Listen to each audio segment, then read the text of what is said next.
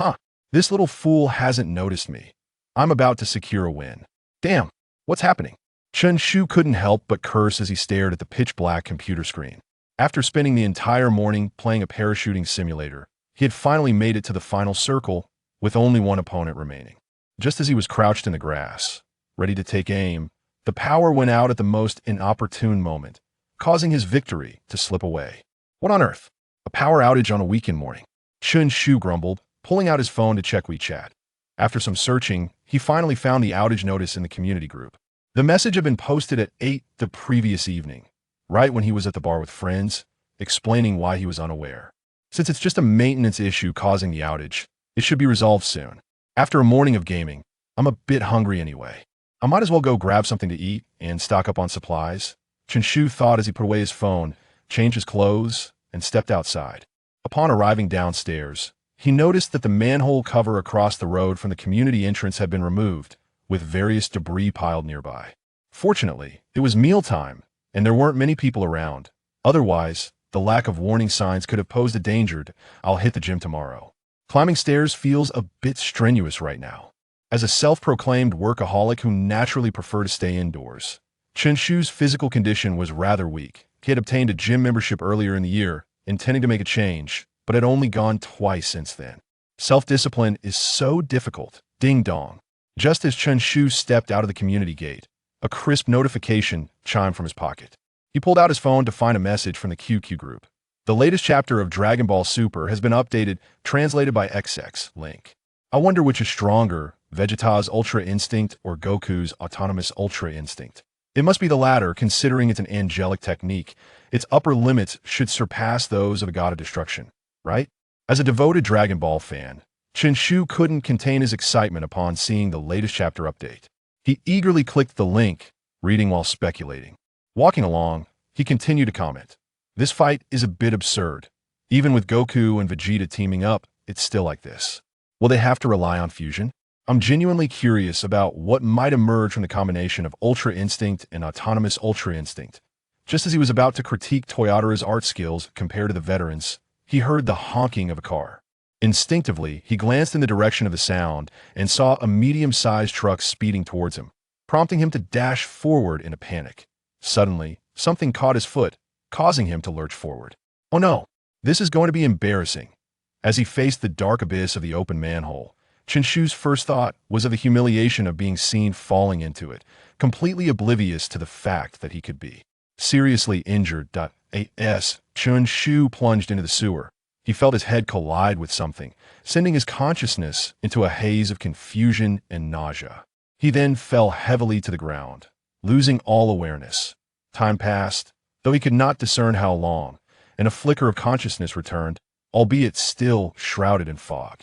He only recalled tripping and tumbling into the sewer, striking his head in the process. This moment, waves of excruciating pain coursed through his body, stimulating his nerves relentlessly. Just as he believed he might succumb to the agony, a faint voice whispered in his ear, "Trunks, you are the last hope." Upon hearing these words, Chen Shu felt a jolt of clarity pierce through the fog. What did last hope mean? Had he fallen into a state from which he could not be saved?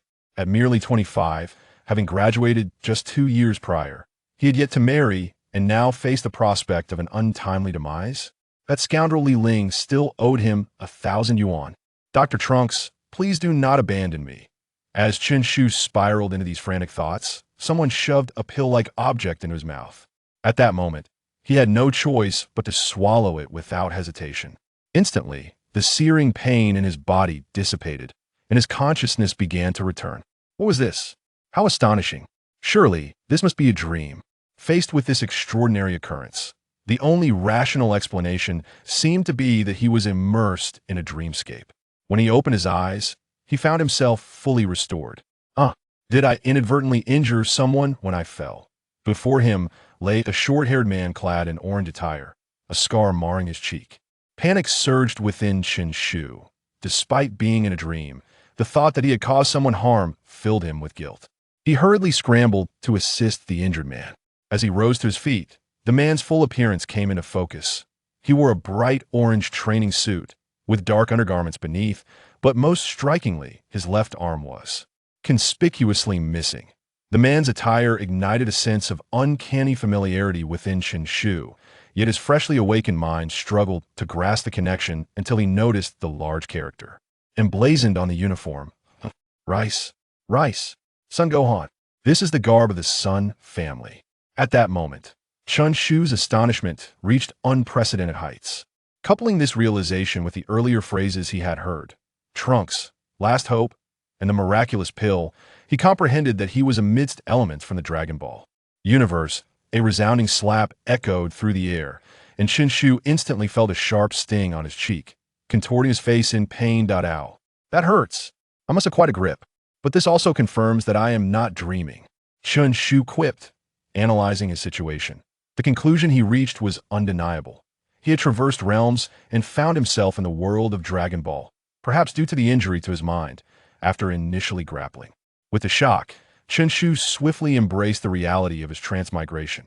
After all, he had indulged in an ample array of novels centered around the themes of reincarnation and time travel. Given the current circumstances, I must have transmigrated into the body of Trunks, he mused, feeling the unfamiliar strength coursing through him. Clenching his fists, Chen Shu sensed a newfound power within him, potent enough to fell a bull with a single blow. After a moment of contemplation, he began to survey his surroundings. From the remnants of nearby structures, it became evident that this place had once been an amusement park, now reduced to ruins, presumably ravaged by a formidable force. In the distance, wisps of black smoke rose from flames that had only recently been extinguished. As a devoted fan of Dragon Ball, the current situation led Chen Shu to realize that he had been transported to one of the most despairing eras in the Dragon Ball universe. The future timeline of Trunks. In this temporal reality, the Earth's warriors were reduced to Trunks and Gohan, and it would not be long before Gohan fell victim to the androids. Were it not for Bulma's invention of the time machine, which enabled Trunks to traverse back to the past and bolster his strength, the world would have remained entrenched in the desolation wrought by the androids. Gazing at the unconscious Gohan sprawled on the ground, Chen Shu recalled the moment when Trunks and Gohan had battled the androids in the amusement park. Gohan had lost his left arm while protecting Trunks, ultimately sacrificing the last senzu bean to him, which was the reason Chen Shu stood here now. Otherwise, he might have succumbed to his injuries and lost his life. Damn those androids. Chen Shu muttered under his breath, a hint of murderous intent seeping into his voice, a sentiment he had not even realized he harbored. However, he recognized that seeking out the androids in Trunks' current state would be tantamount to courting death.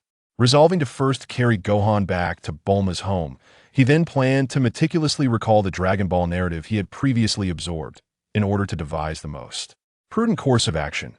Lifting Gohan onto his back, Chen Shu felt the faint rhythm of Gohan's heartbeat and shallow breaths. Observing Gohan's empty left sleeve deepened his resolve against the androids. In a sense, his life had been salvaged by Gohan. Therefore, he vowed to find a way to restore Gohan's arm. With his identity as a transmigrator, he believed it should not be insurmountable to alter this bleak era. Yet, just as Chen Shu was preparing to set off, he encountered a grave dilemma. He had no knowledge of how to return to Bulma's house, nor did he possess the ability to fly. I lack Trunks' memories? Chapter 2. The most unfortunate transmigrator before his transmigration. Chen Shu was an ardent fan of Dragon Ball, having indulged in countless fan-made comics and novels. Most of these fan fictions featured protagonists who mysteriously traversed into the Dragon Ball universe, often receiving extraordinary systems or formidable abilities, subsequently wielding their protagonist's halo to become invincible, mercilessly vanquishing adversaries and amassing a harem of beloved female characters. Absurdly, some protagonists even ventured into the realms of immortality, traversing countless worlds. In his earlier days of reading, Chen Shu frequently voiced his disdain, lamenting how Dragon Ball, originally a fervent tale of battle, was distorted by certain fan narratives into mere harem fantasies, where the protagonist's strength was derived solely from external aids, effortlessly absorbing every female character into a harem. Now, as a member of the Transmigration Army, Chen Shu's initial circumstances mirrored those of others. He inexplicably crossed over due to an unforeseen accident, arriving at a moment when his counterpart was on the brink of death. However, his experience diverged sharply from the norm, while others seamlessly fused with their character's consciousness. acquiring their memories and abilities, and were greeted with the delightful chime of a system activation, bestowing a starter pack of invincible identities or skill cards. Chen Shu found himself devoid of such fortune. He heard no system notifications, nor did he inherit any memories from the original Trunks. From the moment of his arrival, Chen Shu felt only his own consciousness, lacking any sensation of a merged identity, thus rendering the inheritance of Trunks' memories impossible. Presently, he existed merely with the formidable physique and bloodline of a scion, yet devoid of any knowledge on how to wield this newfound power. I might be the most unfortunate transmigrator in history, he lamented, his tone steeped in profound resignation. Initially, upon discovering his transmigration, he felt a surge of panic, but soon he found tranquility, even nurturing a desire to alter the course of his future. Yet, fate played a cruel jest upon him. Currently, he could not sense Ki, making flight impossible, and without Trunks' memories, even the location of his own home remained a mystery.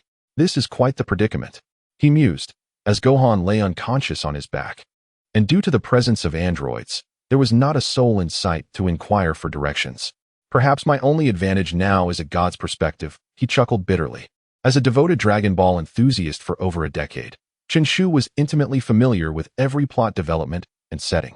If the world into which he had transmigrated aligned with the narratives he had absorbed from the comics and anime, he might possess foresight into many events, granting him a clearer understanding of the current predicament.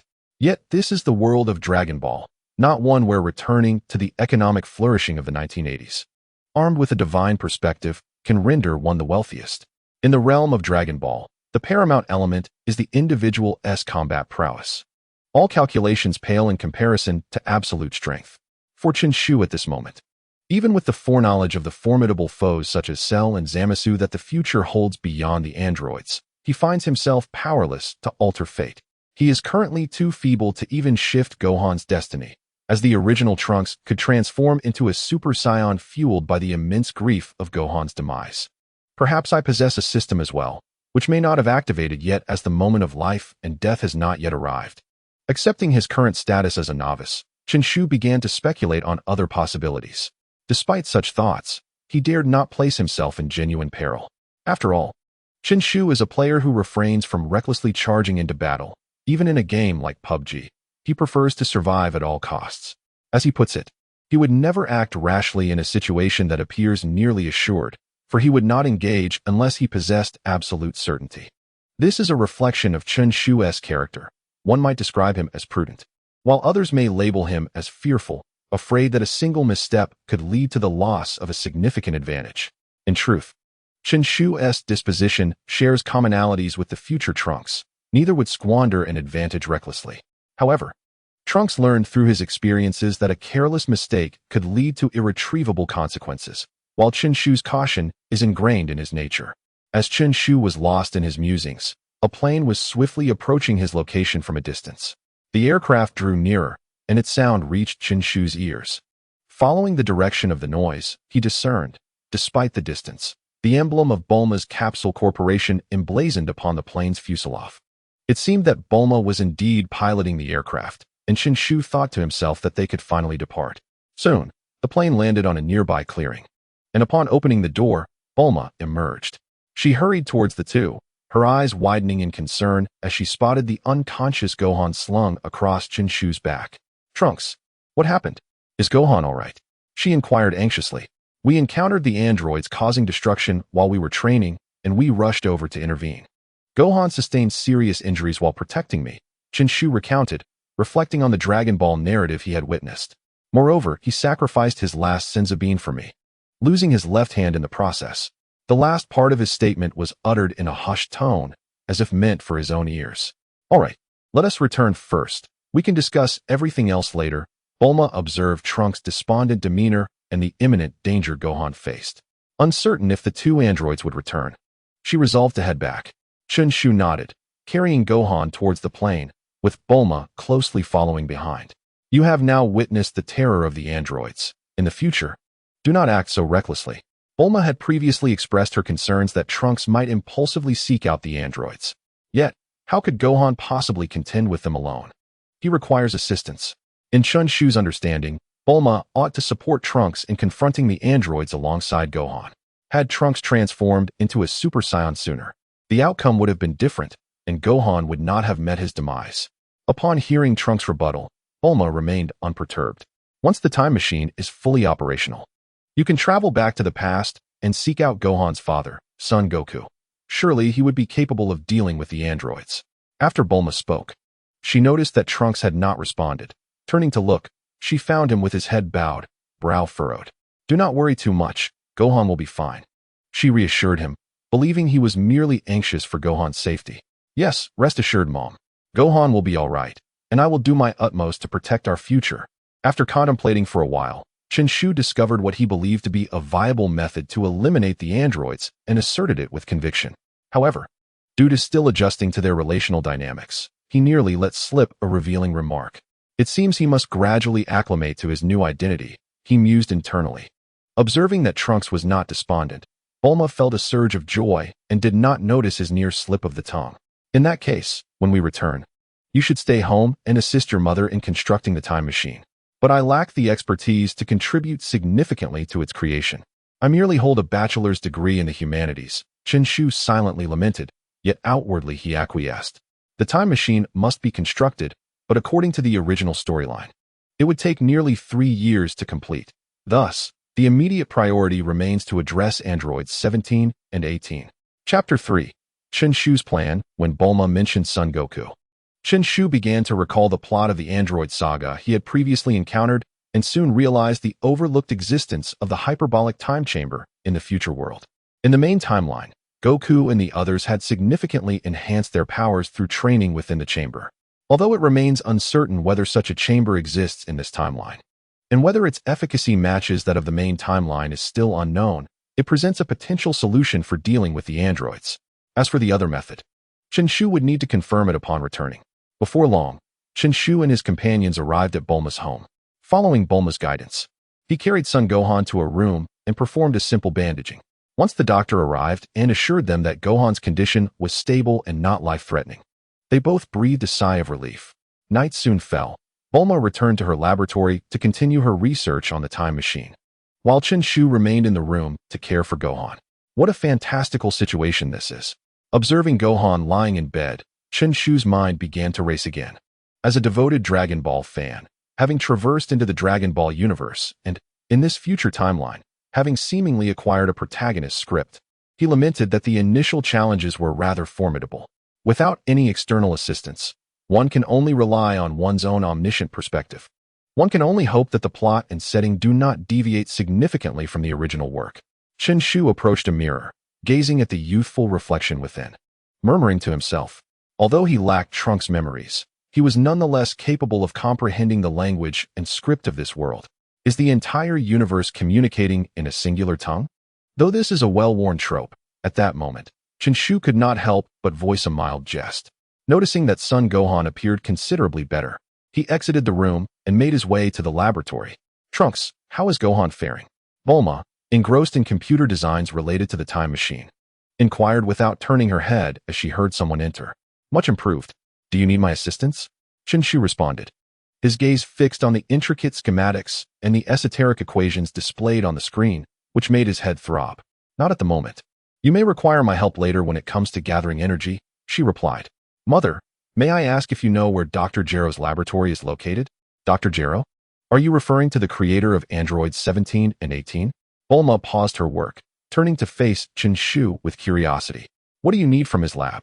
At present, Gohan and I are no match for the androids, so I was contemplating whether we could seek clues at the place where they were created. Perhaps we might discover their weaknesses, Chen Shu replied calmly. In the main timeline's narrative that Chen Shu had witnessed, Bulma had once utilized the information left behind at Dr. Gero's laboratory to construct an emergency controller capable of halting the androids. Thus, he thought to replicate the method from the main timeline, which would enable them to resolve the android crisis without having to rely on the uncertain effects of the hyperbolic time chamber. Indeed, how did I not think of that? Since they are androids, there must have been design plans during their modification or creation process. If we can understand the design principles, we might discover a method to counter them. Bulma's eyes lit up with excitement upon hearing Chen Shu's response. Perhaps this truly was a way to defeat the androids. Well done, Trunks, for coming up with such insights, Bulma praised with a smile. Chen Shu smiled in return. In truth, he had previously encountered related narratives and knew that Dr. Gero's laboratory was situated in a cave within the North Mountain region. However, he was uncertain whether the Dragon Ball world he had traversed into would align with his prior knowledge, so he sought confirmation from Bulma. Where is that laboratory? I shall go and investigate tomorrow. The laboratory is in a cave in the North Mountain region, but it seems it has been ravaged by the androids and has turned into a wasteland. I wonder if you will be able to find it? After her initial excitement waned, Bulma began to regain her composure. Regardless of whether I can find it, I shall attempt it first. Chen Shu felt reassured upon hearing Bulma's response. It appeared that the world he had entered was indeed akin to the one he had known, and perhaps he could truly alter the future. While pursuing the saga of Dragon Ball, the fate of future Gohan left Chen Shu in a state of profound discontent. Now that he found himself in this world, he resolved to alter the preordained conclusion. However, he acknowledged the necessity of exercising caution. Bulma recognized that this was the only viable method to address the issue of the androids, thus refraining from further discourse. Presently, Trunks emanated a sense of reliability. As if he had matured in an instant, perhaps influenced by Gohan's circumstances, Bulma mused internally. All right, I will take care, Chen Shu replied. I shall return to my quarters for some rest. I feel rather fatigued today. After confirming this with Bulma, he sought an excuse to retreat to his room, intending to meticulously organize his thoughts. Since he had accepted the reality of his transmigration, he felt compelled to devise a broad plan for the future. Good night. Rest well, Bulma remarked before turning back to her computer to continue her work. Chen Shu exited the laboratory and located the room marked with Trunks' name. Upon entering, he observed the simplicity of the furnishings: a bed, a small cabinet adorned with a photograph of Trunks and Bulma, a storage locker at the foot of the bed, and by the window, a desk with a chair, atop which rested a computer. After closing the door, he approached the desk, seated himself, and began to explore the computer before him, noting its resemblance to those from his own world. After a brief period of tinkering, he successfully powered on the device and adeptly located the applications for network connectivity and file management, commencing his search for essential information. Fortunately, the transportation systems of this era possessed autonomous navigation capabilities. One merely needed to input a destination without further concern. Chen Shu was specifically investigating the operational methods of various modes of transport. Currently, he lacked the ability to fly, and with Dr. Gero's laboratory situated at least 1,000 kilometers away, it was impractical to rely solely on foot for tomorrow's journey. With the transportation dilemma resolved, Chen Shu exhaled a sigh of relief. Regardless of whether this plan would come to fruition, he had taken the initial step, and the next task was to meticulously attend to every detail. However, as he lay in bed, sleep eluded him. The events of the day replayed incessantly in his mind, prompting contemplation of his own condition. Logically, having traversed worlds and occupied Trunks' body implied that the original Chen Shu must have perished. Yet, what troubled Chen Shu was the absence of Trunks' memories. Thus, in a sense, he remained an independent entity, without a fusion of consciousness with Trunks. The question lingered: where had Trunks' consciousness gone? Had it ceased to exist? As this was his inaugural experience with transmigration, he found himself bereft of knowledge regarding many matters, including the existence of a system. As a standard feature of transmigrators, Chen Shu yearned for a system. It would serve as a safeguard against demise. For he had yet to encounter a transmigrator who met their end with a system in place. Once Gohan awoke, he would request guidance in mastering his training, for he needed to harness the energy of this body at the very least. Regarding the transformation into a Super Saiyan, Chen Shu harbors great anticipation. However, one must take life one step at a time. The Trunks from the future has already approached the threshold of Super Saiyan, merely lacking the right catalyst. Initially, Gohan's demise was meant to serve as that catalyst, yet Chen Shu would never permit such a tragedy to unfold. A myriad of thoughts flitted through his mind, and he eventually succumbed to a restless sleep. Upon awakening the following morning, Chen Shu found the sky ablaze with light. He rose, performed a brief morning routine, and after enjoying breakfast prepared by Bulma, he cast a glance at the still unconscious Gohan, sensing that his condition was gradually improving. It was likely that he would awaken in a day or two. He couldn't help but exclaim, "Scions are truly remarkable beings. I am setting off now, Gohan.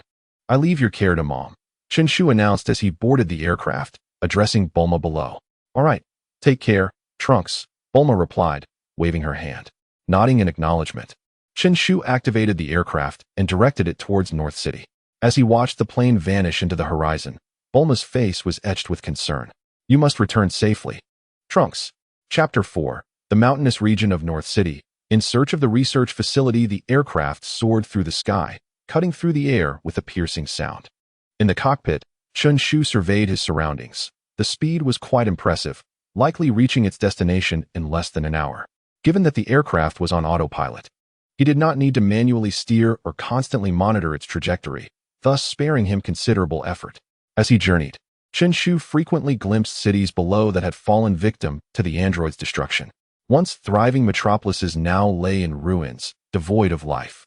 Previously, his understanding of the android's brutality had been limited to depictions in manga or anime, where their wanton chaos and slaughter felt distant. However, through personal experience, he now comprehended the true horror of the androids in this era, for there was no force capable of restraining them. With this realization, Chen Shu resolved that the androids must be eradicated. His own existence was at stake. While he would not initiate conflict, he possessed a fundamental awareness of self-defense. If he continued to cower in fear, he would inevitably fall prey to the androids. In gaming, survival often led to victory, but in this dire situation, mere survival would yield no favorable outcome. Proactive engagement was the path to triumph. Soon, the outlines of a city emerged on the horizon, and the aircraft's navigation indicated that they were approaching North City. As they drew nearer, Chen Shu beheld the entirety of the cityscape. The destruction he had witnessed earlier was merely a prelude to the devastation of North City, which rivaled West City in size, yet bore not a single intact structure, only remnants of walls and ruins. The sight of such desolation was profoundly jarring for someone like Chen Shu, who had lived in the peace of the 21st century. It was likely that the apocalyptic scenes depicted in various novels paled in comparison to the grim reality before him. Chen Shu clenched his fists tightly, and in that moment, his sense of despair, as articulated in the original text, deepened considerably. The airplane soared over the city and descended upon the mountains to the north. Exiting the aircraft, Chen Shu discovered a switch on the fuselage. Upon pressing it, with a resounding thud, the plane transformed back into its capsule form. He stowed the capsule away and began his ascent into the mountains.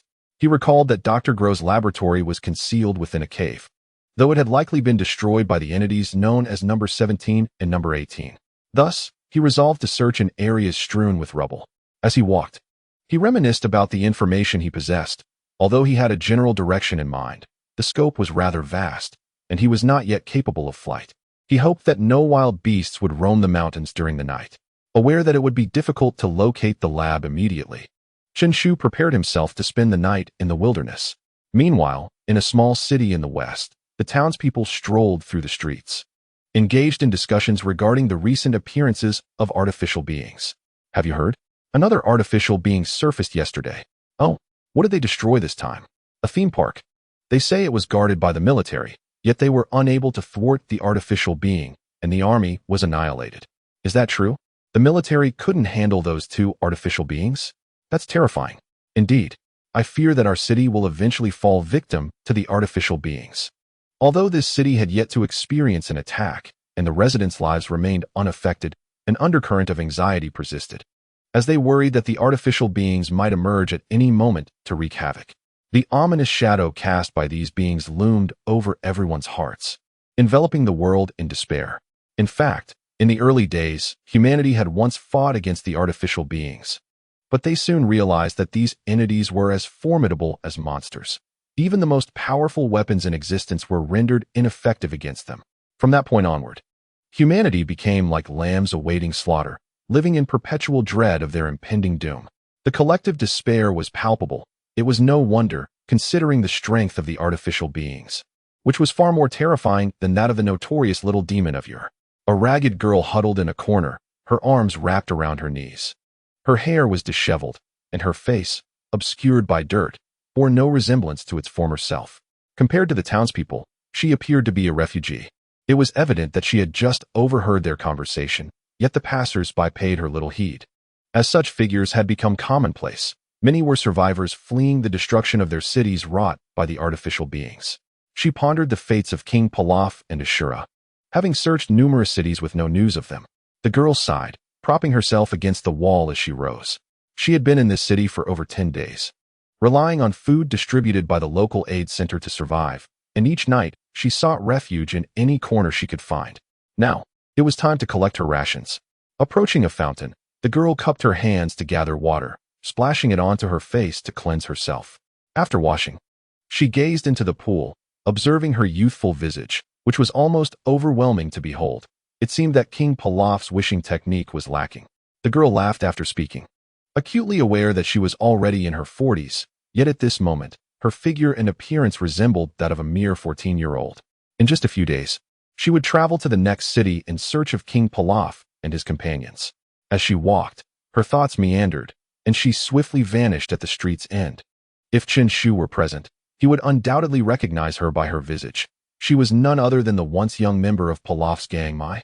The transformation of Mai into a youthful girl of 14 is intricately tied to Pilaf's quest for the Dragon Balls. Long ago, Pilaf led Mai and Shu on a worldwide search for these mystical orbs, and although they had managed to gather the Dragon Balls several times, their wishes were thwarted by various circumstances. Nevertheless, they remained resolute in their ambition to utilize the Dragon Balls to conquer the world. Fortune favored the diligent. 14 years ago, shortly after the emergence of the androids, they once again succeeded in collecting the Dragon Balls and summoning the Eternal Dragon, unhindered this time. As Pilaf prepared to articulate his wish for world domination, he suddenly realized that their ages had advanced. Even if they conquered the world, their enjoyment would be fleeting. Thus, he wished to be returned to their childhood, only for the dragon to transform them back into infants. Coincidentally, the advent of the androids had caused widespread devastation and loss of life across many cities, prompting Bulma and her allies to seek the Dragon Balls to resurrect the deceased. During their search, Bulma discovered that all 7 Dragon Balls had converged in one location, prompting her to rush there, only to arrive too late. The Eternal Dragon had vanished, leaving behind merely 3 infants. With no other recourse, Bulma resignedly placed Pilaf and his gang in an orphanage, leading to a year-long cooling period for the Dragon Balls. Shortly thereafter, before the cooling period had elapsed, Piccolo perished in battle against the androids, and the Guardian of Earth vanished as well, resulting in the absence of Dragon Balls on Earth henceforth. Chen Shu effortlessly lifted and hurled massive boulders into the distance. Although he could not yet comprehend the essence of Ki, he wielded the raw strength of his corporeal form. This marked the 3rd pile of rubble he had discovered. He pondered whether it might lead him to the research facility he sought. As he cleared the debris, he mused that his search had been relatively smooth. Even in the heart of the mountains, he encountered no obstructive beasts. However, he lamented his misfortune, having excavated 2 piles without yielding any results. What is this? Upon moving a large stone, Chen Shu uncovered a segment of rusted metal tubing. He grasped the tube, noting the extensive corrosion, yet upon closer inspection, he discerned engraved letters and numbers. This must be some sort of identification, he thought. Could the research facility be nearby? His heart raced with excitement. He continued to swiftly clear the rubble, and before long, a structure resembling a control panel materialized before him. Chen Shu exhaled in relief, a smile involuntarily gracing his lips. At last, I have found you, Dr. Jero's research facility. Chapter 5. Altered Plans. The threat from Shala. Chen Shu brushed away the rubble and dust from the control panel. Although some time had elapsed, the console remained remarkably intact, shielded beneath the pile of stones, save for a few areas where it had been damaged. The emblem of the Red Satin Brigade was still visible. He pondered whether the console was still operational, musing to himself about the possibility that valuable data might reside within. If he were to retrieve it, would Bulma be able to repair it? The console was roughly the size of a desk, making it feasible to stow on the aircraft. Without further ado, Chen Shu found an open space, produced a capsule, pressed it, and tossed it, resulting in the aircraft materializing before him.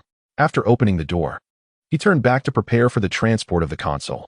Locating a suitable grip, he crouched slightly and exerted himself, effortlessly lifting the console, which weighed approximately 400 to 500 pounds.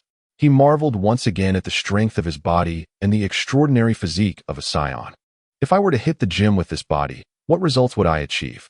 Surely, I would attract the attention of many admirers. As Chen Shu indulged in his whimsical thoughts, the sound of stones cascading down from the original position of the console caught his attention. Is there still space? As he lifted the console above his head, he noticed that the stones previously piled on the right side were rolling down, revealing a dark, cavernous opening. Hastily, he moved the console beside the aircraft, opting not to stow it inside, for he suspected that the newly uncovered passage might harbor even more valuable treasures. Standing before the opening, surrounded by chaotic stones, he observed that the support had crumbled, and debris continued to tumble, gradually blocking the already narrow entrance. However, Chen Shu felt no urgency. Instead, he gazed upward, noting several large boulders precariously swaying, likely to fall at any moment. It would be prudent to clear from above, otherwise, he risked having the freshly cleared path obstructed once more. With that thought, he ascended the pile of stones, swiftly leaping to the topmost boulders, where he extended his hands to begin the task of moving them. After a brief exertion, he sensed the stones beneath his feet beginning to shift. With a powerful push, he leaped away just as the pile began to collapse under the force of gravity. Standing on solid ground, he was enveloped in a cloud of dust, accompanied by the sound of falling stones. It appeared he had underestimated the situation. Surely, Dr. Gero's laboratory could not be so diminutive. Perhaps the console was of little use as well. As the dust settled, the chaotic pile of stones had vanished, leaving behind a semicircular opening, approximately 3 meters in radius. This is it. After all that effort, I was merely clearing the periphery. Chen Shu's heart surged with elation upon discovering the revealed entrance, while he internally berated himself for the seemingly unproductive labor he had just performed. Chen Shu swiftly leaped to the mouth of the cave. In his current inability to fly, short-distance jumps proved to be more convenient and quicker than running or walking. Would there be any robotic sentinels designed by Dr. Gero lurking within? With utmost caution, Chen Shu ventured into the cave, proceeding slowly and meticulously surveying his surroundings in preparation for any unforeseen circumstances. Before long, he reached the cave's end. A bomb shelter? The structure of this research facility evoked memories of the bunkers in Battle Royale games, where traversing a corridor would lead to a more spacious area filled with various items. However, instead of scattered bandages or ammunition, he found the ground strewn with shards of glass. At the center stood a circular edifice, also adorned with glass, surrounded by an array of colorful tubes haphazardly placed about. Along the periphery lay several computers, cabinets, and an assortment of instruments unfamiliar to Chen Shu. Could this be some sort of incubation chamber? Having watched numerous films, he instantly envisioned scenes of peculiar organisms nurtured within glass jars filled with unknown liquids upon witnessing this sight. Wasn't Dr. Gero the one who created robots? Did robots truly require confinement within glass containers? Chen Shu found himself perplexed. Never mind, it was best to search for information on androids. He sensed that he was overlooking something significant, yet the more he pondered, the more elusive it became, prompting him to prioritize his quest for knowledge. He began by opening the cabinets, discovering sheets adorned with designs of robotic schematics, the data inscrutable to him. He decided to gather them all into one cabinet, intending to transport the entire collection later. As for the computers, he couldn't be bothered to sift through them. The research facility had suffered damage, and due to the passage of time, they had long since lost power and remained inoperable. His plan was simply to cart everything away. Before long, Chen Shu had loaded everything he deemed useful onto the aircraft. He hoped to uncover valuable information. Starting the plane, he set off towards Bulma's residence in West City. So, it was on the flight that Chen Shu finally recalled the life form cultivated by Dr. Gero, the ultimate bioengineered weapon he referred to as the ultimate android. His temporary lapse in memory regarding Cell stemmed from the fact that he had barely appeared in the later chapters of the original narrative. Bu had become a member of the protagonist group and had a considerably higher frequency of appearances, while the king was practically treated like a son, resurrected, and even given a new color. As for Cell, his peak moment was merely a clash with the injured Super Saiyan 2 Gohan. No wonder he hadn't encountered any wild beasts in the mountains. It seemed Cell had absorbed them for energy. Reflecting on the circumstances in the mountains and considering Cell's method of growth through the absorption of life energy, Chen Shu quickly grasped why he had not spotted any animals. Given the current situation, it appeared that Cell's strength was still inferior to that of androids 17 and 18. Otherwise, with his insatiable thirst for evolution, he would have sought them out long ago. Initially, Chen Shu had paid little mind to Cell's emergence, but now he recognized the need to alter his original plans. Originally, Chen Shu intended to utilize the emergency controller to eliminate the androids, subsequently training alongside Gohan. with the hope of transcending into a Super Saiyan. The ultimate goal was to journey back in time using a time machine, seeking guidance from Goku to enhance their training. This strategy aimed to thwart Babidi resurrection of Bu when he arrived on Earth, thereby preventing the death of the Kaioshin and ensuring that, in the face of Zamasu, they would have the formidable assistance of the god of destruction, Beerus. Such a plan would lead to a more favorable conclusion for the great timeline than that depicted in the original narrative, sparing it from annihilation at the hands of the Omni King. However, the emergence of Cell thwarted Chen Shu's meticulously laid plans, necessitating a recalibration of his approach. If he were to adhere to the original timeline, Cell would absorb an excessive amount of life energy, surpassing the androids in strength. Even if Chen Shu and Gohan managed to vanquish the androids and halt Cell's evolution, they would still find themselves outmatched, inevitably leading to Earth's demise. Currently, locating Cell would allow Gohan to defeat him single-handedly, yet Cell's ability to conceal his energy signature complicates the search. In light of the present predicament, Chen Shu found himself at an impasse. If feasible, he would prioritize eliminating Cell, as each passing moment meant more lives lost to his absorption. Once Gohan regained his strength, Chen Shu planned to send him to the hyperbolic time chamber to train, ensuring that even if Cell's power eclipsed that of the androids, they would still possess the means to contend with him. After all, Chen Shu could not even sense energy at that moment, and venturing into the time chamber would yield minimal gains, rendering it a waste of time. Chen Shu had hoped to breathe a sigh of relief upon discovering Dr. Gero's research materials, but the looming threat of Cell kept him on edge. Chapter 6. Commencing training and sensing energy before long, Chen Shu returned to Capsule Corporation, where he spotted Bulma waiting for him at the entrance. A warmth enveloped his heart as he landed, promptly opening the door to retrieve the materials and computers he had unearthed. "I found this at Dr. Gero's lab. Please see if there's any useful information," he stated, noting the look of curiosity in Bulma's eyes. Before she could inquire further, Chen Shu preemptively explained the origins of his findings. Bulma nodded in acknowledgement. Upon seeing Chen Shu safe and sound, her anxieties dissipated. Together, they transported the items to the laboratory. "That was quite swift, Trunks. You were back in less than a day?" Bulma exclaimed, a mixture of surprise and joy illuminating her face. The presence of any data regarding the structure of the androids could potentially unveil their weaknesses, thus making Chen Shu's earlier plan a tangible possibility. Indeed, the search for the lab was relatively smooth, which allowed for my prompt return, Chen Shu replied, pausing to regard Bulma with a serious expression. "However, during my quest for these materials, I uncovered that Dr. Gero has created an even more powerful creature, one could say, the ultimate android. An even stronger ultimate android?" Bulma's demeanor had noticeably shifted from tranquility to agitation. The joy she once felt dissipated upon receiving the information relayed by Chen Shu. Nodding, Chen Shu affirmed, "Indeed, however, there is no need for concern at present. Our immediate task is to eliminate androids 17 and 18. He proceeded to elucidate that their objective was to thwart Cell from achieving his ultimate form. Thus, the research on the time machine must continue unabated. We must return to the past to prevent another tragic occurrence across time. With a grave tone, Chen Shu concluded. Bulma nodded in agreement, "Rest assured. Once I have analyzed the data you bring back, I shall resume the development of the time machine. By the way, has Gohan awakened?" Chen Shu's sudden inquiry interrupted Bulma's thoughts. "Not yet. Do you wish to see him?" She replied, "Let us wait until he awakens. I shall return to my room for a brief rest." "Mother, do not fret too much. The future still holds promise," Chen Shu said with a smile. "All right." Bulma responded with a grin. In that moment, she felt an increasing sense of maturity and responsibility emanating from Trunks.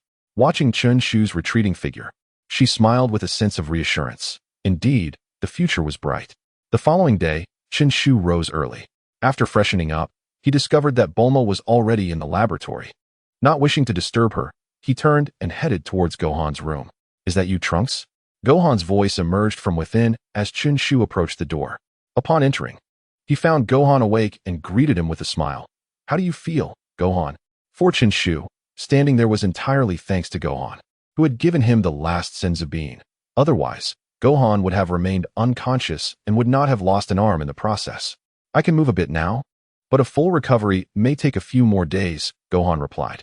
"In that case, I need to discuss a few matters with you." Chen Shu felt a sense of relief upon hearing Gohan's response. "Go on," Gohan said, sitting up in bed and fixing his gaze on Chen Shu. Chen Shu approached and began recounting the events of the past few days, including not only how he found the research facility, but also the looming threat of Cell and the necessity for Gohan to train in the hyperbolic time chamber. Cell, the ultimate android, indeed. Trunks, your assessment is correct. Once I have fully recovered in a few days, I shall head to the sacred world of the Kais to train in that chamber you mentioned, Gohan concurred after considering Chen Shu's plan. By the way, how did you learn of such a place in the sacred world? In response to Gohan's inquiry, Chen Shu had already prepared an explanation. During my search for Dr. Jiro's lab, I also visited Master Roshi, who informed me of it. The art of deception, unaccompanied by a blush, was a skill Chen Shu had honed over 2 years in the workplace, far removed from the innocent naivety of a 14-year-old. So it was Master Roshi who told you. It must be true then, Gohan remarked, harboring no doubt about Chen Shu's words, for the Son family had always been known for their purity across 3 generations. Seeing that Gohan did not harbor any suspicion, Chen Shu felt a sense of relief within. After all, if Gohan were to press further, it would be difficult for him to provide a satisfactory explanation. He certainly could not confess to having seized Trunks' body, nor could he reveal that the person standing before him was from an alternate dimension. Should he do so, Gohan would likely annihilate him on the spot. Thus, during the time Gohan was regaining his strength, he would require guidance to begin his training from scratch. Starting from scratch? What does that entail? Gohan seized upon the crux of Chen Shu's words. It is like this. Upon awakening last time, I discovered that I could no longer sense my ki, nor could I control it. Currently, I possess only the strength of my physical body, which I suspect is a result of the severe injuries I sustained. Chen Shu continued his fabrication. Upon hearing Chen Shu's response, Gohan's face clouded with confusion. What was truly happening? He could distinctly sense Trunks' ki, and it seemed even stronger than before. Could it be that the severity of the injuries had compromised Trunks' body? No worries, for Trunks. Regaining control over his ki should be quite simple. I shall guide your training during this period. The inherent innocence and straightforward nature of the Son family would prevent Gohan from delving deeper into suspicion. Let us begin at once. First, teach me how to sense the ki within me, Chen Shu stated, eager to move forward. Gohan nodded and explained, ki is latent throughout your entire being. To perceive your ki, you must first focus your mind and consciously concentrate your power in a specific part of your body. This will enable the flow of ki within you. Chen Shu nodded, recalling how Gohan had previously instructed Videl on sensing ki, and he began to settle his mind, consciously gathering his strength towards his palms. Relax. What you are feeling is merely the strength of your physical body, Gohan advised as he noticed Chen Shu's tense demeanor. Upon hearing Gohan's encouragement, Chen Shu exhaled, allowing his previously tense muscles to relax. In a short while, he began to feel a subtle warmth gathering in his palms. Gohan, observing the change in Chen Shu's ki, remarked, maintain that feeling. You are gradually sensing your ki. Is this really ki? Chen Shu pondered, filled with curiosity as he felt the warmth in his palms. As the warmth continued to coalesce, it eventually vanished, giving rise to a shimmering golden energy sphere above his palm. When your ki accumulates to a certain degree, it manifests as a collective form of energy. Gohan explained at the opportune moment. How fascinating. So this is how they unleashed their energy blasts. In that instant, Chen Shu comprehended the essence of ki. The greater the ki within him, the more potent the energy he could summon. Currently, due to his incomplete mastery over his ki, it took considerable time to form even a small energy sphere. However, once he became proficient in gathering and utilizing ki, he too could unleash energy blasts like Vegeta, executing a barrage of attacks with overwhelming force. Since you can now perceive your energy, the next step is to familiarize yourself with its convergence. Only once you have mastered this process will you be able to wield the energy within you at will. It seems that Gohan must indeed start from scratch to teach Chen Shu the art of cultivation. Very well. I shall endeavor to become acquainted with the process of energy gathering as swiftly as possible. Thank you, Gohan. Chen Shu said earnestly. Trunks, it's time for dinner. At that moment, Bulma's voice echoed from outside the door. Shall we go eat first, Trunks? We can resume our training afterward. Gohan had already risen from the bed. Though his body appeared somewhat weakened, his spirit was quite robust. Chen Shu nodded, and the two made their way to the kitchen. Ah, Gohan, you're awake. How are you feeling now? Bulma inquired with delight upon seeing Gohan enter. Much better. Thank you for your care, Gohan replied with a smile. By the way, Mom, were the materials I brought back of any use? Chen Shu asked. Upon hearing his question, Bulma nodded. There's detailed information concerning the androids. Although I haven't finished reviewing it yet. Chen Shu felt a surge of joy at Bulma's response. Possessing information about the androids was invaluable, as it might enable him to defeat them even in Gohan's absence. Chapter 7. Journey to the Temple. Completion of the controller. What do you plan to do if we discover the android's weaknesses? Bulma asked while eating. At that moment, Chen Shu's mouth was stuffed with food, cheeks bulging, clearly inheriting the Saiyan appetite. You should swallow first, Bulma remarked, exasperated at the sight. What I mean is, it's not strictly necessary to find their weaknesses. The androids have undoubtedly been modified internally and could be considered akin to robots. After swallowing his food and taking a sip of water, Chen Shu continued. Since they are machines, there should be something like a remote control that governs them, right? I think Trunks is correct. Gohan, pausing his voracious eating, turned to Chen Shu, feeling a sense of relief in his heart, thinking, entrusting the future to Trunks was indeed the right choice. So if that is the case, all I need to do is understand the internal structure of the androids, deduce how they operate, and then create a controller that can immobilize them, correct? Bulma asked, furrowing her brow. Indeed, Bulma. Chen Shu silently admired her brilliance. As long as they are incapacitated, they will be no different from ordinary humans, making them much easier to deal with. All right, I understand. This will significantly reduce the workload. With Bulma's assurance, Chen Shu felt confident and prepared to train while awaiting her updates.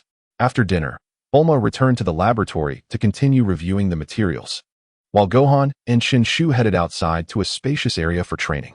Gohan had initially intended to take Chen Shu to a more expansive outdoor setting, but alas, Chen Shu did not know how to fly, and traveling by plane was cumbersome. Yes, just like that, concentrate and control your energy. It is not as simple as that. An unstable aura renders one incapable of steady flight. The energy dissipates too swiftly, and after a while, you will feel utterly exhausted. Mastering the control of this energy poses a formidable challenge. After a day of practice, Chen Shu could barely manage to hover in the air, swaying unsteadily over a short distance, a far cry from his imagined ability to soar effortlessly with a mere burst of energy. Well, let us conclude for today. We shall continue tomorrow. Upon hearing Bulma call for dinner, Gohan ceased his training alongside Chen Shu. Gohan found Chen Shu's performance today perplexing. Previously, Trunks had been on the verge of becoming a Super Saiyan. Yet, now, Trunks appeared to be someone entirely unfamiliar with training. Could it be that his previous injury had affected his mind as well? Despite his confusion, Gohan did not doubt that the individual before him was indeed Trunks. For in his understanding, the being capable of seizing another's body, like Jinyu, was now merely a frog. In the days that followed, Bulma continued her research in the lab while Chen Shu and Gohan dedicated themselves to training.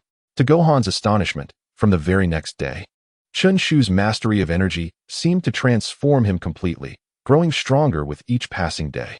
Chen Shu himself noticed that since he had begun to control the energy within him, his compatibility with Trunks' body had significantly improved. You must enhance your combat skills, Trunks. Observing Chen Shu lying on the ground, Gohan suppressed his energy and gently descended beside him. I will persist in my training, Chen Shu gasped. Having fully grasped the application of energy, he began to engage in combat training with Gohan, recognizing the importance of honing his fighting techniques. After all, this would sharpen his reflexes and enhance his control over his body. Combat with an adversary cannot consist solely of energy clashes, as that would waste one's strength unless there is a considerable disparity in power. I am about to head to the hyperbolic time chamber. I wonder how much stronger I can become. Gohan had nearly fully recovered over the past few days, though he had lost his left hand, which somewhat diminished his strength. Thus, he harbored some reservations about Chen Shu's assertion that the time chamber could elevate his power. I believe you will undoubtedly grow immensely stronger, Gohan. In Chen Shu's eyes, once Gohan entered the time chamber, he would surely reach the level of Super Vegeta. Even without a hand, his strength would not falter significantly, and he would effortlessly defeat Cell. I will strive to improve. Upon hearing Chen Shu's resolute response, Gohan felt reassured, realizing that as long as he committed to his training, that would suffice. By the way, Trunks, aren't you joining us in training? Gohan thought that if Trunks could also enhance his strength, their odds against the ultimate android, Cell, would significantly increase. You see, I haven't even mastered the basic combat techniques. Joining you would only hinder your progress and waste your training time. Chen Shu replied with a wry smile. Upon hearing Gohan's words, he contemplated for a moment and acknowledged that given Trunks' current state, achieving a breakthrough to Super Saiyan within a year would indeed be commendable. I can wait until after we eliminate the androids to train. If Aunt Bulma successfully creates the controller, defeating them should be quite effortless, he reasoned. Chen Shu, upon hearing Gohan's thoughts, replied with a hint of resignation. Initially, I shared the same sentiment. After all, with your guidance, the plan to eradicate the androids would be more secure. However, we are uncertain of when Cell will make his appearance. He could emerge the very moment we finish off the androids, and once they are defeated, we must immediately seek out Cell, lest more lives be lost. In any case, we must prepare thoroughly. All right, let us return briefly to inform Aunt Bulma. And then we shall set forth to the lookout, Gohan responded. Aware of the unpredictable nature of the future, Gohan recognized the urgency of making the necessary preparations without delay. Chen Shu nodded, acknowledging that time was of the essence. Whether in vanquishing the androids or confronting Cell, swiftness was paramount. In no time, the two soared back to Bulma's residence, where they conveyed their intentions regarding training at the lookout. Trunks, will you be joining us? Bulma inquired. Don't worry, Mom. I won't be entering the hyperbolic time chamber. Just call me when the controller is complete, Trunks assured her. Chen Shu's desire to accompany them was primarily to familiarize himself with the route and perhaps procure a few senzu beans from Corinne. Very well. I anticipate the controller will be finished soon. I will notify you then, Bulma confirmed. Once their business was concluded, Gohan led Chen Shu towards the lookout. Gohan, will consuming senzu beans aid in the recovery of your left arm? Chen Shu queried during their flight, voicing his concern. It can, indeed, Gohan replied, his brow furrowed. But I previously visited Corinne Tower and found no sign of Corinne. Even Yajirobe was nowhere to be found. It's a pity that such a remarkable item has been rendered inaccessible. Chen Shu felt a pang of regret at Gohan's response. Though he took solace in knowing that senzu beans could facilitate Gohan's recovery, he resolved to bring back a few once he returned to the past. Yet, he refrained from voicing this thought, for who could predict the unfolding events? Thus, they journeyed in silence until Chen Shu spotted the distant silhouette of Corinne Tower. We're almost there, he exclaimed, invigorated, and ascended alongside Gohan. This lookout is truly vast. Upon landing, Chen Shu began to survey his surroundings, and after a thorough inspection, he found it even more magnificent than depicted in the anime, leaving him profoundly awestruck. Son Gohan, and this must be Trunks. A figure emerged from the palace of the lookout. Mr. Popo, Gohan greeted with a respectful bow. Upon recognizing Mr. Popo, Chen Shu quickly mirrored Gohan's gesture. Is there something you require here? Mr. Popo inquired with a hint of curiosity, for since the disappearance of Kami and Piccolo, no one had visited the lookout. Indeed, I have come to utilize the hyperbolic time chamber for training, Gohan replied. The hyperbolic time chamber? Mr. Bobo was somewhat astonished. The existence of the hyperbolic time chamber within the temple was known to but a select few. However, upon realizing that Son Gohan was the son of Son Goku, he felt a sense of understanding. Training was certainly permissible, but he cautioned that one must not spend more than 2 years inside, lest they become unable to exit. Mr. Bobo had no grounds to refuse such a matter. 2 years? Does that imply 2 days in the outside world? Previously, Chen Shu had merely mentioned to Gohan that 1 year within the chamber equates to a single day outside, without alluding to any time constraints. If you remember that, then follow me. I shall lead you inside, he declared, turning towards the direction of the chamber, with Chen Shu and Gohan hastily in tow. Please be vigilant about the time. You may exit early, but do not exceed the limit. Mr. Bobo opened the door to the chamber and reiterated his warning. Understood. I will remember, Gohan replied solemnly, then turned to Chen Shu. Trunks, do not worry. I will emerge promptly. Chen Shu smiled and nodded. I look forward to seeing you. Brother Gohan, significantly stronger and ready to take me flying. Gohan also smiled, then stepped inside, closing the door behind him to commence his training. Are you not going in? Mr. Bobo inquired, initially believing both were to enter. Chen Shu shook his head. I am currently too weak. My presence inside may hinder Brother Gohan's training. I see. With that, Mr. Bobo turned to depart. Chen Shu quickly called out, Mr. Bobo, may I request that you teach me some combat techniques? I can sense that your energy is quite formidable, far surpassing my own. Why would you seek to learn from me? Mr. Bobo remarked, perceiving Chen Shu as already quite strong. While my energy may be powerful, I still lack greatly in the art of combat, Chen Shu admitted. aware that his current fighting skills were akin to a brawler's, driven solely by emotion and devoid of technique. After all, Mr. Bobo had once trained Son Goku. Very well. Then come with me, Mr. Bobo nodded, leading Chen Shu outside the temple. Within the temple, Chen Shu was engaged in learning combat from Mr. Bobo, while in the laboratory, Bulma was diligently working on the calibration of the controller, certain to complete her task shortly. On the surface, it appeared that everything was progressing towards an optimal outcome. Yet shadows lurked unnoticed in the corners. Hello, is this the military? We have a monster here. A man, clutching the phone and hiding in a small storage room, appeared frantic, his voice laced with terror. This is the military. Please describe the situation. Hearing the voice on the other end, the man was about to respond when suddenly, with a loud crash, the door of the storage room was breached. A green tail, resembling a wasp's stinger, slithered inside and pierced the man's neck. With his neck impaled, the man involuntarily released his grip on the phone, which clattered to the ground, the military's response ringing out. But at that moment, the man could no longer reply. Before long, he vanished, leaving only the clothes he had just worn. After absorbing the man, the tail retracted smoothly. The vitality of these life forces is rather primitive. At the current pace, it will take quite a while for them to surpass number 17.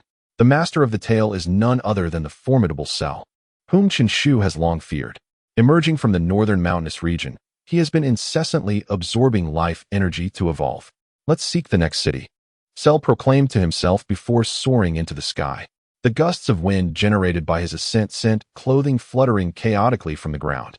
Presently, Cell has absorbed the life energy of hundreds of thousands, had it not been for the rampant destruction caused by number 17 and number 18, leading to a dwindling number of human settlements.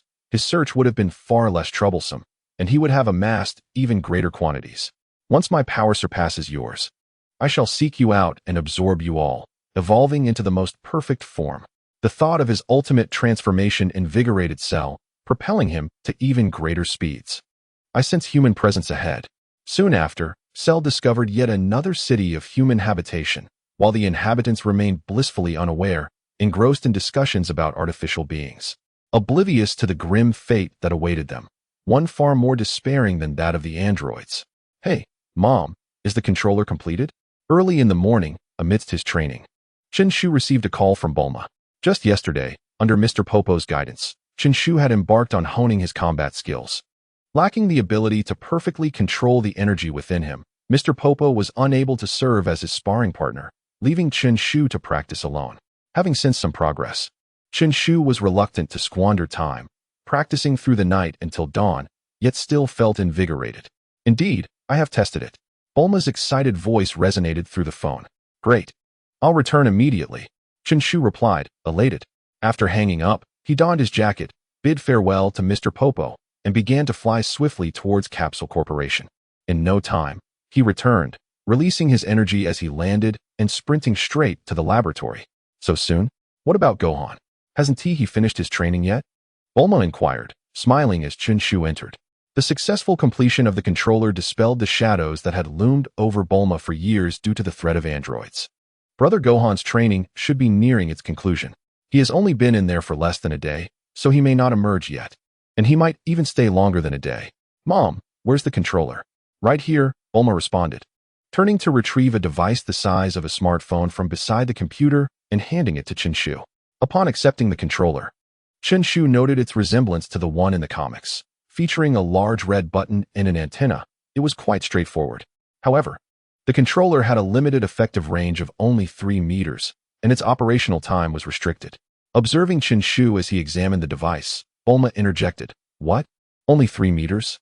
Chen Shu gasped inwardly at Bulma's revelation. He distinctly recalled that in the primary timeline, Bulma had created a device with an effective range of 10 meters. Yet, in this timeline, it seemed that Bulma should possess even greater intellect, so why had the control range diminished? Moreover, it had a time constraint. Reality had finally diverged from Chen Shu's original understanding. 3 meters would suffice. All he needed to do was press the button the moment he was close enough. Since this was the case, there was no need to dwell on it. Additionally, he was eager to test the fruits of his training. Taking a step back, if he were to encounter peril, perhaps this system could assist him. Indeed, however, those androids were formidable, and proximity posed inherent risks. Although Chen Shu was unfazed, Bulma remained concerned. It's all right, Mom. I am confident. You need not worry. I would never place myself in danger. Chen Shu replied with a smile. Seeing the smile on his face, Bulma nodded, reassured by her trust in him. Now, they simply awaited the appearance of the androids, or for Gohan, to finish his training before seeking them out. Chapter 8. The City of Despair. A young girl's plea, have you heard? The military received several distress calls about monsters, but the conversations were abruptly cut off. Could it be the androids? No. It seems to be a flesh-eating creature. Really, what could be more terrifying than the androids? True, it might just be a larger beast. The military will eventually capture and eliminate it. As the number of victims absorbed by Cell increased, the populace began to sense something amiss, though most of it remained speculation. Unverified, as those who had encountered Cell had all been consumed. A flesh-eating monster? That sounded rather implausible. Observing the two conversing, Xiao Wu munched on bread obtained from the relief center while contemplating whether she should head to the next city. She had been in this city for over a month, and during that time, she had seized every opportunity to inquire about her companions, but to no avail. For years ago, back when she and her friends were at the orphanage, they had intended to search for the Dragon Balls, but before they could embark on their quest, androids 17 and 18 arrived, wreaking havoc on the city without reason, as if merely venting their frustrations. The orphanage where Xiao Wu resided was also destroyed, and it was during this chaos that she got separated from Pilaf and the others. In the ensuing 4 years, she drifted between various cities, some by choice and others due to the androids' onslaught. All this time, she had been alone, desolate, and abandoned. Once, she shared Pilaf's fervent desire to conquer the world, relentlessly pursuing the Dragon Balls and engaging in various nefarious deeds, even unleashing Demon King Piccolo. Had it not been for Goku, the world would likely have perished. After 4 years of tumultuous wandering, Xiao Wu no longer harbored ambitions of world domination. Her sole desire was to reunite with her companions and live a stable life together. Yet, in this era, the hope for a peaceful existence had become a luxury. Could it be that Goku had also fallen to the androids? Unbeknownst to her, before the emergence of androids, Sun Wukong had already succumbed to a viral heart disease. In Xiao Wu's perception, Sun Wukong was formidable, having relentlessly thwarted their plans in the past and ultimately vanquished King Piccolo. Yet now, such a legendary figure could not defeat the androids, filling her with a profound sense of despair regarding the future.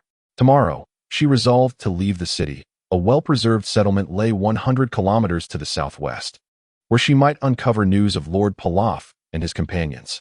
After finishing her bread, Xiao Wu intended to use her meager funds to purchase food and water, preparing for her departure the following day. As she strolled along the street, counting her money and contemplating how much to buy for the journey ahead. After all, over 100 kilometers would require at least 3 days of travel. She spotted a shop in the distance. Just as she contemplated quickening her pace, a tremendous explosion erupted from behind her, sending a shockwave that tousled her hair, followed by a cacophony of screams. The androids are coming. Run.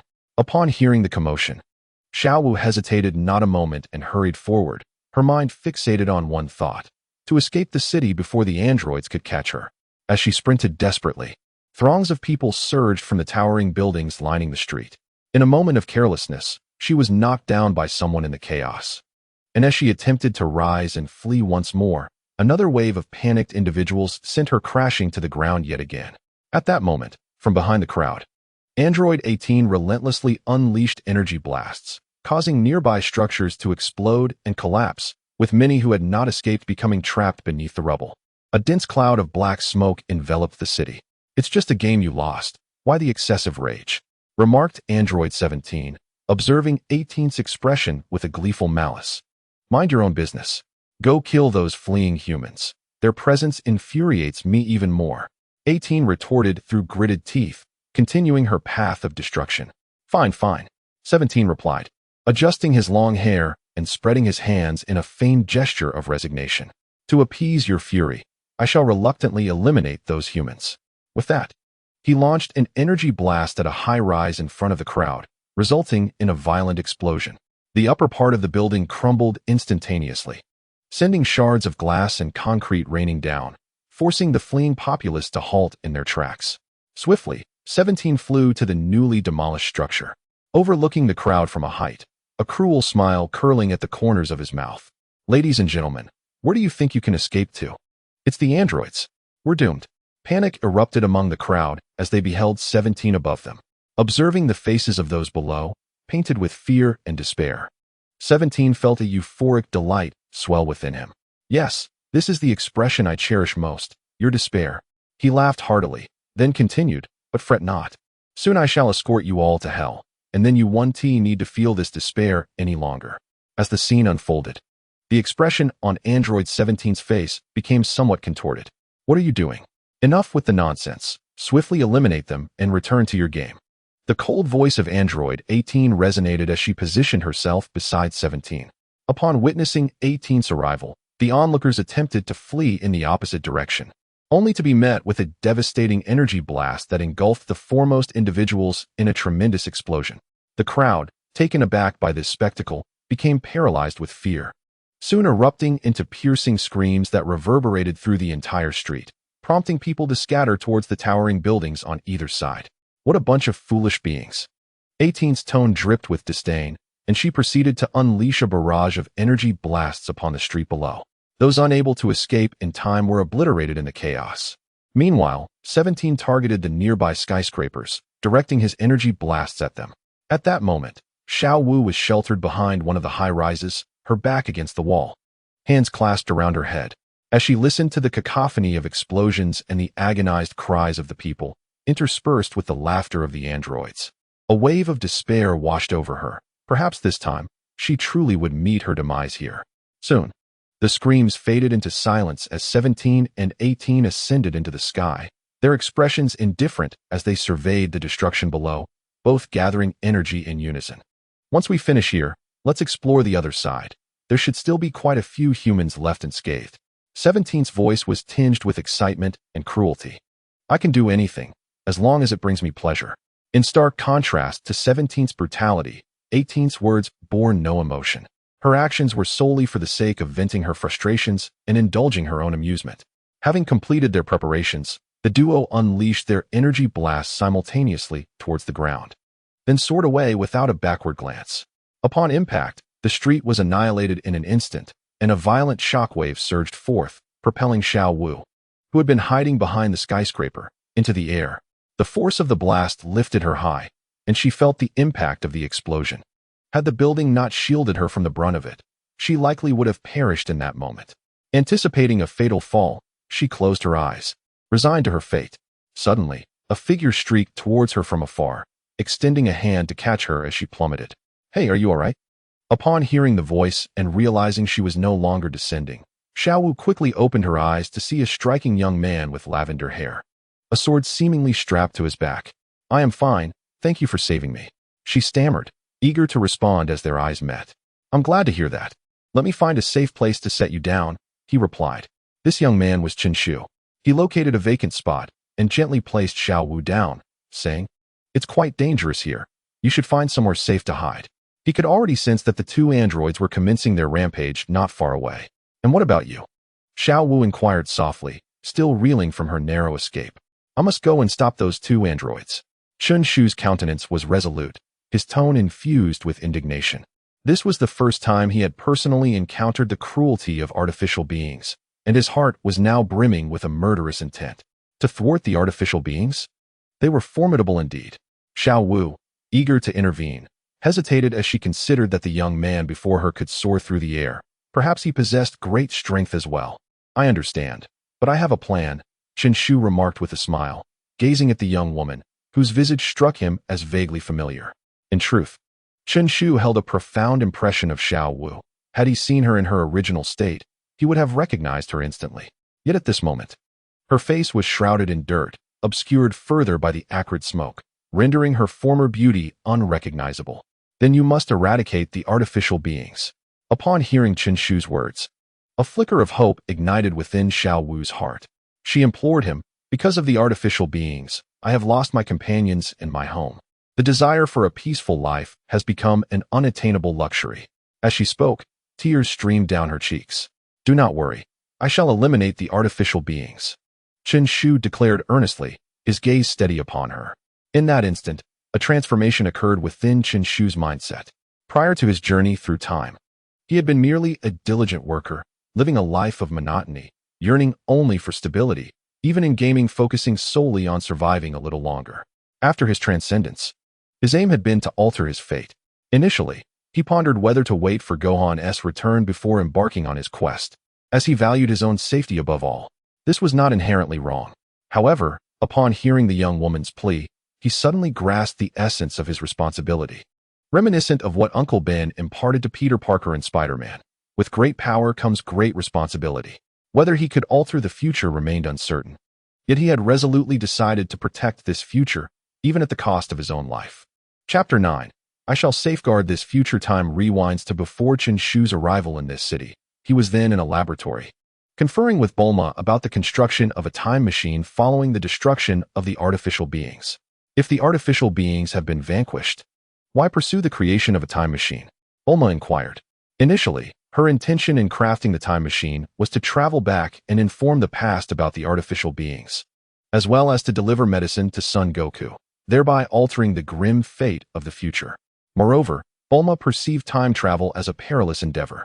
Although she had confidence in her technological prowess, the time machine could not undergo practical testing, and the energy requirements were cumbersome, rendering the testing costs exorbitant and the safety unknown. Now, with circumstances evolving favorably, and barring unforeseen events, the artificial beings would soon be eradicated, ushering in a period of peace. Thus, the need for risk was rendered unnecessary. Even if the artificial beings were eliminated, the devastation they had wrought would not vanish, and the lives lost could not be restored. Returning to the past was fundamentally to caution Son Goku and his companions of that time, to prevent the tragedy from repeating itself. Chen Shu regarded Bulma thoughtfully, refraining from mentioning that the artificial beings in another timeline would not necessarily engage in wanton slaughter and destruction as their present counterparts had. In truth, he harbored selfish intentions. He yearned to return to the past to seek guidance from Sun Wukong, to enhance his strength and bolster his survival capabilities. In the realm of Dragon Ball, numerous formidable foes, both known and unknown, loomed, necessitating his preparedness. This led Bulma to ponder aloud. Would our present time also be altered due to the changes in the past? In the original narrative, even if events in the past were modified, the future remained unscathed. Time travel via the time machine resembled a traversal between two parallel timelines, with no influence upon one another. However, these speculations were merely conjectures made by Chen Shu based on the original plot, so he refrained from voicing them. Instead, he shook his head and replied to Bulma, I am uncertain about that. Nevertheless, I believe that ensuring the survival of everyone in the past is of utmost importance. Upon hearing Chen Shu's words, Bulma nodded in agreement. You are right, Trunks. I shall continue my research on the time machine. A wave of relief washed over Chen Shu.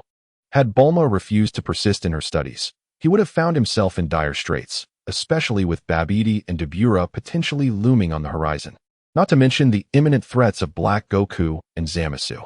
Indeed, he needed to grow stronger. Stepping outside, Chen Shu turned on the radio, needing to stay updated on the android's movements. He surmised that Gohan would soon emerge. It felt as though the controller might prove futile. Sitting on a chair, he listened intently to the broadcast while reflecting on the combat techniques he had learned over the past days. Suddenly, an urgent news bulletin interrupted. Androids have been sighted in Bardside City. Residents in the vicinity are urged to evacuate immediately. Moments later, reports regarding the androids flooded the airwaves.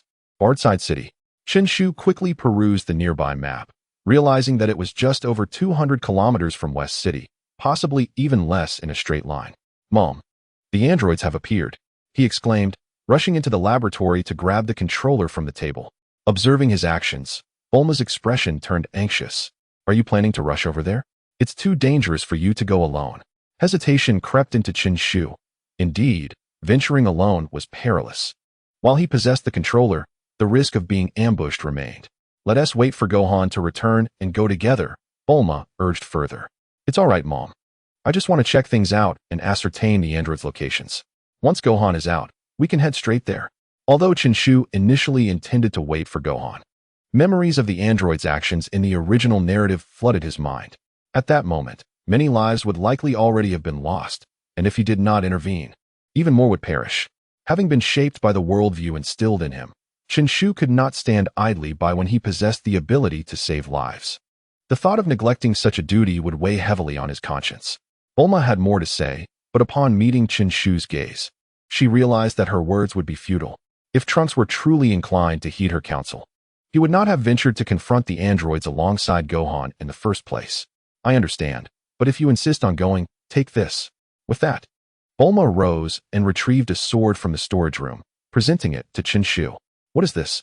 He pondered, grasping the familiar blade. When did this sword from the Dragon Fist movie become part of the main storyline? Moreover, the two narratives seemed incongruent. I crafted this earlier, intending for you to use it when you traverse back in time, Bulma explained, noting Chen Shu's puzzled expression with a smile.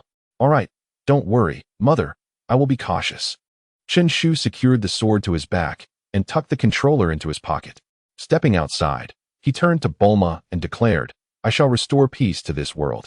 With that, he soared towards the direction of Bisurti City, leaving Bulma with a worried expression as she watched him depart. Before long, Chen Shu approached Bisurti City, and upon seeing the distant flames and thick plumes of smoke rising from the city, he quickened his pace. As he arrived, he encountered Mai being swept into the air. Chen Shu rescued her, assuring her that he would eliminate the androids. Find a safe place to hide, otherwise you may be caught in the crossfire, he advised her before flying toward the android's location. Wiping away her tears, Mai did not seek safety. Instead, she pursued the direction in which Chen Shu had gone. Ugh, how dull. This is less entertaining than a computer game. Observing the terrified crowd scattering before her, Android 18 lounged atop a pile of rubble, casually launching a ki blast to expedite the chaos. Let us wrap this up and head home. Meanwhile, Android 17 drew a handgun from his waist, taking aim at the fleeing individuals. Bang! The ki blast intended for the crowd was suddenly deflected by an incoming figure, crashing into a nearby ruined building. Oh, this is getting interesting. A slight smirk appeared on 17's face as he assessed the situation, while 18 leapt down from the debris, directing her ire toward the approaching figure. You again, you little brat. I allowed you to escape last time. Now you've returned. Do you have a death wish? The one who had deflected the ki blast was, indeed, Chen Shu, and both 17 and 18 recognized him as the boy who had previously been with Gohan at the amusement park. You two wretches, recklessly taking lives and destroying homes, are utterly unforgivable. At this moment, Chen Shu was resolute, his eyes filled with murderous intent as he regarded the pair. So, you intend to kill us? 17 replied mockingly. Just a little brat, daring to speak in such a tone. Hey 17, don't interfere, let me take care of him. This will be far more entertaining than a computer game. To everyone's surprise, 18 laughed at the prospect. All right, since you're my sister, I'll let you have this one. 17 waved his hand dismissively, seemingly unconcerned. You all need to flee. I will hold off these two androids, Chen Shu whispered to those behind him.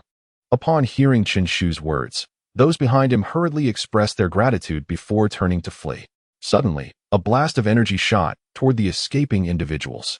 Chen Shu swiftly sidestepped, extending his right hand to intercept the energy projectile launched by number 18. As the explosion reverberated, a cloud of smoke enveloped Chen Shu, obscuring his figure and blocking his view. Coughing violently, he found the unexpected dust somewhat uncomfortable, especially given his lack of combat experience.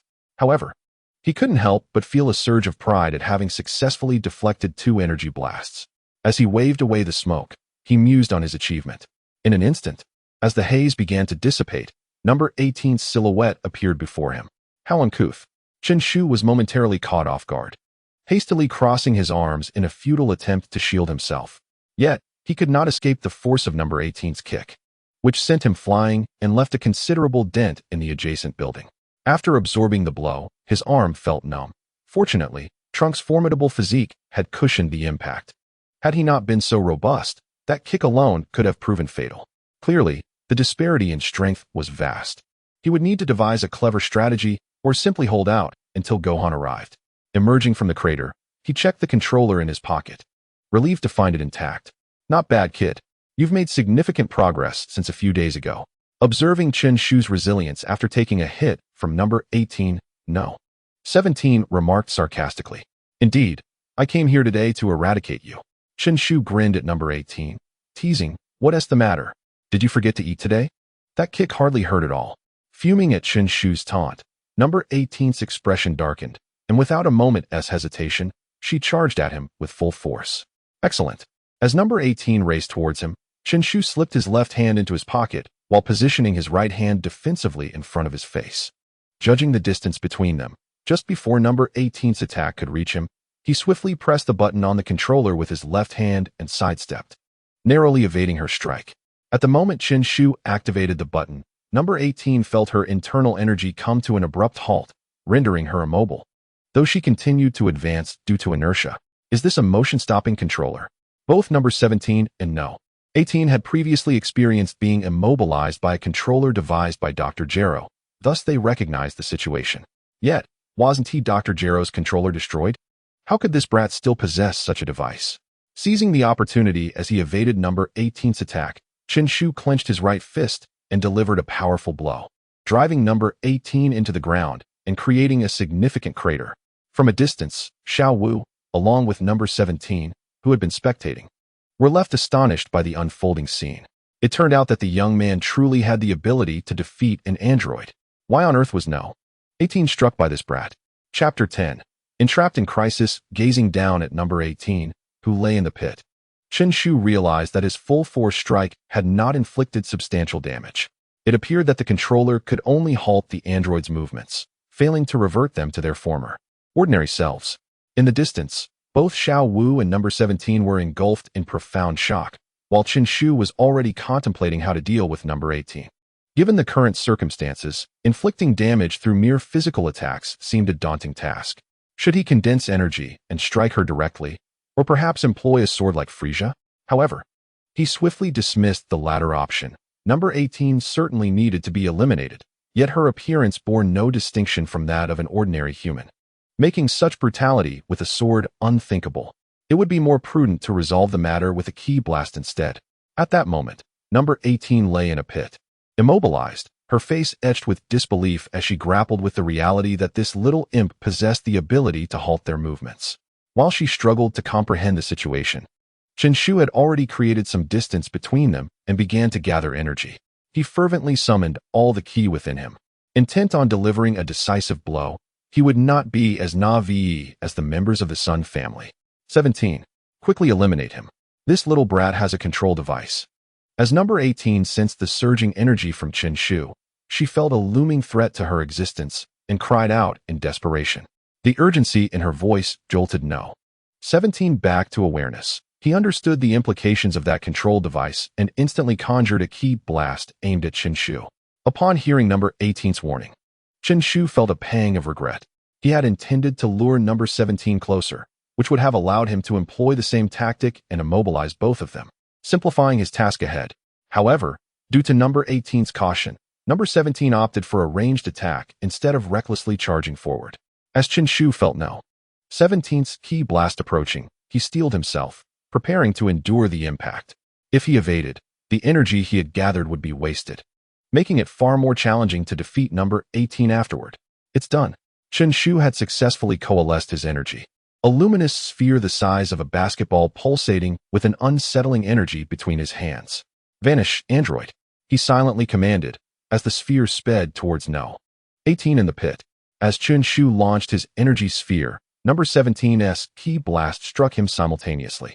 A deafening explosion ensued, prompting Xiao Wu, who had been observing from the sidelines, to hastily crouch behind a wall to shield herself from the shockwave. She watched in anxious anticipation as no 17's ki blast connected with Chen Shu, her heart racing with worry for his safety.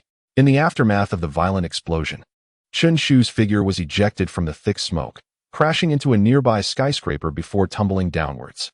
Coughing violently, he managed to sit up, spitting out blood. That was quite intense, he muttered, feeling as though his very being was on the verge of disintegration. After unleashing the energy sphere, he had quickly drawn his arms back to shield himself, mitigating some of the explosion's damage, yet his sleeves had been torn away, leaving his arms bloodied and mangled. Despite sustaining significant injuries, Chen Shu had endured.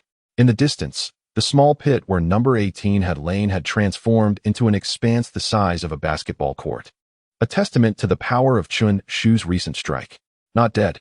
Sensing the life force of number 18 emanating from the vast pit, Chen Shu felt a wave of despair wash over him. That last effort had nearly exhausted all his strength, It seemed he had greatly underestimated these artificial beings. As the dust gradually settled, a semicircular green shield materialized before him, enveloping number 18 entirely. Despite having endured a violent explosion, she remained unscathed. Kid, your tactics are indeed surprising, but you must understand that in the face of absolute power, your so-called schemes are merely trifles. Number 17 taunted. Observing Chen Shu's current state of disarray while they remained unscathed. How careless of me to forget that these artificial beings could shield their allies. Chen Shu suddenly recalled number 17's protective maneuvers during the power conference. What's wrong? Are you too frightened to move? Number 17 sneered, glancing at Chen Shu, who sat helplessly in the distance. Xiao Wu peeked from behind a wall. Witnessing the scene before her and hearing number 17's words, she felt as though she had plunged into an icy abyss, trembling all over. Is there truly no hope left? If even this young man has failed, who could possibly stop these two demons? A wave of despair enveloped her. At that moment, she found herself devoid of the will to escape. Retreating her head, she leaned against the wall and sat down, contemplating that no matter where she fled, one day she would inevitably fall victim to the artificial beings. In that moment, she surrendered to a profound sense of hopelessness. Number 17. Why do you revel in idle chatter? Hurry up and eliminate that detestable creature. Destroy the controller. Number 18's voice, filled with resentment, echoed. At that moment, she remained unable to act, indicating that the controller had yet to be destroyed. For Chen Shu, this was the only piece of good news. He would not have to face two artificial beings simultaneously. Although he was no match for number 11 either, at least he could buy himself some time. Furthermore, with the controller still in hand, number 17 would be wary of approaching too closely, granting him a chance to escape. Kid, I advise you to destroy the controller yourself. It will lessen your suffering, number 17 remarked, his face twisting into a mocking expression. To him, Chen Shu was now akin to a cornered beast, and as long as he maintained a safe distance, victory was assured. What does all this talk amount to? If you have the guts, come over and kill me. If you fail to do so today, you shall be my grandson. Chen Shu drew the sword from his back, plunging its blade into the ground for support as he stood defiantly. Anyone could engage in verbal sparring. Before his journey into this world, he had faced off against critics online. Number 17's threats now seemed utterly feeble. Since you refuse my proposal, I shall have no choice but to send you to your demise. Number 17's expression darkened, his anger flaring. No sooner had his words left his lips than a barrage of energy blasts hurtled towards Chen Shu, each one more powerful than the last strike that had found its mark. Unlike before, when number 17 had been preoccupied with creating a shield for number 18, his current fury amplified the strike's potency. Given Chen Shu's current condition, enduring even one of these blasts would likely spell his ruin. In a state of exasperation, Chen Shu found himself at the mercy of an adversary wielding boundless energy, employing the prince's strategy against him, a mere novice. While evading the incoming energy blasts, he internally lamented his predicament. Is it not peculiar that I could perish at any moment, yet my system remains dormant? He had once harbored dreams of possessing a formidable system himself, but it seemed those hopes were destined to remain unfulfilled. That little brat, even injured, can still evade so skillfully, observed number 17, gritting his teeth in frustration. Despite his resentment, he hesitated to charge recklessly, uncertain of the effective range of the controller in Chen Shu's possession. If this continued, he would inevitably be worn down. It was time to seek an opportunity to escape. The recent energy blast had nearly drained Chen Shu's strength, and he was now acutely aware of his waning stamina, readying himself to flee. Reflecting on how his strongest attack had failed to breach the android shield was a blow to his morale, he had believed his training had sufficiently strengthened him. Initially, he had thought he could withstand the android's onslaught for a time, only to realize he had overestimated his capabilities. Once the android is vanquished, I shall intensify my training, aiming to at least ascend to Super Saiyan first.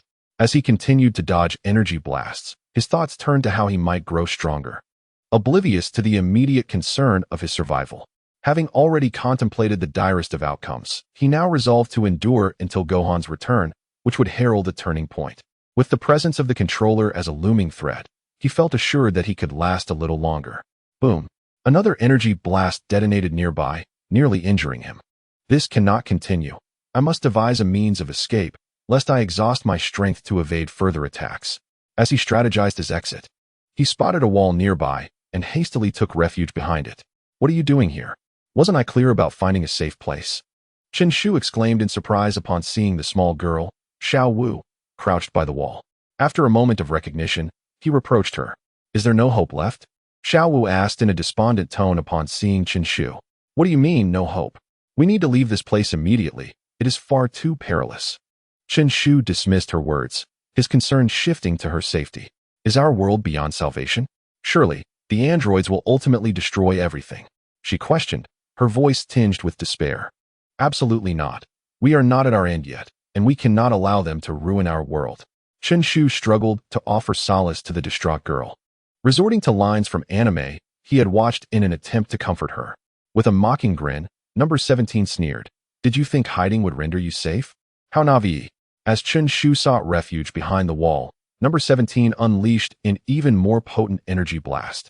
However, before Xiao Wu could articulate her thoughts, Chen Shu instinctively embraced her, swiftly retreating from the wall. Unfortunately, they were still caught in the aftermath of the explosion. Chen Shu shielded Xiao Wu, pressing her face against his chest while protecting her head with his hands. Thus, the two tumbled on the ground until Chen Shu's back collided with a pile of debris, bringing their chaotic struggle to a halt.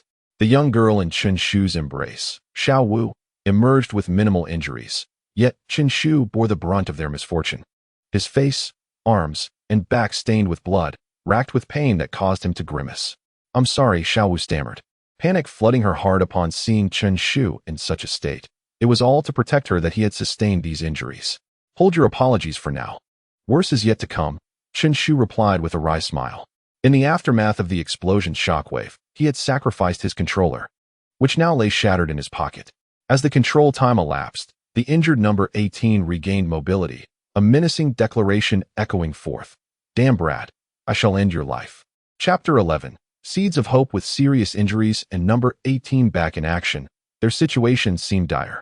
Upon hearing the threat from number 18, Xiao Wu grasped the gravity of their predicament and felt an overwhelming sense of guilt. While she incessantly apologized, Chen Shu found himself too pained to chastise her.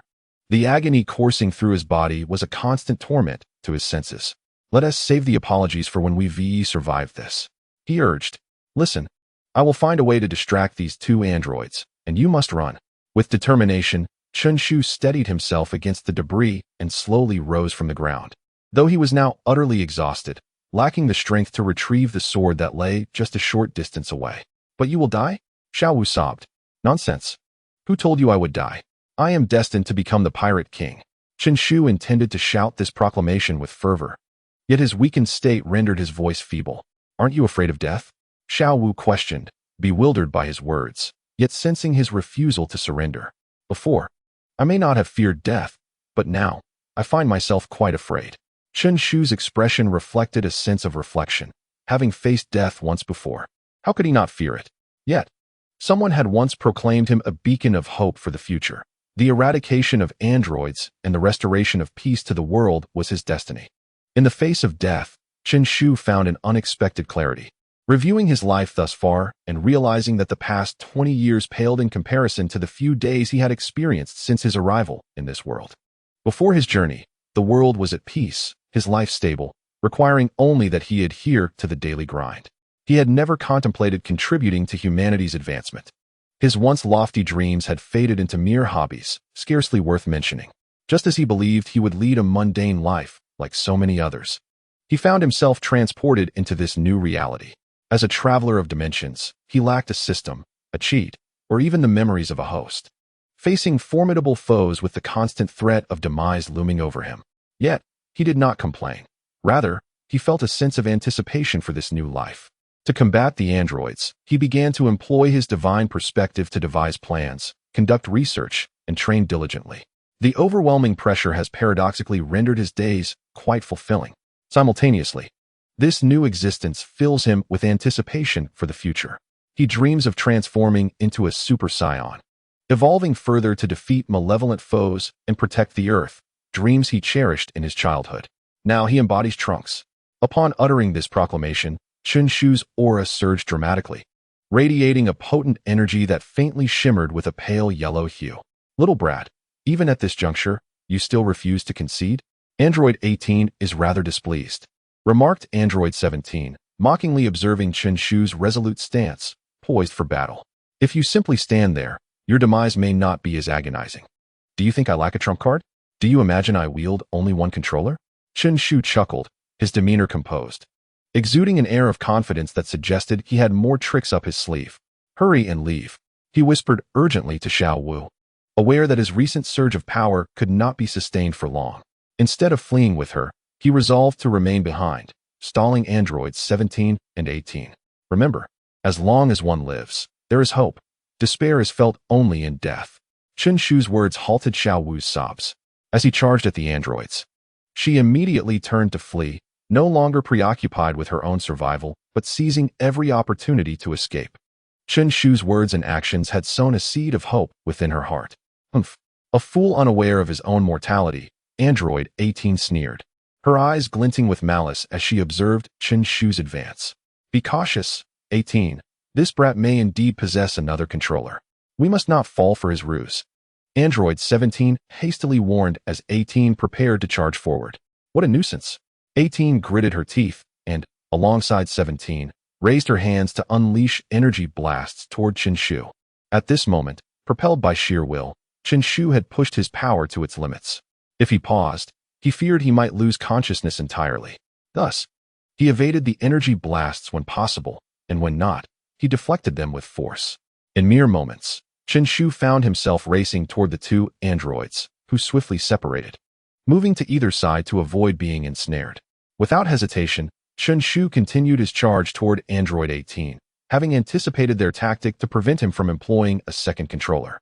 He reasoned that the previous controller had left a psychological scar on 18, making her the most apprehensive. Once doubts crept in, she would leave openings for attack, allowing Chen Shu to endure a bit longer. Indeed, upon seeing him rush toward her, 18 became preoccupied with maintaining her distance rather than focusing on whether her energy blasts could strike him. What an irritating little brat! 18 seethed, both furious and exasperated. Suddenly, in the gaze of number 18, Chen Shu swiftly dodged to the right, just as number 17 unleashed an energy blast. Some of these blasts collided with those fired by number 18, while others soared through the gaps toward her. Upon witnessing this, number 18 activated her shield, successfully intercepting all the energy blasts aimed at her.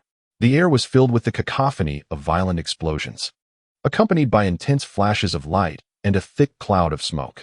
Seizing the opportunity provided by the obscuring smoke, Chen Shu stealthily approached number 18.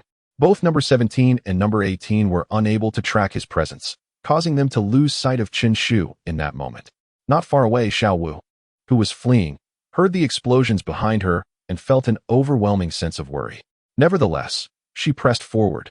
The boy, Trunks, had bestowed upon her the hope of survival, and she was determined to seize it. You must survive, Trunks. On the battlefield, the explosions subsided, yet the smoke lingered. Number 18 deactivated her shield and began to search for Chen Shu's figure. Number 18, above you. Number 17 shouted, having spotted Chen Shu's position. At that moment, Chen Shu was positioned right above and to the right of number 18, his right fist clenched, while his left hand held an antenna-like device. Number 18 intended to raise her protective shield to counter Chen Shu's impending strike, but upon noticing his left hand, she instantly abandoned that thought. If he pressed the controller, she would be unable to activate her shield. After a fleeting moment of contemplation, she opted to retreat, creating distance first. What an opportune moment. In the instant of number 18's hesitation, Chen Shu unleashed all his might. Before she could even begin to step back, he landed a solid punch squarely on her face. Disregarding any semblance of gentlemanly decorum, the blow sent number 18 flying, and Chen Shu quickly pursued her, eager to capitalize on the moment and deliver a devastating blow. Seeing number 18 propelled backward, number 17 assumed it was due to the controller's influence and was about to shield her, only to realize that she had regained her balance midair. How dare you deceive me? At that moment, number 18's hair was disheveled, her face marred by Chen Shu's strike. But what infuriated her most was the revelation that Chen Shu had tricked her. He had no alternate controller. Upon hearing number 18's words, number 17 grasped the situation instantly. This boy was merely bluffing. I will kill you. As Chen Shu charged toward her, number 18 vanished in an instant, only to reappear beneath him. Before he could react, she delivered a fierce kick to his abdomen, sending him soaring into the sky. After taking the kick, Chen Shu felt as though his insides had been displaced, his body hurtling upward at an alarming speed. Yet, the ordeal was far from over.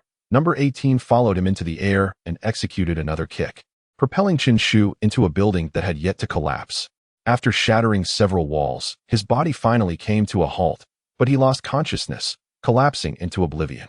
Number 18 hovered in the air, her right hand aimed at Chen Shu's location, as an energy blast began to coalesce, preparing to obliterate him along with the entire building. Suddenly, a figure emerged from the void, and before number 18 could launch an energy blast, she was kicked away by this mysterious presence. The energy blast was effortlessly swatted aside, exploding in the distance. "Who is that?" Number 17 inquired, astonished by the speed of the newcomer. So swift that even he had been unable to discern their identity. "You artificial beings are truly outrageous," an indignant voice rang out. And as number 17 finally discerned the face of the intruder, he exclaimed, "Gohan, you are alive." The one who had arrived was none other than Gohan, who had just completed his training. Upon exiting the room of spirit and time, he sensed the presence of Chen Shu and, during his flight, noticed that Chen Shu's energy was gradually diminishing. It became clear to him that Chen Shu had encountered the androids and that the situation was dire. "You despicable creatures." Returning to metal once more, number 18, who had just been kicked away, flew back, her fury ignited upon realizing Gohan was her assailant. Having already suffered enough humiliation today, her rage could not be quelled. "What's this? After losing an arm, you still haven't learned your lesson?" Number 17 queried coldly, sensing the imminent threat emanating from Gohan. "Enough chatter. Let us strike together and eliminate him." Number 18 understood Gohan's strength. In a one-on-one confrontation, he was not weaker than them, perhaps even slightly stronger. Their advantage lay in their boundless stamina and their seamless teamwork. Upon hearing number 18's command, number 17 ascended into the air, positioning himself alongside her. "Though I never intended to take a life, your actions are intolerable. Today, you must be eradicated," Gohan declared, his murderous intent unabashedly evident as he faced the duo. "Eradicate us? That remains to be seen." Number 17 scoffed, and he and number 18 charged toward Gohan. With a furious roar, Gohan instantly elevated his energy to its zenith, transforming into a Super Saiyan. This time, his power surged beyond any previous measure, his aura compelling enough to halt number 17 and number 18 in their tracks. A golden blaze erupted, scattering even the clouds above. As the two androids absorbed Gohan's overwhelming power, he swiftly maneuvered above them and delivered a kick that sent number 17 crashing into a building, which collapsed upon impact. Following this, Gohan extended his right hand toward number 18, unleashing a colossal energy wave that engulfed her entirely. When the wave subsided, nothing remained of her former position. Remarkable. The scene unfolding in the air captivated Xiaowu, who had not yet fled far. The magnitude of Gohan's transformation into a Super Saiyan was astounding, and the sight of the clouds being dispersed left her awestruck. Who is this person? Is he the hope Trunks spoke of? With this thought, Xiaowu turned back toward the battlefield. Emerging from the rubble, number 17 was a disheveled sight, his clothes tattered and his face marred with injuries. Yet he stood in shock at the spectacle he had just witnessed. Number 18 had been defeated in an instant by Gohan. Upon noticing Son Gohan's gaze, Android 17 instantaneously felt a chill run through him. Just as he contemplated fleeing, Son Gohan had already vanished from midair, reappearing directly behind him. "You shall pay the price for your actions." As soon as Gohan's words echoed, a colossal wave of energy engulfed Android 17. Thus, both 17 and 18 met their demise. After vanquishing them, Gohan retracted his aura, returning to his normal state, and swiftly soared towards Chen Shu's location. At that moment, Chen Shu leaned against the wall, his upper body battered and tattered, wounds visible all over, far more severe than the injuries he sustained during their time at the amusement park. "It is over, Trunks. You truly are the hope for the future." Gohan, sensing Chen Shu's faint breath, smiled softly and gently lifted him, exiting the building. Xiaowu hurried back, breathless, cradling a sword in her arms, her eyes fixed on Chen Shu on Gohan's back. "Thank you, Trunks. I have seen the hope for the future." Chapter 12. After the great battle upon returning from his training, Gohan decisively eliminated androids 17 and 18 with overwhelming strength. Meanwhile, Chen Shu, gravely injured during the battle and having excessively drained his stamina, fell into a prolonged unconsciousness. During Chen Shu's slumber, news of the android's defeat spread across various media outlets to every corner of the world. Upon hearing this news, people finally liberated themselves from years of despair. Yet they remained unaware of the identity of their savior, only knowing that the last warrior against the androids was a purple-haired youth who bore a sword upon his back. Is Trunks still unconscious? 3 days had passed since that fierce battle, and although Chen Shu had escaped the brink of death, he remained in a deep coma. Bulma glanced at Xiao Wu, shaking her head.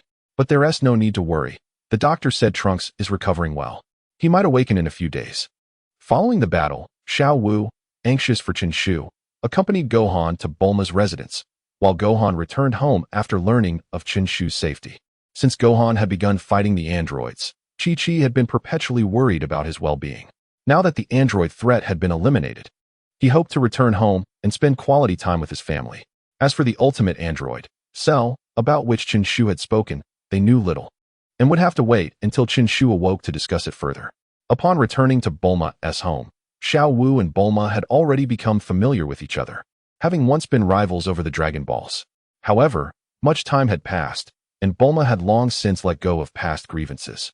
After the harrowing events with the androids, Xiao Wu had undergone a significant transformation in her mindset and no longer clung to the past.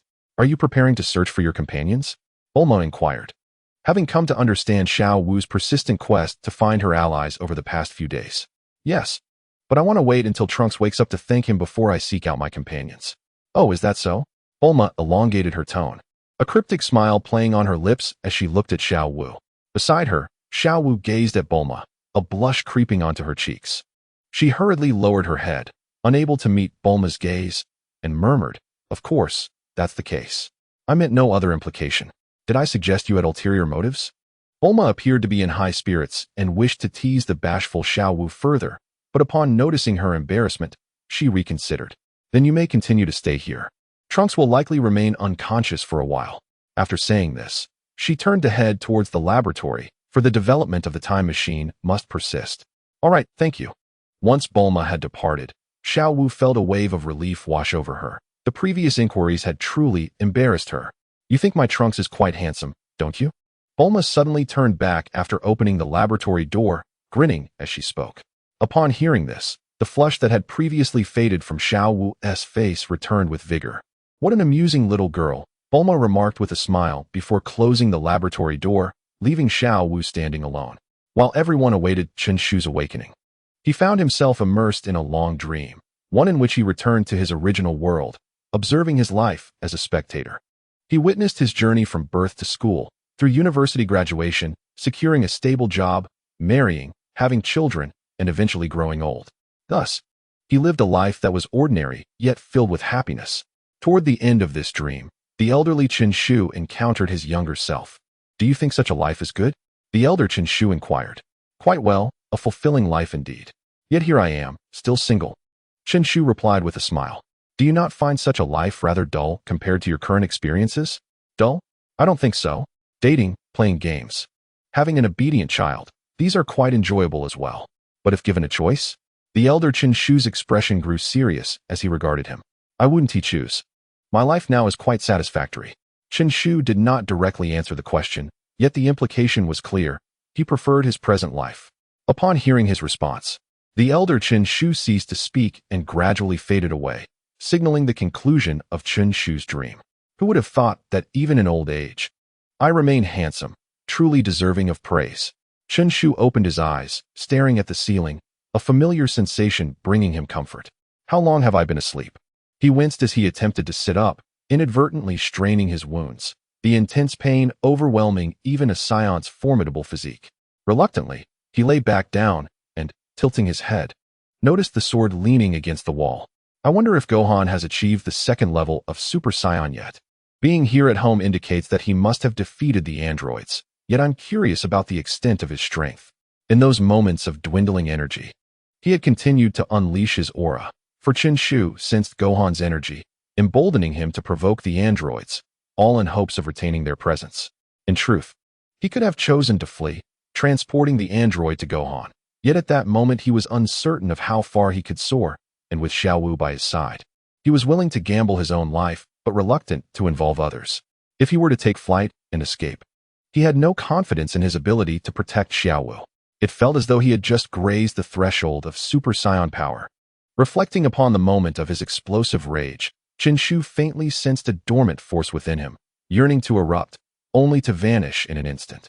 Prior to this, Trunks had already managed to briefly unleash the strength of a Super Saiyan, yet he was himself, and Chen Shu was Chen Shu. Once his body healed, he would resume his training. Ultimately, his foundation was not sufficiently solid. During the battle with the androids, he failed to employ some of the combat techniques he had learned. This was partly due to the overwhelming strength of the androids, and partly due to Chen Shu's lack of practical experience. However, his final maneuver, deceiving the androids with a fake controller and creating opportunities through various conditions, was indeed remarkable. Regrettably, there were no recording devices at that time. Otherwise, he would have loved to capture it and show it to Gohan, asking whether his performance was impressive. And then there was the matter of Cell. Gohan should be able to handle him with ease now, the key being how to locate him. Having just awakened from a lengthy slumber, Chen Shu was now brimming with energy, continuously pondering various questions to prepare for the future. Chapter 13. The plan to eliminate Cell. Thus, Chen Shu remained lost in thought, unaware of how much time had passed, until a sudden creak interrupted his reverie. The door to his room swung open, and Bulma stepped inside. Initially, Xiao Wu used to visit frequently, but after that day, when Bulma had teased her, she had not returned. You're awake, Trunks. Upon entering, Bulma immediately noticed Chen Shu gazing at her with open eyes. Her tone was laced with joy, and her voice caught Xiao Wu's attention outside. Awake? Should I go in to check on him?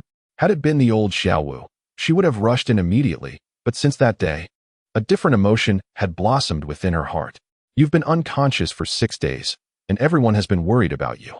Though Bulma spoke with a hint of reproach, her face was radiant with smiles. I'm sorry for causing you all such concern, Chen Shu replied with a grin, yet this smile inadvertently tugged at his wounds, causing his expression to twist in pain. Seeing this, Bulma hurriedly approached, her concern evident. What's wrong, Trunks? It's nothing, just a bit of pain from the wound. Chen Shu quickly clarified, regaining his composure. That's a relief. Now, you should focus on recuperating. Bulma felt reassured by Chen Shu's words. Now you are regarded as a hero by everyone. Chen Shu looked at Bulma, puzzled. What hero? Because you defeated the androids and brought peace to us all. Bulma proclaimed with pride, for her son was now a hero in the eyes of many. Wasn't he at Gohan who defeated them? How did it become my accomplishment? At that time, did you not save a group of people? Now they all speak of a purple-haired youth wielding a sword who vanquished the androids. Upon hearing Bulma's words, Chen Shu silently mused. What is this all about? Outside the door, Xiao Wu, having overheard their conversation, finally resolved to enter. It is truly wonderful that you are unharmed. Thank you, Trunks, for rescuing me that day. Although Xiao Wu had made up her mind outside, upon entering and seeing Chen Shu, she became flustered, especially with Bulma's knowing smile beside her, which made her voice diminish considerably. You are that. What was your name again? The moment Chen Shu laid eyes on Xiao Wu, he recalled the girl who fought alongside future Trunks against Zamasu, but at that moment, he could not remember her name. Previously, while watching the anime, he had always been curious about how Trunks and Xiao Wu knew each other in the future timeline, and now seeing her, it seemed his long-standing mystery was about to be unraveled. I am Xiao Wu, the girl you saved in Baidi City. Noticing Chen Shu's excitement, Xiao Wu felt a bit shy.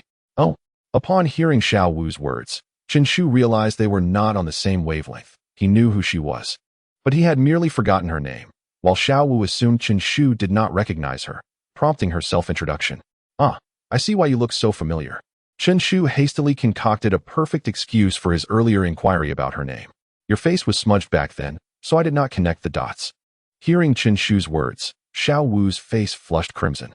Bulma, watching this scene with a smile, indulged in her maternal sweetness, thinking how delightful it was. By the way, how did you come to be here? Chen Shu asked the question that weighed most heavily on his mind.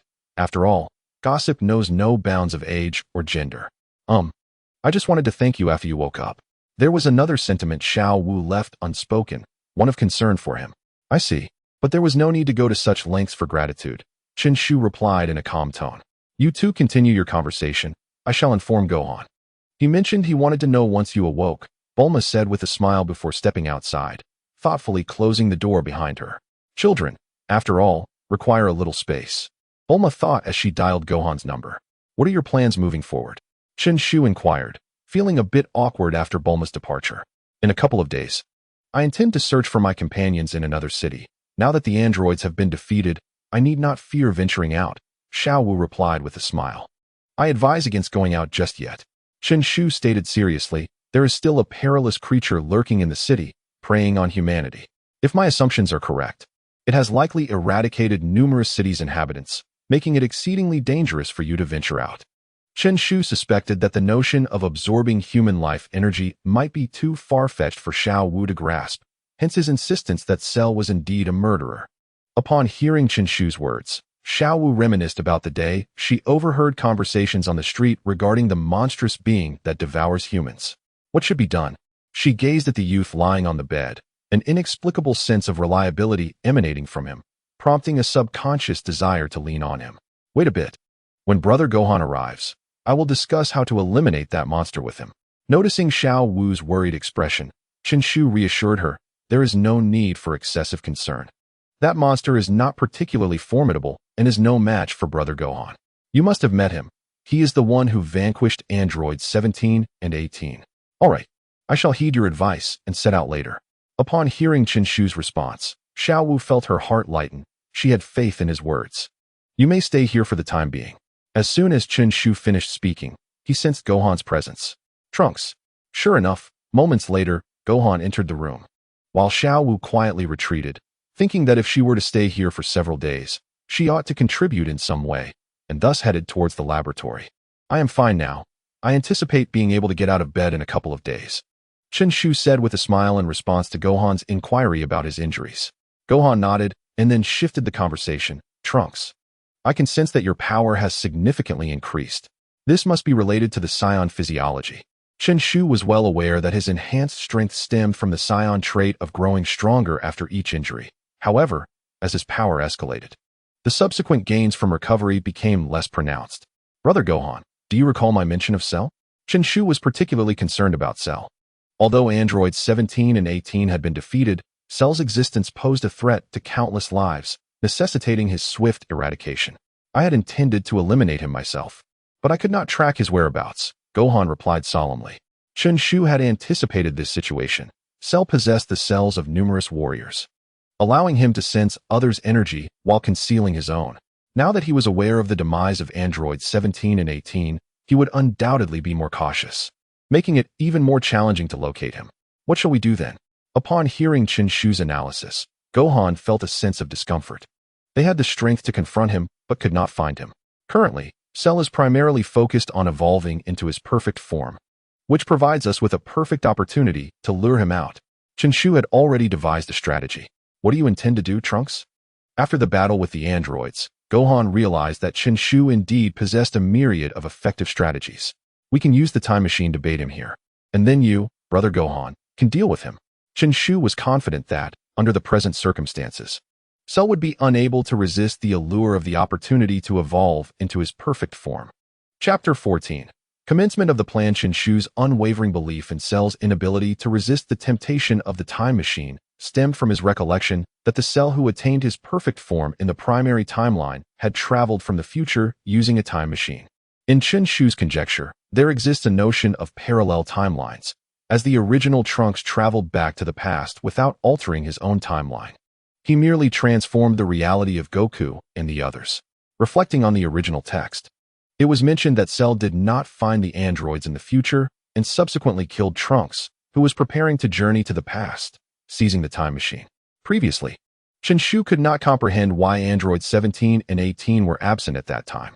If Trunks had vanquished them, how could he be easily slain by Cell? After experiencing it firsthand, Chen Shu formed a hypothesis. Perhaps the Trunks of that timeline employed the same method as he did, a controller. This explanation aligns.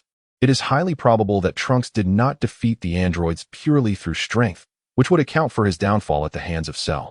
Was he now enduring a more tragic narrative? Lying in bed, Chen Shu pondered. For the outcomes of Trunks in the two future timelines diverged. One returned alive to thwart Cell's plans to traverse to the past, while the other met his demise. At this moment, Chen Shu remained unaware that he had entirely rewritten the future's conclusion. The ensuing events had already strayed from the original narrative. What precisely should we do? Gohan, having perceived Chen Shu's burgeoning plan, felt reassured, realizing he merely needed to assume the role of a brawler. To accomplish this task, we require the assistance of the media. Therefore, once I regain my strength in a few days, I shall visit the television station and inform them of our possession of a time machine, disseminating the news through the media. Thus, Cell will undoubtedly become aware of it. Chen Shu's mind was already brimming with a comprehensive plan, yet his body betrayed him. If it merely involves reaching out to the media, Aunt Bulma and I can certainly do that. Upon hearing Chen Shu's proposal, Gohan deemed it quite feasible. You may go, of course, but my presence would yield better results. As I am the hero who defeated the androids, my credibility is higher. Moreover, if Cell learns that it was I who annihilated the androids, he is likely to become even angrier, increasing the likelihood of him appearing. Chen Shu remarked with a smile. You make a valid point. I hadn't anticipated that Trunks would be so astute. Truly, he is the offspring of Bulma and Vegeta. Gohan was thoroughly impressed with Chen Shu's meticulous planning. Acknowledging that members of the pure-hearted Son family would not conceive of such strategies, it can only be said that those who play tactics have a cunning nature. By the way, Gohan, what is your current level of power? Have you broken through to the Super Saiyan second stage? Chen Shu was particularly concerned about Gohan's strength. Yet at that time, he had lost all consciousness and was unaware of Gohan's present capabilities. The Super Saiyan second stage? Is it possible for the Super Saiyan to continue to ascend? Gohan inquired, astonished. Son Gohan was hearing about the second transformation of the Super Saiyan for the first time. Previously, his understanding was limited to a singular form of the Super Saiyan, and now, Chen Shu's words clearly indicated that there existed even more formidable transformations. How could this revelation not astonish him? This is merely my conjecture. After all, Gohan had significantly enhanced his power level through training in the hyperbolic time chamber. Thus, I surmised that the Super Saiyan must possess even higher forms. Realizing he had inadvertently revealed too much, Chen Shu hastily concocted an excuse. You make a valid point. Gohan had indeed felt his strength surge beyond previous limits during his training in the chamber, so he accepted the notion that there were stronger forms beyond the Super Saiyan. I should not have broken through to the second transformation. It merely feels as though I have reached a plateau, which might be the current limit of the Super Saiyan. Gohan meticulously recalled his sensations following his training and provided an estimation of his current power. That is perfectly fine. Gohan, you should stay here for a few days. I have some combat and training inquiries I would like to discuss with you. Chen Shu speculated that Gohan was currently at full power in his Super Saiyan form, capable of easily overpowering even the second form of Cell, let alone the unevolved version. After the two solidified their plans, Chen Shu began to inquire about the transformation into a Super Saiyan. Gohan shared his feelings and state during his transformation. While Chen Shu estimated that his own strength had reached its peak in his normal state, lacking only the right opportunity to transform. What? Number 17 and number 18 have been eliminated. Cell had never ceased to absorb human life energy to enhance his own strength, all in pursuit of surpassing and ultimately absorbing number 17 and number 18 to achieve his perfect evolution. However, after draining the life energy of a city, he was suddenly confronted with the news of their demise in the newspaper. The purple-haired boy with a sword on his back? Who is this person? And how could he defeat number 17 and number 18? Cell's current strength was comparable to that of the two androids. In a one-on-two situation, he would undoubtedly be outmatched. He had originally planned to absorb the life energy of a couple more cities before confronting number 17 and number 18, believing that in a one-on-one encounter, he could successfully absorb one, leaving the other with no escape, thus evolving into his perfect form. Cell's strategy was sound, but he had not anticipated it being thwarted by another, which left him feeling frustrated. Curse that individual. If I discover who you are, I shall absorb you without fail. Although Cell yearned to identify and eliminate the one responsible for the destruction of the androids, he was not foolish. Anyone capable of simultaneously defeating number 17 and number 18 must possess immense power.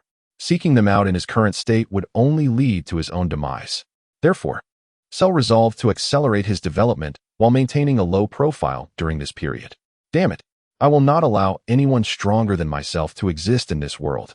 Sheru gritted his teeth and, after uttering those words, incinerated the newspaper in his grasp, sending its remnants soaring into the sky as he began his quest for the next city inhabited by humanity. 2 days later, Chen Shu's wounds gradually healed, allowing him to move freely once more. As a Saiyan, his physical resilience was truly remarkable. Chen Shu mused that had an ordinary person endured such severe injuries, they might never walk again, even if they survived. With the ability to move restored, Chen Shu resolved to set his plan into motion. He first visited the laboratory, inquiring with Bulma about any elusive materials or technical challenges needed for the time machine. He then shared his plan with her, requesting that she construct a shell for the time machine capable of floating, for one must have bait to fish. Bulma replied that this task was not difficult, especially with Xiao Wu's assistance, and they could produce it swiftly. However, the true challenge lay in the energy requirements for the time machine, a matter that Bulma found particularly vexing due to the extensive time and effort needed to gather sufficient energy. No worries, I will handle that, Chen Shu assured her with a smile. Will your plan succeed? Xiao Wu inquired, drawing closer. Absolutely. Sheru will definitely come, and with Gohan by our side. He won't escape once he shows himself, Chen Shu declared confidently. Oh, and we need to prepare sunglasses. Sheru is capable of the solar flare, he silently added to himself. Seeing Chen Shu's determination, both Bulma and Xiao Wu came to believe that the plan was bound to succeed. Subsequently, Chen Shu sought out Gohan to discuss the preparations for the sunglasses before strapping on his sword and setting off toward the nation's largest television station. Before long, Chen Shu spotted the towering television building nearby. In the past, he might have opted to walk to avoid drawing attention, but now he needed the world to recognize him as the hero who saved everyone. Thus, he chose to fly directly to the entrance, enhancing his credibility. The security personnel at the television station were initially taken aback by Chen Shu's descent from the sky, but upon recognizing his attire and hearing his introduction, they were half convinced that he was indeed the one who had vanquished the androids. Soon, someone from inside the building emerged to invite Chen Shu in, as they had been searching for him in recent days. Once inside, Chen Shu promptly stated his purpose. He was facing some challenges and hoped the television station could record a program for him to broadcast across various regions. Mr. Trunks, that request is somewhat difficult to fulfill, especially since we are unaware of your true identity, the responsible party replied, finding the situation problematic. They believed that if he truly was the hero, then not only would recording a program be acceptable, but they could air videos of him singing, dancing, and playing basketball during prime time. However, if he was not the hero, it would amount to false advertising, a consequence they could not bear. Rest assured, I will prove it to you, Chen Shu responded nonchalantly, having anticipated such a scenario long ago. After speaking, he directly lifted the person in charge and soared out of the building, arriving at a mountain outside the city, where he performed a spectacular display of hand-generated energy blasts against a colossal boulder before bringing the person back. Do you believe it now? Chen Shu inquired with a cheerful smile. The previously dazed individual, upon hearing Chen Shu's words, exhibited a surge of excitement on his face. Yes. I sincerely apologize for earlier. Let us commence the recording of the program now, Mr. Trunks. Chen Shu nodded and outlined the questions to be posed during the recording, to which the person in charge fervently nodded in agreement, his eyes brimming with admiration for Chen Shu. In that moment, Chen Shu finally comprehended the immense charisma that Mr. Satan possessed. However, this realization meant that his own plans could now unfold successfully. Chapter 15 Unexpected Encounter. Upon confirming Chen Shu's identity, the television station exhibited astonishing efficiency. In no time, an interview program titled The True Face of Heroes was crafted, and, after Chen Shu reviewed it and found no issues, it was promptly broadcast nationwide, looping on every screen capable of receiving a signal. Additionally, arrangements were made for radio and newspaper coverage. Once all of this was accomplished, Chen Shu returned home, now patiently awaiting the arrival of Sheru. Upon returning, he discovered Bulma and Xiao Wu engrossed in a television program, which happened to be the very broadcast of his recording at the television building. The program was merely a straightforward interview, with the questions and answers determined solely by Chen Shu. It was decidedly more mundane than celebrity interviews. However, given that Chen Shu was the hero who had saved the world, his popularity rivaled that of Mr. Satan from the main timeline, garnering a significant audience. At the program's outset, the host introduced Chen Shu's identity, affirming that he was indeed the hero spoken of by the people, thereby enhancing the credibility of the ensuing dialogue. Following this, a simple question-and-answer format ensued. When asked how he had initially defeated the androids, Chen Shu produced a device resembling a controller, stating that it was through this apparatus that he had halted the androids' actions, granting him the opportunity to conquer them. Utilizing this controller, Chen Shu then expounded on the remarkable technological prowess that had facilitated its development. With fervor, he declared, "Currently, I am researching a time machine capable of traversing time and returning to the past at a laboratory in West City. We have reached the final stages of its development. If the time machine is completed and we successfully return to the past, perhaps we can save those who were slain by the androids." His impassioned words resonated deeply with many viewers at home. However, Chen Shu's tone shifted to one of dejection as he continued. "While searching for the energy source to activate the time machine, we encountered some difficulties. Today, I sought out the television station specifically for this matter, hoping that everyone could assist me." Upon concluding his remarks, Chen Shu presented the pertinent information regarding energy that Bulma had previously provided him, advising everyone to contact the television station should any updates arise, which would subsequently relay the information to him. Thus, the entire interview segment reached its conclusion, with the television station duly providing contact details. "Quite impressive, Trunks," Bulma couldn't help but extol, recognizing that not only was the plan on track, but the energy issue was also being addressed, achieving a remarkable dual objective. "It's nothing too extraordinary," Chen Shu replied, scratching his head, feeling a bit bashful. In truth, Chen Shu harbored another intention, to lead Cell to believe that he had defeated androids 17 and 18 solely through the use of the controller, thus lowering his guard and making him think that attempting to seize the time machine would not pose a significant threat. Beside him, Xiao Wu gazed at Chen Shu with admiration, as if, in his presence, all formidable challenges became effortlessly surmountable.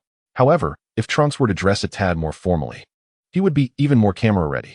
In the days that followed, Chen Shu received numerous phone calls from television stations eager to invite him onto their programs, with some even inquiring if he wished to debut as an idol, considering Trunks' striking looks.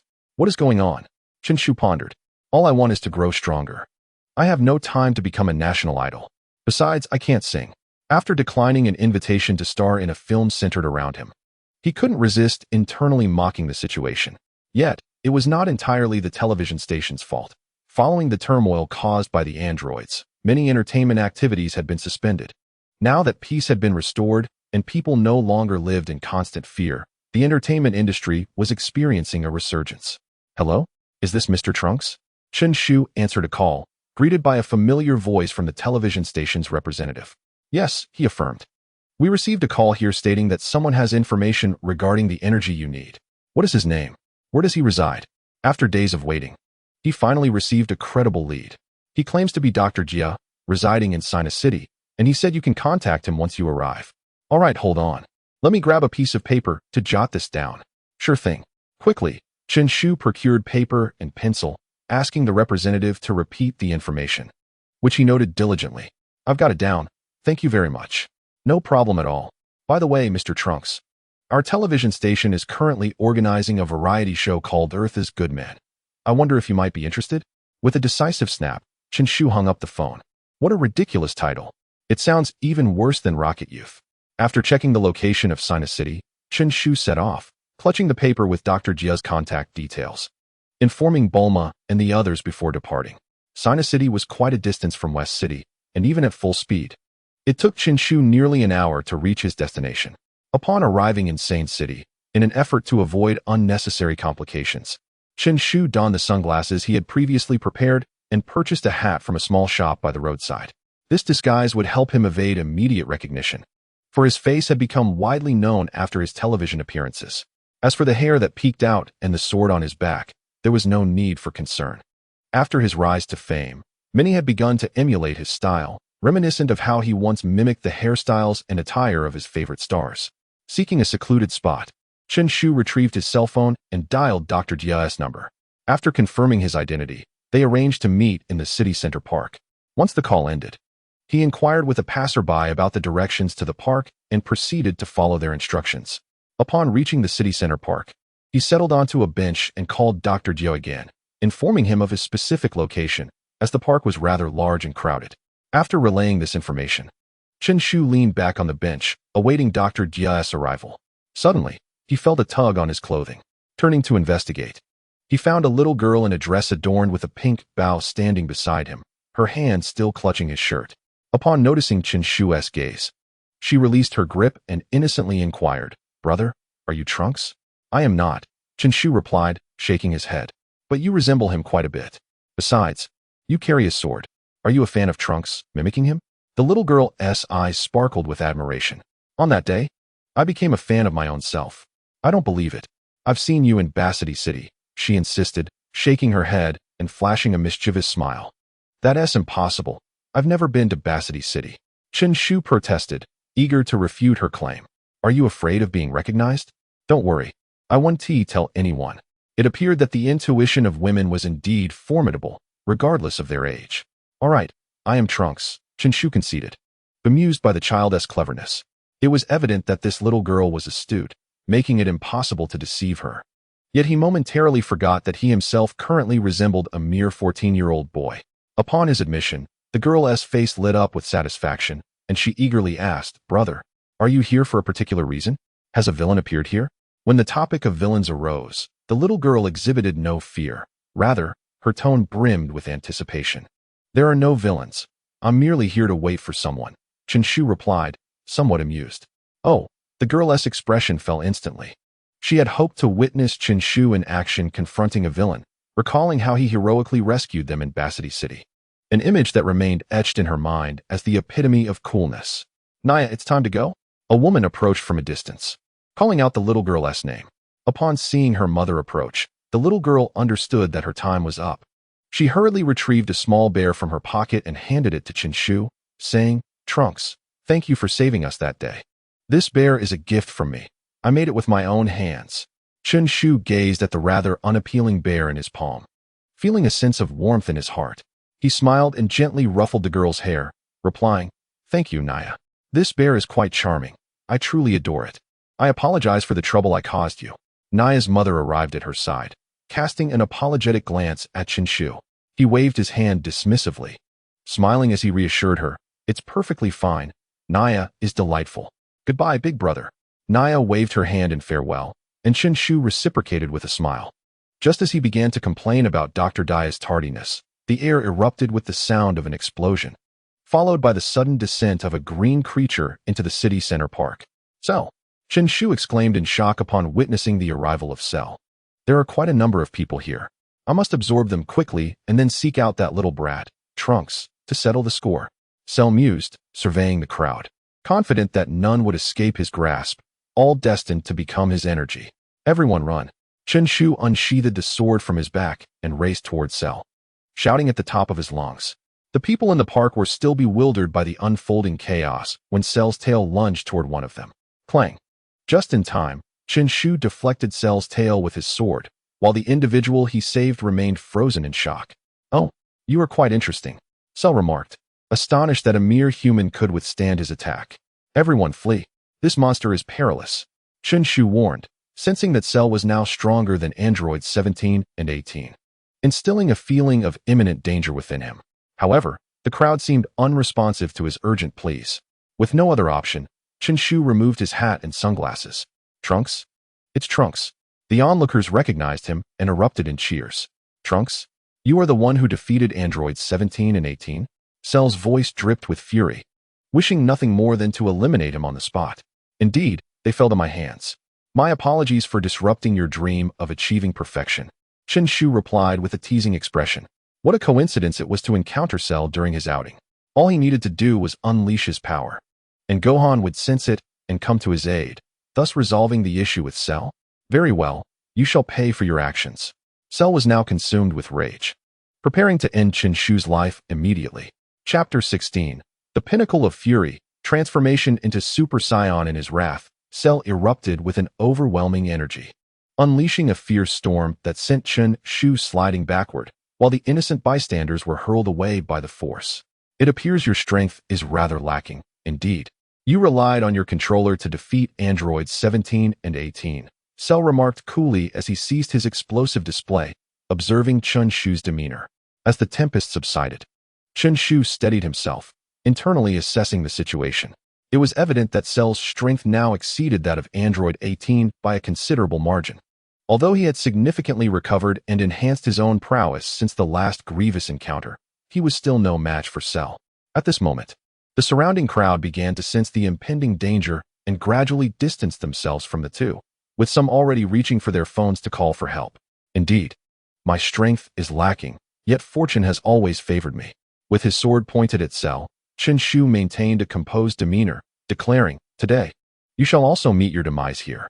Crafty little brat, do not presume I am unaware of your bluster." Cell retorted, for within him resided the cells of Piccolo, endowing him with a superior intellect compared to androids 17 and 18. In a flash, before Chen Shu could react, the tip of Cell's tail pierced the body of a middle-aged man nearby, and before anyone could comprehend the horror, the man was instantaneously absorbed, leaving only his garments fluttering to the ground. A piercing scream erupted as a nearby woman collapsed in terror, while the crowd around them erupted into frantic cries and fled in abject fear. "Cell, you scoundrel!" Chen Shu's rage ignited as he charged at Cell. Witnessing the life that had just been extinguished in an instant shattered his composure. Since traversing into this realm, he had felt the threat of death but had never witnessed it firsthand. Determined to safeguard this future, he could no longer bear to see anyone else suffer harm. "Is this what incites your fury? It seems these ordinary lives mean a great deal to you," Cell mocked, his voice dripping with disdain. With a swift motion, he unfurled his wings and soared high above, evading Chen Shu's assault. "Foolish humans." Cell observed the chaos below with a mocking sneer. He raised his right hand, and a translucent barrier erupted from his palm, enveloping the entire city park in an instant. Those at the forefront, who had been on the verge of escaping, were violently rebuffed by the descending shield. It was only then that the crowd noticed the invisible walls encircling them. Realizing Cell's intent to annihilate everyone, Chen Shu's focus shifted from attacking Cell to hastening toward the barrier's edge, determined to breach it with his own strength to facilitate the people's escape. "Damn it! How is this shell so resilient?" he exclaimed in frustration, pummeling it with energy blasts, yet the barrier remained unscathed, prompting him to strike it with his fists. "Well then, Trunks, if you surrender the time machine, I may consider sparing your lives." Cell descended, observing Chen Shu's relentless assault on the barrier.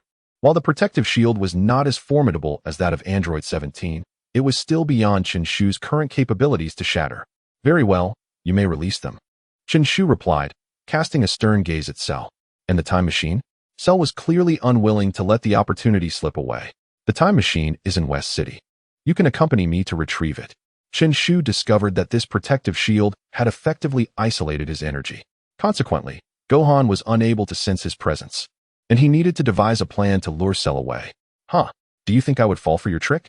Upon hearing Chen Shu's words, Cell quickly realized that the time machine was merely a trap designed to draw him out. There must be some power in West City capable of annihilating him. "Don't you wish to use the time machine to return to the past, absorb androids 17 and 18, and become your perfect form?"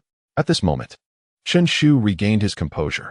His primary objective was to entice Cell into making a mistake, for otherwise, it was likely that everyone would perish here today. Cell's fury erupted once more. "It's all because of you, wretch. You have prevented me from evolving into my perfect form in this world. Today, I shall eliminate you." Clearly, Chen Shu had underestimated Cell's yearning to attain perfection. His mention of the perfect form had evidently provoked Cell. "When I learned that androids 17 and 18 had been vanquished by you, do you have any idea of the despair that engulfed me, Trunks?" Cell charged towards Chen Shu at an incredible speed. In the face of Cell's onslaught, Chen Shu elevated his energy to its zenith, fully aware that he must divert this fiend's attention. Otherwise, those around him would suffer dire consequences.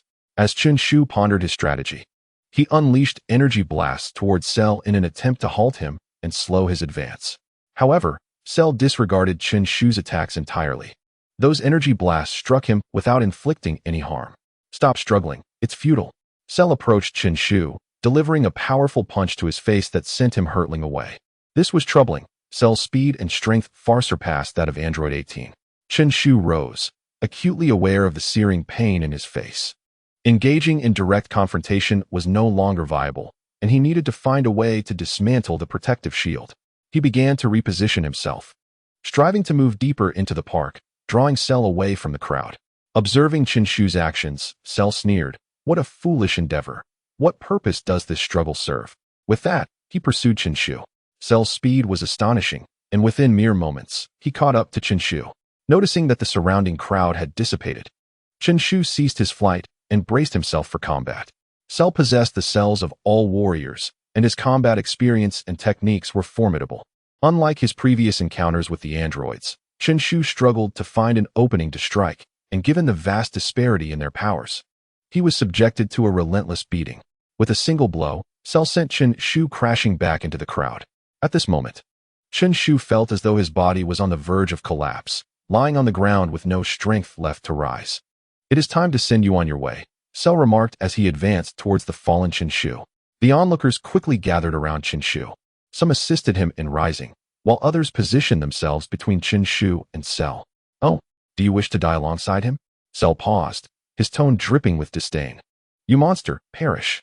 A man, albeit visibly terrified, gritted his teeth and declared, "Trunks, do not worry, we shall protect you." The crowd exclaimed. They understood that Chen Shu had sustained such grievous injuries to safeguard them, and now, in his moment of need, they rose to his defense. "Brother, it's all right. We will surely vanquish this monster." Naya joined Chen Shu's side. "Boring." Salu extended his right hand, unleashing a beam of energy that pierced through the man who had just called him a monster. The man collapsed instantly, devoid of life. Witnessing this horrifying scene, Chen Shu's eyes widened in fury. He opened his mouth to shout, only to see Salu launch another energy blast, engulfing the few individuals who stood in the way. "Salu, you scoundrel, I shall slay you." At that moment, Chen Shu could no longer contain his wrath. He roared loudly and broke free from the grasp of those supporting him, charging directly at Salu. Bang! Chen Shu's fist crashed into Salu's face, sending him flying. Chen Shu did not pause. He continued his relentless pursuit of Salu. At this moment, his pupils had vanished, and his hair was lifted, defying gravity. How could this little brat's energy suddenly surge to such heights? Salu steadied himself, gazing at the rapidly approaching Chen Shu, astonished by the intensity of his aura. This child is a scion. Salu was taken aback as he sensed the explosive energy emanating from Chen Shu. Chen Shu reached Salu and began to strike, forcing Salu into a defensive stance. At that moment, Chen Shu resembled a wild beast, devoid of any technique in his assault, yet each blow carried immense power. As Salu attempted to block, he could feel a tingling sensation emanating from the places where Chen Shu struck him. This boy hasn't he even transformed into a Super Saiyan? Why does he possess such formidable strength? Salu pondered, unable to comprehend how Chen Shu could unleash such overwhelming power without transforming. In the distance, the onlookers witnessed Chen Shu driving Salu back, their expressions brightening as they began to cheer. "Go, Trunks! Defeat this monster! Kill him! Avenge the fallen!" These humans are insufferably loud. Salu, already taken aback by Chen Shu's sudden transformation, grew increasingly agitated upon hearing the shouts from nearby. He swiftly raised his right hand, launching a massive energy blast towards the crowd. Whoosh! As the energy blast shot forth, Chen Shu vanished from sight. Just as the blast was about to strike the crowd, Chen Shu reappeared in front of them, waving his right hand and redirecting the energy blast skyward. Upon contact with the protective barrier, the blast exploded, shattering the shield Salu had erected, which could not withstand the tremendous force. The blinding light from the violent explosion rendered the crowd unable to see their surroundings. "Salu, I declared that you would perish here today, and so you shall." Following the explosion, Chen Shu emerged in the view of the crowd. His hair now stood upright, transformed into a golden hue, and his entire being radiated a golden aura, with his green eyes coldly fixed on Salu. In the wake of his extreme fury, Chen Shu regained his composure, having ascended to the form of a Super Saiyan. As the protective shield vanished in an instant, far away in the West City, Son Gohan sensed Chen Shu's aura. Is this Trunks' energy? Has he transformed into a Super Saiyan? After a brief moment of contemplation, Gohan transformed into a Super Saiyan and soared towards the city of Senna. The explosive energy emanating from Chen Shu indicated an encounter with an adversary, and in this world, the only foe capable of provoking such a reaction was none other than Cell. Chapter 17. Battle with Cell upon assuming the form of a Super Saiyan. Chen Shu managed to rein in the uncontrollable power that had surged from his earlier frenzy. The injuries he had sustained no longer hindered his movements. Is this what it means to be a Super Saiyan? feeling the formidable power coursing through his veins and the strength of his body. Chen Shu sensed a profound transformation within himself. You've merely become a Super Saiyan, so cease your grandstanding. Cell scoffed upon hearing Chen Shu's declaration of intent to kill him. In Cell's estimation, even with this transformation, Chen Shu would not pose a threat. His own power had long surpassed that of Android 17 and his companions. Whether I am boasting or not, you shall soon discover, Chen Shu replied, his tone brimming with confidence. The crowd behind him, having fled the park following the shield's disappearance, left only Chen Shu and Cell in the arena. Cell paid little mind to the escaping populace. The present Chen Shu was vastly different. And even if there was a disparity in strength, he had to treat him with utmost seriousness. Anyone can talk big. The true test lies in the ability to deliver. With that, Cell vanished from sight, eager to gauge Chen Shu's current prowess. Cell's speed was remarkable, yet after transforming into a Super Saiyan, Chen Shu was able to keep pace. In the face of Cell's rapid assaults, he no longer struggled as he had moments before. Indeed, it seems you are merely a braggart, Cell taunted, observing that Chen Shu was relegated to a defensive stance, with no opportunities to counterattack. Chen Shu remained silent, his expression unchanged. He was immersed in the sensation of his own power, savoring the thrill of combat. Though there remained a gap between his strength and Cell's, it was not as vast as when he had faced the androids. He could now exchange blows with Cell, thus allowing him to experience the essence of true battle. Chen Shu dismissed Cell's mockery, fully aware that he was not naive enough to believe he could defeat Cell solely on his own strength. He was waiting for Gohan. The absence of Gohan's energy indicated that he was currently concealing his presence. Chen Shu had previously informed Gohan that Cell could sense energy signatures, prompting Gohan to minimize his aura as he approached. By the time Cell could detect his energy, it would be too late for him to escape.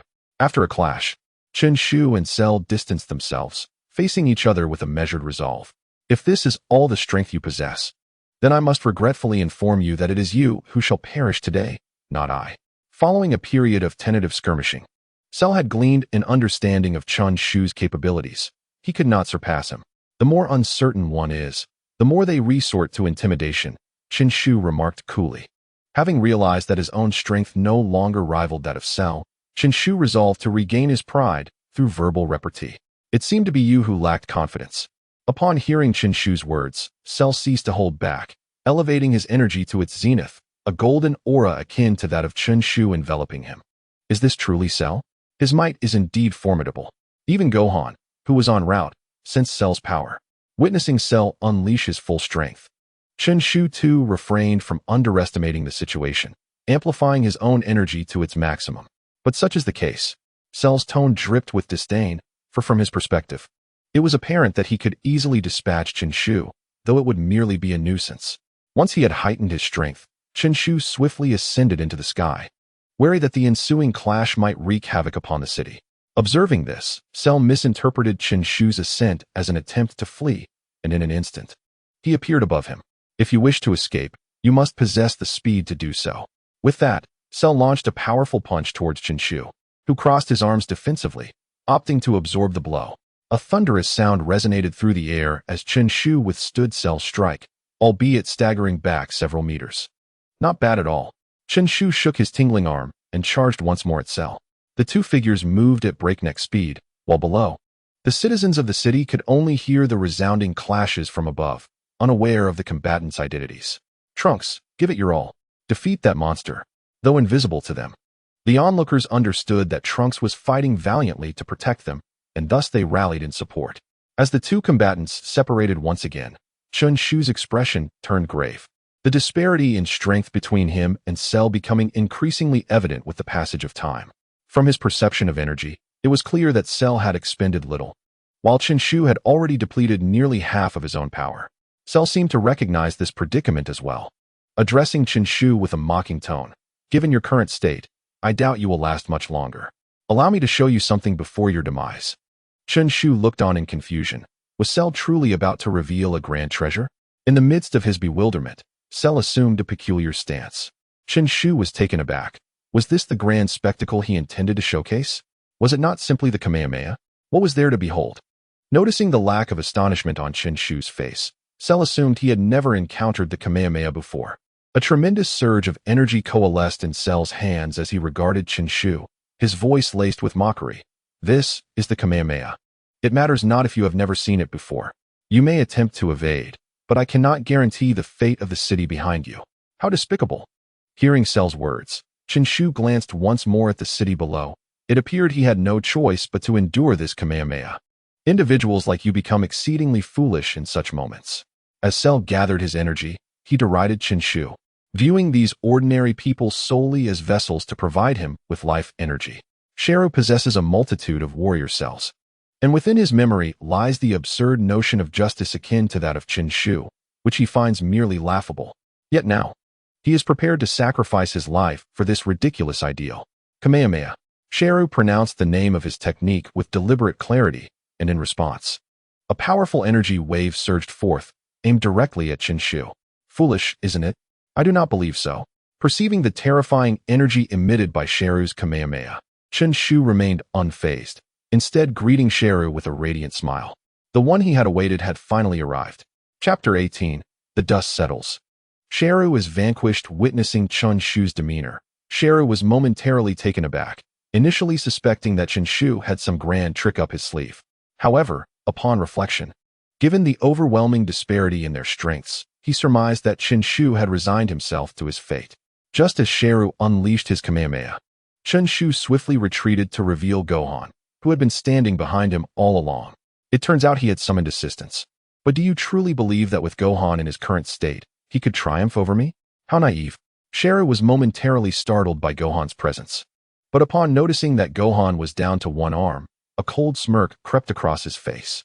At this moment, Gohan had transformed into a Super Saiyan and assumed the stance for launching his own Kamehameha, gathering energy in preparation to counter Shenru's assault.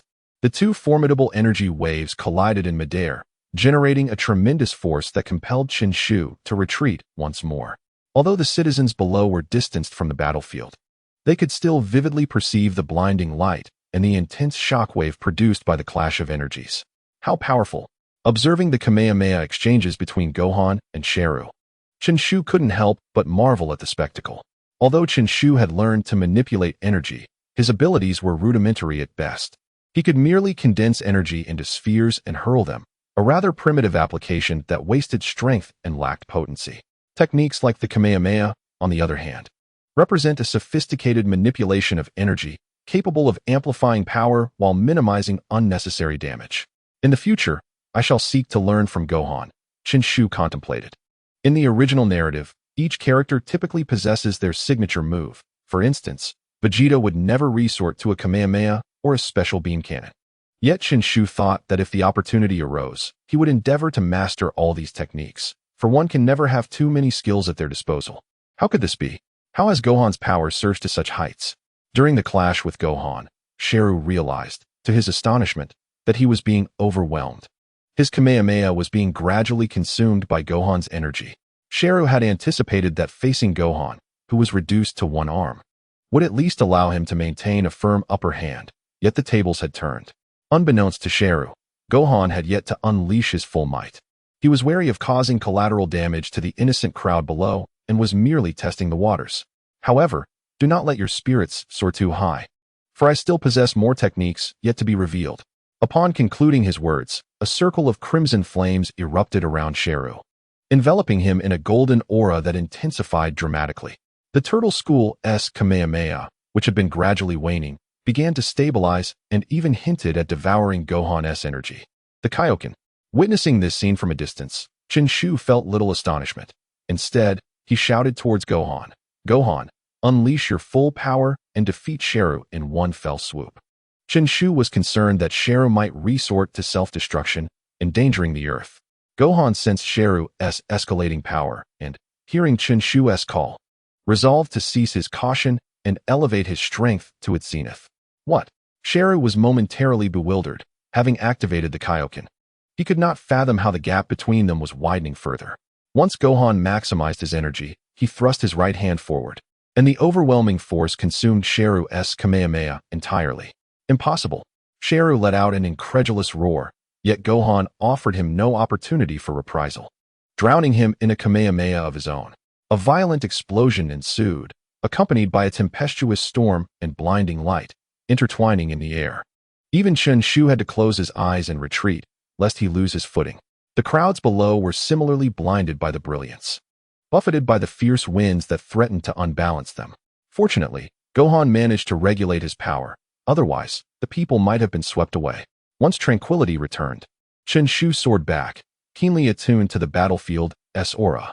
Upon confirming that Sheru's core had been obliterated, he exhaled in relief. At last, it was over. Trunks. Upon spotting Chen Shu, Gohan flew over, impressed by his transformation into a Super Saiyan. Witnessing Chen Shu's remarkable growth filled Gohan with joy. Hearing Gohan's praise, Chen Shu fell silent. Transforming into a Super Saiyan had once been his fervent aspiration, yet now that he had achieved it, a sense of joy eluded him as he recalled those who had perished at Sheru's hands while trying to protect him. What is wrong, Trunks? Gohan, noticing Chen Shu's silence, inquired with concern. I'm fine, Chen Shu replied with a smile. Gohan, wait for me a moment. I'm going to find Dr. Daya, and then we can return together. Gohan nodded, and Chen Shu descended towards the city below. As he landed, the townsfolk erupted in cheers, expressing their gratitude for his triumph over the monster and the salvation he had brought. Is Dr. Daya here? I've come specifically to find him, Chen Shu declared to the jubilant crowd. Upon hearing his words, the people exchanged glances, clearly unaware of Dr. Daya's whereabouts. They began relaying the message that Trunks was searching for Dr. Daya. Shortly thereafter, an elderly man wearing glasses emerged from the throng, clutching a small box containing universal capsules. He approached Chen Shu with fervent excitement and proclaimed, I am Dr. Dia, and this is the energy source you require. As he spoke, he handed the box he held into Chen Shu's hands, grasping Chen Shu's hand with gratitude. Thank you, Trunks, for safeguarding our city. You are truly remarkable. Upon receiving such praise, Chen Shu felt a touch of embarrassment but refrained from being overly modest. Rest assured, everyone, the monsters have been vanquished, and you can continue your lives in peace. I shall do my utmost to protect the Earth in the future.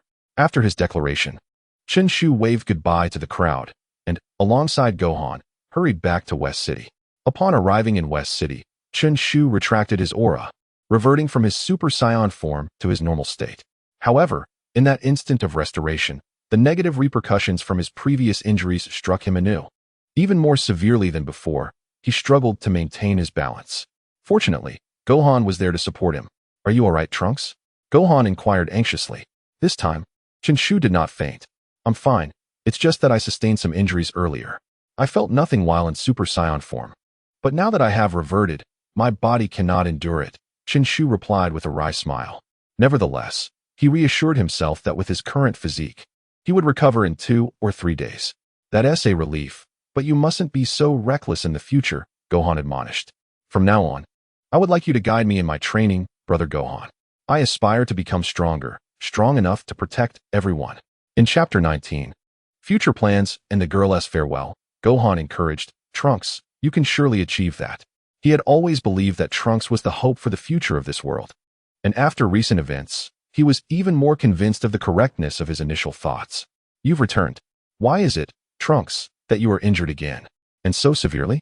Bulma scolded upon seeing the two enter, particularly noticing Chen Shu being supported by Gohan. I'm fine, Mom, Chen Shu smiled at Bulma. Despite her reproachful tone, her worry was unmistakable. Trunks was injured due to an encounter with Cell, Gohan quickly explained from the side. Cell. Bulma's voice rose sharply. How dangerous? What happened to that Cell? He was easily defeated by Brother Gohan, Chen Shu replied nonchalantly. Yet, Bulma sensed that the situation was far more complex than it appeared. Otherwise, why would Chen Shu have sustained such serious injuries? So, does this mean the world has returned to peace? Bulma inquired. At least for now, yes. There will not be any formidable foes for the foreseeable future, Chen Shu answered. Feeling a wave of relief wash over him, at least he would not have to worry incessantly in the days to come. By the way, Mom, this is the energy source for the time machine that I obtained from Dr. Diameter. With that, Chen Shu retrieved the box from his pocket and handed it to Bulma. As Bulma held the box, her heart felt heavy. This time, Chen Shu had nearly lost his life because of this very energy source. Trunks, is this time machine truly so significant? Previously, Chen Shu had conveyed the importance of the time machine to her. Yet witnessing Chen Shu's demeanor now instilled a sense of doubt within her. I merely wish to spare those from the past the suffering we currently endure. Furthermore, I aspire to grow stronger to safeguard our future. Upon hearing Bulma's words, Chen Shu refrained from providing a direct response. In the past, his thoughts were primarily centered around using the time machine to journey back, honing his strength under the guidance of Goku and others. At that time, he perceived the Dragon Ball world as perilous and sought to augment his self-defense capabilities, driven by the dreams of his youth. However, after experiencing so much in less than a month, his mindset underwent a transformation. Becoming stronger was no longer his ultimate goal, but merely a means to an end. Bulma remained silent, prompting Chen Shu to continue. Today, several individuals perished at the hands of Cell while protecting me. I felt immense sorrow. Had I possessed greater strength, perhaps they would not have died. As a modern individual who had traversed from a peaceful era, Chen Shu's reverence for life surpassed that of anyone in this realm. So, do you intend to use the time machine to alter the past and thereby affect the future? Upon hearing Chen Shu's words, Gohan recalled his own feelings of guilt after the battle earlier that day, realizing it stemmed from the loss of those who had fallen. Chen Shu shook his head. I am uncertain if change is possible. Thus, I desire to utilize the time machine to resurrect the Dragon Balls. Naturally, Chen Shu could not divulge his knowledge that the time machine could not influence the future, yet his longing to restore the Dragon Balls to the future world was genuine. Revive the Dragon Balls. Bulma and Gohan were both taken aback by this revelation. Was such a feat truly achievable? Bulma recalled instances when the Dragon Balls had reverted from stone to their original form, but that had occurred while the Guardian still existed, and now the Guardian had vanished alongside Piccolo. With the Guardian gone, the Dragon Balls have turned to stone. They cannot possibly revert, Bulma asserted. Then we must simply find another Guardian capable of creating the Dragon Balls. Chen Shu hinted, aware that further elaboration might provoke suspicion. A deity capable of crafting the Dragon Balls? The Namekians. Both Bulma and Gohan, having ventured to Namek in search of the Dragon Balls, easily made the connection. Yet, Gohan raised a pertinent concern, but we do not know where the Namekians have relocated. However, if we utilize the time machine to return to the past, we could summon Shenron and inquire. It has only been a decade or so, and they likely have not relocated again. The more Bulma spoke, the brighter her eyes shone. And by the end, any lingering doubts had vanished. This time machine, I, Bulma, shall construct it. With this realization, Gohan comprehended the profound significance of the time machine. If the Dragon Balls were restored, even if they could not resurrect those like Piccolo who had perished many years ago, they could serve as a safeguard for the future. Leave the rest to me, Bulma exclaimed, brimming with enthusiasm. Then allow me to assist you in resting for a while, Gohan said to Chen Shu. Chen Shu nodded. Supported by Wufan, returned to his room. Meanwhile, Bulma took the energy source of the time machine back to the laboratory. Aunt Bulma, I am preparing to leave tomorrow in search of my companions. Thank you for everything during these past few days. Just as Bulma returned to the lab, Xiaowu informed her of the departure news. In truth, she had overheard the conversation between Chen Shu and the others while in the lab, but chose to remain silent. Upon hearing that the monster had been successfully defeated, she felt a tumult of emotions. On one hand, she longed to find Pilaf and the others, yet on the other, she was reluctant to leave this place. She pondered on the fact that so much time had passed without any word from Pilaf and his crew, and perhaps they had already met with misfortune, rendering her search futile. Later, when she heard Chen Shu's determination to grow stronger and protect everyone, she suddenly felt an increasing distance from this young man. It was reminiscent of the real world, where one harbors feelings for an outstanding individual during their school days, who aspires to prestigious institutions like Tsinghua or Peking University, while one's own prospects of admission remain uncertain. At such moments, one feels as if they belong to entirely different worlds. Thus, she contemplated that remaining here would mean perpetually existing under the protection of others. As he continued to grow, she would only drift further away. Perhaps Chen Shu did not perceive it this way, but it weighed heavily on her mind. She yearned to become stronger, not merely in pursuit of power, but in her own unique manner, so that she might aid him in the future and stand beside him. Have you made your decision? Bulma found no reason to dissuade Xiaowu from seeking her companions. Xiaowu nodded. If you've decided to leave, don't forget to say goodbye to Trunks. Bulma said with a bright smile. I understand, but he is resting now. I'll tell him tomorrow, Xiaowu replied, lowering her head, her cheeks flushed. Chapter 20. Preparing to depart. Returning to the past after a day of rest, Chen Shu felt considerably better than the previous day. He rose early to head to the laboratory, eager to check on the progress of the time machine's development. Trunks, are you feeling all right? As Chen Shu pushed open the lab door, Bulma's voice greeted him. With the goal of the Dragon Balls for resurrection, Bulma was brimming with enthusiasm. Arriving at the lab early. I'm almost fully recovered, Chen Shu replied with a smile. I estimate that in about 4 to 5 months, the time machine should be completed. Bulma's voice was filled with excitement and anticipation. So soon? Chen Shu was taken aback by Bulma's words. According to the original story, wasn't the time machine supposed to take 3 years to finish? It's mainly because Trunks resolved the energy issue that we can achieve this progress so swiftly. Bulma explained with a grin. Thus, if he were to return to the past, he would be around 14 or 15 years old.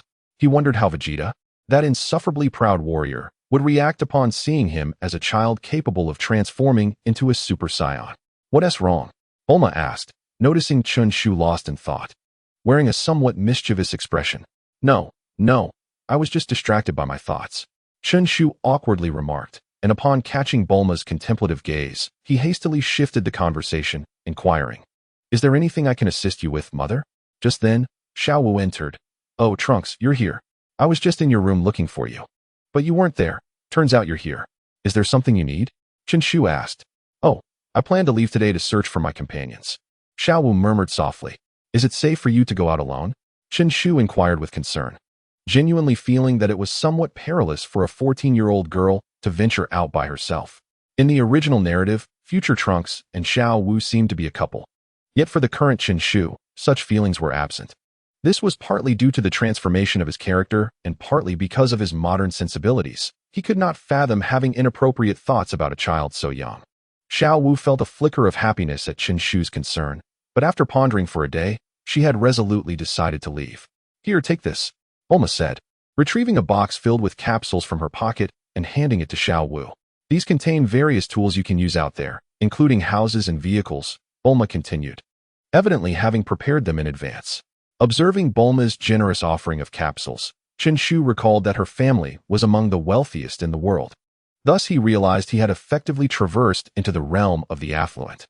With great strength, wealth, and good looks, he felt akin to the archetypal protagonist often found in other tales of reincarnation. Contemplating this, the sense of unfairness he had felt due to the absence of a system began to balance out. Xiao Wu was about to decline, as she deemed so many capsules too precious. No need to refuse. Consider this your reward for helping me these past few days, Bulma cheerfully insisted. Chen Shu joined in, encouraging Xiao Wu to accept the capsules. Seeing this, Xiao Wu decided not to insist further, expressing her gratitude before accepting the capsules. You can always come back to visit. Bulma waved at Xiao Wu as she boarded the jet. Yes, I will return. Thank you both for your kindness during this time, Xiao Wu replied, waving back at the two as the aircraft ascended into the sky. As she gazed down at Chen Shu, she silently vowed to become stronger.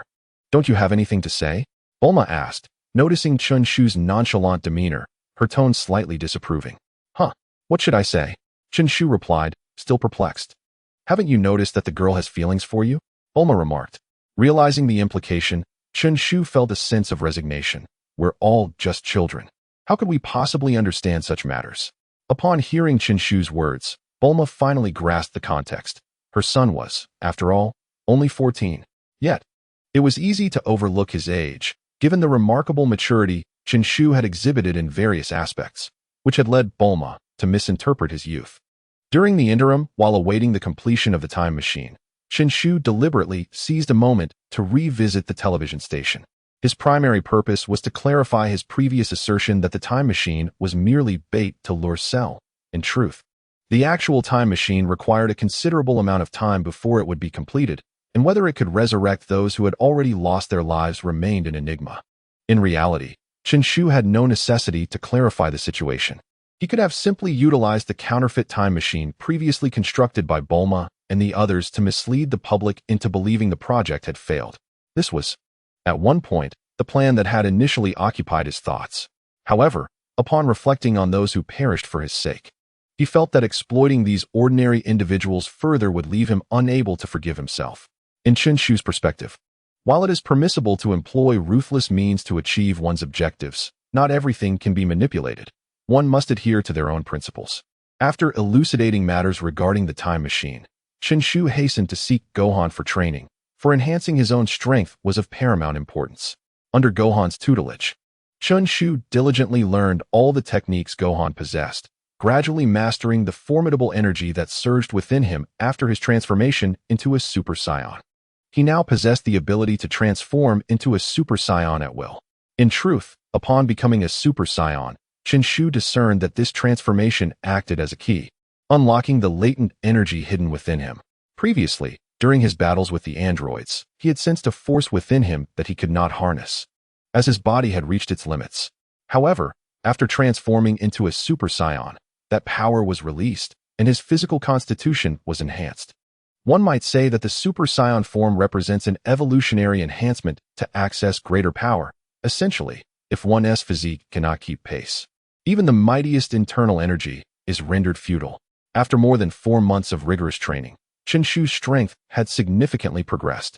Although he could not yet rival the likes of Frieza, Toei Animation's favorite son, he felt confident that he could prevail in a one-on-one encounter against Android 17 and the others, even if he could not guarantee victory in a 2-on-1 scenario. Concurrently, news from Bulma indicated that the time machine would be completed in just a few days. Upon hearing this, Chen Shu felt a surge of excitement within. He would soon have the opportunity to return to the past and discover whether his aspirations could be realized. Chapter 21. Heartfelt conversations before departure. Once the time machine was completed, the training sessions between Gohan and Chen Shu came to a halt, as Chen Shu needed to prepare for his journey. On the eve of their departure, Chen Shu took the initiative to bid farewell to Gohan. Initially, he had considered that it would be acceptable for them to travel together, even if it meant a bit of crowding, but Gohan gently declined. He believed that since Earth had only recently regained its peace, should both of them leave, there would be no one left to protect the world. "Are you really leaving tomorrow?" Gohan inquired with a smile upon seeing Chen Shu. Chen Shu nodded and replied, "I am uncertain how long I will be gone, so the protection of Earth will rest solely on your shoulders, Gohan." Chen Shu was confident that he would successfully traverse time. However, he was uncertain whether the flow of time would be the same in both worlds. If he were to spend a year in the past and return to find that a year had also passed in his original timeline, it would indicate that time flowed equivalently in both realms. Wu Fan nodded gravely, advising him to exercise caution, for traversing time was an experience no one had truly encountered. "I will be careful," Chen Shu affirmed, and a silence enveloped them, as conversations between straightforward men often lead to inexplicable lulls. "By the way, I have a question for you, Brother Wu Fan," Chen Shu initiated, seeking to dispel the awkwardness. "What question?" Wu Fan, assuming Chen Shu had encountered a challenge in his training, inquired. "Do you enjoy fighting, Brother Wu Fan?"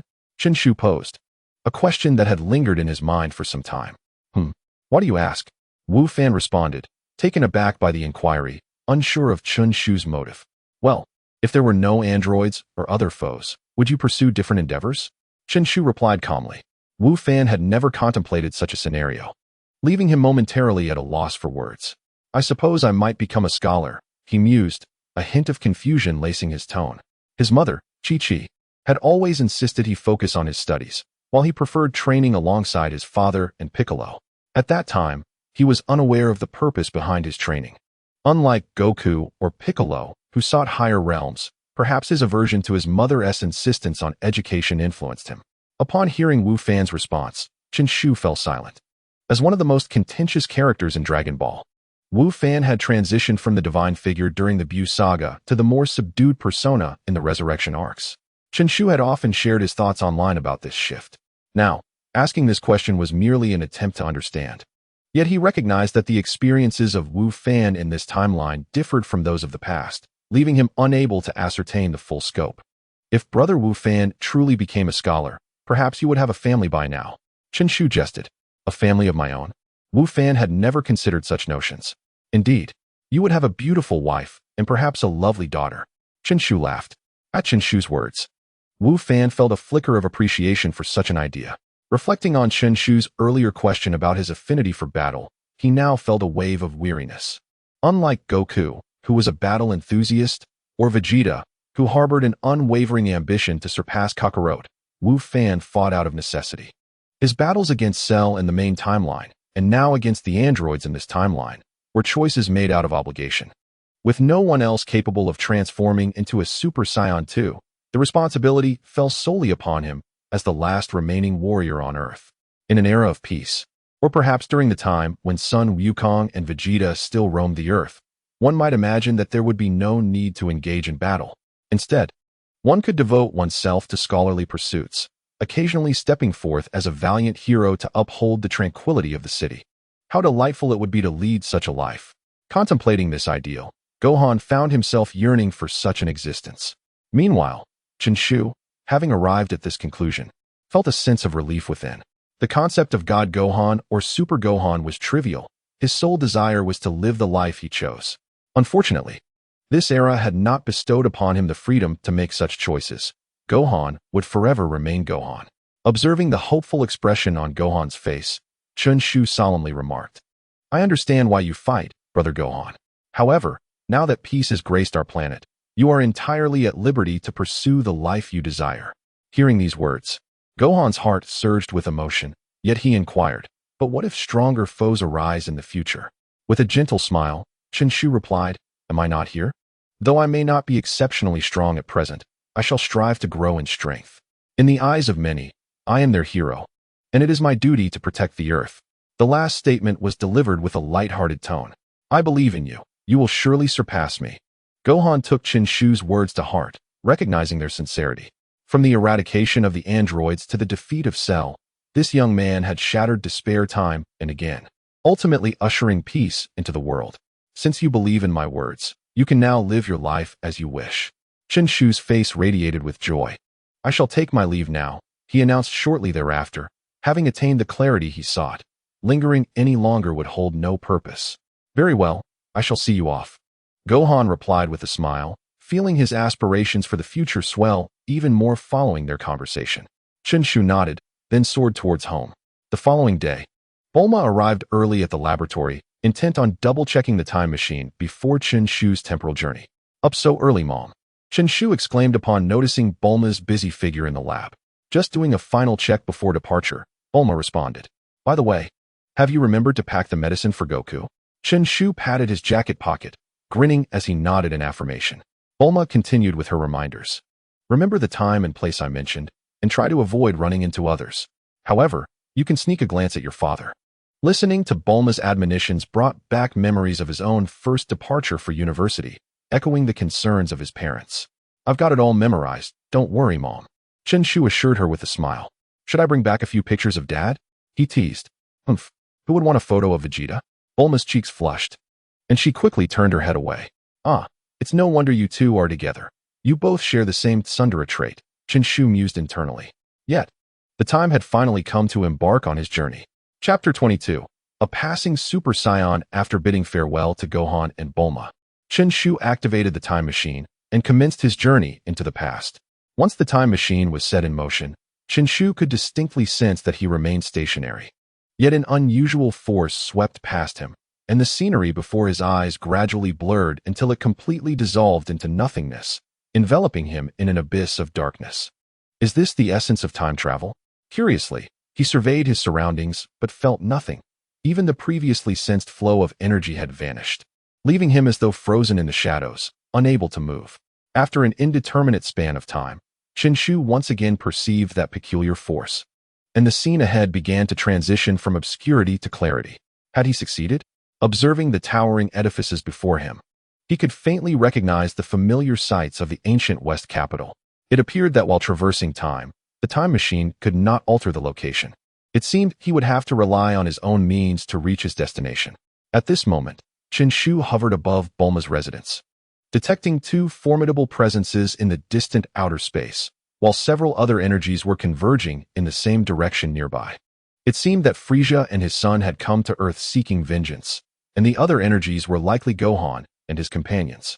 After deliberating, Chen Shu concealed his presence and began to fly towards the location Bulma had previously indicated. With his current strength, defeating Frieza should pose no challenge. Should he strike as Trunks did in the original tale, or await Goku's instant transmission? As he journeyed, he pondered his next course of action. However, whether he intervened or Goku did, the outcome would likely be the same. Goku might even allow Frieza to escape once more. If Frieza recognized the disparity in power and returned to train for 4 months, victory would be unattainable. Contemplating this, Chen Shu resolved to take matters into his own hands and swiftly eliminate Frieza. Before long, he spotted Gohan and the others flying ahead. Since he had concealed his energy, they remained oblivious to his presence, and he had no intention of approaching them for greetings. He simply trailed behind them at a distance. Here they come. Chen Shu felt Frieza's spacecraft drawing closer, and Gohan and his companions also sensed it, promptly suppressing their energies and descending to the ground.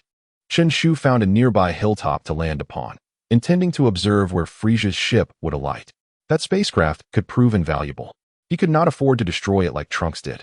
Gazing into the distant sky, Chen Shu silently contemplated how he might utilize the ship when the time came. Before long, Frieza's spacecraft came into view, its disc-shaped form piercing the atmosphere and approaching Chen Shu. How immense! As the spacecraft passed overhead, he could not help but exclaim in awe, and with a leap, he sprang onto the vessel's surface. King Cold, King Frieza, it appears something has landed atop our spacecraft. Within the confines of the spacecraft, a creature resembling a lizard operated the onboard computer, exclaiming, "Oh? What is that?" Kurd, seated nonchalantly with his chin resting on his hand, replied indifferently, "Unclear, but it appears to be some kind of avian creature. No signs of combat capability have been detected." The lizard-like creature hastily added, "Umph. What a fuss." At that moment, the voice of Frieza echoed, causing the nearby lizard creature to lower its head in fear, silenced by the presence of its master. "Once we disembark, ensure that all humans on this planet are exterminated. When that fellow returns to find all his companions slain, his expression will be quite a sight." A cruel smile spread across Frieza's face, referring to none other than Son Goku. "This spacecraft is quite remarkable. I must ensure it remains unscathed during the battle." Chen Shu mused while caressing the ship, evidently having claimed it as his own. Shortly thereafter, the spacecraft descended, its hatch opening to reveal a horde of variously shaped soldiers clad in Frieza's military attire rushing forth. They positioned themselves on either side of the hatch, followed by the slow emergence of Frieza and his father. Is that Frieza? He seems even more terrifying than depicted in the animated series. How could his father appear less fearsome than him? Chen Shu couldn't help but silently critique the duo. After exiting the spacecraft, Frieza and Kurd surveyed their surroundings before commanding their subordinates to swiftly annihilate the Earthlings. "Save your breath. You shall all perish here today." Upon hearing their words, Chen Shu leaped down from the spacecraft, landing before Frieza and his entourage. Upon seeing Chen Shu, Frieza and his companions were momentarily taken aback, followed by one of the soldiers angrily demanding, "Who are you?" "Nothing much, just a professional here to escort you on your journey," Chen Shu replied calmly, thinking to himself, "If not now, when? Escort us?" "Ha ha." The soldier, filled with rage, laughed mockingly. "What a little brat. Such audacity." With that, the soldier aimed a scanner at Chen Shu, the numbers fluctuating wildly before finally settling on a specific value. 300,000. The soldier's voice trembled as he read the display, instinctively taking a step back. The surrounding soldiers panicked at the revelation of such formidable combat power existing among humans on Earth. Murmuring to himself, Chen Shu thought, "I was careless. I should have destroyed that scanner." 300,000. Intriguing, Kurd remarked, a smirk playing upon his lips. "Merely 300,000. It can be easily dealt with." Frieza shrugged off the threat, clearly dismissive of the situation. "You are Frieza, are you? Look at you now. Do you still have the audacity to seek vengeance? Moreover, you bring your minions along. How cowardly." Chen Shu taunted. Unfazed by Chen Shu's derision, Frieza responded slowly, "If that 300,000 combat power gives you confidence, I must inform you that you are overly naive. You may not yet comprehend just how formidable I am as the strongest in the universe." "The strongest in the universe? And you think you are worthy of that title?" In the early days on Namek, had it not been for Goku's leniency, do you truly believe you would have survived to arrive on Earth? And you claim to be the strongest in the universe. What of the god of destruction, Beerus? Upon hearing Goku's name, Frieza's expression darkened, and when Beerus's name was mentioned, not only Frieza but also the nearby Kuririn displayed a look of shock tinged with fear. "How do you know about Beerus, the god of destruction?" Frieza inquired through gritted teeth. Chen Shu offered a faint smile, drawing his sword and pointing it at Frieza. "I am merely a passing Super Saiyan. Remember that." Chapter 23. Kiririn, do you desire a wife? A Super Saiyan? Frisia's voice carried a hint of barely concealed trepidation at Chen Shu's declaration, as the psychological shadow left by Goku loomed large over him. What? Are you afraid? Chen Shu planted his sword into the ground, relishing the moment as he echoed a line from Xiao Ming. Huh, what is there to fear? I have grown significantly stronger. How could I fear you wild monkeys? Frisia clenched his fists, his eyes blazing with rage. Then let us see. With that, Chen Shu unleashed a surge of energy, a golden aura erupting forth, its formidable pressure causing the surrounding minions to cower in terror. Accursed wild monkey. Frisia, unable to contain himself any longer, gathered an energy sphere in his right hand and hurled it at Chen Shu. Observing the energy spheres racing towards him, Chen Shu had no intention of evading. Had he not feared damaging his spaceship, he would have retaliated with a Kamehameha to test the fruits of his training in a real battle. Meanwhile, Gohan and the others traversing the valley sensed Chen Shu's energy. It was not the aura of someone they were familiar with. Yet Gohan quickly deduced that it belonged to a Super Saiyan. How strange. It is indeed the energy of a Super Saiyan, yet it bears no resemblance to my father's. While Gohan pondered this anomaly, a series of explosive sounds erupted in the distance. Frisia's attack stirred up clouds of dust. He was certain that his assault had struck Chen Shu, and he anticipated that Chen Shu should be gravely injured or perhaps even slain. Arrogant wild monkey. Frisia sneered at Chen Shu's refusal to evade. Is this truly the strongest in the universe, Frisia? I feel nothing at all. As the dust began to settle, Chen Shu's figure gradually emerged, the golden aura still enveloping him, clearly indicating that Frisia's attack had failed to inflict any harm. How is this possible? Frisia could scarcely believe his eyes, and even Kuririn's expression was one of astonishment. In a flash, while Frisia and his companions were still reeling in shock, Chen Shu darted towards Frisia and his father. They were utterly unprepared for his speed. With two resounding thuds, they were sent soaring into the air. From the outset, Chen Shu had not intended to hold back, launching a full-force assault. This is infuriating. Frisia and his father steadied themselves in midair, their hearts racing in response to the overwhelming speed and power Chen Shu had just unleashed. Where has that Saiyan gone? Kurt looked down, but could not see Chen Shu's figure. Kamehameha. Just as Frisia and his son searched the ground for Chen Shu, they heard his voice behind them. They quickly turned around and saw Chen Shu gathering a terrifying energy between his hands. How is this possible? How could that wild monkey possess such immense power? Frisia roared inwardly as he gazed at Chen Shu in the distance. Wave. With the final word spoken, Chen Shu gave Frisia and his son no chance. The Kamehameha surged forth, obliterating them in an instant. Not far away, Gohan and the others clearly witnessed the scene unfolding in midair. That is the Kamehameha, right? Krillin said, incredulous, as he did not recognize the boy suspended in the air. Indeed, and just like my father, he has transformed into a Super Saiyan. Gohan, having a vivid impression of Super Saiyans, initially thought that the energy he sensed was that of his father's return. Under the Kamehameha's blast, the energy of Frisia and the monstrous creature he brought vanished. Piccolo observed the boy in the sky with a serious expression. The mysteries surrounding him were numerous, and his power was terrifying. Beside him, Vegeta, witnessing this scene, erupted in rage and swiftly flew towards Chen Shu's location, with the others following suit. After dispatching Frisia and his son, Chen Shu reverted to his normal state and gently descended to the ground. Casting a glance at the minions who had previously been paralyzed with fear, swiftly eliminating them with a single energy blast.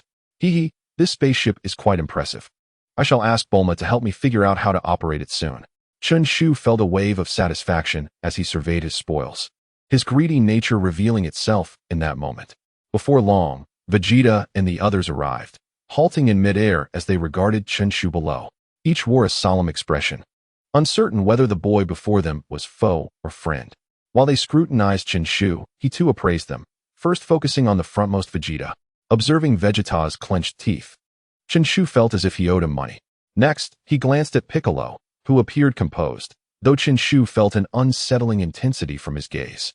Then there was Gohan, who at this moment seemed merely 6 or 7 years old. Nearby stood Tien Shinhan, the eternally small Chaozu, the life winner Krillin, along with his mother and the invincible Yamcha from various fanfictions. The two sides regarded each other, and ultimately, it was Chen Shu who broke the silence. unable to withstand the overwhelming presence of the formidable figures before him. Everyone, I have come in search of Mr. Sun Wukong. Has he not returned yet? Chen Shu feigned ignorance. Do you know my father? Are you his friend? Gohan asked, puzzled. I know Mr. Sun Wukong, and I am aware of all of you. Chen Shu replied, calling out their names one by one, further deepening their confusion. Who exactly are you? Vegeta demanded loudly. Apologies, but that is something I cannot disclose. Chen Shu replied, gazing at Vegeta. What a strange fellow, Piccolo remarked from the side. Upon hearing Big's words, Chen Shu merely smiled awkwardly. He feared that should he reveal his name as Trunks, the Trunks of this timeline would have to change his name. Conversely, if he introduced himself as Chen Shu, once this world's Trunks matured, everyone would notice the uncanny resemblance between them, likely prompting Vegeta to traverse time and space to hunt him down. How could he withstand such a pursuit? By the way, Miss Bulma, could you assist me in examining Frisia's spaceship? Chen Shu inquired, glancing at Bulma, who was still draped over Yamcha's shoulders. Me? I suppose I could, but while I have no qualms about inspecting the spaceship, I am somewhat concerned about whether this young man is a villain, Bulma replied cautiously. Rest assured, all the occupants inside have been eliminated by me. If you are apprehensive, you may accompany me inside, Chen Shu reassured, making his way towards the hatch. Let us take a look then. It's a perfect opportunity to uncover this fellow's intentions, Big remarked before descending. I'm going too, Gohan exclaimed, following suit. Shortly thereafter, Vegeta joined as well. I don't believe he is a bad person. If he truly intended to harm us, why go through such elaborate means? Tien Shinhan interjected, and the others nodded in agreement, subsequently descending after him. Inside the spaceship, Chen Shu led the way while Gohan and the others trailed behind, maintaining a respectful distance. As Chen Shu pondered various matters, he soon arrived at the control room, with everyone following him inside. Bulma approached the main control computer, eager to delve into its workings. Although her family had acquired spaceship construction technology, it paled in comparison to Frisia's vessel, thus piquing her interest in studying it. While the others idly speculated about Chen Shu's identity, his sudden inquiry left them utterly bewildered. Krillin, do you want a wife? Chapter 24. Goku's return. The moment Chen Shu posed this question, the previously murmuring group in the control room fell silent. The enigmatic aura that once surrounded Chen Shu diminished sharply, as each individual exchanged peculiar glances between him and Krillin. In truth, Chen Shu's query was not intended to find a wife for Krillin, but stemmed from his contemplation of whether to alter the historical trajectory of this timeline. If he chose to intervene in the conflict with the androids, he possessed the divine perspective to reshape both the process and outcome. Even if Vegeta and the others opted not to eliminate Dr. Gero prematurely, he could seek out Cell, who had already traversed into this timeline, and eliminate him. This would significantly alter subsequent events. First and foremost, Goku would remain alive. Secondly, the two androids would likely be vanquished by an evolved Vegeta, preventing Krillin from marrying Android 18. Thus, Chen Shu humorously posed that question. Initially, Chen Shu leaned towards altering this timeline's history, intending to deliver the heart medication to Goku upon his return, then proceed to Dr. Gero's laboratory to dispose of him, thereby averting all ensuing turmoil. However, he hesitated. Firstly, the conclusion of this timeline was originally quite favorable. If he were to resolve the crisis of the androids now, the power of this timeline would be severely diminished. Should Babidi arrive on Earth accompanied by Majin Buu, it would likely lead to utter annihilation. Secondly, he found it difficult to bring himself to eliminate Dr. Gero. After all, he was merely a deranged scientist at this moment. It would be unjust to take his life based solely on the premise that he would inevitably endanger the world in the future. Perhaps it was best to let events unfold naturally. He decided to convey the information about the androids in accordance with the original storyline. Ultimately, Chen Shu resolved to adhere to the plot of the original narrative, opting not to engage in battle, as he had no desire to experience the sensation of death. Furthermore, in the original narrative, Trunks' role was primarily to deliver medicine and provide early warnings of danger. He seemed to spend much of the time merely playing a passive role. Why are you all looking at me like that? After deciding on his course of action, Chen Shu noticed everyone was regarding him with peculiar expressions. He had never anticipated that a light-hearted remark could provoke such a substantial reaction. What do you mean by asking Uncle Krillin if he wants a wife? No one responded, except for Gohan, who inquired. Oh, that. I thought Krillin was getting on in years, so I considered introducing him to someone. Chen Shu began to fabricate a story. knowing he would soon depart, and it was uncertain when they might meet again. Thank you, but no thanks. Now it was Krillin's turn to be taken aback. He hardly knew this young man, so how could he possibly be in a position to introduce him to someone? After Krillin spoke, silence fell over the control room once more, while Bulma resumed her examination of the spacecraft. After a while, Chen Shu glanced at his watch. There was about an hour until Son Goku would arrive on Earth. At that time, he would be able to meet Goku, not only to give him the medicine, but also to request a few favors.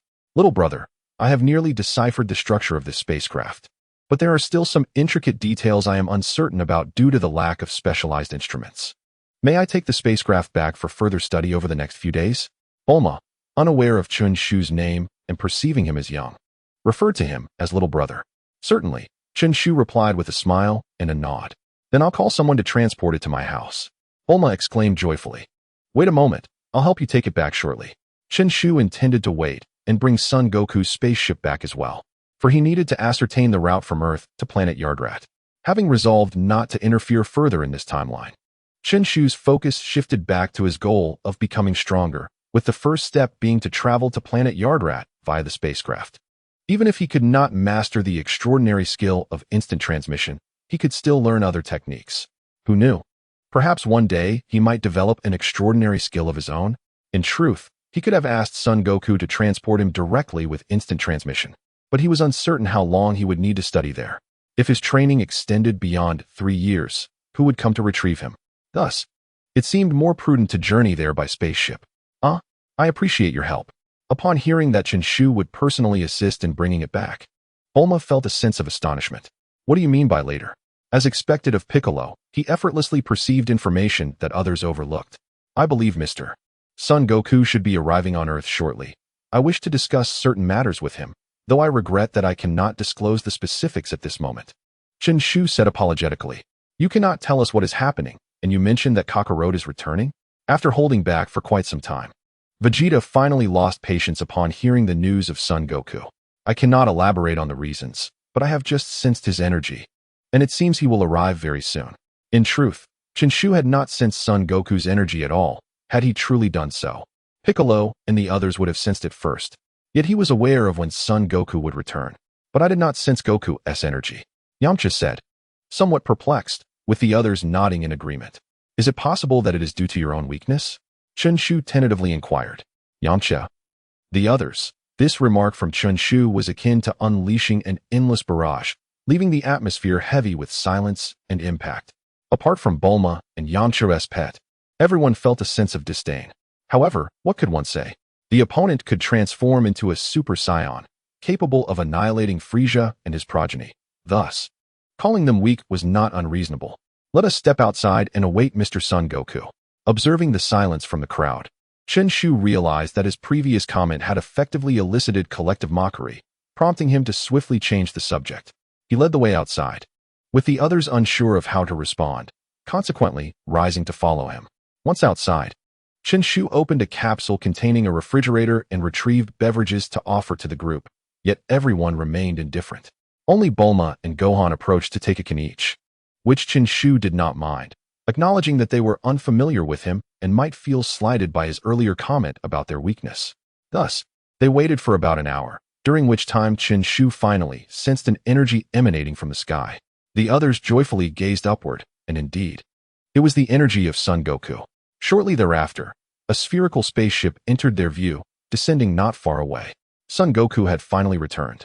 Chapter 25. Chen Shu's concerns upon witnessing the spaceship that Son Goku was aboard land. The group hastily made their way to the site of its descent. They arrived beside the crater created by the spaceship, gazing at the round vessel. In a brief moment, the hatch of the spaceship slowly opened, and Son Goku, clad in peculiar attire, emerged. Seeing Son Goku, everyone expressed their joy, welcoming him back with various greetings. How did you know I was returning today? Son Goku asked, puzzled by the gathering. Today, Frieza came to Earth seeking vengeance, so we came here as well. This young man claimed to have sensed your energy, which is why we awaited your return, Piccolo explained while gesturing towards Chen Shu. Chen Shu gazed at Sun Wukong with a tranquil expression, yet his heart brimmed with excitement. This was indeed Sun Wukong, and he was witnessing the legendary figure in his prime. Speaking of Frieza, I previously sensed an overwhelming aura. only to have it vanish. Was it Vegeta or Piccolo who vanquished them? Wukong pondered deeply, stroking his chin. It was not us, but this young boy, who has transformed into a Super Saiyan. Piccolo emphasized the word Super Saiyan with great weight. Is that so? Remarkable indeed. He appears so youthful, yet I sense his energy surpasses my own. To think that aside from Vegeta and us, there are other Saiyans. What a surprise. Son Wukong looked at Chen Shu with astonishment, as his previous perception indicated that Chen Shu's power indeed exceeded his own, while Wukong spoke with a hint of nonchalance. Piccolo and the others were taken aback by his words. This boy was even stronger than Wukong. Don't be absurd. Aside from us, there are no other Saiyans left.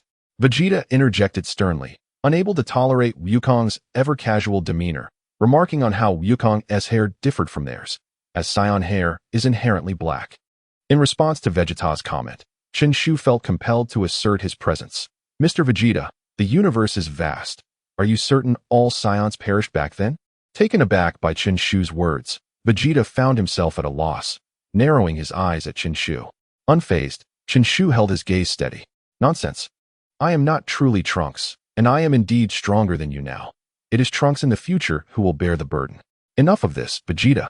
Wukong interjected, eager to defuse the tension between them. This young lad has just saved the Earth and us. How could you treat him so? While others might refrain from speaking against Vegeta, Bulma did not hesitate. After hearing their exchange, Vegeta let out a disgruntled huff and turned away. Observing this, Chen Shu chose not to engage further with Vegeta, instead turning to Son Wukong with a serious expression. Mr. Wukong, I have matters of great importance to discuss with you privately. Could you come with me? Noticing the gravity of Chen Shu's demeanor, Son Wukong nodded and informed the others before following Chen Shu to a secluded area. Just as others began to grumble about being excluded, Piccolo discreetly turned his face away, preparing to eavesdrop.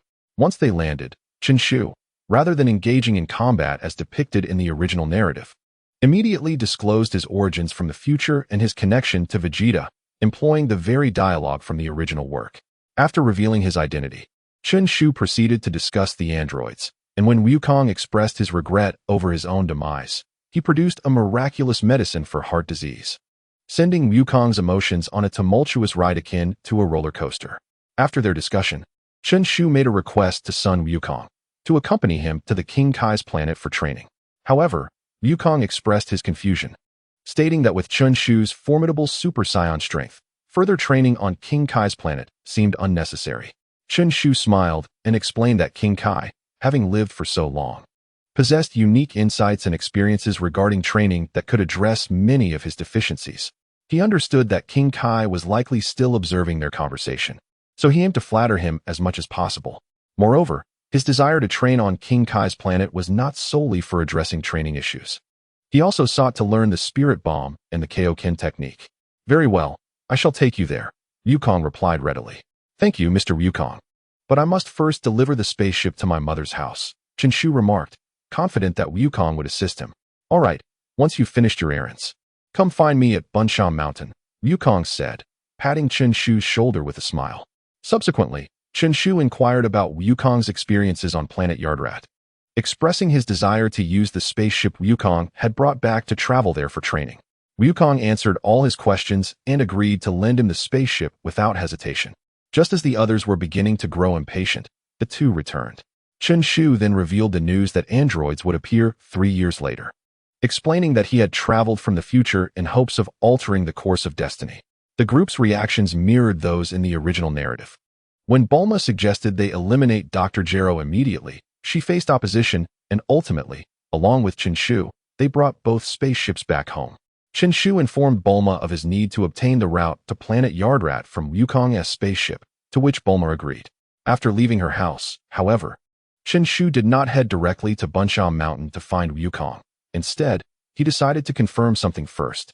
Chen Shu was particularly concerned about whether the history and timeline of the Dragon Ball world had changed.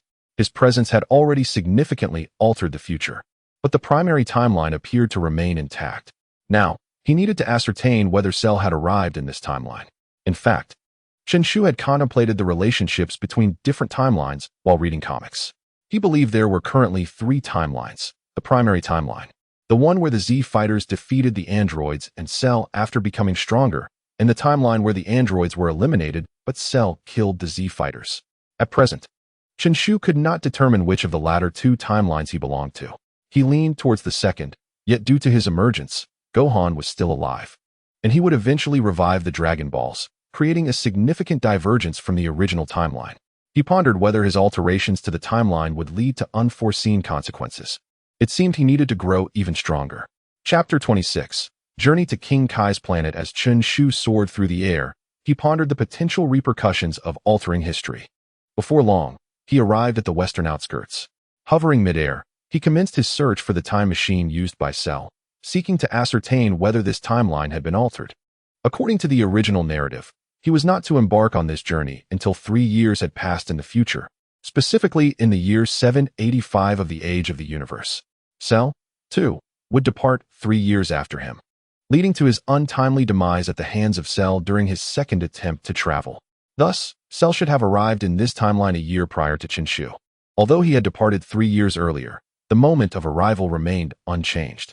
Consequently, it was likely that Cell had already made his entrance, manifesting in his first form 3 years hence. Soon enough, Chen Shu discovered the time machine in a secluded clearing.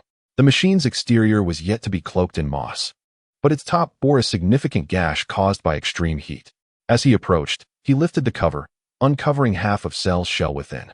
Subsequently, he checked the computer for the machine's departure date, 788 of the age of the universe. It indeed coincided with the original tale, and the arrival time was precisely 1 year prior to the current moment, 765. At this juncture, Cell must be lurking underground in his larval state. Exiting the time machine, Chen Shu soon located the other half of the shell nearby. Although he was aware that the current Cell was relatively weak and locating him would pose little challenge, Chen Shu refrained from taking action. He feared that any alteration to history could lead to unpredictable consequences, deviating from the original narrative and resulting in unforeseen outcomes. His own timeline had already deviated, and there was no need to render this timeline equally uncertain. With a sigh, he returned the shell piece to its original position and set his course toward Baozi Mountain. He was uncertain of the changes that awaited him in his timeline and knew he must hasten his own strength. Before long, the outline of Baozi Mountain came into view, aptly named for its resemblance to a steamed bun. As he gazed at the distant mountain, Chen Shu couldn't help but internally scoff at its shape. While flying, he occasionally spotted the dinosaurs and colossal creatures depicted in the original story. Perhaps it was instinct that prompted them to sense Chen Shu's formidable presence, as they all deliberately avoided him. At last, sensing the energy of Son Wukong and his companions, Chen Shu beheld the semicircular structure of Wukong's residence. Upon his descent, he noticed Piccolo concealed behind a tree, shrouded in shadows. Upon sensing Chen Shu's presence, Piccolo turned to face him. "Greetings, Mr. Piccolo." Chen Shu initiated the conversation. "Are you here to seek Son Wukong's assistance in traveling to King Kai's planet?" Piccolo inquired with a hint of indifference. Feigning surprise, Chen Shu responded, "How did you know?" "No need for such astonishment. My auditory structure differs from yours. I overheard your conversation with Son Wukong," Piccolo remarked, observing Chen Shu's flustered expression. "Rest assured, I am aware of what should and should not be said." With that reassurance, Chen Shu's demeanor relaxed. "Thank you, Mr. Piccolo. Merely the fleeting change in one's expression could undoubtedly eclipse the performances of most contemporary celebrities, particularly since even Piccolo remained oblivious to it. However, I must assert that there is no comparison. The learning prowess of Gohan surpasses all on Earth." From a nearby residence, the sound of Chi-Chi's furious outcry resonated, shortly followed by Goku's subdued pleas. Upon hearing this, Chen Shu was reminded of Gohan in the future world, pondering whether he too was currently being compelled by Chi-Chi to study. Observing the look of inquiry on Chen Shu's face, Piccolo displayed a knowing expression and remarked, "Everyone possesses their vulnerabilities." Thus, Chen Shu and Piccolo awaited outside, while within the dwelling, Goku's family deliberated over whether Gohan could engage in training. Trunks. In no time, Goku emerged from the house, evidently having convinced Chi-Chi. "Mr. Goku," Chen Shu called out, and as for Goku addressing himself in Piccolo's presence, it was clear that Piccolo had already informed Goku of their earlier conversation. "Now, I shall escort you to Lord Kai," Goku stated, simultaneously sensing Lord Kai's energy. "Very well. I appreciate it," Chen Shu replied, stepping forward to place his hand upon Goku's shoulder. "Piccolo, we shall depart now.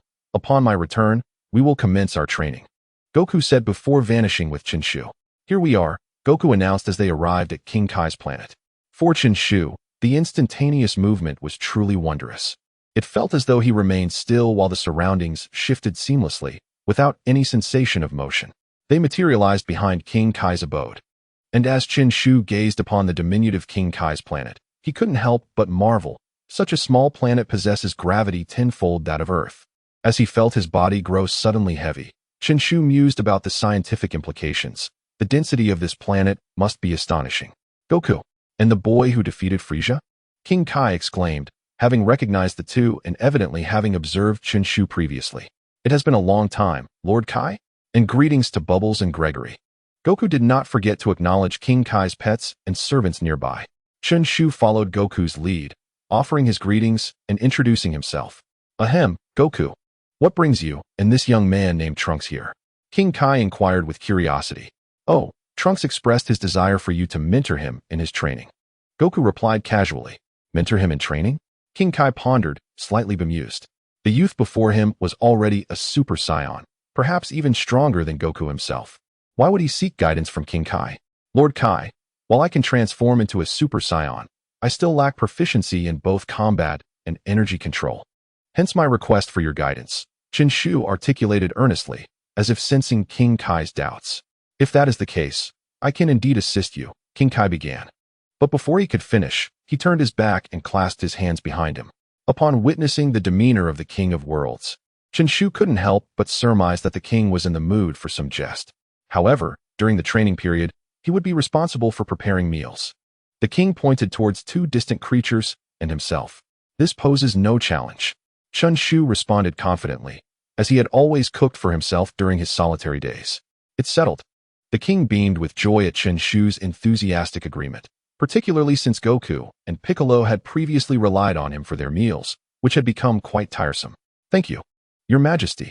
Chen Shu sighed in relief, feeling fortunate. "That's splendid, Trunks." Goku expressed genuine happiness upon hearing the king's approval of Chen Shu. "And my gratitude extends to you as well, Mr. Goku," Chen Shu replied earnestly. "No need for thanks." Goku waved dismissively while scratching his head. "If you truly wish to show gratitude, how about a friendly match with me, Trunks?"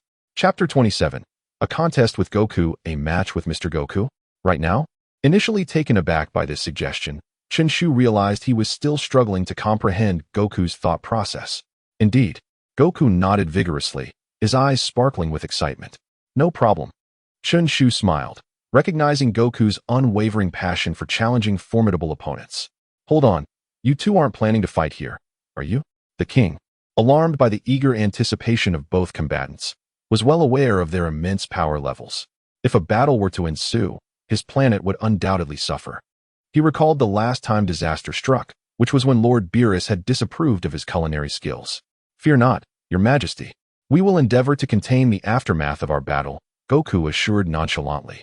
"I will do my utmost." Chen Shu glanced at the king, his tone laced with uncertainty. Despite training alongside Gohan for over 4 months, he still lacked experience in controlling the residual effects of a fight. With a resigned nod, the king acknowledged the inevitability of the situation, but he saw this as an opportunity to gauge Chen Shu's capabilities. "Then let us commence." Goku ascended into the sky first. Chen Shu removed the sword from his back and followed suit, soaring upwards. "Do not hold back, Trunks," Goku cautioned earnestly. "Understood." In truth, Chen Shu had no intention of restraining his power, even against foes far weaker than him, such as Frieza and his offspring. He had always given his all from the outset. With that in mind, he elevated his energy to its zenith, transforming into a Super Saiyan. The pressure emanating from him caused the king's planet to tremble slightly, prompting the king to retreat to a safe location along with the two creatures. "What an immense energy," Goku praised, taken aback by Chen Shu's full display of strength. Faced with such a formidable adversary, Goku could hardly contain his excitement, unleashing his own energy and transforming into a Super Saiyan as well. "Here I come, Mr. Goku," Chen Shu declared, and in an instant, he vanished from sight. With a thunderous boom, Chen Shu materialized before Goku, launching a right hook aimed directly at Goku's face. Goku, however, swiftly interlocked his hands to block the strike. As expected of Goku, his reflexes are truly remarkable. Upon witnessing Sun Wukong deflect his strike, Chen Shu could not help but contemplate within himself. After his right fist was blocked, Chen Shu swiftly retracted his right hand and launched an assault with his left, alternating his punches with remarkable speed, compelling Sun Wukong to resort to a dual-handed defense while steadily retreating. After retreating a considerable distance, Wukong seized an opportunity in Chen Shu's fluctuating energy, vanishing in an instant and causing Chen Shu's punch to miss its mark. Regrettably, Trunks had yet to fully master the rhythm of prolonged attacks. As the king of the world sighed at this unfolding scene, following the missed strike, Chen Shu sensed Wukong's energy just behind him. Just as he intended to turn and counterattack, Wukong charged at him with astonishing speed, delivering a kick to his back that sent Chen Shu soaring forward. His reaction to the energy movement had lagged. Observing the duel, the king of the worlds analyzed the situation. Chen Shu managed to stabilize himself. That kick had not inflicted substantial damage, but it did cause his energy to waver. During his training with Gohan, he had been warned of this very issue. Sudden impacts could disrupt his energy control. Gohan had advised him that mastering one's energy was pivotal for maintaining the rhythm of attack and rapid response, particularly in evenly matched confrontations. Any instability in his energy could lead to fatal openings that his opponent might exploit. Though Chen Shu had endeavored to address this flaw during his training, he had yet to eliminate it entirely. Now, Wukong had exploited this vulnerability. Despite regaining his composure, Chen Shu found himself utterly defenseless against Wukong's subsequent rapid onslaught, the tables having turned dramatically since the beginning of their clash. Desperately seeking an opening to respond, Chen Shu found none. If this continued, he would surely lose. Realizing the gravity of the situation, he abandoned his search for openings and instead chose to unleash his energy. Caught off guard by Chen Shu's sudden surge of power, Wukong opted to retreat and assess the situation. Having gleaned insights from their earlier confrontation, Wukong understood that Chen Shu's mastery over his energy was lacking, and his reactions were somewhat sluggish in comparison. As Wukong withdrew, Chen Shu charged forward, acutely aware that to triumph over Wukong, he needed to unleash rapid and powerful attacks, preventing Wukong any opportunity to retaliate, albeit at the cost of expending more of his stamina. Chen Shu's strategy proved sound and effective as he began to overpower Wukong with a greater force. In the face of Chen Shu's fierce onslaught, Wukong's defenses began to falter. An opening. At a pivotal moment, Chen Shu discerned a gap in Wukong's defense and resolved to seize the opportunity, delivering a full-force strike to conclude the battle. What transpired? As Chen Shu's fist struck out, Wukong vanished from the spot, leaving Chen Shu bewildered, for he had locked onto Wukong's energy, and this blow should have landed. Suddenly, a gust of wind rushed behind Chen Shu, and Sun Wukong delivered a powerful kick that sent Chen Shu crashing down onto King Kai's planet, creating a large crater that startled Baburus into a frenzy. After this blow, Chen Shu reverted from his Super Saiyan form, his stamina nearly depleted. Truly impressive, Trunks. Had I been struck by that blow, I would likely be the one lying in that crater. Watching Chen Shu climb out from the pit, Sun Wukong sincerely praised him. Mr. Wukong, you flatter me. I am rather curious. How did you suddenly appear behind me? Chen Shu emerged from the crater and sat down, beginning to regulate his energy. I utilized instant transmission, Wukong replied as he descended, looking at Chen Shu with a smile. Ah, that explains it. I was wondering why I could no longer sense your energy, Chen Shu realized, acknowledging his oversight and forgetting Wukong's remarkable ability. This battle was exhilarating. Let us duel again next time. At that moment, Chen Shu's competitive spirit was ignited. He vowed to train diligently to surpass Sun Wukong. Absolutely. When it comes to battle, I am always eager. Wukong responded enthusiastically. All right, please fill in this pit after I leave. King Kai approached, glancing between Chen Shu and the crater. Feeling a pang of discomfort, Chen Shu smiled and nodded in agreement, while Wukong prepared to take his leave. I shall take my leave now. I need to return to train with Gohan. Mr. Wukong. As Wukong was about to vanish using instant transmission, Chen Shu called out in time to stop him. What is it? Wukong paused, looking at Chen Shu with a puzzled expression. If possible, please try to prevent Gohan from engaging in combat. Chen Shu said earnestly. Understood. Wukong replied with a serious nod before disappearing in an instant.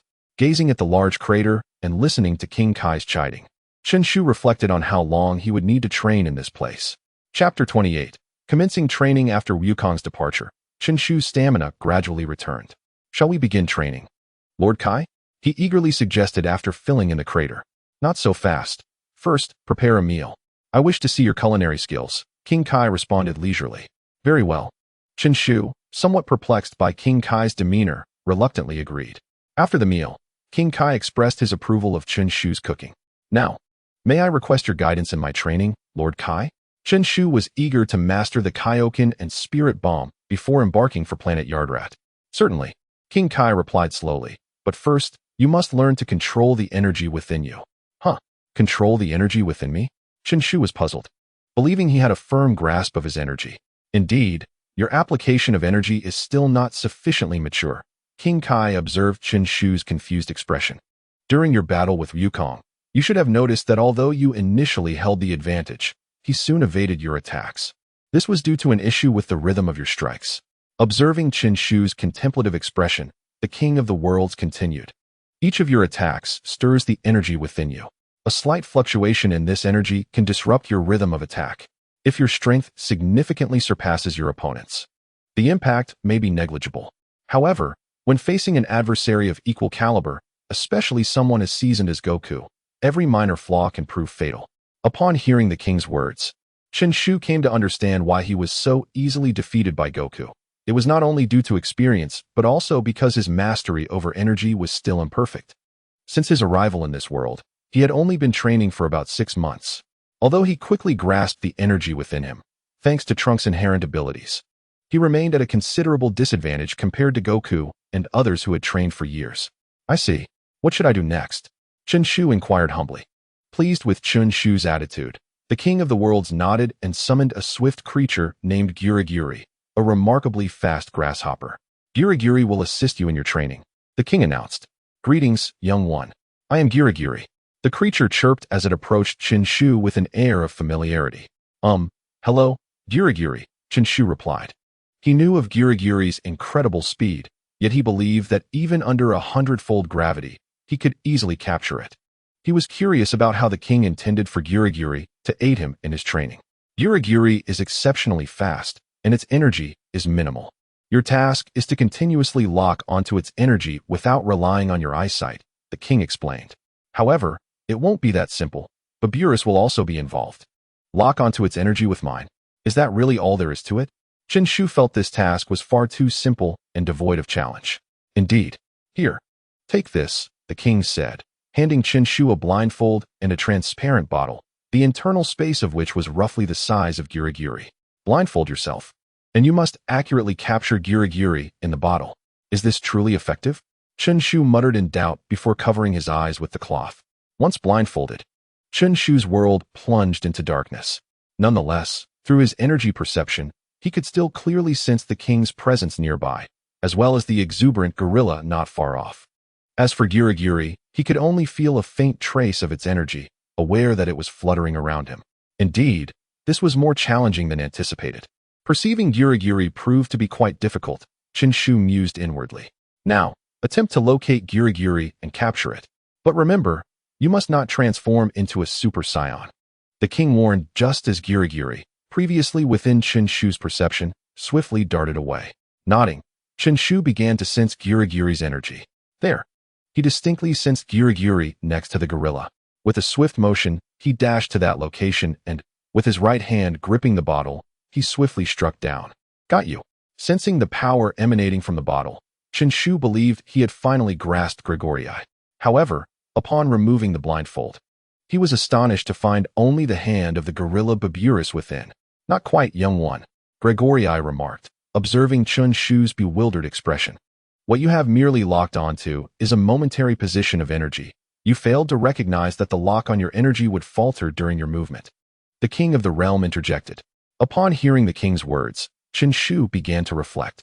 His previous training had always been alongside Gohan, and whenever Gohan suppressed his energy, Chen Shu was able to follow his movements visually. It seems I have become overly reliant on my sight. He blindfolded himself once more, this time choosing to sit cross-legged instead of rushing forward upon sensing the energy. He focused on controlling his internal energy to steadily lock onto Gregorii's position in the distance. Gregorii, noticing Chen Shu's energy, swiftly darted to another location. In that fleeting moment, Chen Shu remained fixated on the original spot, only realizing after a brief interval that Gregorii had relocated. My energy is lagging, while his presence is too faint. Chen Shu swiftly deduced that his energy had failed to keep pace. Acknowledging the issue, he continued to use his energy to track Gregorii's movements as the latter persistently changed positions. Thus, Chen Shu diligently worked to control his energy, ensuring it could match Gregorii's agility, and unbeknownst to him, his mastery over energy began to stabilize. Impressive. The king of the realm lauded Chen Shu for identifying the problem and swiftly adapting, nodding in acknowledgement towards Baburis. Understanding the king's gesture, Baburis quietly approached Chen Shu from behind with a stick and raised it, preparing to strike down upon Chen Shu's head. At that moment, Chen Shu was entirely focused on controlling his energy to track Gregorii's position. Just as he felt he could keep pace, a sudden blow struck his head. Though the impact was harmless, it caused a slight disturbance in his energy, disrupting his previously stable lock on Gregorii's trajectory.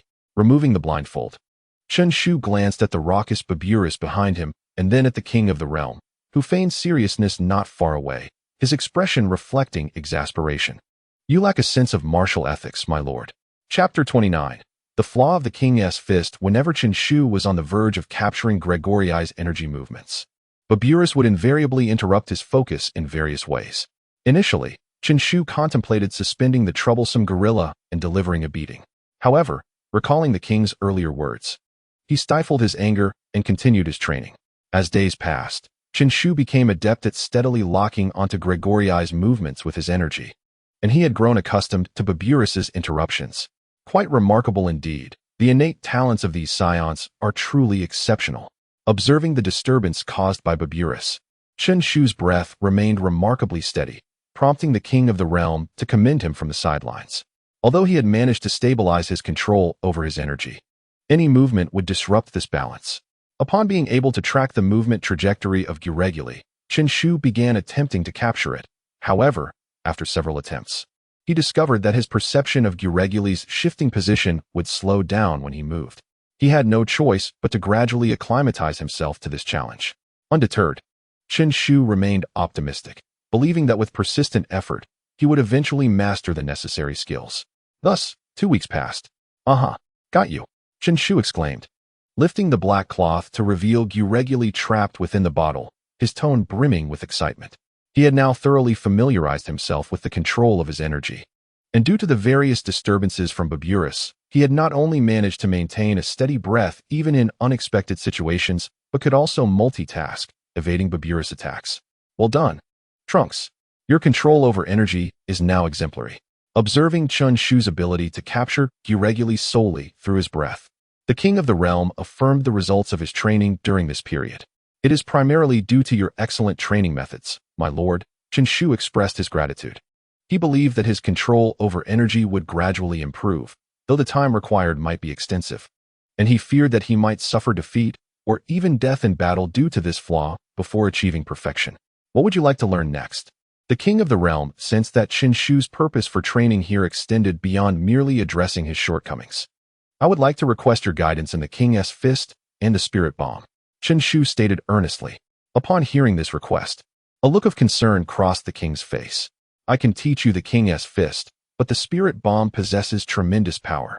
The king left his sentence unfinished, yet Chen Shu understood that he was wary of potential misuse leading to destruction. I understand your concerns. Rest assured, I will not use the spirit bomb lightly until absolutely necessary, Chen Shu replied with conviction. I merely wish to protect the future. The king of the realm, aware of the despair that loomed over Chen Shu's future, nodded in understanding. Very well, since Goku brought you here, it indicates he regards you as a good person, and I trust his judgment.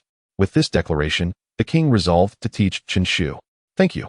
Chen Shu's face lit up with excitement. Since you have mentioned the spirit bomb, you must have some understanding of it. However, I must warn you that the techniques within the spirit bomb contain elements that belong to the divine. Mastering it completely may prove challenging. The king of the realm stated solemnly. Divine techniques? Chen Shu pondered. While he was not particularly intrigued by the concept of divinity when merely reading about it, the true power of the divine became evident in the realm of super, where the pursuit of strength and physical prowess was paramount. While super emphasized the importance of transcending realms, The mention of divine techniques instantaneously reminded Chen Shu of the god of destruction, Beerus. The potency of the spirit bomb is indeed formidable, capable of annihilating even the cells of Bu. It is highly plausible that the King Kai, after witnessing the destruction of his planet by Beerus, gleaned the essence of the spirit bomb from Beerus's techniques. The more Chen Shu pondered this, the more he felt it to be a possibility, and his anticipation to learn the spirit bomb grew exponentially. Do not worry, esteemed King Kai. I shall endeavor to learn diligently, Chen Shu affirmed with a resolute nod. Then let us begin with the King Kai fist, which is quite simple. The King Kai said in a light-hearted tone. Within a week, Chen Shu had fully mastered the techniques of the King Kai fist, aided by his prior ability to completely harness the energy within him, rendering the learning process relatively effortless. The enhancement in his normal state was far less significant compared to the boost he experienced upon transforming into a Super Saiyan. As he felt the surge of power within, he compared it to his understanding of the Super Saiyan strength and realized that employing the King Kai fist in his normal state not only intensified the physical strain, but also offered limited power augmentation. Let us attempt to transform into a Super Saiyan and then utilize the 20-fold King Kai fist to amplify my strength. With determination, Chen Shu transformed into a Super Saiyan and invoked the King Kai fist once more. What strength is this? Instantly, Chen Shu felt that the power within him had surpassed the limits of his physical form, alarming him enough to hastily release the King Kai fist. After doing so, he collapsed onto the ground, utterly drained. Observing this, the King Kai offered his insight. Using the King Kai fist inherently imposes a tremendous burden on the body. In your normal state, perhaps your strength was insufficient, allowing you to endure the additional strain. However, upon transforming into a Super Saiyan, the amplification from the King Kai fist became overwhelmingly severe, leading to your inability to withstand it.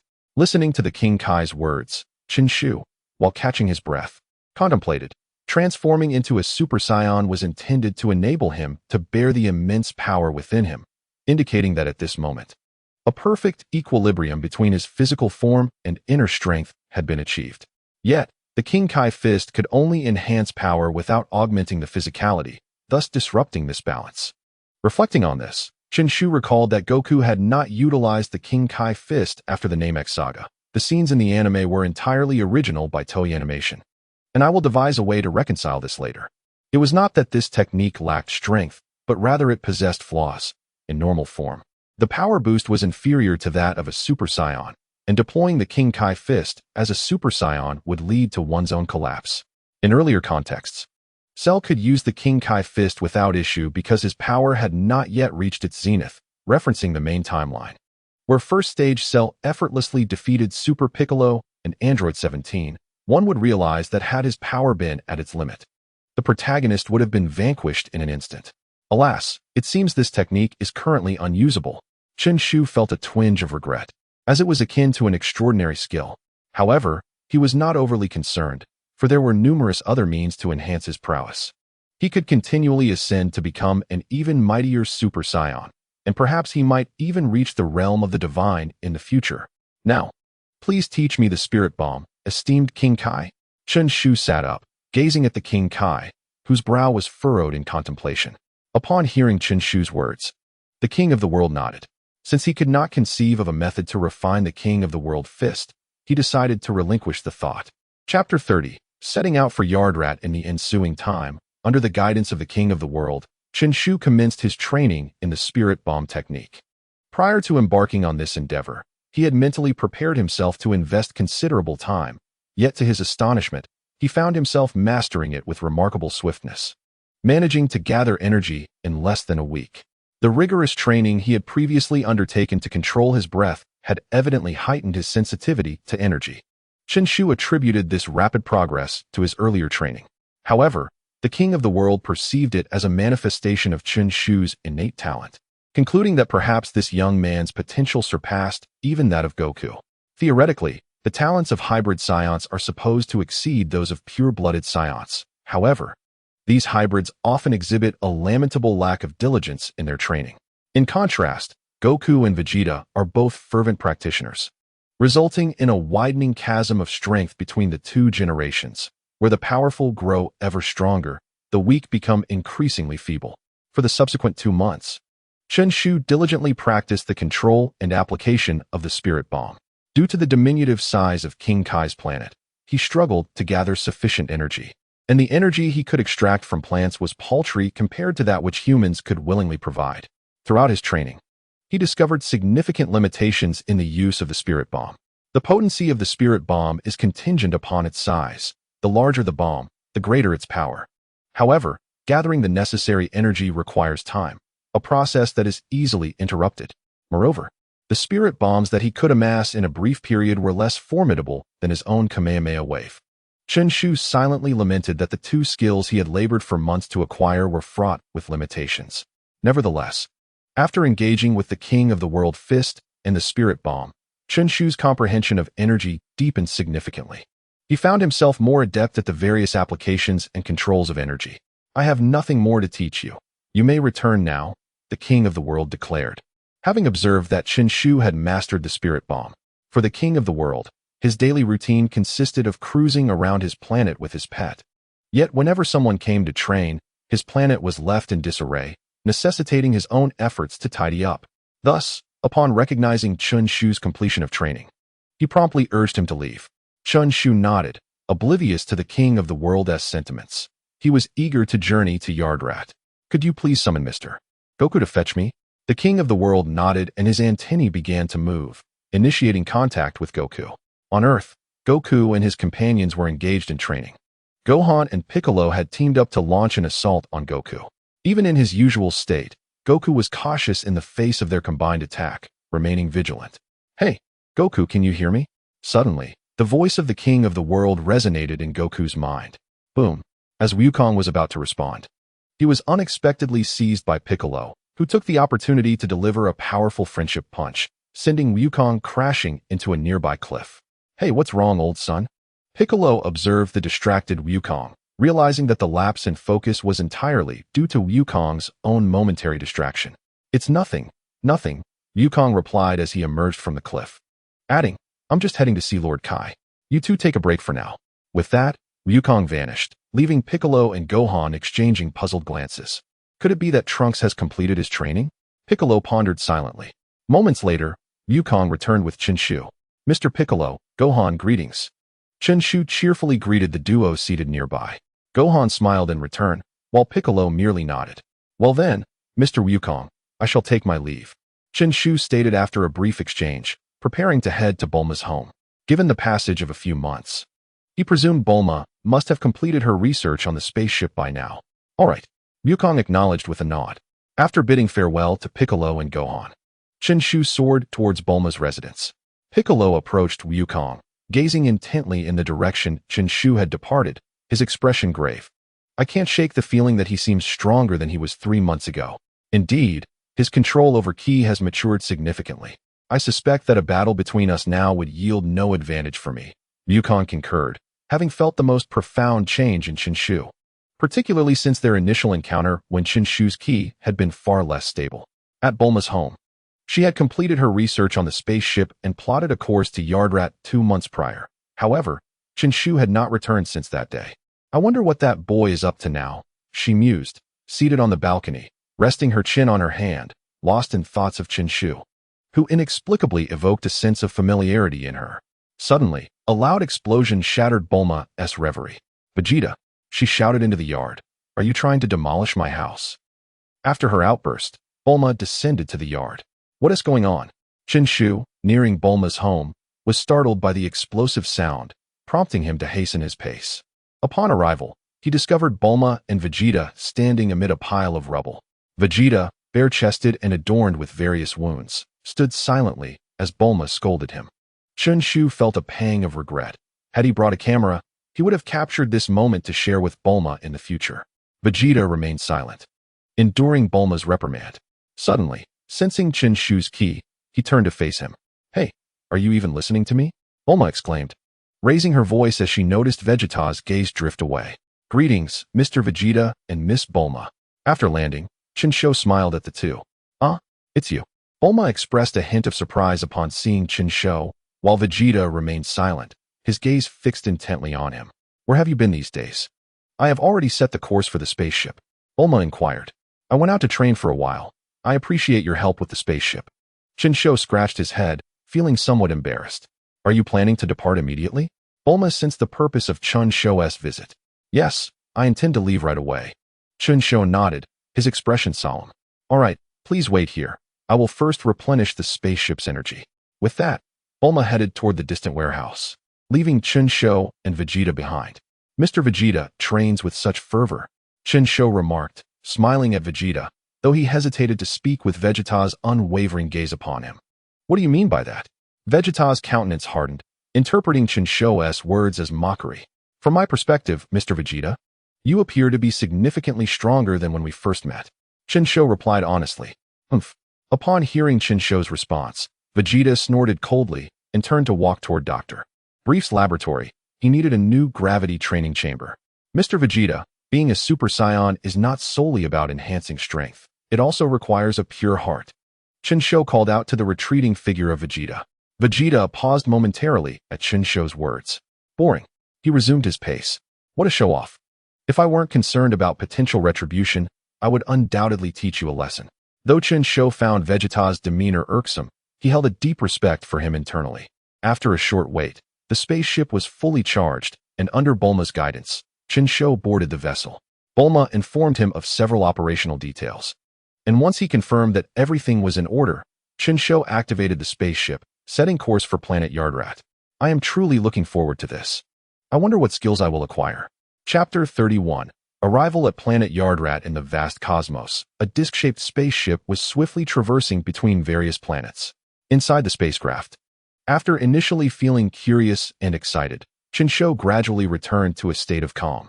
Given the considerable distance between Earth and planet Yardrat, even with Frisia's advanced spacecraft, the journey would take approximately 7 days. At first, Chen Shu was filled with wonder at the cosmic expanse, being his first venture beyond Earth. He felt an urge to press his face against the control room's glass. However, as time passed, boredom set in, the solitude, darkness, and chill of space began to instill discomfort within him. It is far less captivating than the celestial empire of Zero, Chen Shu mused. Recalling the breathtaking imagery from the Ultraman Zero, Belial Galactic Empire saga, which had left a profound impression on him, leading him to believe that the universe was indeed a mesmerizing place. After voicing his grievances, Chen Shu returned to the lounge, intending to take a well-deserved rest during this brief interlude while also organizing the information he had gathered about the Yadarat aliens, as conveyed by Son Gohan. This lounge had been specially transformed by Bulma. It featured a bed, a restroom, and facilities for washing up, alongside a refrigerator stocked with a diverse array of food and beverages. Reclining on the bed, Chen Shu found himself enveloped in a state of profound relaxation. Reflecting on his journey, he realized that he had traversed into the world of Dragon Ball for over 8 months. During this period, apart from the times he sustained injuries, he had scarcely enjoyed a proper respite. In his own world, this would equate to a relentless work mode, akin to a 997 schedule. However, he had previously found even the thought of overtime excruciating. He would often gaze at the streetlights on his way home, feeling as though something was amiss. Yet now, amidst the rigorous training, he felt no fatigue, only an overwhelming sense of anticipation. Indeed, the burden of work often hinges on the joy one derives from it. After indulging in a reverie for a while, Chen Shu began to methodically arrange the information regarding the Yadarat aliens in his mind. Firstly, the peculiar abilities of the Yadarat were realized during the process of mastering the control of Spirito, which is another term for ki. This aligns with Son Wukong's explanations in the original manga. However, Chen Shu sensed a subtle difference. During Vegeta's training, the elder Pabala had remarked upon Vegeta's formidable mental prowess, suggesting that Spirito might encompass more than just basic ki. Moreover, the mastery of Spirito differed from his previous training on King Kai's planet, necessitating a fresh start, and he was uncertain of his ability to learn. In truth, the instantaneous movement that Chen Shu had longed to master was merely one of the fundamental skills. Son Wukong himself had spent nearly a year on this, although this duration also encompassed time spent learning to control Spirito, underscoring the technique's complexity. In the manga, Vegeta swiftly acquired instantaneous movement, attributed to his innate genius and higher comprehension compared to Wukong, as well as his already elevated prowess that surpassed that of an ordinary Super Saiyan. Yet, Even Vegeta had only successfully executed it twice, and thereafter, it had not been witnessed again. Chen Shu humbly acknowledged that his comprehension did not rival that of Vegeta or Wukong. Thus, he held little confidence in his ability to master it. He merely hoped to cultivate a unique technique through the process of learning to control Spirito. The two skills he had learned on King Kai's planet felt somewhat superfluous to him at present, heightening his eagerness to acquire useful skills on Yadarat. He was mentally prepared for an extended stay there. As he pondered the uncertain future, he felt reassured by the presence of Gohan. Wondering when Babidi and his cohorts would make their move. Gradually, amidst his musings, Chen Shu succumbed to a deep slumber. In the days that followed, apart from the time spent on basic necessities like eating and sleeping, Chen Shu devoted himself entirely to the mastery of energy control. He perceived that his most significant vulnerability lay in various aspects of energy manipulation, primarily due to his limited training duration and lack of experience. Suddenly, an urgent beeping filled the spacecraft, prompting Chen Shu to open his eyes. He made his way to the control room, where through the glass viewport, he beheld a colossal yellow planet. It was the planet Adalat. Finally, he had arrived. The sight of the planet stirred excitement within him.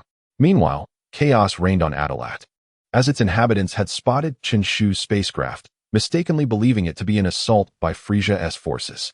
Although the Adalatans possessed an array of peculiar techniques, their combat prowess was not significantly superior to that of the lower-ranking soldiers in Frisia's army. Compounding their predicament was a peculiar rule that forbade them from utilizing instant transmission to leave the planet. When Chen Shu first encountered this rule in the comics, he found it bewildering, a reminder of the universe's boundless oddities. Elder, this is terrible. Frisia's spaceship is hovering above our planet. An Adalatan shouted as he rushed into a room where a blue-headed elder, Pabala, who had previously taught Goku the technique of instant transmission, was present. What is the panic? Pabala responded calmly, observing the frantic newcomer. I can sense that there is only one individual aboard that spacecraft, and there is no malevolent energy emanating from him. His aura is quite similar to Goku's. He may very well be a companion of his. Upon hearing the elder's words, the newcomer, Haska, exhaled a sigh of relief. Grateful that the visitor was not affiliated with Frisia. Haska was the one who had brought Goku to Pabala previously, and unlike many other Adalatans, he bore a resemblance to Pabala, though his head was green. Haska, lead the others to welcome our guest. As an elder, one must maintain an air of dignity. Certainly, having reassured himself that the visitor was not an enemy, Haska regained his composure, conveying the situation to the other Adalatans before gathering a few to prepare for Chen Shu's arrival. Is this truly the planet Adalat? Chen Shu mused as he drew closer to the surface. The deep yellow terrain was dotted with towering reddish-brown peaks, and the sky mirrored the Earth's hue, enveloping the planet in a heavy ambience. It seemed he had landed in a desolate area. After disembarking from his spacecraft, Chen Shu surveyed his surroundings but detected no signs of life. It appeared he would need to seek out Pabala himself. Just as he was about to set off, a multitude of figures materialized around him, most of whom were Adalatans with pointed ears and purplish-red skin, intermingled with a few green-headed beings. Goodness! The sudden appearance of this group startled Chen Shu, but he quickly realized that the absence of life energy he had previously sensed was due to these individuals having arrived via instant transmission. Greetings, distant friend. Welcome to the planet Adrat. Chapter 32. The unforeseen calamity before me stands a green-headed Adration, who greets me with a smile. Hello, I am Trunks, hailing from Earth and a friend of Mr. Son Wukong. Greetings, I am Haska, summoned by our elder to welcome you. You bear a striking resemblance to Mr. Son Wukong. He replies, shaking my hand. Ah, you are exceedingly courteous. There is truly no need for such a crowd. I observe the throng of Adration citizens surrounding us, marveling at their hospitality, as Mr. Son Wukong had described. Yet, I am perplexed by the remark regarding my likeness to him. There aren't many of us. Just a few here. Haska's expression reflects confusion. In an instant, the once bustling crowd vanishes, leaving only a handful behind, Haska being the sole green-headed individual remaining. Illusionary technique? I ponder, astonished. The duplicates had been so lifelike that I had not detected their presence, each exuding its own unique life force and demeanor, resembling real beings entirely. Our combat abilities are limited, so we resort to such methods to amplify our numbers and intimidate foes, Haska elucidates, noticing my astonishment. I nod in comprehension, my expression quickly returning to normal. Then, Might I trouble you to escort me to meet your elder? Certainly. Haska responds readily, our hands still clasped. Just as I consider releasing his grip, a familiar sensation washes over me. Instantaneous movement. The proficiency of the Adracian's teleportation is remarkable, requiring no gesture akin to Mr. Son Wukong's finger positioning to ascertain location before executing the skill.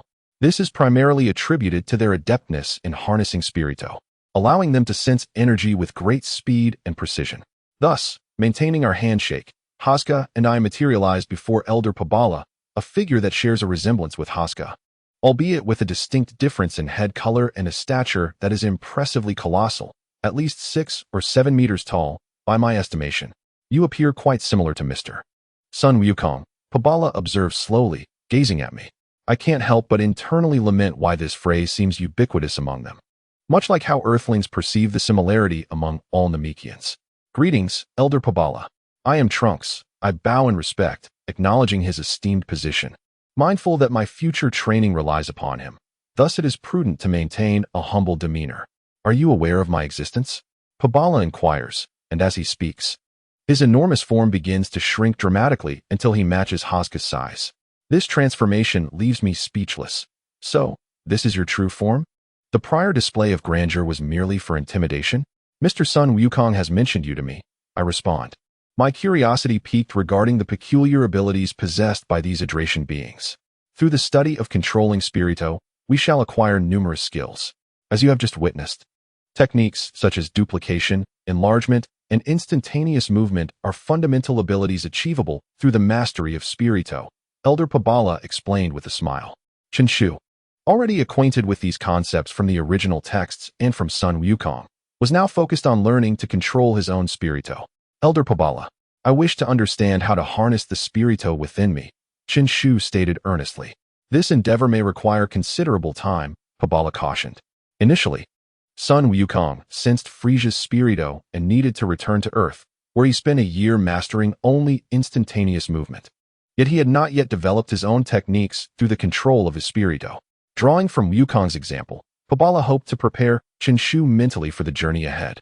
Absolutely, Chen Shu replied without hesitation. Then let us commence with the foundational techniques. Seeing Chen Shu's agreement, Pabala transitioned into teaching mode. Foundational techniques? Are you referring to duplication and the like? If so, those still seem rather trivial to me, Chen Shu pondered. Indeed.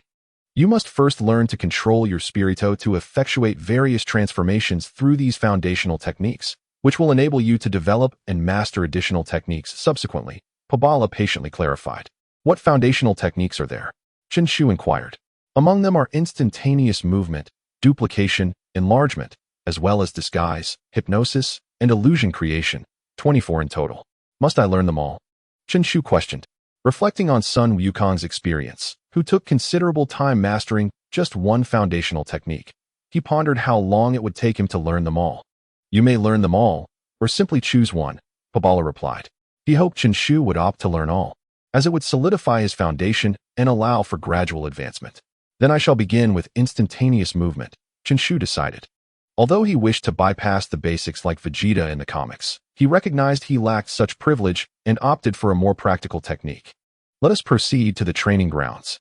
Pabala felt a tinge of regret at Chen Shu's choice to focus on only one skill, but he found solace in the fact that Chen Shu was starting with the fundamentals. In the ensuing time, Pabala dedicated himself to elucidating the intricacies of instantaneous movement, specifically how to achieve it through Spirito. During his training, Chen Shu discovered that Spirito encompassed more than mere energy. It also required the infusion of his mental strength for control.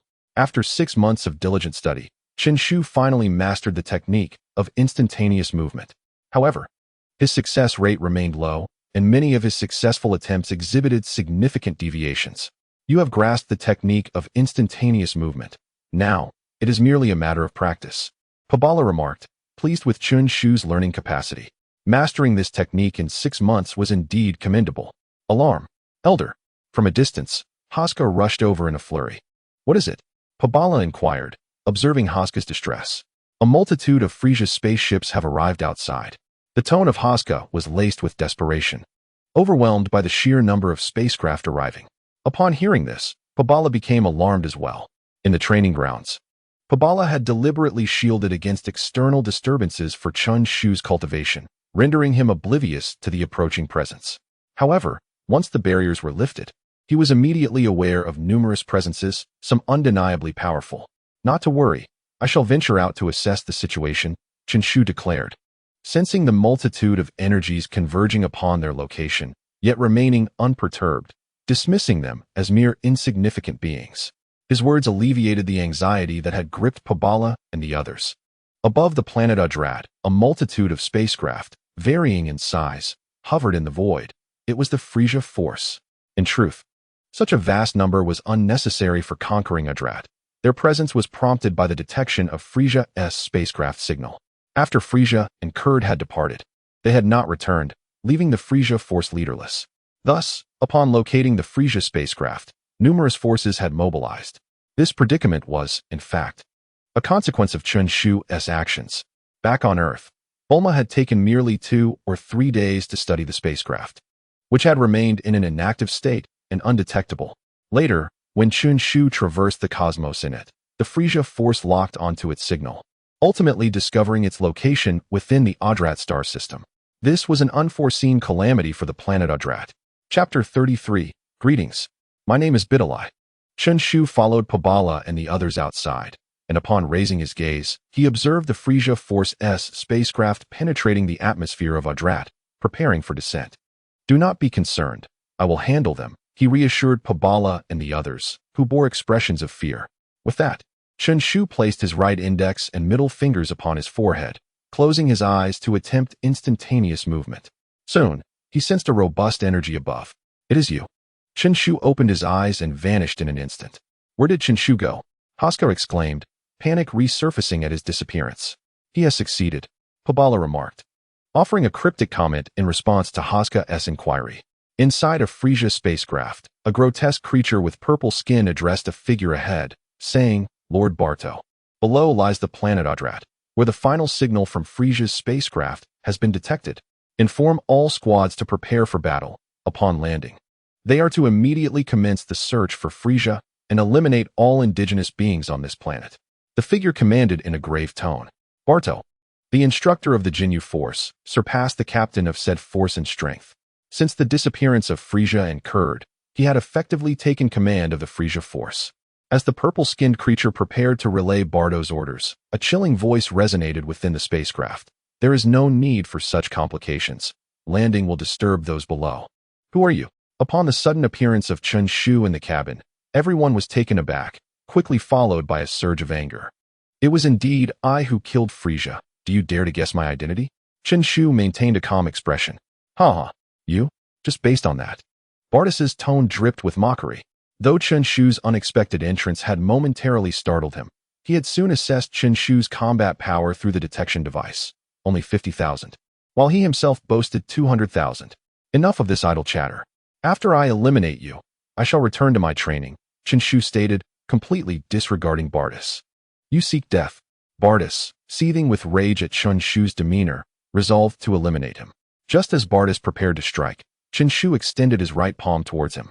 Initially, Chen Shu intended to dispatch Bartis with a simple energy blast. However, he was astonished to realize that his casual release of energy generated a massive energy sphere that engulfed half of the spaceship.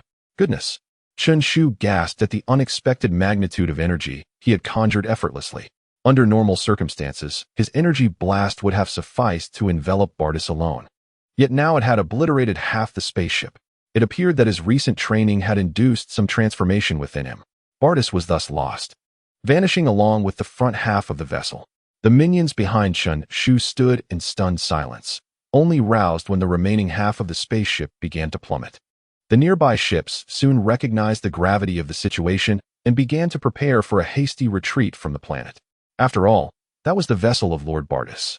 With the ship destroyed and Bartis absent, it was likely he had met his demise. As the Frisia army fled, they cursed inwardly. What a deception! Who claimed the inhabitants of this planet possessed low combat power? They are evidently formidable. During the descent of the spacecraft, Chen Shu once again utilized instant transmission to return to the side of Pibra and the others.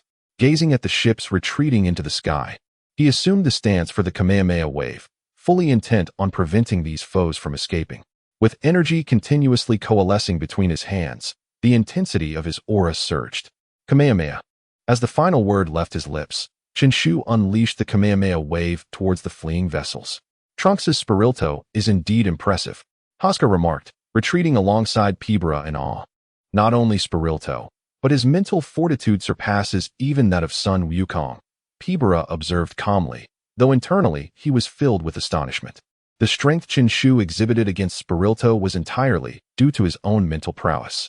Before the Kamehameha wave Chen Shu unleashed, none of the ships managed to escape.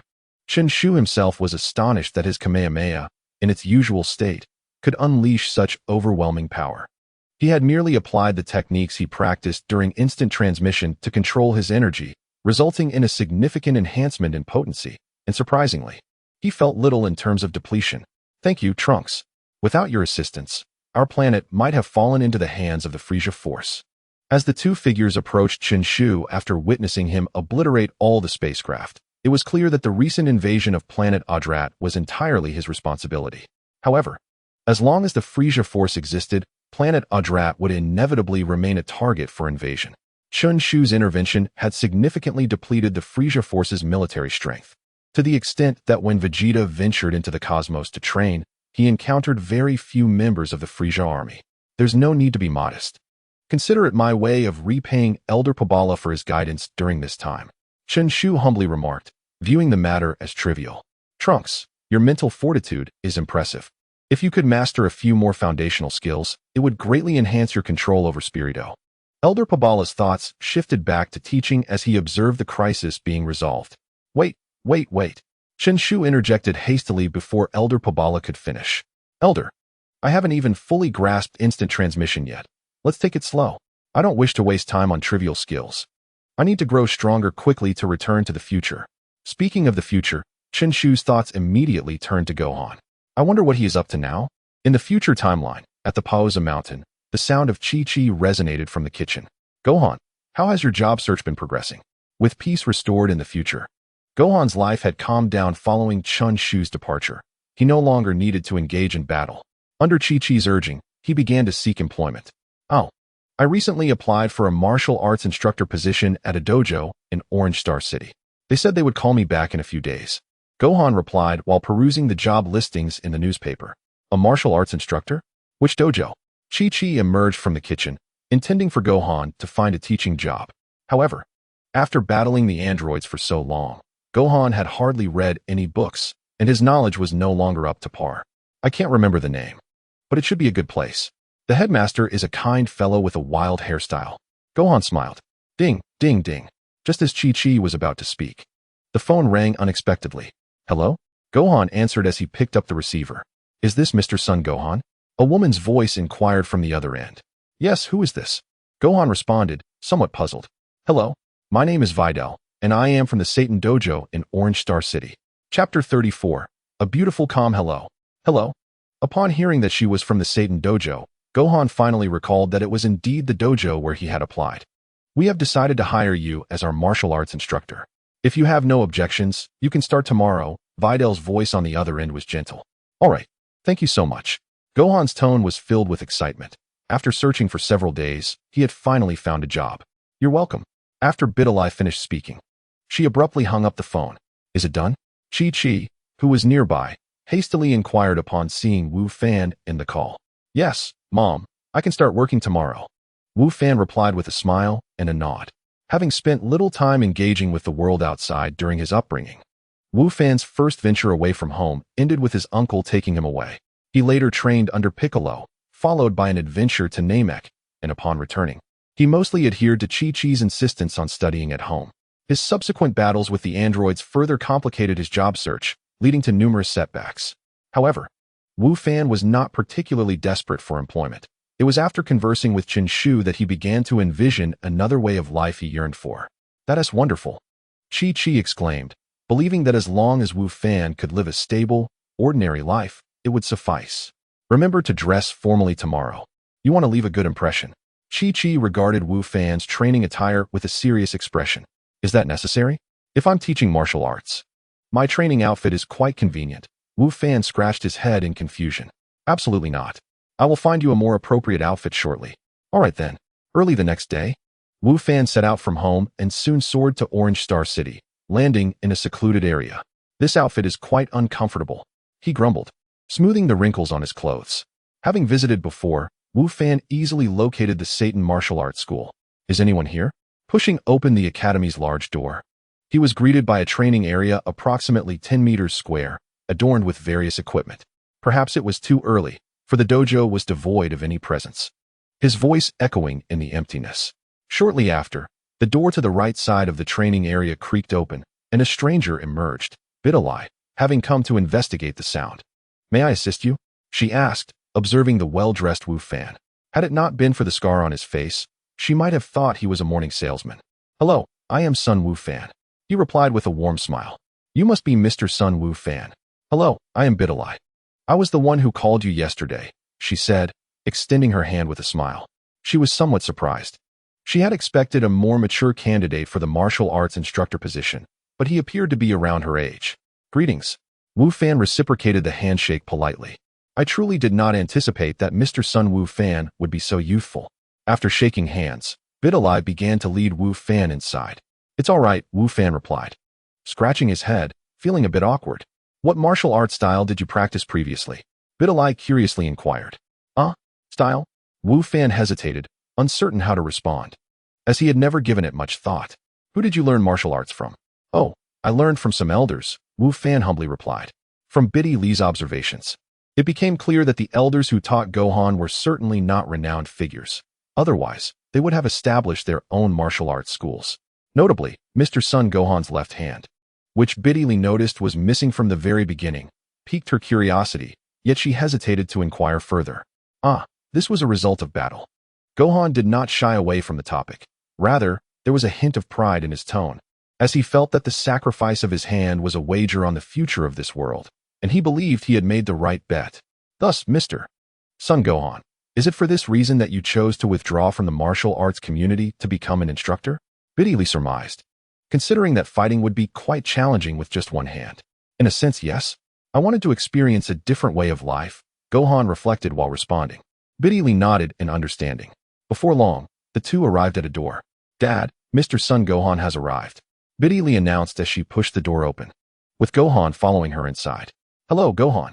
Dandy greeted warmly upon seeing Gohan behind Biddy Li. They had met a few days prior when Gohan came for the job interview. Hello, Uncle Dandy. If it weren't for the conspicuous name of the martial arts school, Gohan would have likely forgotten Dandy's name, only recalling him as the boastful uncle. During their first meeting, Gohan had noticed a picture frame on Dandy's desk containing a photo of himself and Trunks. When Gohan remarked, "Isn't this Trunks?" Dandy had inquired if he was a fan of Trunks, subsequently mentioning that he had known Trunks and had even exchanged martial arts ideas with him. At that moment, Gohan felt it would be unkind to expose Dandy's exaggeration, so he simply admitted to being a fan of Trunks, which instantly elevated Dandy's opinion of him. By the way, I still prefer the martial arts uniform you wore during our first meeting, Dandy remarked, observing Gohan in formal attire, which made him feel somewhat out of place. It's no trouble at all. Speaking of which, what will my daily responsibilities be? Gohan asked, remembering Chi-Chi's insistence on him being diligent. Well, as we currently have no students, why don't you accompany Biddy Li to distribute flyers in search of recruits? Dandy suggested, pointing at Biddy Li and adding, Biddy Li is my daughter. Gohan was taken aback. No wonder he hadn't seen anyone when he entered. The school had yet to attract any students. No problem. Gohan responded readily, accepting the task without hesitation. I appreciate your efforts, Dandy said, retrieving a stack of flyers from his drawer. Upon examining the flyers, Gohan was taken aback to find a prominent photo of Dandy alongside Trunks. At that moment, even Gohan felt somewhat speechless at the audacity of such a person. Once prepared, Gohan and Biddy Li each took a stack of flyers and stepped outside. Due to the inconvenience of having only one hand, Biddy Li kindly provided him with a bag to hold the flyers. Mr. Son Gohan, is this your first time working? Biddy Li inquired as she observed him. Indeed, Gohan replied while distributing flyers to passers-by. So, has Mr. Son Gohan always been practicing martial arts? She continued. Pretty much, Gohan responded. As the conversation unfolded, Gohan had already distributed several flyers, while on the contrary, Biddy had not handed out a single one, appearing quite the curious child. What about the elder who taught Mr. Gohan martial arts? He inquired. Regrettably, due to the androids and other circumstances, they had all passed away. Gohan's expression remained unchanged as he spoke these words. Yet memories of training alongside Goku and the others flooded his mind. I'm sorry. Biddy quickly apologized upon hearing Gohan's response.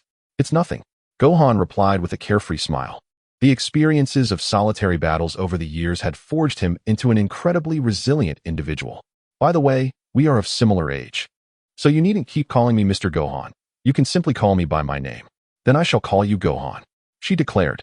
That works. Chapter 35. A fulfilling day. By midday, the two had nearly finished distributing their flyers. They sought out a bench in a nearby park, planning to rest before returning.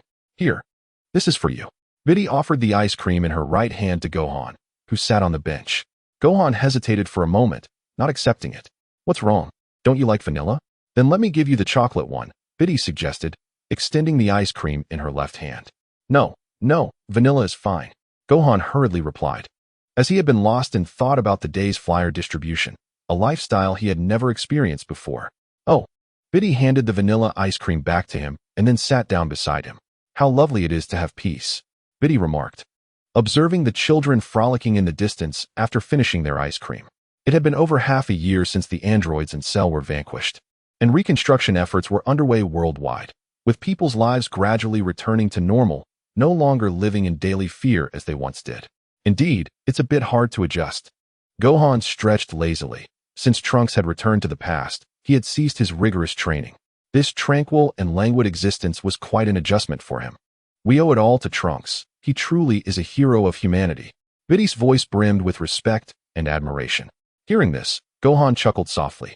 Although he was the one who ultimately defeated the androids in Cell, without Trunks' plan, they might still be struggling, or worse, they could have been the ones facing annihilation. Alright, let us head back. We completed the flyer distribution. Perhaps there are already individuals eager to sign up, Biddy said cheerfully as she stood up. Gohan nodded in agreement and followed her back to the Satan martial arts school. Before they even reached the entrance of the dojo, they could hear conversations emanating from inside. Is it true that you know Trunks? Has Trunks really discussed martial arts with you? Will we have the chance to meet Trunks in person? Could you possibly get me Trunks' autograph? These inquiries were from individuals who had come to the dojo specifically after receiving the flyers, most of them drawn by the mention of Trunks. Upon hearing the words of those present, Gohan quietly reflected, I never imagined Trunks would be so popular. Simultaneously, he felt a small sense of relief. Thankfully, it is not I who is in the spotlight. After hearing the voices from within, the two hurried inside, where in front of the crowd, Mr. Satan had donned his martial arts attire and was vocally responding to the inquiries of the people. I do indeed know Trunks. We have exchanged martial arts insights in the past. At that time, I regarded him merely as a junior, thus imparting all my martial knowledge and experience to him. Currently, Trunks is engaged in even more profound training, so he shall not make an appearance for the time being. However, once his training concludes, I shall extend an invitation for him to provide guidance to the students of the dojo. As Mr. Satan spoke, he displayed exceptional emotional control. Even his facial expressions were flawless, showcasing acting skills worthy of a cinematic master. The crowd, convinced by his words, clamored to sign up. Observing this, Mr. Satan revealed a satisfied smile. Hey, Videl, Gohan, you two, come here and help out. Mr. Satan called out upon seeing the returning Gohan and Videl. Coming, Videl responded. And together with Gohan, they approached. At this moment, Videl was unaware whether her father truly knew Trunks. She was not particularly concerned with such matters.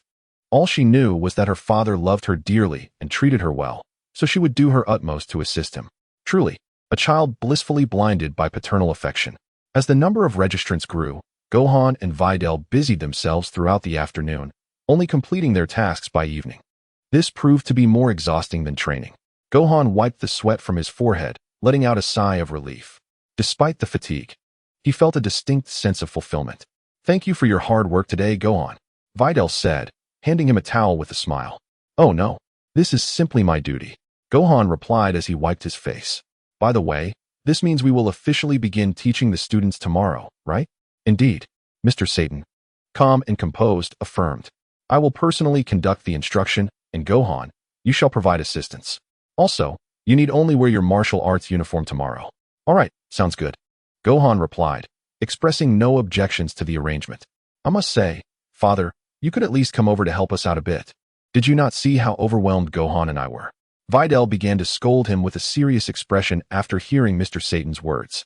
That was to give you young ones a chance to hone your skills. Mr. Satan brushed off his daughter's reprimand. Meanwhile, Gohan watched the playful banter between father and daughter with a smile. Perhaps this ordinary life was precisely what he desired. Well, I'll take my leave now. After a while, Gohan glanced at the time and decided it was time to head home. Wait, Gohan, where is your home? If it is far, you might as well stay here for the night, as it is getting a bit late, Videl suggested, glancing outside at the setting sun. Concerned for Gohan's safety if his home was too distant. No worries, I will be there in just a few minutes. With a cheerful smile, Gohan remarked that although his home was quite distant, he could reach it in just a few minutes. Very well, take care on your way. See you tomorrow. Upon hearing that it was merely a short journey, Biddy felt a sense of relief. All right, see you tomorrow. After Gohan finished speaking, he exited the dojo and hurriedly made his way to a secluded area before soaring towards his home. By the way, once Trunks returns, I shall request him to make an appearance at the dojo. Otherwise, it could be rather troublesome if Uncle Satan's lies were to be uncovered. As Gohan flew, he contemplated future matters. Although today was merely the first day, he found himself quite fond of this new lifestyle, believing that both Biddy and Satan were genuinely good individuals. Before long, Gohan arrived home and shared the events of the day with Chi-Chi, who could sense Gohan's heartfelt joy and felt happy for him in return. You should start considering marriage, Gohan, Chi-Chi said seriously, looking at him. To her, Gohan was no longer a child.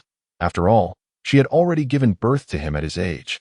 Haha, there's no rush, it's still early. Gohan chuckled awkwardly before hastily retreating to his room, reminiscent of an author being urged to marry. Chapter 36. Resolving the crisis at the dojo. Gohan, as was customary, arrived at the dojo early in the morning, but unlike the previous day, there were already individuals waiting. Gohan. Among the crowd, he spotted Biddy, who had styled her hair into 2 braids, waving energetically at him, exuding youthful vitality. Gohan waved back and navigated through the throng to join her. Are all these people the students who registered yesterday? He inquired with curiosity. Not entirely. Some are newcomers who signed up today. Biddy felt a sense of joy witnessing the dojo's thriving business. Once again, Gohan was reminded of Trunks' influence during this era. The two worked diligently to organize both the new enrollees and those who had registered the day before. Following this, Gohan and Biddy proceeded to the rear warehouse to collect training uniforms and various equipment. Gohan, can you manage that? Biddy, cradling a large pile of training uniforms, turned to find Gohan effortlessly binding together several heavy punching bags with iron chains, intending to carry them all at once. I'm all right, Gohan replied with a smile, then grasped the bound chains and lifted the bags with ease. Biddy was taken aback. Each of those bags weighed nearly 100 kilograms. Sensing that he may have overdone it, Gohan quickly explained, I've always had great strength, and during my training, I focused particularly on strength enhancement, hence my considerable power. Upon hearing Gohan's explanation, Biddy regarded him with skepticism, causing Gohan to feel a bit anxious. Well, I suppose I just don't understand those of you who practice martial arts, she said, dismissing the thought and averting her gaze. Regarding martial arts, Biddy was not particularly enthusiastic. Her father often neglected the family in pursuit of martial skills, which instilled a sense of aversion towards martial arts in her from a young age. After the death of her mother, Satan abandoned his relentless quest for martial mastery, dedicating himself entirely to caring for Biddy, which ultimately transformed her perception of martial artists. Why don't you practice martial arts, Biddy? Gohan inquired curiously, as he believed that the offspring of a martial artist would naturally engage in training. I dislike it. Martial artists are the most uncouth, Biddy exclaimed loudly, then turned away without a backward glance, leaving Gohan utterly bewildered. Before long, the two had arranged everything they needed, but during this time, Biddy refrained from speaking to Gohan, leaving him perplexed and exclaiming that a girl's thoughts were utterly inscrutable. Welcome, everyone, to Satan's dojo. After all arrangements were made, Mr. Satan made his appearance. Upon seeing him, the previously murmuring crowd fell silent. They believed that Mr. Satan shared a strong bond with Trunks and had engaged in martial discussions with him, leading them to naturally assume that Mr. Satan was formidable as well. In the coming days, I shall guide you in your training. Allow me to clarify in advance that my training regimen is quite rigorous. Mr. Satan felt a sense of fulfillment as he noticed the admiring gazes directed towards him. Can we become as strong as Trunks? Someone inquired, breaking the silence. Gohan, overhearing this, silently thought to himself, such aspirations seem rather unrealistic. However, Mr. Satan's response left Gohan astounded. As long as you diligently train and complete your daily exercises, becoming as strong as Trunks is certainly achievable. Gohan stared at Mr. Satan in disbelief, questioning the source of his confidence. After all, a pure earthling should not possess the ability to transform. Nevertheless, the crowd was undeterred. Upon hearing the possibility of matching Trunks' strength, they erupted in enthusiasm, filled with newfound confidence in their martial futures. It must be said that Mr. Satan excelled in this regard. Could we witness your prowess, Mr. Satan? After the excitement subsided, someone posed the question, eager to see if Mr. Satan truly possessed great strength. Of course, Mr. Satan declared with a sweeping gesture, brimming with confidence. He then turned to Gohan and said, Gohan, would you kindly retrieve that stack of tiles from the back? Gohan nodded and went to the back. Indeed, finding a stack of tiles, approximately 20, he estimated, wondering what Mr. Satan intended to do with them. As he carried the tiles out and placed them before Mr. Satan, the onlookers exchanged puzzled glances, unsure of Mr. Satan's intentions. With the tiles before him, Mr. Satan closed his eyes, hands resting at his waist, and took a deep breath. Huh! With a fierce shout, he opened his eyes, raised his right hand high above his head, and, harnessing the power from his waist, brought his palm crashing down towards the center of the tiles. Immediately, the sound of tiles shattering echoed continuously, each piece succumbing to the force. With an unstoppable momentum, Mr. Satan relentlessly struck downwards with his right hand, ultimately coming to rest upon the final tile. Witnessing this spectacle, Gohan couldn't help but reflect on the strength of Mr. Satan, an ordinary man demonstrating considerable prowess. 19 tiles. Mr. Satan had obliterated 19 tiles in one fell swoop. Those who had been mindful of the number of tiles erupted in excitement upon seeing only one tile remaining. The onlookers, upon hearing the exclamation, glanced at the scattered shards and the poised figure of Mr. Satan, their faces alight with exhilaration. So, Mr. Satan is indeed formidable.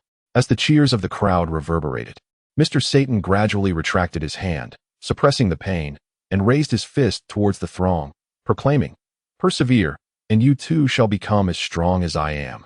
The crowd's fervor intensified at these words, chanting Mr. Satan's name in unison. After a while, the crowd began to quiet down, eagerly awaiting Mr. Satan's announcement regarding the next phase of their training. At that moment, a younger boy from the crowd inquired, Mr. Satan, can you fly in the air like Trunks? The question ignited a wave of anticipation among the spectators, for the ability to soar was a cherished dream for many. Caught off guard by the inquiry, Mr. Satan's earlier joy at shattering the record dissipated, replaced by a sense of panic and a hint of fear. Fear of the implications should his deception be unveiled. Swallowing hard, he pondered how to address the crowd when Gohan's voice interjected. I can fly too. Gohan's declaration captured the audience's attention as they turned their gaze towards him, well aware that he was the martial arts instructor at the dojo. Beside him, Videl and Mr. Satan looked on in disbelief. Actually, I've trained in martial arts with Mr. Satan, so I can fly, Gohan continued, interrupting Mr. Satan's thoughts. With that, Gohan levitated into the air, prompting the crowd to erupt in cheers. He can really fly. Look, he is floating. Observing the enthusiastic response, Mr. Satan quickly regained his composure and began to boast about Gohan being his most prized disciple. Listening to Mr. Satan's words, Gohan silently admired his mentor's psychological resilience and ability to adapt on the spot. His decision to embellish the truth was driven not only by compassion, but also by a desire to prevent the dojo from facing ruin over this incident. Videl, witnessing the scene, began to grasp the situation, feeling gratitude towards Gohan, while also harboring a burgeoning curiosity about him. She resolved to inquire further when the opportunity arose. Chapter 37. Return. After Gohan's demonstration, the students dismissed their doubts, their enthusiasm for learning ignited, and it was time for Mr. Satan to outline the daily lessons ahead. The operations of the Martial Arts Academy have begun to fall into a steady rhythm, with an increasing number of students drawn by its reputation. The once humble dojo can no longer accommodate the growing crowd. prompting Satan to contemplate either opening a new branch or expanding the current establishment. Since the commencement of classes, Gohan has found himself increasingly occupied. Although Satan has enlisted a few martial arts instructors, they cannot rival Gohan's unique ability to fly.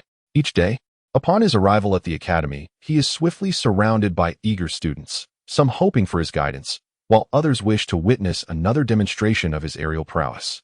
Gohan strives to meet their requests. Despite his busy schedule, he finds joy in this vibrant life. Gohan, I plan to purchase some items, but I can't carry them alone. Could you accompany me and assist me?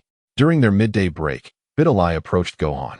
A few days prior, she had been upset due to a question Gohan had posed, resulting in her silence. Gohan, bewildered by the situation, was unsure of his misstep. Now that Bidalai was initiating conversation, he did not overthink it. Upon hearing her request for help, he readily agreed. Gohan, you must know Trunks, right? Once they stepped outside, Bidalai seized a suitable moment to inquire. Everyone knows Trunks. After all, he is the great hero who saved our world. Gohan feigned ignorance, not wishing to reveal too much. No. I meant that you and Trunks must be connected, correct? Bidalai discerned the evasiveness in Gohan's response. How could that be? Gohan's attempt to fabricate a different excuse faltered as he caught Bidalai's unwavering gaze, causing him to feel a tinge of guilt. He quickly averted his eyes and added, albeit lacking conviction, there's no way we could know each other. Haha, Gohan, you truly cannot tell a lie. Bidalai beamed at him, finding the simplicity of Gohan's demeanor quite amusing. So, how did you come to know this? At that moment, Gohan decided to drop the pretense, recognizing that Bidalai had likely surmised the truth. I won't tell you unless you agree to one request. Bidalai's eyes sparkled with mischief as she looked at Gohan. All right, speak your mind. I will do my utmost to fulfill it. Gohan nodded in agreement. Upon receiving Gohan's consent, Bidalai's eyes gleamed with delight, resembling crescent moons. Then, Gohan, I wish for you to take me flying. Of course. The simplicity of her request prompted Gohan to agree without hesitation. Then let us soar now. Bidalai's eyes were alight with anticipation. However, Gohan found himself in a quandary. But how am I to carry you? I could wrap my arms around your neck and lie on your back. Would that work? Bidalai suggested, her cheeks flushing at her own words. That could work, but you must hold on tightly. Gohan thought her idea was quite reasonable and did not dwell on it further. Bidalai nodded, too shy to meet his gaze. Gohan turned around, considering her height, and slightly bent down. All right, come aboard. Upon witnessing this, Bidalai's cheeks flushed even deeper. Yet the anticipation within her compelled her to step closer. She gently wrapped her arms around Gohan's neck, resting her head against his back. Feeling the warmth emanating from Gohan, a profound sense of safety surged within her. You could hold me a bit tighter for added security, Gohan suggested, noticing the pressure of Bidalai's embrace around his neck. Instantly, her face reddened further upon hearing his words, and she tightened her grip slightly. Sensing it was sufficient, Gohan alerted Bidalai before soaring into the sky. Initially, she closed her eyes in fear, only hearing the wind whistling past her ears. After a while, she felt the rush of air cease and slowly opened her eyes.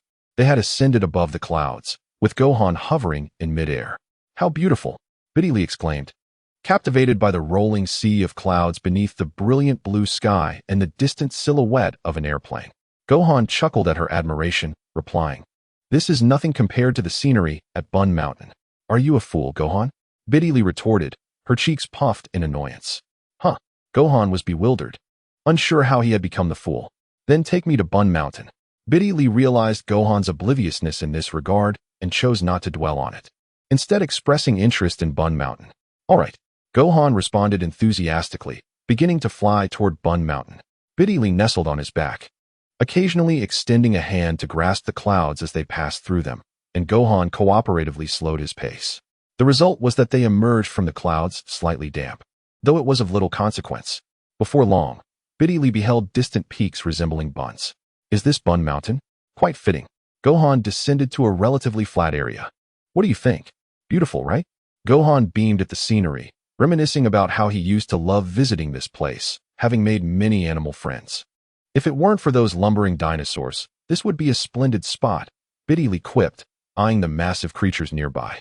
Despite their size, she felt no fear. Gohan's presence provided her with an inexplicable sense of security, assuring her that he would protect her. Gohan chuckled awkwardly at her remark, acknowledging that those giants could indeed be intimidating.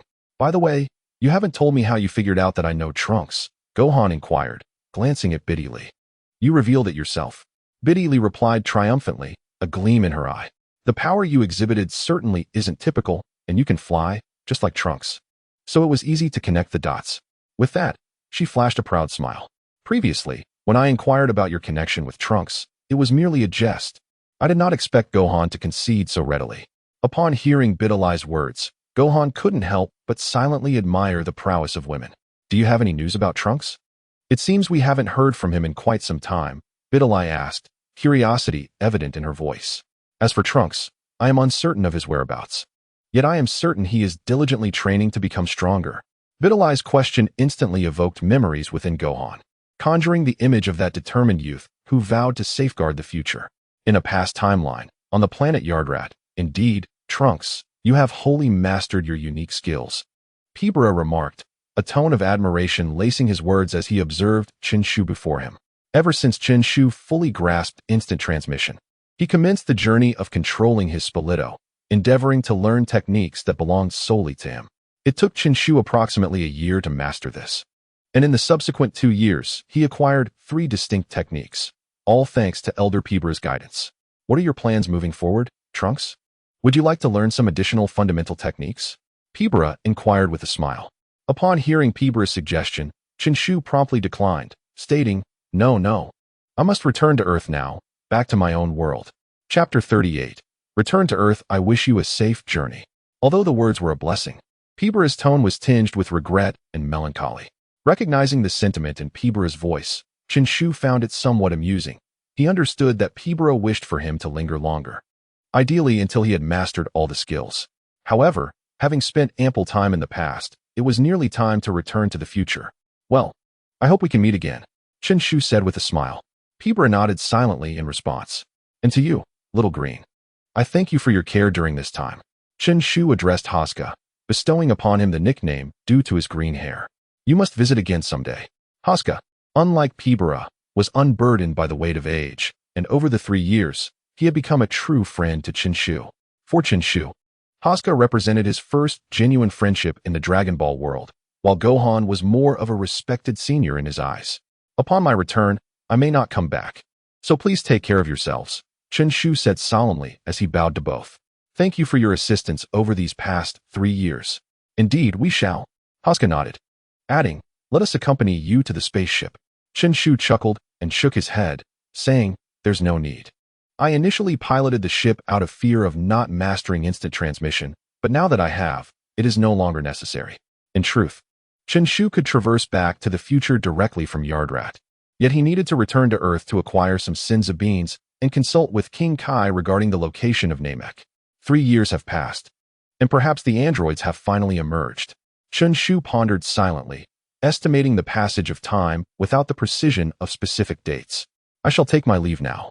Chen Shu addressed the two, his words succinct, for he understood the futility of further elaboration. He was not one to indulge in forced sentimentality. Haska and Pabala nodded and waved farewell, while Chen Shu acknowledged them with a slight nod, his fingers resting on his forehead as he closed his eyes, attuning himself to the energy of the warriors on Earth. In a moment, Chen Shu opened his eyes, waved to the two, and vanished from the spot. Pabala and Haska turned and departed from the training grounds. Upon arriving on Earth, Chen Shu was immediately aware of a colossal energy sphere descending towards him. What on earth? Upon sighting the energy sphere, he hastily ascended to Super Saiyan, propelling it forcefully into the sky. Trunks. As the energy sphere detonated midair, Chen Shu heard a gasp echo around him. He turned towards the voice and beheld the astonished faces of Piccolo, alongside Krillin, Tien, Gohan, and Vegeta. In an instant, Chen Shu comprehended the situation. They were attempting to subdue Android 20, also known as Dr. Gero. The energy he had sensed earlier was indeed from Vegeta, and that energy sphere had been launched by him. Below, Dr. Gero, who had intended to absorb the energy sphere, was caught off guard by Chen Shu's intervention. He stood frozen, hands raised in anticipation, now looking utterly bewildered. Long time no see, everyone. Chen Shu greeted them with a smile. You insufferable brat. Vegeta, witnessing Chen Shu deflect his energy sphere, felt a surge of fury, contemplating descending to teach him a lesson. However, Krillin's next words left everyone, save for Piccolo, momentarily stunned. Piccolo, did you just call him Trunks? As the group absorbed this revelation, Dr. Gero below had already begun to formulate his next move. Observing the Super Saiyan Chen Shu in the sky, he leaned further towards activating androids 17 and 18. After all, one Vegeta was formidable enough. Introducing another Super Saiyan into the fray left him with little choice. Yet, how could he return to his lab amidst these circumstances? Chen Shu, unfazed by their awareness of his identity, reflected that the Trunks of this era had already been born, and there was no grandfather paradox to concern him. His arrival had effectively created a parallel timeline, with the two realities remaining unaffected by one another. From the future? You are Trunks, the child of Bulma and Vegeta, correct? Krillin posited his theory. Chen Shu nodded, while Vegeta, upon hearing Chen Shu's affirmation, felt a tumult of emotions. By the way, did you truly say we would all perish at the hands of the androids? Yet, from what I observe, these androids do not seem nearly as powerful as you claimed. From the very beginning, Big sensed something amiss. Now that Chen Shu had arrived, he sought to confirm his suspicions. The androids we just battled are neither No. 17 nor number 18. Chen Shu stated, his words a mix of truth and jest. The revelation of other androids left everyone astonished.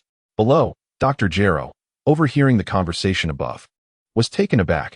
He could not fathom how this newcomer knew about the existence of number 17 and number 18. It seemed imperative for him to return swiftly. Suddenly, the distant sound of a jet aircraft pierced the air. Bulma, accompanied by Midgerobe and young Trunks, had arrived. What are they doing here?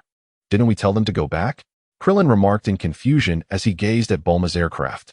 What a fortuitous opportunity, Dr. Gero exclaimed, revealing himself and unleashing a beam of red light towards Bulma's plane.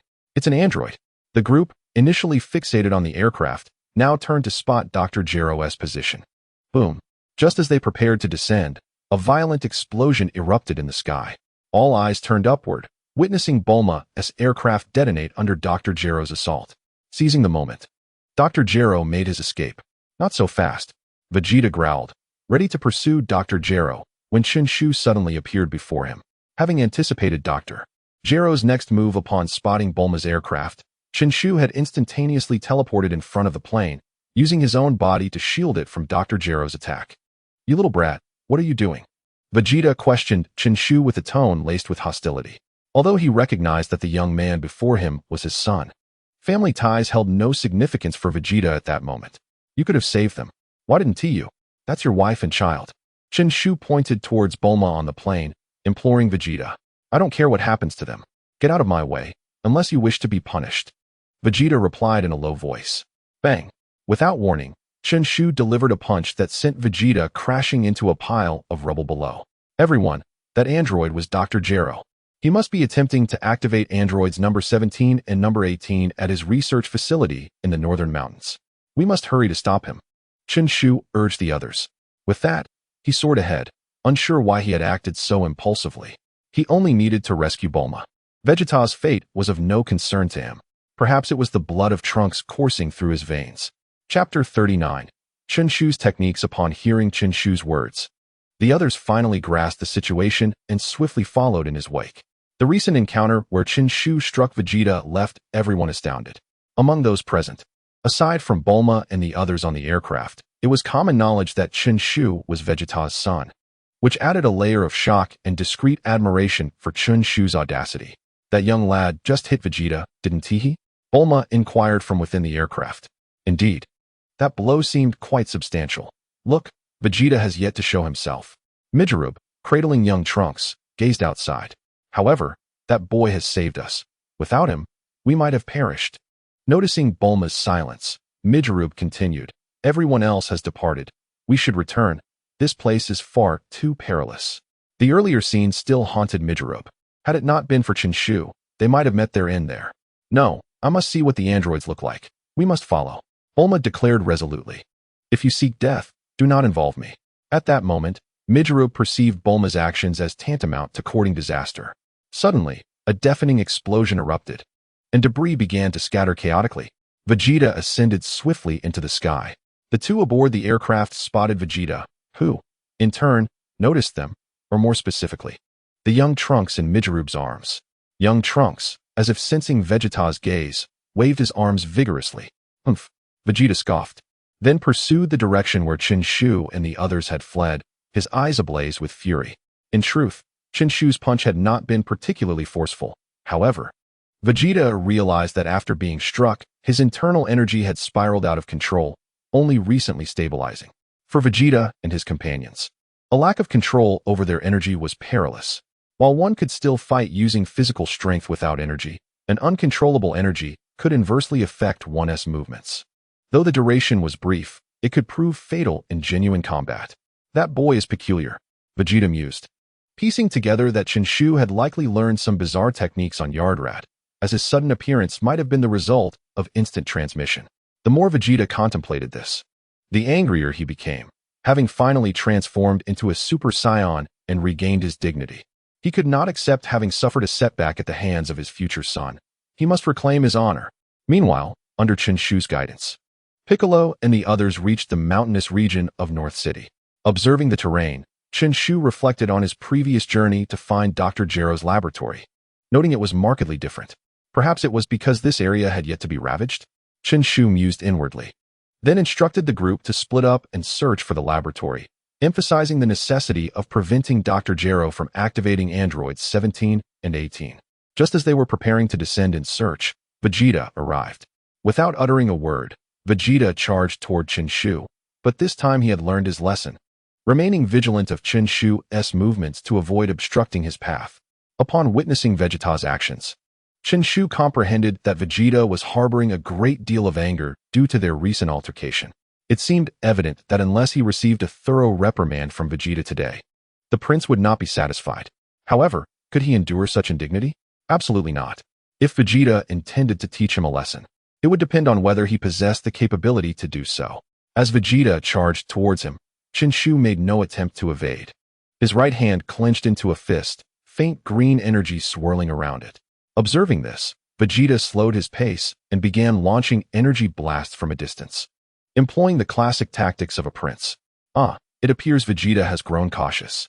Watching Vegeta alter his strategy, Chen Shu's tone dripped with regret, yet upon reflection, if he fell for the same trick twice, he would no longer be the formidable Vegeta. Previously, while battling Vegeta, Chen Shu had indeed utilized techniques he learned from the planet Yardrat. Though this particular maneuver did not enhance his combat strength, it could disrupt the opponent's internal energy upon contact. While the effect of this move was not long-lasting, and Chen Shu had not tested its efficacy against a stronger adversary, it had proven effective against Vegeta, who was of comparable strength. As the energy blasts hurtled toward him, Chen Shu chose not to withstand the onslaught. Instead, he swiftly evaded to a nearby position, confronting Vegeta head-on. Vegeta, aware that it was crucial to prevent androids 17 and 18 from being activated, stated, "Regardless of whether it's 17 or 18, I will defeat them." He paid no heed to Piccolo's warning. His sole focus was on punishing Chen Shu.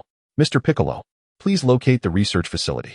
Once I handle matters here, I will assist you," Chen Shu urged Piccolo. "Damn brat," Vegeta seethed, clenching his fist in anger at Chen Shu's dismissive remark, which implied he regarded him with contempt. Piccolo, noting the tension, nodded solemnly and began coordinating with the others to search for the facility's location. "If your confidence stems from being a Super Saiyan, then allow me to shatter that confidence," Chen Shu declared solemnly, directing his gaze at Vegeta.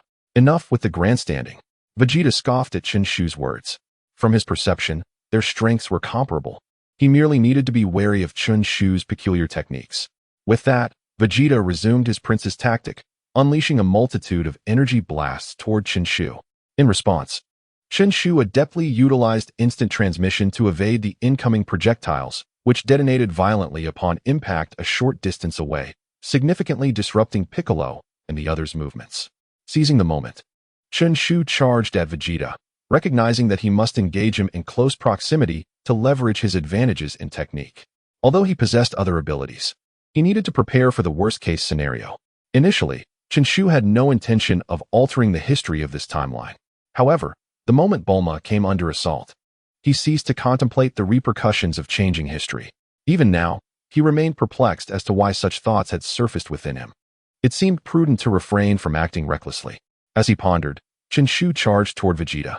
Vegeta, fully aware of the impending threat, did not dare to be complacent. He was prepared to distance himself at a moment's notice.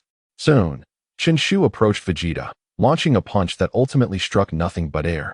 As Vegeta had already anticipated his movement. Truly, Vegeta was formidable. After a series of failed attempts, Chen Shu could not help but marvel at Vegeta's combat experience, which far surpassed that of Son Goku. Is this all you can do? Attack blindly? Vegeta's voice dripped with indignation.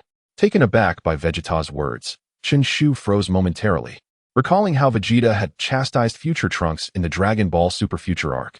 Of course not, Chen Shu replied in a calm tone. With that, he surged toward Vegeta once again. Fool! Vegeta bellowed, witnessing Chen Shu's relentless advance. Unsurprisingly, Chen Shu's attack again resulted in failure, as Vegeta deftly evaded him, only to find that Chen Shu had vanished from his original position. I am not as thoughtless as you suggest. Chen Shu's voice resonated behind Vegeta, carrying a hint of pride in its monotone. Chapter 40. Activation of the androids. Vegeta's expression shifted to one of astonishment upon hearing the voice behind him. He had momentarily lost his composure. Realizing this, Vegeta swiftly turned, sweeping his right leg towards Chen Shu. Chen Shu easily dodged the attack, retreating to a distance while observing Vegeta. During his previous assaults, Chen Shu had harbored a specific objective. He was meticulously studying Vegeta's movements with each strike.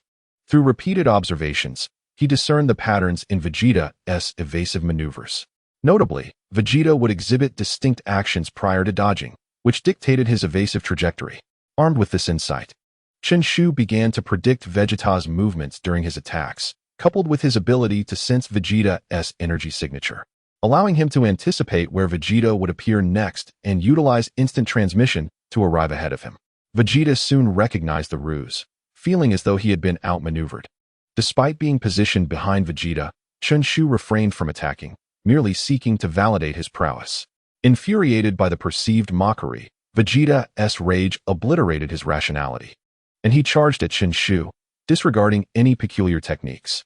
With a resounding impact, Chen Shu chose neither to evade nor defend against Vegeta's onslaught, opting instead to absorb the blow. The force of Vegeta's strike was evident, as his fist collided with Chen Shu's face, sending him hurtling backward and embedding him deep within a distant mountain. Do you look down on me, you brat? Vegeta seethed, feeling utterly humiliated by the fact that Chen Shu had taken his attack head-on. A resounding explosion shattered the mountain, and Chen Shu ascended slowly into the air, a noticeable bruise blossoming on his cheek. It's not that. I merely wish to reciprocate for the blow you dealt me earlier, he thought, suppressing the fiery pain in his face and silently lamenting how fierce Vegeta's strikes were. I must hurry to Mr. Piccolo and the others. If you wish to fight, let us engage in a proper match after this matter is resolved. Chen Shu had no intention of continuing the farcical display of paternal affection. He needed to rush ahead. Although he could not interfere with the activation of androids 17 and 18, he felt compelled to ensure the safety of Piccolo and the others. With that, Chen Shu disregarded Vegeta and soared into the distance. Vegeta, witnessing this, cursed under his breath and followed suit, sensing Vegeta's energy trailing behind him. Chen Shu couldn't help but smile. Indeed, Vegeta was quite the proud warrior. Before long, Chen Shu spotted Krillin below and descended beside him. Mr. Krillin, how goes the search? Have you located the laboratory? Not yet. The terrain here is complex, and I cannot sense the energy of the androids, Krillin replied, shaking his head with a sigh. By the way, you and Vegeta. Clearly, Krillin was intrigued, especially after noticing the injury on Chen Shu's face. It's nothing. It's been taken care of, Chen Shu responded nonchalantly. Oh, Krillin said, a look of curiosity lingering on his face, but soon it was replaced by concern. Trunks, do you think we might actually be killed by the androids? If possible, I would like to experience what it feels like to be married. Indeed, that was the case in the future, but since the moment I arrived here, the history of this timeline has been altered, so it is difficult to say, Chen Shu reassured him. Did I get married in the future? Krillin asked, his curiosity piqued. Chen Shu shook his head. As a traveler without inherited memories, he had no knowledge of such matters, and the original narrative offered no clarity. Am I doomed to remain single? Krillin speculated, assuming that the future version of himself never found a partner. That is not the case, Mr. Krillin. When you passed away, I had only just been born, knowing nothing about the world. It is entirely possible you were married, and your wife must surely have been beautiful. Chen Shu spoke with earnestness. While your reasoning is sound, I cannot shake this ominous premonition. Krillin expressed his unease, not of death, but of other impending events. Ominous premonition? Are you considering that 18 might become the dominant partner in your future? Chen Shu silently mocked to himself, yet outwardly continued to comfort Krillin. Found it. Gohan's excited voice rang out. Let us go. Chen Shu's expression shifted to seriousness as he nodded at Krillin and flew towards Gohan's location. Piccolo and Tien, upon hearing the news, hastened to join them. Even Vegeta, standing atop a nearby peak, was drawn by curiosity to witness just how formidable androids 17 and 18 truly were. Gohan, what is the situation? Piccolo inquired urgently upon seeing Gohan standing before a cave entrance. I haven't entered yet, Gohan replied. You are correct, at present. You are not yet a match for the androids, Piccolo remarked, his tone imbued with satisfaction. Let us proceed inside. With that, Chen Shu stepped forward, leading the way, followed closely by the others. I wonder if androids 17 and 18 have been activated, Tianjin Fan expressed his concerns. It would be preferable if they have not. If they have, we will be at a disadvantage, yet we must still give it our all, Piccolo replied with a calm demeanor. Humph. If you are afraid, you should just turn back. I alone can defeat any android, Vegeta declared with a dismissive expression. Piccolo chose not to respond. He understood Vegeta's character well enough, especially now that he had transformed into a Super Saiyan, which had inflated his confidence. Suddenly, Chen Shu halted at a corner, prompting the others to quickly gather around him. Well, what a surprise to see so many guests, many of whom are familiar faces. Android 17 greeted them with a smile as he observed Piccolo and the others. Scattered at his feet were a multitude of broken parts, and behind him loomed Dr. Gero's laboratory, alongside the lifeless bodies of Android 18 and Drive Gero himself. Next to 18 was the experimental capsule containing Android 16. The group stared, puzzled by the striking resemblance between the two androids. This is Android 17 and 18. Chen Shu explained, his expression grave. Who are you, and how do you know about us? 17 inquired, his smile giving an impression of friendliness to those unaware of the situation.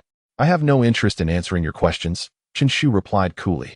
What an intriguing young man, 17 remarked, his eyes filled with curiosity as he regarded Chen Shu. Hey, 17, hurry and open that capsule. Then we shall seek Son Goku. Android 18 interjected, her distaste for 17's loquaciousness evident. If you intend to find Mr. Son Goku, I cannot permit that. Chen Shu's aura began to intensify. Gohan, swiftly return home and bring Goku to Master Roshi. Sensing the situation was amiss, Piccolo urgently communicated telepathically with Gohan, who glanced at Piccolo and nodded before dashing toward the cave entrance. As Gohan exited, 17's attention shifted back to Chen Shu, unfazed by Gohan's actions. So, you wish to obstruct us? He queried. Upon hearing this, Android 18, who had been pondering how to open Android 16's capsule, became intrigued and moved to stand beside 17. It's about time. I've been confined in that capsule for far too long, and now I can finally stretch my legs. 17 grinned as he focused on Chen Shu's group. Mr. Piccolo, if a confrontation ensues, please ensure you and Mr. Krillin keep your distance. Chen Shu cautioned, his expression serious. In his estimation, the two before him were significantly stronger than their counterparts from the future. However, unable to sense their energy, Chen Shu remained uncertain of his chances of victory. Understood. Piccolo understood that once he perished, the Dragon Balls would vanish as well, thus he refrained from retorting. He then communicated telepathically with Krillin and Tien. Humph. Standing at the back, Vegeta snorted disdainfully, irritated by the demeanor of the two androids, who clearly regarded them with contempt, while simultaneously scornful of Piccolo's cowardice. Let me take the lead. I'm rather bored, said Android 17, his gaze full of eager anticipation as he looked at Android 18. Although the sentiment was the same, Chen Shu felt no malice emanating from her, a stark contrast to the future Android 18, which relieved her. Even if she were to falter in battle, her companions would not be in peril. No problem, you can play with them while I open that experimental chamber. Android 17 replied coolly. Uninformed observers might mistake it for a brother yielding to his sister.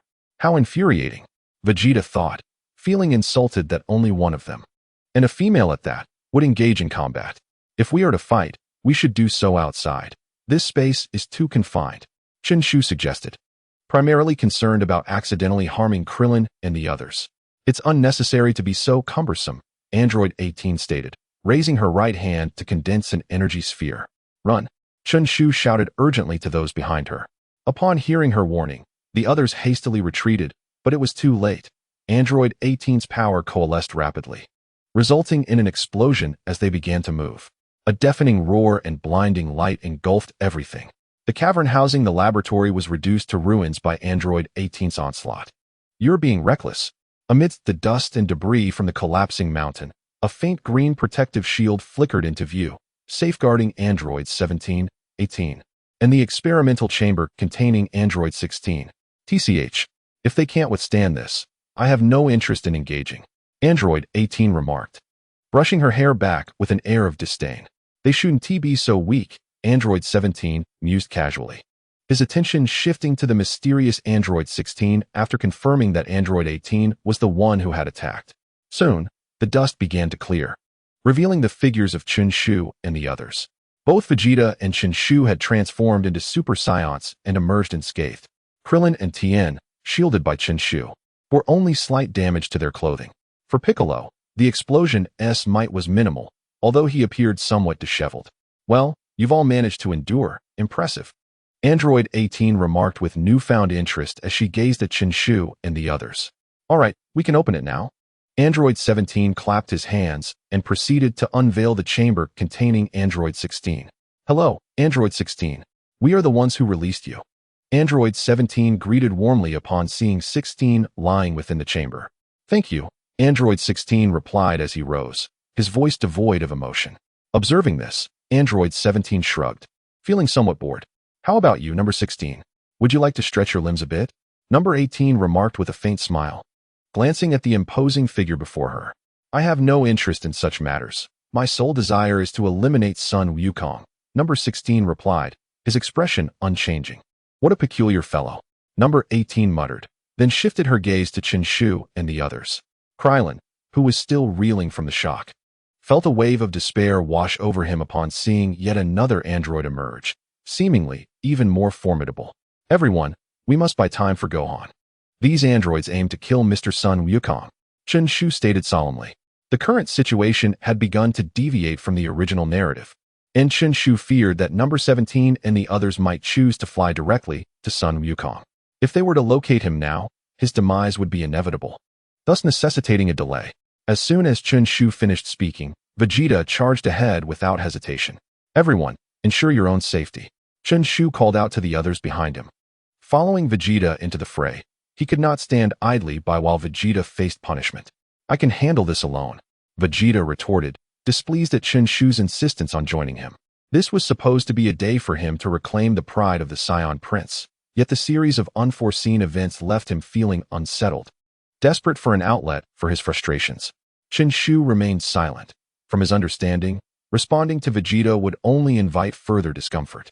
"Ah, commendable bravery," Number 18 remarked, observing the two charging forward before joining the fray herself. "What shall we do?" Tien Shinhan inquired. "Let us assess the situation first," Piccolo replied, his expression grave as he regarded the three androids ahead. Tien Shinhan nodded, while Krillin remained slumped on the ground, his face marked by fear, still unable to process the recent events. Soon, the clash between Number 18 and Vegeta commenced, both moving at extraordinary speeds, the air resonating with the sound of their strikes. As Vegeta noticed that their strengths were evenly matched, his frustration grew. He craved an overwhelming advantage akin to his prior encounter with Number 19. Yet he found himself unable to gain any leverage, especially against the female android. Upon Chen Shu's arrival on the battlefield, he seized an opportunity to kick Number 18 into a nearby pile of stones. "You little brat, mind your own business," Vegeta scolded, ungrateful for Chen Shu's intervention. "Aren't you going to help? It seems she is struggling," Number 16 remarked, turning to Number 17. "No need to worry. Number 18 has yet to reveal her true power. If that boy's strength is comparable to Vegeta's, they are no match for her," Number 17 replied indifferently. "However, I must admit, I am surprised that you would be concerned for Number 18. I thought you lacked emotions." Number 17 chuckled, glancing at Number 16. Yet, Number 16 paid him no heed, instead gazing into the nearby forest. Unfazed by the lack of response from Android 17, Android 18 redirected her gaze to the battlefield, where 18 had already rejoined the fray. It was far more engaging when they fought together. It was time for her to unleash her true potential. With a glance at the two, 18 tucked a strand of hair behind her ear, asserting her independence, declaring, "I can handle this alone." Vegeta, adopting his classic pose of defiance, gestured with his thumb towards himself. With that, he began to elevate his energy. Sensing the surge of Vegeta's power, Piccolo could not help but exclaim. Vegeta's strength must have surpassed Goku's.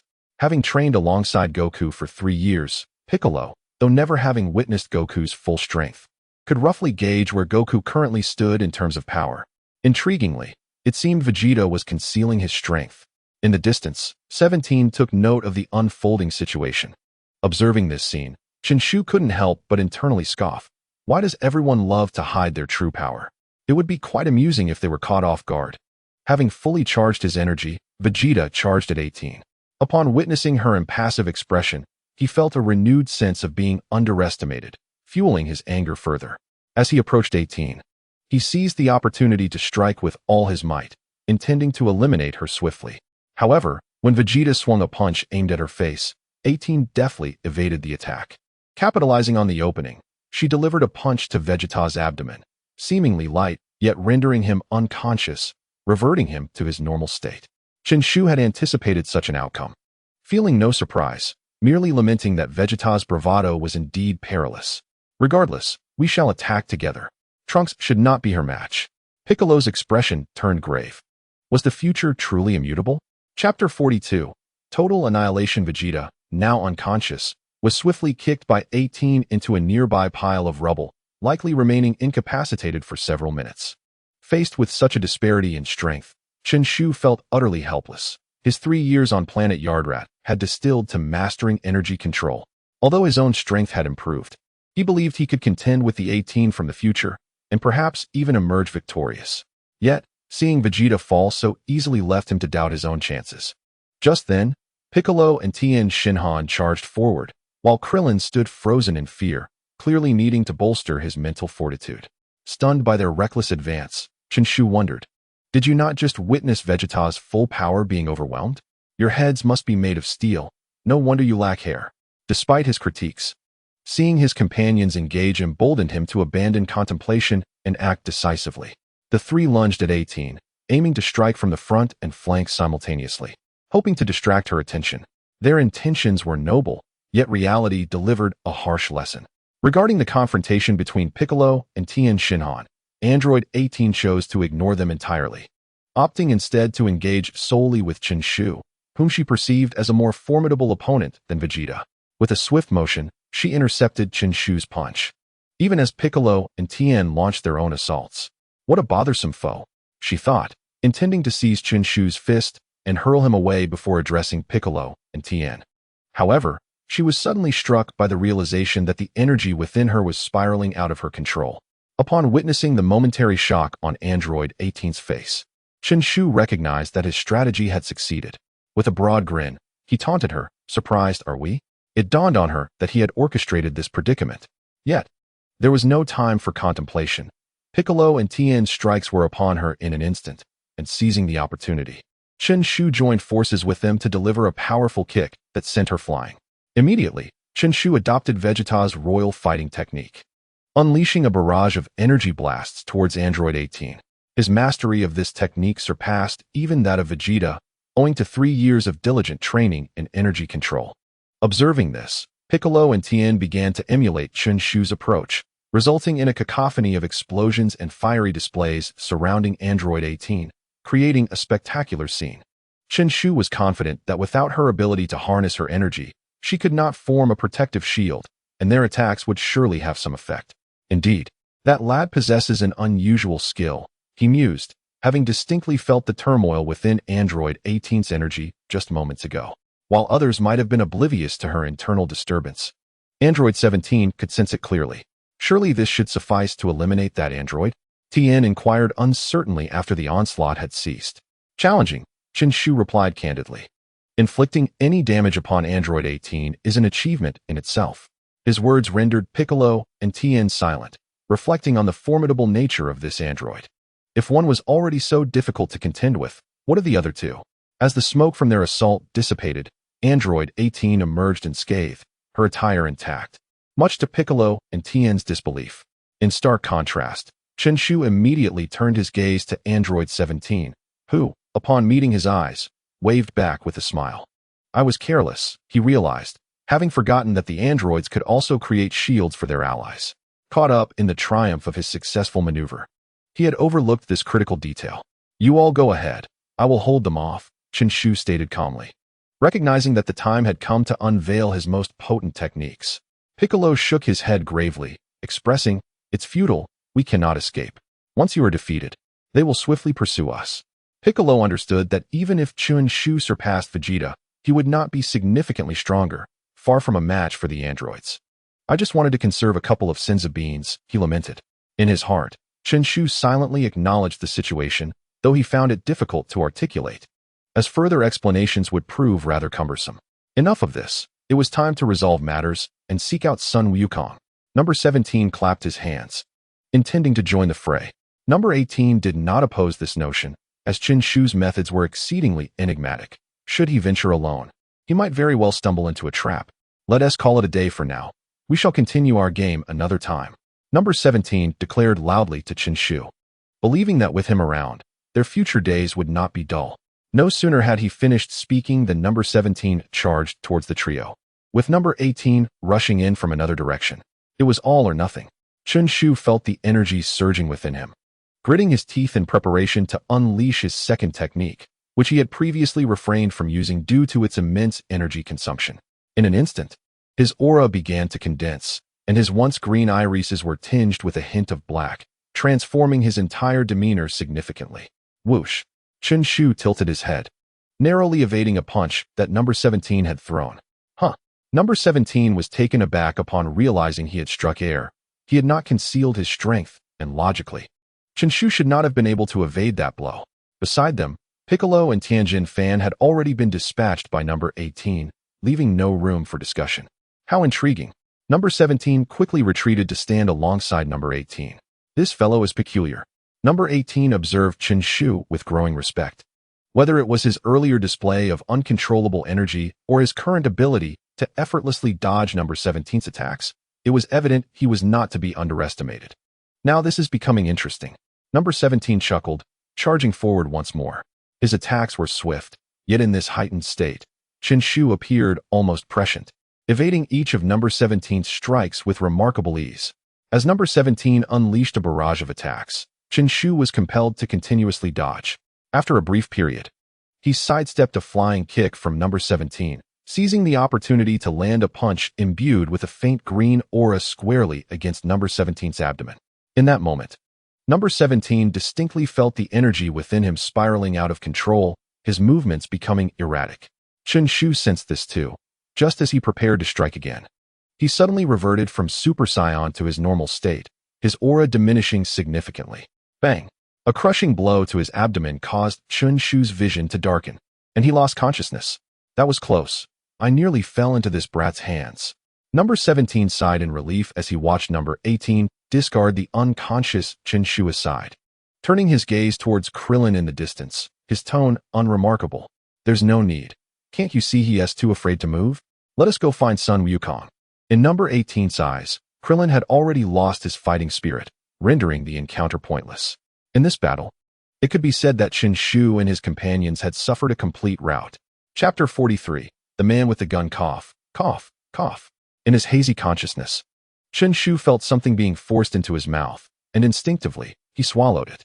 Upon swallowing, an immediate clarity enveloped him, as though the very essence he had expended was restored in an instant, alleviating the pain of his injuries sustained during battle. Thank you, Mr. Krillin. Chen Shu awoke to find Krillin's head hovering above him, his hand gently supporting the back of Chen Shu's head, seemingly to assist him in swallowing the magical bean. I'm relieved you're all right. I'll go feed the beans to Piccolo and the others. Krillin exhaled a sigh of relief upon seeing Chen Shu regain consciousness. By the way, Mr. Krillin, what happened to those androids? Chen Shu inquired with an unusual glimmer in his eyes, a hint of amusement gracing his lips. Ajay. They went over to that highway. Krillin, suddenly recalling something, appeared flustered, his expression and tone brimming with remorse. I'm sorry, Trunks.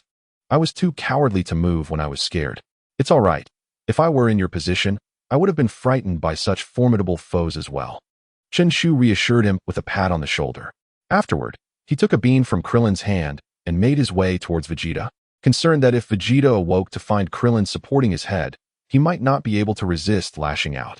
Upon reaching Vegeta, Chen Shu began to clear the stones weighing down on him. After all, Vegeta was, in a sense, his father figure. Moreover, Chen Shu believed Vegeta was becoming more humane over time. After consuming the magical bean, Vegeta slowly opened his eyes, only to find Chen Shu in a rather intimate position supporting his head, causing his expression to darken. Remove your hand. Before Chen Shu could react, Vegeta thrust him away and soared into the distance. Is Vegeta going after those androids? Piccolo and the others, having awoken, inquired in astonishment. No, he is just angry. Chen Shu replied nonchalantly, aware of the situation, yet unperturbed. What shall we do next? If this continues, the future will indeed unfold as Trunks has warned. Tien Shinhan clenched his fists, a look of dissatisfaction etched on his face. Let us wait for Mr. Goku to awaken, after taking the medicine. He should recover from the life-threatening state quite swiftly, Chen Shu suggested. Upon hearing Goku's name, both Krillin and Tien Shinhan were filled with anticipation. Then you all should wait for Goku to awaken. I must fight in my own way, Piccolo declared, launching himself into the skies and swiftly vanishing from sight. The remaining trio stood in silence, unsure of what to do next. Let us go check on Goku, Tien Shinhan proposed. Krillin found the suggestion agreeable and was about to voice his approval when the sound of Bulma's aircraft approached, signaling her arrival. Where are the androids? Have you defeated them? Bulma disembarked from her aircraft, surveying the chaotic surroundings, unmistakably a scene of battle. Not at all, Krillin replied, his expression serious as he recounted the events to Bulma. You said his name is also Trunks? Bulma pointed at Chen Shu. Her curiosity piqued as she shifted her focus from the androids to speculating about Chen Shu's identity. Upon hearing Bulma's inquiry, Chen Shu candidly acknowledged his identity and recounted the events that transpired. True to her experience with grand affairs, Bulma quickly accepted the reality that Chen Shu was her son, even expressing relief that he had not inherited Vegeta's temperament. You will grow up to be quite the handsome young man, she exclaimed, lifting little Trunks with a smile. Chen Shu chuckled awkwardly, extending his hand to pinch Trunks's cheek. However, just as his hand reached the air, Trunks's chubby fingers grasped his index finger. In that moment, a peculiar sensation surged within Chen Shu, though it was fleeting. Since returning to Earth, he had felt somewhat peculiar. First, he had battled Vegeta, and then he contemplated altering the history of this timeline, causing him to question whether his 3 years of training had affected his mind. Pushing aside his confusion, he resolved to focus on the present. We are in Dr. Gero's laboratory. Perhaps we can uncover something useful, Chen Shu exclaimed, the realization evident on his face. Bulma, inspired by his words, responded, indeed. We might uncover the secrets of the androids. She then directed the others to move stones while she held little Trunks as a supervisor. Soon, they cleared the debris, revealing a deeper underground laboratory. Within it, Bulma effortlessly located information regarding the androids, and they also discovered a still-developing larval form of cell in a growth tank. This fellow is the ultimate android, Bulma mused, glancing between the documents and the adorable creature in the tank, struggling to reconcile its cuteness with its intended purpose as a weapon. Since Dr. Gero has declared it so, it must be true, Chen Shu interjected. If it were to mature, it would pose a significant threat. I am kind-hearted and cannot bear to see it grow up in solitude, so allow me to assist it on its journey. As he spoke, he pressed his hand against the glass of the growth tank. The others exchanged perplexed glances, questioning his notion of kindness. Nevertheless, they understood that allowing this so-called ultimate android to evolve into its complete form would spell disaster for the world, and thus, they had no objections to Chen Shu's actions. With his palm pressed against the glass, the liquid inside began to bubble and swiftly evaporate, ultimately dissolving the larval cell into nothingness. Among those present, only Tien Shinhan comprehended the magnitude of Chen Shu's feat as a dedicated martial artist. He recognized that Chen Shu's control over his energy had reached a transcendent level. After resolving the matter, the group parted ways. Tien Shinhan headed to Kame House to await Goku's awakening. Mutant Rashi returned to Korin Tower. and Krillin accompanied Bulma home to commence their study of the newly acquired materials. Chen Shu flew towards the direction where Vegeta had just departed, intending to await Son Goku's summons to the hyperbolic time chamber for their training. Naturally, he would not mind engaging in some practice with Vegeta beforehand. Meanwhile, in a city not far away, the first stage Cell strolled confidently down the street, confronting a group of terrified individuals huddled against a wall. Their eyes were filled with fear and despair as they beheld the approaching green monstrosity.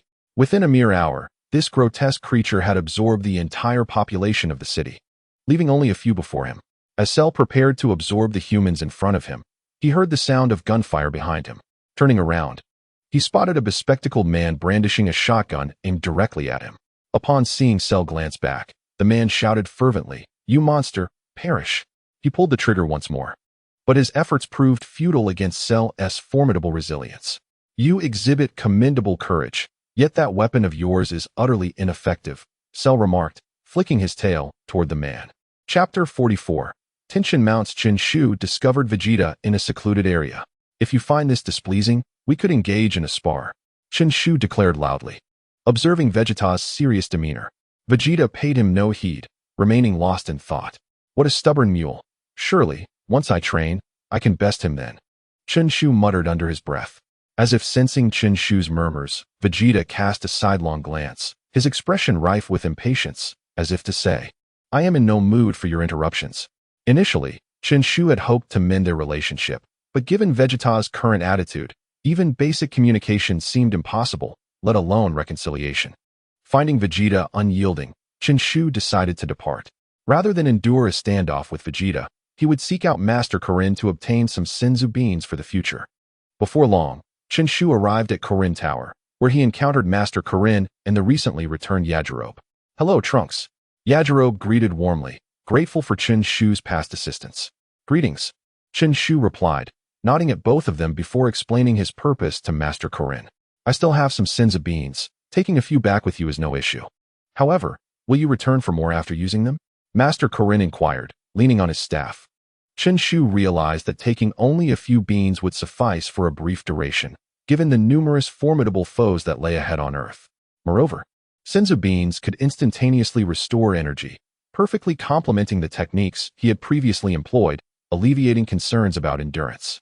"I would greatly appreciate your guidance, Master Korin," Chen Shu exclaimed, his eyes gleaming with excitement. The Senzu beans flourish and bear fruit, and their ability to restore health and energy is due to their cultivation methods. As Master Korin spoke, he began walking in another direction, prompting Chen Shu to hastily follow. The cultivation of the celestial beans requires a unique type of soil, complemented by the nurturing essence of the super divine water. Having said this, Master Karlin opened a jar, and Chen Shu peered inside to behold several vibrant green bean sprouts, each adorned with a small green bean. How does one acquire this soil and super divine water? Once these conditions are met, what is the method of planting? Chen Shu inquired, for he had not encountered such items within the confines of the Korin Tower during his previous sojourn in the future world. The planting method is quite simple. It resembles the usual process of sowing beans. However, one must be cautious not to overindulge in the super divine water. From planting to maturity, a mere drop suffices, and it is advisable to plant only 2 sprouts in an area the size of a palm, Master Karlin elucidated. He then produced a black jar, stating, "Within this vessel lie 3 celestial bean sprouts, which you may take with you. I shall also prepare the super divine water for you." "What a benevolent soul!" Chen Shu exclaimed, overwhelmed with gratitude as he grasped Master Karlin's hand, shaking it fervently. The sudden display of enthusiasm left Master Karlin momentarily bewildered, as he had intended to maintain the poise of a sage, only to have it shaken away by Chen Shu's exuberance. "How long until the beans mature?" Chen Shu, regaining his composure, posed a question of great interest to him. "They mature once a year, and the sprouts can be reused," Master Karlin replied, retracting his hand behind his back. "Ah, much like chives." Although the maturation period is rather lengthy, Chen Shu mused inwardly. Nevertheless, the prospect of returning to cultivate celestial beans was a delightful surprise, making this journey worthwhile. "By the way, Master Karlin, if a person's hand has been severed and considerable time has elapsed, will the celestial beans still be effective?" Chen Shu's curiosity piqued, for he was uncertain of the potency of the beans after such a duration. "Indeed, they will be," Master Carlin affirmed with a nod. Thank you very much. Chen Shu expressed his gratitude with a deep bow. Observing Chen Shu's sudden seriousness, Master Carlin began to harbor some speculations. Suddenly, Chen Shu sensed a unique and formidable aura within the Korin Tower, one that appeared swiftly before vanishing just as quickly. It seems that Piccolo and the Supreme Kai have completed their fusion, Chen Shu remarked. The sensation he experienced was extraordinary at that moment. He felt as though Piccolo had gained something, while the Supreme Kai had lost something. Having devised a plan to accompany Son Goku in search of the new Supreme Kai, in order to familiarize himself with the essence of the Namekians, Chen Shu expressed his gratitude once more to Master Carlin and took flight towards the sea where the turtle hermit resided. He intended to wait for Son Goku to awaken, leaving the matters concerning the androids and Cell to Piccolo and the others, believing it unnecessary for him to intervene further. Before long, Chen Shu arrived at the turtle hermit's abode, where he found Son Goku, who had already consumed the medicine and lay in a state of unconsciousness, with Chi-Chi attentively caring for him. Trunks, I am immensely grateful for the medicine you brought. Without it, my father would have perished. Gohan sincerely expressed his gratitude to Chen Shu. There is no need for thanks. In the future, I shall also rely on your care, Chen Shu replied with a smile. In the following days, Chen Shu remained there, even taking the time to seek guidance from Master Roshi regarding the profound principles of the Turtle School. He recalled vividly how Sun Wukong had achieved the mastery of the Ultra Instinct during the Power Tournament, inspired by Master Roshi. Exercise diligently, study earnestly, play joyfully, eat well, and rest adequately. This was the essence of the Turtle School that Master Roshi imparted to him. After repeating these words in his mind several times, Chen Shu couldn't help but marvel at Sun Wukong's extraordinary prowess. He truly embodied the essence of a protagonist, boldly displaying his exceptional abilities. Chen Shu perceived these phrases as akin to the 5 Odes of Ultra, serving more as admonitions. However, he contemplated that perhaps his lack of experience in the divine realm contributed to his perspective. Training alongside Vegeta would also be beneficial, as Vegeta possessed combat skills and experience that surpassed those of Sun Wukong. Initially, Chen Shu had aspired to train with Sun Wukong and receive his guidance. But after 3 years of rigorous training on planet Yardrat, he had developed his own methodology. Now, he found himself in greater need of honing his combat skills. Although it was unlikely that Vegeta would offer direct instruction, he could engage him in battles, learning more swiftly through combat. During this period of contemplation regarding his future training, various messages continued to arrive. First was the news of Piccolo's confrontation with Cell, followed by a call from Bulma, who informed him that the controller was complete and that they had located the time machine used by Cell. Meanwhile, Android 17 and the others were heading towards Master Roshi's house, having failed to locate Sun Wukong at his home. Although the timing and sequence of these events diverged from the original narrative, the outcome remained unchanged, and all events converged towards a critical juncture. Chapter 45. The Devious Chen Shu Wukong. While basking in the sun outside, Chen Shu heard Chi-Chi's delighted exclamation from within the house. It appeared that Mr. Sun Wukong had awakened. Chen Shu rose from his chair and walked inside. Hello, Tien and Trunks. Thank you for the medicine. Upon seeing Chen Shu enter, Wukong greeted him with a smile. It was my pleasure, Chen Shu responded. By the way, what has become of that android? Upon hearing Sun Wukong's inquiry, Chen Shu recounted the events in their entirety, including details regarding Cell, though he refrained from mentioning his own matters with Vegeta. If the Kaioshin has vanished, the Dragon Balls will also disappear. Even if we defeat those androids, the deceased cannot be resurrected, Sun Wukong remarked, stroking his chin with a hint of frustration. Do you have a plan to defeat those androids? Tien asked, somewhat astonished, for Chen Shu's earlier account should have been clearly understood by Sun Wukong.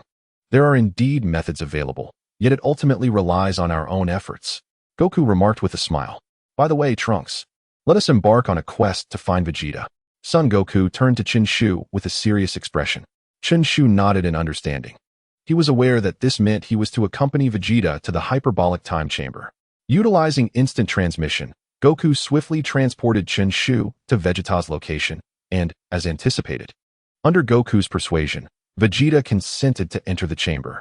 Subsequently, the group soared to the Supreme Kai's temple, where Goku outlined the precautions before announcing his intention to gather others. I sincerely apologize for dragging you into our affairs, he said to Chen Shu with a hint of regret. Chen Shu waved his hand dismissively. asserting that it was his undeniable duty. Hey, what are you dawdling for? If you don't come in soon, I'll go in by myself. Vegeta, feeling rather irritated at the prolonged conversation, urged them. Upon noticing Vegeta's impatience, Chen Shu smiled and, after bidding farewell to Goku, followed Vegeta into the hyperbolic time chamber. Upon entering, the first sight that greeted them was a room that mirrored the depiction in the manga. Stifling, this was Chen Shu's immediate impression. Breathing became somewhat laborious within this space. The tenfold gravity posed no challenge for them. Rather, it was the peculiar environment that was most daunting. Outside lay an endless expanse of white. As Chen Shu ventured deeper, he suddenly felt the ground giving way beneath his feet, as if he had stepped into soft mud. Just as he attempted to shift his stance, he discovered that the once pliable ground had turned exceedingly rigid, and his foot was now firmly ensnared. Incredible! As he sensed the drastic fluctuations in temperature surrounding him, Chen Shu hurriedly summoned his energy. Otherwise, his body would surely succumb to the extreme temperature variations, oscillating between 40 to 50 degrees Celsius and then plunging to minus 40 to 50 degrees. The rapidity of these changes was particularly alarming. Fool, rein in your energy. Vegeta admonished with his arms crossed, his voice echoing. This is an exercise for the body. Upon hearing Vegeta's words, Chen Shu complied. Yet he couldn't help but grimace as the temperature fluctuations assaulted him, one moment icy as a blade, the next sweltering like a steam chamber. In contrast, Vegeta remained remarkably composed. Having traversed various environments across the cosmos, he adapted swiftly to the conditions here. Nonetheless, he silently lamented the harshness of this climate, which had not spared him its effects. You shall acclimate to this environment on your own. Once you have fully adjusted, you may pursue further training, Vegeta coldly declared before soaring into the distance. Is he looking down on me? Chen Shu muttered softly as he watched Vegeta's retreating figure. Yet Vegeta's words held merit. If he could not even adapt to this environment, there was no point in considering the training ahead. Fortunately, with his robust physique, Chen Shu found it not overly challenging to adjust to such harsh conditions. And within 2 to 3 days, he had largely acclimated. During the process of adaptation, Chen Shu gradually discovered that his physical strength was steadily increasing. It resembled the 8 extremities of Star Odyssey. As he experienced this unique method of cultivation, Chen Shu recalled the techniques he had seen during his middle school days in Star Odyssey. Just as he was preparing to proceed with his next training, his stomach protested. Perhaps he should prepare something to eat first. Chen Shu turned back towards his room. The ingredients were plentiful. A casual glance revealed that the kitchen was brimming with various supplies. After selecting a few items, Chen Shu began to cook, not being picky about the food, as long as it was edible, but he insisted on a substantial quantity. After dedicating a considerable amount of time, Chen Shu laid out a grand feast on the table. Just as he finished washing his hands and was ready to eat, Vegeta returned. Vegeta first glanced at Chen Shu, then at the meal he had prepared, before promptly sitting down at the table and indulging in the feast. Chen Shu was taken aback. What are you waiting for? Finish eating and then train. Vegeta frowned at Chen Shu, who stood there in a daze. How could he admonish him after enjoying his meal? Although Chen Shu refrained from voicing his thoughts, he could not help but ponder them internally, especially since he would soon need Vegeta's assistance. Before long, the two devoured every last morsel of food on the table. Ah, the feeling of being full is truly delightful. At that moment, Chen Shu felt a profound sense of satisfaction within. By the way, could you guide me in my training? He cautiously inquired, glancing at Vegeta. Truthfully, he found it difficult to address Vegeta as father at that moment. Why should I? Vegeta raised an eyebrow. Because you just ate my cooking. Chen Shu felt a twinge of indignation, having humbly sought Vegeta's help. It's merely a meal. It's not that impressive, Vegeta retorted, his sarcasm fully engaged. How about this? Let us compete. If you lose, you will guide my training. If I lose, I will cook for you every day. Chen Shu, driven by the desire to provoke Vegeta and to vent his frustrations, was indeed feeling bold. If it weren't for your peculiar technique, do you think you could defeat me? Vegeta scoffed, believing Chen Shu's combat experience and skills to be lacking.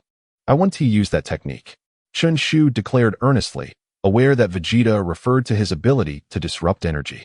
However, that was not his only skill. Seeing Chen Shu agree so readily, Vegeta was eager to teach the young man a lesson he had long anticipated. Without further ado, they stepped outside, ready to face each other.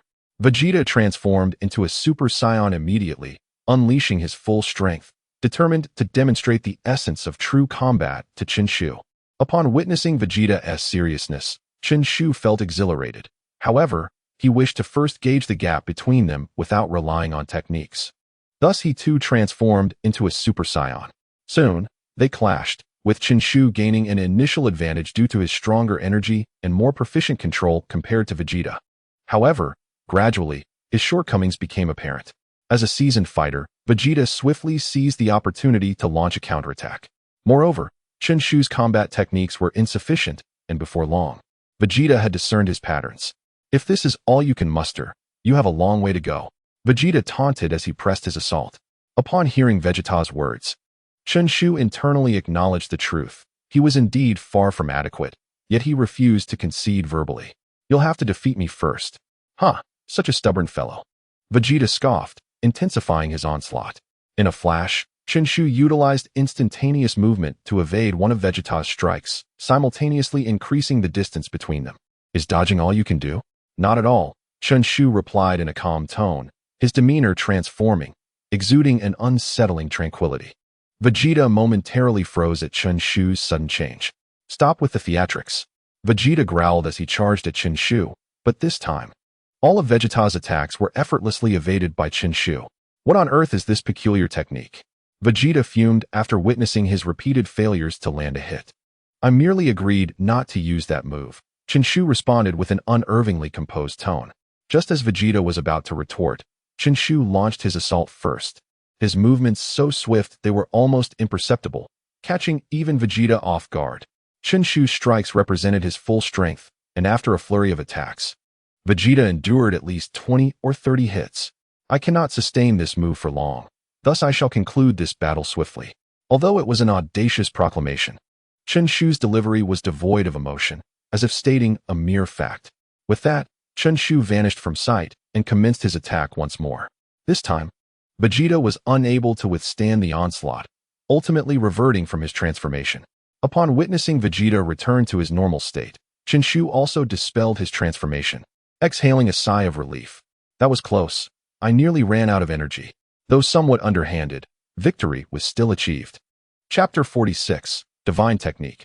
The inferior version of Ultra Instinct now. This upcoming period will be troublesome for you. Chen Shu smiled at Vegeta, possessing a rather smug demeanor. Humph. Vegeta snorted, clearly discontented with his defeat to Chen Shu. Nevertheless, he did not deny it, acknowledging that the recent technique was indeed a component of Chen Shu's prowess. How about this?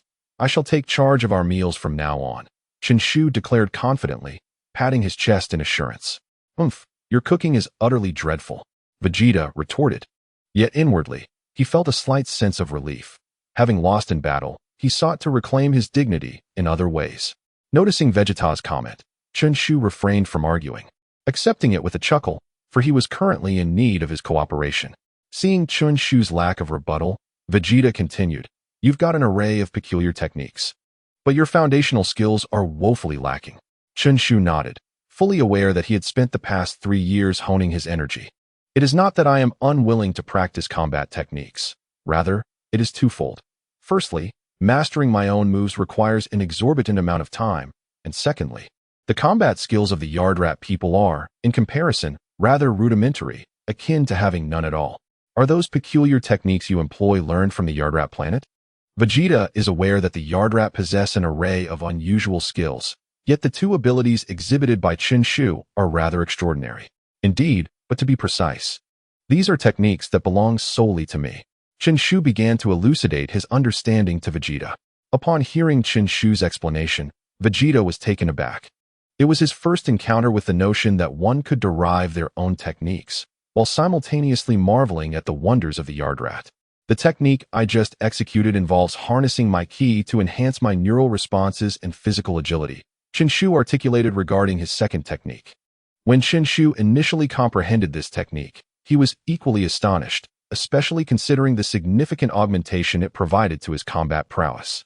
At that time, he momentarily believed he had grasped the concept of Ultra Instinct, for the two were remarkably similar, the distinction being that while executing this technique, his strength remained unchanged, only his reaction time and speed were elevated. Although this technique does not impose a burden on the body like Ultra Instinct, It does consume ki at an alarming rate.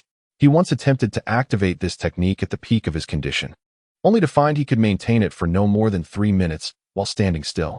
After hearing this, Vegeta fell into contemplation. He had always prioritized physical enhancement while neglecting the study of ki, realizing he must delve deeper into its intricacies henceforth.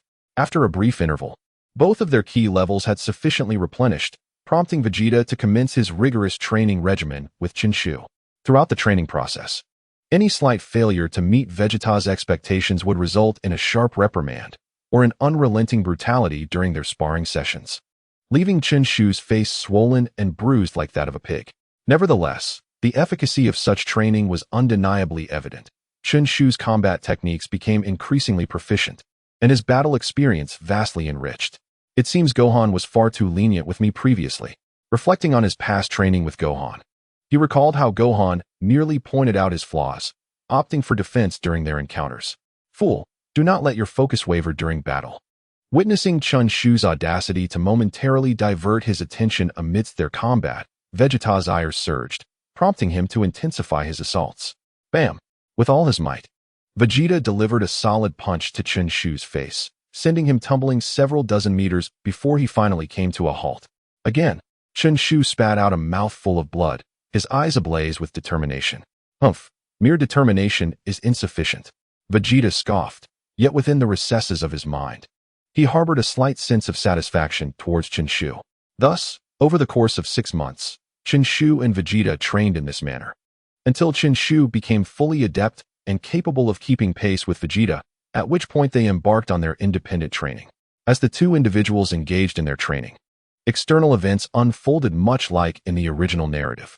Cell successfully absorbed Android 17, completing his evolution, and was now in pursuit of the fleeing Android 18. At that moment, Krillin was clutching the controller, searching for the androids, burdened by immense psychological pressure. Everyone awaited the return of Vegeta and his companion, for they were the only ones with the potential to thwart Cell. With a creak, the door swung open, revealing 2 figures to the crowd. Their garments were tattered, yet the most striking difference lay in their hairstyles. Chen Shu had tied his hair back. Previously, on Planet Yardrat, Little Green had been the one to cut his hair, but he would never dare to let Vegeta do so in the hyperbolic time chamber. As the two emerged, the crowd rushed forward, primarily surrounding Chen Shu, while only Goku approached Vegeta. After assessing the situation, the urgency propelled them to change into their battle attire and set off. Stay back for now. I can handle this alone, Vegeta admonished Chen Shu during their flight. From his conversation with Goku, Vegeta had gained a rough understanding of Cell's current strength.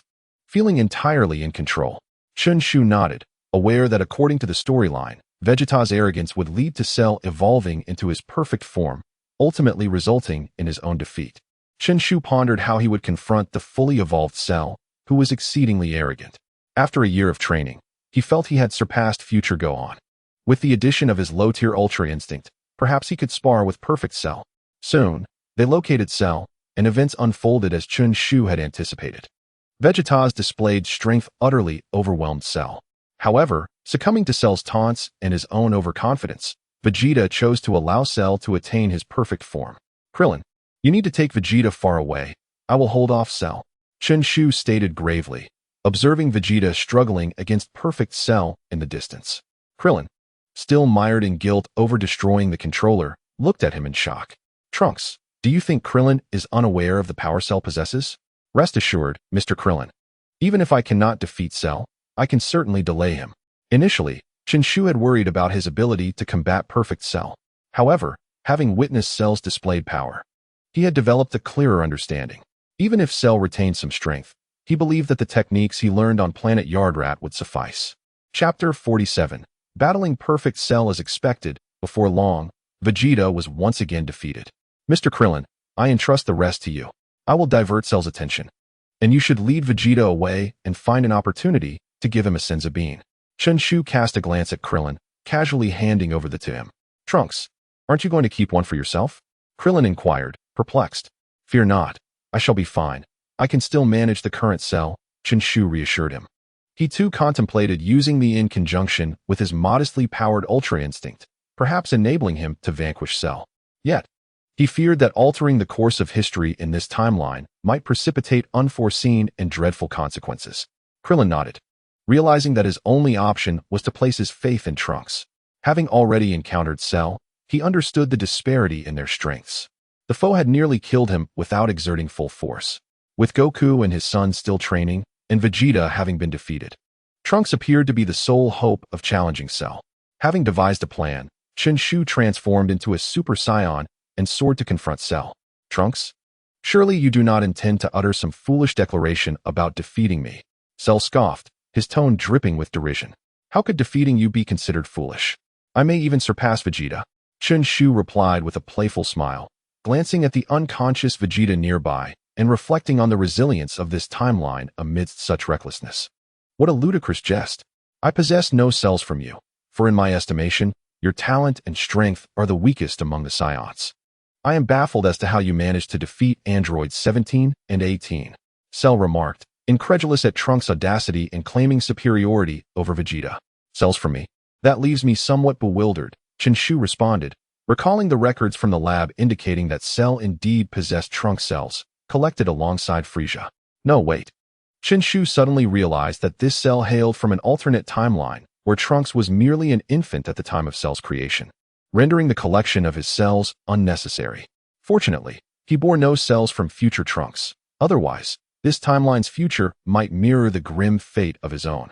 Chen Shu felt a surge of relief. Had Cell not been so arrogant as to challenge the martial arts tournament and provoke Gohan during the matches, the entire planet might have faced annihilation. Lacking my cells is your gravest error, Chen Shu declared, escalating his energy. Upon sensing Chen Shu's rising aura, Cell was taken aback, realizing that his power surpassed Vegeta's. Intriguing. It appears you are not merely a boastful fool, he mused. However, despite Chen Shu's apparent strength, Cell remained unperturbed. This level of power was still insufficient in his eyes. Once his energy was fully cultivated, Chen Shu charged at Cell, eager to gauge his opponent's abilities. Observing Chen Shu's offensive, Cell refrained from rushing forward, opting instead to assess his strength. With a resounding impact, Chen Shu's fist was effortlessly caught by Cell, who then delivered a swift kick to Chen Shu's abdomen, sending him hurtling several meters away. As Chen Shu soared through the air, he continuously adjusted his form. Although Cell's recent assault appeared formidable, it had not inflicted any harm upon him. The moment Chen Shu landed, Cell materialized before him, exclaiming, "If this is all you have, I shall be sorely disappointed." With that, Cell launched a rapid attack, forcing Chen Shu into a defensive stance, retreating under the relentless pressure. Meanwhile, Krillin, witnessing the scene, darted towards the unconscious Vegeta, intending to carry him away. Just as he prepared to lift Vegeta, number 16 approached, requesting Krillin to take him to Bulma's residence. After a brief hesitation, Krillin consented, reasoning that someone who cherished nature and animals could harbor no ill intentions. Now you may unleash your true power. Cell halted his offensive, gazing at Chen Shu. I know you were concerned for Vegeta. Now that he has been rescued, your worries should be alleviated. Oh, it seems not only has your appearance improved, but your intellect has also risen. Chen Shu replied with a smirk, shaking his arm, still tingling from Cell's previous strike. Cell, however, remained indifferent to Chen Shu's banter, his curiosity piqued by the extent of Chen Shu's strength. I shall resolve this within 3 minutes, Cell, Chen Shu declared, channeling his energy once more. This time, his physique began to transform, becoming more robust, radiating sheer power. Do you truly believe such a transformation can defeat me? Cell's tone dripped with disappointment, fully aware that Chen Shu's metamorphosis would enhance his strength at the cost of speed. Without the ability to land a hit, even the mightiest power is futile. Chen Shu understood the limitations of such a clumsy transformation, recalling how Trunks had erred in overestimating himself in the original narrative. However, he was not the same now. Can you truly assess whether you can defeat me merely by words? Chen Shu's expression remained stoic as he regarded Cell. Let my actions demonstrate my capability. Cell beckoned with a dismissive gesture, a scornful expression gracing his features. Let us see if you can maintain that expression. With that, Chen Shu's demeanor shifted dramatically. His pupils turned jet black, and he had mastered this technique through over a year of rigorous training. In an instant, Chen Shu vanished from sight, reappearing before Cell. In the face of Cell's astonishment, he delivered a powerful punch that sent Cell flying. His strength was now sufficient to inflict damage. For Cell, Chen Shu's recent strike did not cause significant harm, but the speed he exhibited in that state shattered Cell's understanding. He too could assume that form, and even surpass Chen Shu in strength, yet he could never match his velocity. Why is that Trunks fellow so remarkably fast? As Shenru remained engulfed in confusion, Chen Shu charged forward once more. The disparity in their strength had diminished significantly. The only uncertainty lay in whether Shenru was still concealing any of its power. A relentless barrage of attacks ensued, gradually placing Shenru at a disadvantage. Far away in the heavenly temple, Bick was profoundly shaken, yet a glimmer of hope ignited within him. Perhaps, if things continued this way, Trunks alone could vanquish Shenru. "You arrogant fool!" Shenru roared, unleashing a formidable aura that interrupted Chen Shu's assault. It was imperative for Shenru to unleash its full strength, otherwise, defeat loomed imminent. "I harbor no intentions of arrogance. My singular desire is to defeat you," Chen Shu replied with an unwavering demeanor, his words stark and devoid of emotion. Chapter 48. The martial arts tournament commences. Even upon witnessing Shenru relinquish its restraint, Chen Shu's heart remained unperturbed. In this moment, he resembled a machine, shedding superfluous emotions to sharpen his focus and expedite his reflexes. Once Shenru augmented its power, its speed became nearly on par with that of the current Chen Shu. Moreover, possessing the cells of numerous warriors, Shenru's combat skills and experience far surpassed those of Chen Shu. Having trained alongside Vegeta in the hyperbolic time chamber for over half a year, Chen Shu had assimilated much of Vegeta's combat techniques and gained some experience. However, as he had only faced Vegeta, his fighting style mirrored Vegeta's closely. Following a brief exchange, Shenru discerned Chen Shu's combat style and could now largely anticipate his forthcoming attacks. Had it not been for Chen Shu's quick reflexes, he would have already fallen prey to Shenru's opportunistic strikes. "Your strength indeed exceeds my expectations. Yet I can sense that you cannot sustain this state for long," Shenru remarked while attacking. Chen Shu acknowledged his current condition. His muscular form consumed considerable energy, and given his current technique, he would likely exhaust himself within 2 minutes. "Then I shall defeat you before this state concludes," Chen Shu declared, his expression unchanged. Yet a faint green aura enveloped his fist as he sought to discern the efficacy of his technique. With a resounding clash, Shenru and Chen Shu's fists collided. "Your power has begun to wane," Shenru observed with a smile, acutely aware that the force behind Chen Shu's punch had diminished from its initial potency. Just as Shenru prepared to press the attack, it suddenly felt an inability to control the energy within its body. Chen Shu, keenly observing Shenru's transformation, seized the opportunity to deliver a powerful punch that sent Shenru hurtling through the air. Anticipating Shenru's trajectory, Chen Shu utilized instant transmission to position himself in its path. With a decisive kick, he propelled Shenru into the air, swiftly assuming the stance for the Kamehameha wave. Kamehameha wave. As the final word fell, Chen Shu directed the energy he had gathered between his hands toward the airborne Cell, and a colossal beam of light instantly enveloped Cell's form. Success. Witnessing this scene, Piccolo felt an exhilarating surge within. Chen Shu's Kamehameha was indeed more potent than Vegeta's ultimate flash from earlier. Furthermore, Piccolo had sensed Cell's peculiar state, leading him to instinctively believe that Chen Shu's attack had landed effectively. After unleashing this Kamehameha, Chen Shu found his energy nearly depleted, prompting him to revert to his normal state and dispel his technique. Indeed, Cell was formidable. It seemed he still had a long way to go. Gazing upward, Chen Shu noticed the black smoke gradually dissipating, revealing Cell's silhouette. With his arms crossed defensively, Cell bore minimal visible injuries and appeared less damaged than he had been after Vegeta's ultimate flash. However, Chen Shu could distinctly sense a decline in Cell's energy.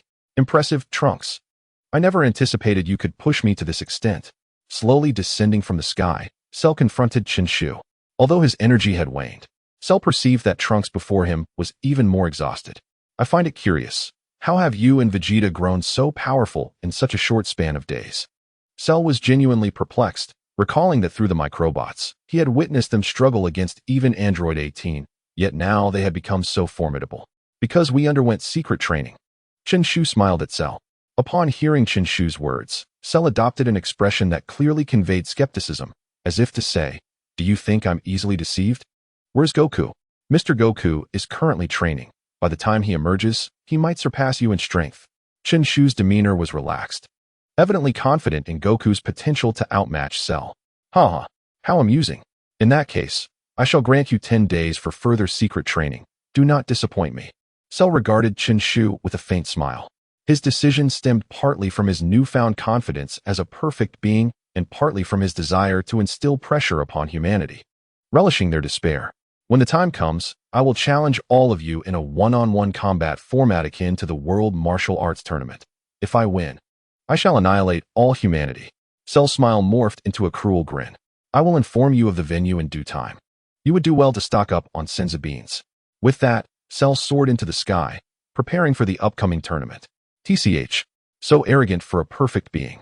If you transform into Lightning Cell, will you host a martial arts tournament across the entire universe? As Chen Shu flew towards where Vegeta and the others were, he couldn't help but mock. However, given that Cell possessed the cells of both Vegeta and Goku, a bit of arrogance seemed only natural.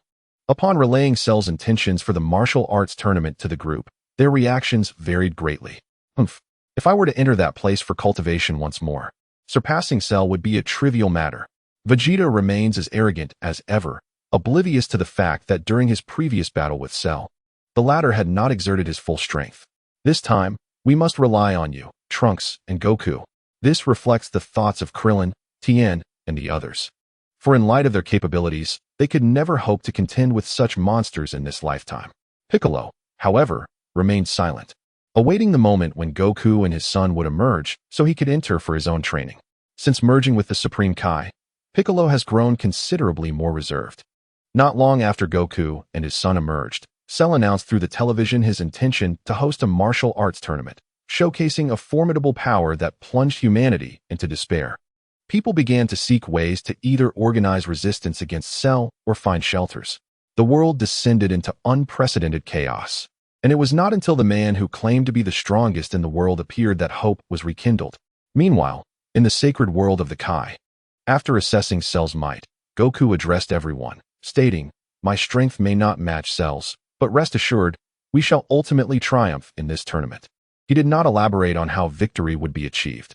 Only he and Chen Shu were privy to that knowledge. Subsequently, Goku resolved to first gather the Dragon Balls to resurrect those who had perished due to Cell's actions, planning to utilize their power to bring them back after defeating Cell. "Mr. Goku, may I accompany you to Namek?" Chen Shu implored, understanding that upon returning to the future, he too would need to revive the Dragon Balls. Now, he could familiarize himself with the situation by following Goku. Of course, Goku had no reason to decline Chen Shu's request. Thus, they journeyed to the planet Namek, where they retrieved Dend, whose abilities facilitated the resurrection of the Dragon Balls on Earth. Chen Shu chose not to enter the hyperbolic time chamber again. Without Vegeta to train with him, the endeavor seemed futile. Instead, he preferred to shadow Goku for a few days, seeking to learn from his experience while also enjoying some relaxation. As the training concluded, 10 days swiftly passed, and today marked the commencement of the martial arts tournament hosted by Cell. Chapter 49. Inheriting memories, gazing at the arena before him and then at Cell standing atop it. Chen Shu had initially hesitated to come, knowing that according to the original narrative, he would have to die once more. However, he found it difficult to justify his absence. Moreover, his current strength undoubtedly surpassed that in the original tale, making his demise uncertain. Curiosity also gnawed at him regarding what death might truly feel like. If it were merely such, you would not stand a chance of victory today. Cell sensed that Vegeta had indeed grown a bit stronger, yet it was still insufficient. As for Goku and Trunks, those two seemed hardly like individuals who had trained. They appeared much the same as he had previously encountered. "Cell, I see through your tricks. Today, I shall unveil your schemes." At that moment, a rugged male voice resonated from the heavens. Mr. Satan had arrived, flying in on an aircraft. Immediately, Satan leaped from the aircraft, executing a graceful backflip mid-air, landing securely on the arena before Sheru. "I am Satan, the mightiest man in this world, and today I have come to vanquish you. Your tricks may deceive the uninitiated, but they are futile against me," Satan declared, pointing at Sheru with an air of pride. "Where did this clown come from?" Sheru remarked, observing the human before him, then unleashed a surge of energy that sent Satan flying into a stone wall. The aircraft above was also swept away, vanishing into the horizon. Chen Shu, witnessing this spectacle, felt somewhat speechless. To him, the newly introduced Mr. Satan resembled a mere jester. relying solely on performance to sustain his fabrications. However, during the Buu saga, Satan indeed played the role of Earth's hero, which altered Chen Shu's perception of him. Although Satan loved to boast and attract attention, he was fundamentally a good person. Do you think you can defeat me with this joker? Shenru sneered, crossing his arms. I alone can conquer you. Seeing Shenru's demeanor, Vegeta was the first to lose his composure, ready to charge in. Let me handle this first, Vegeta, Goku interjected, raising a hand to halt him. Humph. Vegeta snorted, stepping back, thinking it would be interesting to observe Kakarot and Shenru's prowess. Meanwhile, Shenru, noticing that Goku was the first to battle, was filled with anticipation. Initially, he had high hopes for both Goku and Trunks, but having already faced Trunks, he now yearned for a confrontation with Goku. Soon, Shenru and Goku entered combat, initially testing each other's strength before Goku unleashed his full potential. Goku is indeed formidable. His power now rivals what I had when I first activated the low-tier Ultra Instinct. Chen Shu mused internally, finding great inspiration in their fighting styles. Had circumstances allowed, he would have eagerly taken notes. In a short while, utilizing instant transmission, Goku unleashed a Kamehameha that obliterated Shenru's upper body, leaving him with scant energy, akin to the state Chen Shu experienced after exhausting his Kamehameha. Observing the differing impacts of their Kamehameha waves, Chen Shu noted that while the damage appeared less for Shenru due to his full defensive posture, the actual potency was comparable. Since that last encounter, Chen Shu had also come to understand that his method of energy disruption could be effective against opponents stronger than himself, though the duration of its effectiveness diminished with their strength. Thus, he resolved to seize the right moment when facing formidable foes in the future. Exhausted, Goku exited the fray, paving the way for Gohan, the hope of the entire village. As Chen Shu watched Goku toss a Senzu bean to Shenru, he reflected that such reckless behavior from Super Saiyan 4 Gogeta was not unfounded. Both shared responsibility in this unfolding drama. Although Son Wukong's son, Son Gohan, possesses formidable strength, he is somewhat lacking in battle experience. From the outset, he finds himself overwhelmed by Cell, much to the dismay of those around him, who lay the blame squarely on Wukong for his son's predicament. Among them, Piccolo is particularly incensed. Mr. Wukong, have you ever considered that Gohan may not actually enjoy fighting? Chen Shu inquires, observing the growing anxiety on Wukong's face. What? I thought Gohan would relish combat, especially since he seems quite diligent in his training, Wukong responds, confusion evident in his tone. Upon hearing Wukong's reply, Chen Shu is left speechless. It appears that Wukong's understanding of his adversary surpasses his comprehension of his own family. However, this is not entirely surprising. Wukong has spent limited time with Gohan, and their interactions have predominantly revolved around training. Coupled with Wukong's character, such a situation is entirely plausible. Once Wukong has had his fill of action, it is now Cell's turn to assert dominance. In an effort to provoke Gohan into unleashing a more potent power, Cell begins to deploy his minions. Initially, the group finds themselves ill-equipped to handle these small foes. However, the circumstances have changed. Chen Shu activates a lower-tier version of the Ultra Instinct, easily managing a one-on-two scenario. Yet, as he is alone and can only maintain this form for a brief duration, he soon collapses after vanquishing just one minion. Chen Shu contemplates using the Senzu beans to dispatch the remaining minions, but alas, they are currently in Cell's possession. Consequently, the warriors find themselves incapacitated, with Android 16 reduced to nothing more than a head. Gohan, meanwhile, is increasingly worried.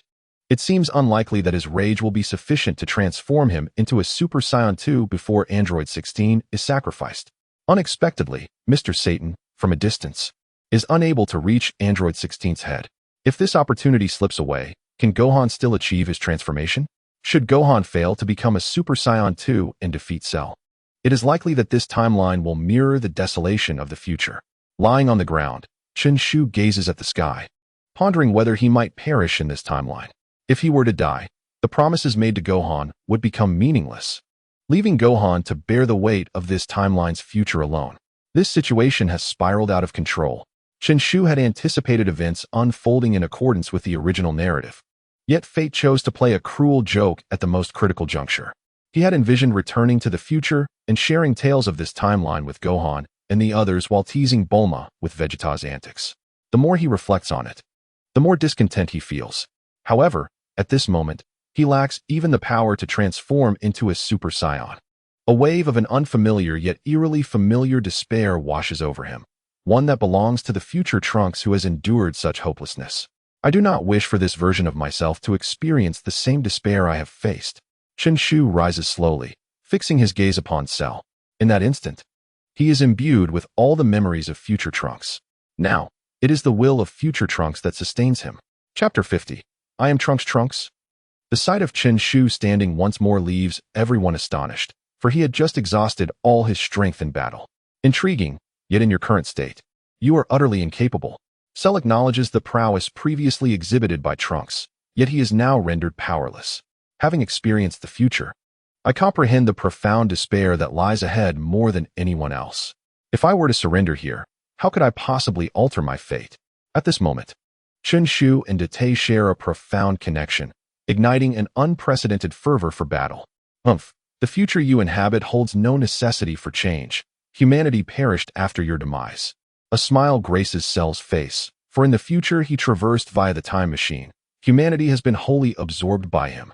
No sooner had Cell finished speaking than Chen Shu transformed into a Super Saiyan, resembling his former self during the battle against the androids, pushing the limits of his life force. Trunks, cease this at once. I shall deal with Cell. Vegeta's furious roar echoed from afar as he clenched his fists, striking the ground. Father, it brings me immense joy to see you in the past. Chen Shu smiled at Vegeta. In this moment, he had truly become Trunks. After uttering these words, Chen Shu charged toward Cell, activating a rudimentary form of Ultra Instinct. He yearned to employ his third technique, yet the current circumstances rendered it impossible. You are delusional. You are even weaker than before. Cell dismissed Chen Shu's approach entirely. However, at this juncture, Chen Shu was consumed by a singular thought: to fight and alter the present reality. Bang! Cell did not evade or defend himself. Chen Shu's fist connected squarely with Cell's face, yet Cell felt nothing. Undeterred, Chen Shu continued his relentless assault, oblivious to the futility of his actions. Boring. Cell was more concerned with provoking Gohan, finding Chen Shu's endeavors utterly laughable and devoid of significance. Originally, Chen Shu intended to disrupt Cell's energy, but Cell had already established a thin protective barrier against Chen Shu's onslaught. Bang! This time, Cell took the initiative, landing a punch in Chen Shu's abdomen, followed by an elbow strike to his back before Chen Shu could react. These blows returned Chen Shu to his normal state, leaving him too exhausted to rise once more. Gohan, I shall safeguard the future of my world, but the fate of this world rests upon your shoulders. Chen Shu spoke weakly. Just as Trunks and Gohan were about to respond, Cell unleashed a beam of energy that pierced through Chen Shu's left chest. Have I met my demise? Upon regaining consciousness, Chen Shu found himself enveloped in darkness, vividly recalling that Cell's energy beam had pierced his heart, signifying his death. I might as well wander in a random direction. Perhaps I could encounter Yama, the king of the underworld. Chen Shu mused as he walked. Suddenly, a familiar figure emerged before him, though only a silhouette. Chen Shu recognized it instantly. Trunks? He recalled that this individual wore the same attire he had donned upon first inhabiting Trunks' form. Greetings. Trunks turned his head and smiled at Chen Shu. Have both of us perished? Chen Shu inquired with a hint of curiosity. That should not be the case, Trunks mused, his right hand resting thoughtfully on his chin. I owe you an apology. When I first arrived, I took over your body, and now I have been killed by Cell. However, you need not worry. Gohan and the others will likely use the Dragon Balls to resurrect you.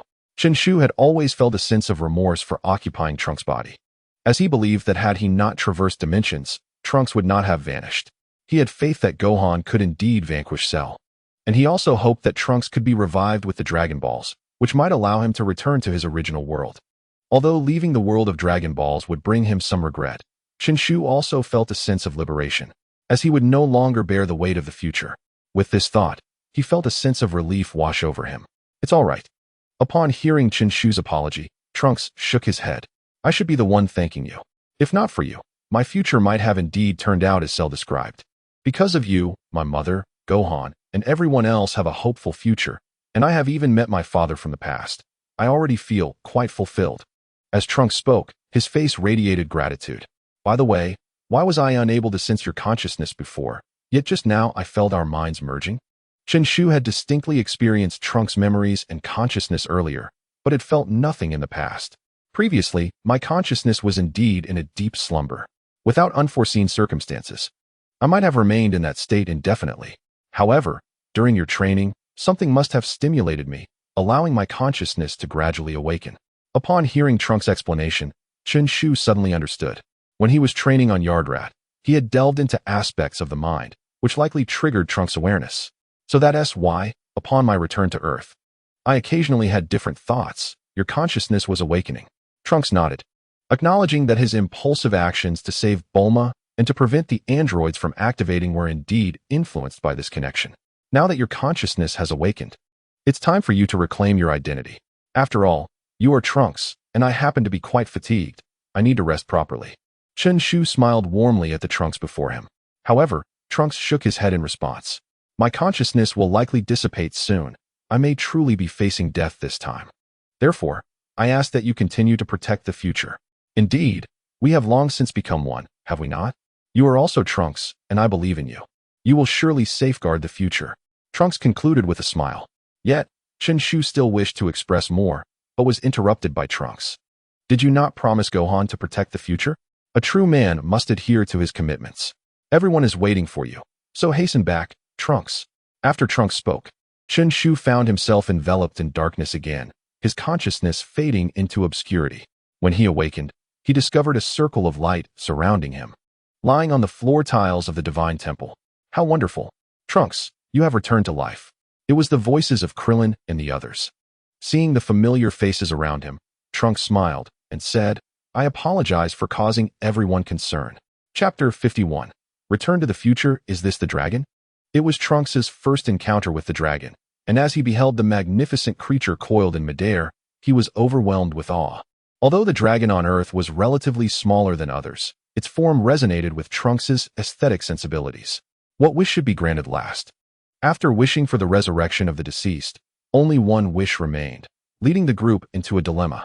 Ultimately, it was Krillin who wished for the removal of the bombs within his wife and brother-in-law. Upon hearing this, Trunks could not help but smile, relishing the moment of camaraderie. Soon, the group began to disperse, and Trunks did not rush back to the future.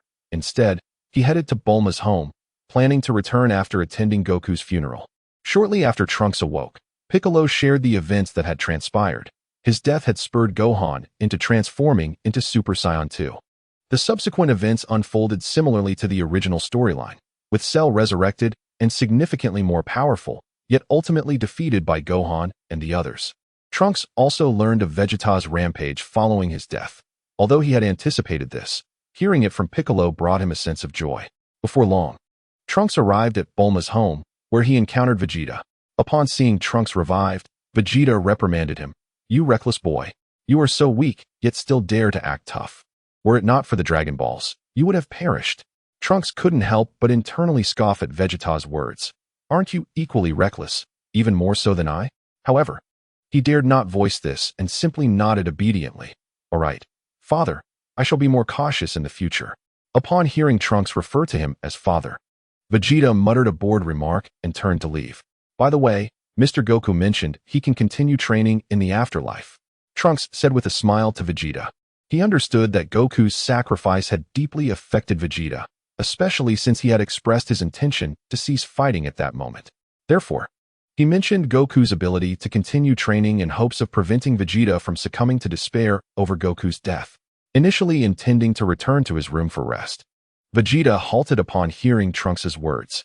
I understand, he replied before resuming his path, not toward his room, but rather to the gravity training chamber. In the following days, Trunks accompanied Bulma and Little Trunks to attend Goku's funeral. The turnout was sparse, and since Goku had previously mentioned that he would lead a fulfilling life in the afterlife, the atmosphere was not overly mournful. Trunks, are you returning tomorrow? That evening, as Trunks was packing his belongings, including several senzu beans and 3 seedlings he had received from Master Karen, he replied with a smile, Yes, after all, I have been here for over 3 years, and with matters resolved, it is time for me to go back. Will you return in the future? Bulma inquired. If the opportunity arises, I shall certainly come back. Trunks responded, pulling a capsule containing a universal capsule from his pocket and handing it to Bulma. This is the time machine that Cell used. Noticing the look of confusion on Bulma's face, Trunks hastily explained. Is this for me? Bulma, aware of the significance of the time machine, hesitated to accept it. No worries. I have another fully operational time machine, and besides, it was originally created by my mother. Trunks offered this time machine to Bulma with the hope that it would serve a purpose in the future, although he sincerely wished it would never be needed. All right, I shall accept it. When you return to the future, do remember to send my regards to my future self. Bulma smiled as she accepted the capsule containing the time machine and bid Trunks good night before departing. The next day, Trunks arose early and encountered Vegeta on his way to breakfast, who was headed to the gravity training chamber. Good morning, father. Trunks greeted Vegeta with a nod and a smile. Do not forget to train upon your return to the future. Otherwise, how can you protect it being so weak? Vegeta glanced at Trunks, clearly aware that Trunks was leaving that day. Rest assured, I will strive to grow stronger. I will come back to challenge you. Trunks declared with determination. I hope you won't find yourself picking your teeth off the ground, Vegeta retorted before walking away. Trunks observed Vegeta's retreating figure, finding the proud Saiyan rather endearing. After breakfast, Trunks prepared for his departure, and Krillin, Gohan, and others came to see him off. Trunks, you must protect your future. Gohan urged him. Do not worry, I will do my utmost. Trunks replied with a cheerful smile. The others also expressed their hopes for his return, and after responding to each of them warmly, Trunks began to approach the time machine. Suddenly, he noticed Vegeta leaning against a tree trunk. Upon seeing Trunks, Vegeta nodded and raised 2 fingers in a farewell gesture. Trunks mirrored his action, smiling back at him. After activating the time machine, Trunks glanced down at the crowd below, waving them goodbye. Do you think Trunks can truly protect the future? Krillin asked after witnessing the time machine disappear. Indeed, Trunks will certainly safeguard the future. With unwavering determination, Gohan declared that he could distinctly sense Trunks' resolve, which in turn inspired his own. As darkness enveloped the surroundings, only to be replaced by light once more, Trunks returned from the past to the future. At last, he had returned. Spotting the Capsule Corporation below, a smile graced Trunks' face. He was eager to reunite with Bulma and Gohan. He landed the time machine in the courtyard, stowed it away, and headed straight for home. Trunks, Bulma, who was perusing a newspaper in the living room, suddenly caught sight of Trunks at the door. I'm back, Mom, Trunks exclaimed with a smile. His heart warmed by the sight of Bulma after such a long absence. Your journey into the past was rather lengthy, wasn't it? Over 3 years. After the initial surprise, Bulma couldn't help but admonish Trunks for his extended absence. Haha, it was indeed a bit long. Trunks scratched his head, a hint of embarrassment on his face. Yet, from Bulma's words, he inferred that the flow of time in both dimensions was identical. Years passed in the past, and correspondingly in the future. Tell me everything. What experiences did you encounter during those 3 years? Was the past altered? Bulma inquired with eager curiosity. Trunks nodded with a smile and took a seat, ready to recount his adventures during those 3 years. However, he merely summarized his training on planet Yardrat with a simple remark about having trained for 3 years, as there was little of substance to elaborate. After listening intently, Bulma sighed. Although the past had been changed, Goku was still deceased, which surprised her regarding Vegeta, as she had previously been oblivious to certain truths. By the way, Mom, you mentioned that if Dad were still alive, wouldn't I have a lovely sister now? Trunks teased Bulma, who appeared deep in thought. Perhaps it would be a troublesome brother like you. Bulma shot Trunks a knowing glance, despite her playful words. She recognized that he had become quite dependable. By the way, how is Gohan doing? Trunks was eager to discover if Gohan was living the life he had always desired. Speaking of Gohan, Trunks, your timing is impeccable. He is getting married in a month, Bulma announced with a smile. Married? Trunks was taken aback, curiosity piquing about Gohan's future bride. It wouldn't be Videl, would it? If so, fate truly is wondrous. Who is Gohan marrying? Trunks inquired cautiously, already suspecting the answer but uncertain due to the many uncertainties of this timeline. The girl's name is Videl. I've met her before, and she is quite a remarkable young lady. Bulma affirmed her approval of Videl. Indeed, upon hearing the name of Biddy Lee, Trunks found himself marveling at the wonders of fate, simultaneously feeling a sense of joy for Gohan. He was genuinely living life in a manner that pleased him. What a melodious name, Trunks exclaimed. Indeed, she is a wonderful person. Bulma hoped that her future daughter-in-law would embody the same qualities as Biddy Lee, and thus, after Gohan's marriage, the pressure shifted to Trunks. So what is Gohan up to now? Trunks did not find it strange that Gohan's partner was Biddy Lee. He simply wished to find Gohan and inquire about how they met. He.S. working at Biddy Lee's martial arts dojo. Bulma recalled that the Satan martial arts school had, in its promotional endeavors, capitalized on Trunks' reputation. However, as a playful act of revenge for Trunks' earlier teasing, Bulma deliberately chose not to mention this. A dojo? The mere thought of a dojo instantly reminded Trunks of Mr. Satan. When he returned from the past, Mr. Satan had already become a hero revered across the globe. Yes, it's owned by her father, and it's quite renowned, Bulma remarked with a smile, though to Trunks, her smile appeared oddly enigmatic. Where is this dojo located? In Orange Star City. Do you wish to go? I'm heading there too. Let us go together. Bulma looked at Trunks. Although somewhat perplexed by the situation, Trunks nodded. His mind focused on delivering the senzu beans to Gohan, while also satiating his curiosity about the relationship with Biddy Lee. Upon receiving Trunks' agreement, Bulma urged him to prepare quickly, and together they boarded a plane. No need for a plane. I can teleport us directly. Trunks interjected as he observed Bulma retrieving a plane capsule. Even though Gohan had completely suppressed his energy, knowing he was in Orange Star City allowed Trunks to concentrate, and with a little effort, he could pinpoint his location. His 3 years of training on Yard Rat had elevated his sensitivity to energy to an impressive level. Teleport? Bulma found the term vaguely familiar. It's similar to Mr. Goku's instant transmission. I've learned it now, Trunks explained as he tuned into Gohan's energy. Oh, that is why it sounds so familiar. Bulma nodded. Feeling a swell of pride, Trunks was truly remarkable. I can sense him. Mom, place your hand on my shoulder, and we shall go. With that, Trunks teleported himself and Bulma to Gohan's side. Trunks and Bulma auntie, why have you both appeared so suddenly? Gohan exclaimed in surprise. Having just finished instructing his students and returning to the backyard for a moment of respite when Trunks and Bulma materialized before him. It's been a while, Gohan. Trunks greeted him with a smile. However, Gohan remained in a state of shock, unable to comprehend the sudden appearance. What's wrong, Gohan? Biddy Lee, having heard Gohan's voice, hurried to the backyard.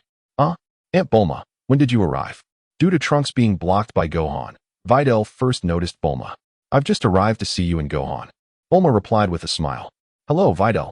Trunks greeted warmly, well aware of Videl's appearance, though there may be a discrepancy in age.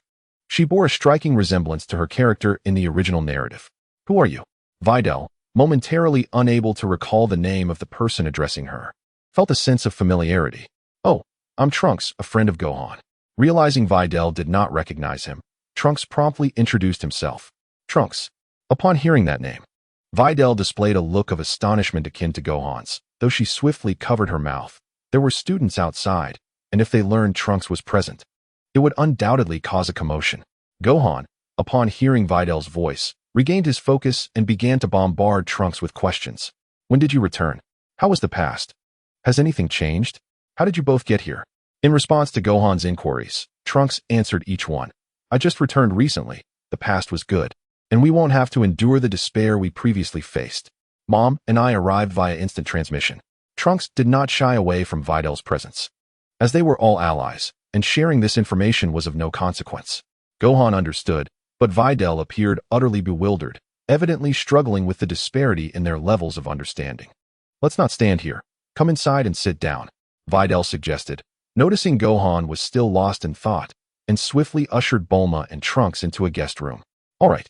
Bulma and Trunks followed Videl into the room, and shortly thereafter, Gohan joined them. Observing Trunks' hesitance to speak, Videl recognized that there were matters to discuss between them, and she casually excused herself from the room. That was Trunks. But truly, just as Gohan said, he is a wonderful person. It was evident that Videl held a favorable impression of Trunks. Meanwhile, the individuals in the room began to converse about Trunks' experiences in the past. Compared to his dialogue with Bulma, this time Trunks provided a more detailed account, particularly regarding his training experiences with Goku, hoping it would benefit Gohan as well. After their discussion, Gohan expressed astonishment at his past self's ability to transform into a Super Saiyan 2nd grade, attributing it to Goku's guidance during training. Trunks also affirmed that it was indeed possible for him to achieve the Super Saiyan 2nd grade now. However, Gohan had grown accustomed to his tranquil life and had long abandoned training, lacking confidence in his ability to reach that level again. Though Trunks felt it was somewhat regrettable, he comforted Gohan, saying, It's all right, Gohan, take your time. I'm here for you. Gohan smiled, about to express his gratitude to Trunks. When he noticed Trunks retrieving a Senzu bean, "This is what I obtained from Master Karen. Please consume it and see if it has any effect." Although Master Karen assured me of its safety, Trunks remained somewhat apprehensive, for this was indeed a mystical bean that had traversed the fabric of time and space, and its efficacy was still uncertain. I have grown accustomed to such matters. With each bean consumed, it diminishes in quantity, so you may as well keep it for yourself. Gohan understood the paramount importance of the beans, for future battles might hinge upon them for survival. Rest assured, I made it a point to inquire about the cultivation methods of these beans during my recent visit to Master Karen, and I have brought back several seedlings. Henceforth, we shall cultivate our own beans. Upon hearing Trunks' words, Gohan ceased to refuse, recognizing that the loss of an arm would indeed impede his combat prowess. He accepted the bean, chewed it a few times, and swallowed it. In the instant he ingested the bean, a peculiar energy surged at the sight of his severed limb, and before long, a new arm sprouted forth. Phew! Witnessing this spectacle, Trunks breathed a sigh of relief. His earlier concerns were unwarranted. After all, if the god of tea could regenerate after having been pierced through the chest, then regrowth of an arm was certainly feasible. With Gohan's arm restored, everyone rejoiced. Trunks then informed them of his impending journey to Namek, where he would seek suitable allies to assist in the resurrection of the Dragon Balls. The future appeared to be unfolding favorably. Meanwhile, Mr. Satan had just received a phone call from Videl, learning that Trunks was currently at his dojo. This news sent him into a frenzy, for the fame of his dojo was built upon his exaggerated claims of a close relationship with Trunks, who, in reality, did not know him at all. With Trunks present in his dojo, should he reveal the truth, it would spell disaster for Satan, not only for his dojo but also for his reputation. The unexpected arrival of Trunks truly posed a grave crisis for Mr. Satan. Chapter 53. Departure to revive the Dragon Balls. Since the business of his dojo had stabilized, Mr. Satan had scarcely visited, opting instead to indulge at home under the pretense of secret training. Naturally, as the head of the dojo, his prolonged absence would typically incite dissatisfaction among the students. However, the students held Gohan in high esteem and were quite satisfied with his guidance, allowing Satan to comfortably assume the role of a hands-off manager. "Mr. Satan, what brings you here?" Upon the unexpected arrival of Mr. Satan, the students expressed their astonishment, with some encountering him for the first time. "Ahem. I am here regarding a matter. Where's Videl?" Mr. Satan dared not disclose that he had come to seek out Trunks. "Videl and Master Gohan are in the guest room in the backyard," replied a blonde-haired student. "Mr. Satan, could you perhaps offer us some guidance?" The students gazed at him with eager anticipation, wondering if, given Gohan's impressive prowess, Mr. Satan ought to be even more formidable. "Ah, well, no problem at all. I'll come back shortly to guide you personally," Mr. Satan said with feigned nonchalance before making his way to the backyard. The immediate concern was to deal with Trunks. Meanwhile, Gohan, Trunks, and the others were enjoying a delightful conversation in the reception room. Gohan recounted the tale of how he and Videl met and fell in love, while Trunks reminisced about their childhood experiences together, creating a cheerful atmosphere. When Videl first saw Gohan's left hand regrowing, she initially thought she was hallucinating. Gohan explained that it was due to a miraculous medicine brought by Trunks. Although Videl still found it somewhat unbelievable, she accepted it, considering that Gohan and his friends were already quite extraordinary. After all, Gohan regrowing his left hand was indeed a cause for celebration. Just as Trunks was about to share how frightened he had been when facing the androids, the door to the reception room was suddenly pushed open. "Videl, where is Trunks?" Mr. Satan's expression and tone were filled with panic. "Dad." Videl thought to remind Mr. Satan that they had guests. Hello, I am Trunks," he said, standing up as Mr. Satan was about to inquire further. Upon seeing Trunks rise, Mr. Satan immediately recognized him, despite Trunks having been absent for 3 years. It was indeed Trunks himself. "Trunks, I am deeply sorry." Mr. Satan bowed deeply to Trunks and remained in that position even after speaking. Trunks was taken aback by Mr. Satan's gesture, pondering that this was their first meeting, and yet such a grand display of respect was unexpected. Moreover, what was this apology about? Bulma and the others were aware of the situation but chose to remain silent. Bulma did so intentionally, while Gohan and Videl felt too shy to speak up. "Please, let us sit down and discuss this," Trunks urged, as he hurriedly approached to assist Mr. Satan, who seemed weary from his prolonged bow. Please, accept my apology first. Mr. Satan refused Trunks' kind offer. Is he trying to play the fool with me? Trunks thought, feeling perplexed since he was still unaware of what was happening. How could he accept an apology when the situation was still unclear? What if accepting it made things worse? If you continue like this, I will not accept your apology, Trunks said firmly. Gohan and Videl, noticing the tension, quickly urged Mr. Satan to sit down and explain the situation. Gohan had previously reassured Videl that Trunks would not be bothered by such matters, encouraging her not to worry. When Videl asked for the reason, Gohan had said that he himself wouldn't care about such things, which left her speechless. Once Mr. Satan was seated, Trunks inquired, what exactly has transpired? Having seen Bulma's smile earlier, he felt reassured that it likely wasn't anything too grave. Upon hearing Mr. Satan explain that he intended to open a martial arts school using his name, Trunks was left speechless. In one's own realm, one might feel compelled to impart a lesson to such individuals. However, with Gohan on the verge of becoming his son-in-law and Mr. Satan having committed no grievous wrongs, Trunks resolved not to pursue the matter further. If you merely wish to utilize my name to promote your dojo, that is acceptable, for Gohan is present as well. And he can be regarded as my mentor, Trunks remarked. Gohan is your mentor, Mr. Satan exclaimed, astonished by Trunks' words, swiftly turning to gaze at Gohan, only to discover that Gohan's left hand had miraculously reappeared. Just days prior, when Bailai had brought Gohan home for dinner, he distinctly remembered Gohan lacking a left hand. Mr. Satan had never regarded Gohan differently due to his disability, nor had he hindered Gohan's relationship with Bailai. During a previous conversation among Trunks and his companions, Gohan had alluded to this, which was a primary reason Trunks chose to forgive Mr. Satan. Trunks believed that Gohan's loss of his left hand was solely due to his consumption of the last senzu bean. Gohan, your hand? The series of astonishing events left Mr. Satan feeling somewhat overwhelmed. Subsequently, Gohan began to elucidate his relationship with Trunks and the circumstances surrounding the restoration of his left hand. Upon hearing this, Mr. Satan understood why Gohan could fly and was quite adept at guiding his students. Thank you, Trunks. Mr. Satan rose and performed a deep bow towards Trunks, expressing gratitude for not pursuing the matter of name usage and for facilitating Gohan's miraculous recovery. In Mr. Satan's heart, Gohan had long been considered family.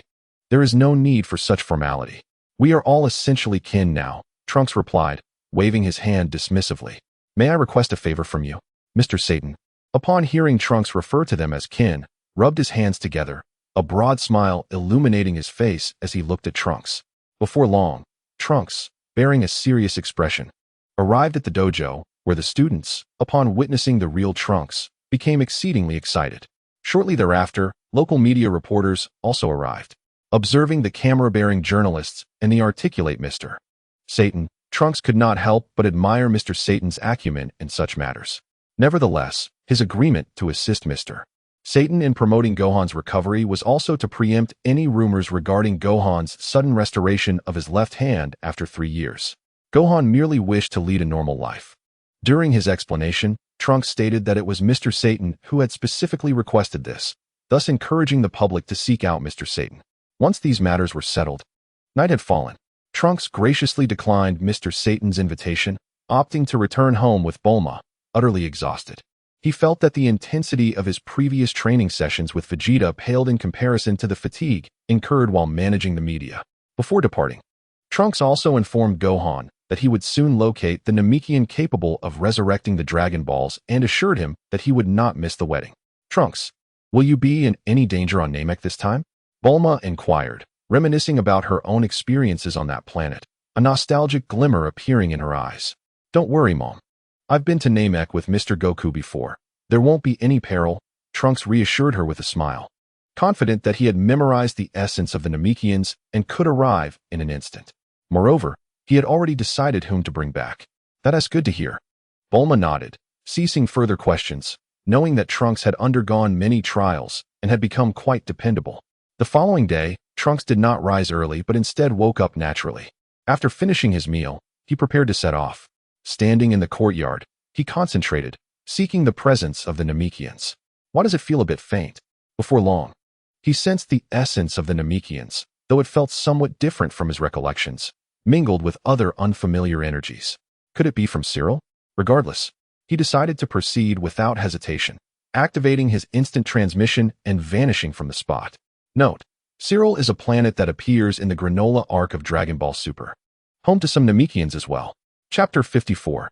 An Anomaly on Namek Whoosh. Upon successfully teleporting, Trunks sensed that something was amiss. The environment confirmed he had indeed arrived on Namek, yet he found himself surrounded by a group of Namekians. What is going on?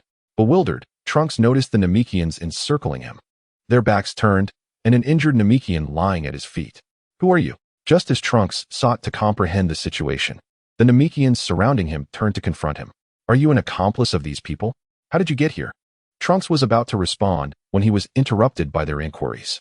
Nevertheless, he grasped a crucial piece of information from their question. Accomplice. This indicated that he was not alone, implying the presence of another group. Considering this, Trunks ascended into the sky. The surrounding Namekians were too obstructive for him to discern much. Once airborne, he realized there were indeed others present besides the Namekians. Frisia's army? Recognizing their familiar attire, Trunks began to piece together the scenario. It appeared that Frisia's forces had come to seek the Dragon Balls, leading to a conflict with the Namekians. What are you? As Trunks scrutinized Frisia's army, they too noticed him. Upon hearing their words, the Namekians, who initially suspected Trunks to be an enemy, appeared perplexed. You are part of Frisia's army. Trunks refrained from answering their question, instead countering with an inquiry about their identity. What Frisia's army? That is in the past. Now we are the Bajral army. Bajral? The new cosmic emperor?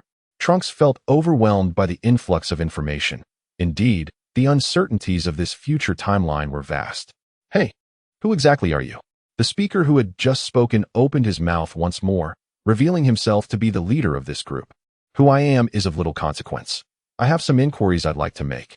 Trunks found himself positioned between the two factions, first offering a benign smile to the Namekian and then casting a scrutinizing gaze upon the minions of Baji Luo. These individuals, indeed remnants of Frisia's army, were grotesquely deformed, adorned in an array of colors. Arrogant brat, eliminate him. As soon as the command was issued, several members of Baji Luo's faction raised their launchers, aiming them at Trunks. Were these people truly so courageous? Did they not first assess their opponent's strength? Was that combat power detector mere decoration? Trunks inwardly scoffed. Bang! As the energy projectile struck Trunks, dust erupted from the spot where he had once stood. How foolish, he thought, to take a direct hit. Surely he is doomed. Indeed, the power of their weaponry exceeded that of Frisia's forces. Trunks's voice echoed from behind them. Before any of the Baji Luo soldiers could respond, Trunks swiftly interrupted, incapacitating all but the leader in an instant. I wonder about Baji Luo's strength. It likely isn't formidable, he pondered while advancing towards the leader. What is your name? Kaji. The response trembled from his lips. What brings you here? Under the command of Lord Baji Luo, we seek the Dragon Balls. As anticipated, Trunks mused inwardly. The unfolding events felt reminiscent of the Namek saga. What could Baji Luo possibly desire with the Dragon Balls? Eternal life, or perhaps a mere 5 centimeters in height? Kaji appeared momentarily bewildered, pondering the absurdity of the latter, yet dared not voice his thoughts. I am merely a squad leader. I do not know what Lord Baji Luo intends to do with the Dragon Balls. How many of you are there? Aside from our squad, there are 8 others. But they have completed their mission and returned. Kaji replied cautiously. Completed the mission? You found the Dragon Balls? Indeed. One final question. Where is Baji Luo? It was clear that Trunks had developed murderous intent. Should Baji Luo wish for something as grand as becoming the strongest in the universe, then he must be dealt with swiftly. On Baji Luo's star, Trunks thought, is this Baji Luo truly so narcissistic? However, recalling Planet Vegeta, he soon found solace. Now, provide the precise coordinates, he urged with exasperation. Once Kaji disclosed the specific coordinates, Trunks attempted to sense the energies present on Baji Luo's star. Indeed, a multitude of presences existed there, varying in strength. However, Trunks needed to first settle matters on Namek. Moreover, it was evident that this squad had not completed their mission, indicating that the final Dragon Ball likely remained here. If he were to steal away empty-handed while Baji Luo acquired that last Dragon Ball, it would spell disaster. Thus, safeguarding this Dragon Ball was undoubtedly the most prudent course of action. Very well, you may accompany them, Trunks said, gently patting Kaki on the shoulder. Overjoyed, Kaki dashed off into the distance, heedless of his unconscious subordinates. His immediate concern was his own escape. With a thunderous blast, Trunks unleashed a massive energy sphere, obliterating the entire squad, including Kaki, who had barely managed to flee a short distance away.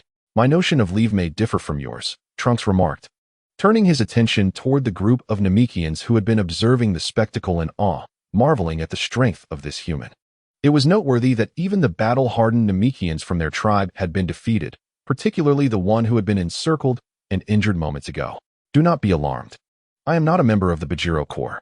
I hail from Earth, which you might recognize, Trunks quickly clarified, sensing the Namekians' apprehension. We are familiar with Earth. Many among us have spent time there. Several Namekians relaxed upon hearing Trunks' origin. I am Trunks, what is your name? He inquired, smiling at the Namekian who had spoken. I am Bakika, he replied with a smile, feeling the goodwill emanating from Trunks and assured of his non-hostile intentions. By the way, I see that your companion is gravely injured. I possess some medicinal herbs. Please administer this to him, Trunks said, retrieving a magical bean from a pouch and tossing it to Bakika. When Trunks returned to the future, he had brought back all the magical beans. But due to prior consumption, only 8 remained, with 6 still in his possession. After Bakika fed the magical bean to his injured companion, the latter instantly regained full vitality, standing up as if nothing had happened. The miraculous nature of the bean rivaled that of some Namekians skilled in healing arts. Witnessing Trunks' extraordinary act of saving his comrade, the Namekian's demeanor toward him softened considerably. Bakika, do you know someone named Dandy? Trunks began to articulate the purpose of his visit as the Namekians lowered their guard. Yes, he is the most exceptional youth from the Grand Elder's tribe. Bakika clearly recognized Dandy. The Grand Elder's tribe? Which direction is it located? Trunks felt a gnawing apprehension. Recalling Kaki's earlier mention of retrieving the Dragon Balls as part of their mission, leading him to suspect that the Grand Elder's tribe might be in peril.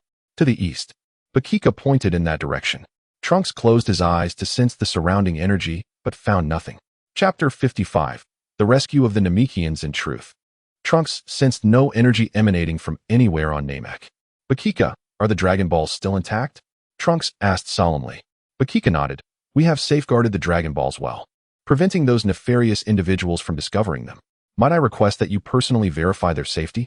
Originally, Trunks intended to investigate alone, yet he felt that such a decision might be rather abrupt. Observing Trunks' serious demeanor, Bakika promptly turned and dashed towards the chamber where the Dragon Balls were stored. Before long, Bakika returned, confirming that the Dragon Balls were indeed still there. They haven't turned to stone? Trunks inquired. No, Bakika replied, puzzled by Trunks' question regarding their condition. Upon hearing Bakika's response, Trunks felt a wave of relief. The fact that the Dragon Balls had not transformed indicated that the Grand Elder was still alive, implying that the missing Namekians had likely been captured. What is wrong, Trunks? Bakika asked, noticing the shift in Trunks' expression. Your companions must have been taken by those villains' accomplices, Trunks stated, looking intently at Bakika. What? That is impossible. The Grand Elder is guarded by Yaki, our planet's strongest warrior. Bakika exclaimed, disbelief etched on his face. Yet he sensed that Trunks had no reason to deceive him. In fact, while dealing with the Kachi squad moments earlier, Trunks had discerned that their team was not particularly formidable. However, Bakika's group was even weaker. It was evident that the Bajiro Corps had first utilized their scanners to assess the strength of the Namekians. After determining the capabilities of Namekians in various locations, they dispatched suitable squads to seize the Dragon Balls. Let us proceed to the Grand Elder's tribe to ascertain the situation, Trunks suggested. All right, Bakika nodded, realizing that the only way to truly understand the circumstances was to witness them firsthand.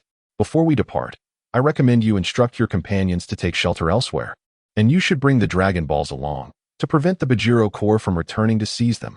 Trunks could have easily chosen to wait here for the Bajiro Corps to arrive again, yet he believed it would be prudent to act swiftly. After confirming the situation with Bakika, he planned to head directly to Bajiro Star. That makes sense, but why must we bring the Dragon Balls? Bakika questioned, feeling it would be safer to entrust them to his companions. Carrying the Dragon Balls will draw the attention of the Bajiro Corps, ensuring your companions remain safer. Furthermore, you lack the capacity to adequately protect them. Trunks articulated this last point with a degree of tact. Though the underlying message was clear, they were simply too weak, and having the Dragon Balls in their possession was akin to entrusting them to the enemy.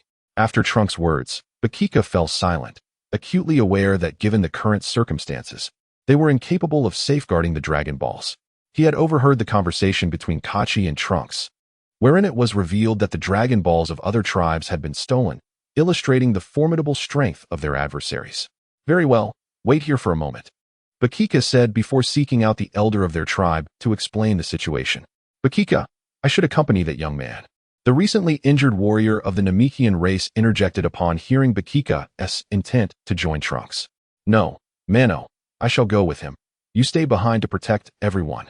Bakika insisted. Bakika was aware that if Mano accompanied Trunks, they could provide assistance in the event of a battle. However, he preferred that Mano remain behind to protect everyone.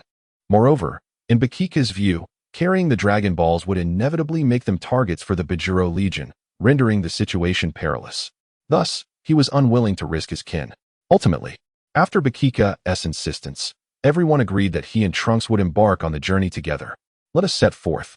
Upon seeing Bakika clutching the Dragon Balls approach him, Trunks was eager to depart and resolve matters swiftly, so they could return to Earth. Can you fly? Yes, but not very quickly. Then allow me to assist you.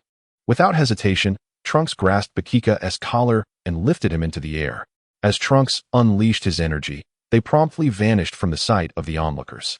Elder, do you think they will be all right? Mano inquired anxiously, gazing at the horizon. The young man appears formidable. I trust they will be fine, the elder replied, then began organizing the others to leave the area. We have arrived, just ahead. Bakika, his voice hoarse, announced as Trunks held him by the back of his clothing, causing discomfort around his neck. All right. With that, Trunks accelerated, revealing the uniquely styled structures of Namekian architecture before them. After setting Bakika down, Trunks began surveying the surroundings. There are signs of a battle. Noticing the craters on the ground and the scattered rubble in the distance, Trunks quickly deduced that a fierce conflict had transpired there. What about the Grand Elder and the others? Upon hearing Trunks' words, Bakika panicked. We will search for clues, looking for either the bodies of your kin or any survivors. Trunks stated solemnly. Understood. Bakika nodded emphatically. Trunks, over here. Soon, Bakika's voice called out. What is it? Trunks hurried over to his side. It's Yaki. Bakika revealed, cradling a Namekian whose life force was exceedingly faint. A gaping wound marred his chest, and without Trunks nearby, one would scarcely detect his presence. He is still alive. Quickly, let him consume this. Trunks swiftly produced a Senzu bean and fed it to Yaki. In such a brief period, they had already consumed 2 beans. It was impossible for Trunks not to feel a pang of regret, yet 2 Senzu beans were trivial compared to the Dragon Balls, and he could always return for more in the future. Coughing erupted, and Yaki promptly regained consciousness, staring at Bakika, who held him, and Trunks, who stood beside them. Bakika? What are you doing here? Did your tribe come under attack? Yaki exclaimed, gripping Bakika's garment, entirely forgetting that he was still being held. Calm down. Bakika, feeling the strain from Yaki's grasp, had no choice but to set him down. Trunks gazed at the Namekian, perceiving an uncanny resemblance to Piccolo. Could it be that all the formidable beings among the Namekians share such a likeness? Bakika first introduced Trunks to the Namekian, and upon learning that it was Trunks who had rescued him, the Namekian hurriedly expressed his gratitude. Subsequently, Bakika began recounting the events that had transpired earlier. By the way, what of the Grand Elder and the others? After uttering this, Bakika began to inquire further. The Grand Elder and the others must have been taken away. The Namekian had heard whispers of capturing his kin just before losing consciousness. Where have they been taken? Bakika asked anxiously. The Namekian shook his head, revealing that the Grand Elder and the others were taken after he was defeated and lost awareness. Observing this, Trunks closed his eyes, extending his sense of energy beyond the confines of Namek.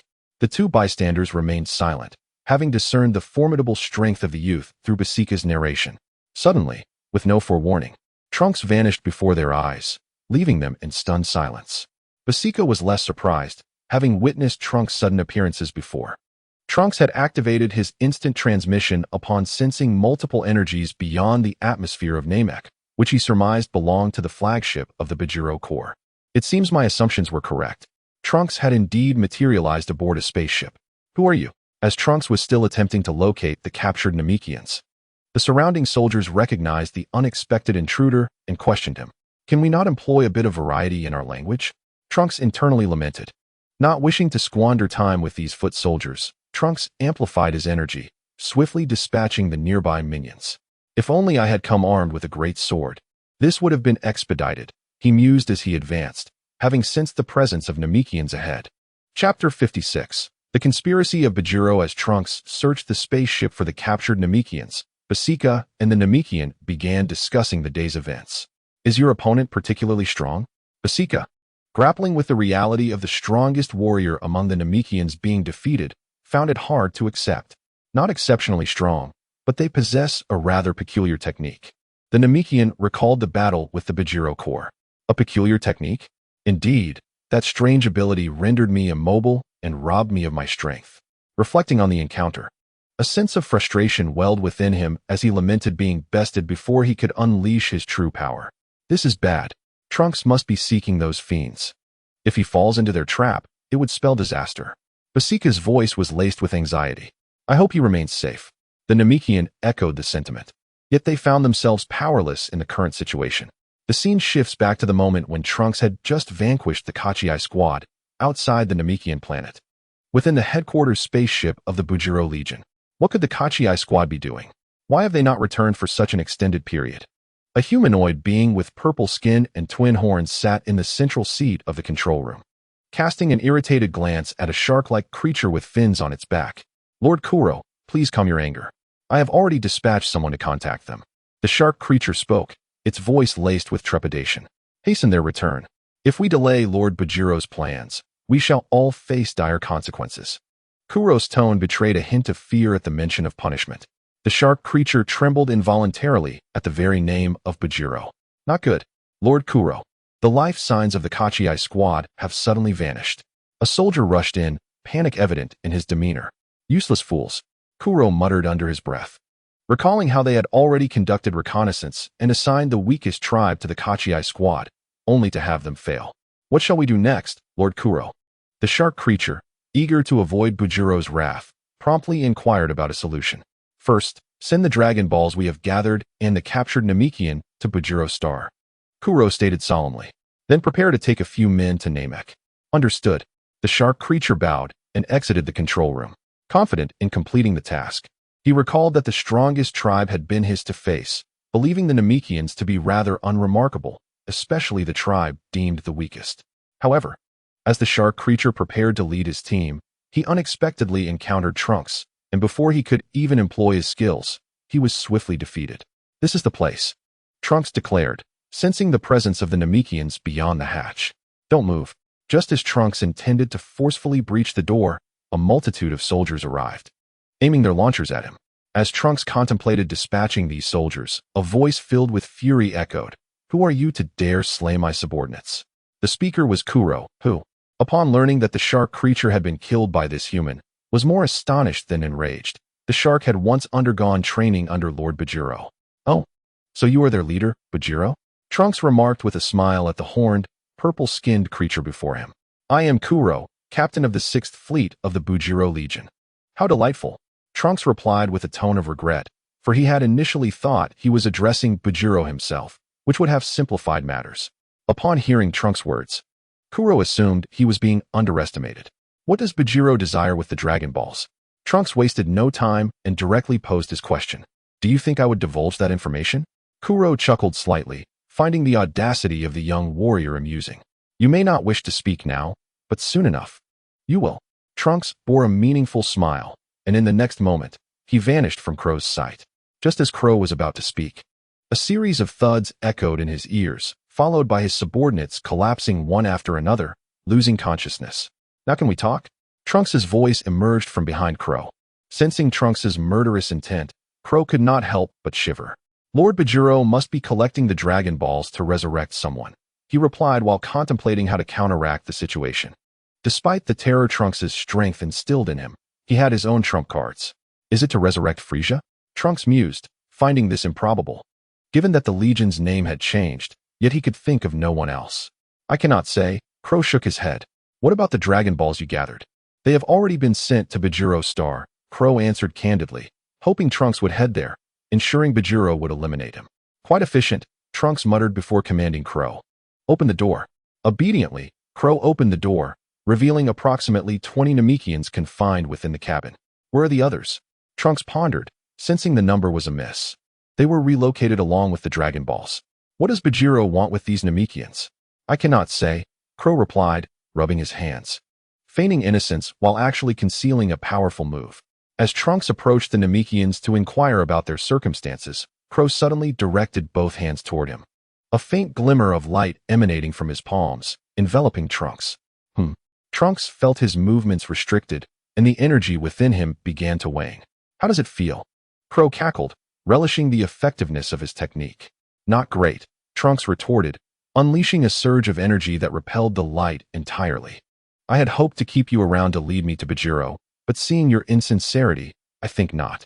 Noticing Crow's terrified expression, Trunks spoke coolly. Subsequently, he extended his right hand, unleashing a blast of energy that obliterated Crow completely. This technique feels oddly familiar. Could Bajiro be planning to release that individual? Chapter 57. The initiation of action after dispatching Crow. Trunks formed some hypotheses and increasingly perceived Bajiro as a threat. Greetings. I am a friend of Vegeta and Yaki. He sent me to rescue you. Trunks addressed the Namekians in the chamber with a smile. The Namekians, initially anxious, felt reassured upon hearing Yaki's name, realizing that this young man was indeed there to save them, and they promptly expressed their gratitude to Trunks. Trunks gestured with his hand before solemnly inquiring, "Is there anyone among you capable of creating Dragon Balls?" Upon hearing this, the crowd shook their heads, indicating their inability to do so. It was noted that Namekians belonged to various categories. Very well, I shall escort you back to your planet, Trunks replied with a hint of regret. Initially, he had not sensed the presence of Dandy or the Elder when he first encountered these individuals. As the impending battle loomed, he deemed it essential to resurrect the Dragon Balls of Earth as a safety net. Regrettably, these Namekians lacked the ability to forge Dragon Balls. Just as Vegeta and his companion were still fretting over Trunks, he appeared before them, accompanied by over 20 Namekians. Trunks, it is such a relief to see you unharmed. Upon seeing Trunks safe and sound, Vegeta and his companion felt their anxious hearts lighten. What is the situation? Yaki pointed at the hand-holding Namekians behind Trunks. Recognizing some of them, albeit from different tribes, Trunks briefly elaborated on the circumstances and then asked Vegeta, "Does your tribe have anyone skilled in creating Dragon Balls?" Vegeta shook his head, explaining that those who could create Dragon Balls were rare and belonged to the esteemed dragon lineage. Moreover, only one Purunga could exist on Namek. Why do you seek to create Dragon Balls? Yaki questioned, a hint of skepticism in his voice, suspecting that Trunks harbored ulterior motives similar to those of the villains. Presently, only the 7-star Dragon Ball in Vegeta's possession remained on Namek. The others had been taken to Bajiro. Trunks likely would not dare to venture there himself. Hence his desire to recreate the Dragon Balls. Yaki found his assumption reasonable, causing him to regard Trunks with a changed gaze. I plan to retrieve the Dragon Balls and rescue the remaining Namekians from Bajiro. However, unforeseen complications may arise, necessitating the Dragon Balls to ensure a margin of recovery. Trunks clarified, "I apologize for my misunderstanding." Yaki quickly expressed regret upon hearing this. "No matter. My purpose in coming to Namek was indeed to resurrect the Dragon Balls of Earth," Trunks replied, dismissing Yaki's doubts. If the roles were reversed, he too would harbor suspicions regarding the other's intentions. "What shall we do next?" Vegeta asked, looking to Trunks, as he was now their only hope for salvation. "I will proceed to Bajiro. As for your companions, I will do my utmost to rescue them, but I cannot guarantee how many may be saved," Trunks responded, considering the desperate actions Bajiro might take, which rendered the safety of everyone uncertain. "I will accompany you," Yaki declared upon hearing Trunks' intention to head to Bajiro, asserting that as the strongest warrior among the Namekians, he could not falter at such a critical moment. "Very well, but I cannot assure your safety," Trunks nodded, his expression grave. "Understood," Yaki replied, then turned to Vegeta, saying, "Vegeta, I entrust these tribesmen to you." Vegeta nodded, aware of his lack of combat prowess. Realizing he would only hinder their efforts. "Vegeta, it is prudent for you to find a secluded place to conceal the Dragon Ball, somewhere devoid of human presence. The Bajiro Legion possesses the capability to track individuals, and having the Dragon Ball in your possession renders you vulnerable." Trunks is particularly apprehensive about the Dragon Ball falling into Bajiro's hands. He has considered carrying it on his person, yet its considerable size would impede his combat effectiveness. Furthermore, given Kuro's peculiar ability, should he find himself ensnared, he would essentially become a mere courier. Rest assured, I shall safeguard the Dragon Ball. Bakika nodded emphatically. Let us proceed. Trunks turned to Aki, signaling him to grasp his shoulder. Having already sensed their location once before, the process of locking onto their position was swift. The moment Aki's hand rested on his shoulder, Trunks transported them away in an instant. I entrust this to you, Trunks, Bakika whispered, and after uttering those words, he led the rescued compatriots in search of a suitable hiding place for the Dragon Ball. Meanwhile, on Bajiro's star, within a grand palace, a being with silver skin sat upon a lofty throne. Below, numerous soldiers operated various computers and control panels, and before them stood a Namekian adorned with a silver helmet. What is the status? A cold, detached voice resonated, causing the previously busy soldiers to cease their tasks. Lord Bajiro, we have nearly deciphered the Namekian language. Furthermore, the individual responsible for Captain Kuro's demise has already departed from Namek. A soldier with yellow skin and antennae akin to a Namekian respectfully reported. Then hastened to dispatch personnel to Namek and retrieve the final Dragon Ball. Bajiro commanded in a deep tone. As you wish, replied the soldier, who promptly began contacting the leaders of other fleets. Unbeknownst to Trunks, the group of Namekians he rescued had been implanted with tracking devices, a precaution taken to prevent their escape. After capturing the Namekians, the Bajiro Legion installed these tracking devices, and due to their technological constraints, the Namekians remained oblivious to any anomalies. Currently, the Bajiro Legion had discerned Trunks' extraordinary teleportation ability through these devices, prompting Bajiro to relocate the Dragon Balls previously sent by Kuro to another location. In a flash, the unsuspecting Trunks and Aki arrived on Bajiro's star, materializing precisely in the chamber where the Namekians were imprisoned. Upon their arrival, Trunks immediately consumed a Senza bean. This was not a moment for hesitance. After employing his teleportation ability multiple times that day, his energy had significantly dwindled, and he needed to maintain peak condition for the battles ahead. Elder! Aki exclaimed with delight, as they appeared, instantly recognizing the Grand Elder of the Namekians. The other Namekians also took notice of their presence. Aki! The voices of the Namekians around were filled with incredulity. As members of the same tribe, they had believed that Yaki had already met his demise. It's me, Yaki exclaimed, his excitement palpable. Just as he was about to elucidate, an ear-splitting alarm filled both the room and the outside. Had they been discovered? The enemy's response was alarmingly swift. A sense of foreboding crept into Trunks' mind. Chapter 58. Zealous followers. As the alarm blared, soldiers began rushing towards their location. Trunks cast aside his thoughts. The immediate priority was to lead everyone to safety. Everyone, hold hands. I will guide you out, Trunks declared in a firm tone. The Namekians, upon hearing this, turned to him with expressions of confusion and wariness, wondering who he was. Seeing their reaction, Yaki quickly interjected, he is a friend from Earth, here to rescue us. No sooner had Yaki spoken than the voice of the elder resounded. We cannot leave. We do not know where Dandy has been taken, and we have all been implanted with microbombs. If we step out of this cell, those bombs will detonate. The elder spoke with a sense of resignation, revealing that their desire to escape was thwarted by their circumstances. This was indeed troublesome. It seemed they could only defeat Bajiro first. Trunks thought to himself, Yaki, stay here and protect them. I will handle the enemies. With that, Trunks pushed through the crowd and forcefully kicked open the cell door. Outside, a considerable number of soldiers had already gathered, and upon seeing Trunks emerge, they launched their attacks. Without hesitation, Trunks transformed into a Super Saiyan, extending his arms to unleash energy spheres, effortlessly neutralizing the soldiers on either side. Is this the power of a Super Saiyan? Remarkable strength. Bajiro, observing the transmitted footage from his palace, marveled at Trunks' ability to dispatch hundreds of soldiers in an instant. You lot, hurry and escort this Namekian away. I trust you know what to do next, Bajiro commanded the soldiers below. Rest assured, Lord Bajiro, we will fulfill the mission, the soldiers replied, prepared to set off, with the unconscious Namekian beside them being none other than Dandy. Previously, Bajiro had implanted microbombs within the Elder and his companions to ensure Dandy's compliance, allowing them to extract information regarding the Dragon Balls through him. The Bajiro Legion conducted initial assessments and screenings upon capturing the Namekians, with Dandy being among the first sent over. By the time Dandy reached Bajiro Planet, Trunks had yet to arrive on Namek. Now that the Bajiro Legion had nearly gathered all information regarding the Dragon Balls, they intended to exploit these Namekians to create even more Dragon Balls. if not for Trunks' unexpected arrival. You may depart, but remember, you must unseal Lord Bojack at all costs. Bajiro's tone became fervent, filled with admiration at the mention of Bojack's name. For the sake of Lord Bojack, the soldiers shouted fervently, their eyes ablaze with madness. For Bojack, they would gladly sacrifice their very lives.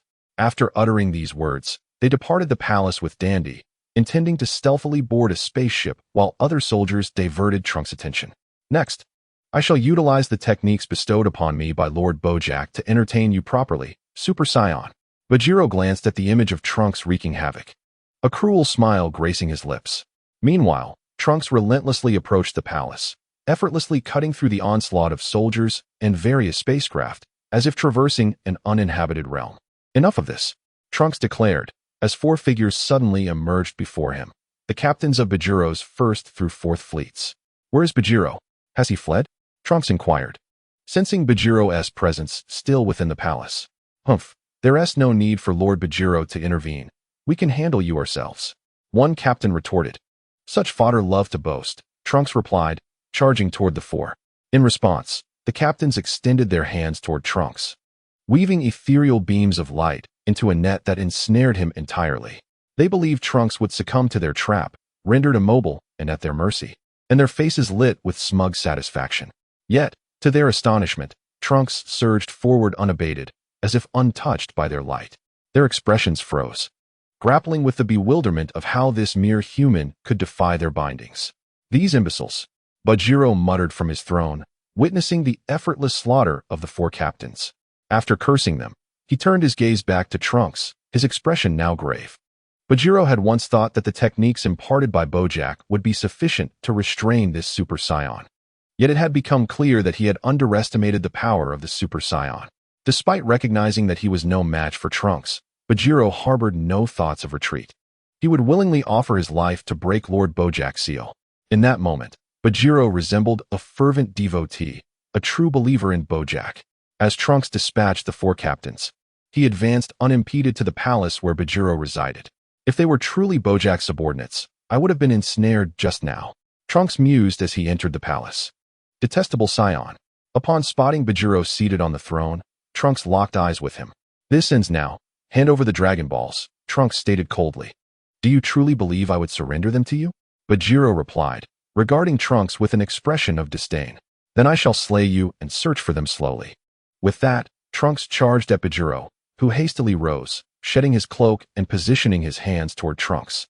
Upon witnessing the scene, Trunks' emerald eyes instantly transformed into a pitch-black hue. He deftly evaded the beam emitted by Bajiro and swiftly positioned himself before him. Seizing the moment before Bajiro could react, Trunks grasped his neck with his right hand, lifting him effortlessly. What has become of the Namekian you abducted? After subduing Bajiro, Trunks' pupils reverted to their original verdant color. Perhaps he has perished, who can say? Despite the imminent threat to his life, Bajiro remained unfazed, intent on provoking Trunks with his words. If I were to die, those Namekians would meet the same fate. Bajiro produced a controller, clearly designed to manipulate the miniature explosives within the Namekians' bodies. Why should I concern myself with them? My sole objective is to acquire the Dragon Balls, and within them lies the Grand Elder of Namek. Should he perish, the Dragon Balls will vanish as well. You may certainly test that theory. Trunks adopted a demeanor that conveyed the futility of Bajiro's threats.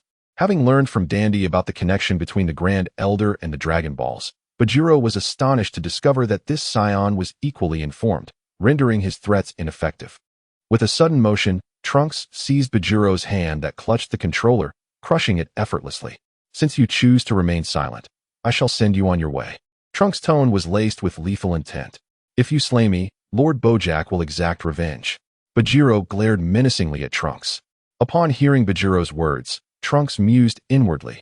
Indeed, this individual seeks the Dragon Balls to lift Bojack's seal. He recalled how Bojack had previously used his subordinates as shields when faced with peril. You are mistaken. Someone like Bojack would never seek vengeance for you. You are merely his pawn. With that, Trunks unleashed a blinding radiance from the hand that clutched Bajiro's neck. Before Bajiro could comprehend the situation, Trunks' energy enveloped him entirely. Should Bojack break free from his seal, I shall ensure he meets you in the afterlife. Chapter 59.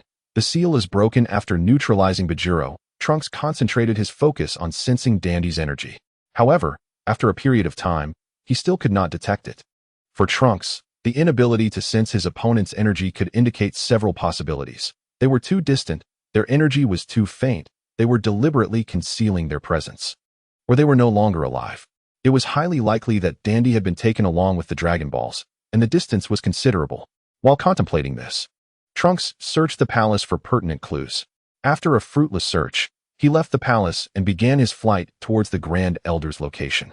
Initially, Trunks had contemplated returning to Earth to retrieve the Dragon Ball radar, but now he was uncertain of which planet Bajiro had relocated the Dragon Balls to. In the short term, Bulma would likely be unable to construct a universal detector. Trunks. Upon witnessing Trunks' safe return, Yaki and the others breathed a sigh of relief. Earlier, while Trunks faced the Bajral Legion, Yaki had already conveyed all pertinent information to the other Namekians. Now, Trunks had become a benefactor to their kind. Bajral has been vanquished, and the micro-explosives within you have been rendered inert. Allow me to escort you back to Namek, Trunks declared with a smile. And what of Dandy? Trunks replied with unwavering resolve. I could not locate Dandy. He is likely taken to another planet, but I shall retrieve him. After all, Trunks hoped to see Dandy become the new deity of Earth. Very well, we entrust this task to you. The Elder expressed his gratitude towards Trunks. By the way, Elder, can you sense the location of the Dragon Balls? Trunks inquired with anticipation. The Elder shook his head. I cannot detect their whereabouts. I can only sense them when Porunga is summoned. Trunks nodded, feeling a tinge of disappointment. However, since the Dragon Balls had not yet been gathered, his task was merely to wait patiently on Namek. With Bajral's demise, he pondered whether they would continue their search. Subsequently, Trunks utilized instant transmission to transport all the Namekians back. Upon seeing Trunks and the others appear, the previously anxious Bakika felt a heavy weight lift from his heart. Elder, it is truly a relief that everyone is unharmed. He then turned to the Elder and the others. Bakika, have you secured the Dragon Ball? Just as Bakika intended to thank Trunks, he was interrupted. It is safe. We found a discreet location. Bakika replied, glancing at the Namekians Trunks had initially brought back, who had aided in concealing the Dragon Balls. Is it far from here? It is somewhat distant. As you mentioned, they would be able to detect our position. Thus, we hastily departed after securing it, Bakika explained. Come, take me to see it. A sense of foreboding suddenly welled up within Trunks. He felt compelled to witness the Dragon Ball with his own eyes. Though Bakika was unaware of Trunks' reasons for wanting to see the Dragon Ball, he acquiesced and led Trunks to the previous hiding place. After a while, they arrived at the site Bakika had described. We found a cave, placed the Dragon Ball inside, and covered the entrance with a large stone, Bakika recounted as they approached the location. This is it. Bakika recognized the large stone they had used before. As they moved closer, Bakika removed the stone only to find the Dragon Ball missing from its hiding place. How is this possible? I distinctly remember hiding the Dragon Ball here. Bakika exclaimed in disbelief, for only he and a few other Namekians were privy to its location. Could it be that I misremembered the spot? Let me search again. Just as Bakika attempted to rise and look elsewhere, Trunks halted him. You are not mistaken. It is indeed the enemy who is exceedingly cunning, employing methods we never anticipated to seize this Dragon Ball. Trunks is equally perplexed as to how they obtained this particular Dragon Ball. He surmises that the Bajiro Corps may possess instruments akin to the Dragon Ball radar. However, dwelling on this matter is futile at this juncture. Let us return, he advised Bakika. For now, we must rely on our ability to sense energy or await the enemy's summoning of Porunga, at which point the Elder can inform us of his location. You need not blame yourself. The enemy possesses a multitude of tactics. It is entirely reasonable that we could not foresee this, Trunks reassured Bakika, who appeared somewhat despondent. The two then made their way back, where Trunks briefed the Elder on the situation, hoping he would remain vigilant and notify him at the first appearance of Porunga. After conveying the details, Trunks closed his eyes and sat in meditation, restoring his energy while attuning himself to the various auras around him. As he sought the enemy's whereabouts, he pondered the possibility of their employing spatial teleportation techniques. Otherwise, it would be inconceivable for them to vanish from Bajiro to Namek and abscond with the Dragon Ball within such a brief period. It appears that when the time comes to confront these adversaries, one must exercise caution regarding their capabilities. Trunks was uncertain whether Bojack was the mastermind behind a pyramid scheme. Yet Bajiro had sacrificed his life to delay him. Trunks' understanding of Bojack was limited. He merely recalled that his subordinates possessed techniques to restrain opponents and suppress their energy. He had sensed this from Kuro, although that technique was ineffective against those of considerable strength. After all, Super Saiyan 2 Gohan had been able to resist its influence. Trunks was reluctant to involve Gohan in this affair, primarily because Gohan was on the brink of marriage, and any unforeseen incidents would be regrettable. Furthermore, Trunks had speculated on Bojack's strength, finding it inferior to that of Perfect Cell, and concluded that he must remain wary of Bojack's subordinates, who could impede his movements. Due to the absence of night on Namek, Trunks lost track of time as he remained in meditation. Trunks. Aki's voice interrupted his concentration. The Elder has informed me that Porunga has been summoned, Aki said gravely, relaying the Elder's sensed location to Trunks. Very well, Trunks nodded, closing his eyes once more to prepare for sensing the energy. Having previously encountered the Eternal Dragon, he had committed its unique aura to memory. And he was aware from his prior inquiries with the Elder that Porunga shares certain characteristics with the Dragon of Earth. Thus, he could now pinpoint the enemy's location by focusing on Porunga. Trunks, may I accompany you? Aki cautiously inquired from the side. Absolutely not. Trunks firmly rejected the suggestion. He recognized that Aki's strength was comparable to that of the Jinyu Force's instructor, Berta. Has everyone forgotten this minor character? And accompanying him would likely result in death. He had no desire to be distracted at such a critical moment. Upon hearing Trunks' refusal, Yaki realized that his own strength was insufficient and that his presence would only hinder Trunks. Thus, he chose to remain silent, hoping for Trunks' safe return. Trunks sensed an energy akin to that of the Earth's dragon and, after pinpointing its location, instantaneously teleported there. Upon arrival, he beheld the Namekian dragon, Porunga, not far away. Below Porunga stood a soldier from the Bajara Corps, controlling Dandy with a peculiar helmet, evidently compelling him to articulate his wish. Without hesitation, Trunks unleashed a powerful energy blast at the soldier, disregarding the potential risk to Dandy. He could always provide him with a Senzu bean later. The attack obliterated the soldier and sent Dandy flying.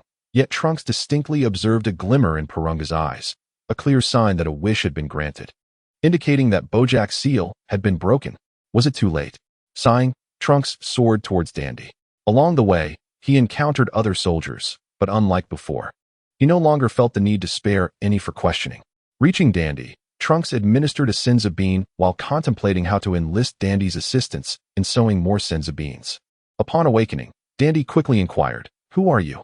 "I am Trunks, sent by Yaki to rescue you." "Listen closely, Dandy.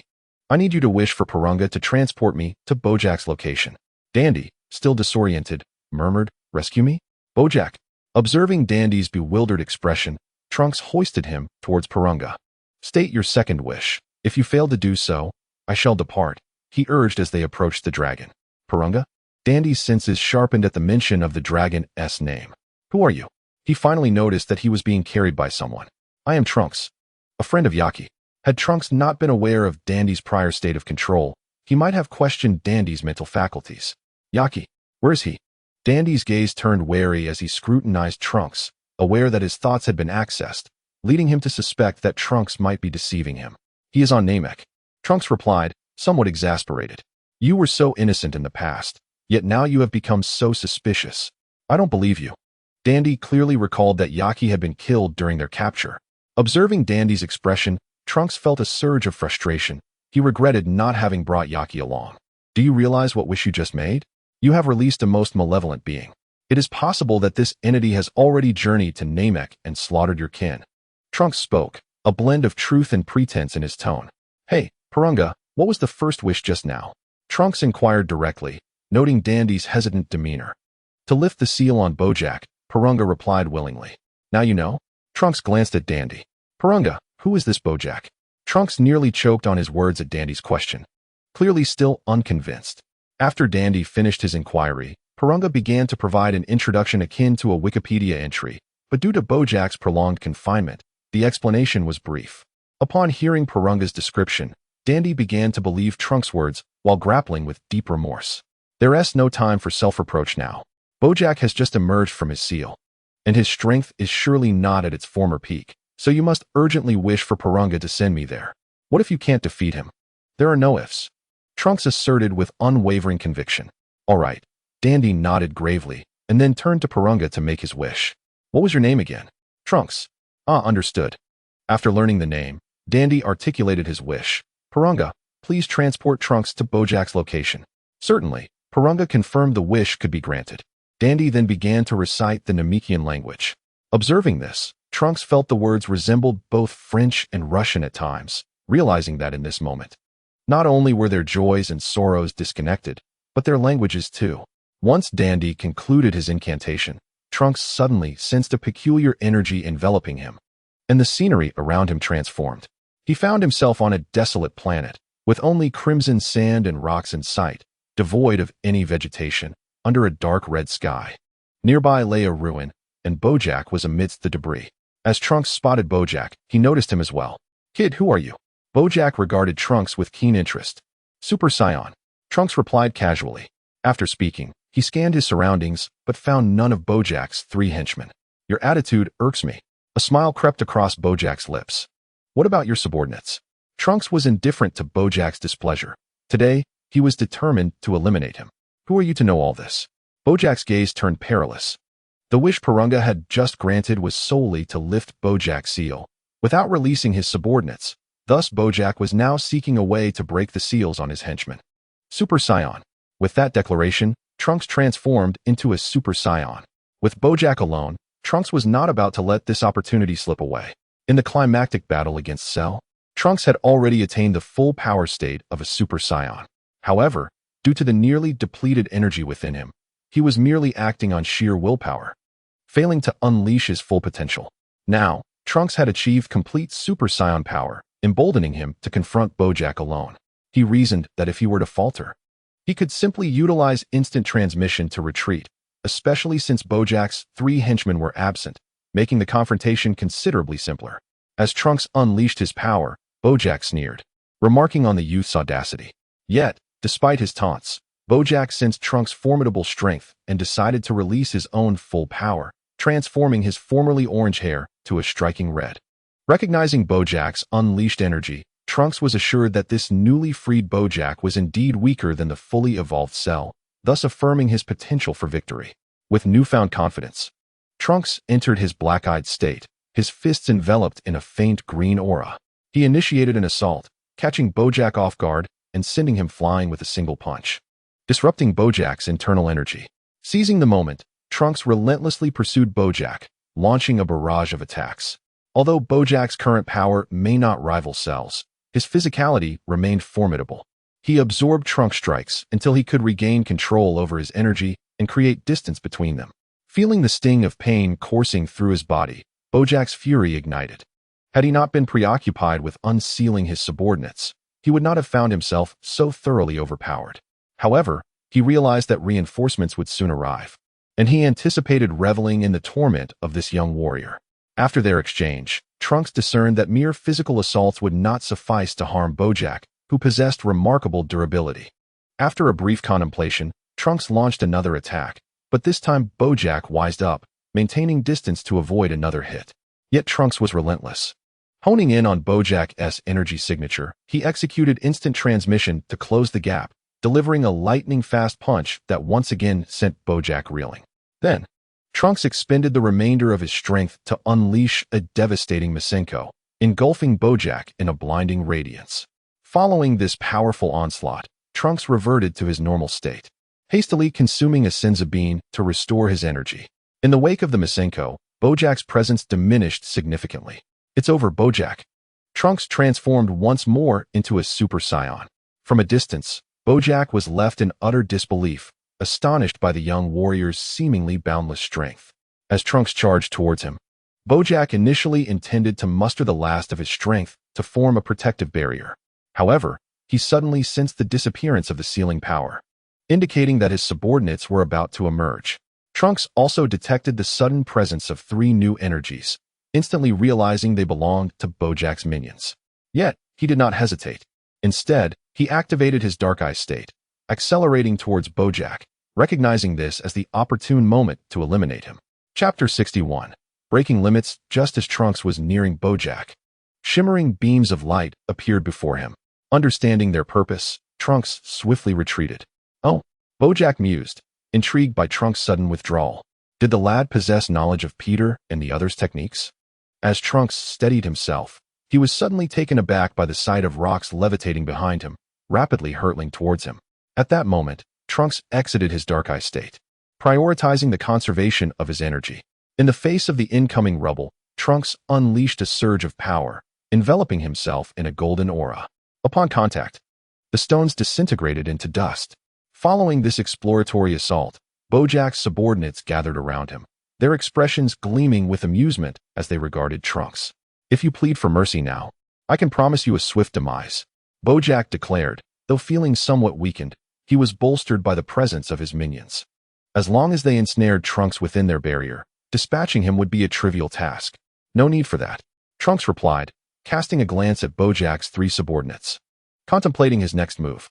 Humph, stubborn fool. You can deal with him. Bojack sneered, planning for his underlings to stall Trunks while he recuperated. Leave it to me. The tallest among them responded with a grin, stepping forward with a menacing glare directed at Trunks. Zanjia.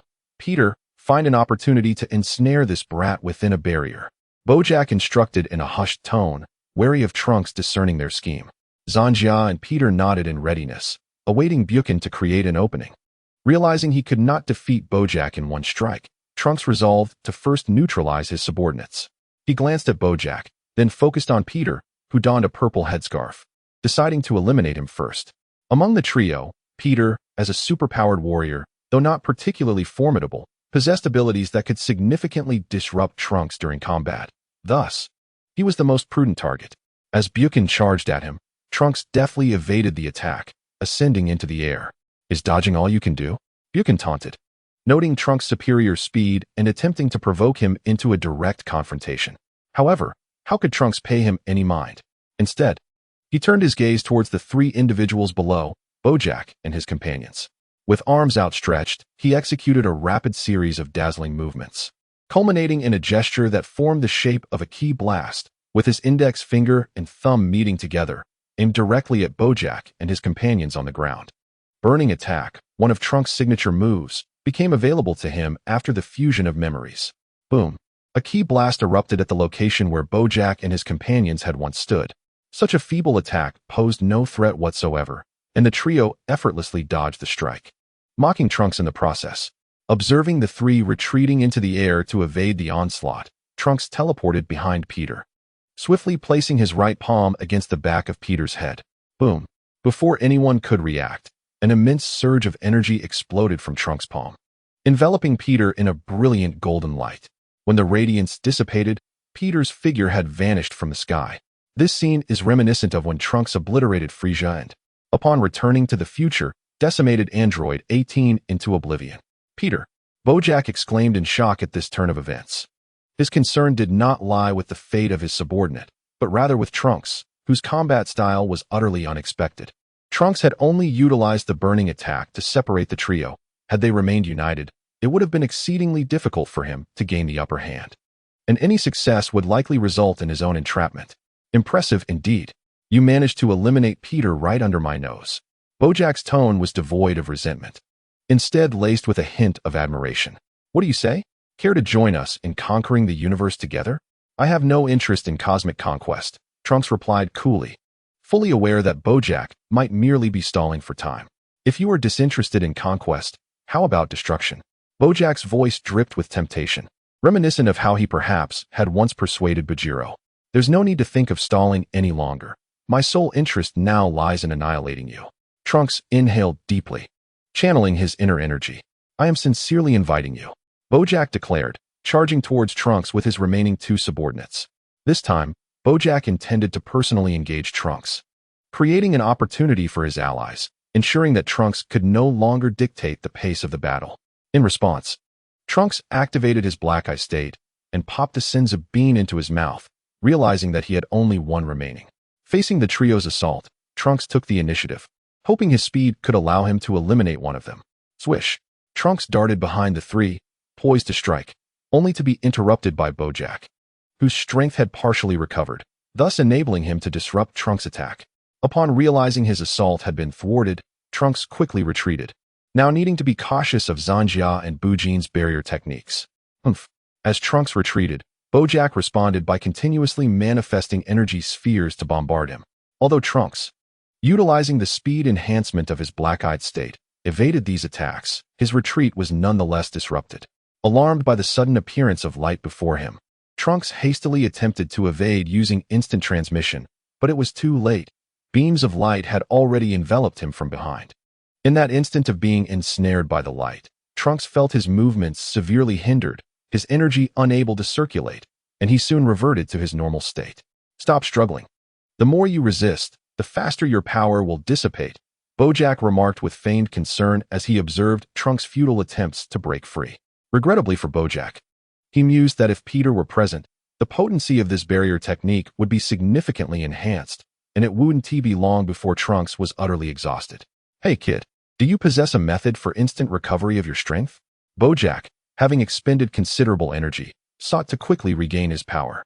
He had just witnessed Trunks maintaining a substantial amount of energy even after intense assaults, leading him to suspect that Trunks indeed had a means for brief restoration of his power. Meanwhile, Trunks was preoccupied with devising a way to escape his bindings, leaving no time to respond to Bojack. Humph, once I eliminate you, I shall recover my strength at my leisure. Bojack sneered as he advanced towards Trunks, who remained silent. Suddenly, as Bojack approached, he noticed small arcs of electricity emanating from Trunks. Trunks was relying solely on his physical strength to break free from the barrier, as he could not summon his internal energy. Earlier, during a discussion with Goku regarding training, Goku had emphasized the significance of physical cultivation for beings like them, as their bodies housed all their power. Achieving Super Saiyan full capacity essentially required one's body to fully adapt to its strength, thereby unleashing the true might of a Super Saiyan.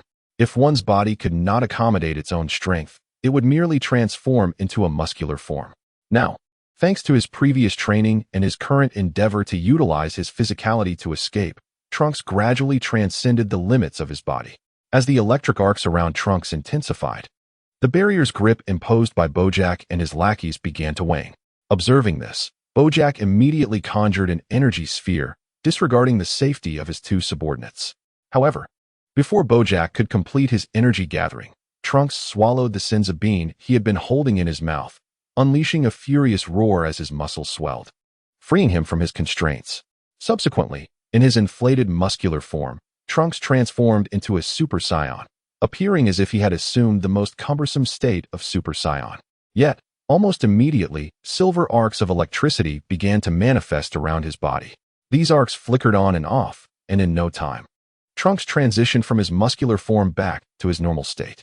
As Bojack witnessed this scene, an immediate chill ran down his spine, for he sensed an unprecedented surge of formidable power emanating from Trunks, accompanied by an ominous threat of death. Thank you. Trunks expressed his gratitude. Yet Bojack and his companions could not help but perceive the unabashed murderous intent radiating from him. No sooner had Trunks uttered these words than he vanished from his original position, reappearing behind Bojack. Sensing the imminent danger, Bojack hastily distanced himself and joined his allies, Bujin and the others. Observing this, Trunks extended his arms outward, gathering energy. This time, he intended to unleash the ultimate flash, a technique he had mastered in the room of spirit and time under Vegeta's tutelage, to eliminate all three adversaries in one fell swoop. The trio recognized the peril and ascended into the air in an attempt to flee. However, Trunks, having completed his energy gathering, would not let them escape. He brought his hands together before his chest, and a thunderous wave of energy surged forth, instantly engulfing the fleeing trio. Chapter 62, Dragon Ball Resurrection. With a single ultimate flash, Trunks resolved the threat posed by Bojack and his companions, yet he felt a significant drain on his power. Logically, despite the immense force of his ultimate flash, if he had genuinely attained Super Saiyan 2 strength, the energy expenditure should not have been so considerable. Thus, he surmised that he had yet to fully break through to that level. Nonetheless, he could distinctly sense that his physical form had surpassed its previous limits. Observing the arcs of electricity flickering in his palm, Trunks realized that his current physical strength had indeed reached the level of Super Saiyan 2. While he was weaker than a true Super Saiyan 2, he was far more powerful than the fully realized Cell. Once he returned to Earth and trained for a period in the room of spirit and time, He believed he could achieve a genuine breakthrough to Super Saiyan 2. Speaking of the room of spirit and time, Trunks pondered whether the time flow would be separate for the past and future versions. He believed this to be a significant possibility, yet he hesitated to test it, as he currently lacked the power to breach dimensional barriers. Possessing the ability to transcend such barriers would allow one unrestricted access to the room of spirit and time. This notion had been confirmed in Dragon Ball Super, making the attempt somewhat superfluous. However, he acknowledged that he still had a considerable distance to traverse before reaching such a realm. Encouraging himself, Trunks reverted to his normal state. It was time to bring Dandy back to Earth. At that moment, Dandy remained beside Porunga, repeatedly voicing his third wish, to resurrect Trunks here. The responses he received were always the same. Trunks was not dead. He persisted in his entreaty for the third wish until Trunks appeared before him in an instant. Trunks' arrival was fortuitously timed, coinciding precisely with Dandy's completion of his wish.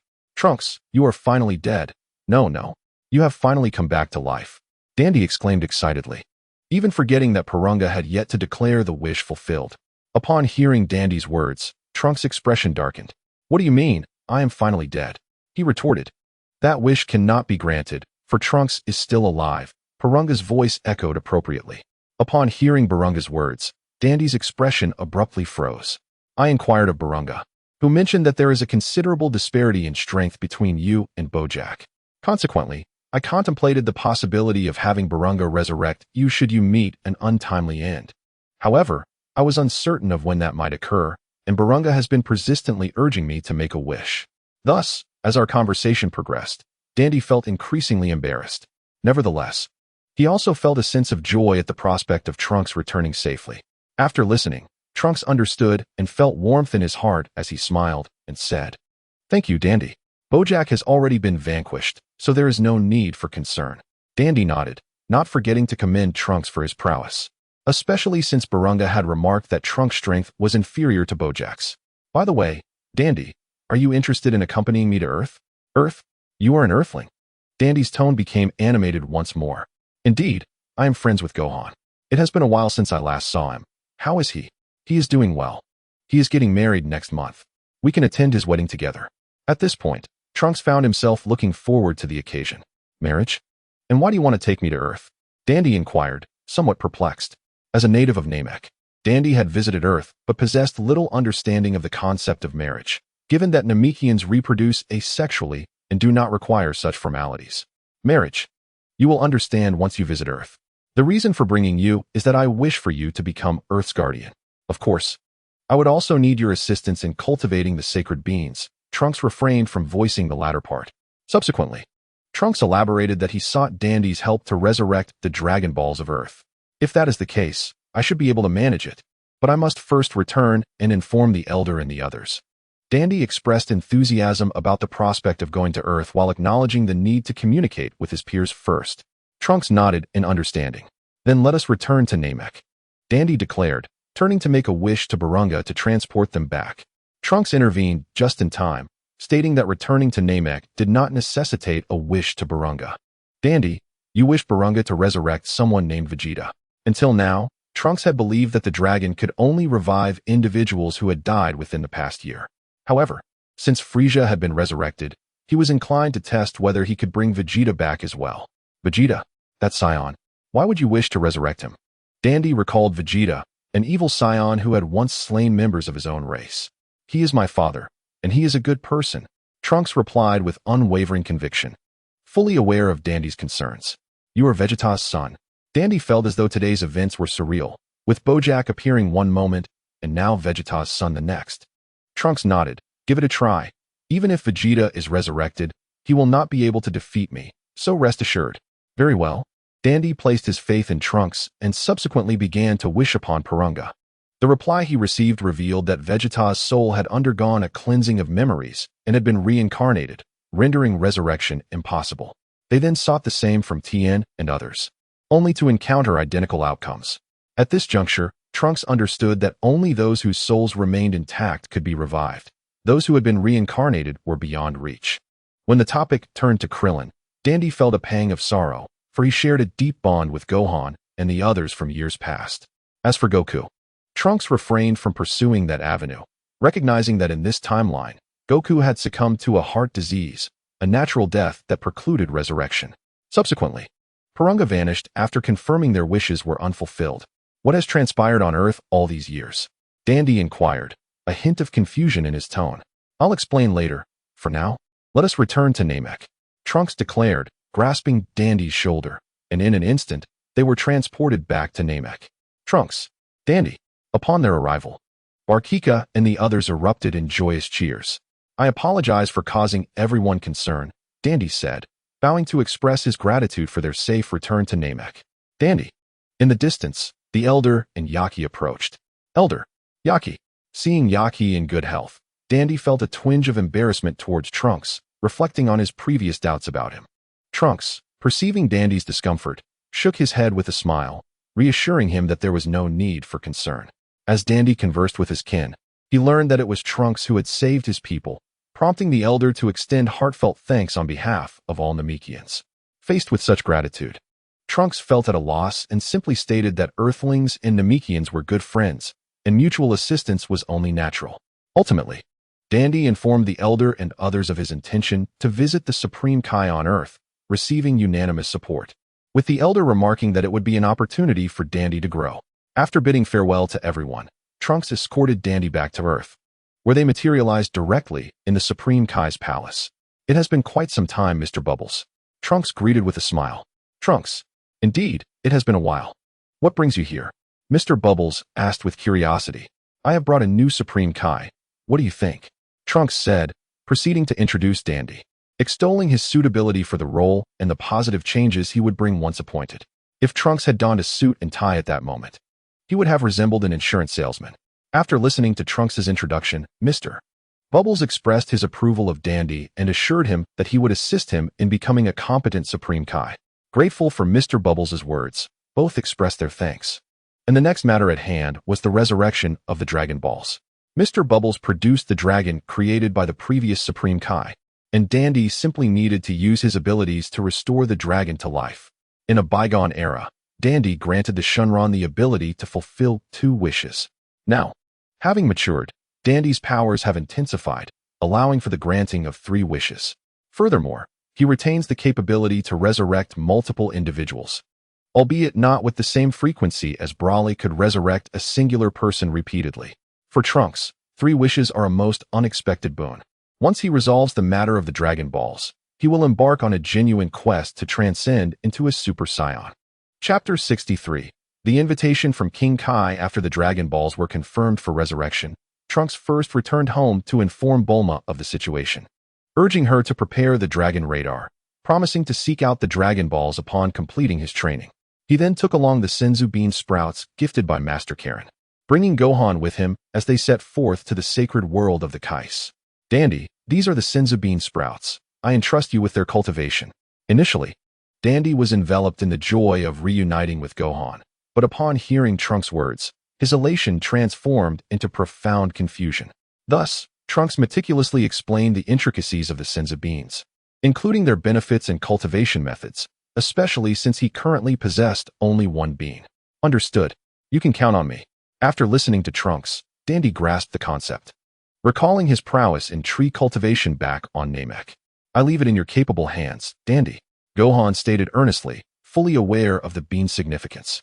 By the way, Gohan, let us enter the hyperbolic time chamber together for training. Trunks wished to impart the training experiences and methods he had acquired in the past to Gohan. Trunks yearned for Gohan to lead a peaceful life, yet he understood that should formidable foes arise, ones he could not confront alone, Gohan's strength would be indispensable. All right, Gohan nodded, following Trunks back into the time chamber. Although Gohan was reluctant to engage in battle, it did not imply he lacked the ability to defend himself. Especially now that he had a family and children, he must possess the strength to protect them. Gohan believed in Trunks' capability to safeguard the future, but he could not allow Trunks to bear this burden alone. Upon entering the time chamber, Trunks first shared Goku's insights on training after transforming into a Super Saiyan, providing Gohan with a foundational understanding. Previously, Trunks had assumed Gohan had achieved full power as a Super Saiyan, but Gohan clarified that he had not yet reached that level. Then I shall train with you until you attain full power as a Super Saiyan, Trunks said with a smile. Will this not hinder your own training? Trunks had previously discussed his battle with Bojack, and Gohan was aware that Trunks sought to advance to the second tier of Super Saiyan, thus concerned about impacting his progress. It won't. This training method will benefit me as well. Trunks harbored his own thoughts, opting to train alongside Gohan. This decision served two purposes. First, it would solidify his foundational skills, as his inability to genuinely transcend to Super Saiyan 2 was partly due to insufficient accumulation of power. Second, he could impart the combat techniques and experiences he had gleaned from Vegeta during their training sessions. Upon hearing Trunks' intentions, Gohan felt reassured. Over the ensuing 6 months, Trunks and Gohan engaged in battle almost daily, steadily enhancing their respective strengths, and at long last, Trunks achieved the true Super Saiyan 2 transformation. Their time spent within the hyperbolic time chamber amounted to roughly 6 months, had it not been for the concern of being trapped in a different dimension post-time limit. Trunks would have contemplated guiding Gohan toward achieving Super Saiyan 2 as well. Gohan, Trunks, you've finally emerged, Dandy exclaimed, brimming with excitement upon seeing the two. Has it only been half a day for us? Trunks pondered, bewildered by Dandy's reaction as if they had genuinely spent half a year inside. The King of Worlds is looking for you, Dandy stated gravely, directing his gaze toward Trunks. The King? Trunks had nearly forgotten that this timeline still had a King of Worlds. Dandy nodded and proceeded to recount the events. The King had initially approached the newly appointed Dandy, expressing his desire to meet Trunks without disturbing their training in the hyperbolic time chamber. To see me? Could it be concerning Bojack? Trunks speculated, beginning to surmise the King's purpose for wanting to meet him. Perfect. I wish to consult the King regarding certain inquiries. In fact, during his training on the King's planet in the past timeline, Trunks had often wondered why the King of the future timeline had not intervened amidst the rampant destruction caused by the androids. How does one access the King's realm? Previously, Goku was able to teleport to the King's planet, so logically, I should be able to do the same. However, I cannot sense the King's energy, thereby rendering instant transmission impossible. I am unaware of that as well, Dandy replied, shaking his head. Just as Trunks was about to express his frustrations regarding the King's inefficiency, Mr. Popo interjected. Goku arrived at the King's planet after he had passed away, traversing Snake Way. Once Mr. Popo's words hung in the air, a profound silence enveloped the group. While your statement is accurate, you cannot expect me to die at this moment, Trunks retorted with exasperation. Hey Trunks, have you finished your training? At that moment, the King's voice resonated within Trunks' mind. Yes, Trunks replied, and suddenly, he could sense the King's energy. Can you come to my location now? The King extended an invitation. Absolutely, Trunks affirmed, and after bidding farewell to Gohan and the others, he instantaneously transported himself to the King's planet. Wait, how did you arrive here so swiftly? The King had intended to instruct Trunks on how to reach his realm, only to find that Trunks had already materialized before him. That was instant transmission, wasn't he it? The King of Worlds had once witnessed Sun Wukong employing instant transmission. Thus he promptly surmised the situation. Trunks nodded in acknowledgement and inquired, King of Worlds, what brings you to seek me? The King of Worlds replied, It is not merely I who seeks you, but rather the great King of Worlds wishes to meet with you. The great King of Worlds? Initially, Trunks assumed the King of Worlds intended to express gratitude for his efforts in vanquishing Bojack and maintaining cosmic peace. He was taken aback to learn that it was indeed the great King of Worlds who sought him.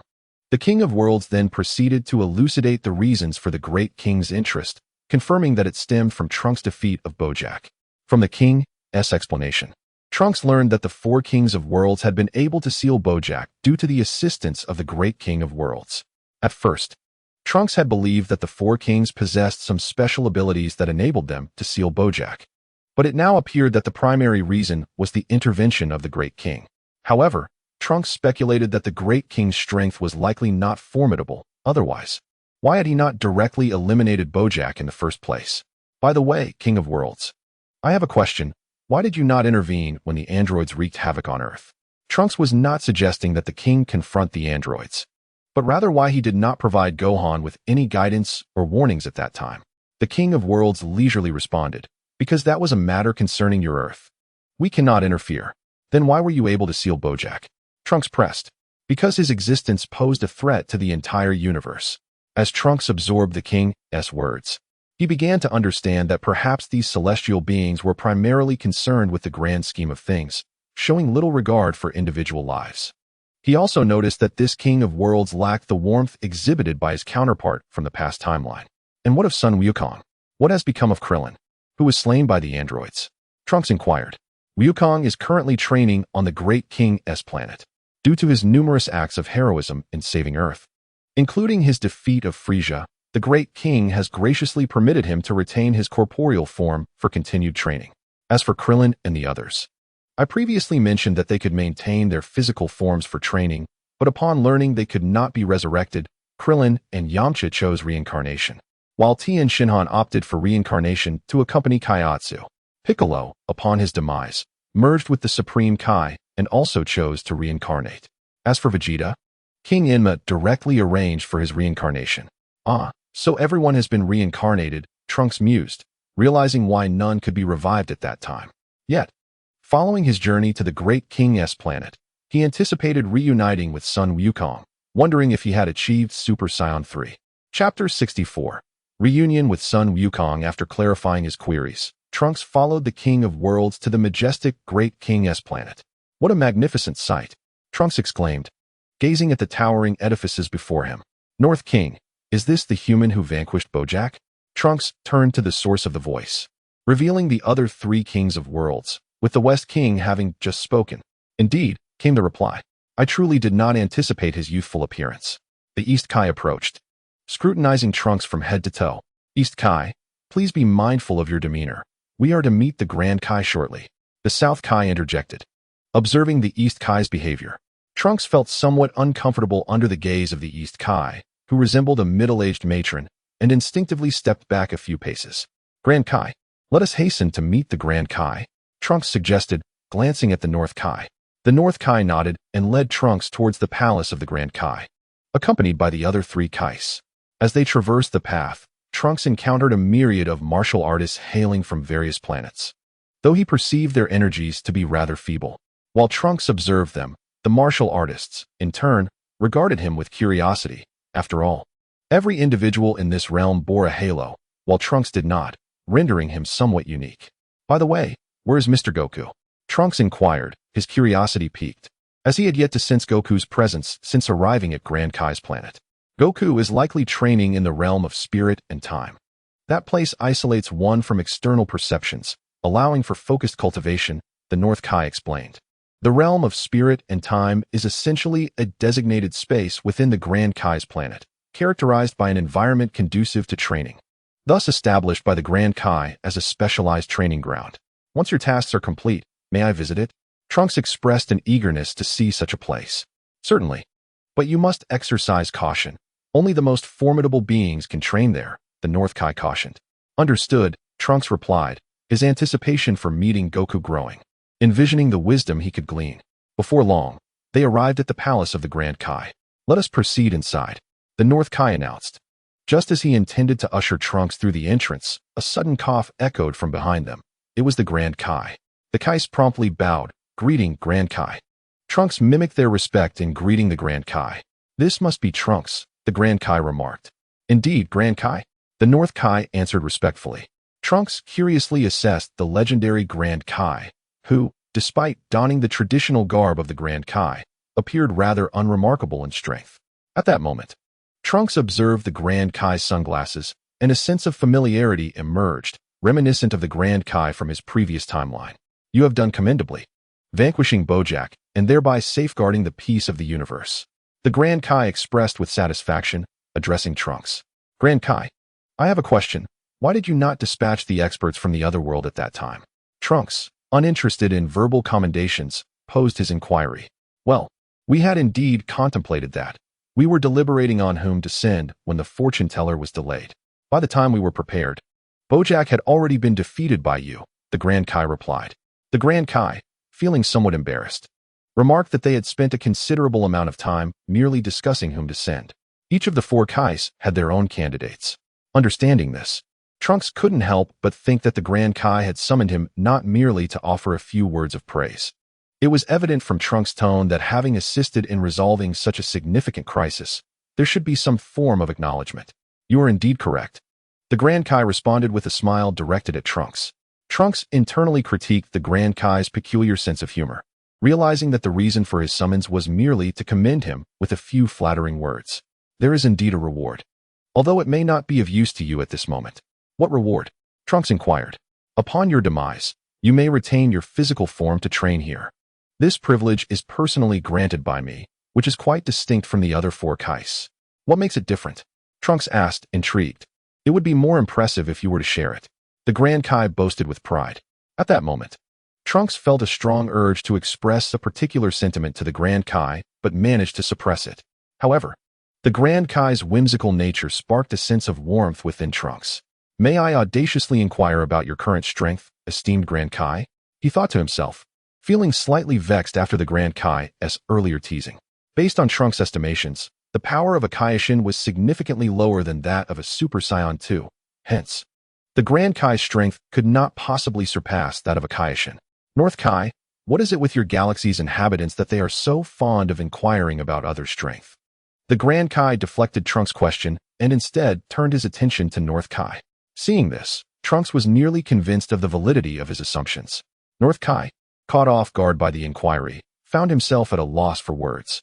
Grand Kai, did you not mention taking me to find Goku? Let us hasten, for I must return home soon.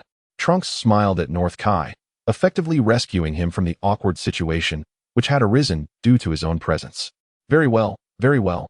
North Kai responded enthusiastically, and after exchanging a few words with the Grand Kai, he quickly led Trunks away to the Star Realm. Come, let us follow. I have an inkling that something amusing is about to unfold. The Grand Kai beckoned the other 3 Kais to accompany them. He was familiar with Goku, recalling that he was the first to inquire about his strength. At that time, Goku's power was not particularly formidable, and the Grand Kai had imparted a minor lesson to him. However, he was now well aware that he was no longer a match for Goku. Upon arriving in the Star Realm, Trunks perceived it as an alternate version of the hyperbolic time chamber. The distinction lay in the fact that time flowed here at the same rate as in the outside world, devoid of land, save for stones of varying sizes floating amidst the void. Here, everyone had to endure tenfold gravity while hovering in the air, with only those stones serving as a place to land. Immediately upon entering the Star Realm, Trunks sensed numerous powerful auras, some of which were even stronger than Bojack's. Closing his eyes to focus, he realized that Goku was not far from him. Grand Kai, I shall seek out Mr. Goku first.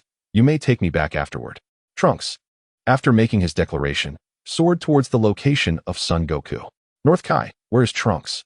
A short while after Trunks had departed, the Grand Kai and his entourage arrived. He went to find Son Goku, he stated. If I recall correctly, they are both Saiyans, aren't they? A note of anticipation tinged the Grand Kai's voice. Indeed, although Trunks is a descendant of both Earthlings and Saiyans, the North Kai was well aware of this. During his flight, Trunks attracted considerable attention. On one hand, it was due to his formidable strength, which those present could readily perceive. On the other hand, it was the mere fact that Trunks was alive, sparking curiosity among them regarding how a living being had arrived in this realm. Yet, no one approached him directly. After all, the strong possess their own pride. Before long, Trunks spotted Son Goku, who was meditating with his eyes closed upon a large rock. Goku, sensing Trunks' energy, a sensation he had never encountered before, acknowledged his presence. Hello, Mr. Son Goku. I am Trunks. Trunks landed before him, scrutinizing the Saiyan warrior. Greetings. What brings you here? Goku rose, sensing the familiar energy of a Saiyan emanating from the young man. I would like to challenge you to a match, if that is permissible. Chapter 65, Super Saiyan 3. Goku observed the excited expression on Trunks' face with a hint of bewilderment. It was usually he who sought out opponents. Of course, that would be no problem. Despite his confusion, Goku welcomed the challenge, instinctively aware that Trunks possessed significantly greater strength than those around him. Over the years spent in this realm, he had already battled every formidable warrior present. It would not be an exaggeration to say that Goku was unrivaled in the universe. By the way, you are also a Saiyan, correct? Goku inquired. Indeed. Can you transform into a Super Saiyan? Of course. Trunks replied, immediately transforming into Super Saiyan 1, and then further evolving into Super Saiyan 2, enveloped in crackling electricity and exuding an immense aura.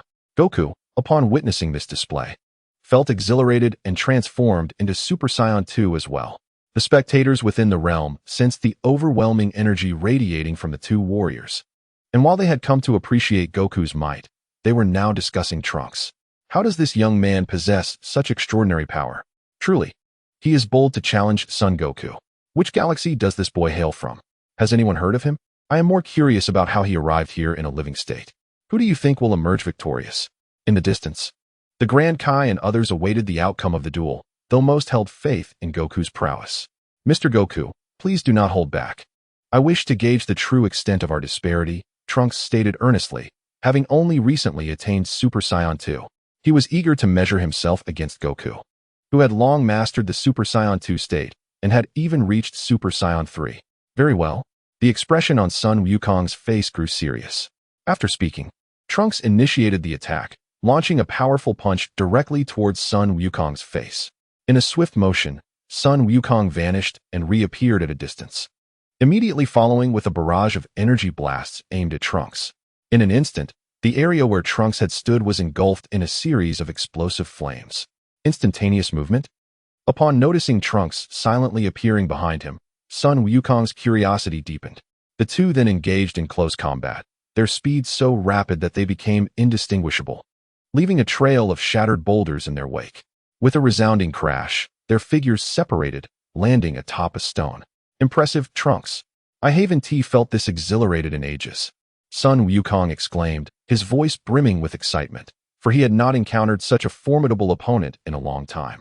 Mr. Wukong is indeed formidable, Trunks remarked, not as a mere compliment, but rather acknowledging that, following their skirmish, he clearly sensed that Sun Wukong's power surpassed his own. Thus, he resolved to activate his black eyes for the ensuing battle. Suddenly, Sun Wukong perceived a shift in Trunks' aura. Silver lightning was tinged with an ominous black. Despite Trunks not visibly enhancing his strength, Sun Wukong felt an overwhelming sense of danger. With a thunderous impact, Trunks struck Sun Wukong in the abdomen with astonishing speed. Since his ascension to Super Saiyan 2, the acceleration granted by his black eyes had intensified. Even Sun Wukong, also a Super Saiyan 2, found himself unable to react in time. Capitalizing on the speed boost from his black eyes, Trunks unleashed a relentless series of attacks on Sun Wukong. The Grand Kai and his companions, observing from a distance, were taken aback by Trunks' sudden surge in power. Trunks must have employed a unique technique to enhance his speed, though it likely comes with significant cost, speculated the Grand Kai. His deduction was astute. The energy expenditure from Trunks activating his black eyes was greater than before, and he could only maintain it for approximately a minute. Therefore, Trunks was determined to make the most of this brief window of opportunity, embodying his fighting style of seizing every chance. In the face of Trunks' rapid onslaught, Sun Wukong found himself on the defensive, struggling to evade some of the strikes. Seizing the moment, Trunks delivered a powerful kick that sent Sun Wukong flying, then assumed the stance for his ultimate attack. After traveling a considerable distance, Sun Wukong regained his balance, sensing the tumultuous energy surging from Trunks. That stance. The expression on Sun Wukong's face reflected greater astonishment than when he first realized Trunks could teleport. However, there was no time for wonder. Trunks had already condensed his energy, and a massive beam of energy, crackling with lightning, surged toward him. Is it over? Onlookers clearly witnessed Trunks' attack, striking Sun Wukong directly. Regarding Trunks' strike, those present pondered that had they been in his place, they would have undoubtedly succumbed to such an assault. Following that blow, Trunks had nearly depleted his energy, leaving him unable to maintain the black eye state.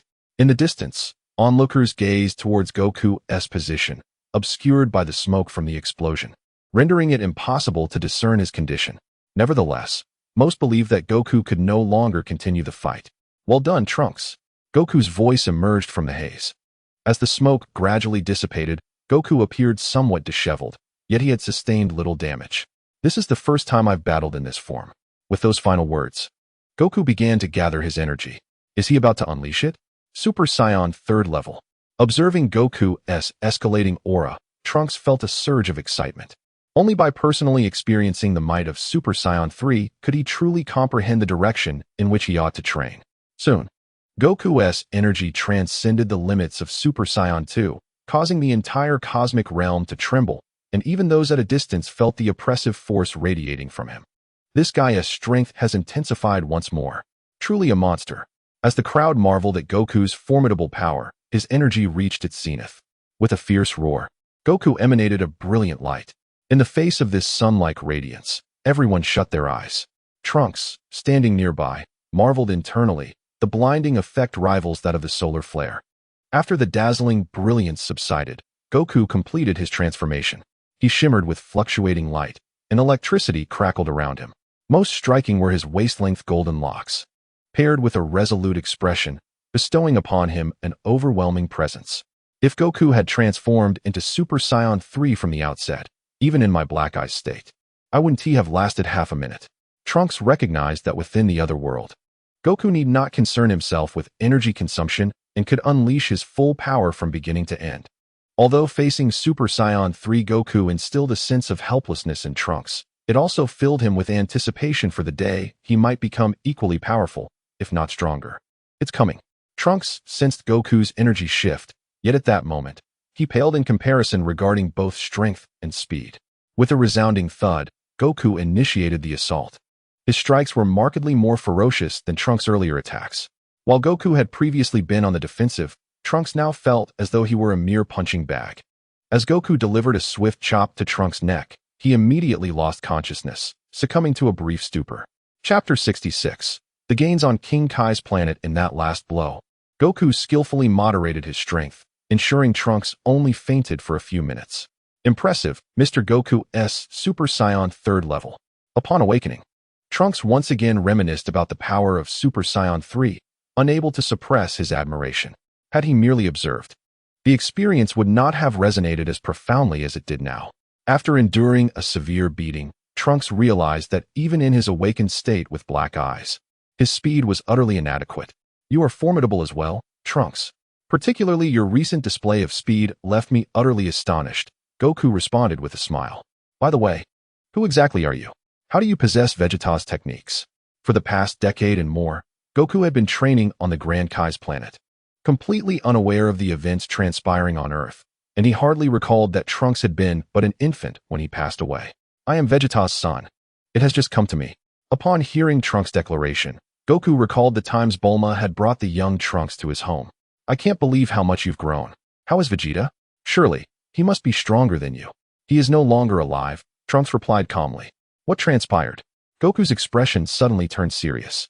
Trunks then began recounting the tale of the androids. At that time, Vegeta had yet to ascend to Super Saiyan and was slain in battle against the androids. Following that, Krillin and Tien also fell, while Gohan was regarded by Piccolo as the last hope, and in his efforts to protect Gohan, he too met his demise.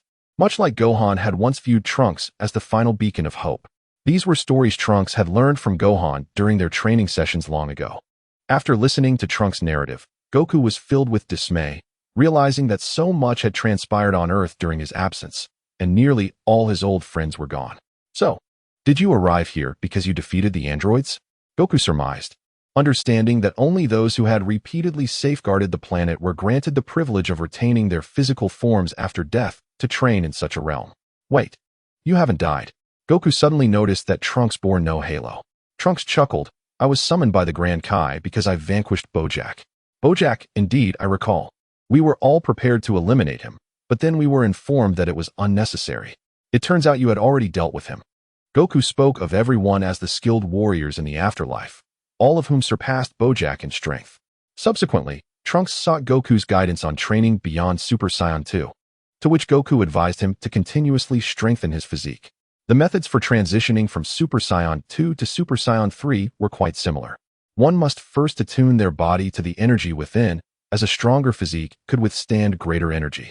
Goku's words provided Trunks with a clearer understanding of the path ahead in his training. Regardless of the circumstances, the physical body remained the foundation, and his current task was to incessantly enhance his physical strength. As for the divine realm beyond, it is beyond the current contemplation of Trunks. The deities he encounters, including the Kai and the Grand Kai, are incapable of providing him guidance. Suddenly, a thought crossed Trunks' mind about whether he could reach the Kai's realm from here. If he were to journey to the Kai realm, he could seek a way to lift the seal placed by the old Kai, whose vast knowledge and experience might offer him invaluable insights. At the very least, it could help him unlock his potential. Subsequently, Trunks inquired of Goku whether there were any Metamorans present. Although he was aware of the fusion technique and its essentials, he still wished to seek confirmation from the source. Trunks pondered what his fusion with Gohan would be like, even envisioning their name together. However, Goku admitted he had never heard of any Metamorans, giving Goku's unfamiliarity. Trunks mused whether it was a result of Goku's intense focus on training that rendered him oblivious. At the same time, Trunks reflected on the numerous alterations in both future and past timelines, recognizing that many events had surpassed his expectations. Thus, he must continuously strive to grow stronger in order to confront all unknown variables. Trunks, I believe you will become even more powerful in the future. When you arrive here after your demise, we shall compete once more. Goku's voice brimmed with anticipation. Trunks was at a loss for words, being so young. He had no desire to die. Trunks, it is time for you to return. At that moment, the Grand Kai approached with 4 other Kais. Grand Kai, I have heard that the Metamorans possess a technique called fusion. Are there any Metamorans on Grand Kai's planet? I wish to seek their guidance, Trunks inquired. Indeed, there are. But you will have to wait until your next visit to consult them, the Grand Kai replied. Is there no way to linger a little longer? Goku looked towards the Grand Kai. After all, Trunks is a living being. It would not be wise for him to stay here for too long. Besides, he can always return in the future, the Grand Kai responded, casting a glance at Trunks. This was, in fact, a reward from the Grand Kai, allowing Trunks the privilege to visit Grand Kai's planet at any time. Very well, Goku replied, his tone tinged with resignation. Yet he found solace in the prospect of a rematch with Trunks upon his next visit. Before I depart, I would like to request your assistance, Grand Kai, Trunks said, looking earnestly at the Grand Kai. Could you transport me to the Kai realm? You are aware of the Kai realm? The Grand Kai expressed curiosity, pondering how an ordinary human could possess such knowledge. I previously inquired with Bijinga. Trunks swiftly provided his premeditated explanation. I see, but I am unable to grant this request. The Grand Kai nodded before shaking his head. The Kai realm is a sacred domain of the deities of this universe, and even we are unable to access it. The implication was clear. If even the divine beings could not enter, it was unthinkable for someone as ordinary as Trunks. Very well. It appears I must wait until the Kai arrive on Earth before I can visit, Trunks resignedly concluded. What kind of place is the Kai realm? Curious. Wukong leaned in to listen to the words of the Grand Kai, sensing a profound depth in their discourse. The Kaioshin realm was a sacred domain, the residence of the esteemed Kaioshin. The Northern Kai spoke to clarify. Kaioshin, is he powerful? Son Wukong inquired, his interest piqued. Indeed, he is formidable. The Grand Kai responded earnestly. Wow, I am so eager to engage him in battle. Son Wukong's voice brimmed with anticipation. Trunks, however, chose not to divulge the true extent of the Kaioshin's strength, fearing the collapse of the Grand Kai and others' faith, as their revered Kaioshin likely only possessed capabilities akin to that of a Super Saiyan at full power, if not less. Ultimately, Trunks departed from the Grand Kai's planet under the guidance of the Northern Kai, returning to the sacred temple. The greatest takeaway from this journey to the Grand Kai's planet was witnessing the might of Super Saiyan 3 firsthand, which also clarified his future training path. Upon my return, I shall enlist my mother's assistance in constructing a gravity training chamber. Chapter 67. The Super Saiyan Superman upon returning to the sacred temple. Trunks found that Gohan had already left. As Dandy mentioned, he was preparing items for his upcoming wedding. Trunks glanced at the calendar and noted that Gohan and Vidal's nuptials were set for the 4th of next month, meaning only a little over 10 days remained. It seemed his journey to Namek had extended longer than anticipated. After bidding farewell to Dandy, Trunks returned to the Capsule Corporation. According to the Grand Kai, it was unwise for a living being to linger in the afterlife for too long, so he would refrain from visiting again in the near future. Thus, his next task was to gather the Dragon Balls. The thought of collecting the Dragon Balls reminded Trunks of the incredible adventures that young Goku and Bulma experienced during their quests. Though with his current strength, collecting the Dragon Balls would pose no challenge. It still represented the fulfillment of a personal dream. Once home, Trunks found Bulma in her laboratory. Mother, is the Dragon Radar ready? He asked. Indeed, Bulma replied with a smile, retrieving the Dragon Radar from her drawer.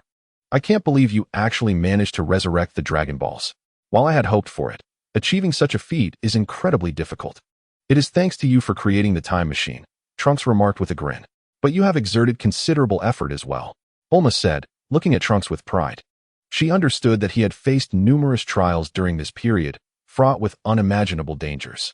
By the way, can you help me construct a gravity training chamber, similar to the one father used? Trunks asked, tucking the dragon radar into his pocket. What is going on? Is a new adversary about to emerge? Bulma inquired with concern. No, but to safeguard our future, I need to become stronger, Trunks asserted. But you are only 18. Bulma replied, her heart aching. Trunks, puzzled, wondered why Bulma felt this way. Now that the world has regained its peace, I hope you can pursue what you love rather than bearing the weight of protecting the future alone. Mother, Trunks began to explain, but Bulma interrupted him. Perhaps my thoughts may seem somewhat selfish, yet it is undeniable that my mother truly aches for you. At the tender age of 14, you were thrust into the battle against the androids, and I have watched in anguish as you returned home, battered and unconscious on multiple occasions. In moments of despair, I ponder if it would be better for this world to simply meet its demise. After uttering these words, Bulma turned away, concealing her tears from Trunks. Hearing Bulma's sentiments stirred a pang of discomfort within Trunks. He had often habitually overlooked her feelings while pursuing his endeavors, and now he felt a mixture of guilt and profound emotion. Do not worry, mother. Protecting the future is a choice I have made for myself. It shall not become a burden. Ensuring peace in the future is, in itself, a dream of mine, Trunks replied with a smile. As he spoke, he reflected on the Trunks from the past timeline. What would he and Goten be doing at 18? Perhaps they would be training under their father's watchful eye, engaging in activities they loved, or even pursuing romantic relationships. However, he realized that he had experienced such things in his own world and had grown indifferent to them. Furthermore, when contemplating dreams, he recalled the words of Master Roshi, I have no dreams, but I will guard the dreams of others. In his current actions, he felt he was indeed safeguarding the aspirations of others, albeit while harboring his own dreams.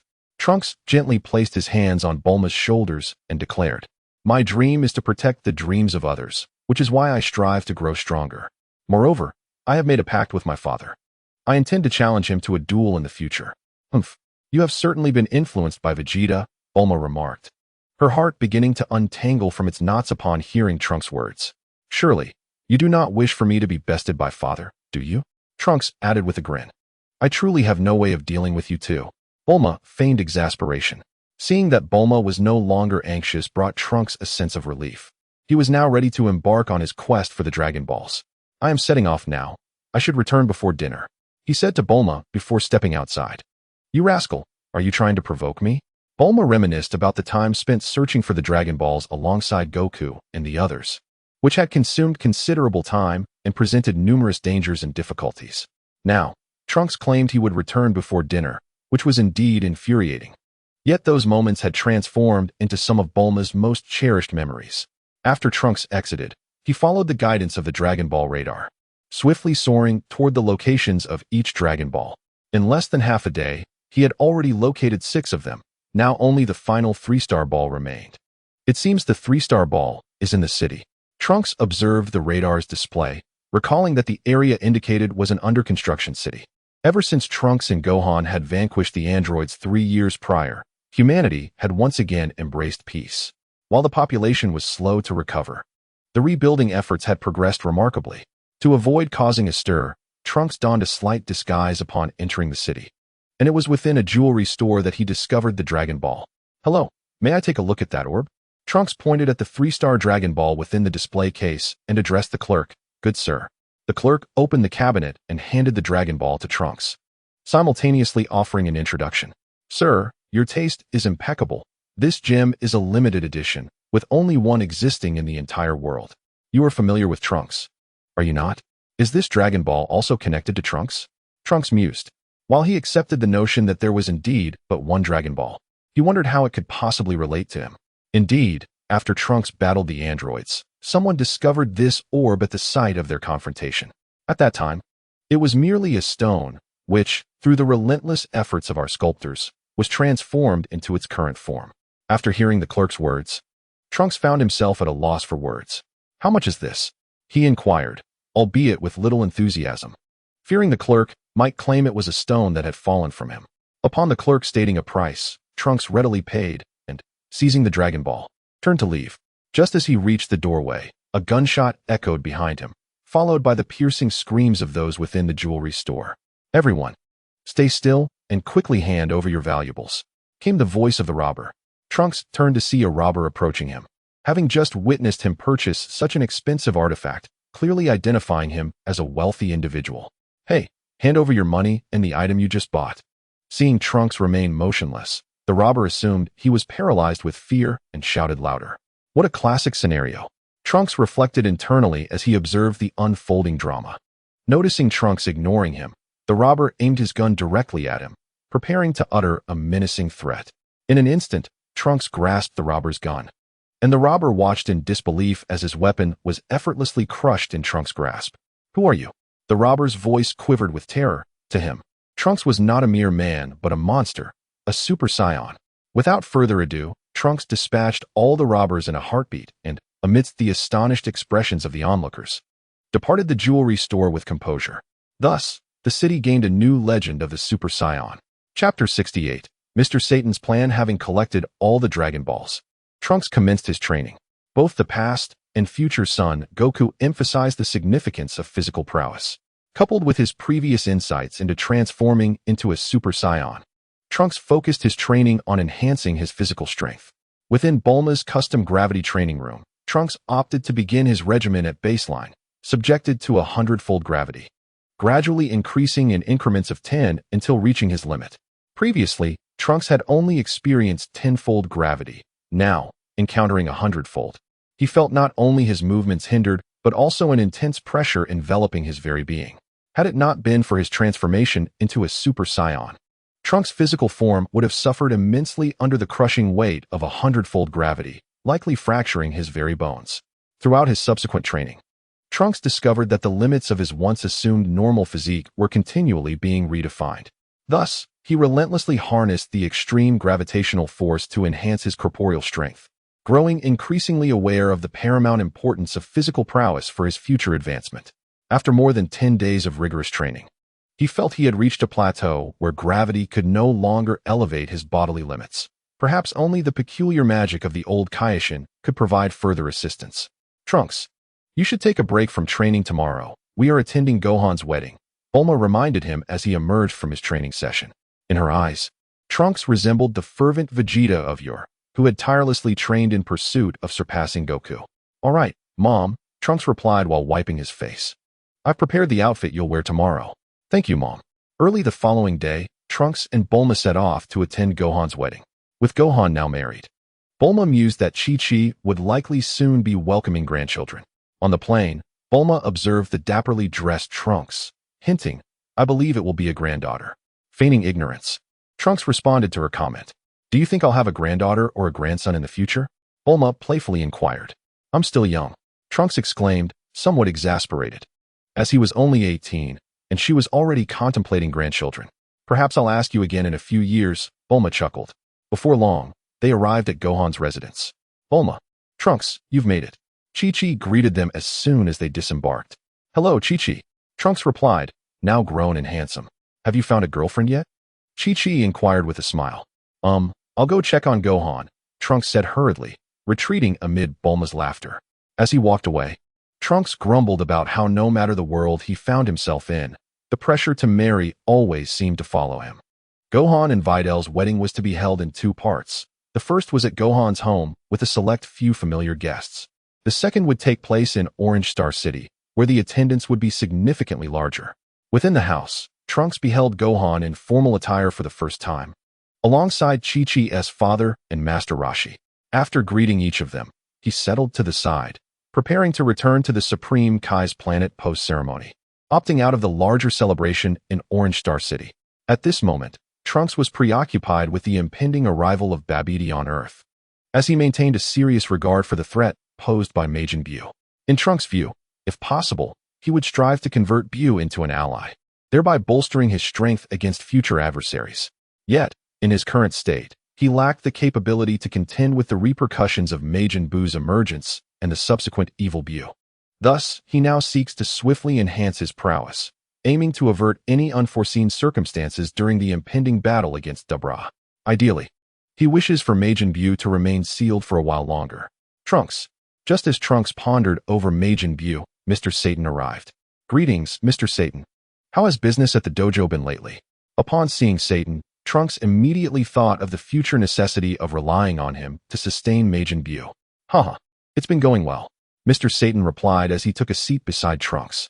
In truth, ever since Trunks made his appearance, the notoriety of the Satan dojo has surged, prompting Satan to select a new venue with plans for expansion, even securing addresses for branch locations. Trunks, I wish to discuss something with you, Mr. Satan said, rubbing his hands together, his tone revealing an unusual hint of awkwardness. Trunks, intrigued, wondered what Mr. Satan had in mind. I would like to host a worldwide martial arts tournament. What do you think?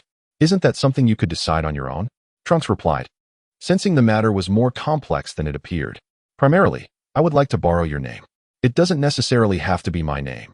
You are quite renowned yourself. Mr. Satan, using your name would carry greater weight, Mr. Satan acknowledged, recognizing his fame paled in comparison to Trunks. Just as Trunks was about to decline, he recalled that Babidi needed to amass energy to resurrect Majin Buu. This tournament could provide Babidi with an opportunity. If you wish to borrow my name, I presume my appearance would be required? Trunks inquired with a smile. Mr. Satan was taken aback by Trunks's words. Previously hesitant, Trunks now seemed inclined to participate. If you can appear, that would be splendid. Mr. Satan beamed with delight. When will this tournament be held? If all goes well, we could have it arranged within a month. Mr. Satan's voice brimmed with excitement, envisioning another wave of fame for his dojo. So soon? Trunks exclaimed, realizing Mr. Satan must have had plans in place already. Nonetheless, Trunks was quite looking forward to the tournament. Chapter 69. Learning to fuse regarding the organization of this tournament. Trunks had but one request, to amplify the promotional efforts, ideally proclaiming that the world's strongest would be present. Mr. Satan assured Trunks, pounding his chest, that he would execute the tournament flawlessly. The two then deliberated over various details, with Mr. Satan doing most of the talking while Trunks merely nodded in agreement. Meanwhile, Trunks contemplated. If they could invite Goku to participate in the tournament, it would solidify their chances. Even if Babidi were to unleash Majin Buu prematurely, they would remain unperturbed. In conclusion, Trunks agreed to assist Mr. Satan in filming a promotional video, albeit only after his return from the Grand Kai's planet. As the guests gathered, the wedding commenced. The proceedings were quite simple, with everyone seated together for a meal, followed by a group photograph after dining. Trunks found himself quite fond of this simple, yet warm way of life. With Gohan now married, the birth of his child seemed inevitable. Could it be that by recruiting 3 more Saiyans, they might manifest a Super Saiyan God? On his journey home, Trunks pondered this question, aware that there must be other Saiyans scattered throughout the universe, although it remained uncertain whether they possessed a heart inclined towards peace and justice. He considered venturing to Universe 6, where Saiyans still thrived, most of whom harbored a love for peace and righteousness. However, traveling to Universe 6 felt impractical for him at present. It would be more prudent to seek reliable companions within his own universe. Observing Trunks lost in thought, Bulma felt a twinge of curiosity. What is on your mind? Bulma's inquiry snapped Trunks back to reality. Are you contemplating the martial arts tournament? They had all heard about Trunks' intention to host the tournament alongside Mr. Satan. Bulma had found it rather peculiar that Trunks would acquiesce to Mr. Satan's request, as it seemed inconsistent with his character, suggesting something was amiss. Indeed, I find the tournament quite intriguing, Trunks replied with a smile. Is there anyone on Earth who could possibly rival you? Bulma asked, her intuition hinting that Trunks had ulterior motives. I believe a formidable individual has recently arrived on Earth, and I suspect he will participate in the tournament, Trunks said, his expression turning grave. Could there be danger? Bulma asked, her concern palpable. It's too soon to tell. At this moment, I cannot ascertain whether Majin Buu will emerge from his cocoon. Therefore, I must find a way to bring Goku back. By the way, Mom, once we get home, I need to step out for a bit. All right, be careful. Upon returning home, Trunks utilized instant transmission to reach King Kai's planet. Trunks, are you heading to the Grand Kai's planet? King Kai inquired, having anticipated Trunks' intention upon his sudden appearance. Yes, could you please assist me in getting there? Trunks nodded in response. Of course, it's quite simple for me. By the way, King Kai, why is it that I cannot sense the energy of those on Grand Kai's planet while I am on Earth? Trunks asked, perplexed, as he was able to sense them while on Grand Kai's planet, but lost that ability once he left. That's normal, as Grand Kai's planet belongs to the afterlife, King Kai explained. And what about King Kai's planet? Although King Kai's planet is in the afterlife, it fundamentally remains a celestial body within the Milky Way. After hearing King Kai's explanation, Trunks understood why he could remain on King Kai's planet for extended periods without issue, while he could not linger too long on Grand Kai's planet. Once we arrive, could you take me to meet the Metamorans? Trunks requested. If you intend to learn their fusion technique, your time may be insufficient, King Kai cautioned. I merely wish to ask them a few questions. Trunks was aware of the fusion technique and its nuances. He merely sought to confirm if he had overlooked any details. Very well, the North Kai nodded. Soon, under the guidance of the North Kai, Trunks returned to the Grand Kai's planet. However, this time, there was no need to meet the Grand Kai. Following the North Kai, Trunks arrived at a plaza. Those two are the Metamorans, the North Kai pointed out. Trunks glanced in the direction indicated by the North Kai. Though he had never encountered a Metamoran before, he instantly recognized them, for their attire was identical to that worn by Goku and Gotenks. Greetings, I am Trunks. I have some inquiries I would like to make. Do you have a moment? Trunks approached the two Metamorans and politely inquired. Trunks, so you are the renowned Trunks. The two Metamorans exclaimed, their faces reflecting astonishment. Their reaction drew the attention of those nearby, who turned to observe the unfolding scene. Trunks, bewildered by their response, was left unsure of what was transpiring. The recent duel between Trunks and Goku in the other world had caused quite a stir, and within mere days, news had spread throughout the Grand Kai's planet. While the inhabitants were already familiar with Goku, their curiosity was piqued by Trunks. You are quite the celebrity here on the Grand Kai's planet. One of the Metamorans chuckled, noting Trunks' confusion and elucidating the circumstances. Fame comes easily here. Trunks mused inwardly. By the way, do you have any questions? The Metamoran inquired. Could you possibly demonstrate your fusion technique for me? Trunks asked, feeling a bit shy about the request, concerned it might be a closely guarded secret. Of course. I didn't expect you to be familiar with fusion, the Metamoran readily agreed, surprised that Trunks was aware of the technique. Oh, I heard about it from others during my travels across the universe. It is said to be a formidable skill, which is why I wish to witness it. Trunks offered a modest compliment. Nonsense, the Metamoran humbly replied. The two Metamorans then began to demonstrate the fusion technique. Their movements and poses were identical to those described in the original tale, and Trunks could keenly sense that both Metamorans possessed equal energy levels. Fusion. As the final word was uttered, the two Metamorans completed the fusion action, radiating a brilliant light from their position. Once the light dissipated, the two Metamorans had merged into one.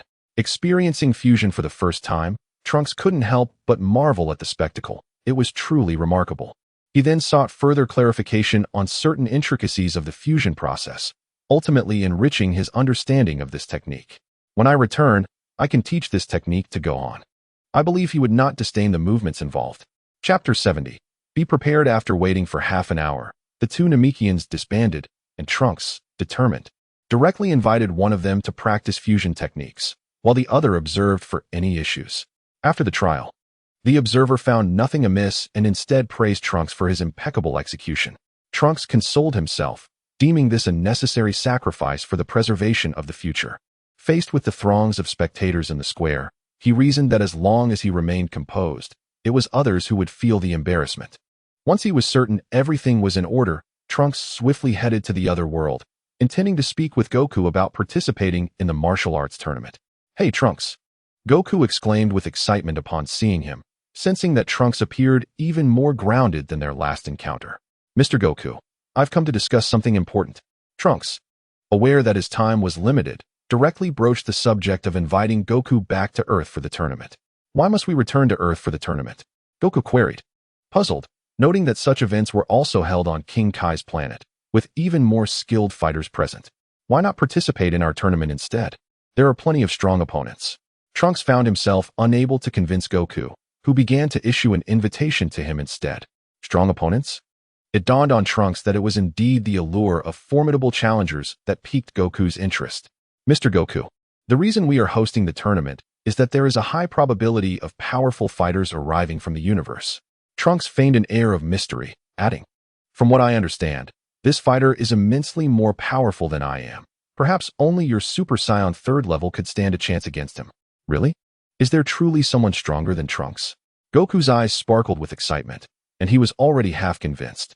Trunks nodded, although he could not guarantee that Babidi would indeed come.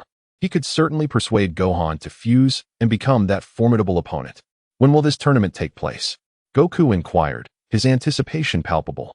Well, it will be at least a month from now, as we must allow time for this powerful fighter to arrive on Earth. During this period, Mr. Goku, you might want to discuss with King Kai about allowing you to return to Earth for a day, Trunks thoughtfully suggested. All right, I will speak with King Kai. Goku replied enthusiastically. Once the date is confirmed, I will let you know. Having successfully persuaded Goku, Trunks felt a weight lift from his shoulders.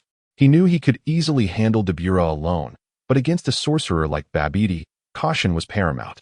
Thus, having Goku as a backup plan was undoubtedly the wisest choice. After returning from King Kai's planet, Trunks had intended to resume his training, but he received a call from Mr. Satan, who mentioned the need for Trunks to make an appearance for the tournament's promotional activities. Trunks contemplated for a moment. He surmised that if he made an appearance and subtly showcased his abilities, it might yield better results. Hence, he acquiesced to Satan's proposal. The rendezvous was set at Satan's dojo, and upon Trunks' arrival, he was greeted by a throng of journalists encircling the entrance. Such a spectacle. How many media outlets had Satan informed? With a sigh of exasperation, he made his way to the backyard. Trunks located Satan's office, where he could hear his voice resonating within. Yes, Trunks will indeed be making an appearance this time. Rest assured. Do you not understand the nature of my relationship with Trunks? Very well, I shall speak with him, though I cannot guarantee the outcome. Just as Trunks was about to knock on the door, it swung open unexpectedly. Upon entering, he found Satan engaged in a telephone conversation. Noticing Trunks' arrival, Satan promptly informed the person on the other end that he would call back, then hung up. Mr. Satan, how may I assist? Trunks inquired, uncertain about the intricacies of publicity. It seemed more prudent to leave that to Satan, as expertise lay in specialization. At that time, simply read from this script, Satan replied, handing Trunks a piece of paper filled with text, predominantly extolling the virtues of the dojo and himself. Mr. Satan, I grasp the essence of this content. However, I would like to incorporate a segment showcasing my abilities. Trunks massaged his temples, as the script had made his head ache. Excellent. Your demonstration will undoubtedly yield a more profound impact. Satan expressed his delight at Trunks' willingness to display his strength. According to Satan's strategy, Trunks was not to compete. Instead, the ultimate victor would earn the chance to spar with him, and anyone who could progress through the preliminaries would have the opportunity to receive Trunks' guidance. With Trunks' demonstration of prowess, he would surely attract an even larger audience. Choose a suitable venue, for I fear I may be constrained in your dojo, Trunks remarked to Satan. Absolutely. I shall arrange it forthwith. Satan responded, brimming with enthusiasm as he exited. Trunks pondered about Gohan's current activities and, taking out his phone, decided to call him. Gohan's second wedding with Videl was set to occur in 2 days, so Trunks wanted to ensure they could train together beforehand. He certainly did not wish to interrupt their honeymoon. Trunks, is there something you need? Gohan's voice resonated as the call connected. Brother Gohan, I have learned a formidable technique from King Kai that necessitates your collaboration. Will you be available after your wedding? Certainly. I shall come find you then. Gohan readily replied, always agreeable to Trunks' requests. Thank you kindly. After Trunks and Gohan exchanged their gratitude, Trunks hung up the phone. Now that all the preparations were nearly complete, they awaited Babidi's arrival with Majin Buu. Shortly after, Mr. Satan, having organized everything, returned. Trunks accompanied him to a press conference, where, in accordance with Satan's plan, he explained the process and purpose of the martial arts tournament. Subsequently, Trunks demonstrated his strength in front of numerous reporters, albeit cautiously, as he feared that revealing too much might deter Babidi from targeting him. Chapter 71. Undercurrents. Thus, Trunks had made all possible preparations, now merely awaiting Babidi's arrival on Earth with Majin Buu. However, similar to his previous encounters with the androids and Cell, Trunks could not foresee any unforeseen events. The only assurance against potential calamities lay in fusion. Since Gohan had yet to attain Super Saiyan 2, their fusion would yield a power level roughly equivalent to Super Saiyan 3, which should suffice against a Buu that was not fully resurrected. 2 days later, after the wedding, Gohan sought out Trunks. Trunks, what is that technique of yours? Was Gohan's first inquiry upon seeing him. Let us find a secluded place. Trunks replied before soaring into the sky. Gohan's anticipation heightened. Trunks' cautious demeanor suggested that the technique was extraordinary. In truth, Gohan was only half correct. Fusion was indeed a formidable technique, But Trunks' desire for privacy stemmed from a concern for his reputation. Back on the Supreme Kai's planet, he had been indifferent, as the inhabitants were deceased, but now he had to consider his public image. Before long, Gohan followed Trunks to a remote mountain. What is this technique that you are making so mysterious? Gohan marveled, surprised at how far Trunks had flown. This technique is called fusion, as the name implies. It allows two individuals to merge into one, Trunks explained. Fusion?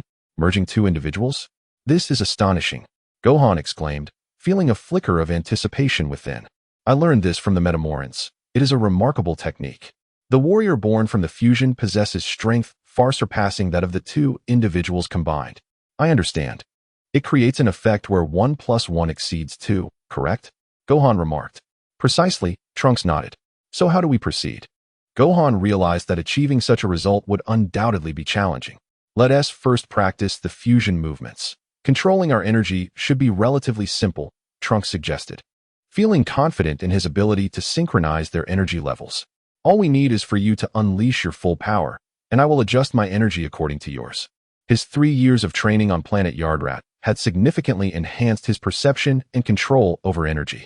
Is there more to the movements? Gohan's anticipation began to grow increasingly palpable. Allow me to demonstrate. Before Gohan, Trunks felt no embarrassment. After all, Gohan's aesthetic sensibilities were rather unique in certain respects. Thus, Trunks commenced to showcase the movements of fusion before Gohan, and upon completing the demonstration, he cautioned, "This is merely one individual's motion. The other must perform a mirrored action." Trunks, I inquired, is it essential to execute this movement to achieve fusion? Gohan gazed at Trunks, finally comprehending why Trunks had ventured so far. What is the matter? At Gohan's utterance, Trunks sensed something amiss. This version of Gohan felt somewhat off. I find this motion rather embarrassing, Gohan admitted, scratching his head. Gohan, you have changed. Embarrassment is irrelevant. If you wish to fuse, this movement must be performed, Trunks asserted with a serious demeanor. Fortunately, Gohan was not as prideful as Vegeta. Requiring no further persuasion from Trunks, he ultimately acquiesced to practice with him. Subsequently, the two commenced their practice, and to identify Gohan's shortcomings in the movements. Trunks had him rehearse alone repeatedly, during which Gohan became somewhat desensitized. Later, while practicing together, they recorded their sessions with a camera and analyzed the footage repeatedly, albeit deleting the videos immediately after their reviews. Trunks, how powerful do you think we will become after our fusion? Gohan inquired curiously during a respite. Perhaps at the level of Super Saiyan 3, Trunks replied, recalling how the power of Super Saiyan 3 Gotenks surpassed that of Super Saiyan 3 Goku. However, since Super Saiyan 3 Gotenks achieved that power through rigorous training, Trunks could only make a rough estimation of their potential strength post-fusion. If Gohan could reach Super Saiyan 2, Trunks believed their combined strength could indeed surpass that of Super Saiyan 3 Gotenks, yet they would not reach the level of Vegito. After all, their current abilities paled in comparison to those of Goku and Vegeta during their prime. The relationship between the two would not influence the power attained through fusion, as Trunks had previously confirmed with the Namekians. Super Saiyan 3? Gohan exclaimed in astonishment. Recalling the formidable power of Super Saiyan 2 Trunks he had witnessed in the hyperbolic time chamber. What incredible strength Super Saiyan 3 must possess. Trunks then recounted his encounter with Goku on the Supreme Kai's planet, concluding with the possibility of Goku participating in the upcoming martial arts tournament. Truly remarkable. My father has grown so powerful. Gohan marveled after hearing Trunks' tale. And you mentioned that my father will also attend the tournament? It was at this moment that Gohan fully grasped the implications. Indeed, but whether he can participate depends on the Supreme Kai's approval. I will visit the Supreme Kai's planet in a few days. All right. Gohan now eagerly awaited the commencement of the tournament. At this moment, on a distant planet in the cosmos, Dubra is traversing the terrain with Pui, the one who was effortlessly defeated by Vegeta, in pursuit of powerful life forms. They are in dire need of substantial energy to fully restore Majin Buu's strength. However, despite their exhaustive search across the entire planet, they have yet to gather a significant amount of energy. Master Babidi, there are no formidable beings on this planet. We cannot acquire enough energy, Pui reported, presenting the peculiar energy-collecting device resembling a night pot to Babidi. Let us change our location, Master Babidi, Dubra suggested. Babidi infused the energy they had collected into the colossal egg that sealed Majin Buu, only to find that the needle remained unmoved. Indeed, it is time to relocate, Babidi affirmed, striding towards his crystal ball. After muttering an incantation, the orb revealed a pale blue planet, marking their next destination. Perfect. We can lure the Supreme Kai to this planet and eliminate him there, correct, Dubra? Babidi turned to face Dubra. Dubra knelt on one knee before Babidi, a cruel smile gracing his lips. Absolutely, I will take care of the Supreme Kai. Chapter 72. A turn of events after the first day. Trunks continued to practice fusion with Gohan for 2 more days. In truth, they had nearly perfected it on the first day, but Trunks had overheard the Metamorans say that the more flawless their movements and the greater their synergy, the stronger the fused warrior would be. Thus, Trunks insisted on repeated practice with Gohan, and by now, both were numb to any sense of embarrassment. However, they tacitly avoided mentioning the prospect of actually fusing. Gohan, for reasons unknown to Trunks, was concerned about whether Gohan would glimpse his memories post-fusion. During their discussions, Trunks had been preoccupied with techniques and precautions for the fusion process, never contemplating the aftermath.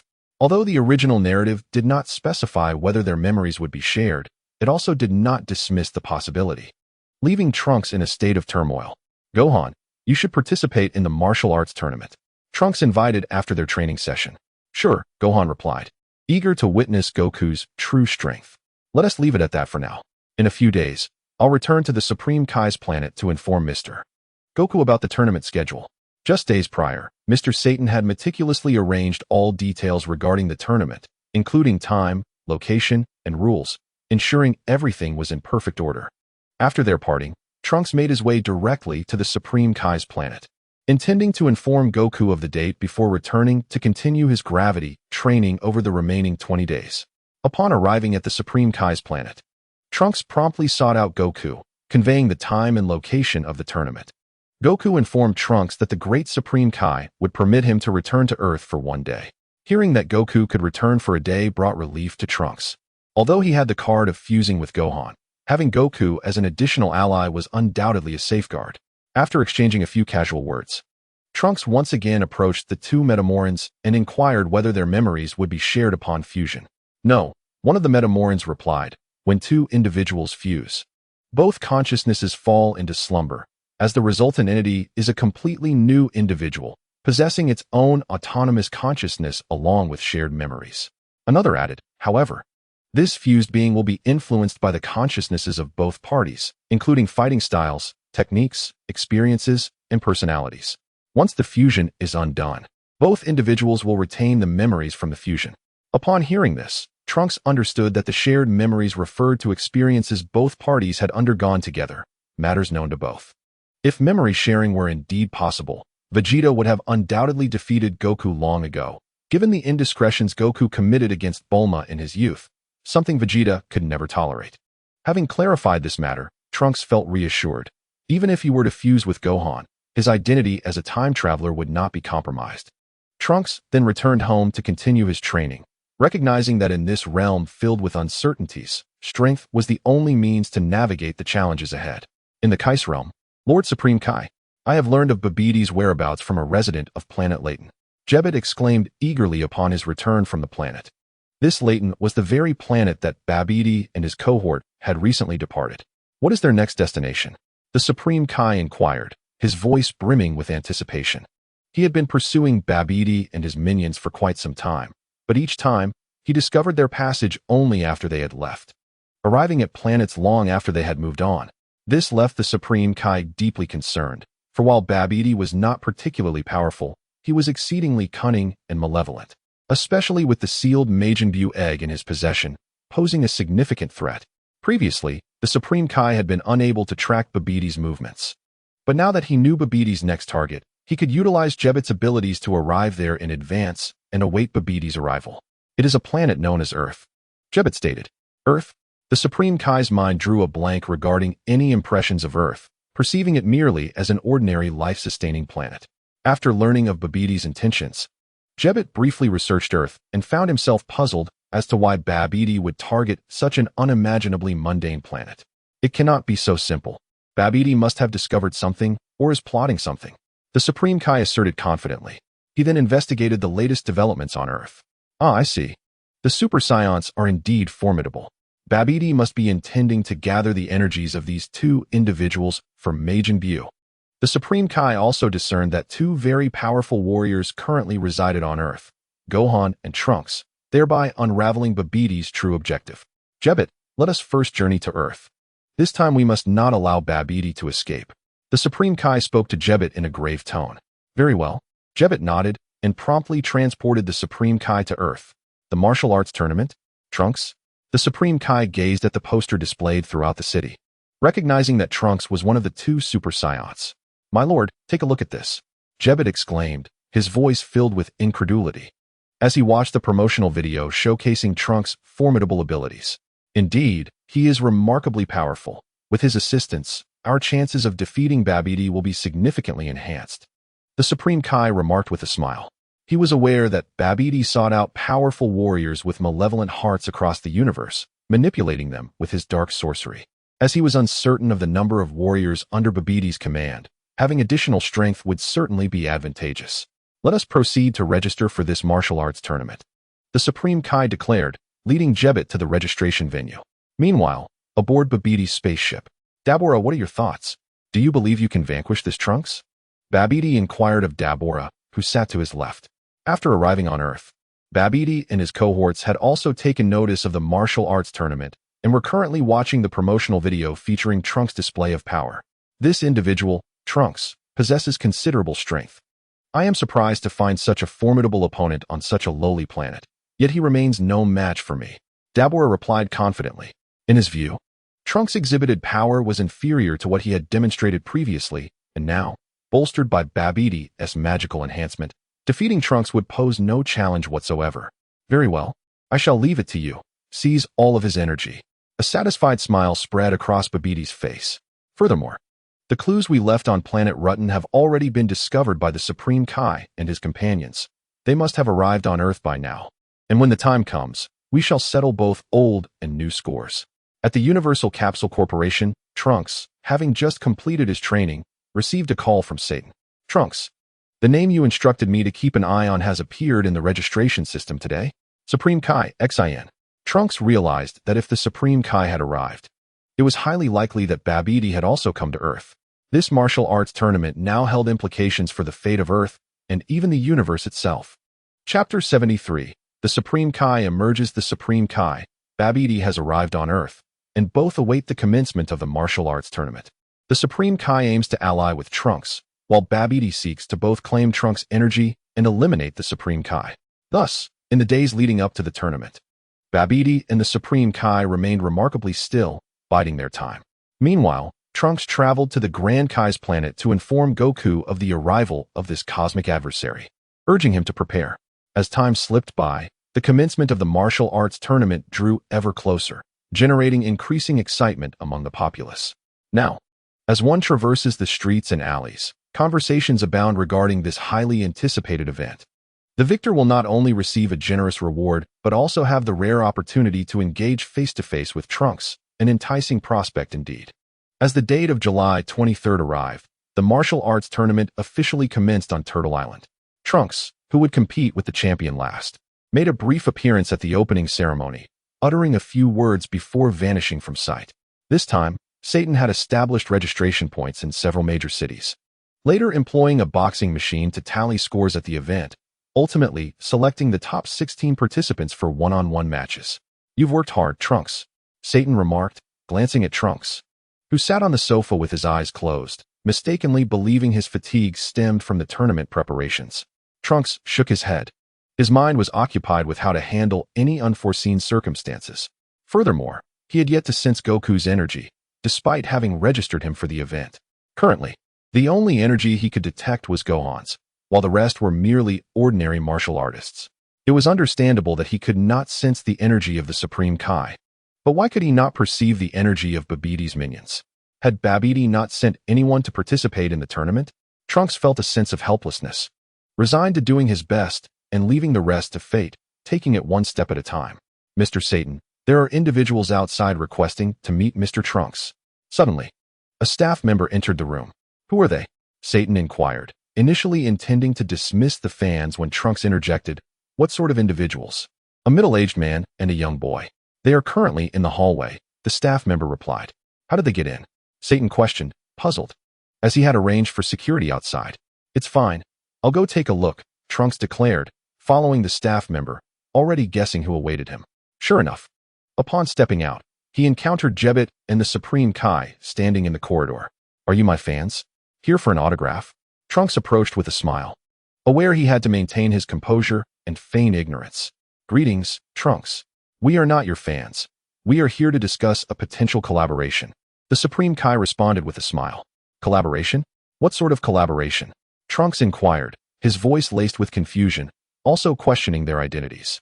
In an instant, his demeanor shifted from curiosity to vigilance, showcasing his exceptional acting skills. Human, mind your tone. Jebbit interjected sternly, his gaze filled with menace. Trunks, are these two your friends? Just then, Gohan and Videl approached. This must be Mr. Gohan, the Supreme Kai remarked, observing Gohan and Videl walking hand in hand. You know my name? Gohan responded with curiosity, having never encountered this individual before. How could he possibly know him? Gohan turned to Trunks, who shook his head, indicating he was unfamiliar with the Supreme Kai. I am Shin, and this is my companion, Jebbit. The Supreme Kai first introduced himself and then gestured towards Jebbit. I am aware that many questions linger in your minds. However, this is not the appropriate place for discussion. Might you two step outside with me?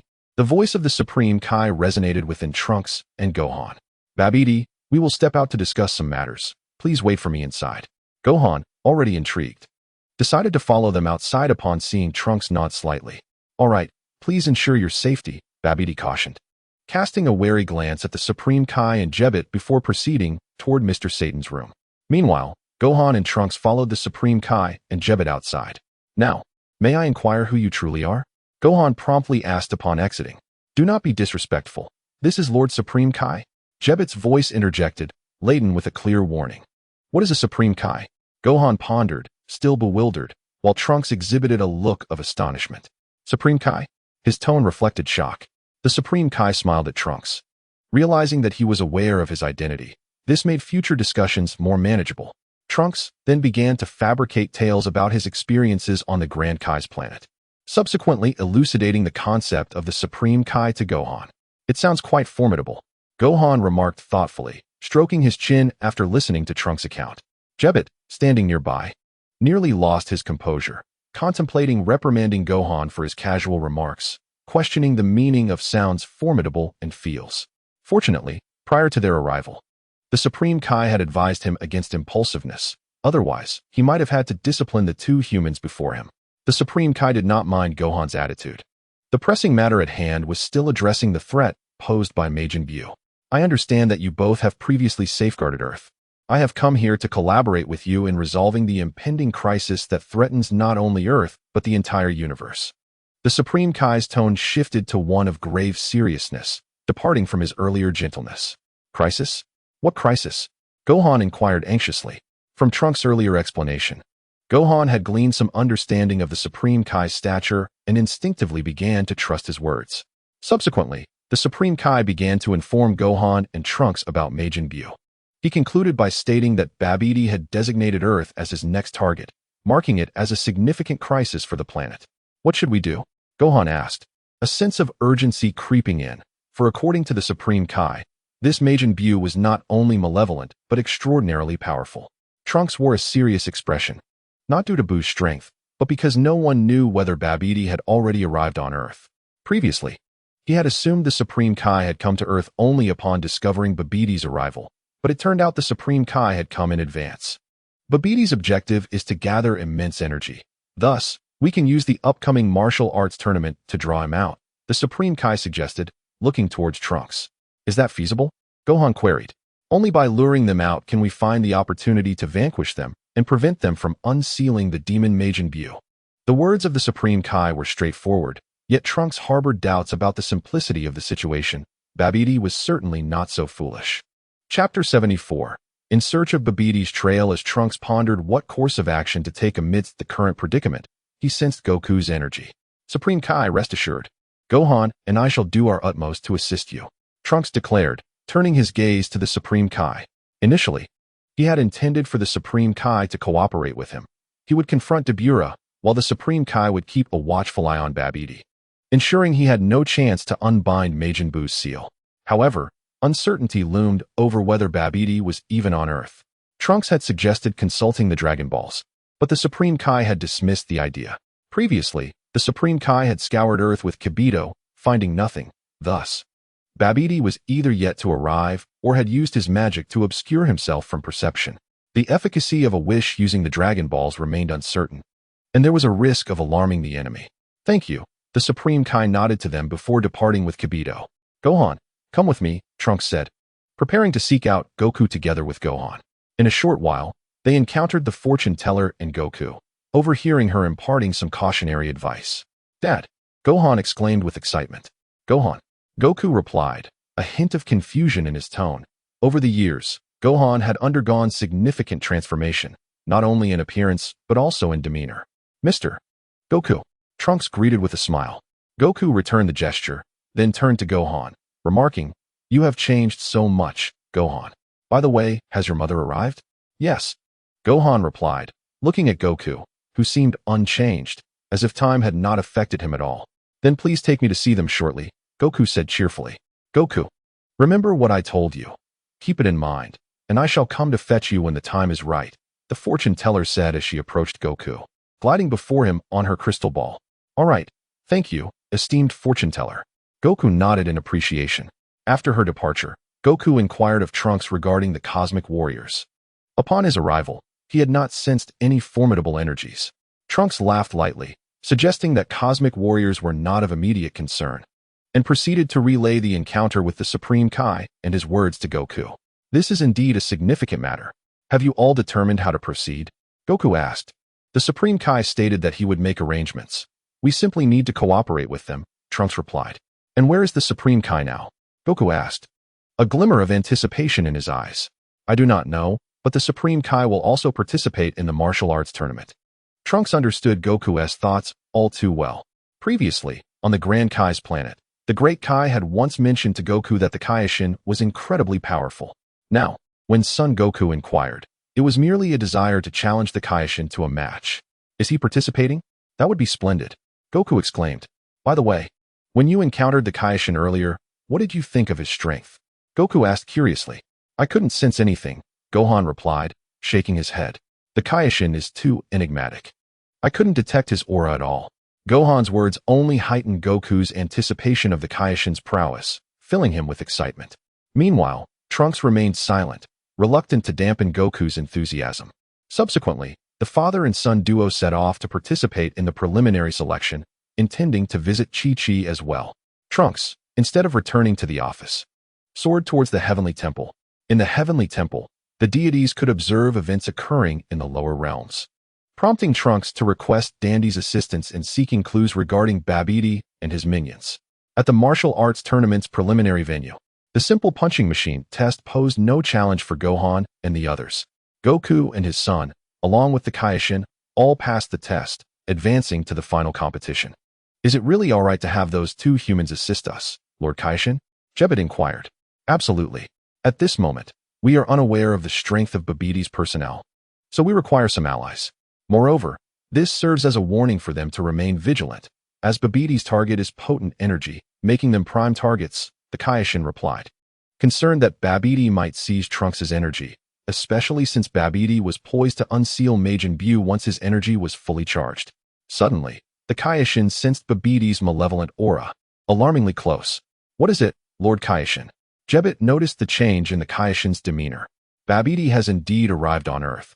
He has already sent someone here, indicating that his target is Trunks and the others. Although it was but a fleeting moment, the Kaioshin was resolute in his certainty. Let us swiftly locate the individuals he has dispatched. Jebbit began scanning the surroundings for suspicious characters. Do not alert them just yet. We will need them to lead us to Babidi, the Kaioshin cautioned through mental communication as Jebbit began to survey the area. What about Trunks and the others? Jebbit asked, regaining his composure. They may have to endure a bit of discomfort for the time being. The Kaioshin had already devised a plan in his mind. At the Heavenly Temple, Trunks was describing the characteristics of Babidi's minions to Dandy, hoping for assistance in locating them. Found one. After a while, Dandy identified the type of person Trunks had described. currently present at the martial arts tournament. How many did you find? Trunks finally confirmed that Babidi was indeed on Earth. 1, Dandy replied. Thank you, Dandy, Trunks said. And with that, he immediately vanished using instant transmission. In the original text, Babidi dispatched his subordinates not solely to gather energy, but also to lure the Supreme Kai, resulting in an unexpected surprise for the Supreme Kai and his companions, who believed themselves to be the hunters at that time. Presently, Trunks suspects that Babidi still harbors such intentions, and thus he is certain that traps are already laid in wait for them. Trunks, where have you just been? Gohan and Goku expressed their surprise at Trunks' sudden appearance. I went to the Heavenly Temple to consult with Dandy, hoping to ascertain whether the Senzu beans have matured. They might come in handy during the battle against Babidi and his minions. Trunks, still uncertain about his strategy, was reluctant to employ the original plan of using Gohan as bait. After all, the Supreme Kai had previously mentioned that Babidi had been collecting energy throughout the universe for some time, and he feared that Gohan's energy might inadvertently allow Majin Buu to reach full power. Therefore, he withheld the information that Babidi's minions had already arrived at the martial arts tournament venue. Have they matured? Gohan inquired. Trunks shook his head. When he initially received the Senzu bean seedlings from Kuririn, he had no way of knowing how long it would take for them to mature. He needed to devise a plan quickly, one that would prevent Babidi from acquiring energy while also drawing them out. Chapter 75. The ultimate prey. Babidi arrived on Earth earlier than the Supreme Kai, and upon his arrival, he did not immediately begin gathering energy. Instead, he concealed his spaceship in a remote location and cast a spell to shield it from detection. This was why the Supreme Kai and his allies had failed to discover Babidi's whereabouts. Now, as the martial arts tournament commenced, Babidi finally initiated his plans. Babidi's objective was to obtain immense energy while simultaneously eliminating the Supreme Kai. To facilitate this aim, Babidi magically altered Dabura's appearance, allowing him to participate in the tournament. Trunks had contemplated that if Babidi were indeed targeting him, he would likely send a formidable opponent. However, he did not anticipate that Babidi would directly dispatch Dabura. At this moment, Dabura bore an uncanny resemblance to a human, save for a conspicuous mark upon his forehead. Babidi retained this insignia to inform the Supreme Kai that Dabura was his subordinate, thereby revealing his own location through him. Babidi intended for Dabura to capture Trunks and escort him back to the spaceship, thereby luring the Supreme Kai and his companions into a trap. When Dabura learned of Babidi's plan to draw the Supreme Kai and the others closer, he questioned why they could not simply be eliminated outright. Babidi's response was that he wished to torment the Supreme Kai, allowing him to perish in agony and despair. Previously, the relationship between the Supreme Kai and Babidi resembled that of hunter and prey. However, with Babidi now controlling Dabura and the energy required by Majin Buu nearing completion, he believed it was time to reverse their roles. At the martial arts tournament venue, all 16 contestants were prepared, and the draw for matchups commenced. Among these 16, aside from the two Supreme Kais, the Goku father-son duo, and Dabura, all others were ordinary individuals. During the drawing process, Gohan pointed out the Supreme Kai to Goku, while the Supreme Kai and Jebit remained vigilant against the ever-changing Dabura. Dabura had also spotted the Supreme Kai. However, due to Babidi's orders, he refrained from taking immediate action and instead kept a keen eye out for Trunks. Those two humans seemed to possess considerable energy as well. If we could capture them, Lord Babidi would undoubtedly be pleased. As Dabura searched for Trunks, he also noted the presence of Goku and his son. Although Goku and Gohan had consciously suppressed their energy, Dabura was still able to sense the power within them. Nevertheless, due to their usual state, Dabura did not perceive them as particularly formidable, which is why he considered the idea of capturing them as well. After the draw concluded, the contestants were granted an hour of respite. In the waiting room, Gohan and Goku approached the Supreme Kai and Jebit. Gohan had intended to introduce Goku to the Supreme Kai, but to his surprise, the Supreme Kai already knew Goku's name. He had been aware of Goku since the latter had triumphed over all challengers in the cosmos. Supreme Kai, I look forward to your guidance, Goku remarked with a smile, realizing that his opponent was indeed the Supreme Kai, while Jebit was set to face Dabura. No problem. The Supreme Kai responded with a smile, eager to gauge Goku's strength. By the way, Supreme Kai, have there been any updates about Babidi? Gohan inquired. Unlike Goku, Gohan was primarily concerned with swiftly locating Babidi to prevent the resurrection of Majin Buu. He did not wish for the peace they had painstakingly restored to be threatened once more. He has sent someone to participate in the martial arts tournament. The Supreme Kai stated, glancing toward Dabura, who lingered in a corner of the waiting room. Dai? Gohan echoed, also turning his gaze to Dabura. Dai was merely a name Dabura had whimsically chosen for the tournament, as the Supreme Kai was well aware of Dabura's true identity. Indeed, his objective must be Trunks, the Supreme Kai declared, but that individual is no match for Trunks. Goku replied, puzzled, as he believed that Dabura was entirely incapable of confronting Trunks. I need to use him to ascertain Babidi-S whereabouts. The Supreme Kai revealed his plan. He believed that Dabura had entered the tournament to seize Trunks' energy, and thus, he intended to inform Trunks to cooperate, allowing Dabura to achieve his goal, subsequently leading them to Babidi-S location. Then I shall inform Trunks at once. Gohan exclaimed, worried that time would be too short for Trunks to comprehend the Supreme Kai's strategy, fearing he might inadvertently eliminate Dabura with a mere strike. Very well. The Supreme Kai nodded. Gohan then proceeded to Trunks' room, where he relayed the Supreme Kai's plan. Isn't this a bit risky? Trunks queried. Indeed. If Trunks did not resist, he could potentially be in grave danger. Gohan suddenly realized that they had not considered Trunks' safety earlier. That is not what I meant. Trunks shook his head and expressed his concerns. What if, after absorbing my energy, Majin Buu reaches his full power? It's possible that Babidi would then release Majin Buu from his seal. What shall we do? Let us step outside. I will confirm with the Supreme Kai, Trunks stated. Shortly thereafter, Trunks and Gohan arrived at the contestants' lounge. Upon seeing Trunks, the ordinary attendees of the martial arts tournament could not help but exclaim in awe. Those who managed to participate in this tournament were essentially devoted fans of Trunks. Their cheers caught the attention of Dabura, who smirked inwardly, thinking to himself, how fortuitous that they delivered themselves right to me. I shall not be polite. Just as Trunks intended to greet the ordinary people, Dabura made his move. In an instant, he appeared behind Gohan and Trunks. Be careful, Goku shouted, but before Gohan could react, he was sent flying out of the lounge by Dabura's powerful kick. Trunks quickly responded, launching a punch at Dabura. However, Dabura merely chuckled, vanishing from sight, leaving Trunks to strike nothing but air. Do not resist. Come along quietly to meet Lord Babidi. After disappearing, Dabura reappeared behind Trunks, delivering a swift blow to the back of Trunks' neck, rendering him unconscious. Dabura then held Trunks aloft. While the nearby ordinary spectators had already been overwhelmed by the chaotic energy emanating from Dabura. Let go of Trunks, you scoundrel. Gohan, who had just been knocked aside, attempted to charge at Dabura. Stop. The Supreme Kai bellowed, halting Gohan's advance.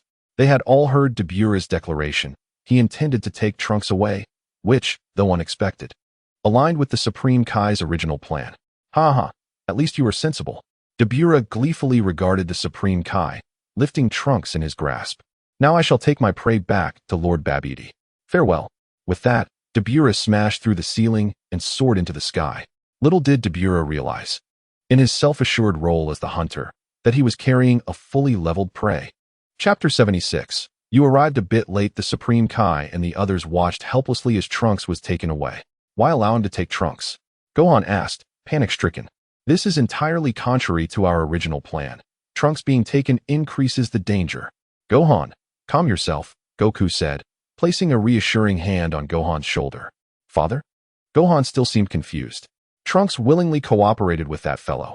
He likely intends to accompany him to Babidi's location, Goku explained.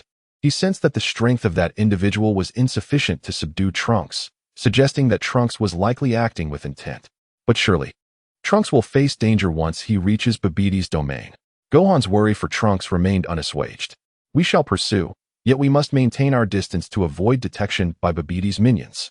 Just moments ago, Dabura did not reveal his full strength, leading the Supreme Kai to perceive him merely as a formidable adversary among Babidi's ranks. It is time. Let us follow. With that, the Supreme Kai took flight, albeit not at full speed, wary of being sensed. Jebbit and Goku also began to follow suit. Although Goku felt a tinge of regret for not having faced the Supreme Kai directly, there might be other formidable foes within Babidi's domain. Father, you proceed first. I shall inform Babidi and then join you, Gohan declared before departing, needing to alert the staff to manage the scene. Then let us depart. Goku glanced at Jebbit. Very well, Jebbit nodded, and together they pursued the direction in which the Supreme Kai had ascended. Dabra, carrying Trunks aloft, sensed the presence of the Supreme Kai and the others behind him, a sly smile creeping upon his lips. Truly, the brilliance of Lord Babidi was evident. The Supreme Kai's fools were indeed on their trail. To prevent them from losing sight of their goal, Dabra slowed his pace just enough. Trunks, held aloft by Dabra, was feigning unconsciousness as Goku had surmised, having resolved to follow Dabra upon hearing the promise of being taken to meet Babidi. At the moment Dabra uttered that phrase, Trunks had decided to return with him, plotting to find an opportunity to eliminate Babidi directly, thus avoiding any desperate measures from the villain. Why has the speed diminished? Trunks pondered, perplexed by Dabra's change in velocity. Shouldn't they be hastening to Babidi? Could it be a deliberate ploy to lure Gohan and the others into a trap for a comprehensive capture? Recalling a similar tactic employed by Babidi in the original narrative, Trunks became increasingly convinced that a trap had been laid for him. Babidi truly was insidious. Before long, Dabra brought Trunks to Babidi's location, and with a surge of magical energy, both vanished from sight. The pursuers trailing behind suddenly found themselves unable to sense the two ahead. They must have arrived, rendering them undetectable. The Supreme Kai remarked gravely. Following his words, the group accelerated forward, quickly reaching the spot from which Dabra had just disappeared. This should be the place. Let us split up to see if we can uncover any clues. The Supreme Kai, having deduced the timing of the disappearance, believed it highly probable that Babidi was concealed nearby. Yet, there was nothing in sight. Goku surveyed the desolate plain, where only a few trees broke the monotony of the landscape. Babidi can utilize magic to conceal himself, making it exceedingly difficult for us to detect him. The Supreme Kai elucidated. Upon hearing the Supreme Kai's explanation, the group began to disperse in search of any leads. Goku initially contemplated suggesting they use energy blasts to clear the area thoroughly. Such an approach would surely simplify their task. However, considering that Trunks was still in their possession, and recalling the previous warning from the Supreme Kai about the colossal egg sealing Majin Buu, which might very well have its seal prematurely lifted upon receiving a strong external force, Trunks had already been brought before Babidi by Dabra, while the Supreme Kai and others were still searching. "Well done, Dabra," Babidi exclaimed, a satisfied smile spreading across his face as he gazed at the unconscious Trunks, clearly pleased with Dabra's efficiency. After hearing Babidi's praise, Dabra placed his right hand over his chest and bowed, stating, "It is my duty. Go, fetch the vessel for absorbing energy." Babidi commanded one of his subordinates. He was now eager to extract the energy from Trunks and infuse it into the egg containing Majin Buu. Once the soldier departed, Babidi, through his crystal ball, observed the newly arrived Supreme Kai and his companions.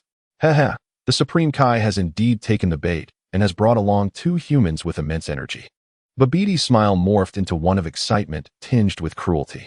Watching the four outside scurrying about like headless chickens in search of their spaceship, Babidi instructed Dabra to go outside and bring in the Supreme Kai while also seizing the energy from those two humans.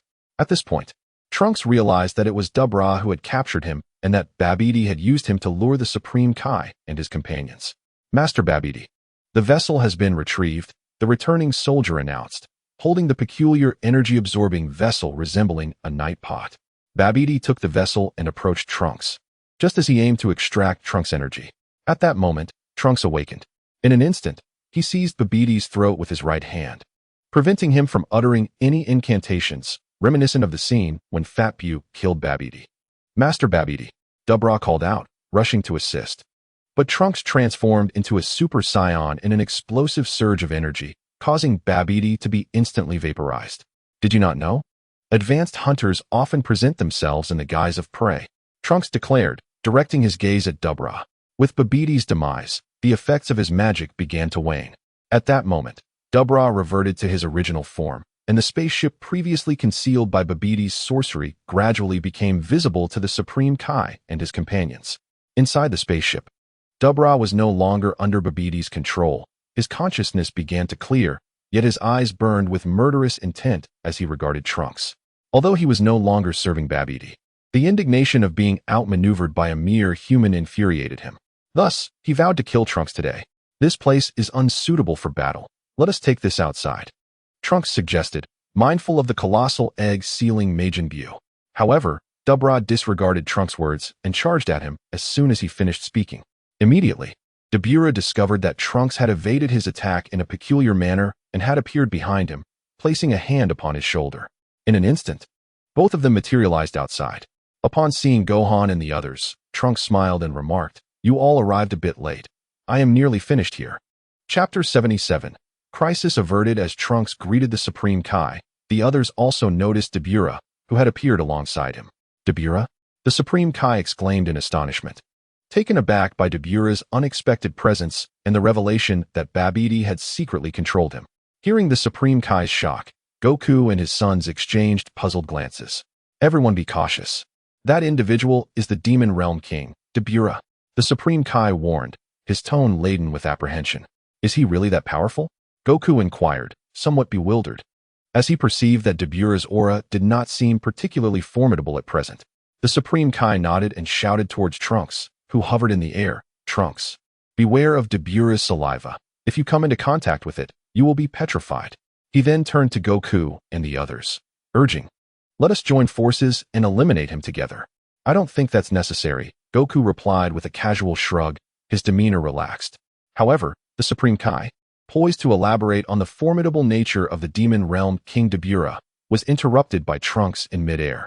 "Supreme Kai, I can handle this alone. You all should hurry to the spaceship and locate the sealed Majin Buu. I have already eliminated Babidi, and now no one should be able to break his seal." "Babidi is dead." The Supreme Kai found it hard to believe, struggling to comprehend how Trunks had managed to kill Babidi in front of Dabura. "Let us go, Supreme Kai." Gohan expressed unwavering confidence in Trunks' words, being the first to step into the spaceship. "Jebbit, you stay behind. If the situation turns dire, take Trunks and leave immediately." The Supreme Kai, seeing Gohan and Goku enter the spaceship, no longer hesitated. The priority was to deal with Majin Buu. "Understood." Jebbit nodded, knowing that his presence could not only replenish Trunks' energy, but also facilitate their escape if the need arose. After issuing his instructions, the Supreme Kai entered the spaceship as well. With Babidi eliminated by Trunks, the warriors once under his control began to regain their autonomy, resulting in chaos within the spaceship. "We cannot allow these individuals to escape, or they will pose a threat to Earth," the Supreme Kai urged Goku and his son, recognizing the potential danger. Babidi had controlled those with malevolent hearts, and if they fled, they could wreak havoc on Earth. Clearly, the Supreme Kai's concerns were unfounded. Trunks remained outside, making it unlikely that any of these individuals would survive to escape. Nevertheless, upon hearing the Supreme Kai's warning, Gohan began to dispatch the lowly minions, with Goku swiftly eliminating any formidable foes that emerged, while the Supreme Kai merely observed the proceedings. In contrast to the King Kai's casual demeanor, Jebbit was utterly astounded throughout the encounter. During the battle with Dabura, Trunks immediately transformed into Super Saiyan 2, his formidable power overwhelming Dabura from the outset. After delivering a remark, "Not bad, slightly stronger than Bojack," he unleashed a Gallic gun that reduced Dabura to ashes. Such strength. Witnessing Trunks swiftly dispatch Dabura left Jebbit profoundly shaken. Reflecting on his earlier thoughts of teaching Trunks a lesson, he felt a wave of trepidation, marveling at the incredible strength of the Saiyans on Earth. "Let us proceed as well, Mr. Jebbit," Trunks urged, having sensed that Gohan and the others had nearly subdued Babidi's minions aboard the spaceship. "Ah, very well." Jebbit, still reeling from Trunks' prowess, snapped back to reality upon hearing Trunks call him. Upon entering the spacecraft, they sought to reunite with Goku and the others. "Is this the egg that seals Majin Buu?" At that moment, they had discovered the colossal egg containing Majin Buu, eliciting astonishment from Goku and his son, particularly Goku, who wore an eager expression. Frankly, Goku's greatest treasure upon returning to Earth was reuniting with his family. Initially, he had anticipated a confrontation with the King Kai, but from the King Kai's treatment of Dabura, Goku deduced that the King Kai was not particularly strong, perhaps even somewhat weak. "We should quickly take this egg and assist Trunks in confronting Dabura." Meanwhile, the King Kai was still preoccupied with Trunks battling Dabura. "No need for that. Dabura has already been dealt with." Trunks and Jebbit entered just in time to overhear the King Kai's words. "Dealt with? So soon?" the King Kai inquired incredulously. He then noticed Jebbit nodding, mirroring his own astonishment moments earlier. "Truly remarkable, Trunks." Before the King Kai could fully comprehend the situation, Gohan had already begun to praise Trunks. With the crisis on Earth averted, Gohan felt a significant weight lift from his chest. What shall we do with Majin Buu? Goku asked curiously. The King Kai and Jebbet had resolved their pressing concerns, while Trunks and Gohan had addressed the peril facing Earth. Each had gained something from the ordeal, except for Goku, who felt he had contributed little. In truth, Goku's sole role in resolving the Majin Buu crisis seemed to be providing support, while he had otherwise been rather idle. I will take Majin Buu back to the King Kai's realm and seal him away, the King Kai declared with a serious expression, although a hint of relief was present in his tone. Oh, Goku replied, a trace of disappointment evident in his voice. I believe sealing him away is insufficient. Trunks spoke solemnly. Why is that? At that moment, the King Kai regarded Trunks and the others' opinions with utmost seriousness. After all, without them, he and Jebbet might have fallen victim to Dabura. If we merely seal him away, what if someone steals him one day? Trunks began to analyze the situation further. Moreover, the Supreme Kai himself has stated that if subjected to external force, the seal on Majin Buu may be broken. Therefore, I believe we should strive to thoroughly defeat Majin Buu rather than merely opting for a seal. Defeating Majin Buu? That is impossible. The Supreme Kai shook his head. While Trunks' reasoning held merit, he felt that, at present, no one, except for the one who corresponds to him, would stand a chance against Majin Buu. I believe with Mr. Goku's strength, together with Gohan and myself, vanquishing Majin Buu, who is not at full power, should not pose a significant challenge. In truth, Trunks remains somewhat modest. With Super Saiyan 3 Goku and the fusion of himself and Gohan, they should face little difficulty against the current Majin Buu. I find Trunks' perspective quite reasonable. Goku, overhearing the prospect of a battle, began to feel a surge of anticipation. Yet, I cannot wager the fate of the entire universe on the shoulders of just a few of you. The Supreme Kai deemed it far more prudent to maintain the seal on Majin Buu, unwilling to take such a risk. Faced with the Supreme Kai's resolute stance, Trunks found himself at an impasse. He had hoped to transform Fat Buu into an ally, but it seemed that such an aspiration would not be realized in the immediate future. Chapter 78, Successful Fusion Beyond Super Saiyan 3? Then, Supreme Kai, might you first evaluate our strength before making your decision? Trunks suggested. He began to contemplate alternative methods to persuade the Supreme Kai. It may be possible, but should I deem your strength insufficient to defeat Majin Buu, I will still opt for sealing him. The Supreme Kai, recognizing the valor of Trunks and his companions as saviors of the universe, found it difficult to refuse outright, but made his position clear. Only if they could prove their strength would he consider releasing Buu. Otherwise, he would not. No problem. Upon hearing the Supreme Kai's concession, Trunks exhaled in relief.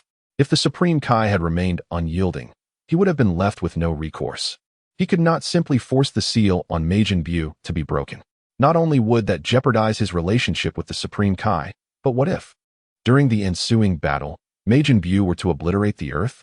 Thus, even in combat, one must select an appropriate venue. For instance, the Supreme Kai's realm would suffice. Let us first allow Mr. Goku to demonstrate his strength. Trunks was eager to witness the full extent of Goku's power as the last time on the Grand Kai's planet. Super Saiyan 3 Goku had not unleashed his complete potential. Is it here? Goku was quite willing to showcase his abilities, though he harbored concerns about the potential repercussions of his full power on the nearby populace. How about this? Let us journey to the Supreme Kai's realm, where you may exhibit your strength without reservation. The Supreme Kai, having discerned Goku's apprehension, was also intrigued to ascertain just how formidable Goku truly was. However, Supreme Kai, that is a sacred place. The implications of Jebbet's unspoken words were evident. No worries. The Supreme Kai waved his hand dismissively. Unlike Jebbet, he did not overly emphasize the distinction between gods and mortals. Furthermore, they were united in the quest to eradicate the threat posed by Majin Buu. Thus, taking them along would not pose a problem, the Supreme Kai remarked with a smile. Upon hearing the Supreme Kai's words, Trunks silently assessed him, thinking to himself that the Supreme Kai was quite amiable. Noting that Jebbet had ceased his objections, the Supreme Kai began to gather everyone, preparing for their journey to the Supreme Kai's realm. Under Jebbet's guidance, they soon arrived at the Supreme Kai's domain. Is this truly the realm of the Supreme Kai? It feels rather similar to Earth, Gohan mused as he surveyed this so-called sanctum, arriving at a conclusion that echoed Trunks and Goku's sentiments. This sacred place seemed rather unremarkable. They found the Grand Kai's planet to be far more intriguing. Here, You may unleash your full power without concern for causing destruction, the Supreme Kai remarked, casting the egg that sealed the evil Majin Buu into the void as he spoke. All right, Goku replied, ready to unleash his utmost strength. For the Supreme Kai believed that the stronger they appeared, the greater the likelihood of being permitted to engage in battle with Majin Buu. Gohan could hardly contain his anticipation and excitement, eager to witness his father's full prowess. Currently, Goku was still unaccustomed to the Super Saiyan 3 transformation. Thus his energy did not erupt immediately. It grew increasingly potent as he progressed. As Goku's energy ascended, the expressions of the Supreme Kai and Jebbit began to shift. Finally, at the peak of his power, Goku completed his transformation into Super Saiyan 3. The overwhelming aura he projected exerting a pressure far greater than during his previous confrontation with Trunks. Incredible. Gohan had heard from Trunks about the formidable strength of Super Saiyan 3 Goku, yet now it appeared even more formidable than Trunks had described. The Supreme Kai and Jebbit were utterly astounded, rendered speechless, unable to fathom how a mere mortal like Goku could possess such extraordinary strength. Is this sufficient, Lord Supreme Kai? After showcasing his might, Goku reverted to his normal state, wishing to conserve enough energy and time for a potential battle with Majin Buu. Upon hearing Goku's words, the Supreme Kai regained his composure. Despite Goku's outrageous power, he believed it still fell short of Majin Buu's capabilities. After all, even the Grand Supreme Kai of Yer had been no match for Buu. Though Buu currently lacked full energy, the Supreme Kai was unwilling to take such risks. He shook his head, acutely aware of the terror that Majin Buu embodied from his own experiences. Is that not enough? Gohan felt that Goku's strength was considerable, and if this was insufficient, one could only wonder how formidable Majin Buu truly was. There's no helping it, Goku shrugged, acknowledging that this was indeed his full power. Goku, you are already quite strong. With continued training, you may indeed surpass Majin Buu. The Supreme Kai expressed his hopes that Goku could exceed Buu's might. Goku nodded. Even without the Supreme Kai's encouragement, he would persist in his training. If Mr. Goku's Super Saiyan 3 form cannot surpass Buu, then I shall not bother attempting. Trunks remarked with a smile. However, if Gohan and I work together, we should be able to surpass Goku. Trunks gazed at Gohan and then shifted his attention to Goku. To be candid, after witnessing Goku's full power eruption, Trunks was eager to ascertain whether the fusion of himself and Gohan could surpass Super Saiyan 3 Goku. Upon hearing Trunks' words, Gohan comprehended his intent, yet he remained skeptical about whether their combined strength could indeed eclipse that of his father. What do you mean by that? King Kai inquired, intrigued. The power Goku had just displayed could not simply be surpassed through mere quantitative accumulation. It's a technique I learned on the Grand Kai's planet, called fusion. Trunks explained without elaborating further, as he intended to demonstrate through action. Do we really need to fuse? Gohan asked, somewhat reluctant to perform the fusion under the scrutiny of others. Let us consider it a test of the fusion's might. It will provide us with a clearer understanding for the future, Trunks replied. Gohan nodded in agreement and then positioned himself alongside Trunks, preparing for the fusion. Goku, filled with curiosity and anticipation, observed the two. Trunks' earlier assertion of being stronger than Super Saiyan 3 piqued his interest. If he couldn't battle Majin Buu, then facing Trunks and Gohan would suffice. Fusion. Trunks and Gohan exclaimed as they commenced the fusion process, striking the necessary poses. Huh, what is this peculiar stance? King Kai and Jebbit found the sight somewhat uncomfortable, while Goku watched with rapt attention. As their fingers touched, a brilliant light erupted from their location, compelling Goku and the others to shield their eyes. What an immense energy! Even before the light dissipated, Goku sensed a formidable aura that was neither Trunks nor Gohan's. Is this the fusion? Once the brilliance faded, a figure emerged, adorned in attire reminiscent of the Metamorans, with hair standing upright like Gotenks, colored purple on the sides and black in the center. The upper body displayed perfectly sculpted muscles radiating power. Trunks and Gohan had achieved a flawless fusion on their very first attempt. Chapter 79. The Power of Gox Gohan? Upon noticing the scars on the figure's face, Goku inquired uncertainly, I am neither Gohan nor Trunks. Then who are you? I am Gox. Gox. Goku mused, stroking his chin. It was indeed a fusion of Gohan and Trunks' names, which seemed quite fitting, although Gox appeared significantly stronger than the original Gohan and Trunks. Goku sensed he was still not as powerful as himself. King Kai scrutinized Gox, recalling Trunks' claim that their fusion might exceed Goku's strength, yet he could not perceive it now. The power of fusion extends far beyond this, Gox remarked with a smirk. He was merely in his base form. Can you become even stronger? Goku asked, curiosity evident in his voice. In Goku's perception, Gox's power had already reached the level of a fully powered Super Saiyan 1. Indeed, Gox replied calmly. As the crowd awaited in anticipation, Goku's aura steadily intensified. Could it be that after the fusion, he could still transform into a Super Saiyan? Son Wukong gazed at Goku's with astonishment, clearly sensing that a transformation was imminent. No sooner had Son Wukong's words echoed than a golden flame began to manifest around Goku's, his pupils transforming into a vivid green. With a fierce roar, Goku's hair turned golden. Such formidable power, yet it was hardly unexpected. Clenching his fist to gauge the strength within, Goku's murmured, impressive. Trunks, it seems your power is now on par with mine. After transforming into a Super Saiyan, Goku's had attained the prowess of a Super Saiyan 3. It's Goku's, Jebit reminded from the side. Lord Kaioshin, please make your decision swiftly. I can only maintain this state for 30 minutes. Goku spoke casually. To him, with his current strength, defeating Majin Buu in 30 minutes was a trivial task. Only 30 minutes? Kaioshin had initially thought that if Son Wukong and this fused Goku's joined forces, they might stand a chance against Majin Buu. However, with only 30 minutes to spare, considering that even a single cell of Majin Buu could lead to his resurrection, he was reluctant to take risks. While the likelihood of Yu and Son Wukong defeating Majin Buu together is high, Kaioshin had yet to finish, but Goku's interrupted. I believe there is no need for collaboration. Kaioshin was taken aback, astonished by Goku's audacity. Trunks and Gohan were not like this. In that case, I am even less inclined to agree. Kaioshin replied sternly. Goku's remained unfazed. If Majin Buu was beyond reach, then sparring with Son Wukong would suffice. As Goku's looked over, Son Wukong understood his intent and shared the same sentiment. Lord Kaioshin, may we spar in this realm? Son Wukong smiled at Kaioshin. Certainly. Kaioshin nodded. After all, this realm could not be harmed by them, and it would provide an opportunity to observe their abilities. Let us go, Trunks and Goku's, to that open area over there. Son Wukong gestured toward a nearby flatland and flew ahead. Time was of the essence. Goku's had only 30 minutes. And Son Wukong estimated he couldn't linger here for long at full power. Following Son Wukong, Goku's arrived at the flatland, excitement bubbling within him as he faced Son Wukong.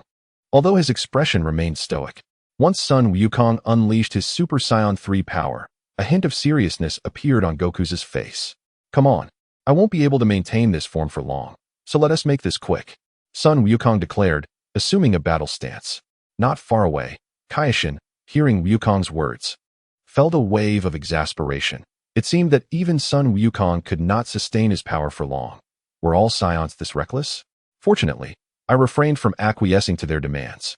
Had I done so, and the situation reverted, they would certainly face dire consequences. While the Supreme Kai contemplated the repercussions, Goku and Gox had already commenced their fierce engagement. With a resounding crash, Gox was sent hurtling from the air to the ground by Goku's formidable strike, creating a substantial crater upon impact. Being their inaugural fusion, Gox was still acclimating to this new form. Rising from the pit, he rubbed his shoulder and calmly remarked that Goku's previous blow had not inflicted significant damage. Now that I've warmed up, it's time to get serious, Gox declared, swiftly appearing before Goku. He unleashed a punch, which Goku intercepted by crossing his arms in defense. However, the ensuing shockwave shattered a nearby boulder. With their preliminary tests concluded, both fighters summoned their full might. Witnessing the devastation wrought by their clash, the Supreme Kai regretted allowing them to spar in this setting. Beside him, Jebit was wide-eyed, unable to discern their movements, only hearing the continuous thunder of their strikes. Gox, you must have a trump card, right? Goku inquired with a grin, having just witnessed Gox execute the instant transmission, an indication that Gox likely possessed Trunks techniques as well. Indeed. But before that, Mr. Goku, behold this technique, Gox proclaimed, adopting the stance for the Kamehameha. Goku, uncertain of Gox's intentions, felt an instinctual sense of danger. His intuition warned him that this Kamehameha was no ordinary attack. Ultimate Kamehameha. Gox thrust his palms forward, unleashing a Kamehameha crackling with electricity toward Goku. Has Vegeta's final flash fused with the Kamehameha? Goku felt a chill run down his spine upon sensing the energy within the attack, prompting him to instantaneously evade. The unleashed ultimate Kamehameha obliterated the mountainside behind him. Could it be that this fellow has truly surpassed me? Goku, suspended in midair, felt a lingering apprehension. Had he not dodged, he would surely be defeated by now. Observing Goku's successful evasion, Gox was not overly surprised. It was his first time utilizing this technique, and his control over speed and power was still lacking. Estimating the remaining duration of his current state, Gox realized that his time was limited. Let us bring this to a close, he declared, his pupils transforming to a dark hue. In that instant, Goku sensed Gox's transformation and intended to strike first. But Gox's speed was astonishingly swift. Before Goku could react, Gox was already before him. Bang! Goku was caught off guard by this punch, as Gox's friendship punch sent him soaring. Fortunately, in his black-eyed state, Gox merely enhanced his speed and reflexes. Otherwise, that punch could have ended the battle outright. Subsequently, Goku found himself on the receiving end of a relentless barrage. Aware that his current state could not be sustained for long, Gox decided to hold nothing back. He had already discerned that his power was on par with Goku's, rendering further combat unnecessary. Chapter 80. The extraction of the Kaioshin sword as Goku's final blow descended. He was abruptly reverted to his normal state. During the ensuing battle, he attempted to counterattack, yet Goku's opponent, Gox, was far too swift and responsive. Even when Goku perceived an opening, he was unable to seize it. Incredible, Gohan, Trunks. Goku gasped, lying on the ground.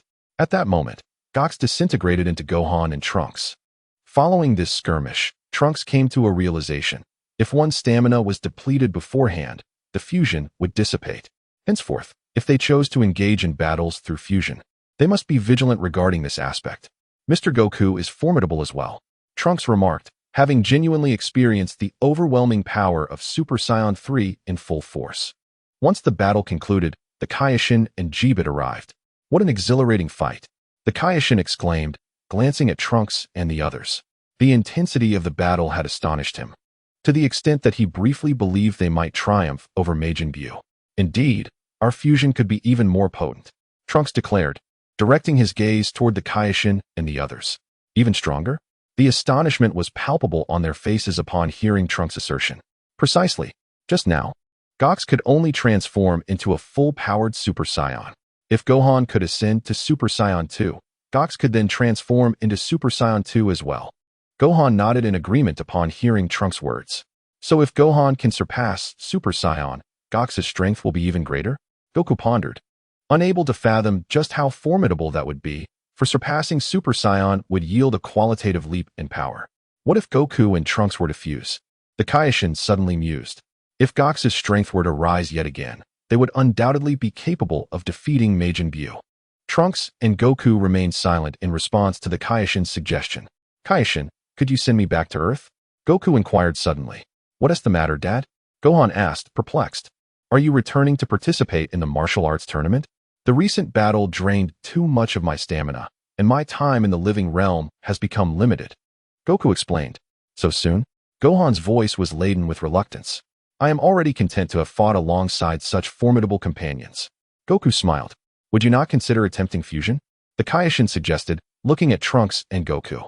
But I am already deceased. Goku chuckled. In his eyes, he was a mere specter. The future of Earth must be entrusted to the living.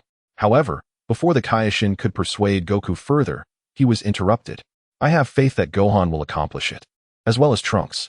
These exceptional youths will surely surpass me. Upon hearing Goku's words, the Kaioshin fell silent. Perhaps allowing Gohan and the others to develop would be for the best. Very well, let Jeebit escort you back to Earth. The Kaioshin instructed, turning to Jeebit. It was evident he intended for Gohan and Trunks to remain and continue their training. Thank you, Lord Kaioshin. Goku turned to Gohan and said, Gohan, you must strive to train diligently. Even after your demise, we shall meet again in the afterlife. Goku smiled and waved goodbye to everyone before returning to Earth with Jeebit. Thank you, Jeebit. He expressed his gratitude and hurried to the venue of the martial arts tournament, wishing to bid farewell to Chi-Chi and the others in the remaining moments. In the Kaioshin realm, Gohan, previously burdened by sadness, found solace in his father's final words. After all these years, Goku remained unchanged, and this realization significantly alleviated his sorrow. Gohan, Trunks, to defeat Majin Buu. I hope you can remain here to train, Jebbit said seriously upon his return, looking at the two. Gohan turned to Trunks, eager to learn his thoughts. I wish to stay here to train. What about you, Gohan? Trunks inquired, with the rare opportunity to cultivate under the Kaishin. Trunks was determined not to squander a chance to unleash his potential. I will stay with you, Gohan replied. Goku had encouraged him to train hard, and through this experience, Gohan realized that relying solely on Trunks to protect the future was too daunting. He too must contribute his strength. That would be splendid, Trunks exclaimed, delighted by Gohan's decision.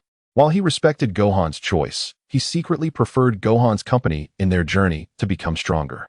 Since you both have made your decisions, follow me, Kaishin said, revealing a contented smile upon hearing their commitment to train. Are we going to a training facility? Trunks asked curiously. If they were merely changing locations, he preferred to join Gohan in the hyperbolic time chamber, where Gohan could reach Super Saiyan 2, making it effortless for Goku to break the dimensional barrier. You'll find out once we arrive, Kaishin replied with a smile. Jebbit, noticing the direction in which Kaishin was heading, exclaimed, Lord Kaishin, you wouldn't possibly mean. Indeed, Kaishin nodded, fully aware of what Jebbit was suggesting. Understood. Trunks realized that they were headed to attempt the removal of the Kaishin sword, leaving Gohan in a state of bewilderment. Soon, the four arrived at the stone pillar where the Kaishin's sword was embedded. What is the purpose of this? Gohan questioned, puzzled. This sword is known as the Kaishin's sword. It is said that whoever can draw it will gain unparalleled strength. Many past Kaishins have attempted to pull it out, yet none have succeeded, Kaishin explained. He brought Gohan and the others here to see if they could extract the Kaishin's sword, for if they could attain its power, they might not even need to train to defeat Majin Buu. Shall I give it a try? Gohan asked, looking at Kaishin. Trunks understood that merely pulling the sword wouldn't grant them power. Only by breaking it and lifting the seal of the old Kaishin could they potentially gain immense strength. However, upon seeing this sword, Trunks was reminded of the one Bulma had crafted for him at home. Unfortunately, due to the growing strength of subsequent foes, that sword had become nearly obsolete. Regrettably, he would soon deliberately break this sword, as it could have served as a worthy replacement for his own. Just as Trunks lamented this fact, a vision of a valiant hero wielding a sword flashed through his mind. That sword was remarkable as well. While Trunks contemplated how to acquire that hero's blade, Gohan had already begun to draw the sword. Initially, Gohan believed it would be an effortless task, but once he attempted it, he realized that even with all his might, the sword remained immovable. Jebbit had intended to remark on how a mere mortal could not possibly draw this sacred sword, but recalling the battle between Goku and Gox earlier that day, he stifled the words. In comparison to those warriors, he felt more akin to a mortal alongside the Kaishin. Why don't you give it a try, Trunks? Gohan suggested somewhat shyly. You should first transform into a Super Saiyan before attempting it, Trunks replied, showing little interest in drawing the sword. His anticipation lay in breaking it instead. After hearing Trunks' words, Gohan nodded and transformed into a Super Saiyan. This time, with Gohan's full power unleashed, the Kaishin sword finally budged. Chapter 81. Releasing the old Kaishin with the Kaishin and Jebbit watching with eager anticipation. Gohan summoned his strength and successfully pulled the Kaishin's sword from its resting place. I believe the difficulty in drawing this sword is solely due to its immense weight, Gohan exclaimed, panting as he gripped the hilt of the sword. Do you not feel your strength has increased? The Kaishin inquired expectantly. My strength has not increased at all. Gohan shook his head, feeling only a slight fatigue from holding the sword. Could it be that only those who can wield this sword with ease can gain its immense power? The Kaishin pondered, stroking his chin. Since no previous Kaishin had ever drawn this sword, the assertion that pulling it would confer strength remained unproven. Perhaps. But is there truly anyone capable of wielding this sword effortlessly? Gohan agreed with the Kaishin's musings, yet the sword's weight was undeniably daunting. This is the legendary Holy Sword. Wielding it is no trivial feat, however. With it, we may stand a chance against Majin Buu. Jebbit spoke solemnly from the side. Let me take a look, Trunks said, turning to Gohan. But be cautious, it is indeed very heavy. Gohan cautioned. Trunks nodded with a smile, having steeled himself before accepting the divine sword from Gohan's hands. Yet, the moment he grasped the sword, he found himself unable to hold it. With a resounding crash, the Kaishin sword struck the ground, creating a deep crater. See, I told you it was heavy, Gohan remarked. Is it truly that heavy? Jebbit approached the sword lying in the pit, grasping the hilt with both hands, attempting to lift it. Regardless of how fiercely Jebbet exerted himself, he was unable to budge the King of Lords' sword in the slightest, ultimately concluding with 2 awkward coughs. Trunks exerted himself anew, this time summoning nearly all of his strength to gradually extract the sword from the pit, under normal circumstances. Maneuvering this sword would indeed prove quite challenging. I believe the purpose of this sword is to enhance one's strength, Trunks remarked. Enhancing strength? Precisely. It's akin to how an ordinary person ties sandbags to their legs to build muscle strength. If one could wield such a heavy sword with ease, not to mention other benefits, one's sheer physical power would undoubtedly increase.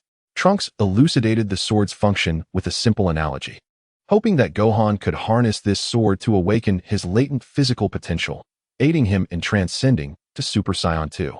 Trunks made a compelling point.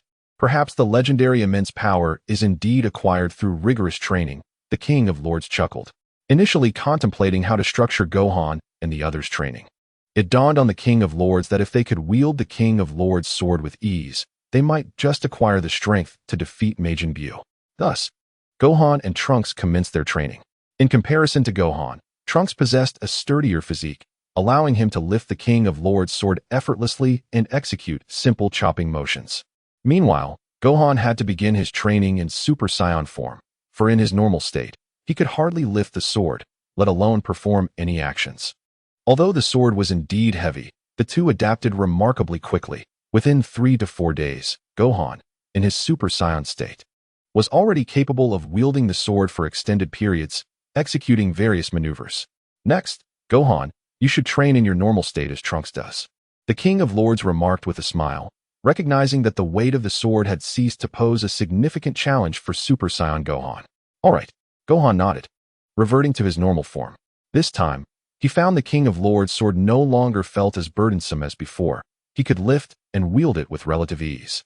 After a few swings, Gohan's stomach growled audibly, prompting an embarrassed chuckle.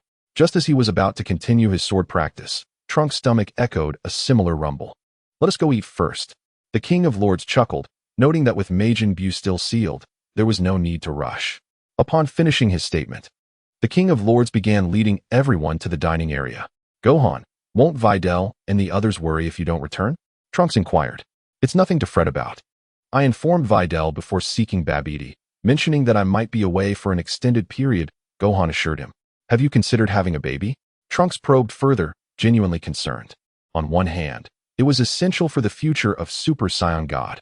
On the other hand, Trunks pondered the inevitability that he and Gohan could not live forever, making the nurturing of successors quite necessary. That might be something to consider after a while. Though Son Gohan possesses a certain innocence, it does not reach the level of his father, Son Goku, which renders him somewhat bashful when addressing certain topics. Upon hearing Gohan's response, Trunks came to the realization that both of them had been diligently training. Before long, the group finished their meal, and afterward, Trunks and Gohan appeared to undergo a transformation. Especially Trunks, who, even in his normal state, could wield the Z sword with remarkable ease. Once Trunks fully acclimated to the weight of the Z sword, he ceased his training, awaiting Gohan's complete adaptation before releasing the sealed Old Kai. Meanwhile, Trunks reveled in the enhanced physical strength he had gained. Due to his previous training in the gravity chamber, the increase from wielding the Z sword was not exceedingly pronounced, but it was certainly present. This realization further solidified Trunks' belief that he still had room for improvement in his base form. On the other hand, Gohan was energetically executing various maneuvers with the Z sword. Leaning against a massive boulder, Trunks could distinctly sense Gohan's power escalating, along with a notable enhancement in his physical capabilities. Wiping the sweat from his brow, Gohan found himself adept at wielding the Z sword with ease. Well done, Gohan. Trunks, how do you both feel now? The Supreme Kai expressed his astonishment at how swiftly the two had adapted to the weight of the Z sword. I feel my strength has increased significantly, and my speed has improved as well, Gohan replied, punctuating his statement with rapid punches. Trunks nodded in agreement. If you were to fuse again into Gox, you should become even stronger.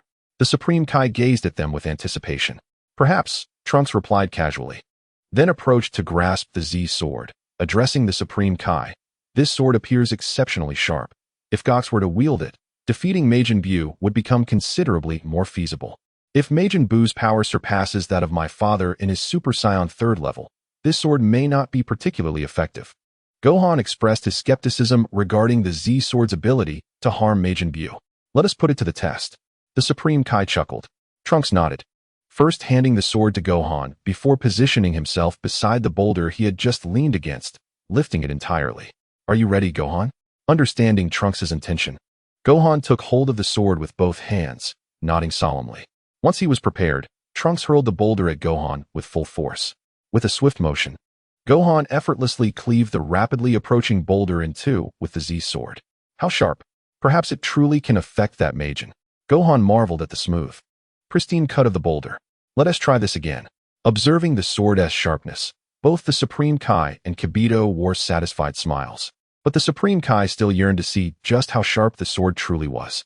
As the words of the Grand Kai echoed in the air, he summoned a cube of black metal using his divine power. This was the hardest metal in the universe, known as Kachin.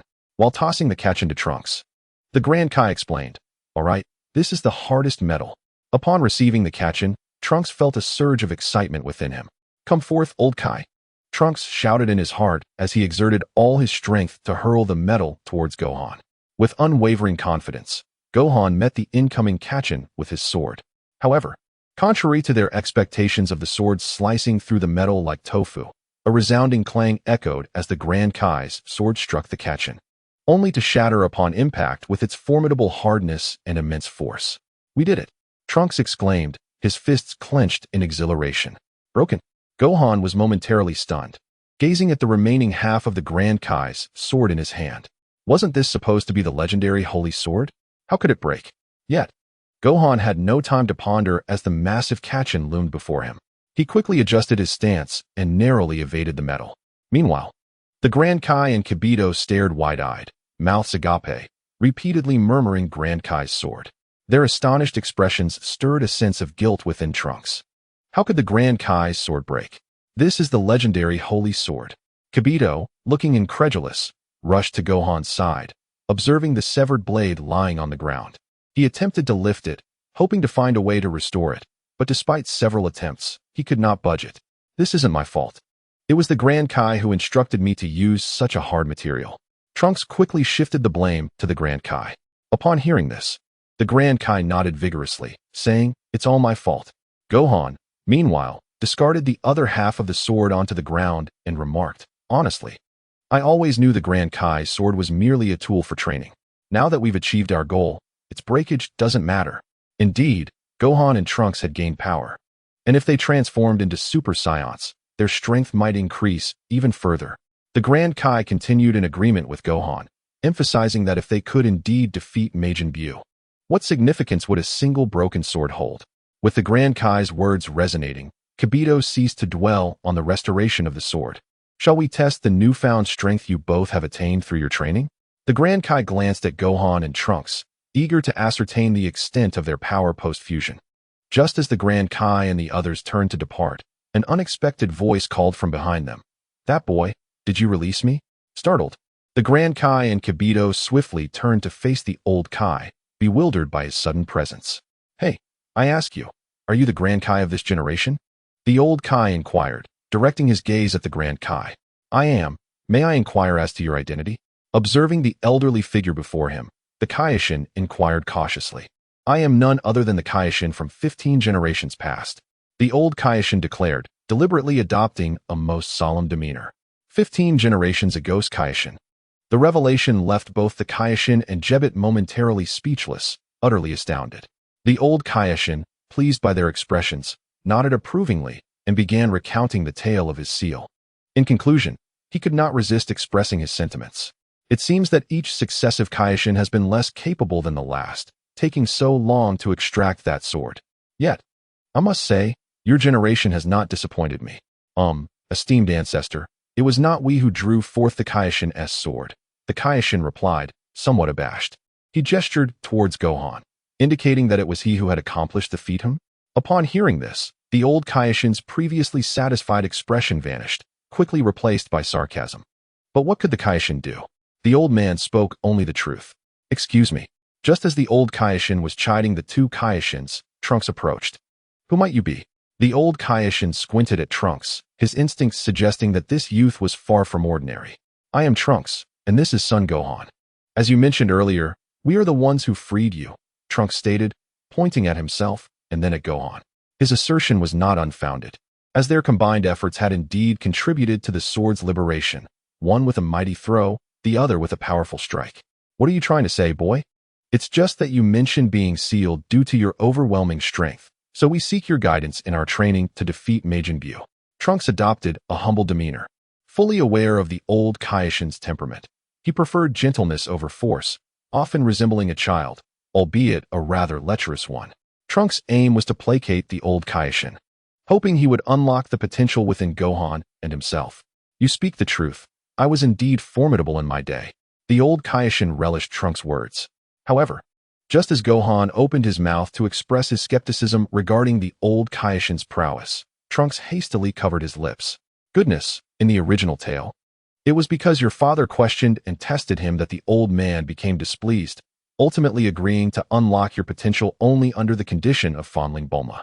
I would rather my mother not be taken advantage of by this lecherous elder, Trunks thought while quickly adding, might you guide us in our training? The Kaioshin and Jebbet nodded vigorously in agreement. No, the old Kaioshin declared with a smug look directed at Trunks and the others. As disappointment washed over them, he swiftly changed his tune. While I cannot guide your training, I possess a unique ability that can significantly enhance your strength. To what extent? Gohan inquired, a hint of disbelief in his voice regarding the old man's claimed abilities. The old Kaioshin leaned in closely to scrutinize Gohan before proclaiming, I shall grant you the might of the strongest human in this universe. Upon hearing the words of the old Kai, Gohan's initial reaction was to dismiss him as a braggart. However, Trunks, standing nearby, began to realize that the old Kai seemed to have discerned Gohan's latent potential. What about me? Trunks inquired. The old Kai regarded him and replied somewhat dismissively, mediocre, I suppose, but you should still be able to enhance your power significantly. Trunks understood that his own potential paled in comparison to Gohan's. Nevertheless, he remained unfazed, confident that he could become stronger through other means. Then, we kindly ask you to assist us in amplifying our powers, old Kai. Trunks bowed respectfully. Do you really have such faith in me? The old Kai asked with intrigue, sensing Gohan's skepticism towards him. I do. The aura you exude, old Kai, is unmistakably that of a reclusive sage. Trunks maintained his composure while speaking. After having publicly showcased the fusion technique, Trunks felt no shame. Especially in moments like these where a few flattering words could lead to strength, what could be more enticing? Very well. The old Kai nodded approvingly, aware of Trunks' flattery, yet unconcerned. After all, these two individuals were not malevolent. Aiding them in enhancing their powers could potentially avert a cosmic crisis. While the old Kai possessed a somewhat juvenile disposition, he was undeniably reliable. You shall go first, he declared, directing his gaze towards Trunks. Nodding in agreement, Trunks followed the old Kai's instructions and positioned himself in a designated area. The old Kai then commenced his peculiar ritual, while the Kai and others eagerly observed, curious to see if this would yield any results. Trunks himself was eager to discover the extent of his power once his potential was unlocked. Chapter 83. The Mysterious Trunks, is this really effective? Gohan asked, observing the old Kai's odd movements from a distance, turning to the Kai beside him for clarification. It should be effective. The Kai, while certain that this old fellow was indeed a former Kai, harbored doubts about the old Kai's claims. The primary concern lay in the old Kai's bizarre postures, and after 3 or 4 hours had elapsed, he was still circling Trunks repeatedly, with no apparent changes in sight. Ancestor, how long will this power enhancement take? The Kai queried. Completing this ritual requires 5 hours, and the power enhancement will take 20 hours. The old Kai answered nonchalantly as he continued his circular movements. 20 hours? Gohan exclaimed in shock. Would he really have to stand still for over 20 hours as well? Trunks had mentally prepared himself for this eventuality, so he was not surprised by the duration required for the enhancement. What puzzled him was that despite the ritual nearing completion, he felt no discernible change. It appeared he would have to wait until all the steps were finalized to sense any transformation. Do not lose focus. Concentrate. Just as Trunks pondered when he might perceive a change, the old Kai's voice rang out. Oh, Trunks acknowledged with a nod, then dismissed all other thoughts to concentrate fully on the task at hand. The purpose of this intense focus had not been revealed by the Elder Kaioshin, and Trunks remained oblivious. Thus, he devoted himself entirely to the fluctuations of his internal energy. As he sensed the stillness of his ki, a calming serenity enveloped his mind. Such strictness. Gohan, nearby, had overheard the Elder Kaioshin's words. Rituals aimed at enhancing one's power are typically quite solemn, the Supreme Kai speculated. I am filled with anticipation. I wonder if Trunks will surpass his father in strength. Gohan gazed expectantly at Trunks and the Elder Kaioshin, aware that the ceremony had concluded and that they were now entering the true phase of power enhancement. I, too, am curious about the form your power will take, Gohan. The Supreme Kai remarked with a smile. He remembered vividly the Elder Kaioshin proclaiming that Gohan would become the mightiest human in the universe after his enhancement. Hee. Yet I believe Trunks will surpass me, Gohan replied with a grin. What followed was a lengthy wait. For 20 hours. Everyone remained intensely focused on the outcome of the power enhancement. Only the Elder Kaioshin exhibited no impatience. He directed his hand toward Trunks while perusing a comic book, occasionally bursting into laughter. Trunks, seated across from him, felt exasperated but bore it patiently, knowing that his power would surely increase, though the extent depended on his personal potential. However, the exact nature of the changes would only be revealed once he unleashed his full strength. Completed, the Elder Kaioshin declared, closing the comic book with a nonchalant tone. Is it over? The Supreme Kai and his companions perked up at the Elder Kaioshin's words. They all turned their eager gazes toward Trunks. Rising to his feet, Trunks clenched his fist, sensing nothing unusual from the outside. Just release your power, as you would when transforming into a Super Saiyan, the Elder Kaioshin noted, mistakenly believing Trunks was unsure how to draw forth his internal strength. Trunks nodded and stepped onto a nearby open space. Cautious not to inadvertently send the Elder Kaioshin flying while testing the limits of his power. Let us begin, Trunks murmured to himself. In the next moment, his energy surged, enveloping him in a grayish-white aura. Unlike his usual transformations, this time silver lightning crackled within the grayish-white flames.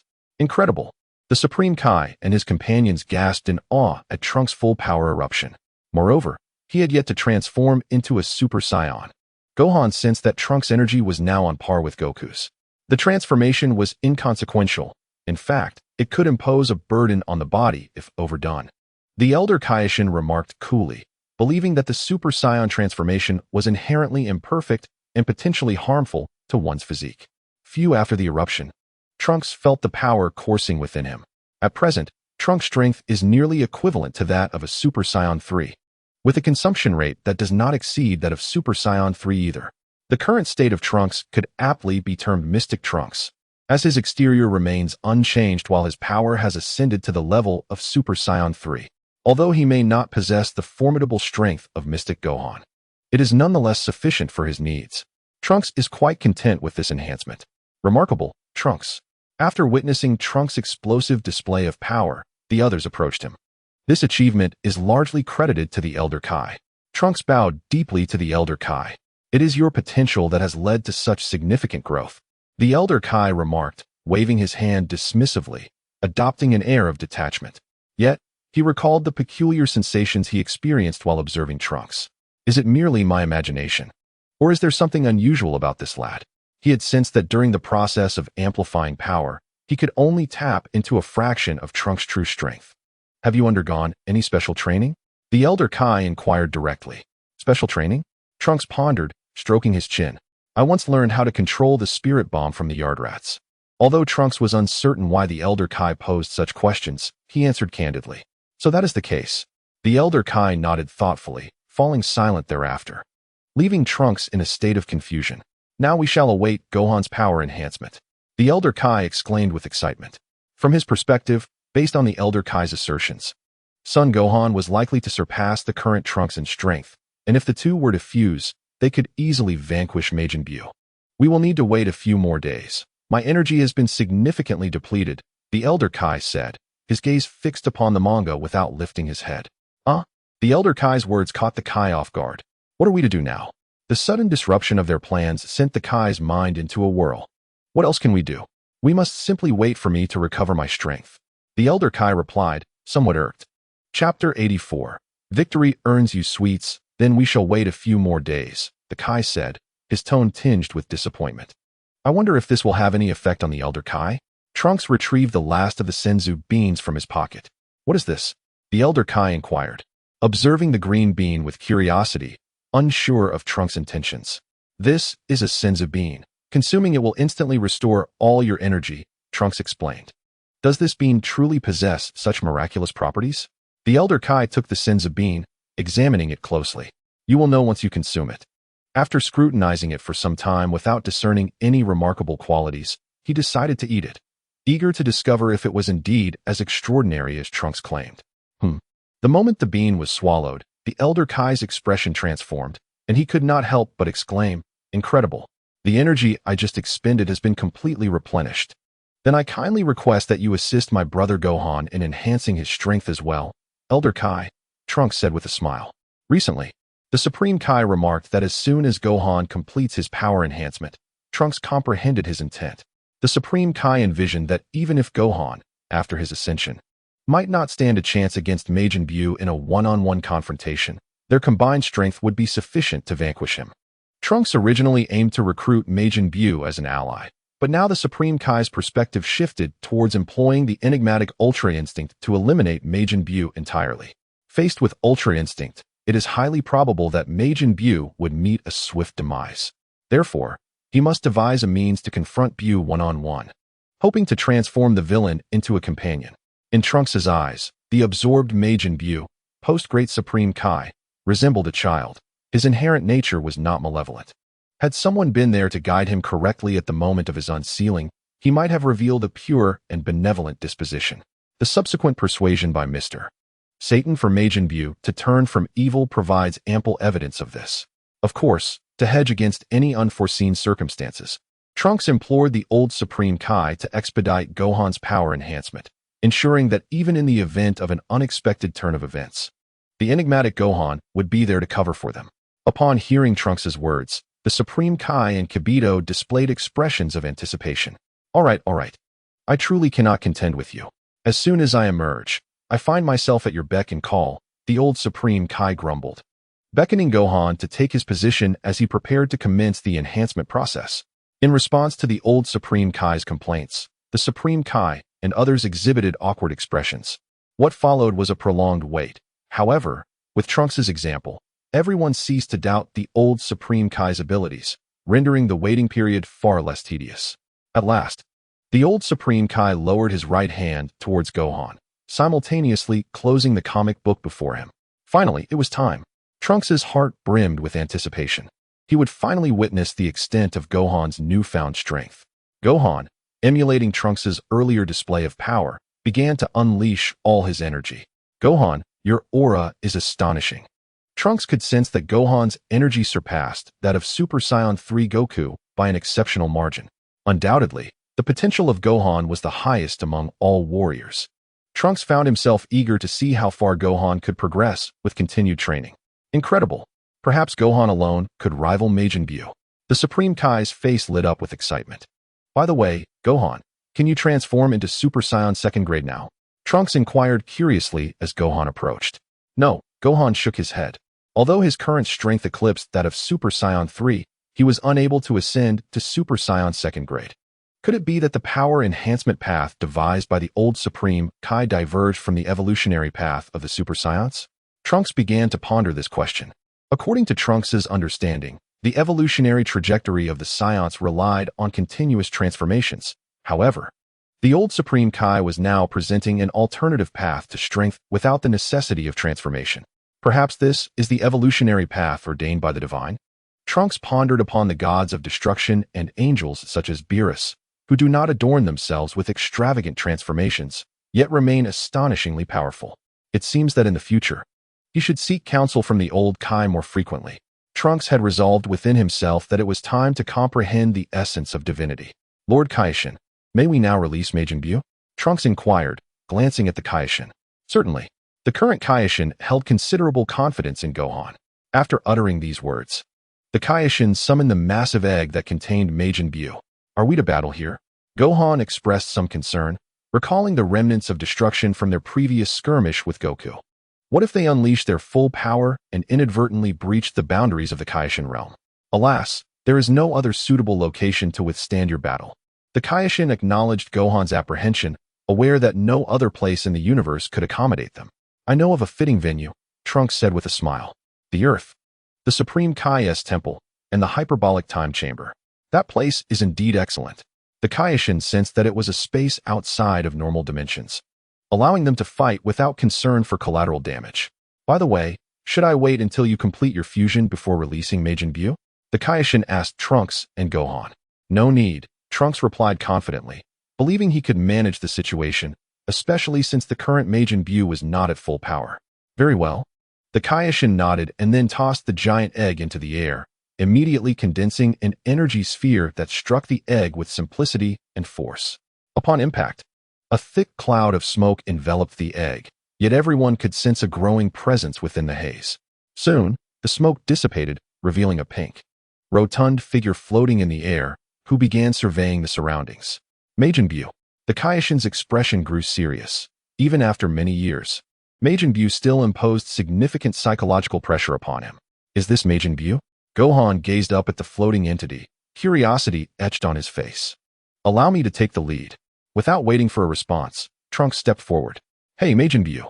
Trunks called out to the chubby figure. Who are you? Did you release me? The rotund Buu asked, perplexed. Indeed, we are the ones who freed you. Do you have any business with me? Nothing of great consequence. We merely wish to engage you in combat. Fight. But I'm very hungry right now. How about this? If you defeat me, I will give you some candy.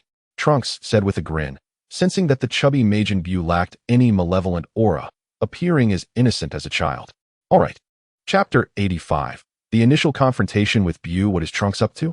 Upon hearing the exchange between Trunks and Majin Buu, the previously anxious Kaioshin appeared somewhat bewildered. Trunks' tone resembled that of someone soothing a child, a sentiment echoed by Gohan, who remarked with conviction that Trunks had once comforted him in a similar manner during his younger days. Shouldn't we be hastily defeating Majin Buu instead of indulging in such frivolities? Jebbet interjected anxiously. Although he had never encountered Majin Buu, the persistent teachings of the Supreme Kai had instilled in him a deep-seated dread of the creature. There is no need for haste. You can sense it too, can't you? Majin Buu's aura is not nearly as potent as Trunks following his transformation, Gohan stated calmly. Indeed, could it be due to his incomplete resurrection? The Supreme Kai, upon Gohan's suggestion, realized that the power of the rotund Buu before them was indeed lesser than that of Trunks at his peak. That is highly probable. Jebbet nodded, a glimmer of hope illuminating his face. With Majin Buu's diminished strength, their chances of victory appeared significantly enhanced. As the discussion unfolded, Trunks and Majin Buu prepared for battle. Trunks opted not to transform immediately into his ultimate form, but instead began with Super Saiyan 2, treating this encounter not as a life-and-death struggle, but as an opportunity to test the fruits of his recent training in the gravity chamber. You seem quite formidable, but for the sake of candy, I shall defeat you, Majin Buu declared, as pink energy enveloped him in response to Trunks' display of power. Without hesitation, Trunks launched himself forward. With a resounding thud, Trunks landed a punch squarely on Majin Buu's abdomen, causing a sizable indentation. Haha, that punch was nothing to me. Majin Buu chuckled, his belly, having absorbed the blow, ensnared Trunks' right hand, rendering it immobile. Just as Buu believed he had trapped Trunks and prepared to retaliate, a surge of brilliant lightning erupted from Trunks, and a massive explosion of energy detonated against Buu's midsection, propelling him away. Trunks regained the freedom of his arm, while Buu's belly was left with a gaping hole. Not painful at all, Buu exclaimed cheerfully as he climbed back to his feet, glancing at the wound, and then puffing out his cheeks. He restored himself with a mere effort. Trunks smiled, accelerating once more towards his opponent. This time, Buu chose not to remain passive. His antennae elongated suddenly, whipping towards Trunks. However, Trunks deftly dodged the attack and maintained his speed towards Buu. You fell for it, Buu shouted with excitement, as the previously launched antennae curved back, aiming to ensnare Trunks' legs and hurl him away. Is that so? Trunks replied with a smirk, fully aware of Buu's tactics. As he witnessed Buu's antennae in action, Trunks had anticipated this very maneuver. Without turning around, Trunks instinctively sensed that Majin Buu's tentacle was approaching him from behind. If he were in his mysterious state, he would have effortlessly seized it, allowing Buu to experience the harsh realities of life. However, currently, he was merely a Super Saiyan 2, If he were to foolishly attempt to grasp the tentacle, he would surely be flung away. Thus, Trunks executed a swift instant transmission, appearing behind Bu, and unleashed a sudden ultimate flash aimed directly at Bu's head. Boom. In an instant, Bu's head was obliterated by Trunks' powerful attack. Had he succeeded? Gohan's expression was a mixture of shock and joy. Not quite, the Supreme Kai remarked gravely. Huh. Gohan was puzzled. Wasn't he Majin Bu's head completely destroyed? Could he truly survive such an onslaught? You'll see for yourself. The Supreme Kai refrained from elaborating, for Bu would soon regenerate. Nevertheless, the old Kai noted, this young warrior demonstrated impressive combat experience and skill. He did find it strange, though, logically, Trunks should have defeated Majin Bu with his enhanced power right from the start. Why prolong the battle? On the battlefield, after obliterating Bu's head with his ultimate flash, Trunks chose not to press the attack further and retreated a short distance. He was quite satisfied with the results of his training. Had this been his former self, firing the ultimate flash would have caused fluctuations in his energy. Meanwhile, the headless Majin Bu did not simply collapse. Instead, much to Gohan's astonishment, he reached for his neck with his right hand and pulled out another head. After inspecting his new head, Bu turned to face Trunks and grinned, saying, "Now it's my turn." With that, Bu accelerated and vanished from sight, reappearing behind Trunks. Bang! Although Trunks managed to react in time and blocked Bu's punch with his arms, he was still sent flying. The speed and strength he faced now were vastly different from before. Feeling the tingling sensation radiating from his arms, Trunks realized he was no longer a match for Bu. Witnessing Trunks being knocked away, Majin Bu flung his tentacle once more. Unlike the previous attempt, this time the speed was significantly greater, and Trunks was still off balance, making it impossible to evade. This is bad. The Supreme Kai and Jebbet exclaimed in alarm upon seeing Trunks ensnared by Bu's tentacle. Trunks, who had been propelled backward, was yanked back by Bu's grip. Subsequently, Bu began to swing his tentacle, causing Trunks to spin in a dizzying circle. In midair, Trunks was thoroughly disoriented. And after Bu grew weary of the motion, he slightly lowered his head and released Trunks from his grasp. Due to inertia and a lingering dizziness, Trunks flew out, skimming the ground and carving a long, deep trench into the solid earth.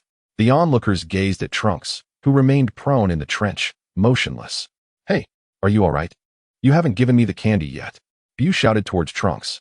"Defeat me first, then we can talk," Trunks replied, shaking his head as he slowly rose to his feet. The most damage he had sustained came from the circles Bu had whipped him into, leaving him disoriented. Trunks leaped out of the trench, stretched his neck, and reverted from his Super Saiyan form. "Why have you transformed back? Do you no longer wish to fight?" "Of course not. I reverted because I intend to unleash my true power now." Bu nodded in understanding. To him, defeating Trunks and obtaining candy was of utmost importance. "If you manage to win against me, not only will I give you candy, but I will also take you to a place filled with delicious treats," Trunks said with a smile. Chapter 86. Persuading the Supreme Kai really? Upon hearing Trunks mention a place full of delectable delights, Bu's tone brimmed with anticipation, fueling his enthusiasm further.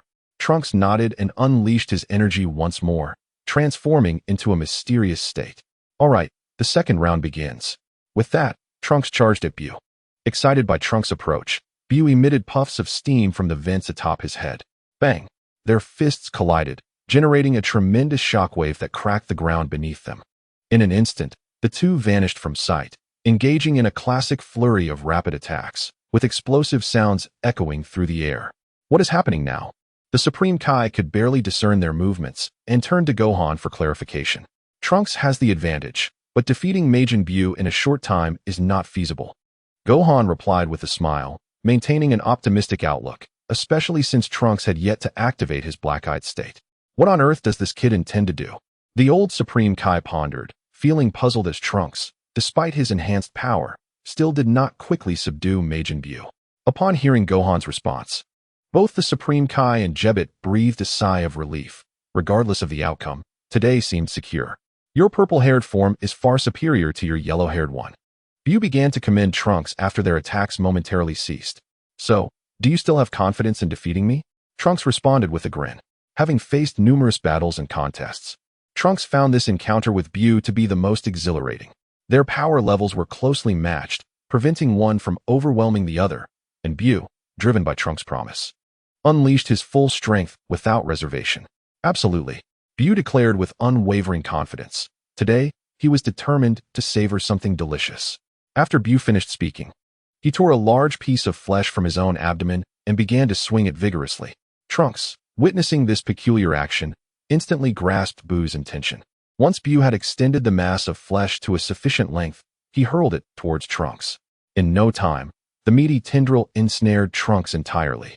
Observing Trunks immobilized, Bu danced joyfully in midair, emitting a series of woo-woo sounds. This is bad. Trunks is trapped.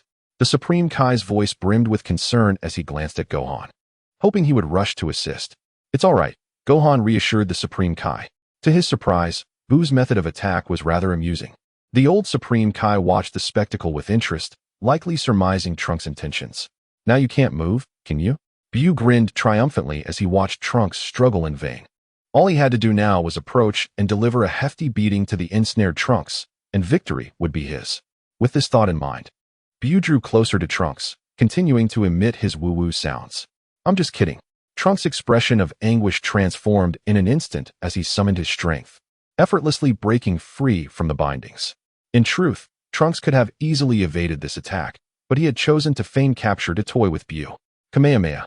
Spotting Bu frozen in disbelief, Trunks unleashed a powerful Kamehameha wave, engulfing Bu entirely.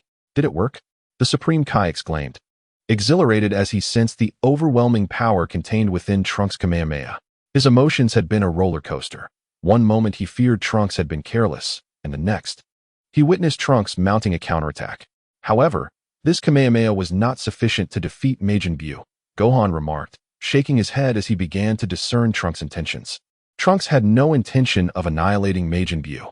I believe in Trunks' judgment, Gohan stated slowly, despite not fully understanding Trunks' reasoning. Why? The Supreme Kai's tone was filled with disbelief. And Jebet, standing nearby, wore a grave expression. Could it be that Trunks had been manipulated by Babidi aboard the spaceship? The more he pondered, the more plausible it seemed, as they had not witnessed Babidi's demise with their own eyes, leading him to suspect Trunks might have betrayed them. Perhaps he intends to make Majin Bu his ally. Just as Jebet was about to voice his suspicion, the old Supreme Kai preemptively unveiled the truth. He then began to explain the extent of Trunks' earlier restraint, including the recent Kamehameha. Not far away, Bu, having absorbed Trunks' Kamehameha, was, as Gohan had predicted, still alive, and had once again engaged Trunks in combat. Yet, no one paid attention to the battle anymore. To make Majin Bu an ally? Why would Trunks choose such a perilous individual as his companion? In the eyes of the Supreme Kai, Majin Bu embodies evil and destruction, and he truly cannot comprehend Trunks' decision. I am unaware of what Majin Bu was like in the past, but the current incarnation, while undeniably dangerous, does not instill fear within me.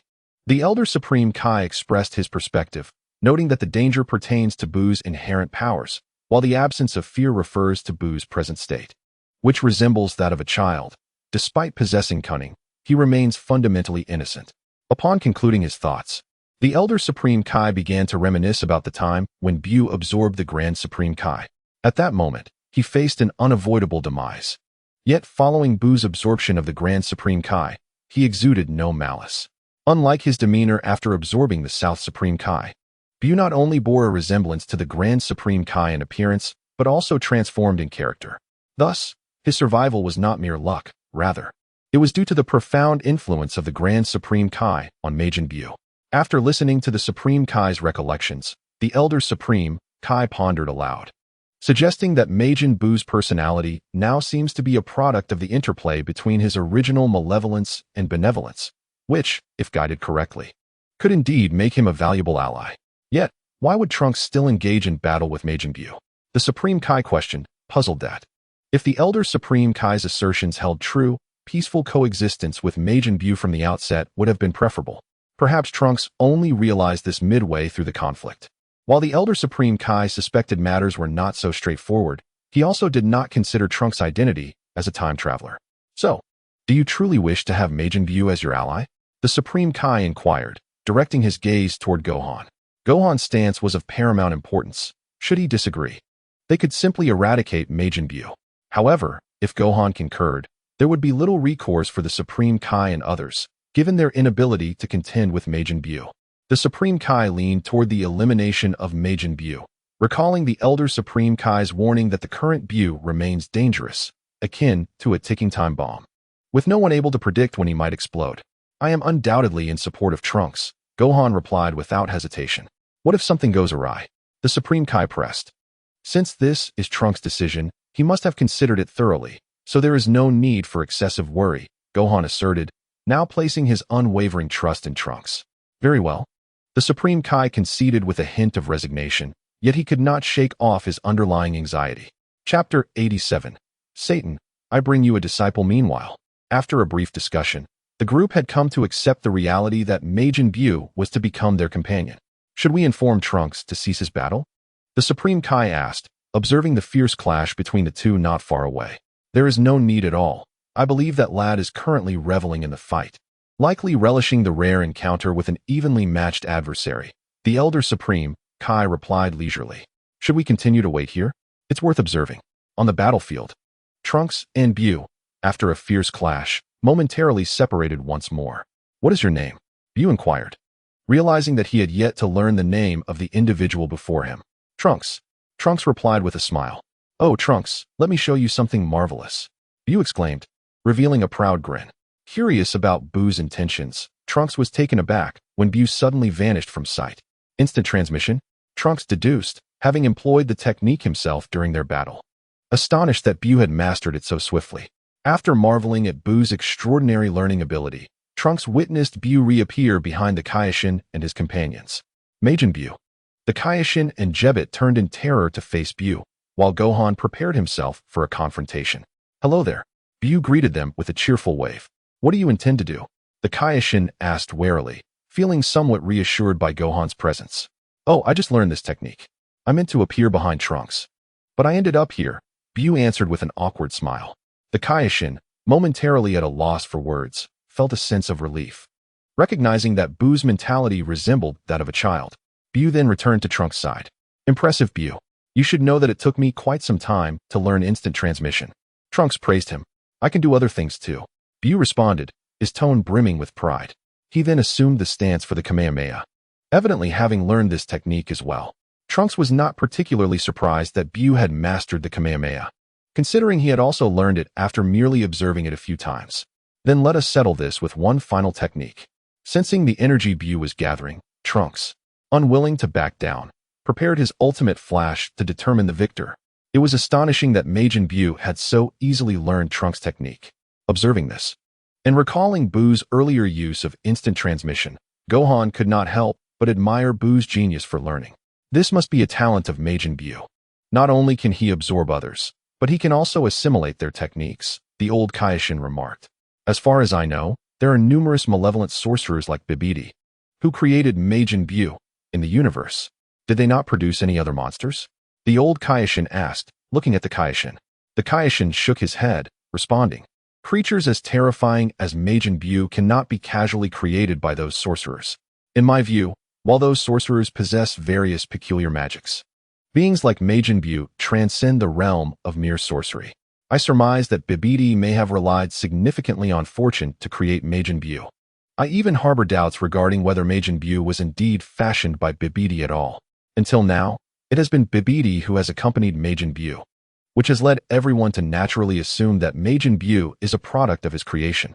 Upon hearing the words of the Supreme Kai, the old Supreme Kai nodded thoughtfully. Within him resided a witch, thus he possessed a certain understanding of these matters. In the battleground, Trunks and Bu had both amassed their energy, each aspiring to determine the outcome with this final strike. Ultimate Flash. Trunks brought his hands together before his chest, unleashing a tremendous surge of energy towards Bu.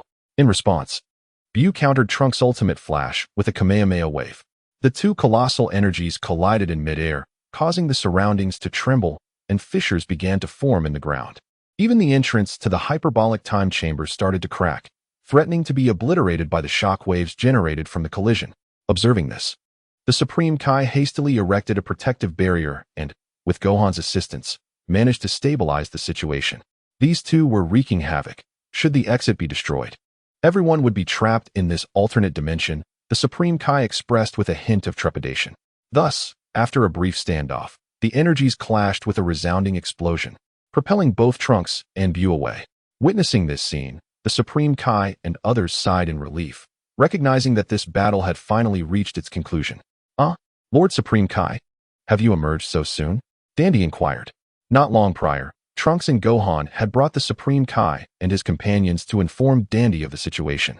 And together they entered the hyperbolic time chamber with the egg designed to seal Majin Buu. Shortly thereafter, they re-emerged, but this time accompanied by a pink, rotund figure. Is that Majin Buu? Dandy asked with curiosity, gazing at Buu beside Trunks. Indeed, Trunks replied with a smile, introducing Buu to Dandy and Mr. Bobo. Greetings. Buu greeted Dandy and the others with an endearing innocence. Observing Majin Buu's demeanor, Dandy found it difficult to reconcile this image with the terrifying entity the Supreme Kai had previously described.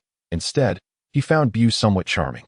Now that this matter is resolved, we shall return, the Supreme Kai announced, directing his gaze towards Trunks and the others. By the way, Lord Supreme Kai, may I train in your realm? Trunks inquired. Of course, the Supreme Kai replied with a smile. Thank you, Lord Supreme Kai. Trunks beamed with satisfaction upon receiving permission. It was my pleasure. We shall take our leave now. Please take good care of him. The Supreme Kai gestured towards Buu, his words implying a broader responsibility. Rest assured, Gohan assured him. Previously, Trunks had mentioned taking Buu to Mr. Satan, and since Gohan's marriage to Videl, their family had relocated to Orange Star City, meaning Majin Buu would be living with them.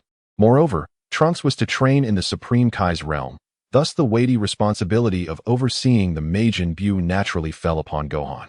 After witnessing the departure of the Supreme Kai and his companions, Trunks and the others exited the Heavenly Temple, preparing to head to Mr. Satan's residence. Are we going to enjoy delicious food now? Buu inquired eagerly, drool trickling from the corner of his mouth.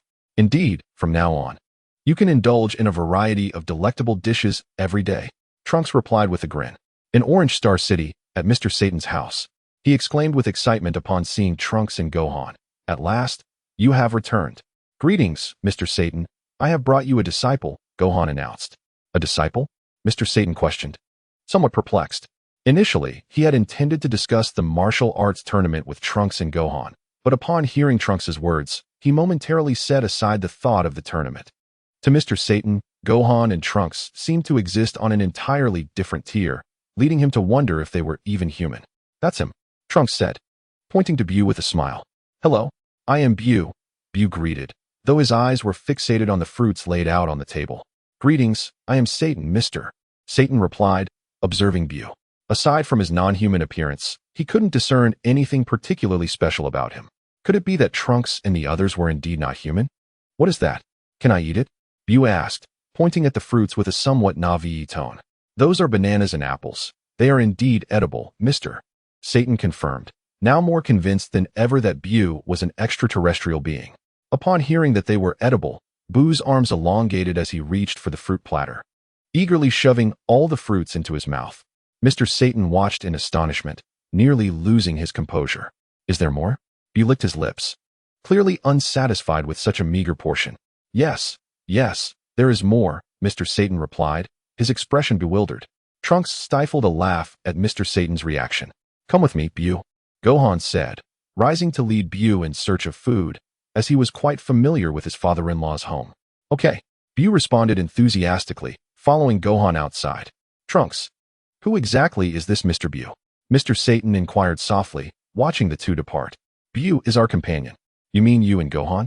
Yes, what's the matter? I thought you were incredibly strong like monsters. It turns out you are not human, Mr. Satan concluded, feeling a sense of relief. You misunderstand, Mr. Satan. Gohan and I are indeed true humans. Only Buu is not, Trunks explained with a smile. How did you become companions then? We became allies after a fight. Trunks remarked nonchalantly. Since he is your companion, why introduce him to me as my disciple? Satan engaged in a fierce battle with Buu, a creature whose strength rivaled that of Trunks and his companions. Mr. Satan found it perplexing that outsiders were unaware of his true capabilities. He humbly believed himself unworthy to be Buu's disciple. In truth, Trunks had brought Buu along primarily for Mr. Satan's care, stating that the pretense of apprenticeship was merely a fade, as his true intention was to ensure Buu's nourishment.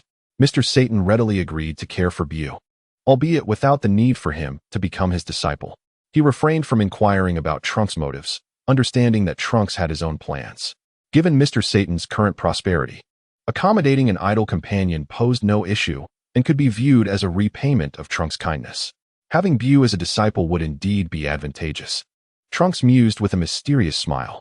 Trunks proceeded to elucidate his intentions. He proposed that, in the event of future martial arts tournaments, Bu could participate, with Mr. Satan as the final opponent, allowing them to stage a performance together. With their comparable powers, Bu would easily defeat the other competitors, ultimately claiming victory and feigning defeat to Mr. Satan, thereby enhancing his reputation. Trunks envisioned this scheme not only as a means for Bu to assist Satan financially, given Bu's considerable appetite, but also as a way for him to integrate into human society. This would ensure that, should a crisis arise on Earth in the absence of himself and Gohan, Bu would be capable of safeguarding the planet. Would this truly work? Would Mr. Bu take offense? Mr. Satan recognized that Trunks' proposal aligned perfectly with his current ambitions, to gain fame and expand his martial arts dojo. Bu, with his childlike innocence, would not mind such arrangements as long as Mr. Satan treated him kindly. However, Trunks cautioned Mr. Satan not to exploit Bu for ulterior motives. His words served as a warning. Despite his trust in Satan's character, not a problem, Mr. Satan assured, thumping his chest confidently. Trunks also implored Mr. Satan to protect Bu and avoid provoking him, as remnants of evil still resided within Bu. Should the malevolent side emerge, even with Gohan's current strength, it could lead to unnecessary complications. Moreover, Trunks considered the potential ramifications if Bu were to split into two. A portion of the Great Kai's divine power would be divided, which could spell trouble if Moro were to reappear. Shortly after Trunks and Satan concluded their discussion, Gohan returned with a well-fed Bu. "Trunks, there are so many delicious foods here. I really like it," Bu exclaimed with enthusiasm. "I'm glad you like it. From now on, you shall be Mr. Satan's disciple." Trunks replied with a smile.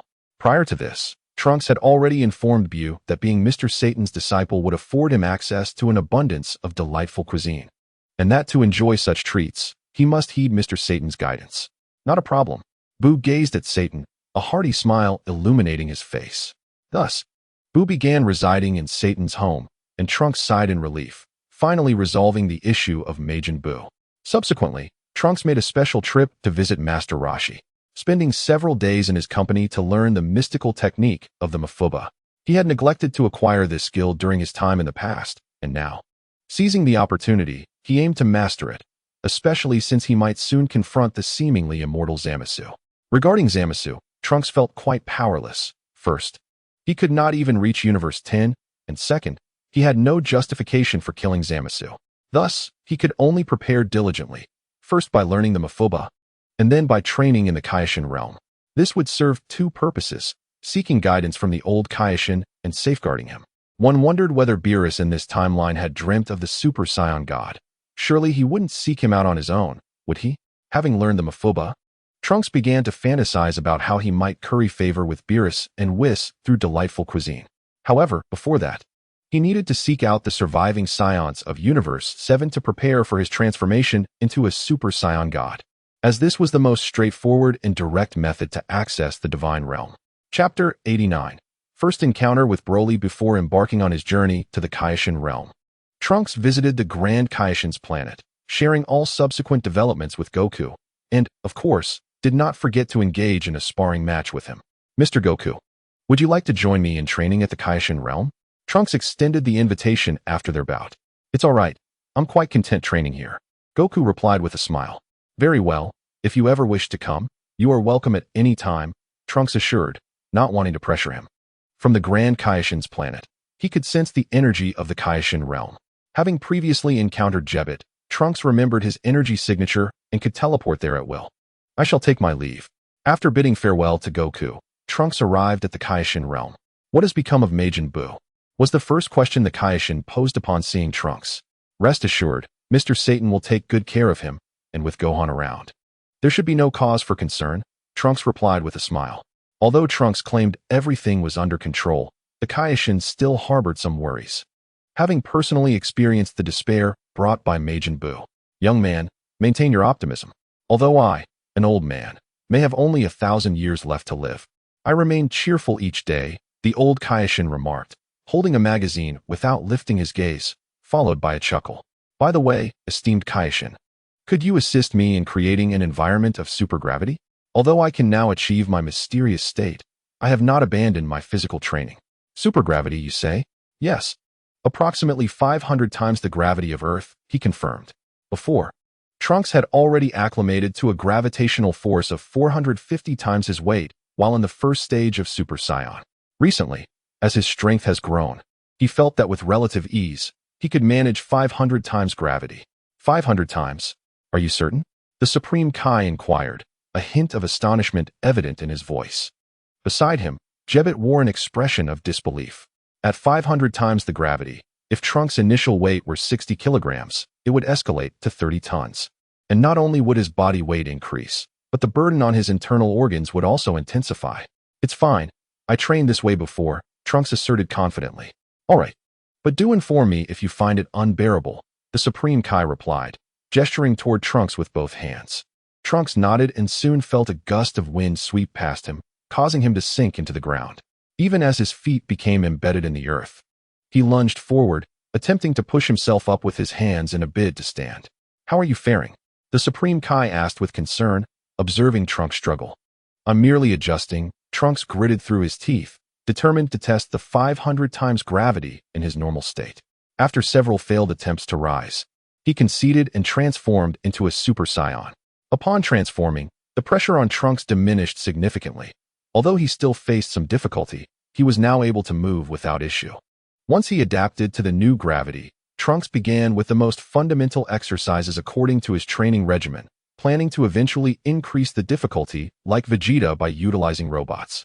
While there were no training robots available here, the Supreme Kai's magic would solely affect Trunks, allowing him to select Jebbet or the Supreme Kai himself as sparring partners, which could yield even better results.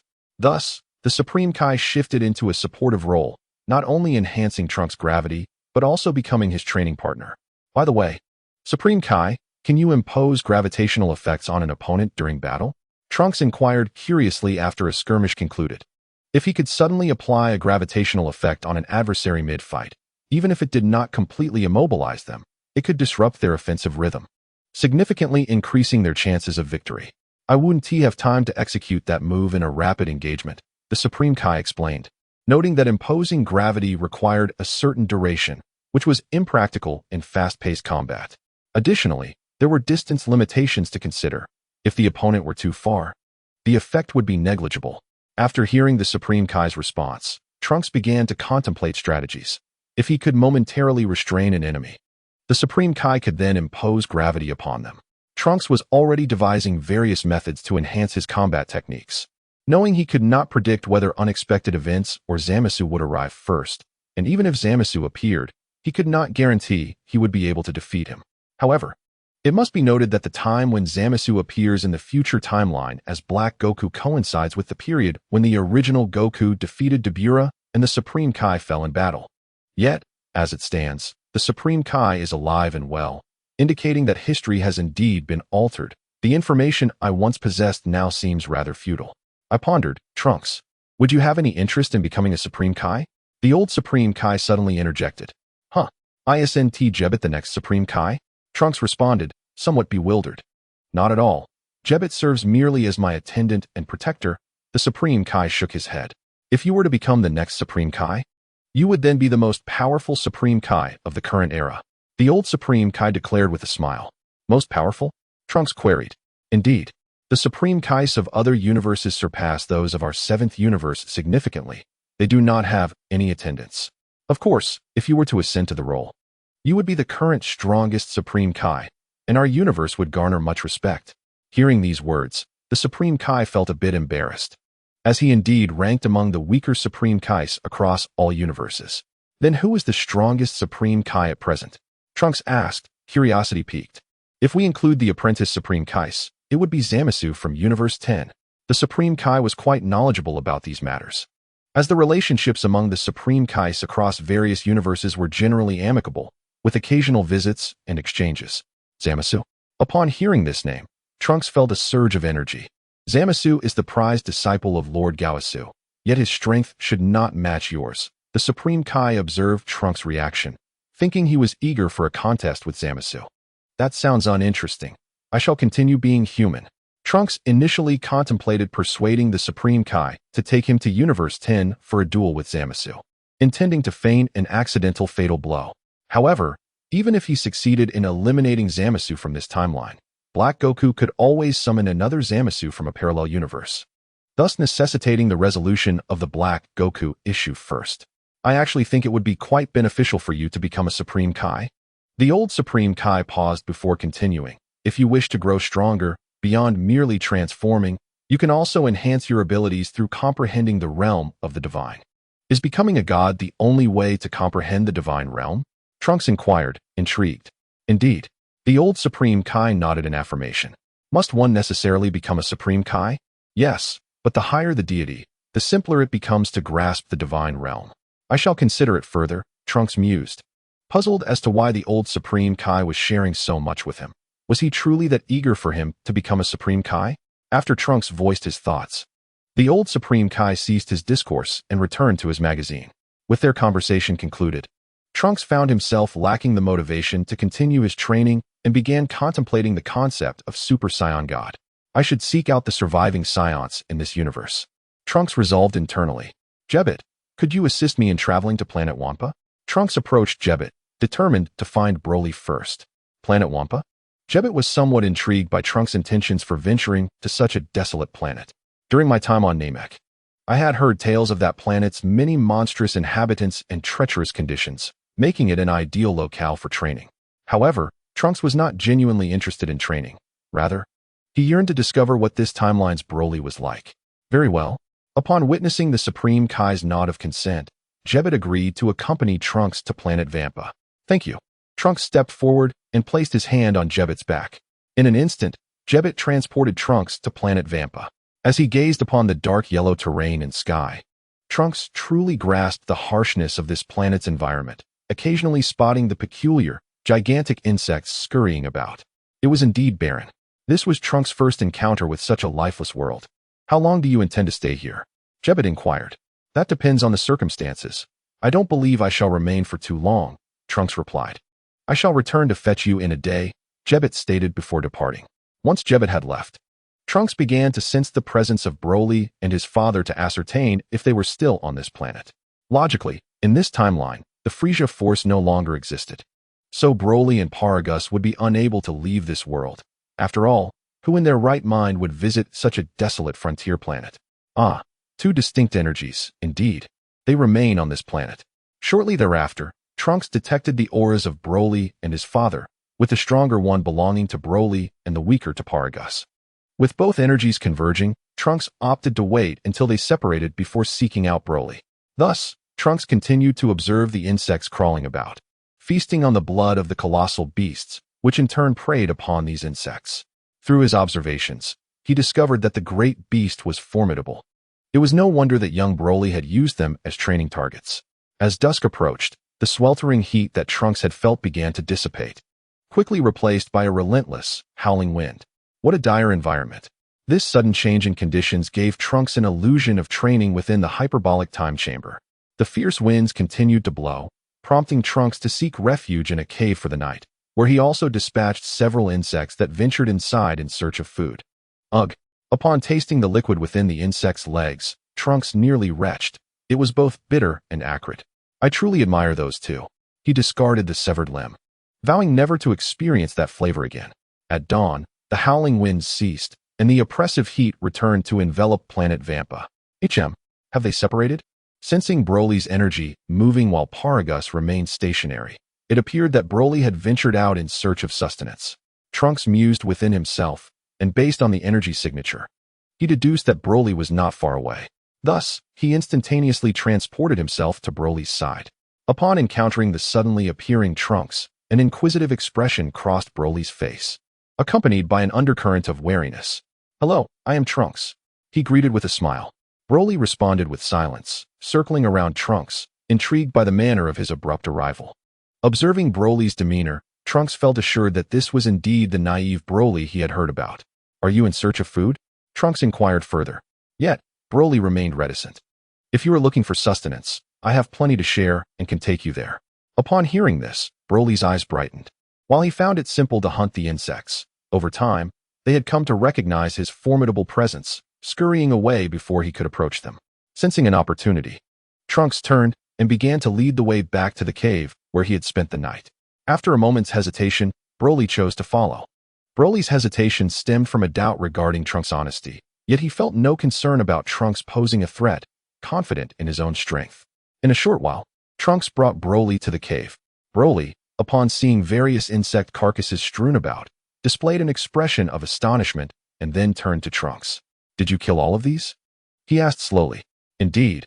If you wish, feel free to take as many as you need," Trunks replied with a nod.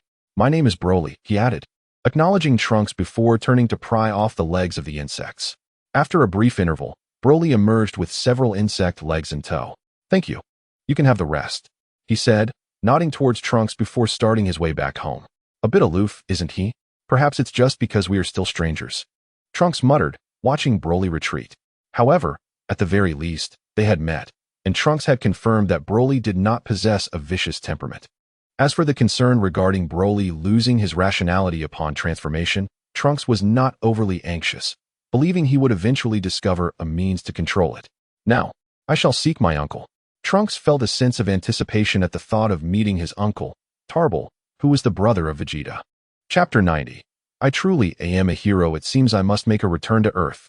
Trunks suddenly realized that he had no idea where Tarbell resided on which planet. To find him, he would need to first return to Earth and consult the dragon.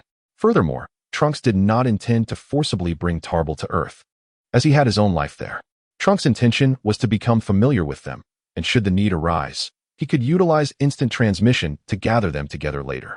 As for bringing it back to Earth, Trunks pondered and ultimately decided against it. After all, with Broly present, there was a significant risk of uncontrollable chaos. And at this juncture, no one could thwart him. Should he return? Jebbit had arrived punctually to escort Trunks back to Earth. "You may simply take me home," he stated.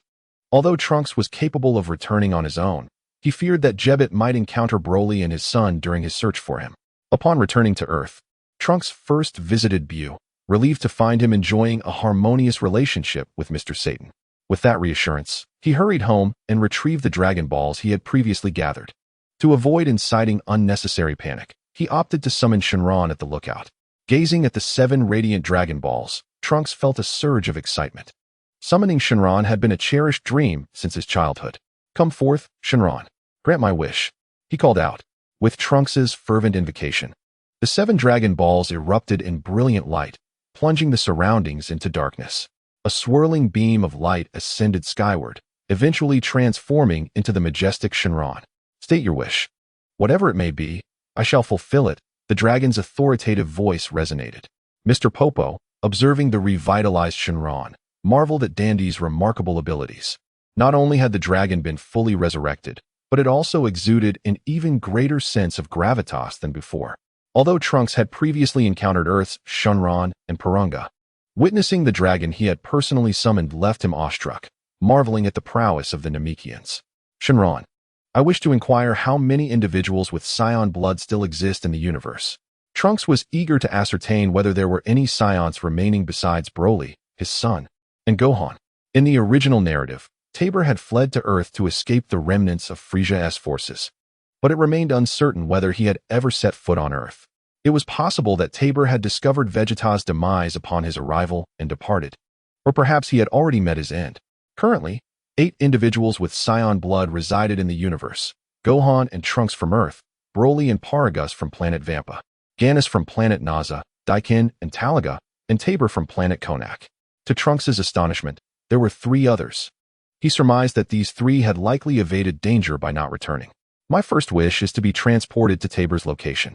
Despite the existence of other Saiyans, Trunks felt compelled to visit Tabor first, as he was his uncle, and he could potentially assist him if he were in any trouble. "Very well," Shenron replied, his eyes glimmering, and in an instant, Trunks vanished, being teleported to planet Konak as before. Following the fulfillment of Trunks' wish, Dandy promptly dismissed Shenron, as instructed by Trunks, thus reducing the cooldown period for the Dragon Balls to merely 6 months. On the planet Konak, Tabor and his wife Gully were engaged in a serious discussion within the confines of their humble abode. "I shall embark on a journey to Namek," Tabor declared, casting a glance towards Gully. "Are you certain you can venture out?" Perhaps Abo and Kato have not yet departed. Gully's tone was laced with concern. In the past, Tabor had fought valiantly against Abo and Kato to safeguard their planet. However, after being overpowered, they found themselves relentlessly pursued across the cosmos by these formidable foes. A decade prior, Tabor had learned from the Namekians that his brother resided on Earth. Thus, he and Gully set forth to the planet, hoping to enlist the aid of Vegeta. Yet upon their arrival, they discovered not only the absence of Vegeta, but also two monstrous beings wreaking havoc. Tabor perceived Earth as exceedingly perilous at that time, prompting them to embark on another flight through the universe. Fortunately, 3 years ago, they arrived at Kanak, where they encountered a group of sorcerers. These sorcerers not only aided them in evading Abo and Kato's relentless pursuit, but also provided them with shelter. Both Tabor and Gully were profoundly grateful to these sorcerers, and this journey to Namek was intended as a means of repaying their kindness. "This will suffice," Tabor proclaimed, producing a piece of parchment adorned with various symbols. The Hei he referred to was one of the sorcerers who had shown them great care. Upon hearing of Tabor's plight, Hei was the first to step forward, vowing to protect them, thus becoming their true savior. "Will the Namekians be willing to assist us?" Upon seeing the enchanted parchment in Tabor's possession, Gully felt a sense of relief wash over her. Though the sorcerers lacked formidable combat prowess, their magical abilities were remarkable. It was solely through their sorcery that they had evaded Abo and Kato's tracking. "The Namekians are benevolent. I believe they will grant my request," Tabor expressed with confidence, having formed a favorable impression of the Namekians. Furthermore, this endeavor aimed to aid Hei and his comrades in unsealing their courageous warrior. Thus Tabor was certain the Namekians would acquiesce.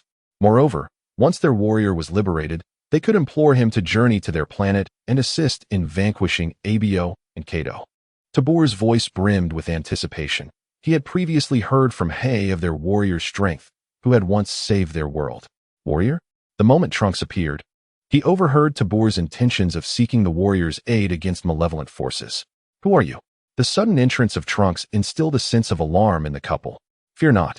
I am not an adversary," Trunks hastily reassured them, evidently aware of their trepidation from being pursued. "Who exactly are you?" Tabor positioned Gully protectively behind him. "I am Trunks, the son of Vegeta," Trunks replied with a smile. "Vegeta? You are my brother's son." Upon hearing that Trunks is the son of Vegeta, Tabor was taken aback. Gazing at Trunks, he noticed the unmistakable resemblance to Vegeta and sensed the unmistakable aura of a Saiyan emanating from him. At that moment, Tabor found himself believing Trunks' words, his inner vigilance slowly dissipating. "Is there some sort of trouble you are facing?" Trunks inquired with a serious expression. As it was their first meeting, Trunks felt a bit shy about addressing him as uncle. Having just overheard Tabor's concerns, Trunks had already resolved to assist him with his troubles. "We seek a hero to save our planet," Tabor replied. "A hero? I too am a hero. I can help you save your world." Trunks responded with a smile. Dealing with foes like Abo and Kato would be a mere trifle. "Are those guys outside?" Before Tabor could fully grasp Trunks' meaning, Trunks was already eager to step out and confront the trouble. "Which individuals are you referring to?" Tabor asked, puzzled. He began to wonder if his nephew might be a bit off, as he had been speaking in a manner that was difficult to comprehend.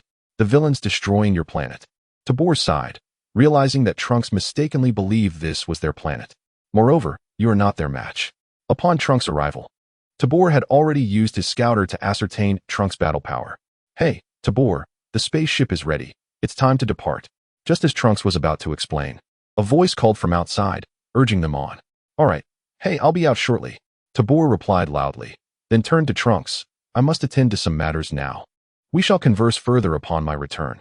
With many questions lingering about this unexpected nephew, Tabor knew he had to leave and would only have the chance to learn more later. "What are you going to do? Do you need my assistance?" Trunks guessed that his uncle was likely going to seek out that hero given the mention of the spaceship. "No, it would be dangerous for you to accompany me." Tabor shook his head, knowing that the talisman Hei provided would likely only protect him. Bringing Trunks along could risk detection. Hearing this, Trunks nodded in resignation.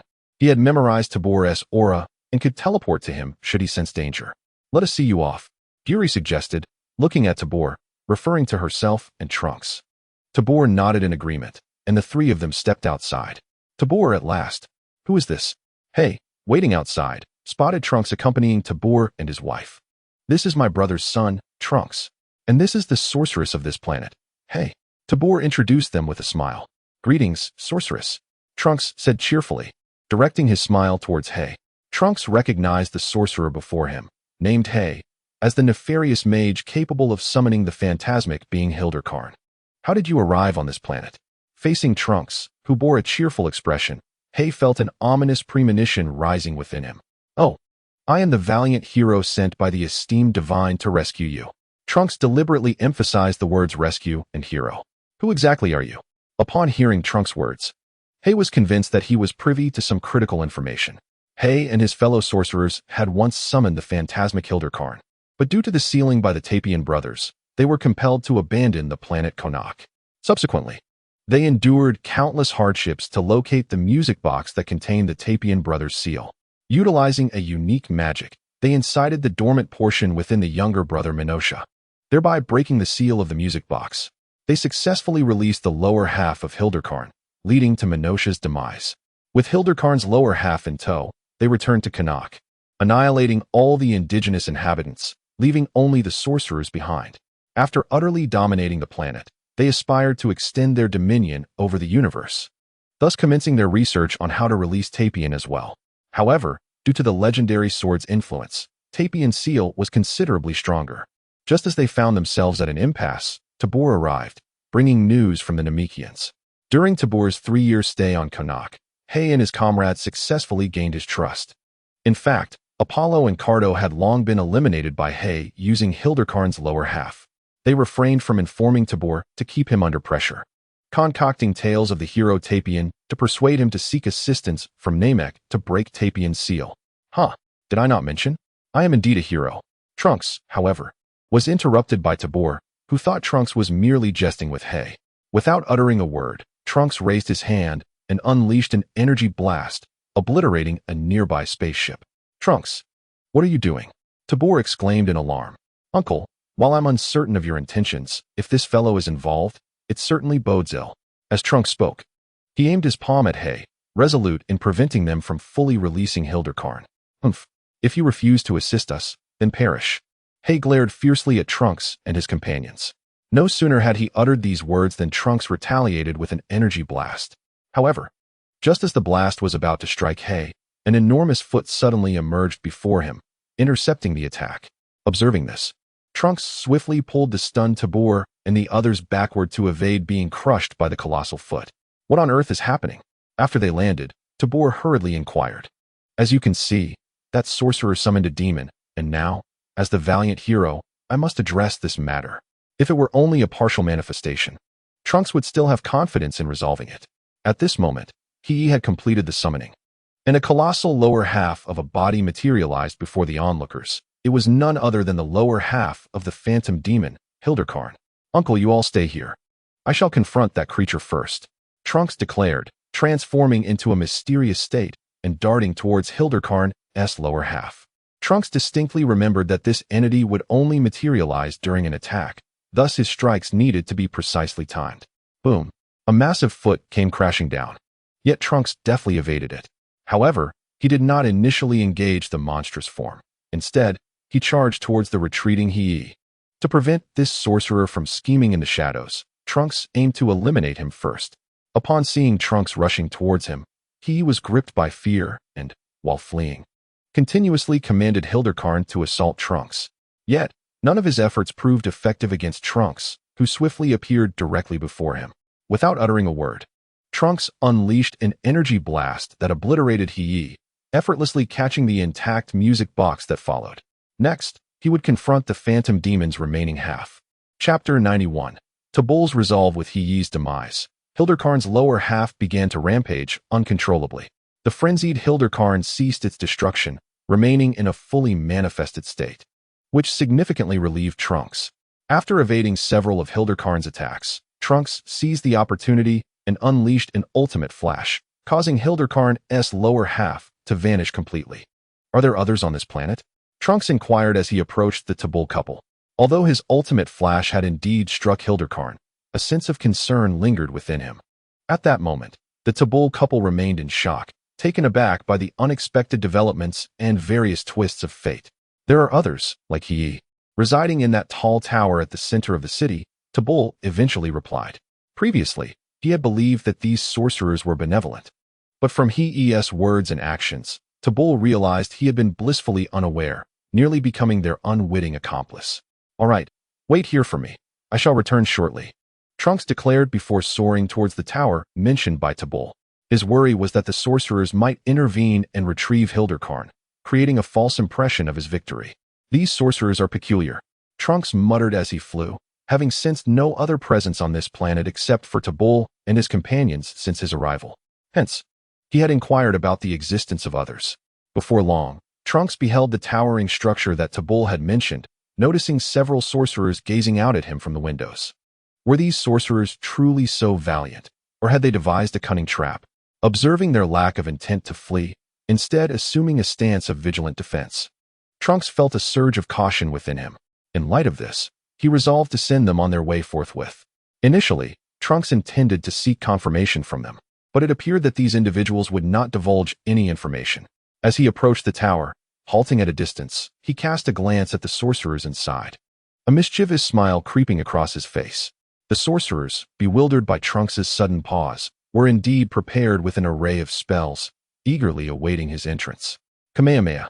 Trunks assumed the stance for the Kamehameha, preparing to unleash a devastating attack from afar. He reasoned that even if Hilderkarn had been taken by the sorcerers within, eliminating them all would likely result in Hilderkarn's reemergence. If not, it would probably signify his permanent demise. With a single, powerful Kamehameha, Trunks obliterated both the sorcerers and the tower in a colossal wave of energy before they had a chance to react. It seemed that the remnants of the corporeal form had indeed been annihilated. Following the attack, Trunks sensed no unusual occurrences, allowing a sigh of relief to escape his lips. His knowledge of the phantom being Hilderkarn was limited. He understood that this creature was a demon from the planet Konak, specifically designed to absorb malevolent energy. Initially, it manifested as a statue-like spirit, but through the sorcerer's manipulation with dark magic, it transformed into the phantom Hilderkarn. Although the initial power of Hilderkarn paled in comparison to that of the demon Bu, Hilderkarn later achieved a form of evolution. Had it not been for Goku's intervention at the time, it might well have evolved further. Phantom, Demon Bu, Trunks murmured, recalling Gohan's previous recounting of the Supreme Kai's theories regarding Bu's origins. Who could say what the future would hold? After a moment of contemplation, Trunks turned to rejoin Tabul and the others. What are your plans moving forward? After recounting the events in detail, Trunks inquired of Tabul and his companions.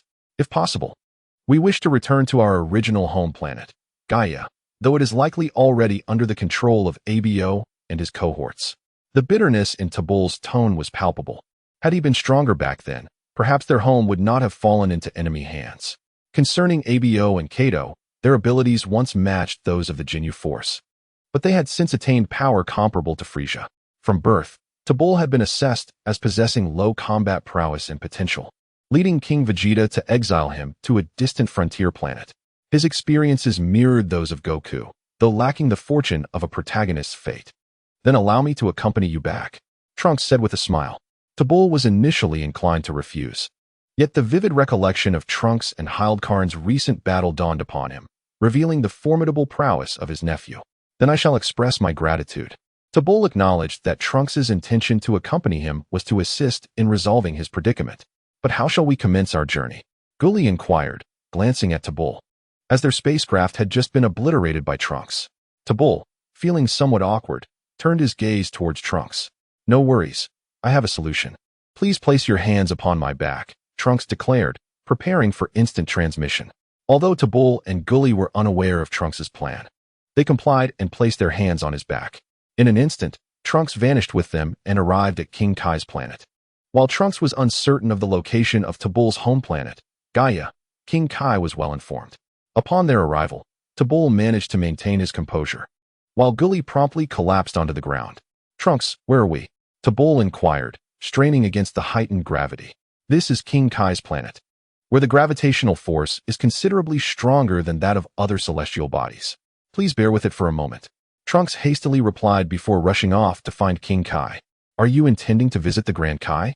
King Kai, though situated in another room, was aware of Trunks's companions. No. I merely wish to inquire about the location of Gaia. Trunks gestured dismissively. Gaia? That planet belongs to the Southern Galaxy. Are you asking this to return those two individuals? King Kai queried while maneuvering his antennae to consult the South Kai. Indeed, the scion over there is my uncle Tabul, and the other is his wife Gully. They are likely the indigenous inhabitants of Gaia, Trunks explained. Your uncle possesses quite a unique taste, King Kai remarked, having caught sight of Tabul and Gully. Trunks offered an awkward smile, refraining from response. It was, after all, natural for his uncle, raised on Gaia, to develop an affinity for its people. Shortly thereafter, King Kai received the location of Gaia from the South Kai and relayed the information to Trunks. Following King Kai's directions, Trunks began to sense the energy of Gaia. But due to the faintness of the Gaia inhabitant's life force, he could only track Gully's essence. Additionally, the considerable distance extended the duration of his search, taking approximately 4 to 5 minutes before he pinpointed the target. We shall take our leave now. Thank you, esteemed King Kai. Trunks concluded before teleporting away with Tabul and Gully. Upon their arrival, Trunks was greeted by a multitude of extraterrestrial beings resembling Gully. Tabul, Gully. The Gaia inhabitants recognized Trunks, although they were unfamiliar with him. How is everyone? As they beheld the familiar faces, Gully and Tabul felt a surge of excitement within. We are all well. The main concern is whether you two are unharmed. Since Apollo and Cardo set out to hunt down Tabor and his companion, the inhabitants of planet Gaia have lost all communication with them. However, since their departure, Apollo and Cardo have not returned, which has allowed planet Gaia to regain its tranquility. We are safe. Tabor and Gully began to recount events from their time in hiding while introducing Trunks to everyone. Upon hearing that Trunks had rescued Gully and Tabor from the clutches of the Dark Sorcerer, the kind-hearted Gaia inhabitants expressed their heartfelt gratitude to him. Through further conversation, Tabor and the others learned that Apollo and Cardo had not returned since their departure. Perhaps they have found a more suitable target for their aggression, Tabor speculated. Trunks, however, surmised that the duo might have become nourishment for Hildkin. Now that your planet has regained peace, I must take my leave, Trunks announced, looking at the group. For he needed to seek out the other 3 Scions. Are you leaving so soon? Gully said reluctantly. I have matters to attend to, so I must hurry back. Trunks replied with a smile. Trunks. Yes? Trunks turned to Tabor, uncertain of what his uncle wished to convey. May I accompany you? Tabor asked, clenching his fist. His gaze resolute as he looked at Trunks. The surrounding Gaia inhabitants were taken aback, unsure of why Tabor wished to join Trunks. Tabor? Gully looked at him, already suspecting his intentions. I'm sorry, Gully, but I must grow stronger. Only then can I protect everyone and safeguard our planet when Apollo and the others return. Through his experiences, Tabor understood that even if he disliked fighting, he must become stronger to shoulder the responsibility of defending his world. Very well, Trunks nodded. And together they returned to Earth. At Satan's villa, Bu was watching television when he suddenly saw Trunks arrive with an unfamiliar companion. Trunks had initially intended to go directly to Gohan's place, but fearing potential complications, he chose to stop at Bu's first. Trunks, how did you return so quickly? And who is this? Bu's voice startled Satan, who was in the kitchen preparing a meal for Bu. I returned as soon as I finished my business. Trunks replied with a smile, then introduced Tabor to them. Hello, I am Satan, and this is my disciple Bu. Satan said, puzzling over why Trunks' uncle had a tail. Perhaps it was a recent fashion trend? Tabor quickly greeted the two. By the way, what is Gohan up to? Trunks inquired of Satan. Oh, Gohan. He is at the martial arts dojo, Mr. Satan said, now completely hands-off, having entrusted the dojo's operations to Gohan and Videl. He spent his days at home watching cartoons with Bu, cooking for him, and occasionally, Bu would take Satan to explore other places, deepening their bond. All right, I shall seek him out at the dojo, Trunks decided, intending for Gohan to first guide Tabul in his training. Once his own matters were settled, he would take Tabul to the Supreme Kai's realm for further cultivation. Won't you stay for a meal? Today a special is Satan's fried rice, Mr. Satan cheerfully suggested. Upon hearing about the special dish, Bu emitted a joyful woo-woo sound. Not today, perhaps next time. Trunks chuckled, shaking his head. Observing this exchange brought him a sense of comfort. After leaving Satan's residence, Trunks escorted Tabul to the dojo. Vegeta's brother. Gohan exclaimed in astonishment after Trunks' introduction. Although he had never heard of Vegeta having a sibling, Tabul bore a striking resemblance to him. Trunks explained that he wanted Gohan to guide Tabul in training for a time, allowing him to become familiar with their methods. That is perfectly fine, Gohan readily agreed. Let us commence tomorrow. Given the time, Trunks planned to return home with Tobul to introduce him to Bulma and let him experience the gravity training room. Absolutely. Just have him come to the dojo then. Gohan affirmed. Well then, we shall take our leave, Trunks said, bidding farewell to Gohan as he headed home with Tobul. As expected, Bulma was unaware of Vegeta's brother, yet she accepted the news with remarkable composure. Trunks, how did you become so strong? Tobul inquired during their journey to the gravity training room, unable to suppress his curiosity, despite initially hesitating to ask about such personal matters.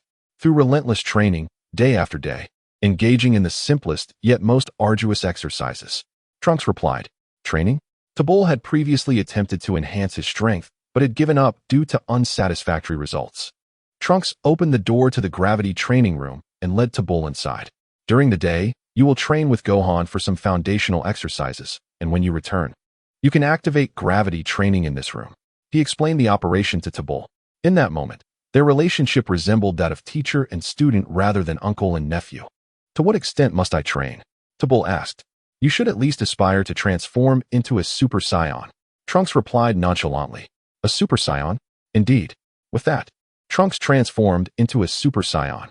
The overwhelming power radiating from him left Tobul utterly astounded. The pressure Trunks exuded now surpassed that experienced on planet Konak. This moment solidified Tobul's resolve. No matter how arduous the training, he would persevere, determined to attain the Super Saiyan form like Trunks. Chapter 92. The release of Tapion. After elucidating the subsequent utilization of the gravity training chamber, Trunks allowed Tobul to experience it firsthand. In Trunks' perception, Tobul's strength was considerably inferior to that of the new leader of Frisia's army, Barda, whom he had encountered in the past. In actuality, Tobul's current power was merely slightly superior to that of Vegeta during his first arrival on Earth. Consequently, Trunks initially set the gravity to 30 times Earth's standard. How does it feel? Trunks inquired with a smile, observing Tobul struggling on the ground, supporting himself with both hands, beads of sweat dripping onto the floor. The sound distinctly audible. Is this how you normally train? Tobul gritted his teeth and asked, his trembling hands suggesting he might collapse back down at any moment. Indeed. But this is merely 30 times the gravity, Trunks replied nonchalantly. To possess the robust physique necessary to transform into a Super Saiyan, one must endure gravity exceeding 300 times. Trunks initially intended to say 100 times, but reconsidered, recalling that Goku had sustained grievous injuries before achieving his transformation, compounded by Krillin's death. 300 times?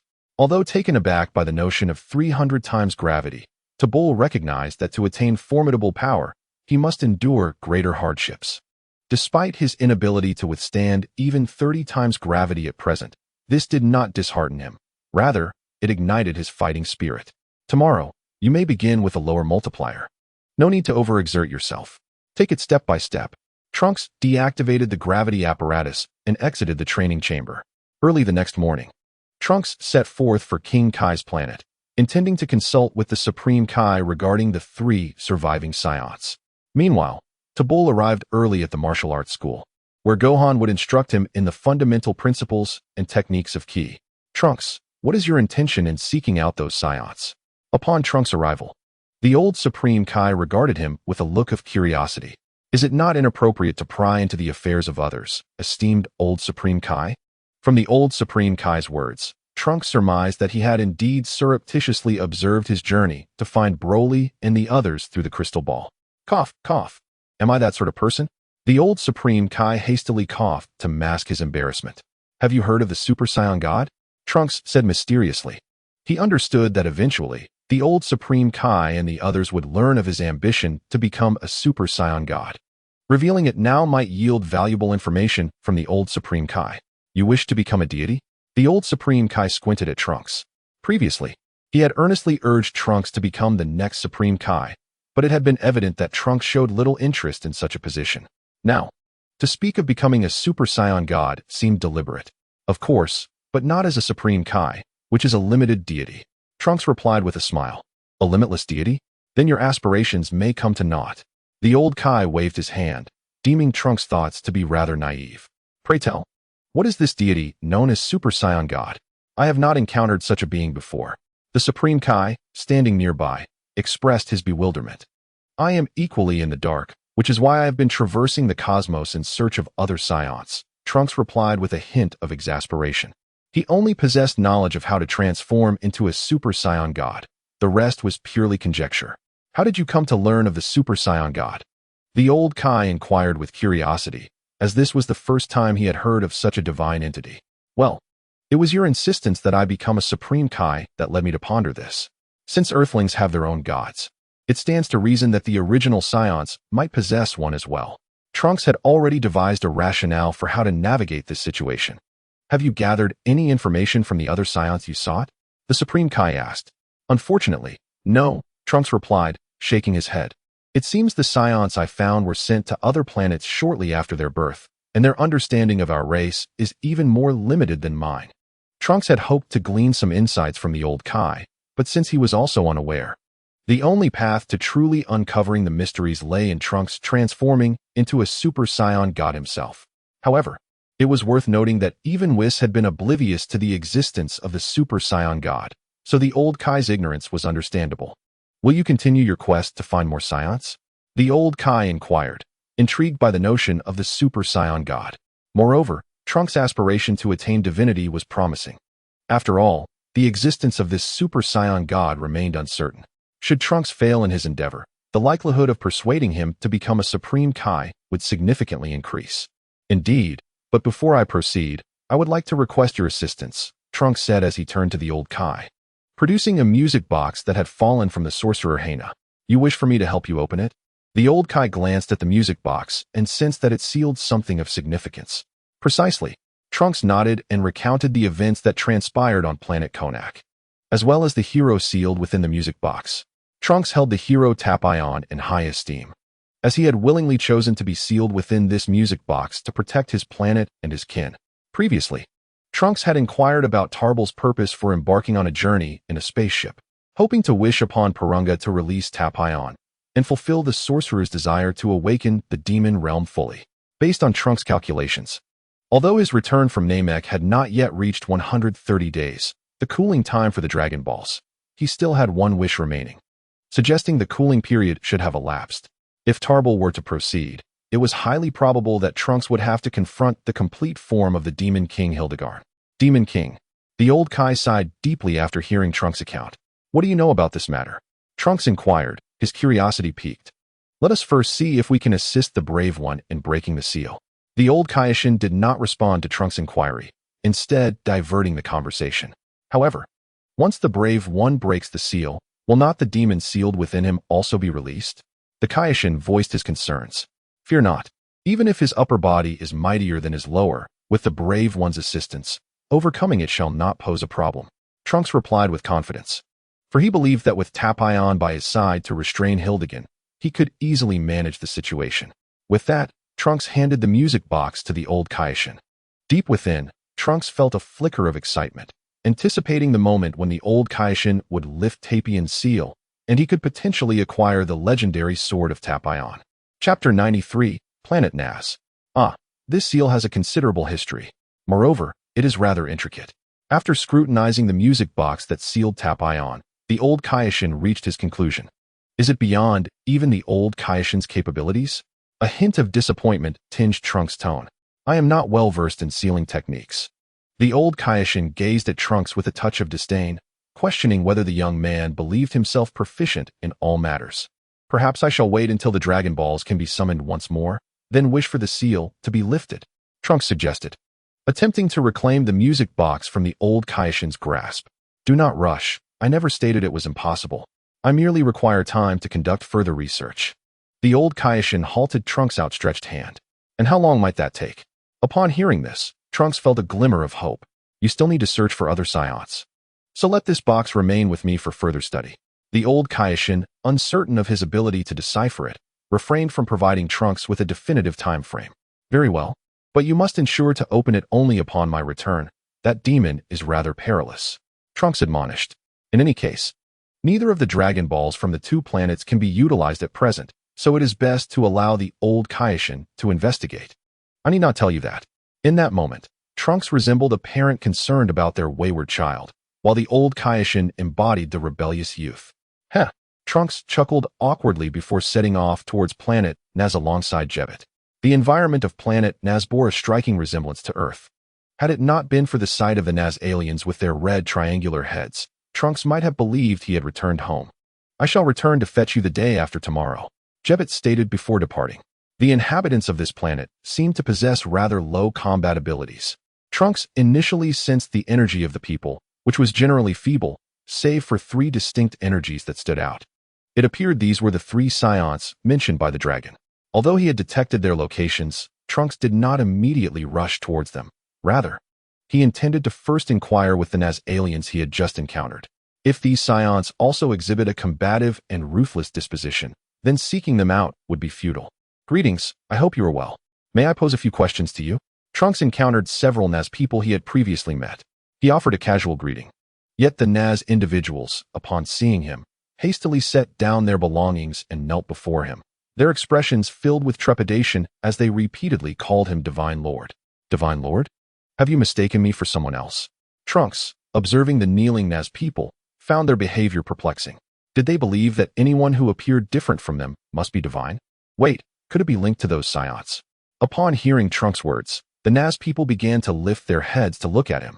Indeed, he was not a divine lord. He lacked a tail. Once they discerned Trunks' visage, some began to understand. Initially, the confusion arose because Trunks bore a striking resemblance to the statues of their divine lord, possessing a round head yet differing features. When Trunks heard them mention the absence of a tail, the realization dawned upon him. Those three Scions had indeed become the deities spoken of by the Naz people. Coupled with the earlier actions and expressions of the Naz, Trunks could surmise the oppressive hold those Scions had over the indigenous populace. It became evident that hope for these Scions, who could not return home, was futile.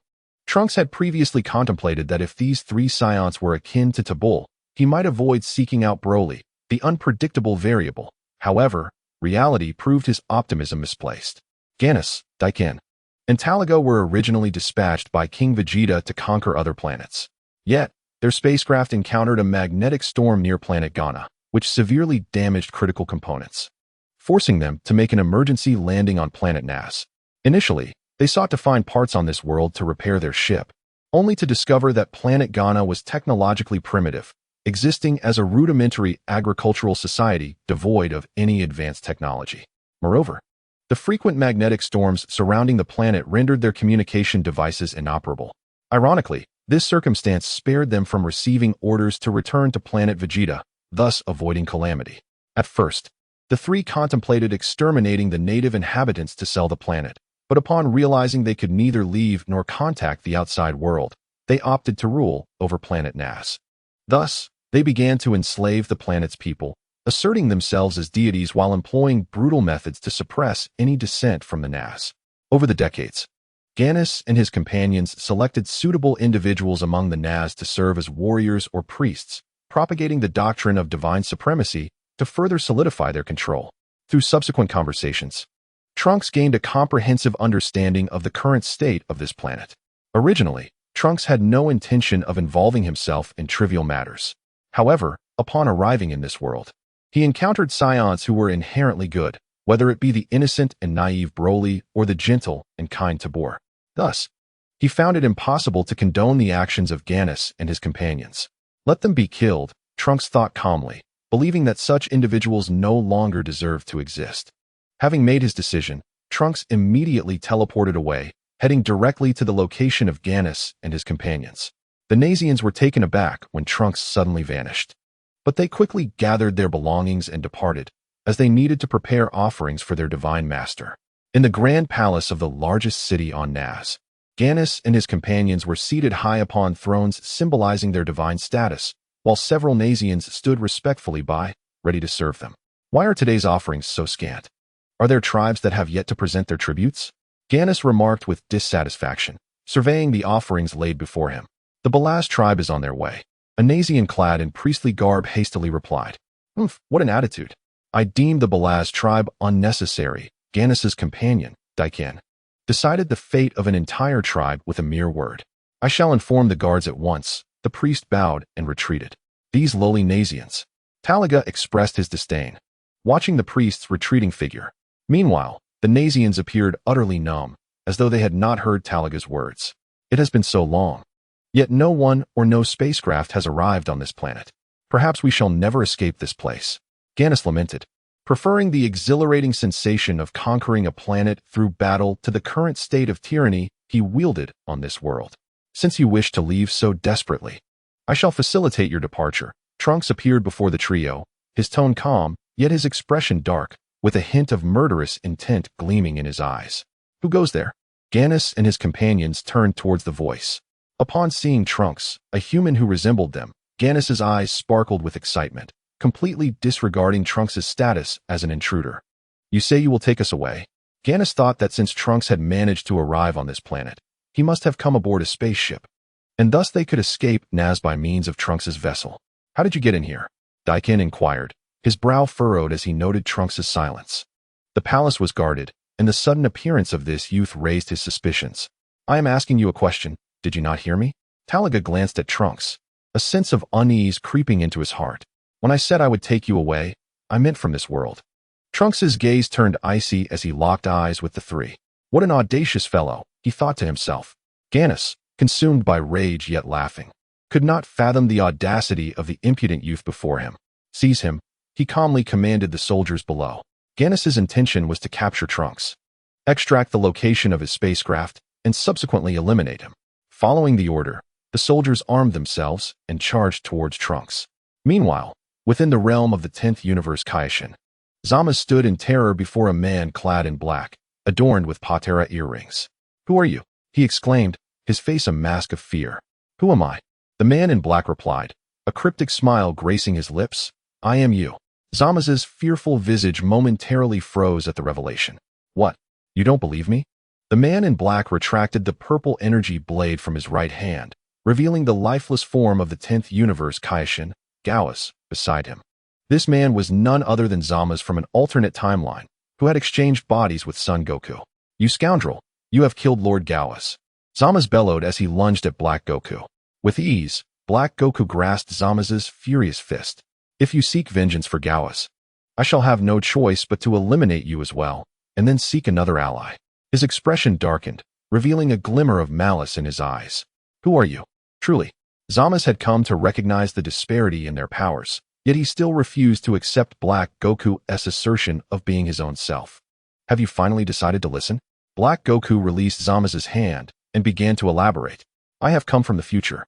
In that time, I wished upon the eternal dragon and exchanged bodies with a human named Son Goku, the very being you see before you now. In that timeline, I killed Gauss, obtained the Patera and the Time Ring. The reason I have arrived in this timeline is due to a human traversing through time, creating a connection between our two worlds. It was revealed that when Trunks had traveled back to the past, a link had formed between the two timelines, resulting in the creation of a time ring.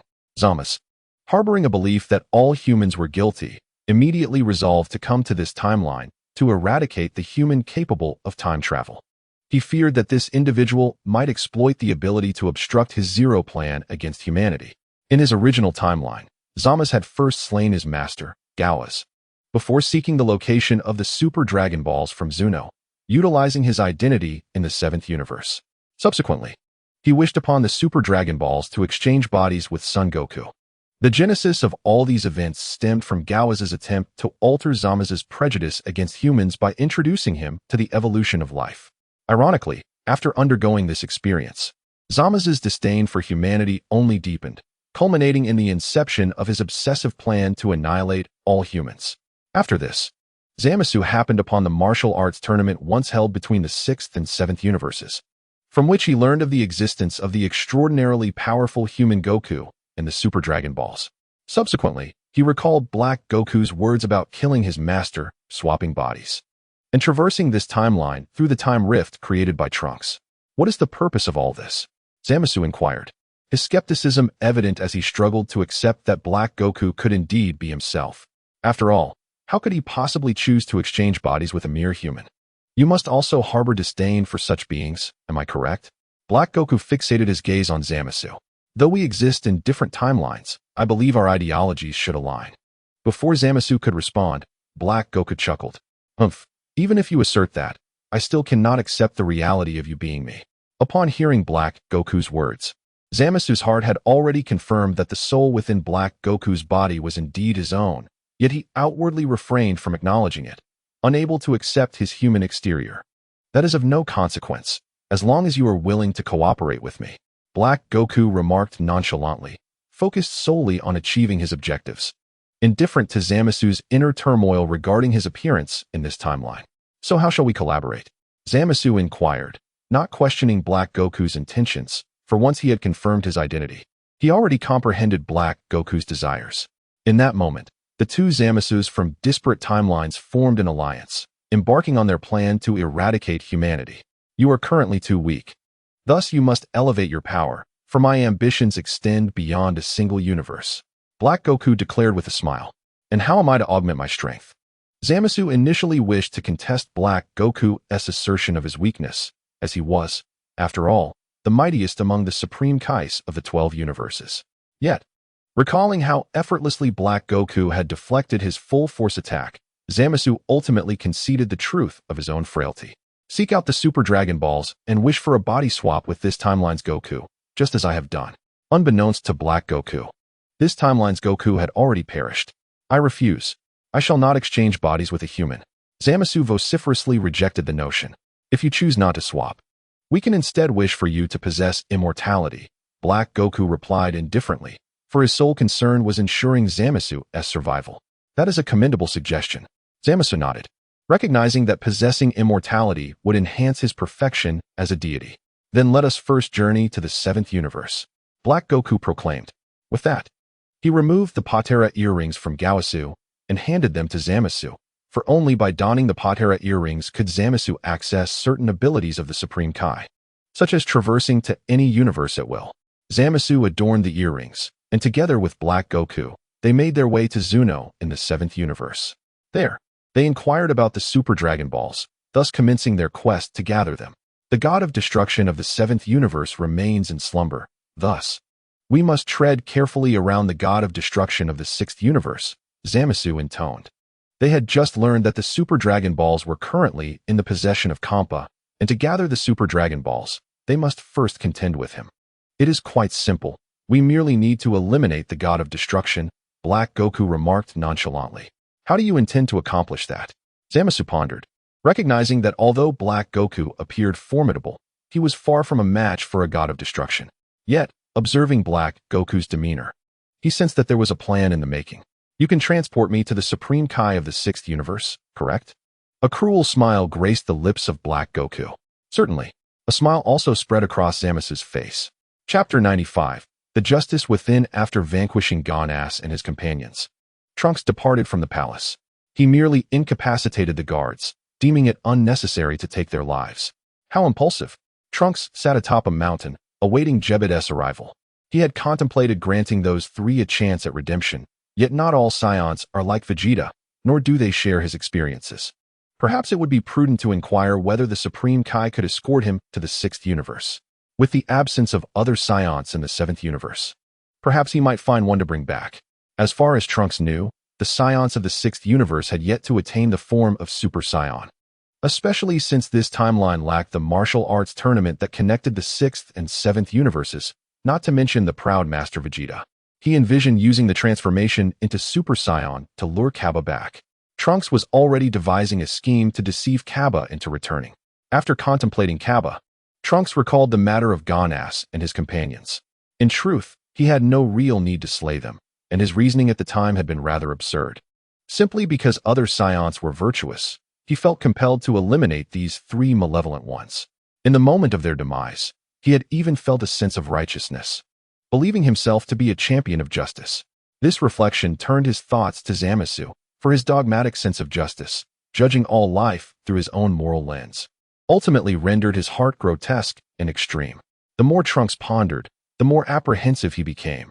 It was not the act of slaying Gohan and his companions that frightened him, but rather the fear that his heart might gradually veer toward extremism, leading him into the abyss. At that moment, he found himself engulfed in confusion. He understood that to protect this timeline, he would inevitably have to take lives, wielding his own sense of justice to eradicate another who believed themselves just. When the time came, would it be he who was in the wrong, or the other? As a traveler from another time, Trunks had always believed that his notion of justice revolved around safeguarding the weak and vanquishing evil. Yet now, he began to waver, questioning the very essence of the justice he held dear. For in the eyes of others, he could very well be the villain, just as Zamasu perceived humanity as malevolent, while humanity, in turn, viewed Zamasu as evil. Let us depart. Jebbet approached Trunks, observing his somewhat distracted demeanor. Without further inquiry, he grasped Trunks' shoulder and transported him back to the realm of the Kaioshin. Upon their return, the old Kaioshin inquired, "So, have you learned anything about the Super Saiyan God?" Since the last time, he had refrained from using the crystal ball to secretly monitor Trunks' whereabouts. Thus, he was unaware of the outcomes of Trunks' journey. Trunks initially shook his head before posing a question. "Esteemed old Kaioshin, what do you believe constitutes true justice?" The old Kaioshin, taken aback by this inquiry, set down the music box. He was puzzled as to why Trunks would raise such a profound question. Subsequently, Trunks recounted his experiences on planet Naz and shared his reflections. "Ah, so this is what has been troubling you," the old Kaioshin remarked dismissively, recognizing that such dilemmas were typically pondered by youths like Trunks. In this world, true justice does not exist. Even deities cannot embody justice. Each individual harbors their own interpretation of justice. Due to differing personal beliefs, justice manifests in myriad meanings and forms. However, enacting aggression and harm upon others under the guise of justice is unequivocally not justice, he asserted sternly. In truth, the old Kaioshin's words also served as a subtle affirmation for Trunks, encouraging him to uphold his vision of safeguarding the future. Simultaneously, he was imparting the notion that inflicting harm upon others is never justified, and for such individuals, there is no need for guilt, even if they were to be eliminated. "Understood. Perhaps I have been overthinking," Trunks replied, recognizing that his recent concerns regarding Zamasu had led him to draw parallels with Zamasu's twisted sense of justice, causing him undue psychological burden. "And what are your intentions regarding the Super Saiyan God?" The old Kaioshin expressed keen interest in the subject. Although he was not well versed in the concept of the Super Saiyan God, Trunks mysteriously declared, "I have discovered a method to summon him." He was now seeking a rationale to persuade the Kaioshin to accompany him to the sixth universe. What method? Everyone's curiosity was piqued as they turned their attention to Trunks. It involves gathering 6 Saiyans with pure hearts. 5 of them must simultaneously channel their energy and spirit into a single individual, resulting in the emergence of the Super Saiyan God. That method seems rather straightforward, and it is undoubtedly quicker than your ascension to Kaioshin, the old Kaioshin remarked, recognizing the simplicity of the approach.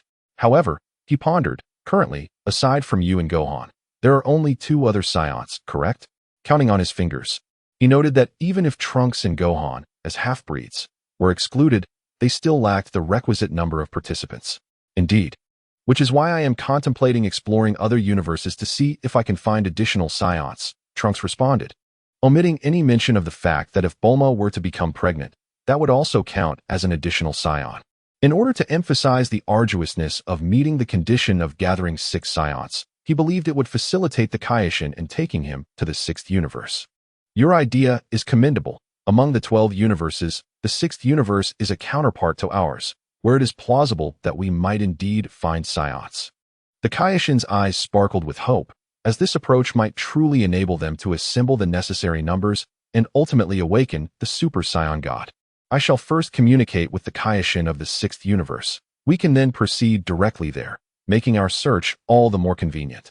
Upon saying this, the Kaioshin produced a crystal ball, a means of communication among the Kaioshin.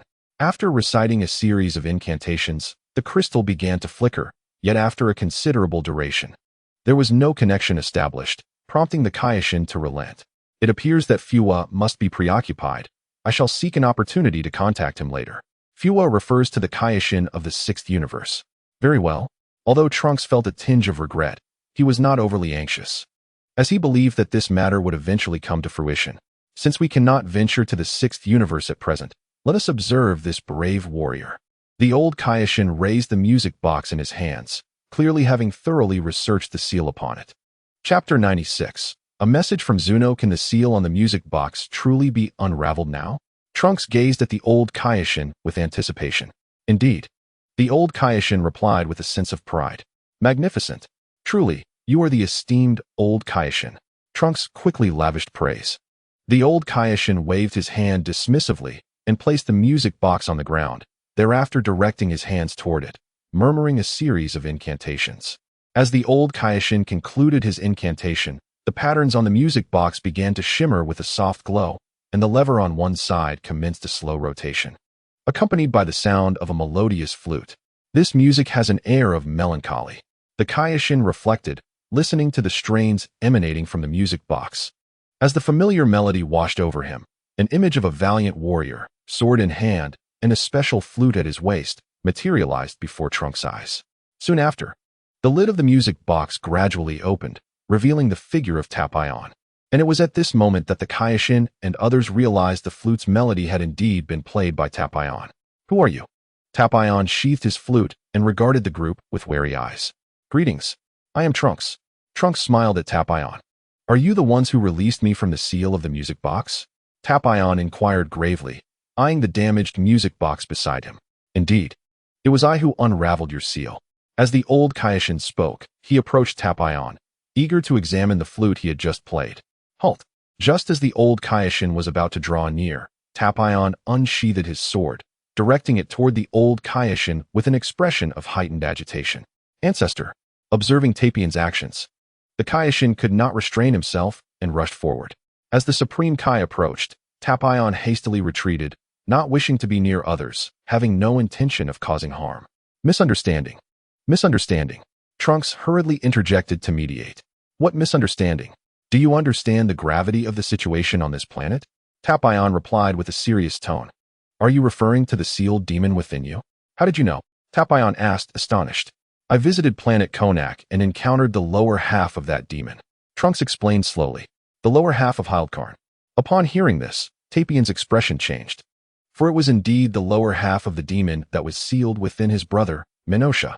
"Exactly." Trunks nodded and began recounting his experiences on planet Konak. After listening to Trunks' narrative, Tapion was certain that his brother had been slain by those sorcerers. "Thank you," he said, gazing at Trunks with gratitude. For Trunks had avenged his brother by eliminating those sorcerers. "You're welcome. Our purpose in unsealing you is to eliminate the other half of your body within," Trunks stated. "However, the upper half within me is significantly stronger than the lower half," Tapion replied with a grave expression.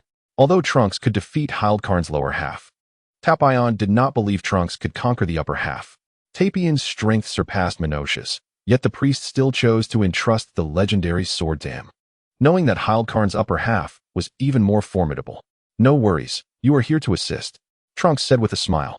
Even if Hildkarn's upper half was more powerful, as long as Tapion helped restrain its movements, he believed he could vanquish it. "By the way, I forgot to introduce you. This is the Elder Supreme Kai. Next to him is the Supreme Kai, and over there is Jebit," Trunks introduced Tapion. "Supreme Kai? Are they gods of this planet? I sincerely apologize for my earlier behavior." Upon realizing that the two were divine beings, Tapion quickly apologized. "It's all right, but I must correct you. The Supreme Kai is not merely the god of a planet, but of the entire universe." The Elder Supreme Kai smiled, enjoying the astonished expressions of the young ones. Indeed, upon learning that the Supreme Kai governed the entire universe, Tapion was even more astonished, feeling reassured that with such esteemed deities present, defeating Hildkarn would be no trouble at all. "I will entrust this to you shortly." Tapion bowed to the two, then found a nearby open space to release the upper half of Hildkarn from within himself. This action left the two Supreme Kais somewhat bewildered, while Trunks, understanding Tapion's intentions, chose not to explain further. They needed to eliminate the rampaging Hildkarn first. In the distance, Hildkarn, released by Tapion, roared loudly. Its lower half absent as it floated in midair. Is that truly Hildkarn? It exudes an unmistakable malevolence. Despite its fragmented form, the old Supreme Kai still sensed an overwhelming aura of wickedness. "What do you intend to do?" Upon seeing Trunks approach, Tapion's expression turned grave. "It's quite simple. First, try to suppress its movements with your flute. If successful, I should be able to eliminate it in one swift motion," Trunks replied with confidence. "Very well." Tapion nodded, retrieving his flute and beginning to play. Upon hearing the melody, Hildkarn descended to the ground, thrashing about as its roars intensified. "I never anticipated the flute would have such an effect. If that's the case, Trunks should find it rather straightforward to vanquish it." The old Supreme Kai, stroking his chin, became increasingly intrigued by the flute. Seeing Hildcon under control, Trunks transformed into a mysterious state, gathering energy for a decisive finishing blow. He harbored no concerns about Hildcon's materialization. After all, it had been cleaved in two by the priest when suppressed, indicating that, under the flute's influence, Hildcon remained corporeal. Tapian, too, felt the surge of energy emanating from Trunks, a wave of trepidation washing over him. Such formidable power could likely obliterate even the remnants of the illusionary demon. Yet, after a moment of astonishment, he refocused on Hildcon, aware that any prolonged distraction could weaken the suppression. Ultimate Flash, Trunks shouted, unleashing a colossal beam imbued with destructive energy that engulfed Hildcon's upper half. Moments later, the light dissipated, revealing a deep crater where Hildcon had once been. Remarkable. As the vessel that had once contained Hildcon, Tapian could sense that the entity had been utterly eradicated. Trunks has grown stronger than before. The old Supreme Kai noted Trunks had become adept in this form, his power now fully realized. At that moment, the Supreme Kai received a message from Zuno. Chapter 97. A startling turn. Zamasu? What brings him to your domain? The Supreme Kai felt a surge of curiosity upon hearing Zuno mention Zamasu's visit that day. The Supreme Kai held vivid memories of Zamasu, who had been brought to the 7th universe by Gavus, with whom he had sparred. Originally a Kai of the 10th universe, Zamasu had caught Gavus's eye due to his formidable prowess, leading to his selection as Gavus's apprentice, destined to become the next Supreme Kai of the 10th universe. What left a profound impression on the Supreme Kai was not only Zamasu's strength, but also his earnest approach to matters, which made the Supreme Kai ponder that with such a character, Zamasu would likely surpass him as a deity in the future. The Omni King has appointed the Kaioshin and the God of Destruction in each universe to elevate the standards of humanity, defined as beings possessing a certain level of intelligence beyond mere deities. The God of Destruction is tasked with annihilation, while the Kaioshin is responsible for creation. Together, they complement each other and jointly facilitate the evolution of humanity within their universe. However, the level of humanity in the 7th universe has persistently remained low. This stagnation can be attributed, in part, to the prolonged slumber of the God of Destruction, Beerus, who has been known to sleep for decades at a time. In a memorable incident, the Omni King once engaged in a game of hide and seek with the gods, only to find that Beerus had hidden away and slept for over 50 years, prompting the Omni King to terminate the game prematurely, much to his ire. The other gods of destruction, witnessing the Omni King's displeasure, were filled with trepidation and exerted great effort to quell his anger, thereafter harboring animosity towards Beerus. Additionally, the devastation wrought by Majin Buu, who obliterated numerous life-bearing planets, resulted in the extinction of many civilizations. With only Shin, the Kaioshin, remaining, and due to his character, he refrained from intervening forcefully in the evolution of humanity. Thus, it is believed that Zamasu's serious demeanor could significantly enhance the standards of humanity in the 10th universe. Zamasu inquired about the location of the Super Dragon Balls. The Kaioshin, perplexed, sought clarification, as this topic lay outside his realm of knowledge. He turned to the Elder Kaioshin, who, having overheard Zuno's words, shook his head in uncertainty. While the Elder Kaioshin was familiar with the Dragon Balls of Namek, he too was hearing of the Super Dragon Balls for the first time. Subsequently, Zuno proceeded to enlighten them about the Super Dragon Balls. Could it be that Zamasu has a wish he intends to fulfill? After listening to Zuno's exposition, the Kaioshin pondered thoughtfully, stroking his chin. Furthermore, Zamasu had brought along a man clad in black. After concluding his explanation, Zuno continued. At this moment, the Kaioshin realized that something was amiss. Zamasu's visit to the 7th universe to inquire about the Super Dragon Balls was already suspicious enough, but now he had also introduced a mysterious figure. Where are Zamasu and this man in black? The Kaioshin inquired urgently, surmising that they were still searching for the Super Dragon Balls in either the 7th or 6th universe. They are in the 6th universe. They have already located the Super Dragon Balls of the 7th universe. What about the 6th universe? The Super Dragon Balls of the 6th universe are currently in the possession of the God of Destruction, Kampa. Understood. I shall address this matter immediately. Upon hearing that the Super Dragon Balls of the 6th universe were in Kampa's hands, the Kaioshin felt a sense of relief, recognizing that even Zamasu would not dare to pilfer from a God of Destruction. Nevertheless, he realized he must promptly travel to the 6th universe to locate Zamasu and his companion. Trunks. The Kaishin thought of bringing Trunks along, not only as a precaution, but also to seek out the scions of the sixth universe. What troubles you, Lord Kai? Trunks inquired as he approached. We have a situation. We must journey to Universe 6, the Kai responded gravely. What has transpired? Trunks asked, curiosity piqued.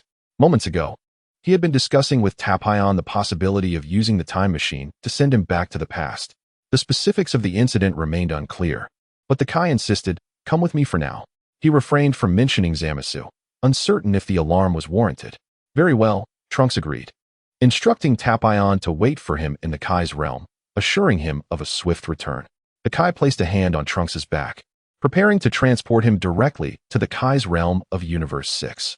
Initially, the Kai had hesitated to arrive unannounced, deeming it somewhat impolite. Hence the suggestion to delay their visit. However, the urgency of the matter took precedence, and he would explain the situation to Fua later. The relationship between the Kai of Universe 7 and those of other universes was generally amicable, contrasting sharply with that of Beerus. In an instant, the Kai and Trunks arrived in the realm of Universe 6. Where's Fua? The Kai sensed a lack of presence from the Universe 6 Kai. Typically, Kais remained in their realms, departing only under extraordinary circumstances. Had something truly catastrophic occurred, Trunks, observing the Kai's solitary contemplation, felt an increasing sense of unease. Upon hearing Trunks' inquiry, the Kai divulged everything Zuno had informed him. Zamasu. An ominous premonition surged within Trunks as he absorbed the implications of the Kai's words. The emergence of Zamasu signified that Black Goku had also traversed into this timeline, heralding what could be humanity's gravest crisis yet. The absence of the Universe 6 Kai raised a chilling possibility. Had he met his demise? Trunks felt an unwavering certainty that the Universe 6 Kai had already fallen. The Kai was about to refute Trunks' assertion when he recalled that the Super Dragon Balls of Universe 6 were in the hands of the God of Destruction, whose fate was inextricably linked to that of the Kai.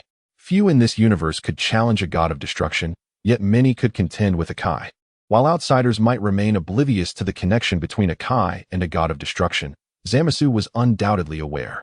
Trunks, try to sense the presence of Zamasu and his associates. They should still be in Universe 6, the Kai declared, removing his Patera earring from his left ear and handing it to Trunks. Once adorned, you will be able to sense their essence.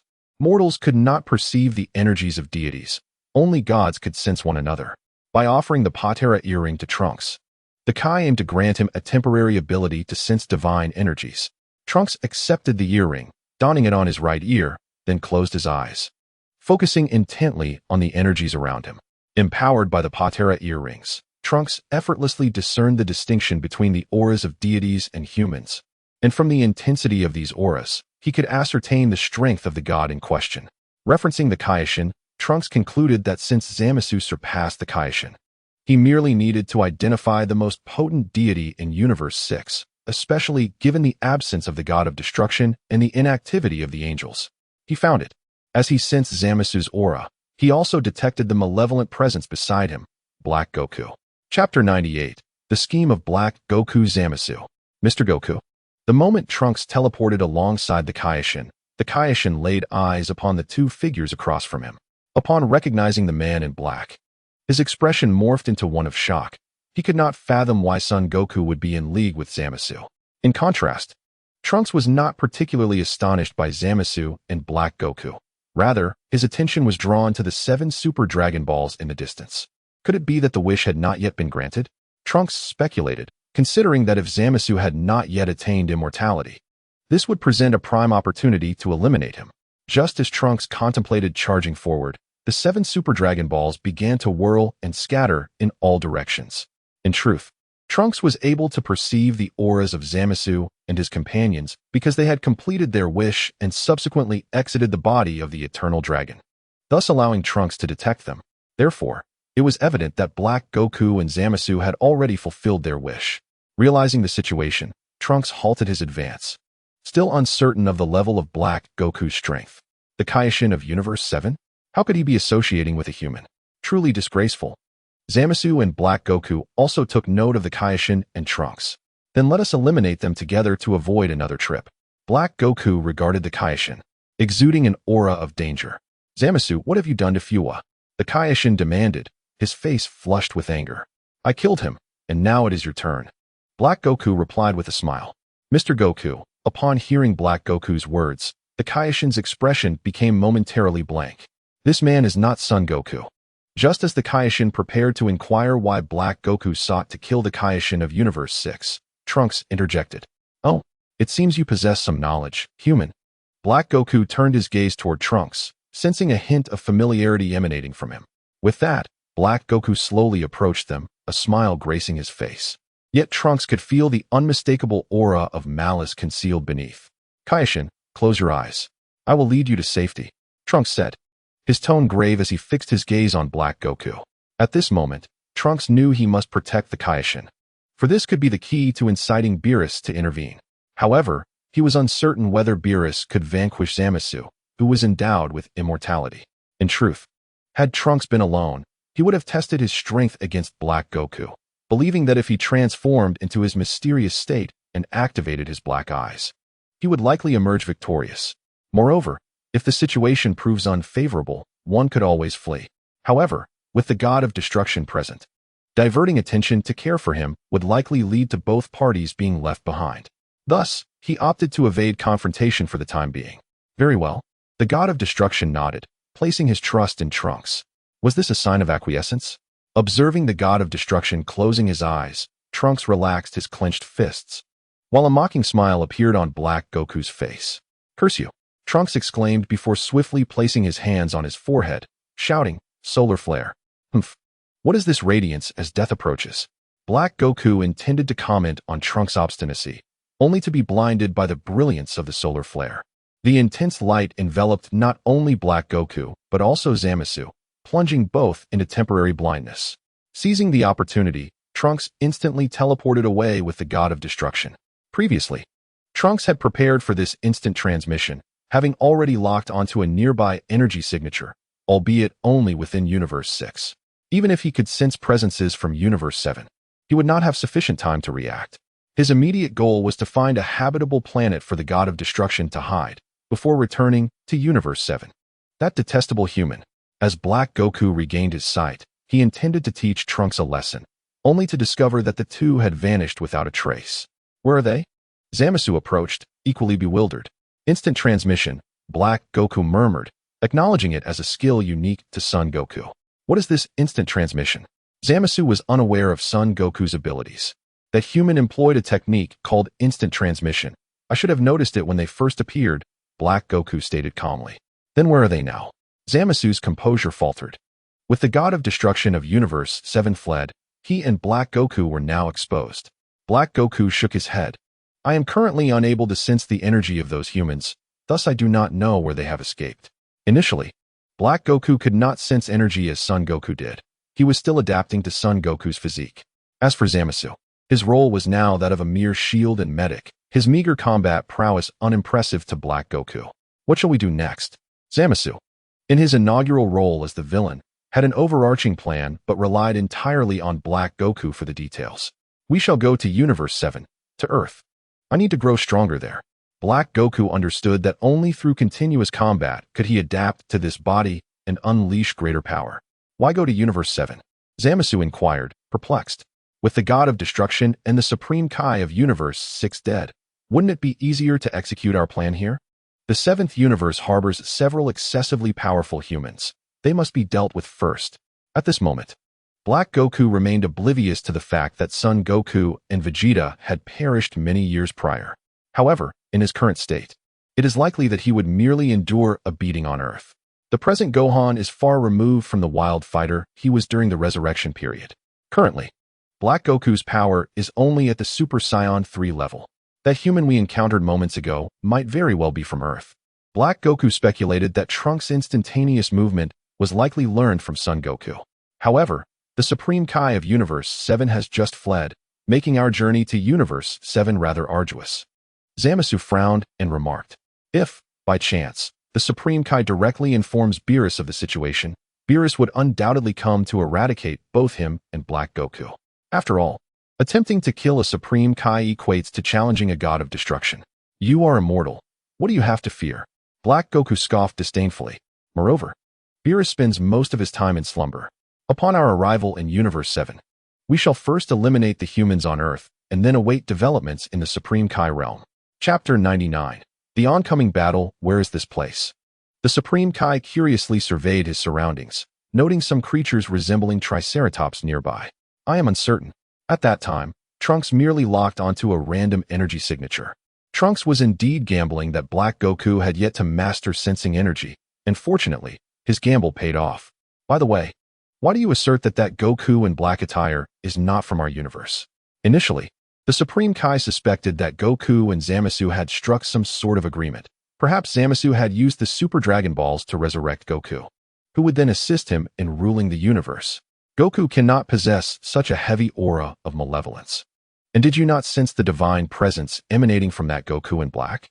Trunks had indeed felt the overwhelming evil aura from Black Goku, a sensation so intense that it sparked an unprecedented wave of revulsion within him, compelling him to curse for the first time. The Supreme Kai, however, was preoccupied with Zamasu's actions and had not noted these details. Can you defeat him? The Supreme Kai inquired. In a one-on-one confrontation, I should be able to prevail. But Zamasu was nearby at that time. Trunks was not only concerned about the Supreme Kai hindering his efforts. He also feared that Zamasu might possess peculiar abilities to restrain him. Upon hearing Trunks' words, the Supreme Kai fell silent, acutely aware of his hindrance to Trunks. I must inform the Grand Minister about this matter, the Supreme Kai stated gravely. Previously, Majin Buu had limited his destruction to Universe 7, but Zamasu's actions have now transcended a single universe. He had overheard Black Goku's threat to kill him. With the destruction of the God of Destruction in Universe 6 following Fua's demise, it is conceivable that the next target may be himself or the Supreme Kai of another universe. Shall I accompany you? Trunks tentatively asked, eagerly anticipating the opportunity to meet the Grand Minister and the Grand Priest. The Kaioshin shook his head and said, It would be wise for you to refrain from going there. That place is not meant for humans to visit casually. If we were to anger Lord Zeno, the entirety of our universe could very well cease to exist. The Kaioshin regarded Trunks with a serious expression, contemplating whether his amiable nature had led Trunks to believe that all deities were as approachable as he was. All right then. Might I request that you first escort me back to Universe 7? The Kaioshin's words served as a reminder to Trunks, who recognized his own recklessness. He was not Son Goku. What reason had Zeno to favor him, to consider him a friend, and to grant him the privilege of a summoning button? Perhaps, in the future, he would struggle even to cultivate a favorable relationship with the God of Destruction. In that moment, Trunks realized his naivety and overly optimistic outlook regarding these matters. Very well. The Kaioshin nodded in agreement. He intended for Trunks to assist Gohan and the others in safeguarding Universe 7 against any potential incursions by Zamasu and Black Goku. With that, the Kaioshin first transported Trunks back to the Kaioshin realm of Universe 6 before proceeding directly to the Kaioshin realm of Universe 7. You're back so soon? Did nothing happen? The Elder Kaioshin inquired, casting a puzzled glance at Trunks and the Kaioshin. The latter shook his head and refrained from elaborating further. He needed to promptly inform Zeno of the situation, trusting that Trunks would elucidate the Elder Kaioshin's queries. The Kaioshin vanished, leaving Trunks to explain the recent events to the Elder Kaioshin. It seems this matter is rather grave. Several universes could potentially be embroiled in this crisis. The Elder Kaioshin expressed with concern. Trunks remained silent, apprehensive about Zeno intervening, as such an action could lead to the annihilation of the entire Universe 7. However, without any information on Black Goku's whereabouts, he could only await the Kaioshin's return for further developments. Moreover, Trunks was convinced that if Zamasu and his cohorts intended to instigate trouble in Universe 7, they would first need to eliminate the Kaioshin. Thus, he resolved to keep the Kaioshin close. In such matters, it is uncertain whether Lord Zeno would intervene, and Lord Beerus is likely still in slumber. So it falls to you all.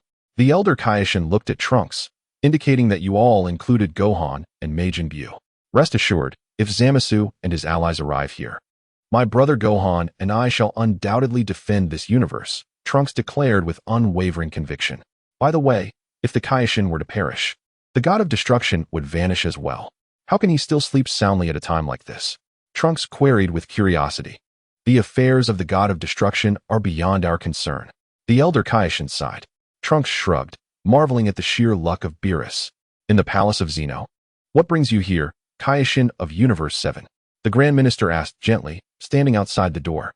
Grand Minister, I have matters to discuss with Lord Zeno. I kindly request your assistance in granting me an audience with him, the Kaioshin replied with a bow. Regrettably, Lord Zeno is currently napping and cannot be disturbed. The Grand Minister responded.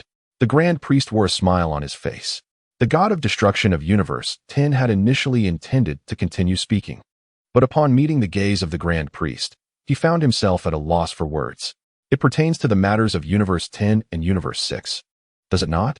I shall convey this to Lord Zeno once he awakens, though whether he will take heed remains uncertain. The tone of the Grand Priest revealed no alteration. What the god of destruction considered significant was rendered trivial in the Grand Priest's discourse. I appreciate your assistance. I shall take my leave now. With a bow, the god of destruction departed. He understood that further words would be futile. Whether Zeno would concern himself with the matter hinged solely on his disposition. As for the Grand Priest, his sole duty was to serve Zeno, and he would never meddle in such affairs. In the realm of the gods of destruction, Trunks and the others awaited the return of their god of destruction.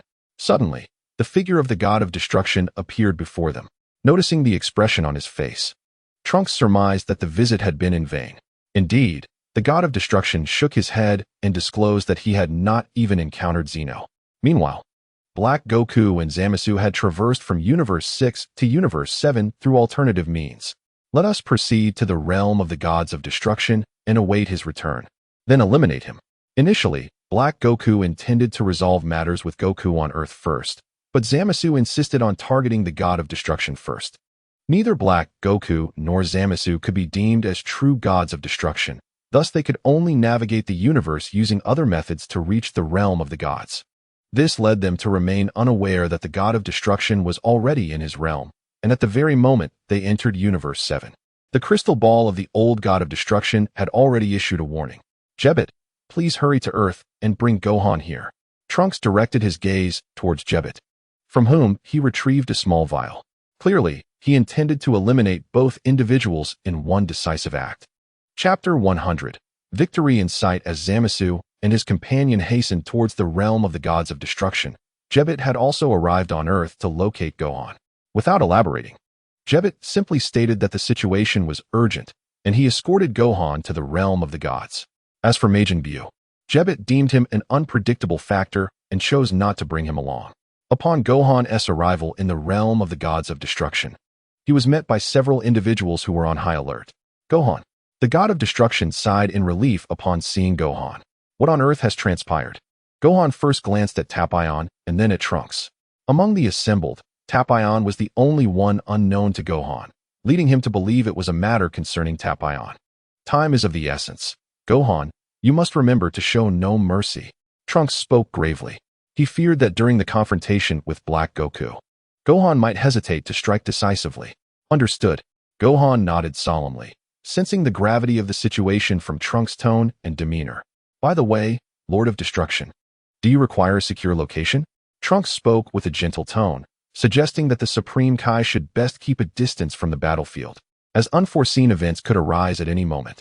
The Supreme Kai nodded in agreement, realizing that the responsibility now rested solely on Gohan and Trunks, as their presence might inadvertently hinder the duo. I would like to ask the Supreme Kai if you could take the Earth's deity, Dandy, along, Trunks said, casting a glance at the Supreme Kai.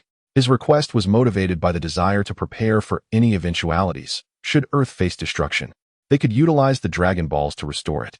Of course, the Supreme Kai understood the connection between Dandy and the Dragon Balls. I shall remain here to fight alongside you, Tapion declared, looking earnestly at Trunks, eager to protect his planet. Tapion was willing to use his body as a vessel to seal the demon, and in the face of this crisis, he wished to contribute his share of strength. Trunks shook his head, his expression solemn. Your duty is to protect the Supreme Kai and the others. He placed a reassuring hand on Tapion's shoulder. He appreciated Tapion's intentions. But at this moment, unwavering focus in battle was crucial, and Tapion's strength was, to be frank, somewhat lacking. Tapion nodded in acknowledgement of Trunks' serious demeanor. Subsequently, he retrieved the legendary sword from his back and presented it to Trunks. This sword is yours. I believe you will undoubtedly defeat those wicked foes. When the priest entrusted this sword to me, he remarked that it symbolizes the hope you bring to the Konak planet. Now, he firmly believed that Trunks and his allies would indeed instill hope in this universe. Trunks accepted the legendary sword, securing it behind him, his mind marveling at the wonders of fate. Rest assured, my brother Gohan and I will surely triumph over them. By the way, would you like this? The old Kai removed a pair of patera earrings. If you each wear one on opposite ears, you can fuse together, thus unleashing greater power. As he handed over the earrings, the old Kai elaborated. Really? The earrings possessed such an ability? The Supreme Kai exclaimed, simultaneously relieved that Trunks hadn't worn the earring on his left ear previously, or they would have been compelled to merge.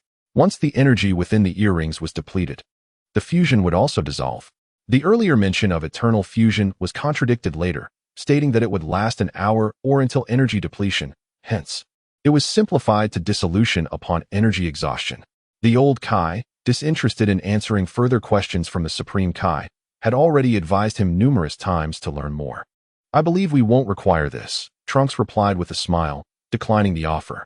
Who knows how long the energy in these earrings will last? What if we were to fuse and then suddenly separate in the midst of battle? Fusion seemed more practical, while the initial preparation took longer. As long as one's energy remained intact, it could sustain for half an hour, proving far more stable than the earrings. Trunks' strategy was to first seal Zamasu before merging to confront Black Goku. If Gohan and Trunks had initially utilized the patera earrings or fusion, Black Goku and Zamasu would have undoubtedly combined as well.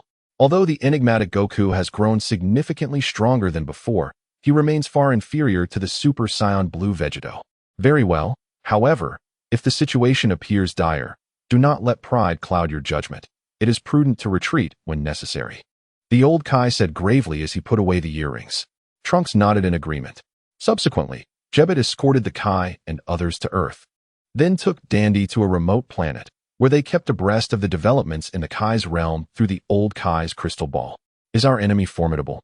Gohan finally inquired after everyone had departed. Strength is of little concern. With our combined might, we shall be invincible, Trunks jested, striving to lighten the mood that had grown somewhat tense due to the old Kai and the others. It was crucial for Gohan to have confidence, especially as this marked the enigmatic Gohan's inaugural battle, and Trunks was eagerly anticipating the encounter. They're here. Both Trunks and Gohan sensed an approaching presence simultaneously. Shortly thereafter, a transparent rectangular prism appeared on the horizon, within which stood Zamasu and Black Goku. Upon seeing this prism, Trunks immediately recalled it as the transportation used during the martial arts tournament between the 6th and 7th universes. It must have been acquired from the god of destruction Kampa, which explained their delayed arrival. Oh, it's that human who was with the Kai before, and beside him is Son Goku, Black Goku remarked, recognizing the purple-haired Trunks. Meanwhile, Gohan donned the signature martial arts GI of the Sun family, leading Black Goku to mistakenly suspect him of being Goku himself. It seems they are prepared to welcome us. Zamasu smirked disdainfully. Not spotting the Kai, Black Goku noted. It appears he has hidden himself away. Presently, only Trunks and Gohan remained in the entire Kai's realm. Could he be seeking the god of destruction? Zamasu's voice bore a hint of anxiety. Whether he seeks the god of destruction or not, once we deal with him, the god of destruction will vanish alongside him, Black Goku replied nonchalantly. Since acquiring Goku's body, Zamasu's power had surged, and with it, his confidence grew exponentially. That is him. Gohan fixed his gaze upon the transparent prism, specifically at Black Goku within. Although he could not discern Black Goku's features clearly, the familiar hairstyle ignited a surge of suspicion within him. That is our adversary, Trunks echoed, his focus equally fixed on Black Goku and Zamasu. Where's the Kai? Speak, and I may consider granting you a swift demise. Zamasu demanded fiercely as he landed, directing his gaze at Trunks. Are you frightened? Trunks retorted with disdain. Damn human. Zamasu seethed internally, genuinely concerned that the Kai might summon the god of destruction. Yet, the audacity of a mere human speaking to him in such a manner irked him greatly. On the other side, Black Goku exhibited a slight disappointment upon seeing Gohan. I was under the impression it was Goku. Who exactly are you? The one wearing my father's visage. This marked the first instance where Trunks sensed Gohan's ire since they had become acquainted. Oh, so you are Goku's son. Why hasn't Goku come? Is he afraid? Black Goku chuckled as he looked toward Gohan, concluding that since Goku was absent, eliminating his son would suffice. In an instant, Gohan vanished from his original position, followed by a resounding crash as Trunks witnessed Black Goku being hurled backward, colliding with two massive boulders in his wake. My father would never fear someone like you, Gohan declared, fists clenched, standing where Black Goku had once been, his eyes ablaze with fury. Quite impressive. That punch of yours has left me feeling rather pained. Black Goku's sinister voice echoed from the nearby rubble. This was the first time he had sustained an injury since his body swap, and amid his anger, a thrill coursed through him.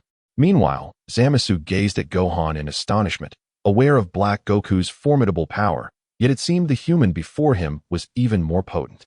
Do not gaze any longer. Your adversary is me, Trunks interjected, redirecting Zamasu's attention. A mere human dares to claim to be a contender against a deity. Although Zamasu was taken aback by Gohan's strength, he now possessed an immortal form. Previously, he and Black Goku had experimented, discovering that even at full strength, Black Goku could not eliminate him entirely. Even if his body were reduced to fragments, he would regenerate. Just an apprentice Supreme Kai. How audacious to presume to be a god. Trunks' face contorted with disdain. He aimed to disrupt Zamasu's focus, making it easier to seal him away later. Trunks had but one opportunity to employ the Mafuba technique, not only due to its considerable energy consumption, but also because if he failed on the first attempt, Zamasu would be on guard for the next. Go to hell and repent for your sins as a human, Zamasu proclaimed, conjuring a violet energy blade in his right hand and charging at Trunks. Observing this, Trunks immediately activated his mysterious state, vanishing just as Zamasu's energy blade was about to strike him, reappearing directly above Zamasu. With a resounding thud, Trunks delivered a powerful kick to Zamasu's back, sending him crashing into a nearby mountain peak, creating a substantial crater. Had Zamasu not possessed immortality, that strike would have surely cost him dearly. What? Is this the power of a deity? Weren't you going to send me to hell to atone? Trunks mocked. At that moment, Zamasu's face was embedded in the stone wall. Though he could not see Trunks' expression, he could hear his words. Enraged, Zamasu, the human, intended to retort fiercely but abruptly felt a hand resting on the back of his head. You must admit, if you were to die, it would surely mean a journey to hell. Trunks whispered menacingly into Zamasu's ear while pressing down on the back of his head. Upon hearing Trunks' words, Zamasu's pupils constricted, and in that moment, he felt the looming threat of death. Had he not possessed his immortality, he would surely have perished. Boom. The energy unleashed from Trunks' right hand obliterated the entire hillside. Success. Far away on a remote planet, the Kai Shin and others could not contain their cheers upon witnessing this spectacle. In their eyes, it was certain that Zamasu would not survive such an onslaught. How intriguing. Regardless of the past, present, or future, you humans are perilously dangerous. Black Goku observed the distant clash between Trunks and Zamasu, reflecting on the matter. Past, future? Who exactly are you? Upon hearing Black Goku's words, Gohan became increasingly curious about the identity of this impostor. I am he. Black Goku grinned, revealing that Gohan's previous strike had not inflicted significant damage, primarily due to Goku's resilient physique. Gohan perceived this Black Goku as a riddle, somewhat eccentric. There is no need for clarity, for today you shall all meet your demise, Black Goku stated nonchalantly, shifting his gaze away from the distant battle. He realized he had been careless, allowing Gohan to land a blow, but that would not happen again. Just as Black Goku prepared to unleash his full strength, Gohan appeared behind him with astonishing speed. None of us will die? Gohan's voice resonated. Still reeling from disbelief, Black Goku swiftly turned to deliver a punch at Gohan, only to have his wrist effortlessly seized. Sensing the strength emanating from Gohan's grip, Black Goku concentrated energy into his other hand, forming a ki blade aimed at Gohan's abdomen. In response, Gohan unleashed a surge of power that shattered the ki blade, then released Black Goku's wrist and delivered a kick that sent him flying. Gohan's kick was far more potent than his previous punch. Black Goku crashed through several mountains before finally coming to a halt. Gohan felt no trace of Goku's essence within Black Goku. Thus he showed no mercy in their confrontation. Cough, cough, cough. Black Goku, buried beneath a pile of rubble, coughed up blood from the evident severity of his injuries. Meanwhile, Trunks gazed into the smoke before him, devoid of Zamasu's presence, yet he knew that Zamasu would soon re-emerge. Trunks paid no mind to Gohan's skirmish. It was clear that Black Goku was no match for him. His focus was solely on subduing Zamasu. Gently descending, he placed the bottle he had brought from Master Roshi on the ground, preparing to seal Zamasu once he revived. Previously, Trunks had taken extra days to practice for this moment to ensure success. Now, he could seal Zamasu within the small bottle even with his eyes closed. Based on the current circumstances, it appeared that victory was within their grasp. Chapter 101, Divine Retribution Victory. With Black Goku on the brink of collapse and Zamasu reduced to nothingness, the Kai-Shin and others were convinced that triumph was assured. Even Gohan, amidst the chaos of battle, believed the outcome was already sealed. He soared into the air, gazing at the barely conscious Black Goku nestled among the rubble, a glimmer of resolve flickering in his eyes. "It is over," Gohan murmured, simultaneously assuming the stance for the Kamehameha, to utterly vanquish Black Goku. The energy contained within this Kamehameha must be overwhelmingly potent. Meanwhile, Trunks awaited Zamasu's reappearance with bated breath. The unfolding events progressed smoothly. Yet, the more seamless they became, the more unease gnawed at Trunks' heart. Suddenly, a gust of wind dispersed the dust before Trunks, revealing flickering violet lights surrounding him. He readied himself, prepared to seal Zamasu with the Mafuba the moment he manifested. The small vessel intended for Zamasu's confinement had been thoroughly inspected by Trunks. There were no flaws to be found. There would be no misfiring as in the original narrative, nor any errors with the sealing talismans or the vessel itself. Trunks had previously exerted considerable effort in attacking Zamasu, both to instill doubt within him and to prepare for the Mafuba. Had he presented the vessel at the outset, Zamasu would undoubtedly have grown wary, complicating any attempts to seal him. As the wind intensified, the lights before Trunks began to be swept away, and Zamasu showed no intention of revealing himself before Trunks. "Gohan, deal with him first," Trunks shouted to Gohan, vanishing from his spot to reappear beside him. At that moment, Trunks disregarded all else and unleashed a rapid Mafuba towards the slumbering Black Goku among the stones. Upon hearing Trunks' command, Gohan, who had been gathering energy for the Kamehameha, released it without hesitation. Faced with the onslaught from Trunks and Gohan, Black Goku remained motionless, a smirk curling upon his lips. In the face of impending doom, his eyes were wild with madness, devoid of any semblance of fear. Just as Trunks and Gohan's attacks were about to strike Black Goku, a flash of violet light erupted before him, followed by the emergence of a transparent rectangular prism. Both attacks collided with this prism, resulting in a cataclysmic explosion that engulfed the surrounding boulders and peaks in a surge of palpable energy. The violet light that had just manifested was perceived by both Trunks and Gohan. While Gohan remained oblivious to its nature, Trunks recognized it instantly. It was Zamasu. Such immense energy. Even with Zamasu shielding him, Black Goku cannot possibly remain unscathed. Trunks whispered to himself, fixated on the explosion below. He failed to perceive the transparent prism, mistakenly believing Zamasu had used his physical form to absorb the attack on behalf of Black Goku. Trunks had discerned during their previous skirmish that although Zamasu possessed immortality, his physical form was comparatively weak, seemingly inferior even to perfect Cell. It appeared that this immortality merely conferred an invulnerable essence to his body and soul, without enhancing his physicality to withstand all forms of assault. Moreover, the invincible attribute possesses its own limits in terms of the power it can withstand. "Have we succeeded?" Gohan inquired, gazing at the dust cloud rising from the recent explosion below. Although he charged his energy to the fullest, the might of that Kamehameha wave was not to be underestimated. "It's hard to say. That purple light earlier was peculiar," Trunks remarked, his eyes fixed intently on the scene below. "Damn humans. How could they force us into such a corner?" From the haze emerged the transparent rectangular prism, within which stood Zamasu, while Black Goku lay behind him. Upon hearing Zamasu's voice, expressions of disbelief spread across Gohan and the Supreme Kai, who stood before the crystal ball. Wasn't he Zamasu just obliterated by Trunks? The Supreme Kai's tone was laden with confusion. This must be connected to the Super Dragon Balls. Perhaps his wish was to attain immortality. The Elder Supreme Kai mused, his brow furrowing with concern. If Black Goku also possesses immortality, then Trunks and the others are in grave danger. What is that guy's deal? Does he wield powers akin to Bu? Gohan reflected on the earlier battle between Trunks and Bu, his gaze fixed on the unharmed Zamasu. No, Trunks shook his head. He was more concerned about the transparent prism than Zamasu himself. This belongs to the god of destruction, and naturally, Gohan and Trunks' attacks could not shatter it. Zamasu had utilized it as a shield to deflect their onslaught. "It seems you are all quite astonished. Allow me to introduce my new ability, immortality." Zamasu's smile brimmed with mockery. Is it truly immortality? Do you have any solutions, ancestor? The Supreme Kai began to worry upon receiving Zamasu's confirmation of his immortality.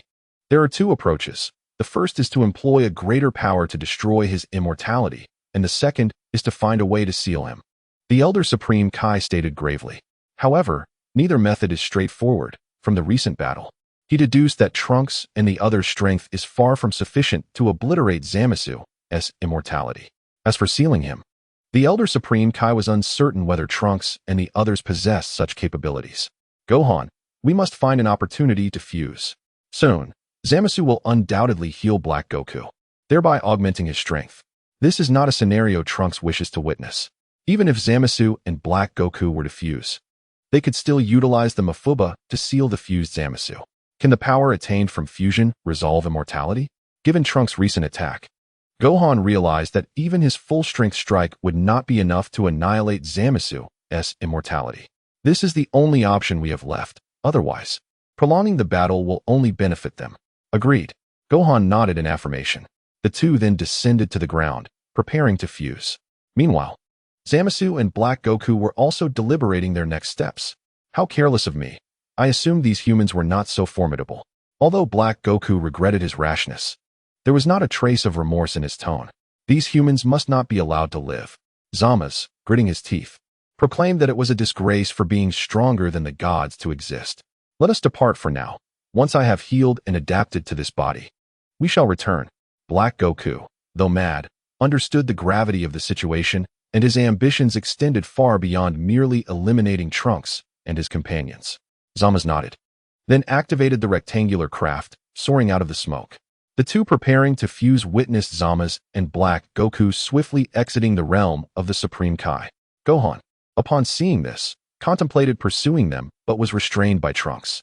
The speed of that craft was astonishing, and its durability far exceeded expectations. Even if Gohan managed to catch up, he would be unable to breach it. Moreover, Zamasu and the others had surely entered the vastness of space, where Trunks and his allies could not survive. Why not pursue? Gohan inquired, perplexed. Even if we reach them, we cannot defeat that shell. What shall we do then? We will wait for the Supreme Kai and the others to return. At that point, I will see if I can utilize instant transmission to pursue them. Trunks planned to leverage the Patera earrings of the Supreme Kai to sense Zamasu and their energy signatures. Although Black Goku bore the form of Son Goku, his essence remained that of a deity. However, Trunks could distinctly sense the impure energy emanating from Black Goku, a strong sense of dissonance resulting from his inability to fully acclimatize to Son Goku's body. Soon, Jebet returned with the others to the realm of the Supreme Kai. Having witnessed Zamasu and Black Goku's departure, Trunks felt a twinge of embarrassment towards the old Supreme Kai. Had he accepted the Patera earrings earlier, he would not need to borrow them now. Yet, at the time, he never anticipated that Black Goku would flee. Of course, his greatest miscalculation was assuming Zamasu would reconstitute in the same location where his body was obliterated. He could choose a different location for his reformation. A conclusion reached during Zamasu and Black Goku's experimentation. What do you plan to do next? The old Supreme Kai inquired, looking towards Trunks and Gohan. Their strength was not in question, yet their adversary possessed the formidable ability of immortality. In the old Supreme Kai's judgment, the only way to eradicate this immortality would be to summon the Omni King or to employ the destructive techniques of a destroyer god. As for the angels, the old Supreme Kai was aware that they would remain neutral, regardless of the circumstances. First, let us locate their position, Trunks remarked, glancing at the Patera earrings adorning the old Supreme Kai's ear. Noticing Trunks' gaze, the old Supreme Kai removed the earrings and handed them to him, remarkably silent in his gesture. After Trunks donned the earrings, he placed both upon his ears and began to close his eyes, attuning himself to the energy around him. Soon, he sensed the rapid movement of Zamasu and his companions. According to Trunks' perception, the injuries on Black Goku had been healed by Zamasu, and now his energy was significantly more potent than before. Black Goku, too, recognized this change, having been gravely wounded by Gohan and subsequently healed by Zamasu. His strength underwent a remarkable transformation. The Saiyan physique is indeed impressive, far superior to my own, with the surge of power coursing through him.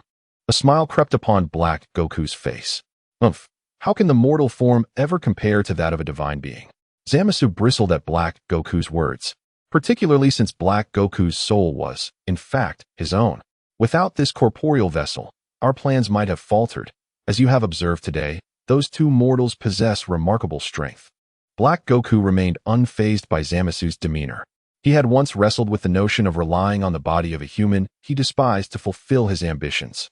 However, he ultimately reconciled this internal conflict, recognizing that as a divine entity, his sacrifices were trivial in the pursuit of cosmic peace and the eradication of humanity's discordant elements. The moment he exchanged bodies with Son Goku solidified his conviction that his actions were righteous, embodying the justice of the divine. What shall we do next? We certainly cannot return now, Zamasu inquired, looking at Black Goku. Let us venture to Universe 10, where we may seek out formidable allies. I wish to augment my strength with their assistance. Yet, before departing, I must first resolve this matter. Otherwise, those two might jeopardize our plans.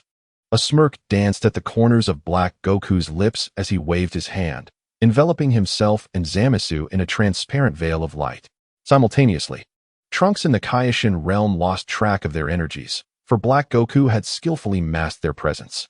Upon their initial encounter, Black Goku had suspected Trunks could teleport, having learned of this technique while investigating Son Goku. What is happening? Trunks suddenly opened his eyes, and the Supreme Kai inquired anxiously. I can no longer sense Zamasu and the others. I believe they are aware of my ability to teleport, Trunks replied, shaking his head. He was not the least bit surprised that Black Goku was cognizant of such a technique. Who are these individuals, really? Gohan pondered, still oblivious to Zamasu's identity. The green-skinned fellow is Zamasu, the apprentice Kaioshin of Universe 10, while the one who resembles Mr. Goku remains a mystery to us, the Supreme Kai lamented. That individual strikes me as peculiar. When I inquired about his true identity, he spoke of the past and future, Gohan recalled. Reflecting on the enigmatic words exchanged with Black Goku. Past, future? The elder Kaioshin repeated these words, then retrieved a crystal ball and began to replay images of Black Goku. What is it, esteemed ancestor? Have you discovered something? The Kaioshin observed the elder Kaioshin scrutinizing Black Goku within the crystal ball. If I am not mistaken, this Black Goku is none other than Zamasu himself, the elder Kaioshin stated solemnly, glancing at the others. How is that possible? How could there be two Zamasus? If it weren't for the serious expression on the elder Kaioshin's face, the Kaioshin might have thought he was jesting. I am not referring to the Zamasu of this timeline. The elder Kaioshin replied coolly, observing the shocked Kaioshin. Look at what adorns the finger of this Black Goku. He handed the crystal ball to the Kaioshin. The time ring? Upon recognizing the ring on Black Goku's finger, the Kaioshin realized that while others may not know, as a Kaioshin, he understood that this was a time ring only a Kaioshin could wield. In the manga, it was stated that Zamasu traveled through time using a time machine. But I believe the time ring is a more suitable means. He had previously told Gohan that he was indeed himself, which led him to suspect that he had traversed from another timeline. As for why he resembled Son Goku, it was likely because in that particular timeline, Son Goku had yet to perish, thus he may have utilized the Super Dragon Balls to swap bodies with him. Although the elder Kaioshin admitted this was merely speculation, the others deemed it to be the most reasonable explanation. Trunks, who stood nearby, could not help but admire the elder Kaioshin. What he said was indeed the truth. Could there really be a timeline where my father is still alive? Gohan pondered, somewhat perplexed, as Trunks had previously informed him that in the past timeline, Son Goku ultimately met his demise. However, according to the elder Kaioshin's assertion, in the timeline where Black Goku resided, his father was still alive. Hastened to examine the changes in the time rings, the elder Kaioshin instructed the Kaioshin. Given that Black Goku originates from another timeline and has caused such turmoil, the number of time rings must surely have altered. Understood, the Kaioshin nodded and promptly departed. Elder Kaioshin, what will happen if the number of time rings increases? Trunks inquired with curiosity. Reflecting on it, Trunks realized that he too must have generated a time ring. An increase in time rings signifies that a change has occurred at some point in the past, resulting in the emergence of an entirely new timeline, the elder Kaioshin elucidated. And what implications might this have? Trunks continued to press for answers. The Omni King may take offense. If the situation is severe, the Kaioshin could be dismissed. The elder Kaioshin succinctly explained. Oh, is that so? Trunks nodded, feeling that this did not seem to portend any grave consequences.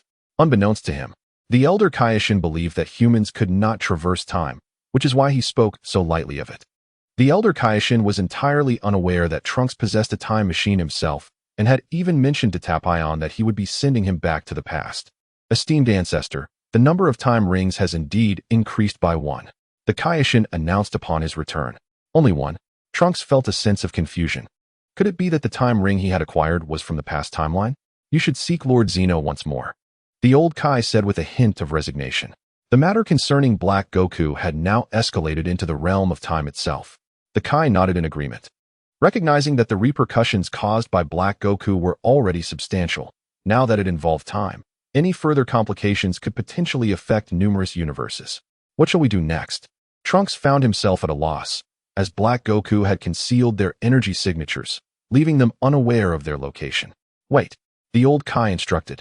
Wait for Lord Zeno to return, or for Zamasu and the others. Trunks questioned, puzzled. If they merely waited idly, Black Goku's power might continue to grow, and there was no guarantee that Zeno would intervene. Certainly, we must wait for his return. Once he is back, we shall have him seek the god of destruction. The old Kai clarified, referring to the Kai. But didn't you previously say that matters concerning the god of destruction were beyond your purview? Trunks inquired. This time, Lord Zeno will undoubtedly take it seriously. With his endorsement, the situation will be different, the old Kai explained his reasoning. May I accompany him when the time comes? Trunks expressed a desire to return to Earth to prepare gifts for Beerus. No, you cannot. The temperament of the god of destruction is quite unpredictable. Should he become displeased, he could easily eliminate you. And then to whom would you appeal for justice? The old Kai cautioned. Thus, it seemed only the Kai would seek the god of destruction. In Universe 10, Zamasu and Black Goku had returned for 4 or 5 days. Are you intentionally inviting defeat? Zamasu asked while attending to Black Goku's injuries. Since their return to Universe 10, Black Goku had sought out a formidable opponent for battle. However, Zamasu found it perplexing that Black Goku would simply stand still and take hits instead of engaging in combat. I never anticipated that the humans of Universe 10 would be so feeble. They can't even land a blow on me while I stand here. Black Goku had initially hoped that the Saiyans would gain significant strength upon recovering from their wounds, only to find that the inhabitants of Universe 10 posed little threat to him. A bunch of worthless beings. It seems I must return to Universe 7 to find worthy opponents. Black Goku's eyes glimmered with anticipation. Return? Aren't you afraid they might kill you? Zamasu questioned. How could I possibly perish at the hands of mere humans? This time, I intend to make them experience true despair. Black Goku's tone was laced with arrogance. Then let us switch opponents this time, Zamasu said indifferently, as he was immortal and could fight anyone without concern. Very well, let us proceed. Shall we head to the Kai's realm? No, this time we will go directly to Earth. Black Goku's notion of despair extended beyond mere combat. In Universe 7, since the Kai returned from Zeno's palace and visited Beerus's planet, he had yet to return. The reason being, upon seeking out Beerus, he found that the god of destruction was still asleep, and Whis, upon learning of this, suggested that he remain there temporarily. As the current focus of Black Goku and his companions likely rests upon the Supreme Kai, the potential demise of the Supreme Kai would consequently lead to the disappearance of Beerus. In such an event, it may indeed be that no one is left capable of addressing the threat posed by Zamasu and his allies. When the Supreme Kai visited the Omni King's palace, the Omni King stated that they could resolve this matter independently, and the additional time ring would not pose any interference. Moreover, the Grand Minister assured that there was no need for concern, as even the immortality granted by the Eternal Dragon could be eradicated by a destroyer. Thus, while the Supreme Kai harbors trepidation, he remains on the destroyer planet. Upon learning of this situation, Trunks was left quite speechless. In such a perilous moment, how could these prominent figures remain so composed? We should return to Earth, Gohan proposed. You go back first, Gohan. I will stay here, Trunks stated. Considering that should Black Goku and his group return to Universe 7, they might very well target the Supreme Kai's realm. If they all returned, the old Supreme Kai would be in peril. When Black Goku arrived, Jebbit could be sent to intercept them. Additionally, Trunks contemplated ensuring that Jebbit brought Bu along. Even if he did not engage in battle, his healing abilities would be invaluable. Thus, Jebbit escorted Gohan and the others back to Earth, while Trunks remained in the Supreme Kai's realm, awaiting the arrival of Black Goku. 5 days swiftly passed, with Beerus still in slumber. while Trunks occupied himself with the old Supreme Kai, incessantly inquiring and filling the gaps in his knowledge. Meanwhile, Black Goku and Zamasu had already encroached upon Universe 7. From Earth, I shall unleash divine retribution upon humanity in the name of the gods, and subsequently reshape this world. Chapter 102. Arrival on Earth upon entering Universe 7. Zamasu and Black Goku concealed themselves from the perception of the old Supreme Kai. At this moment, no one was aware that Zamasu and his cohort had stealthily infiltrated Universe 7, nor did anyone know that their initial target was Earth. After returning to Earth, Gohan remained preoccupied with thoughts of Black Goku, especially since several days had elapsed without any news. Trunks had previously warned him that Zamasu and Black Goku would not simply relent, and that should they return, it was likely they would be even stronger. "What is troubling you lately, Gohan?" Videl inquired with evident concern. Since Gohan's return from his outing, Videl had noticed his persistent distraction. During one of his teaching sessions, Gohan, lost in thought, had nearly crushed a student's wrist, only snapping back to reality when the student cried out in pain. "It's nothing, nothing at all," Gohan hastily replied, wishing to alleviate Videl's worries, especially as she was now expecting a little one. "You still can't lie as you used to, Gohan," Videl remarked with exasperation. As Gohan's expression betrayed him, Gohan scratched his head awkwardly, offering a nervous laugh as he regarded Videl. "Since you choose not to speak, I shall not pry further. But you must take care of yourself," Videl concluded gently. "Rest assured, it is not solely my concern. I shall also safeguard you," Wufan declared with a determined countenance. The you he referred to included Bidalai and the child she carried. In the realm of the Supreme Kai, the old Supreme Kai expressed his astonishment. "Oh? I never expected you to possess such sealing techniques." Initially, the old Supreme Kai had intended to examine the music box that had previously sealed Tapion, hoping to uncover a method to seal Zamasu. However, upon hearing Trunks recount his studies of a sealing technique known as the magic sealing wave, he was compelled to demonstrate it, accompanied by Tapion, who had first-hand experience of being sealed. After Tapion shared his sensations, the old Supreme Kai could not help but marvel at the ingenuity of the magic sealing wave. Of course, the old Supreme Kai had also been sealed before, but Trunks dared not request his assistance. This technique was learned from the Turtle Hermit, with the thought that it might prove useful should Bu run amok in the future.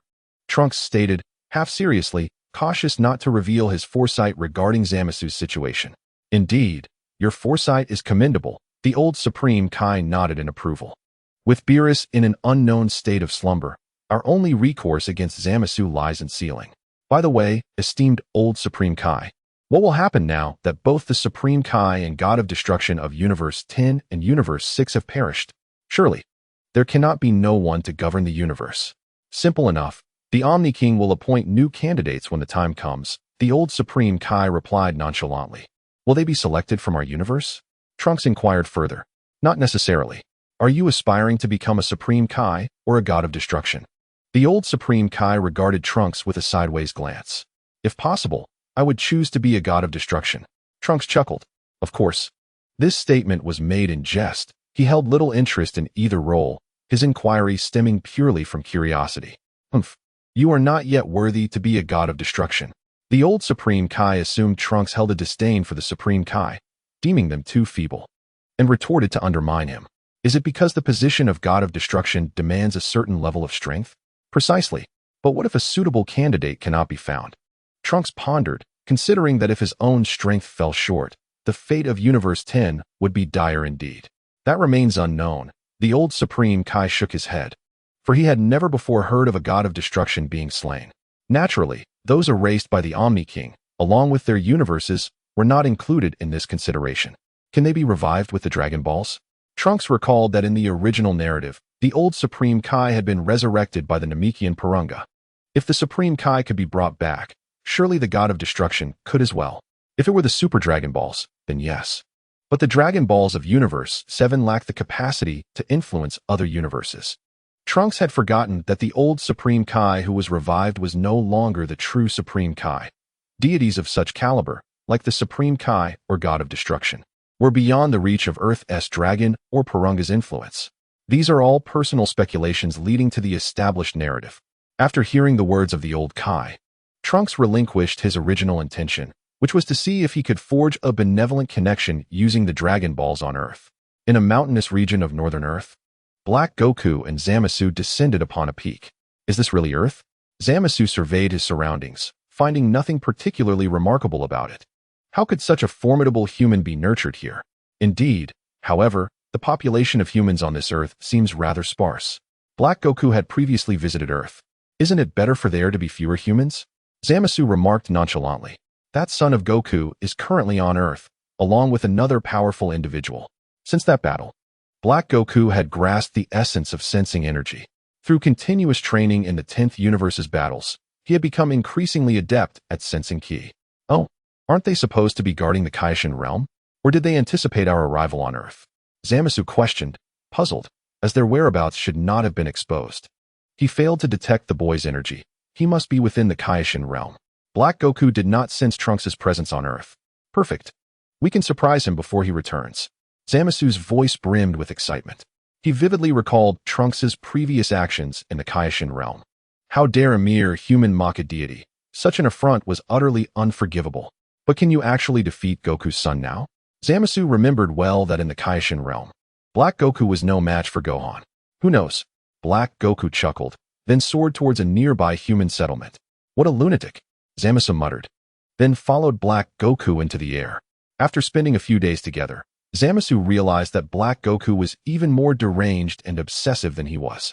Previously, in the 10th universe, Black Goku had nearly been killed in his quest for power, yet he remained unfazed, relentlessly seeking battles until he deemed them futile. Here we are. Black Goku halted mid-air, gazing at a small village below. The Zero Plan for Humanity would commence its first step from here. Chapter 103. The Crisis on Earth. On a rugged, winding mountain road, several large trucks were slowly making their way. This stretch of road was perilous, necessitating a slow pace. Once they passed this mountain, they would travel a few dozen kilometers to reach the village.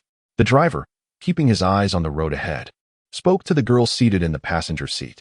No worries, as long as we can return to the city before dark, we'll be fine. The girl, adjusting her long hair, smiled. Actually, Xiaowu, you could wait for us in the city. Leave the delivery work to us. The girl in the passenger seat was none other than Xiaowu, who had left West City in search of Pilaf and his companions. Over the course of more than a year, Xiaowu had traversed nearly every city and human settlement, yet still had no news of Pilaf and his associates. Ultimately, she chose to remain in a northern city, immersing herself in the efforts of urban reconstruction. Upon the completion of the city's revitalization, she, along with a few like-minded friends, established a charitable organization dedicated to assisting those facing hardships. Presently, they are on a mission to distribute supplies to the remote villages surrounding the city, which suffer from inconvenient transportation. I have no pressing matters in the city. I can accompany you and lend a hand. Not only does she assist the driver in delivering supplies, but she also participates in every charitable endeavor, making her quite popular within their organization despite her youth. Her decisions are met with considerable respect and trust from her peers. Take a look at this. Zama's handed a partially burned magazine to the nearby Black Wukong. Oh, Black Wukong accepted the magazine and began to peruse its pages. Interesting. It appears this young man is named Trunks, and the one referred to as Satan must be the individual I sensed earlier. Black Wukong regarded the images of Trunks and Mr. Satan with a smile. Through this magazine, they learned that Trunks had once been a hero on Earth, rescuing its inhabitants from the clutches of androids. Upon seeing their photographs and descriptions, Black Wukong naturally concluded that Mr. Satan was the source of the formidable energy he had sensed, aside from Gohan. Let us proceed directly to Orange Star City and await the return of Earth's heroes. Black Wukong tossed the magazine onto the debris and ascended into the sky. He intended to head straight to Orange Star City, for his instincts indicated that both Goku's son and Satan were in close proximity, likely in that very city. What about the other humans? Zama's inquired. We shall eliminate them all at once. Searching for them one by one would be tedious, Black Wukong replied nonchalantly. He had sensed the presence of humans nearby, but their numbers were so few that it would be more efficient to eradicate the entire planet after dealing with Trunks and the others. As Black Wukong and Zama's departed, beneath them lay a village reduced to ruins. Initially, Black Wukong planned to approach slowly, but upon learning about Trunks, he felt an urgency to act. He had sensed an inexplicable familiarity with Trunks, even mistaking him for a being of his own kind. There is something amiss with this Trunks. This was Black Wukong's intuition. At that moment, Xiao Wu and her companions had traversed the mountain path, and only another half-hour's drive remained to reach their destination. It seems they may return home early today, the driver remarked, glancing at the time. They were not carrying a substantial amount of supplies, as the remote village housed only about 100 residents, making the distribution a relatively swift affair. As the driver contemplated this, he pressed the accelerator a bit further, increasing the vehicle's speed, prompting the vehicles behind to follow suit. Shortly, Xiao Wu and her group spotted a plume of black smoke rising in the distance, signaling the direction of the village. Upon witnessing the scene, the driver accelerated once more, and soon, the desolate village emerged before the astonished onlookers. What could have transpired? Stepping out of the vehicle, the driver gazed in disbelief at the dilapidated structures and the various pieces of furniture engulfed in flames, billowing black smoke. The sight resembled that of a village recently ravaged by warfare. Could there be bandits lurking in the vicinity? The driver speculated. That seems unlikely, shook her head Xiao Wu, asserting that such a remote village held little of value to plunder. The devastation before her, however, evoked memories of the destruction wrought by androids in the cities. Let us disperse and see if we can locate any survivors, Xiao Wu instructed the other drivers behind her. Following her directive, the group commenced their search. The village was small, and before long, they reconvened, all reporting a lack of findings, not even a single corpse. Meanwhile, Xiao Wu clutched a magazine with a charred corner. When she discovered it, the magazine lay face down amidst the ruins, and upon lifting it, she encountered a photograph of Trunks. Let us return for now, Xiao Wu declared, tucking the magazine away. Once back in the city, she intended to visit Orange Star City. The sight of Trunks' image stirred an unsettling feeling within her. Perhaps, much like the emergence of the androids, this world was on the brink of despair once more. In Orange Star City, Gohan had been resting at home for the past few days, as per Vidal's request. She believed that given Gohan's current state, his student's safety could not be assured while he remained at the dojo. During these days, Gohan found himself devoid of tasks, merely venturing out to procure groceries and returning to prepare meals. Though he found the monotony tedious, his spirits gradually settled, no longer preoccupied with thoughts of Black Goku and his companions. Today, as was his routine, Gohan stepped out to buy groceries. After completing his shopping at the supermarket, noticing that he still had time to spare, he decided to browse a nearby mall.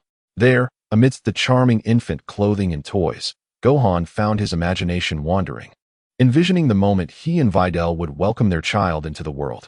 Since learning of Videl's pregnancy, he had been discreetly preparing for fatherhood, not only by researching various resources, but also seeking counsel from Mr. Satan during his leisure moments.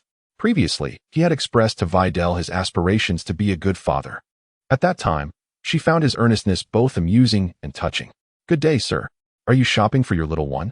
a sales associate inquired, noticing Gohan's lingering gaze upon the infant garments. "Oh, no. I'm just browsing. My child isn't born yet," Gohan replied, hastily waving his hands.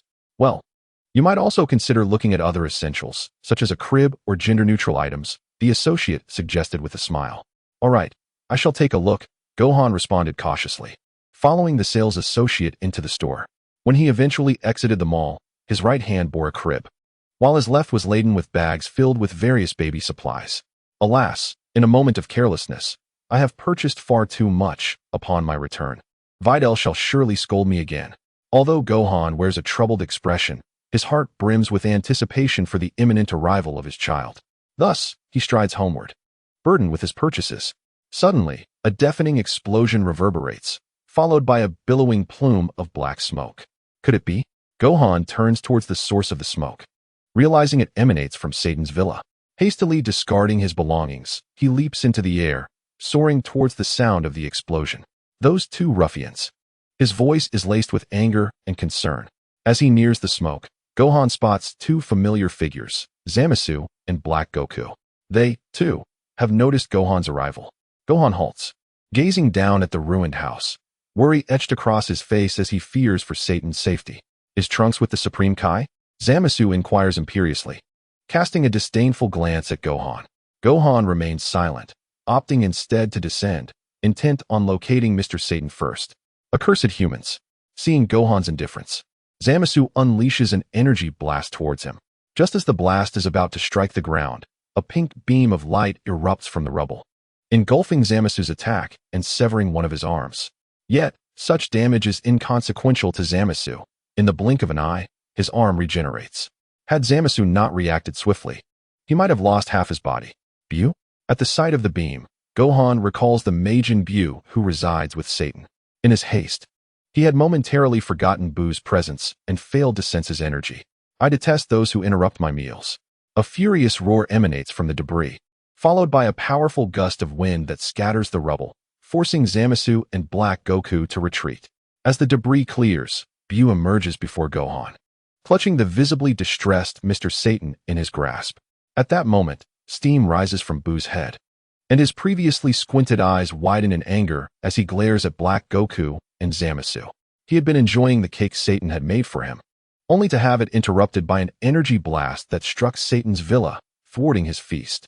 Relieved that Mr. Satan is unharmed, Gohan's heart lightens, his gaze towards Bu filled with gratitude. Without Bu, Mr. Satan would surely be lost today. Gohan, who are these individuals? Satan, still shaken, queries anxiously. They are extraterrestrial beings. Gohan replies, casting a glance at Black Goku and Zamasu, offering no further explanation. Yet, he cannot fathom why they have suddenly appeared on Earth. Nevertheless, pondering that is futile now, he must ensure these two do not escape again. Thus, he seeks a secluded place to confront them, for battling here risks collateral damage. What of Videl? Is she safe? Satan asks, his expression rife with anxiety. As Satan posed his question, Gohan suddenly remembered that Biddy Lee was still at the dojo, prompting him to turn to Bu and say, Bu, could you escort Satan to find Biddy Lee and ensure their safety? No. I want to give these two a good beating. They are the reason I couldn't enjoy my cake. At that moment, Bu, resembling a child, disregarded the advice. Without further ado, he hurled Mr. Satan to Gohan's side and charged ahead. Gohan, seeing this, had no choice but to take Satan to find Biddy Lee and secure them in a safe location, trusting that Trunks would soon return. As Bu charged forward, Black Goku let out a cold sneer and confronted him directly, while Gohan and Satan soared towards the dojo. Humph. Trying to escape? Zamasu scoffed, raising his hand to launch an energy blast at Gohan. In that instant of energy gathering, a long sword materialized out of thin air, severing Zamasu's arm. Trunks. Zamasu glared at Trunks, who wielded the sword, his face contorted with rage. The moment Bu's anger erupted, Trunks sensed it from the Kaioshin realm. Recognizing the sudden surge of Bu's energy, he deduced that trouble had arisen on Earth, promptly informing the old Kaioshin before teleporting back. Observing Black Goku engaged in battle with Bu and then turning his gaze to Zamasu, Trunks, like Gohan, was curious about how they had arrived on Earth. Though I am unaware of how you came to this world, since you are here, do not think of leaving. Trunks sheathed his sword, his tone laced with menace. If you wish to keep us here, you'll have to demonstrate your prowess. Zamasu dismissed Trunks' words with indifference. In response, Trunks transformed into a mysterious state and charged at Zamasu, who adopted a defensive stance. However, just as Trunks was nearing Zamasu, he vanished from sight. Zamasu, bewildered, soon realized that Trunks had bypassed him and appeared beside Black Goku. Initially, Black Goku held the upper hand in his battle against Bu, but Trunks' sudden presence distracted him, leading to Bu landing a punch. You insufferable fiend. Black Goku was preparing to retaliate when Trunks began his assault. In a 2-on-1 scenario, Black Goku astonishingly managed to hold his ground. Bu, we cannot engage this foe in the city, Trunks said to Bu as they momentarily separated. The residual energy from their battle had already caused cracks in nearby buildings, some of which had even collapsed. Moreover, the city below was filled with innocent bystanders. Facing Trunks, Bu ceased his previous childish demeanor and prepared to cooperate in relocating the battlefield away from the city. Together, they launched another joint assault on Black Goku, with Trunks intending to elevate the fight before gradually distancing themselves from the urban area. Are you concerned for those humans? A true hero. In a moment of fierce confrontation, Black Goku countered with disdain in his voice. Trunks, though silent, intensified his assault. Meanwhile, Zama stood with his arms crossed, showing no intention of intervening. Since you fear so much, I shall grant your wish and take this battle to a desolate place, Black Goku remarked with a smile. Suddenly, he unleashed an explosive surge of energy, momentarily pushing both adversaries back. There will be no humans left here, he declared, extending his right hand towards the city below. Realizing Black Goku aimed to annihilate the inhabitants, Trunks charged forward to halt him. However, Black Goku's power had escalated significantly, rendering Trunks outmatched in a one-on-one confrontation. In that fleeting moment, Trunks activated his Black Eye state. Yet, the transformation did not yield substantial changes. At this juncture, Zamasu, who had been observing, stepped in front of Black Goku, positioning himself between them. Upon seeing Zamasu obstruct his path, Trunks felt a surge of anxiety. Circumventing Zamasu would undoubtedly consume precious time. Thus, he opted for an instantaneous teleportation to the ground, intending to redirect Black Goku's energy. Noticing Trunks' intentions, Black Goku sneered, as the energy orb in his palm morphed into a deep violet hue. After Trunks relinquished his direct approach, Bu surged forward. Meanwhile, Trunks deactivated his Black Eye state and assumed the stance for the Kamehameha. What a naive fellow, Black Goku mused, observing Trunks below with contempt. At that moment, Zamasu, possessing his immortal form, managed to momentarily restrain Bu.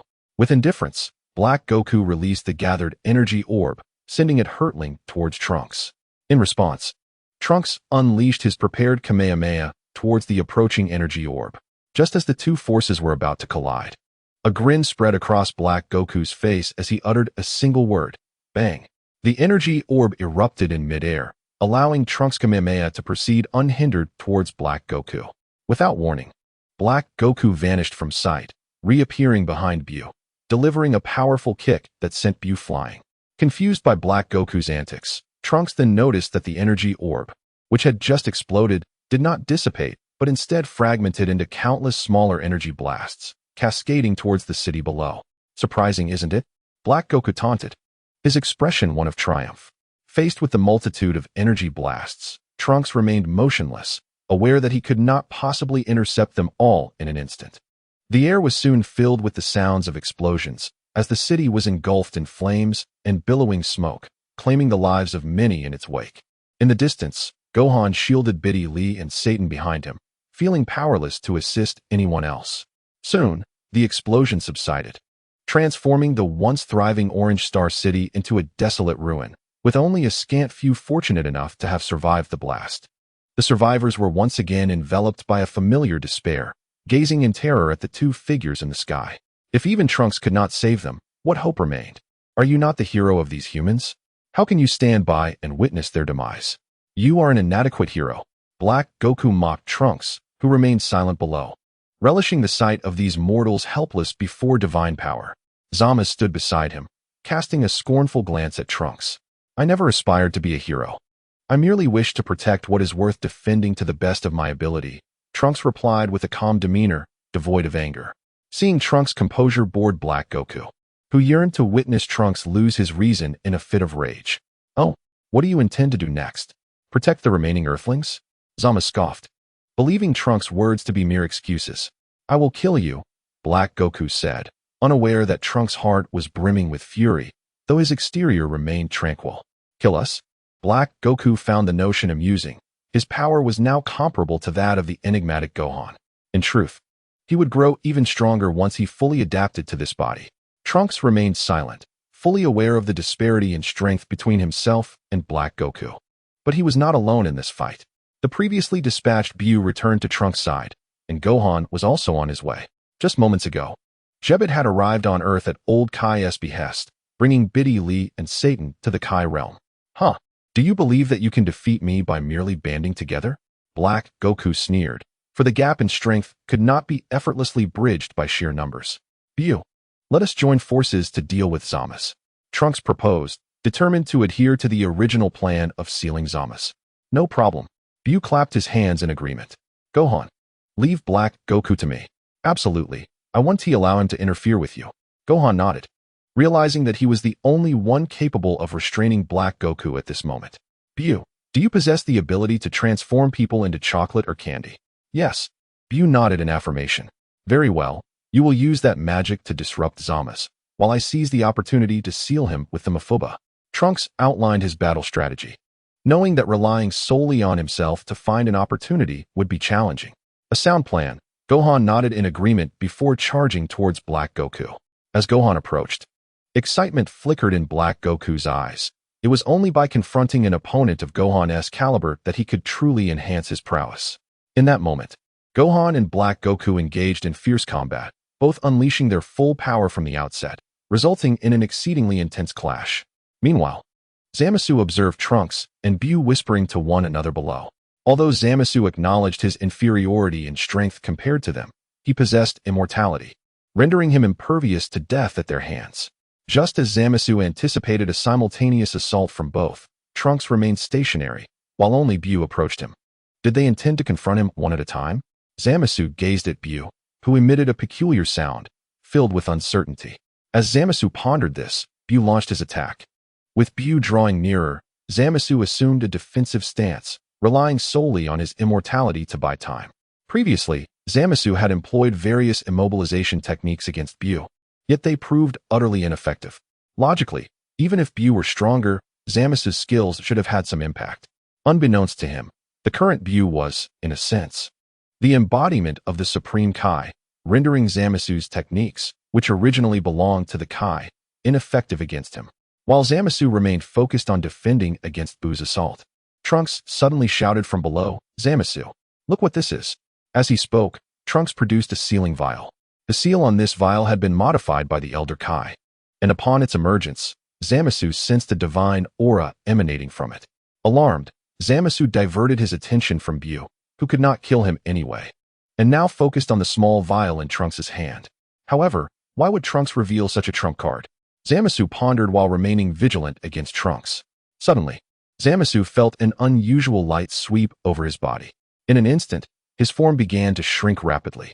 Before he could comprehend the situation, Bu transformed him into a candy-sized orb.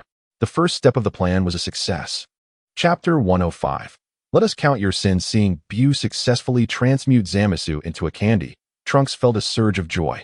Initially, he had merely hoped Bu could restrain Zamasu long enough for him to execute the sealing technique. Unexpectedly, with their cooperation, the plan's success exceeded all expectations. Sealing a candy was far simpler than sealing Zamasu directly.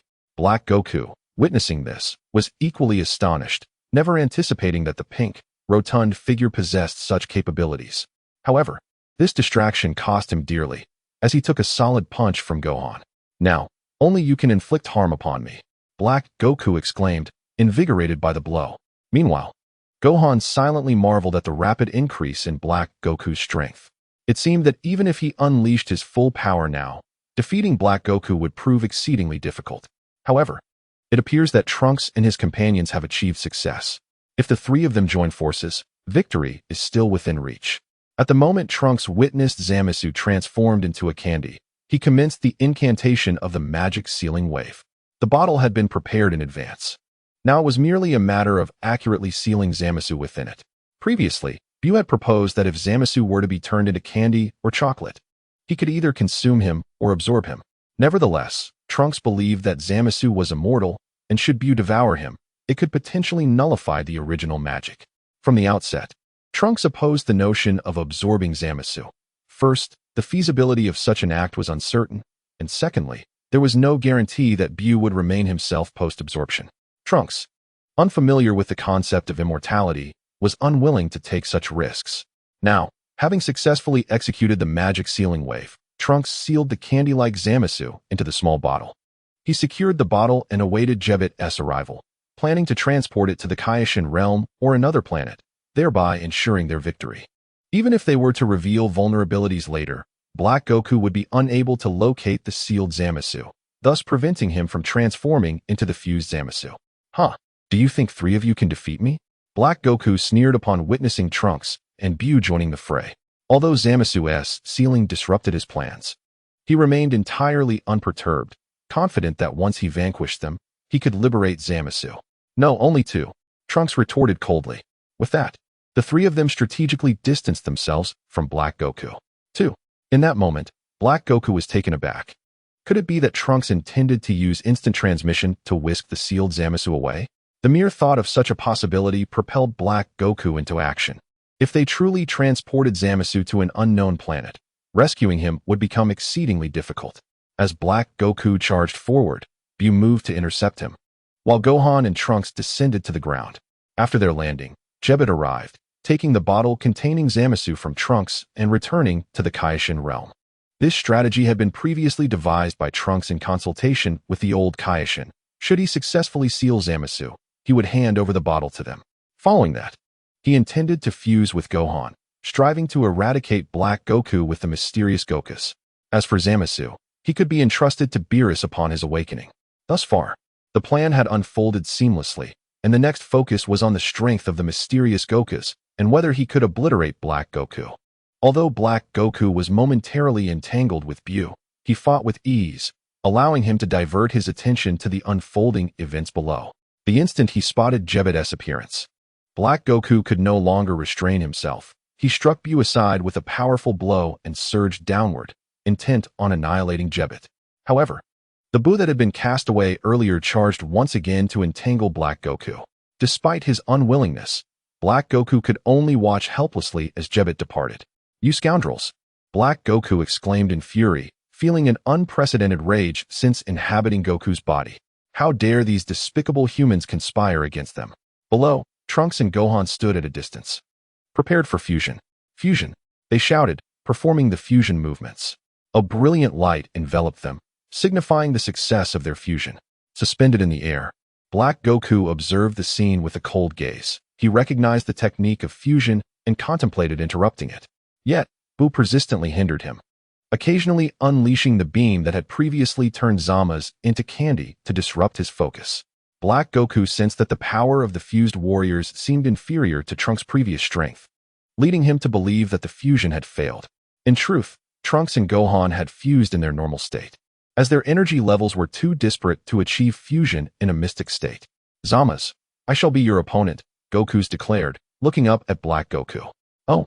Upon hearing Goku's refer to him as Zama's, a flicker of surprise crossed Black Goku's face. Trunks and the others had discerned his true identity. However, this astonishment quickly faded. Even if his identity were revealed, it bore little consequence. "You believe you can challenge me?" Black Goku laughed in rage, bewildered by Goku's audacity, especially since his fusion had rendered him weaker. "Is this sufficient?" Goku's transformed into his mystic state in an instant. As Black Goku witnessed Goku's transformation, his expression darkened. Goku's now possessed strength that surpassed his own. "It seems you are quite surprised," Goku's remarked with a smile directed at Black Goku. "Now, let us enumerate your transgressions." Goku's smile faded, his tone and gaze imbued with lethal intent. Chapter 106. The Justice of the Gods, My Transgressions? Black Goku paused momentarily upon hearing this, then burst into laughter. "All my actions serve to eradicate the cancerous cells of the universe, to rectify the mistakes made by the gods. What sin is there in that?" Black Goku likened humanity to the cancer of the cosmos, believing that their existence precipitated endless wars, disrupting the peace of the universe. He could not tolerate the fact that human power had surpassed that of the divine. It was a disgrace and a failure for the gods. Thus he sought to correct it on their behalf. Furthermore, what right does a mere human have to judge a deity? Black Goku glared at Goku's. A faint aura reminiscent of ultra-blue energy beginning to manifest around him, albeit in a deep purple enveloped by a dark red hue. At that moment, Zama's unique divine realm began to resonate with Goku's body. However, this resonance did not enable him to transform into a Super Saiyan Rose, and it quickly dissipated, leaving his power unchanged. However, this presents a perilous omen for Goku, as once Black Goku transforms into Super Saiyan Rose, he may no longer be able to contend effectively. At present, Goku's power in his mysterious state slightly surpasses that of the Super Saiyan Blue in a leaky condition. Previously, Gohan had hindered their progress, and now it is Trunks who proves to be a liability. Moreover, the foundational differences between the two and the Super Saiyan God are stark. Both physically and in terms of their realms, they fall considerably short. Thus the enhancement of their combined strength does not match the sheer abnormality exhibited by Vegeto. Regarding the matter of combat power, perspectives may vary among individuals. For instance, the Super Saiyan Blue's even matchup in the anime starkly contrasts with its formidable prowess in the original manga. I shall strive to avoid instances of illogical power scaling, though occasionally such irregularities may arise. Yet this is unavoidable as it must serve the narrative. It appears imperative to swiftly eliminate this adversary. Without hesitation, Goku charged towards Black Goku, determined to conclude the battle within 30 minutes. Simultaneously, Mai, aboard a jet, was en route to Orange Star City, the very aircraft gifted to her by Bulma years ago. During her journey, she caught wind of an announcement over the intercom. The message stated that according to several survivors who had escaped Orange Star City, the area had been reduced to ruins due to an assault by a mysterious figure, with severe casualties among the residents, urging nearby inhabitants to evacuate promptly to avoid further peril. However, it was also mentioned that Trunks was engaged in combat with this enigmatic individual, initially gripped by fear from the havoc wreaked by the mysterious assailant. The populace found solace upon hearing Trunks' name, firmly believing that he would vanquish the mysterious foe and once again save the world. This news validated Mai's earlier concerns. Now, following the android threat, humanity faced yet another crisis. "You must prevail, Trunks," Mai fervently prayed while hastening her pace. In recent years, Mai had enjoyed a joyful existence, forming numerous friendships and engaging in meaningful endeavors. She had extended warmth and hope to many enduring hardships, much like the young boy who once offered her hope amidst despairing ruins. She cherished these days and wished for their continuance, convinced that Trunks would honor his promise to safeguard the future of this world. Upon his arrival in Orange Star City, Goku unleashed his full power against Black Goku. Bang! Black Goku barely registered Goku's appearance before he received a punch to the abdomen. The force of Goku's strike doubled Black Goku over, his upper body leaning forward. As Black Goku prepared to retaliate, he discovered that Goku's palm, pressed against his abdomen, was brimming with astonishing energy. Subsequently, a white energy enveloped Black Goku entirely like a net. Goku anticipated that this would be sufficient to annihilate Black Goku, yet upon the dispersal of the energy, Black Goku remained intact. Indeed, Son Goku's physique is remarkably resilient. Goku's delivered a powerful kick that sent Black Goku flying, simultaneously perceiving the remarkable resilience of Black Goku's physique. Initially, Goku's unleashed an all-out offensive, leaving Black Goku utterly defenseless. However, due to the resonance between his divine realm and his body, Black Goku's physical strength was significantly enhanced, preventing him from being instantly vanquished. Not far away, Black Goku steadied himself after being struck, his expression dark as he glared at Goku's. With Zamasu absent, Black Goku's injuries exacerbated with each moment. "It is over, Zamasu. Carry your sins and repent in hell." Sensing Black Goku's weakening energy from his continuous injuries, Goku's assumed the stance for the Kamehameha. Previously, when faced with Black Goku at full strength, Goku's was unable to deliver a fatal blow. Yet now, against Black Goku's weakened state, he felt confident that his fully powered Kamehameha could obliterate his adversary. "Heh, the one destined for hell is you," Black Goku panted. A smile creeping onto his face, his eyes calm. Goku's remained silent, energy coalescing between his hands until he unleashed a Kamehameha imbued with immense destructive force aimed at Black Goku. "How could a god be slain by a mere human like you?" As Black Goku sensed the imminent threat of death from the Kamehameha, his expression twisted in response. Simultaneously, silver lightning crackled around him, his pupils shifted to a vibrant green, and his hair began to stand on end. A golden aura erupted from within, enveloping him entirely. In that moment, Black Goku transformed into a Super Saiyan. His body surged with newfound strength, his physicality becoming even more robust. However, in the face of Goku's fully unleashed Kamehameha, Black Goku dared not underestimate the attack. He crossed his arms and pushed forth with great effort. A full-force strike does not equate to exhausting all one's strength, but rather signifies the maximum power one can exert in their current state, akin to delivering a powerful punch without depleting all reserves. With a mighty roar, Black Goku unleashed a tremendous surge of energy, forcibly countering Goku's Kamehameha. Nonetheless, the toll it took on him was greater than that on Goku's. Observing Black Goku's sudden transformation into a Super Saiyan and the power he exuded, Goku's expression turned grave. Black Goku's strength was now nearly on par with his own, making the prospect of defeating him increasingly daunting. "I am the embodiment of miracles," Black Goku proclaimed loudly, feeling reborn, his being infused with an unprecedented might.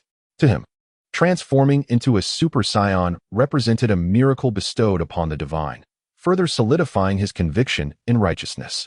Now, he would embody the justice of the gods to eradicate the evil of humanity. Chapter 107. Entrapped in stalemate, Goku's cared not whether Black Goku was indeed the embodiment of miracles. With approximately 28 minutes remaining for their fusion, he knew he had to resolve this conflict within that time frame. In the realm of the Kais, the Elder Kai and a few others were observing the fierce battle unfolding on Earth. It became apparent why those two young men had declined the Patera earrings. They had mastered the fusion technique of the Metamorphs. The Elder Kai focused intently on the figure of Gox within the crystal ball, his expression one of realization. Gohan and Trunks had fused. Biddy and Satan gazed at the crystal ball in disbelief as Gox showcased his formidable strength, overpowering Black Goku. Just as all presumed Gox would swiftly vanquish Black Goku, the latter transformed into a Super Saiyan. Be prepared. Should anything unforeseen occur, you must bring them here. The Elder Kai spoke gravely to Jebbet. Jebbet nodded, acutely aware that the tides of battle could shift in an instant, rendering predictions futile. What about the people on Earth? And Bu is still there. Upon hearing the Elder Kai's words, Satan became agitated. The only ones capable of safeguarding Earth were Trunks and the others. Moreover, after Black Goku had sent Bu into a desolate ruin, he had fallen silent. These two were now the hope of the universe. The Elder Kai turned his gaze to Satan, uncertain of when Beerus would awaken. Their survival was vital to defeating Black Goku. As for the people of Earth, once Zamasu was eliminated, they could be revived using the Dragon Balls. The Elder Kai glanced at Dondi, who had not returned since arriving in the Kai realm. If Majin Bu can save us, he will certainly do so. His implication was clear. Ensuring Gohan and Trunks' safety was paramount. Bu's fate would be left to chance. How do I know you're not deceiving us, old man? Satan exclaimed, his dissatisfaction with the Elder Kai's demeanor palpable. Beside him, Biddy had never seen Satan so animated before. Do you know whom you are addressing? This is the Elder Kai of 15 generations past. Jebbet intoned solemnly. Mr. Satan, the Elder Kai is correct. We can use the Dragon Balls to resurrect those who fall. Dondi interjected, grasping Satan's sleeve. Having attended Gohan's wedding, they were somewhat acquainted. If you are a god, why not fight? Isn't it the duty of the divine to protect humanity? Satan directed his gaze at the Elder Kai. This matter does not concern you mortals, Jebbet replied, a hint of insecurity in his voice. The Elder Kai remained silent, unsure how to respond to Satan. However, this did not imply he would abandon his original plan. It was not that he was unwilling to protect humanity, but rather that he could not let emotions cloud his judgment during such critical times. Remarkable. On the Destroyer planet, the Supreme Kai was also monitoring the situation on Earth through Whis' staff. Witnessing Trunks and the others successfully seal Zamasu and then fuse into Gox, who pressed on against Black Goku, filled the Supreme Kai with exhilaration. Perhaps it need not be Lord Beerus who resolves this. The God of Destruction exclaimed with excitement. Not necessarily, Whis interjected, shaking his head. Puzzled, the God of Destruction remarked, but the current situation certainly favors Goku. This Black Goku is no ordinary opponent, Whis observed, stroking his chin. It was evident that Whis had sensed the moment Black Goku briefly exhibited divine prowess. If Black Goku were to fully master this divine state, Goku would stand no chance. Soon after, Goku unleashed a Kamehameha, forcing Black Goku into his Super Saiyan form, significantly narrowing the gap in their power levels. The God of Destruction began to feel anxious again, yet he could only cheer for Trunks and hope that Beerus would awaken soon. Returning to Earth, Goku had already engaged in combat with the Super Saiyan Black Goku. What is the matter? Aren't you supposed to be the embodiment of miracles? After a flurry of fierce attacks, Goku seized an opening and struck Black Goku, sending him flying. Goku then gathered an energy sphere between his hands and launched it directly at Black Goku. Boom! The struck Black Goku was unable to evade, taking the blow head-on. A thick cloud of smoke enveloped Black Goku's position. However, he soon surged forth from the smoke, charging at Goku while exclaiming, "The miracle of divinity is beyond your comprehension as a mere human." Seeing this, Goku performed an instant transmission, appearing directly above Black Goku, crossing his fingers and delivering a powerful blow to Black Goku's back. The impact sent Black Goku plummeting to the ground, creating a considerable crater. Observing Black Goku lying in the deep pit, Goku scoffed, always prattling on about humanity. Yet your current form is human, is it not? I am willing to forsake my divine body to rectify the mistakes of the gods. Black Goku proclaimed as he rose, embodying an air of righteousness that left Goku speechless. He had no desire to engage in further discourse, He needed to resolve this matter swiftly. However, Black Goku was no longer an adversary he could easily defeat. The damage inflicted by his prior attack had diminished significantly. Contemplating this, Goku suddenly wished he had a sealing vessel. He could contain both of them and wait for Beerus to eliminate them one by one. Noticing that Black Goku was still lost in his self-righteousness, Goku vanished into thin air, reappearing before Black Goku. Boom! With a thunderous sound, Black Goku crossed his arms to block Goku's punch. Suddenly, Black Goku's eyes widened as a powerful surge of energy erupted forth. Caught off guard, Goku stumbled momentarily, and Black Goku seized the opportunity to counterattack. However, Goku quickly regained his composure, crouching to evade Black Goku's incoming fist and sweeping a kick towards Black Goku's legs. The strike unsettled Black Goku, disrupting his subsequent offensive rhythm and leaving him once again in a passive position. However, Black Goku's physique is remarkably resilient, particularly after transforming into a Super Saiyan, which further enhances his durability. Even Goku Black cannot inflict substantial damage upon him in a short span of time. Nonetheless, the current situation still favors Goku Black, although the outcome remains uncertain if the battle prolongs. The confrontation between the two has reached a stalemate. Chapter 108. Zamasu's obsession in the face of Goku Black. Despite enduring relentless assaults, he is faring much better than before, as he can at least deflect a portion of the attacks now. The fluidity of Goku Black's offensive rhythm is astonishing, leaving no apparent weaknesses. Although he has consistently belittled humanity, he cannot help but feel a flicker of helplessness in the face of Goku's coherent and seamless attacks. He must devise a method to disrupt Goku's rhythm, otherwise, he risks falling into the perilous situation he faced earlier. As Goku Black ponders this, Goku delivers a kick aimed at his face. Goku Black raises his hand to block the strike and swiftly retreats, utilizing the force of the attack to gain distance. Observing Goku Black's retreat, Goku charges forward, aware that time is of the essence. As Goku approaches, a slight smirk appears on Goku Black's lips, and he extends both hands toward Goku.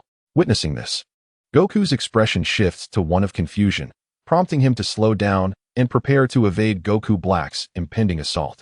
Suddenly, a dark purple energy sphere is unleashed from Goku Black's palm, hurtling toward Goku. Goku sidesteps the energy sphere with agility, but before he can react further, Goku Black bellows. And Goku immediately feels an overwhelming weight descend upon him, causing him to plummet downward. Has he imposed gravity upon me? Realizing the unexpected heaviness, Goku comprehends that the earlier energy sphere was merely a ruse to facilitate the weight's application. Seeing Goku's descent fills Goku Black with elation. His exertion of gravity has indeed borne fruit, and Goku is unable to counteract it on his own. The gravity imposed by Goku Black does impede Goku's movements, slowing him significantly, though not rendering him immobile. As Goku Black rushes toward him, Goku remains composed, for he has a contingency plan. Just as Goku Black is about to reach him, a beam of light shoots from a nearby ruin, aimed at Goku Black. Quickly adapting, Goku Black alters his trajectory to evade the beam. The stones struck by the light transform into an array of colorful candies. Buu, from the King Kai's realm, Den watches this spectacle with excitement. Having spent time with Buu, he is well aware of his magical abilities. Previously, when Buu had flown him to the mountains, he had performed similar transformations, turning rocks into various edible delights. That fiend, Goku Black realizes that this is the portly creature who had just transmuted Zamasu into candy. Under Goku Black's watchful gaze, Buu emerges from the ruins and approaches Trunks, subsequently emitting a beam of light from his antenna, which nullifies the gravity afflicting Goku. That insufferable fatso. As Black Goku realized that the gravitational force he had imposed upon Goku was lifted, a surge of astonishment and fury engulfed him. Simultaneously, a sense of dread began to creep in. Should these two adversaries join forces, Goku could easily hold him at bay while Buu unleashed his transformative beams from the sidelines. Such a scenario would render his predicament even more precarious. "What's the matter? Are you afraid?" Goku remarked, discerning the turmoil within Black Goku's expression from a distance. Black Goku remained silent, yet his vigilant gaze towards Buu revealed a heightened concern regarding Buu's magical abilities over Goku's presence. "Buu, wait for the right moment to see if you can transform him into candy," Goku instructed Buu at his side. "Understood," Buu acknowledged with a gesture. Goku smiled before charging once more at Black Goku. as Black Goku prepared to assume a defensive stance upon noticing Goku's advance. He simultaneously sensed the glimmering light emanating from Bu's antennae. Caught in this inner conflict, he was struck by Goku's punch with a resounding impact. In truth, Bu's strength was waning. Earlier, he had communicated telepathically with Goku, expressing that his current power was insufficient to transform Black Goku into candy. The ability to convert an opponent into candy or chocolate depended heavily on the foe's strength. The stronger the opponent, the greater the energy required for the transformation. Having exerted much of his power in restraining Black Goku, Bu had been recuperating, as he did not possess infinite stamina. Otherwise, Fat Bu would not have been so thoroughly defeated by Kid Bu. Upon realizing this, Goku felt a tinge of regret. However, Bu still posed a significant threat to Black Goku, compelling him to expose more vulnerabilities. Indeed, under Bu's looming threat, Black Goku found it increasingly difficult to concentrate on defense, let alone contemplate an escape, while keeping an eye on Bu's movements. Previously, Black Goku had entertained the notion of employing unexpected maneuvers to disrupt Goku's relentless assault and seek an opportunity for counterattack. Yet now, with Bu not only nullifying the gravitational force he had enforced, but also acting as a deterrent, the prospect of launching a counteroffensive was utterly out of reach. He could scarcely manage even a proper defense. Goku, recognizing the opportunity at hand, relentlessly pressed his attack against Black Goku. As time wore on, Black Goku sustained more injuries, and his energy began to wane. Damn it, if Zamasu hadn't been sealed away, I could have eliminated these fools by now. Black Goku seethed internally while fending off Goku's torrential assault. The original plan had been for Black Goku to engage in battle while Zamasu healed him and restored his stamina. With Zamasu's immortality, there should have been no cause for concern. He could even have intercepted attacks for Black Goku or whisked him away in critical moments. Now, Black Goku finds himself unable to escape Earth, as the rectangular spaceship remains with Zamasu. How infuriating! How could I possibly be defeated by you humans? As Black Goku roared in frustration, he unleashed his power, attempting to push Goku back and buy himself some precious time. He was well aware of Son Goku's capabilities and understood that the fusion duration was limited to 30 minutes. Even if he could not overpower Goku, previously he would have been able to withstand some of the attacks, easily stalling for 30 minutes. However, now he was unable to defend properly, taking nearly all of Goku's assaults, and it was likely that he would soon be unable to maintain his Super Saiyan form. His once calm mindset began to waver. Zamasu's heart was unsettled. Perhaps this was the opportunity to defeat him. The old Kaioshin observed the chaotic state of Black Goku within the crystal ball and speculated. Does this not imply that Gohan and Trunks have once again saved the Earth? Mr. Satan remarked with a smug expression, not forgetting to mention Bu. My Bu has certainly played a crucial role as well. The old Kaioshin concurred with Satan's latter statement, recognizing that Goku's ability to corner Black Goku was significantly aided by Bu. If they truly managed to vanquish Zamasu, it would be far more than merely saving the Earth. It would be a salvation for the entire universe. Dandy chimed in excitedly. Meanwhile, on Beerus's planet, Whis arrived at a conclusion similar to that of the old Kaioshin. Yet he cautioned him against excessive optimism. This Black Goku's body is peculiar. It appears to be human, yet I sense certain divine characteristics within it, Whis remarked, puzzled. Are you suggesting that this Black Goku's body has already attained the status of a deity? The Kaioshin inquired, astonished. It seems to have been imbued with divine power, thus leaving traces behind, Whis replied nonchalantly. Imbued with divine power. Upon hearing this, the Kaioshin was even more astonished. Such an endowment indicates that this individual has reached a divine realm and acquired divine strength. Given Whis's assertion, the Kaioshin could not help but believe that the alternate universe's Son Goku had indeed attained a divine level, explaining the divine traits present in his form. He was also reminded of Trunks' prior mention of the Super Saiyan God. It might not necessarily be the imprint of divine power. It could also be due to Zamasu's influence. Noticing the Kaioshin's astonishment, Whis chuckled, although Whis expressed this sentiment. The Kaioshin was increasingly convinced that the alternate universe's Son Goku had reached the divine realm. It is over, Zamasu. Goku gazed indifferently at Black Goku, who lay amidst the ruins not far away. With only 10 minutes remaining for the fusion, and Black Goku having reverted from Super Saiyan to his normal state, it was evident that his stamina had reached its limit. Goku surmised that after delivering his final blow, he too would disintegrate due to energy depletion. as he had activated his black eyes in pursuit of efficiency, leading to a rapid consumption of his energy. Despicable humans. Black Goku staggered to his feet, his gaze toward Goku and Bu brimming with murderous intent. He had just realized that Bu's transformation beam was utterly ineffective against him. He had been deceived. You lack the authority to label others as despicable. If it weren't for this body, I could vanquish you without even fusing, Goku declared, spreading his arms wide, preparing for one final ultimate flash to take Black Goku away. I am a god. This is merely a human body, Black Goku bellowed.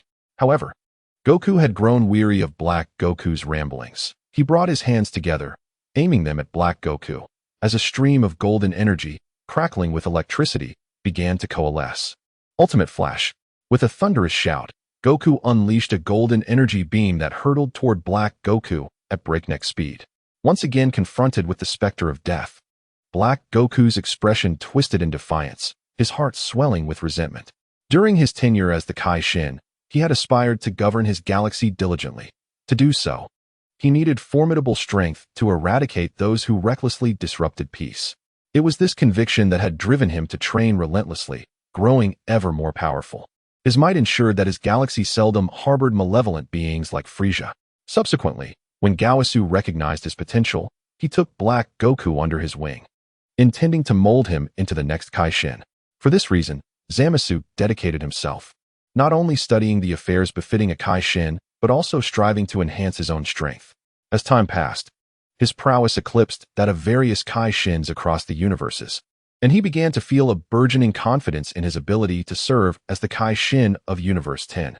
Yet, during Gaosu's visits to other universes for exchanges, Zamasu encountered numerous accounts of humanity's misdeeds, primarily stories of humans killing one another for self-serving reasons. When he questioned Gaosu about why they should protect such foolish beings, Gaosu replied, "We are gods. It is our duty to safeguard humanity." To further illustrate that humans were not solely inclined toward self-destruction, Gaosu took Zamasu to observe the progression of human civilization. However, all Zamasu perceived was humanity's barbaric side, their selfish and cruel nature magnified in his eyes. Thus, a seed was planted in Zamasu's heart, one that convinced him humanity was unworthy of his protection. This seed took root upon learning of Goku, a human surpassing even the gods in strength. He deemed such an existence a grave error. A human more powerful than a god posed a challenge to divine authority, representing a flaw committed by the creators themselves. As a deity, Zamasu believed that gods should not, and indeed could not, err. He felt compelled to rectify this mistake. Coupled with his observations of humanity as selfish and brutal tendencies, he grew to loathe all humans, vowing to eradicate them entirely. This obsession became Zamasu's unwavering conviction, leading him to believe that this was the essence of divine justice. Now he believes he is on the verge of realizing his grand plan. Yet it has been thwarted by the despicable human race. You, defiers of divine will, should utterly vanish. Black Goku roared vehemently, as a towering aura enveloped him, successfully countering Goku's ultimate flash.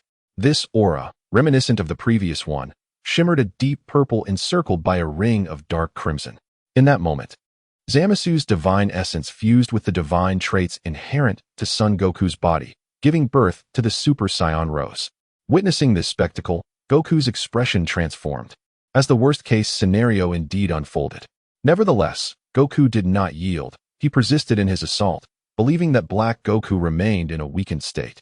And even as he ascended to Super Saiyan Rose, his attacks would still bear some efficacy. Jebit, hurry to Earth and bring them back. The old Kaishin, observing the fierce aura emanating from Black Goku, was engulfed in profound unease. Perhaps it was time to summon Lord Beerus for assistance. Whis, too, acknowledged that currently, within the 7th universe, only Beerus could contend with Black Goku. On Earth, Goku continued to push his limits, but soon, his energy depleted, causing him to revert to Gohan and Trunks. This predicament had become quite troublesome. Trunks sighed. The current Black Goku was no longer within their capacity to confront. And perhaps this time, Earth truly faced annihilation. The previous lack of insight into Zamasu's inner journey made the sudden emergence of Rose feel somewhat odd, prompting a rewrite. These reflections are drawn from elements of the manga and anime, blended with my own imagination. Hence the quality may not be optimal. Chapter 109. Black Goku's demands. How could a deity be vanquished by mere mortals? Black Goku's voice echoed amidst the ruins, as a powerful gust of energy radiated from him, sweeping outward. The once ruined structures crumbled further, and the dust that settled obscured Trunks and the others' vision. The explosive aura unleashed by Black Goku gradually diminished, ultimately retracting entirely into his being. What is happening? Gohan inquired, casting a glance at Trunks, who too sensed the force that Black Goku had just unleashed. It seems Black Goku may have attained divine status, Trunks replied with a wry smile. Now, due to their exhaustion, he and Gohan had reverted from their fusion, leaving them both with scant energy. Divine status? Gohan exclaimed in shock. Previously, when Trunks had brought Tarbell, he mentioned the existence of the Super Saiyan God. According to Trunks, it was a realm belonging to the divine, and achieving it would result in a qualitative leap in power. Given this perspective, it appeared that Black Goku had indeed reached the divine level, just as Trunks had stated. What shall we do now?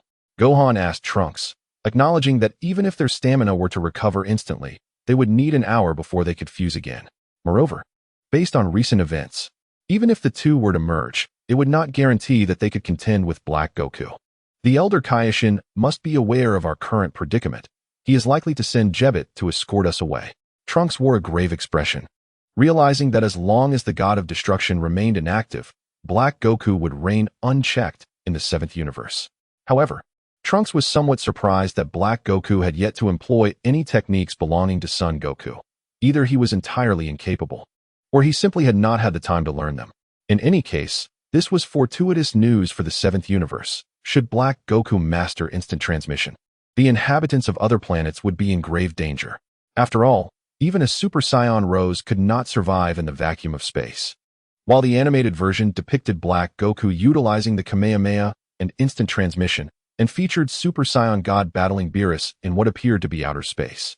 This might have led to the misconception that Super Saiyan God could survive in the cosmos. However, that is not the case. In the manga, Black Goku has never employed Son Goku's abilities, and during the Moro arc, Vegeta remarked that they would perish in space. Of course, this can also be considered a personal interpretation of mine. Sure enough, just as Trunks finished speaking, Jebbet appeared beside them, ready to lead them away. Bu. Trunks called out to Bu, who was not far off, extending his hand. Upon seeing Trunks' gesture, Bu understood that he was to join them and hastened over. Thinking of escaping? A voice emerged from the nearby dust cloud. Black Goku had sensed Jebbet's arrival the moment he appeared. This is bad. Jebbet, take Gohan and leave at once. Trunks' expression changed drastically. If they were detained by Black Goku, none of them would escape. The decision to have them leave first was not solely for Bu's sake. He also possessed means of his own to flee. Once reunited with Bu, he could have him restore some energy before utilizing instant transmission to escape with him.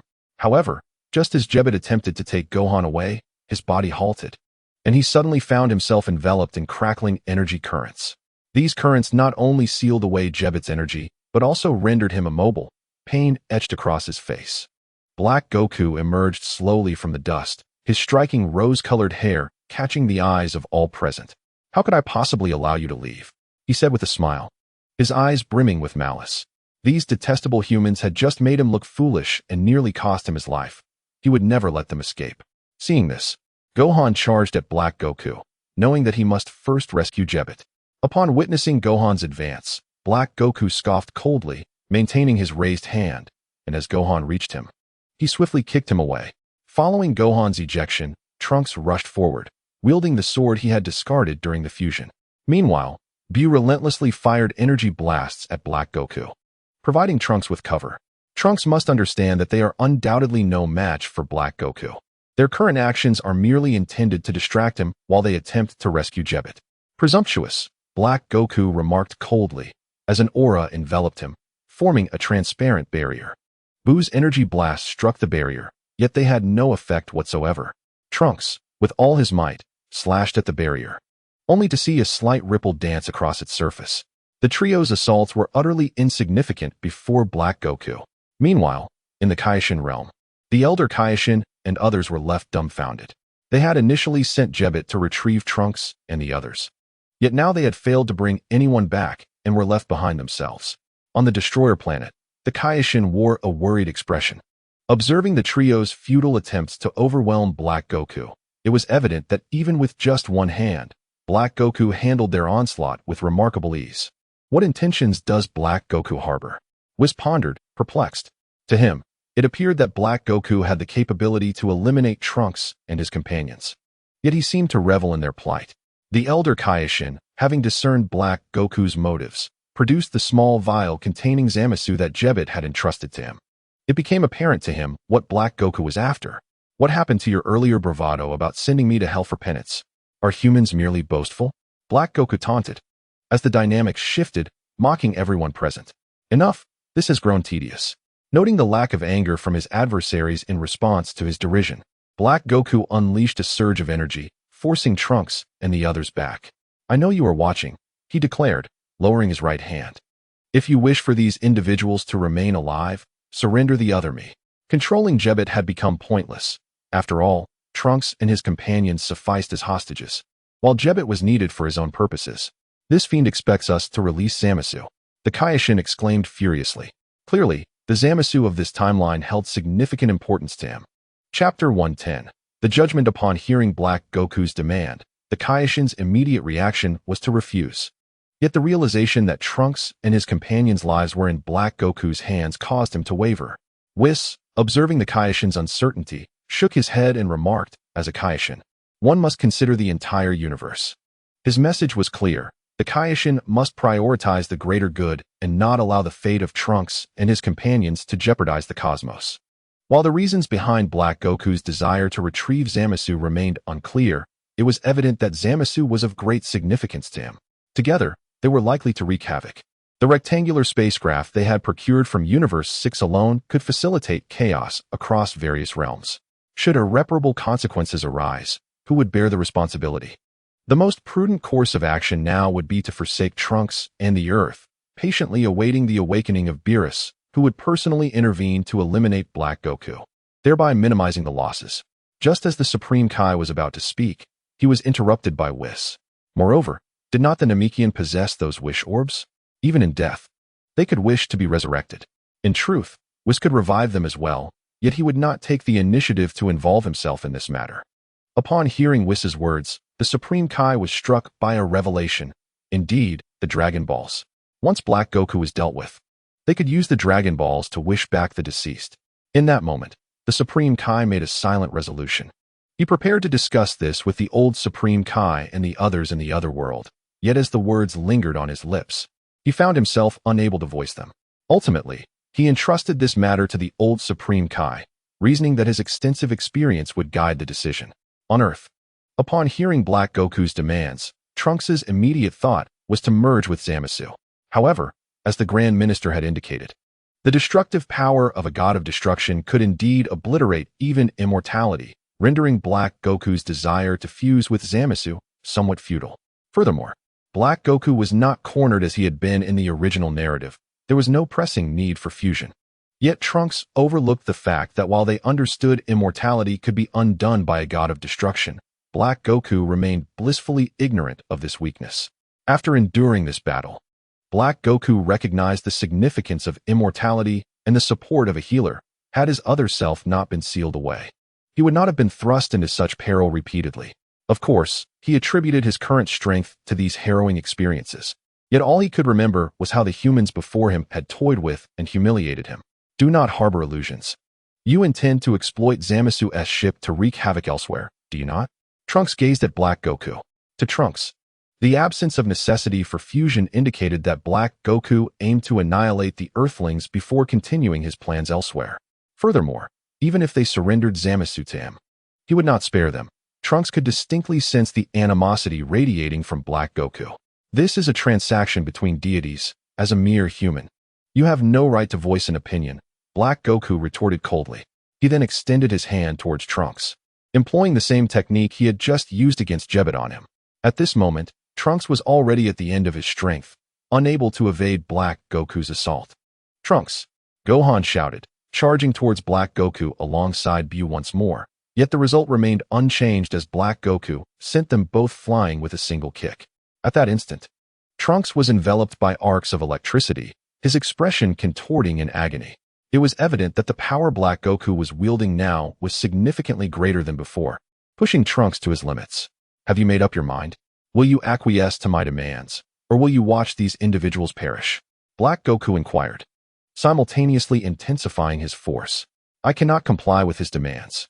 Trunks gritted his teeth, enduring the onslaught as he spoke. He shared similar thoughts with Whis after their demise.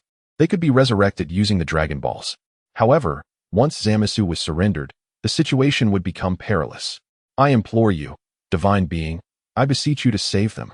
Black Goku's words resonated with Dend and the others, who turned to the old Kai with urgent, pleading expressions. Dend's eyes brimmed with earnestness, though he refrained from voicing his concerns, fully aware of the gravity of the matter. Upon hearing their appeals, the old Kai sighed. I am no longer a Kai. Just when everyone assumed the old Kai would refrain from aiding Trunks and his companions, he produced a vial. Thus, I need not ponder further. The expressions of Dend and the others brightened at the old Kai's declaration. Meanwhile, the Kai on Beerus' planet breathed a sigh of relief. Indeed, it was the ancestral figure who would act. Though he had wished to save Trunks and the others, he felt incapable of making such a monumental decision. Now that the old Kai had resolved the matter, he was freed from his inner turmoil. Yet, was this truly the right course of action? Whis was equally taken aback by the old Kai's decision. Zamasu, after all, was a deity. The gravity of his transgressions should not fall upon humanity to rectify. If they chose to remain indifferent in the face of this crisis, what right would they have to be called gods? The Kai spoke with unwavering conviction. On Earth, Jebbet hastened back to the Kai realm under Black Goku's watchful gaze after receiving the old Kai's message. It appeared they had acquiesced. Black Goku smiled as he lowered his hand, causing the energy enveloping Trunks to dissipate, sending him tumbling backward. The Kai had truly acted recklessly. While Trunks chastised them verbally for their lack of foresight, a warmth surged within him. Even if the Kai had declined Black Goku's demands, Trunks would not have held it against them, understanding that their considerations encompassed the entire universe. Yet, this decision revealed a certain humanity within these gods. Before long, Jebbet returned with the vial containing Zamasu. I must say, you gods are truly failures, overly concerned with the lives of mere mortals, Black Goku remarked, his expression one of disdain as he regarded Jebbet. You've brought the item. I can take the individuals now, correct? As a deity, you wouldn't renege on your word, would you? Jebbet replied sternly. Of course not. Unlike humans, I do not waver, but I merely stated they should not perish. I never promised to allow you to take them. Black Goku responded with a chuckle. That scoundrel. Upon hearing Black Goku's words, both the Kai realm's inhabitants and the deities on the Destroyer planet were filled with indignation. Very well, hand it over. In an instant, Black Goku appeared before Jebbet. Although Jebbet felt furious at Black Goku's actions, he had little choice but to hand over the vial. You may leave now. With the vial in hand, Black Goku appeared to be in high spirits, generously allowing Jebbet to depart. Do not entertain the thought of stealthily taking them away. Should you dare to attempt such a thing, I shall be the first to ensure their demise. Black Goku warned, casting a glance at Jebbet, who stood by without departing. Jebbet indeed contemplated seizing an opportunity to discreetly escort Trunks and the others away, yet upon hearing Black Goku's admonition, he relinquished the notion and returned alone to the realm of the Kais. You may thank your Supreme Kai. It is he who has allowed you to linger a while longer. What awaits you next is the true judgment of a deity. Black Goku's gaze fell upon Trunks and his companions, revealing his complete disapproval of the Supreme Kai of this universe, deeming his actions unworthy of divine status. A true deity? Are you referring to yourself? Trunks rose, a derisive expression gracing his face. Not I, but we, Black Goku retorted, crushing the bottle in his hand with a slight exertion. In an instant, a plume of green smoke emerged, unveiling the sealed Zamasu before all. Trunks had anticipated Zamasu would materialize in a diminutive form, yet he appeared in his original guise. In truth, shortly after Zamasu's sealing, he reverted to his true form, thanks to his immortality. The transformation beam from Bu activated Zamasu's immortal attributes, though the effect was slower than direct injury. Had Trunks not sealed Zamasu immediately, he would have witnessed Zamasu returning to his original state shortly thereafter. Humans, are you prepared to descend into hell? Zamasu's first words, directed at Trunks and Bu, were laden with unmasked malice. Is this the judgment of a deity? Rather hasty, I must say, Trunks replied indifferently regarding the two. Given the dire circumstances facing Gohan and the others, he remained unfazed. He even pondered whether the Earth's dragon could resurrect him again, as it had in the past before he returned to this timeline. Of course not. Yet your fate is already sealed, Zamasu stated, nodding towards Black Goku before removing the Patera earring from his left ear. Meanwhile, Black Goku removed the earring from his right ear. "We are the true deities," they proclaimed in unison, and under the influence of the Patera earrings, they commenced their fusion. After a dazzling radiance, the fused Zamasu was born, adorned with a grand halo symbolizing divinity. Prior to releasing Zamasu, Black Goku had resolved to fuse with him. Although his current state would not yield a qualitative change in power, he chose this path to acquire healing abilities and attain immortality. Zamasu, having experienced defeat and sealing, recognized that mere immortality was insufficient. He too must grow stronger. Thus, as soon as Zamasu emerged, both had already reached their decision. They were, after all, Zamasu and post-fusion. They would remain as such. As Zamasu ascended into the heavens, his voice resonated throughout the cosmos, amplified by his extraordinary abilities. "I am Zamasu, and the height at which I stand far surpasses your own. This universe, this world, and the truths of all existence lie within my gaze. Ultimately, I have come to the conclusion that humanity must be annihilated. The sole flaw in the divine creation is humanity itself. I shall transform the world and the universe into a more splendid utopia, rectifying the errors of the unwilling God. I am enraged by the defilement of the cosmos by humankind, and I am furious at the complacency of the divine. Henceforth, in the name of the Almighty, I shall render judgment upon humanity. They must vanish from this world, starting with Earth." Chapter 111. The resplendent warrior. The populace had been vigilantly observing the situation in Orange Star City, and now Zamasu had, through a form of telepathic communication, conveyed his visage and words to every individual. Thus, a cacophony of discourse erupted among the people. "Who is this Zamasu? He must be the one who attacked Orange Star City. He dares to proclaim himself a deity and threatens our existence. He is nothing but a villain. Trunks must defeat him swiftly. Yes, Trunks, we believe in you. Vanquish this scoundrel." The murmurs of the crowd reached Zamasu, who, upon hearing their sentiments, cast a knowing smile towards Trunks below.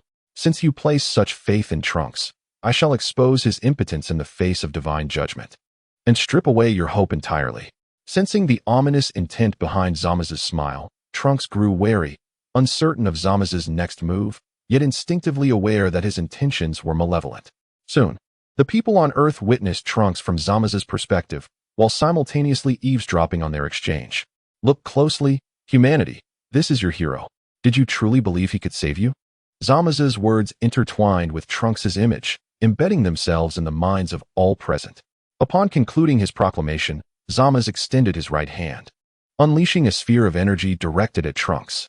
Caught off guard, Trunks was sent hurtling through the air, but just before he could crash to the ground, Buu's antennae extended, catching him. Afterward, Bu, utilizing a portion of his remaining strength, alleviated Trunks's injuries and restored a modicum of his power. Observing this, Zamasu spread his arms wide, and the sky behind him filled with countless crimson orbs. Judgment Blade. Upon utterance of this phrase, the red dots morphed into blood-red energy blades that surged towards Trunks and Bu. As the onslaught of energy blades descended like a torrential rain, Trunks hurriedly retreated with Bu, continuously wielding his sword in defense. Gohan also rushed over to offer his assistance. However, the sheer number of energy blades was overwhelming. Despite their evasive maneuvers and defenses, some blades still struck them. Upon contact with the ground or an obstruction, these blades detonated instantaneously, creating a succession of explosions that, while not immensely powerful, produced a visually stunning spectacle of chaos. The gaze of the people was obscured by the smoke and dust generated by the violent explosion, rendering the figures of Trunks and his companion invisible. Zamasu did not intend to directly slay Trunks and the others. Rather, he wished to display their vulnerability to the humans, thereby shattering any flicker of hope within their hearts. However, contrary to Zamasu's expectations, the inhabitants of Earth did not exhibit the despair he anticipated. Instead, they rallied behind Trunks, cheering him on. Witnessing their unwavering hope infuriated Zamasu, who found their foolishness astounding. They remained oblivious to the vast disparity in power. "Very well. Let these foolish mortals behold the true might of a deity," Zamasu proclaimed, as a dark red and deep purple aura began to envelop him. The halo of divine authority behind him transformed into a deep purple hue, and he extended his arms, unleashing a surge of energy that soared skyward. As the energy erupted, it quickly spread like ominous clouds, casting a shroud of darkness over the entire planet, plunging the sky into an abyss. The people looked up in horror, the pitch-black heavens resembling a monstrous maw ready to consume everything. As they witnessed Zamasu's display, their expressions shifted, fear creeping into their hearts. The power he exhibited surpassed their comprehension. To them, Zamasu's form appeared godlike, yet it embodied terror and despair. The darkness he conjured enveloped not only the earth, but also the spirits of its inhabitants, cloaking them in despair. It seems I must report to the King of Hell. Trunks sighed bitterly, having initially hoped to teleport away with Gohan and the others once he regained his strength. Yet now, Zamasu's actions had isolated Earth from the outside world, severing his connection to any external presence. As Zamasu cast his shadow over the planet, the old Kai and Whis also lost sight of Earth. What has happened? Why can we no longer see Trunks and the others? Dend inquired anxiously, the worry escalating since Jebbet had failed to return with them. The old Kai had reassured them that Trunks would surely devise a means to use instant transmission to escape. However, he knew all too well that Zamasu would not allow their escape easily. After hearing the old Kai's words of comfort, the group's anxiety had somewhat subsided, but now, with no knowledge of what transpired on Earth, their hearts sank once more. This time, it appears there is truly no hope, the old Kai remarked, his expression grave, clearly indicating that Trunks and the others were now beyond escape. On the God of Destruction's planet, Whis was equally astonished by Zamasu's newfound abilities following his fusion. Observing the bewildered Kaioshin beside him, Whis offered reassurance. Even in his fused state, Zamasu remains no match for Lord Beerus, and furthermore, the alarm Lord Beerus previously set is nearing its end. Upon concluding his words, Whis conjured a sandglass, placing it before the God of Destruction. He then proceeded to prepare breakfast for Beerus. Now, it is time to execute the judgment, Zamasu remarked coolly. Having already witnessed the despair etched upon the faces of the Earthlings, he had resolved to annihilate them before moving on to the next planet. Initially, he did not require such elaborate measures. Eradicating humanity would suffice.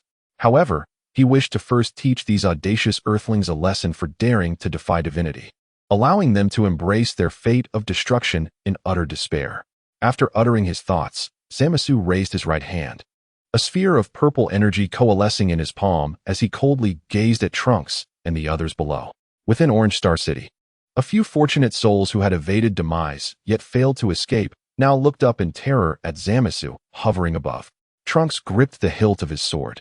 Although he knew that death was highly probable today, passivity was not in his nature. Let us give it our all, he declared, transforming into a Super Saiyan. Recently, Bu had restored a portion of his strength, but at the cost of being unable to join the battle. Now, only he and Gohan remained to fight. Do you insignificant insects still wish to resist the divine? Zamasu sneered upon seeing the determined expressions of the two below. Rather than responding verbally, they chose to act. Gohan extended his hands towards Zamasu, and in an instant, a barrage of energy blasts erupted from his palms, employing the classic tactic of the prince. In the face of Gohan's onslaught, Zamasu remained motionless, allowing the blasts to strike him, fully aware that he was impervious to harm. Seeing this, Trunks soared towards Zamasu. Upon reaching him, he raised his sword high above his head and brought it down forcefully towards Zamasu's head. Zamasu looked up at Trunks with a mocking glint in his eyes. Just as Trunks' sword was about to connect, Zamasu casually raised his left hand, summoning a purple energy blade that effortlessly deflected Trunks' weapon. Witnessing Zamasu block his sword with ease, Trunks erupted in fury, pressing down with all his might. Zamasu, meanwhile, tossed the massive energy sphere he had gathered in his right hand towards Gohan below, while his free hand seized Trunks' sword. Almost immediately, a bolt of black lightning emerged from Zamasu's hand, coursing through the sword and striking Trunks. The golden aura surrounding Trunks transformed into black lightning, contorting his face in agony. Zamasu watched with satisfaction, relishing the moment as a form of retribution. Below, Gohan confronted the energy sphere hurled by Zamasu, choosing not to evade but to withstand it. He understood that should the sphere touch the ground, all of Orange Star City would be obliterated, and with innocent lives at stake, he could not flee. With a resounding explosion, chaos erupted, sending debris soaring through the air. As the dust settled, Gohan reappeared, arms crossed in a defensive stance. Immediately, Gohan stumbled backward. Having just endured the brunt of that energy sphere's power, his body now unable to maintain balance. In midair, Trunks had been struck by Zamasu's energy, reverting him to his normal state, his hands too weak to grasp the hilt of his sword. Zamasu delivered a powerful kick to Trunks' abdomen, sending him flying. He then grasped his sword, crushing its blade with ease, the remaining fragment soaring into the distance. I told you to await your demise obediently, yet you insisted on enduring this suffering, Zamasu remarked, gazing upon Trunks, who lay among the ruins. Trunks was the human Zamasu despised the most. However, were it not for the incessant troubles Trunks had caused him, he would not have become who he was today. The scene of Trunks' recent battle was transmitted by Zamasu to every inhabitant of Earth, deepening their despair upon witnessing Trunks' downfall. If Trunks had been defeated, who could possibly save them? Trunks will never succumb to the likes of you. A youthful voice broke the silence, though soft. It resonated powerfully in the stillness of the battlefield. Zamasu turned towards the sound to find a small boy emerging from the wreckage of a collapsed building. His face contorted with anger as he glared at Zamasu. The moment Zamasu fixed his icy gaze upon the boy, the child flinched, collapsing to the ground in fear. Behold, this is humanity, foolish and cowardly, forever placing their hopes in others. Zamasu bellowed with laughter, his voice a harsh cacophony. Trunks, struggling to rise from the debris, cast a look at Zamasu. Look at the people you claim to protect. They are utterly reliant on you. Once you fall, they will be rendered powerless. Zamasu's eyes turned to the despairing faces hidden behind the ruins, a look of disdain etched upon his features. Such humans only serve to tarnish this world further. He exclaimed passionately, "You do not understand humanity at all." Trunks shook his head. "I need no further understanding."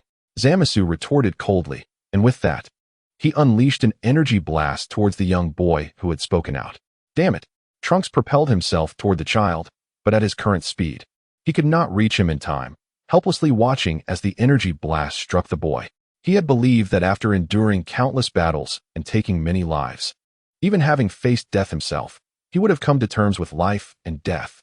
Just moments ago, while battling Zamasu, he had resigned himself to die alongside his friends. Yet now, witnessing the boy vanish before his eyes, he recalled the time when Black Goku had slaughtered innocent civilians. Realizing that his indifference had only pertained to his own life and that of fiends like Zamasu. Let your fury at me be your penance in hell. Zamasu raised his hand towards Trunks, his interest in prolonging the encounter waning. Even if I descend into hell, I shall take you with me, Trunks declared, locking eyes with Zamasu. Previously, when Black Goku ruthlessly slaughtered the citizens before him, he refrained from recklessly engaging him for the greater good. However, now he had nothing left to concern himself with. With that, Trunks transformed into his Super Saiyan 2 form once more and charged towards Zamasu. As Trunks barreled forward, Zamasu intended to unleash a ki blast, but was abruptly interrupted by a sudden beam of light. That insufferable fatso. Upon recognizing that the source of the beam was Majin Buu, Zamasu retaliated with several ki blasts aimed at him. If Trunks was the one he loathed most, then Buu was certainly a close second.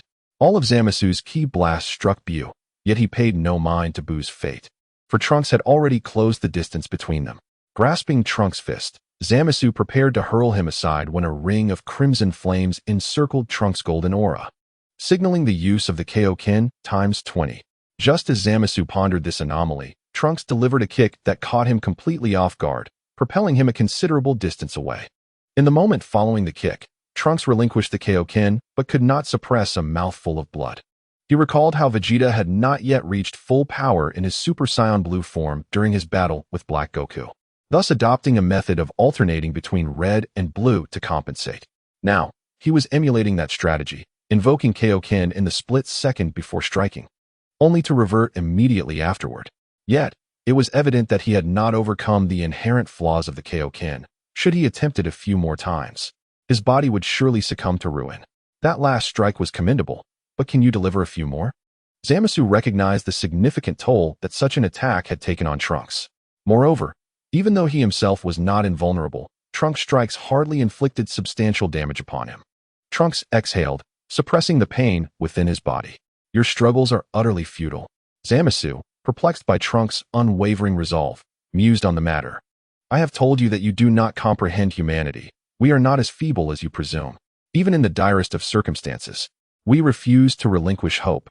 This is the essence of humanity. As Zamasu posed this question, Trunks was reminded of the words he had exchanged with Mai when confronting the androids. Had they not been in a similar predicament? Just moments ago, he found himself in a darker place than before, contemplating the notion of mutual destruction. Come, Zamasu. Even if the outcome is already predetermined, I shall fight to the bitter end as a human.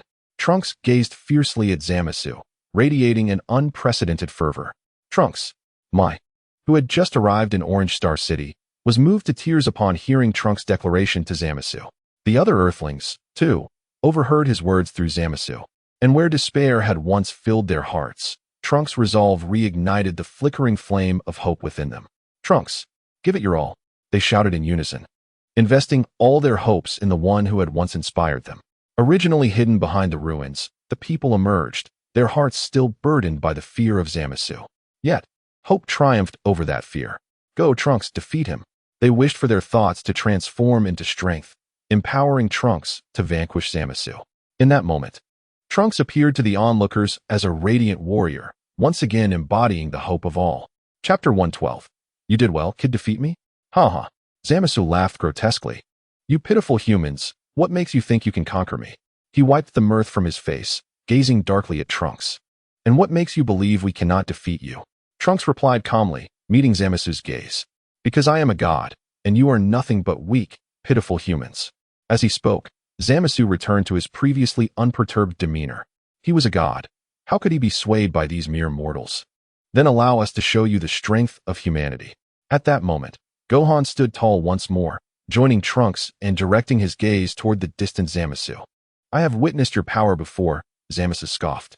You are mistaken. What you have seen is merely the strength of us three. Now, you shall witness the power of all humanity. With that, Trunks transformed back to his normal state. He turned to Gohan and said, Gohan, buy me a minute. Knowing his voice could reach everyone, Trunks intended to concentrate the spirit bomb. All right, Gohan nodded, though uncertain of Trunks' plan. He would risk his life to secure that precious minute for him. Do you think a minute can change anything? Foolish. Though Zamasu spoke with disdain, he grew wary. For Trunks had previously surprised him more than once. Ignoring Zamasu, Trunks ascended into the air, raising his hands high and shouting, Everyone, I need to gather your strength to defeat Zamasu. Please, raise your hands and lend me your power. Trunks' voice resonated through the air, reaching every individual present. Upon hearing his call, the crowd raised their hands in unison, a surge of unique energy emanating from within them, drawn toward Trunks as if by an unseen force. Before long, a white energy sphere formed above Trunks' outstretched hands, radiating a power that Zamasu had never encountered before. I will not allow you to succeed, Zamasu declared, launching energy blasts toward Trunks one after another. Trunks had just endured the ravages of a 20-fold Kaioken and was barely holding on. A hit from Zamasu's blasts could easily spell his end. However, he was not alone. Gohan, seeing Zamasu's assault, soared toward Trunks, positioning himself protectively in front of him. He would not allow Zamasu to harm Trunks. On the planet of destruction, the god of destruction was intently focused on the hourglass presented to him by Whis. With no knowledge of the situation on Earth, he could only hope that Beerus would awaken soon. As he observed the sand within the hourglass trickling down, the god of destruction felt time dragging on painfully slowly for the first time. Suddenly, a loud explosion startled him. Just as he was about to inquire Whis about the commotion, a series of explosions echoed around him. Alas, it seemed that Lord Beerus had awakened earlier than anticipated. Though his morning disposition appeared rather foul, Whis, setting aside the plate in his hands, covered his ears. The god of destruction, still reeling from the unexpected chaos, was abruptly jolted by a voice filled with irritation. Whis, is the food not ready yet? Lord Beerus, you have risen much earlier than expected. I have only just begun preparing the meal, came Whis's voice from the kitchen. Upon hearing Whis's response, the god of destruction felt a surge of excitement. Beerus had indeed awakened early. God of destruction, what brings you here? Just as he contemplated seeking out Whis to accompany him to meet Beerus, the latter appeared before him in his pajamas, suspended in midair. The sight of Beerus startled the god of destruction, causing his voice to tremble slightly.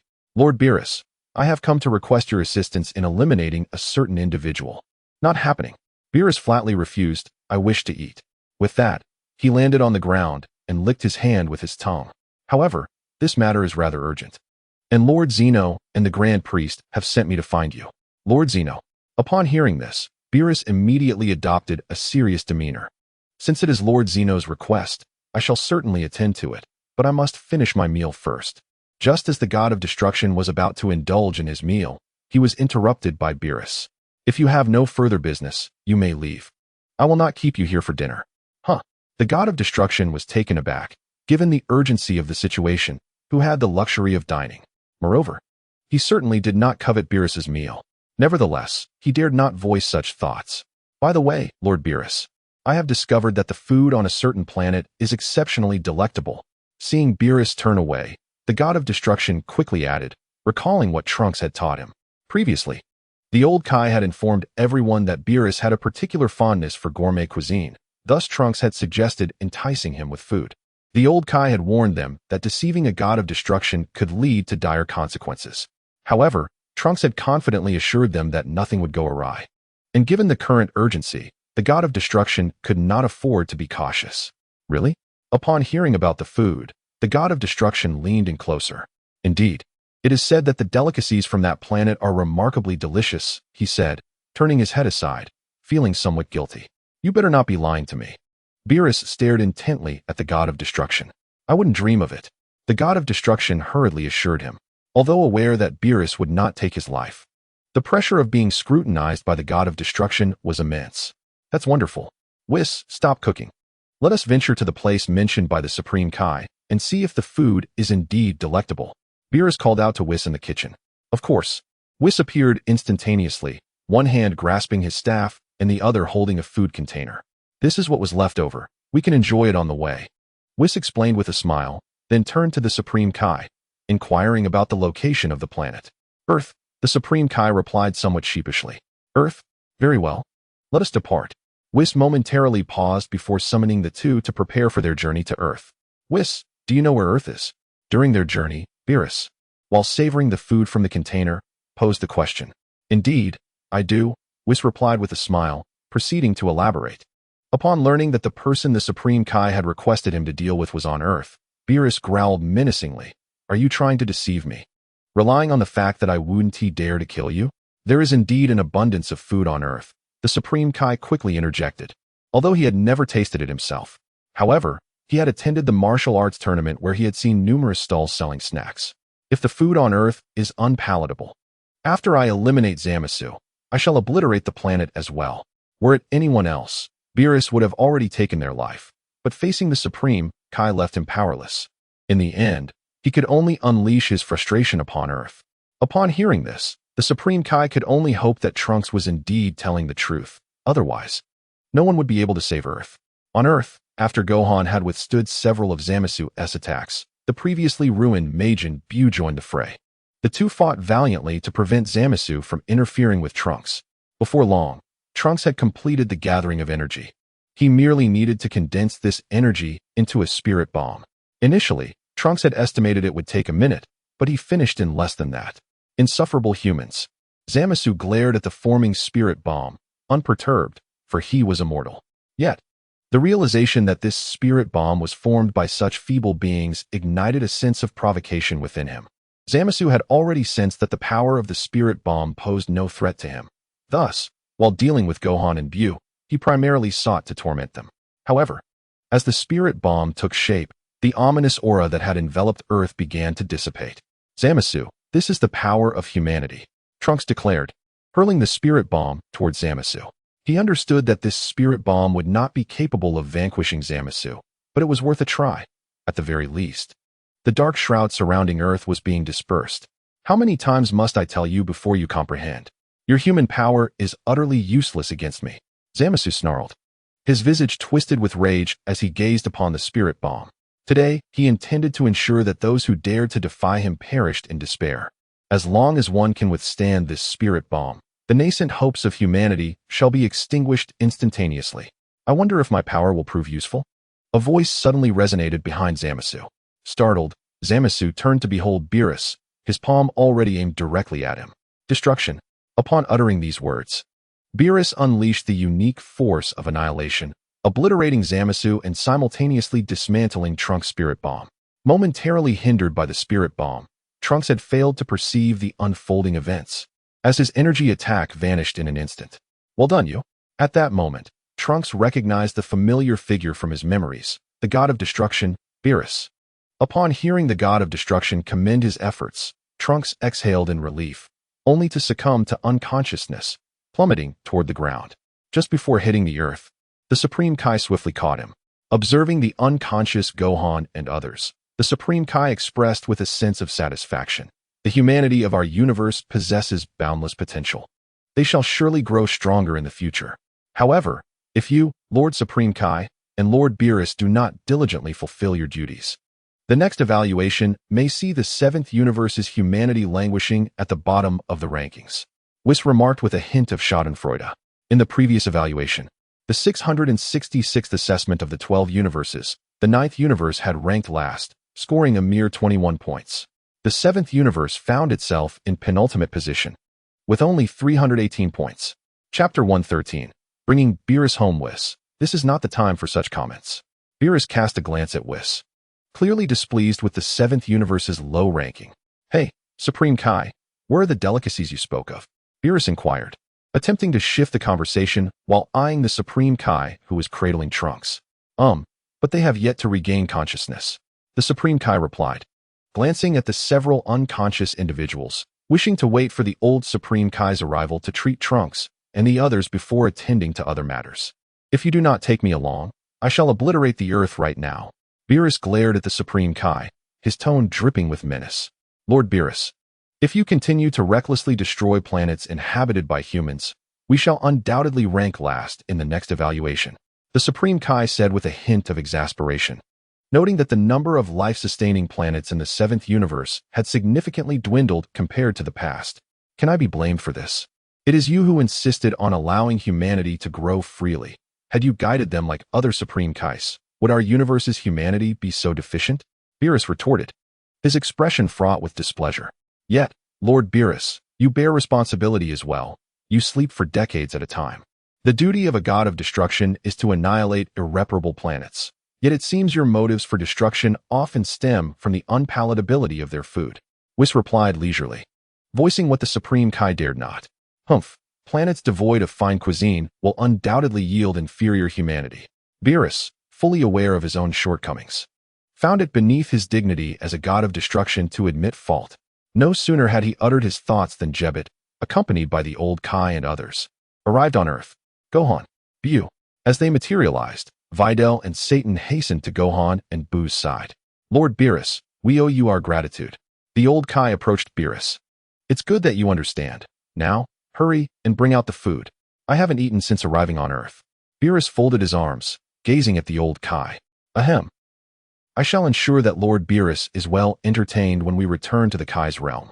The old Kai was aware of Beerus's temperament. After all, this was indeed part of Beerus's responsibilities, yet they felt hesitant to voice their thoughts.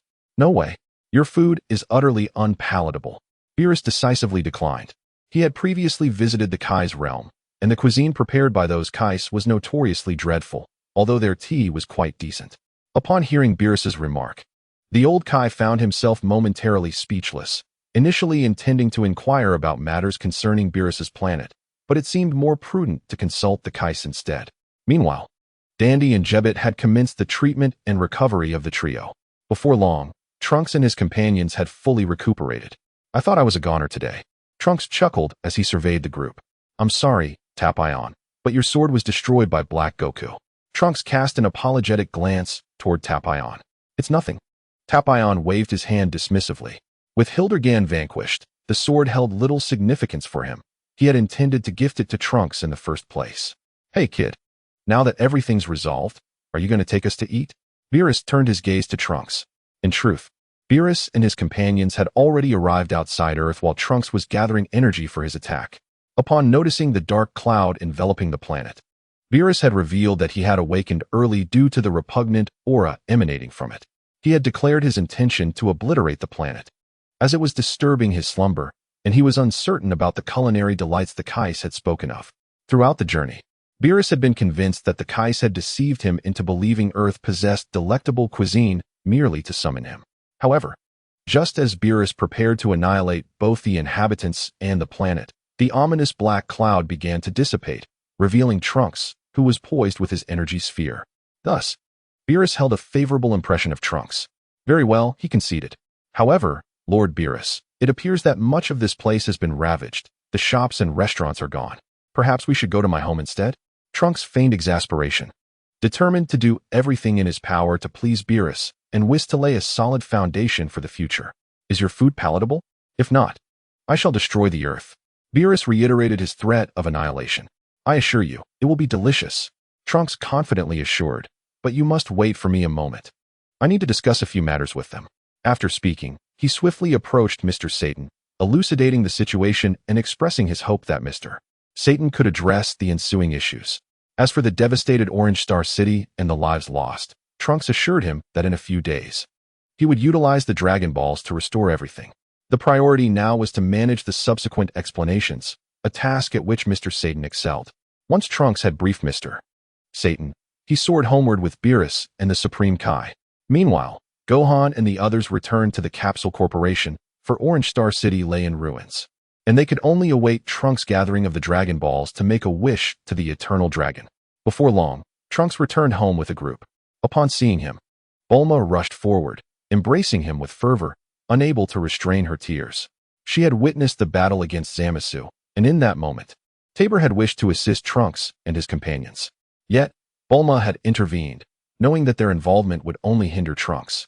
Observing Bulma's distress, Trunks gently patted her shoulder, reassuring her, "It's all right, Mom. See, I'm perfectly fine, and look at all these people here." In truth, the moment Bulma laid eyes on Trunks, her anxieties dissipated. Her emotions had merely been suppressed for too long, and now, the floodgates had opened. "I apologize for causing you concern," Bulma said, wiping her tears. Her tone tinged with regret as she addressed Beerus and the others. The Supreme Kai waved his hand dismissively, indicating that she need not worry. Soon, everyone began introducing themselves to Bulma, and as she heard the names of the gods of destruction and the Supreme Kai, she felt utterly bewildered. These deities were unfamiliar to her. Nevertheless, she smiled and greeted each one, planning to inquire further with Trunks later. "By the way, Mom, is there something to eat?" "Lord Beerus and his companions are hungry," Trunks inquired with a smile, glancing at Beerus. "There are some ice creams left in the freezer. Will that suffice?" Bulma looked toward Beerus and the others. "Ice cream? What is that? Is it ice cubes?" Beerus asked, his expression one of confusion, as this term was entirely new to him. "No, it's made from cream," Trunks explained from the side. Cream? Another term that falls within Beerus' realm of ignorance. However, Beerus was increasingly intrigued by this treat called ice cream. "Mom, please take Lord Beerus and the others to eat. I will step out to buy something," Trunks stated, wishing to avoid further explanations, as delving deeper would lead him into his own knowledge gaps. "Hey, Trunks, do you really think Lord Beerus will enjoy this ice cream?" the Supreme Kai asked, pulling Trunks aside once he saw Beerus and the others following Bulma inside. "Rest assured, Lord Supreme Kai, Lord Beerus will undoubtedly relish it," Trunks replied with a grin. "Delicious." Just as the god of destruction was about to continue speaking, a voice filled with surprise echoed through the room. Upon hearing Beerus's voice, Trunks beamed with delight, inwardly thinking, "This is going splendidly." Chapter 114. Return to Wampahe. "Where has all the ice cream gone? I haven't had my fill yet." "Lord Beerus, you have already consumed 15. 15 is hardly sufficient. Hurry, Earthling, bring forth more ice cream. I am Bulma, and you have devoured all of it." "What? Is this all you present to a god of destruction? Be careful, or I shall obliterate the earth. Then go ahead and destroy it." "I have no ice cream left anyway."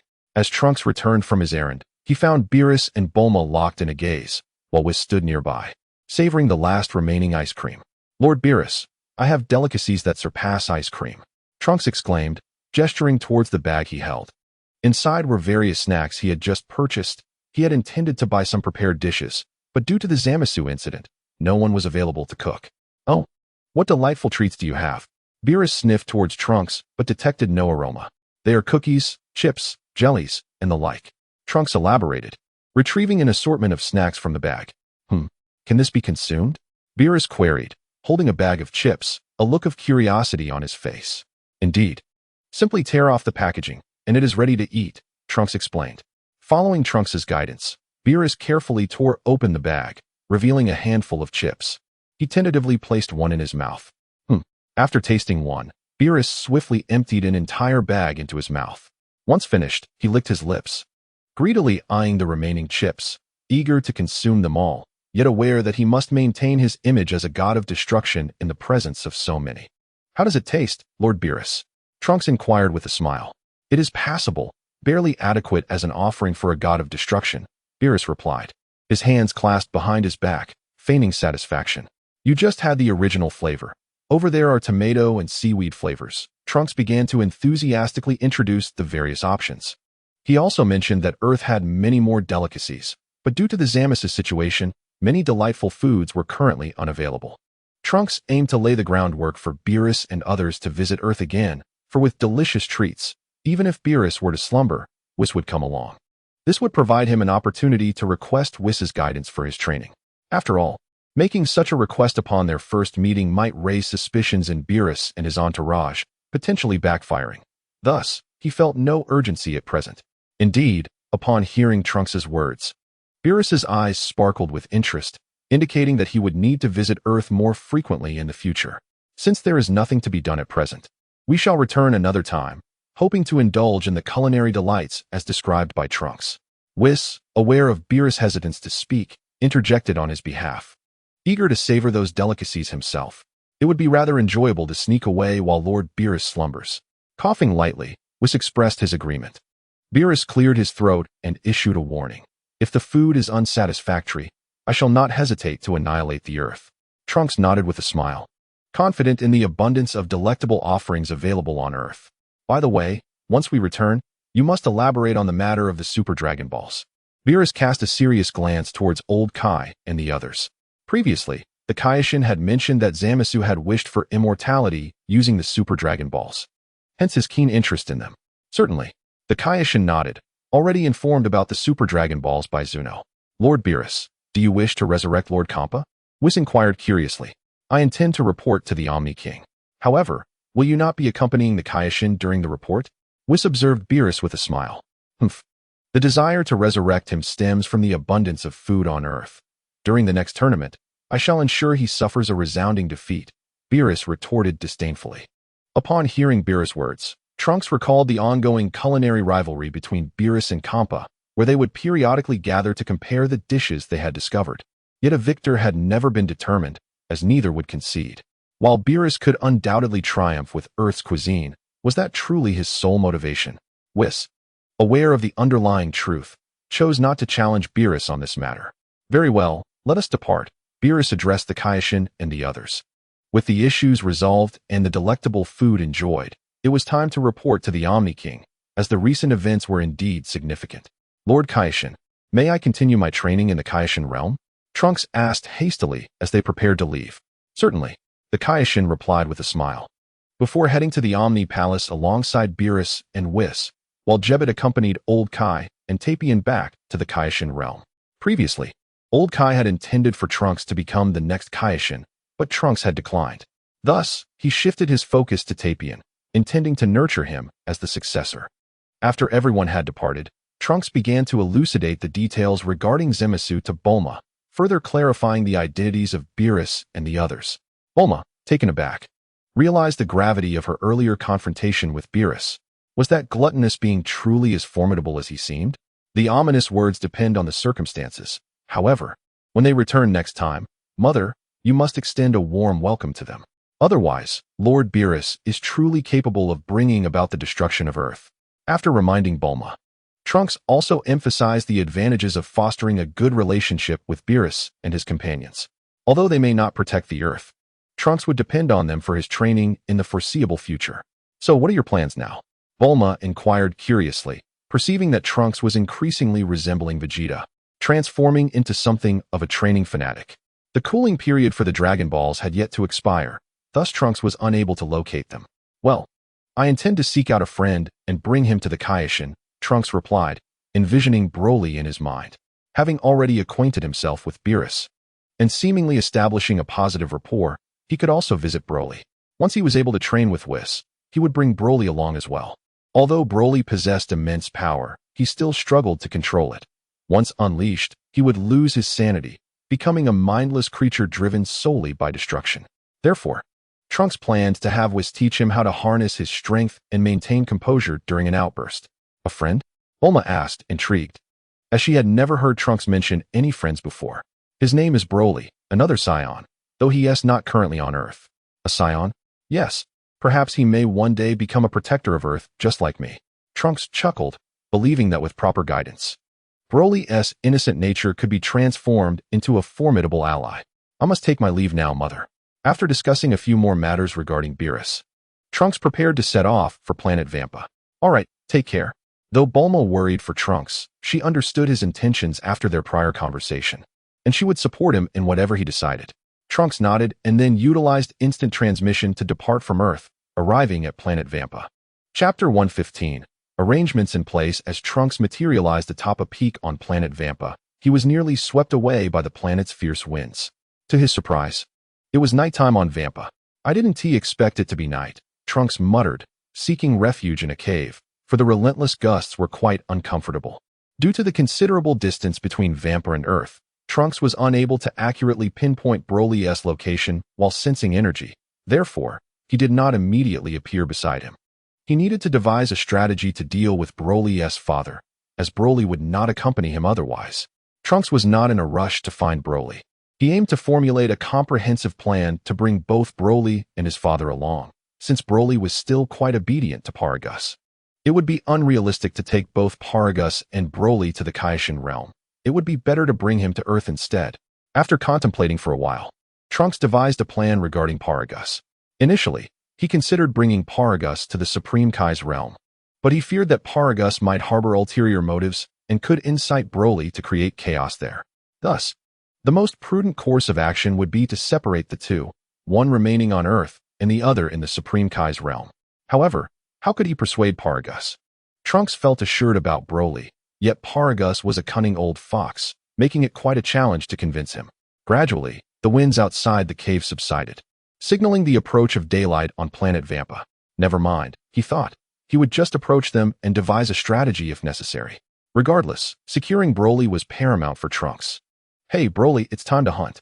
Early in the morning, a voice echoed from a cave on planet Vampa, belonging to Paragus. Upon hearing his voice, Broly emerged from the cave, knowing he would spend the day hunting outside. Nowadays, hunting required venturing far from home, and those creatures were exceedingly clever. Upon spotting him, they would swiftly scatter, resulting in a rather inefficient endeavor that stretched the duration of each hunt. Hi Broly. It's been a while. Just as Broly was about to set off, he spotted Trunks on a nearby peak, smiling and greeting him. Trunks? Broly wondered, puzzled by how Trunks had appeared there. For moments ago, the place had seemed deserted. While Broly was still in thought, Paragus also noticed Trunks. Who are you? Paragus's gaze was filled with suspicion, and he subtly gestured to Broly, signaling him to be prepared. I am a friend of Broly, Trunks replied as he leaped down from the mountain and approached the two with a smile. Observing the wary old man before him, with graying hair and beard, and missing an eye, Trunks' mind raced, contemplating how to proceed. A friend of Broly? You are the one who came here last time, Paragus exclaimed, recalling that Broly had mentioned Trunks upon his return, during which Paragus had reproached Broly for missing the opportunity to leave the planet. Now, seeing Trunks again brought him joy. Yet he understood that Trunks would not arrive without reason. What brings you here? Paragus inquired, scanning the surroundings, pondering that if Trunks could suddenly appear, then his spaceship must be nearby.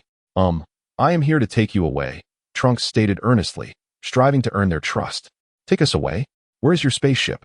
Paragus asked suspiciously, glancing around, having noticed no sign of a vessel nearby. I don't have a spaceship, Trunks admitted. How can you take us away without a spaceship? Who exactly are you?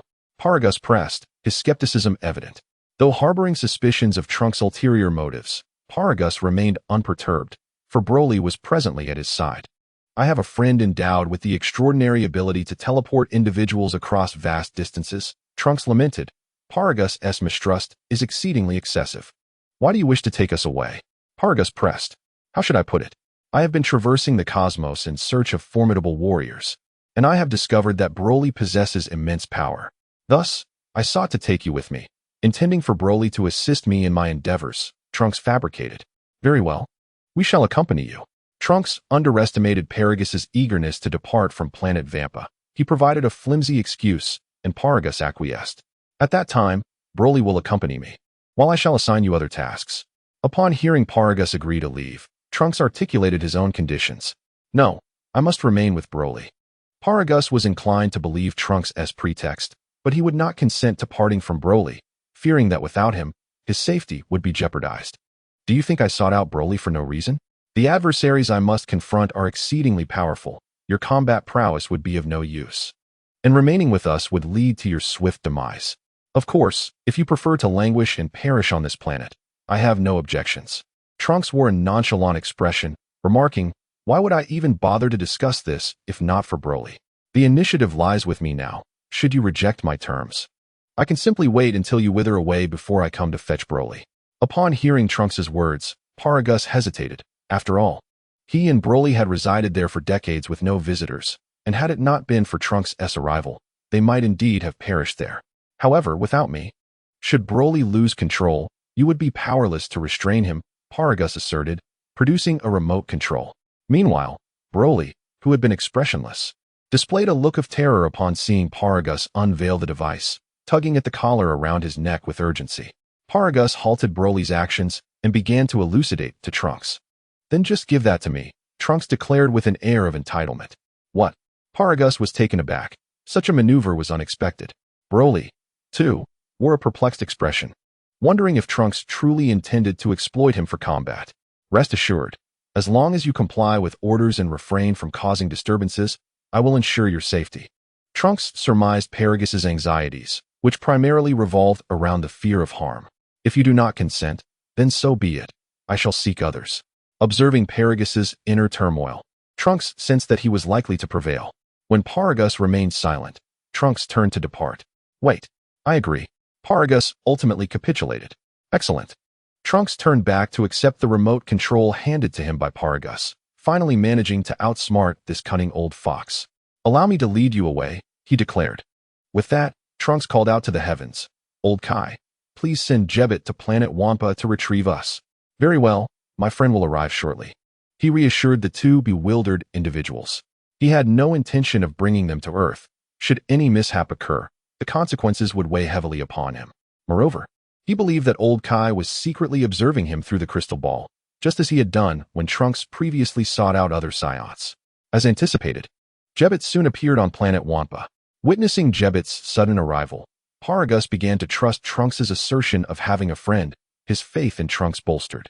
Under Trunks' guidance, the four returned to the Kaishin realm. "All right, Broly stays here. You will accompany me to a safer location," Trunks stated, directing his gaze at Paragus. Upon entering the Kaishin realm, Paragus had indeed considered retracting his decision, yet with the remote now in Trunks' possession and uncertainty stemming from Jebbit's abilities, he ultimately relinquished any thoughts of mischief. However, to prevent any potential trouble, Trunks insisted, "We must seal your powers."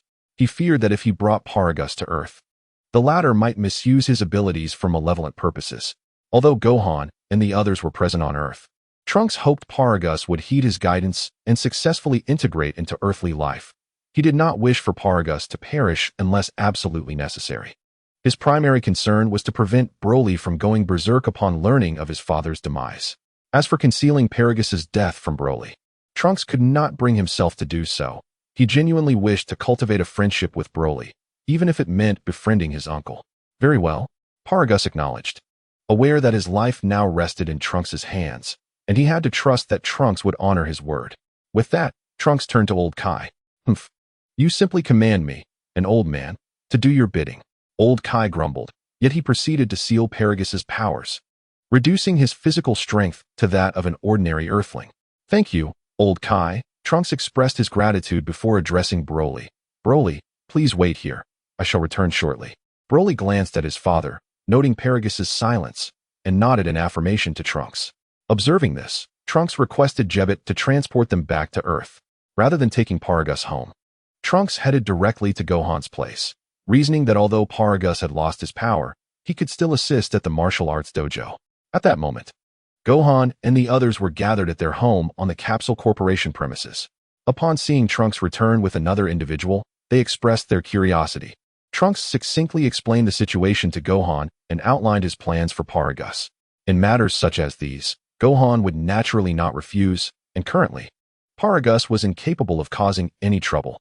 Ultimately, Trunks assured that after a few days when the Dragon Balls had cooled down, he would return to gather them and restore the devastation wrought by Zamasu. Having clarified all matters, Trunks followed Jebbet back to the realm of the Supreme Kai, where he would devote his time to training alongside Broly. Upon returning to the Supreme Kai's domain, Trunks immediately destroyed the remote control that Paragus had given him, also shattering the collar around Broly's neck. When Broly looked at him with a puzzled expression, Trunks smiled and explained, "I trust that you, Broly, will not lose control easily. I can sense your kind heart." Subsequently, he revealed his true identity and intentions to Broly, expressing his desire for them to become partners and fight side by side to protect this universe. Upon hearing this, Broly smiled. Having initially thought Trunks was an adversary, he now felt reassured. "All right, I will protect the universe with you." At that moment, Broly considered Trunks his second friend. Chapter 116, Journey to Universe 6. One wonders what fortuitous stroke of luck led this lad Trunks to encounter such a powerful, yet innocent pure-blood Saiyan. Observing Broly engaged in combat practice with Trunks from a distance, the old Supreme Kai reflected with a sense of nostalgia. While searching for Saiyans, he had taken the opportunity to learn a bit about their inherently brutal and combative nature. However, the Broly before him displayed a gentle demeanor, a pure and kind spirit, while simultaneously retaining the Saiyans' fervent thirst for battle. What astonished the old Supreme Kai most was Broly's innate talent and foundational skills. Initially, Broly possessed immense strength, yet he struggled to respond effectively to Trunks' attacks. His offensive style was rather rudimentary, characterized by straightforward and reckless charges. At first, his physical prowess allowed him to gain the upper hand. However, as Trunks gradually deciphered Broly's attack patterns, he began to seize the initiative. Although Trunks could not match Broly in sheer power, his tactical approaches and combat experience far surpassed Broly's. After all, a year of rigorous training under Vegeta in the hyperbolic time chamber was not in vain. In contrast, Broly's combat experience was largely limited to sparring with Paragus or battling monstrous foes on planet Vampa to hone his skills. While Paragus possessed some combat experience, he was far too weak. When Broly was younger, they could engage in practice, but as Broly grew stronger, Paragus no longer dared to spar with him. Broly struggled to control his own strength, even when assured of a simple spar. He often caused significant destruction during their encounters due to his inability to regulate his power effectively. Even in the throes of battle, Broly can succumb to a frenzied state, elevating his power to its zenith and engaging in reckless destruction. During his skirmishes on planet Vampa, Broly had previously exhibited such madness, showcasing an extraordinary strength that Paragus had never witnessed before. This was precisely why Paragus opted to place a collar on Broly. Once unleashed, Broly could potentially obliterate planet Vampa, leading to their mutual demise. Whenever Paragus perceived signs of Broly's impending frenzy, he would promptly activate the remote control, utilizing a powerful electrical surge to rouse Broly from his stupor. I wonder, given Broly's formidable physique, how effective is this electricity? Yet, if the original narrative claims it works, then it must be so. Moreover, the only formidable opponents available for Broly to spar with on planet Vampa were a select few creatures, whose combat instincts were innate and predictable. This repetitiveness inevitably led to Broly's fighting style becoming somewhat formulaic, rendering it susceptible to Trunks' insight. Is that guy truly strong? Yet, I observe that Trunks hasn't even transformed into a Super Saiyan.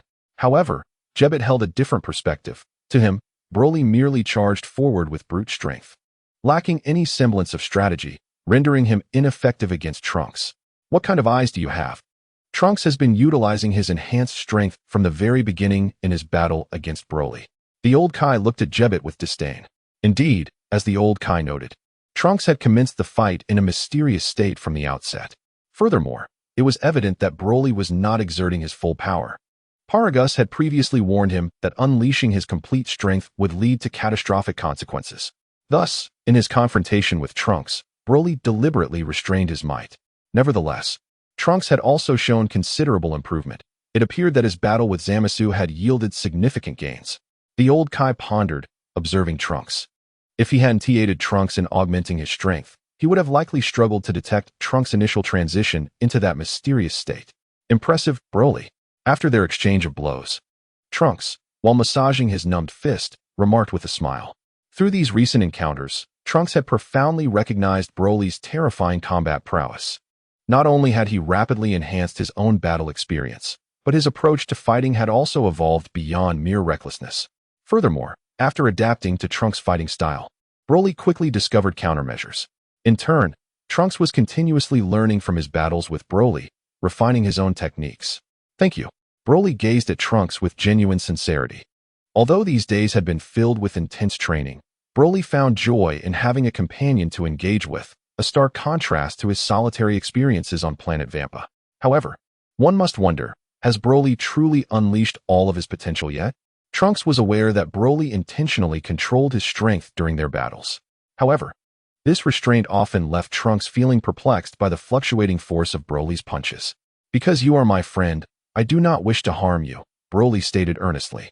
Hearing this, Trunks felt a warm sensation in his heart, but then lamented, what a blow to my spirit. I am exerting all my strength here. Broly merely smiled in silence, fully aware that Trunks was jesting. In the past few days, while resting, Trunks had indulged in humor. And it was through him that he had also met Tapion and the Elder Kai. It seems I must quickly ascend to the realm of divinity, lest I find myself unworthy even to be Broly's sparring partner. Trunks mused. Currently, Broly was deliberately moderating his strength, but that was not Trunks' intention. His primary goal was for Broly to learn to control his own power, yet at present, Broly was merely suppressing it. Thus, during their earlier skirmishes, Broly's attacks varied unpredictably in intensity. Only through combat at full strength could Broly familiarize himself with his power and gradually master it. Alright, let us first partake in some food. Indeed, Broly nodded vigorously. Since arriving here, he had developed a fondness for food. Not to mention the snacks Trunks had brought and the regular meals. Even plain water amazed Broly. I had no idea such delicious food and drink existed in this world. Just as Trunks and Broly were enjoying their feast, the Supreme Kai returned with Beerus and Whis. Hey kid, sneaking off to indulge in delicacies behind the destroyer's back is quite inappropriate. Beerus, upon his sudden arrival, immediately noticed the two indulging in food and fixed a dark glare on Trunks, his expression turning perilous. Beerus had risked the wrath of the Omni King to play games with him, only to return and find Trunks leisurely eating, which naturally displeased him. Noticing Beerus's gaze, Broly instantly sprang to his feet, eyeing Beerus warily, treating him as an adversary. Trunks quickly stood up and pulled Broly back, signaling him to refrain from acting impulsively, genuinely fearing that Broly might charge at Beerus without hesitation. Oh, this young fellow seems to be quite defiant. Do you wish to test the prowess of the destroyer? Beerus, having sensed Broly's hostility, became intrigued. It's a misunderstanding, Lord Beerus. This is my friend, Broly. He knows nothing of these matters. Kindly overlook this folly, Trunks exclaimed, while offering a freshly peeled sausage to Broly and another to Whis. What is this? Beerus sniffed the sausage in his hand, shifting his attention to it. This is a sausage made from pork. It is quite delicious. Pork? What kind of animal is that from? As Beerus inquired, he tossed an entire sausage into his mouth. Delicious. Indeed, the flavor was far superior to that of the meat from the chirping birds of planet Babatal. Beside him, Whis began to comment. If you wish for my forgiveness, you'll need to prepare more sausages. After finishing his meal, Beerus continued to gaze intently at Trunks, while Whis scrutinized Broly. At this moment, Broly was clad in the attire of the Kaioshin's, with a green beast ear tied around his waist. However, it was not Broly's peculiar garb that captivated Whis, but rather the latent power he harbored. Trunks, you just mentioned that this Mr. Broly is your friend. Why was he absent when confronting Zamasu? Whis directed his gaze towards Trunks. Upon hearing this, Trunks understood that Whis had discerned the hidden strength within Broly. Well, Broly is still unfamiliar with his own power. Had he been present then, we might have faced two adversaries. Trunks candidly addressed Broly, for he had previously discussed this matter with him. Broly was fully aware, which is why he willingly donned the electric collar given to him by Paragus. This understanding of Broly regarding Paragus is purely speculative in terms of character development. Oh, no wonder you dared to show me disrespect moments ago. Beerus glanced over, seemingly indifferent to Broly's strength. He merely sought to procure more delectable treats from Trunks. Lord Beerus. Look, these are all the snacks I brought from Earth, for you. Trunks generously offered the remaining treats to Beerus. Well then, I shall overlook this young one's rudeness this time, but let it not happen again.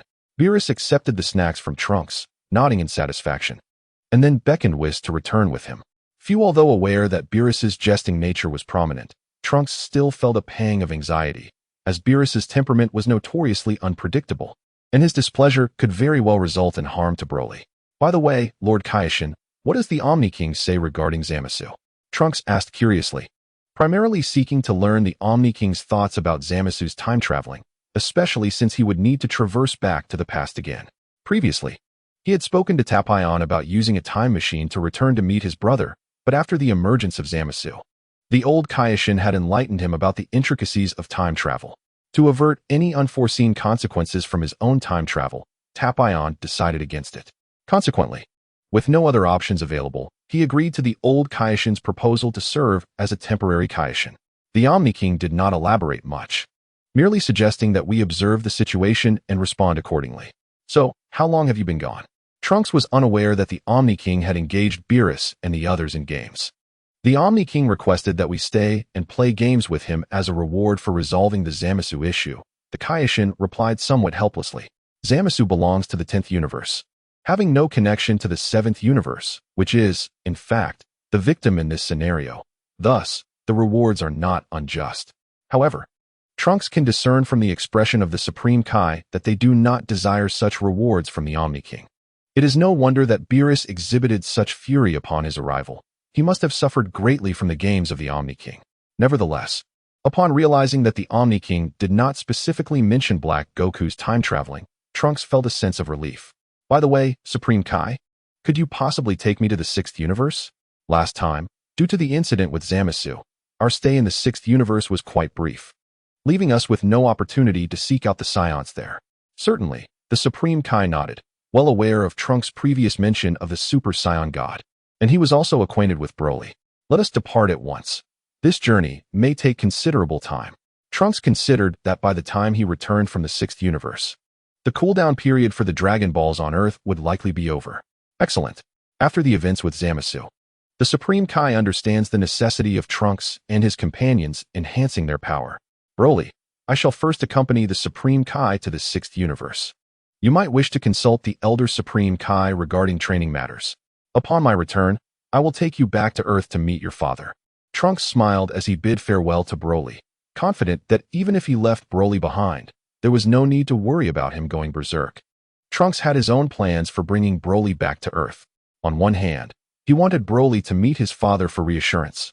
On the other hand, he aimed for Broly to become acquainted with everyone, for they would likely fight alongside one another in the future.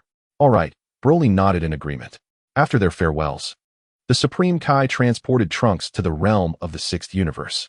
Currently, the realm of the 6th universe was devoid of inhabitants. When Black Goku and Zamasu had arrived, they had swiftly neutralized even the Supreme Kai's guards. Now that Fuo is gone, we are left uncertain of the whereabouts of the Saiyans in the 6th universe. The Supreme Kai remarked, indicating that the next steps rested solely on Trunks. Even if he brought Giobito along, it would prove futile, as he lacked knowledge of the Saiyans' home planet. Although Trunks was aware that the Saiyans of the 6th universe still resided on planet Sadala, unlike their counterparts in the 7th universe who had migrated to planet Vegeta, he was currently unaware of the location of planet Sadala. Relying solely on his ability to sense their energy would prove troublesome. Nonetheless, it was the only option available. I shall sense their energy and see if I can locate them, Trunks declared, closing his eyes and focusing intently on the aura around him. The 6th universe is home to a formidable array of powerful clans. Trunks pondered the prospect of identifying a planet inhabited by a strong collective, as the individual strength of the Saiyans was formidable, and it was likely that such powerful groups were rare. However, as Trunks continued to sense, he discovered a number of clans with significant battle power, which explained why the 6th universe ranked higher than the 7th universe. Never mind, let's choose one at random. Trunks resolved not to rely on his own efforts any longer. Instead, he could accompany the Supreme Kai to other planets for inquiries. After all, the reputation of the Saiyans in this universe is quite favorable, and many individuals are likely to possess knowledge about them. Let us proceed, Supreme Kai. We shall first visit a planet of considerable strength and seek information there. Trunks extended his hand toward the Supreme Kai, who agreed with Trunks' approach and followed him to a nearby planet. Isn't this Namek? Upon recognizing the familiar surroundings, Trunks immediately deduced that he had arrived at the Namek of the 6th universe. However, the trees here were notably taller and larger, and the sky was not the green hue characteristic of the Namek in the 7th universe, but rather a shade leaning toward gray. Most astonishing to Trunks was the significant difference in the energy signatures of the Namekian inhabitants here, which were far more potent than those from the 7th universe.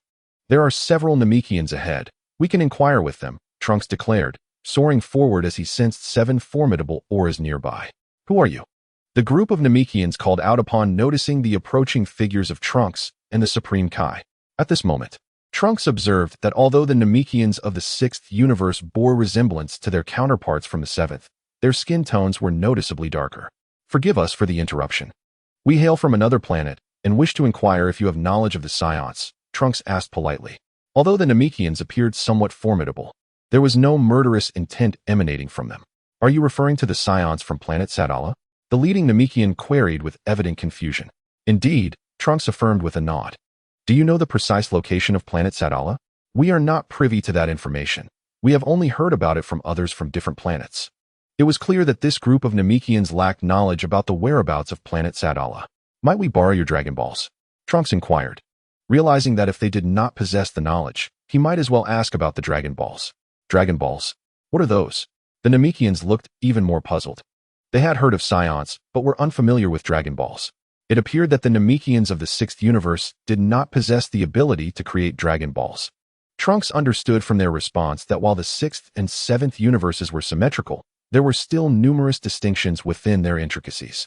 For instance, the disparities between the Scions of the 2 universes were quite pronounced, perhaps due to the divergent developmental trajectories of the 2 realms. Very well.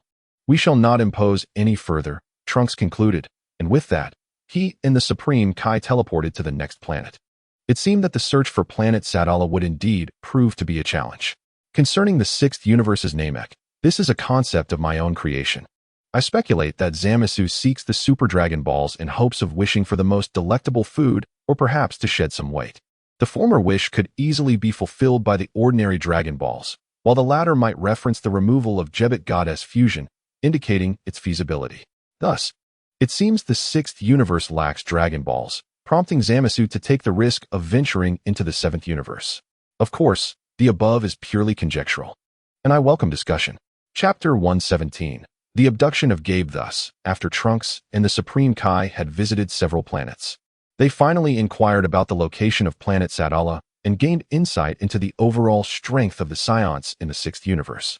By comparing the disparities in energy he sensed, Trunks ultimately pinpointed the precise location of planet Sadala. Subsequently, he teleported there with the Supreme Kai. Is this the planet where the Scions of the 6th universe reside? The Supreme Kai observed the surroundings with curiosity, noting that it resembled Earth, albeit with significantly higher gravity. Indeed, on this planet, I can sense a presence akin to that of Taboo and his companions, Trunks affirmed with a nod. Moreover, the energy emanating from the Scions on planet Sadala felt notably more serene. Shall we choose someone at random, or are there specific criteria? The Supreme Kai inquired, aware that Trunks sought Scions with a righteous heart, but uncertain if there were additional requirements. From my perception of their energy, most Scions in the 6th universe meet the criteria. However, let's aim for someone particularly formidable, Trunks decided, settling on Gabe. Yet, he could not directly name him, as he needed to maintain the facade of being unfamiliar with the Scions of the 6th universe. That is true. A more powerful individual may yield better results. The Supreme Kai nodded, conjecturing that the Super Saiyan God might be formed by the collective strength of 5 individuals. Thus, the mightier their powers, the better. That might not necessarily be the case. I believe it also pertains to the individual who is to become the Super Saiyan God. Trunks, you should have no issues. The Supreme Kai, thinking Trunks lacked confidence, offered encouragement. Oh, someone is approaching. Initially, Trunks and the Supreme Kai had intended to seek out others, but unexpectedly, it appeared that someone was coming to them. Have they discovered our presence? The Supreme Kai queried, puzzled. It seems so. From Trunks' senses, he detected 6 approaching Saiyans, and their trajectory pointed directly towards the pair's location. However, this saves us the trouble of searching, Trunks mused. Indifferent to the outcome, having them come to find them would be far more convenient. Before long, Trunks and the Supreme Kai spotted 2 small jet crafts in the distance. Who are you? The Saiyan jets halted before the 2, and 6 similarly built male Saiyans disembarked, clad in attire reminiscent of what Gabe wore in the original story. We hail from planet Yadak. Trunks spoke of planet Yadak, which was indeed the last planet they had visited. Planet Yadak? One of the Saiyans, leading among the 6, expressed a hint of confusion. He was aware of Yadak, but had never encountered its inhabitants. Thus he found himself unable to discern the veracity of Trunks' claims. Observing the stark contrast in appearance and attire between Trunks and the Supreme Kai, he grew increasingly suspicious that both were fabricating their story. How did you arrive here? Our defense systems did not detect your spacecraft. The Saiyan continued to inquire. The defense mechanism of planet Sadala had failed to identify any unidentified flying objects. They had only detected Trunks and his companion due to the extraordinary combat power that exceeded that of an ordinary Saiyan. Moreover, their location was quite sensitive. Situated at a vital transit point in the area. We do not possess a spaceship. We arrived here through instant transmission, Trunks elucidated. Instant transmission? Surely you jest. If you're going to lie, at least provide a credible excuse. You must be minions of Caulifla. These Saiyans were utterly incredulous regarding Trunks' claim of instant transmission, suspecting instead that they were merely foot soldiers of Caulifla, appearing here presumably to plunder resources. Trunks was well aware of Caulifla, notorious for raiding supplies from legitimate forces and distributing them among the impoverished locals, akin to a chivalrous bandit in the underworld. We are not affiliated with Caulifla, Trunks asserted, shaking his head, while also recalling Kale, a dangerous figure in Caulifla's entourage. Humph, do you think I would believe your nonsense? The Saiyan regarded Trunks with an expression of incredulity. Take them away. This one possesses considerable combat strength, so be cautious. He instructed the 5 Saiyans behind him, gesturing towards Trunks to be wary. You two better cooperate. Otherwise, you shall face dire consequences. The 5 Saiyans drew their weapons, slowly advancing upon the 2 while issuing threats. Where are you taking us? Trunks inquired, seeking to ascertain if it was a destination of his preference. To the headquarters of the Lay's defense force, of course. The leading Saiyan replied. Having detected Trunks' elevated combat power, they felt compelled to escort him back to headquarters, fearing that a mere trip to a temporary camp would afford him the opportunity to escape. Very well, we shall accompany you. Trunks responded readily upon hearing that they were headed to the headquarters of the Lay's defense force. If memory served him correctly, Gabe was indeed a member of the Lay's defense force and quite possibly their ace elite. Accompanying these individuals would likely lead him to Gabe, thus alleviating him of considerable trouble. After all, he was uncertain of Gabe's energy signature, making it impossible for him to utilize instant transmission to reach his side. The leading Saiyan was evidently taken aback by Trunks' willingness to cooperate, as previous captives from Caulifla's ranks had vehemently resisted when informed they were being taken to headquarters. In truth, escorting them to the headquarters merely served to confine them for a while, allowing for ideological education. After all, Caulifla and her companions frequently raided passing supply vehicles. Yet they had never harmed anyone. Compliance was the best course of action.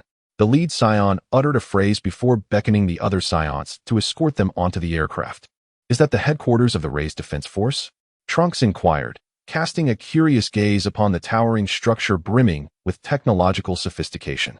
Indeed, a Saiyan seated beside Trunks responded with pride. However, after addressing Trunks' query, he began to question whether Trunks and his companions were truly from another planet. For anyone hailing from planet Sadala would undoubtedly be aware of the Ray's Defense Force's headquarters. As the sole official power organization on planet Sadala, the Ray's Defense Force had made remarkable contributions to maintaining peace over the years. They also dispatched members to aid less powerful planets unable to withstand external invasions. One could say the Ray's Defense Force was a source of pride for them all. Who is the strongest member of your defense force? Trunks asked with curiosity. Logically, the strongest should be Gabe. Otherwise, Zamasu would not have chosen him to participate in the martial arts tournament of universes 6 and 7. However, given the possibility of changes, particularly in these 2 divergent timelines, Trunks was prepared to accept any unexpected developments. Have you not heard of our Captain Gabe? The Saiyan inquired with astonishment. I have.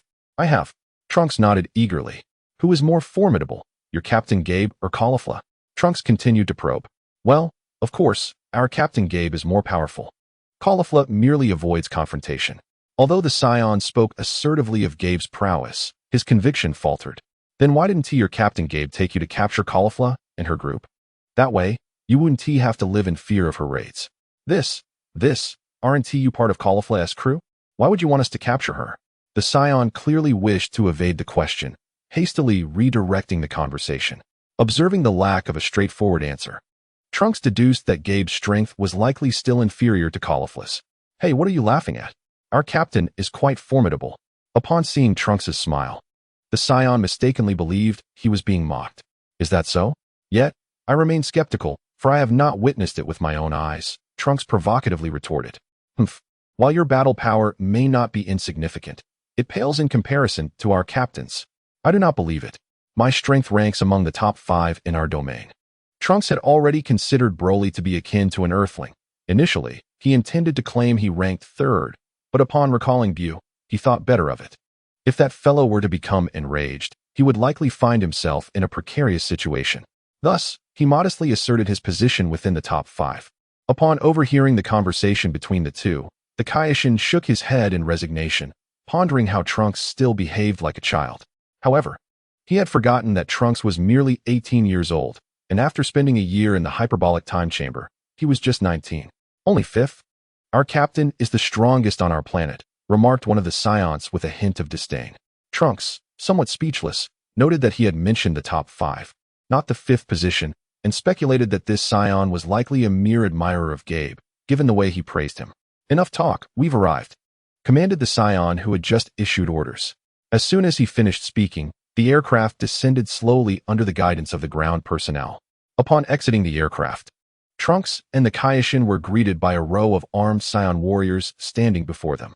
Had the situation been different, Trunks would have liked to wave and thank them for their efforts. The 2 individuals we previously identified as suspicious are likely from Caulifla's side, although we cannot be certain. The leading Scion informed one of his comrades, clearly having listened to Trunks' earlier exchange with his subordinates. When you detain them, be cautious of that human. His battle power is significantly high. I recommend using a high-security cell. Understood. Captain Gabe is at headquarters now, so there's no need for concern. The Scion who suggested placing Trunks and his companions in a high-security cell relaxed upon hearing Gabe's name. It seemed that Gabe was the head of this defense team. Trunks pondered this, recognizing that given Gabe's strength, it was only natural for him to ascend to such a position over time.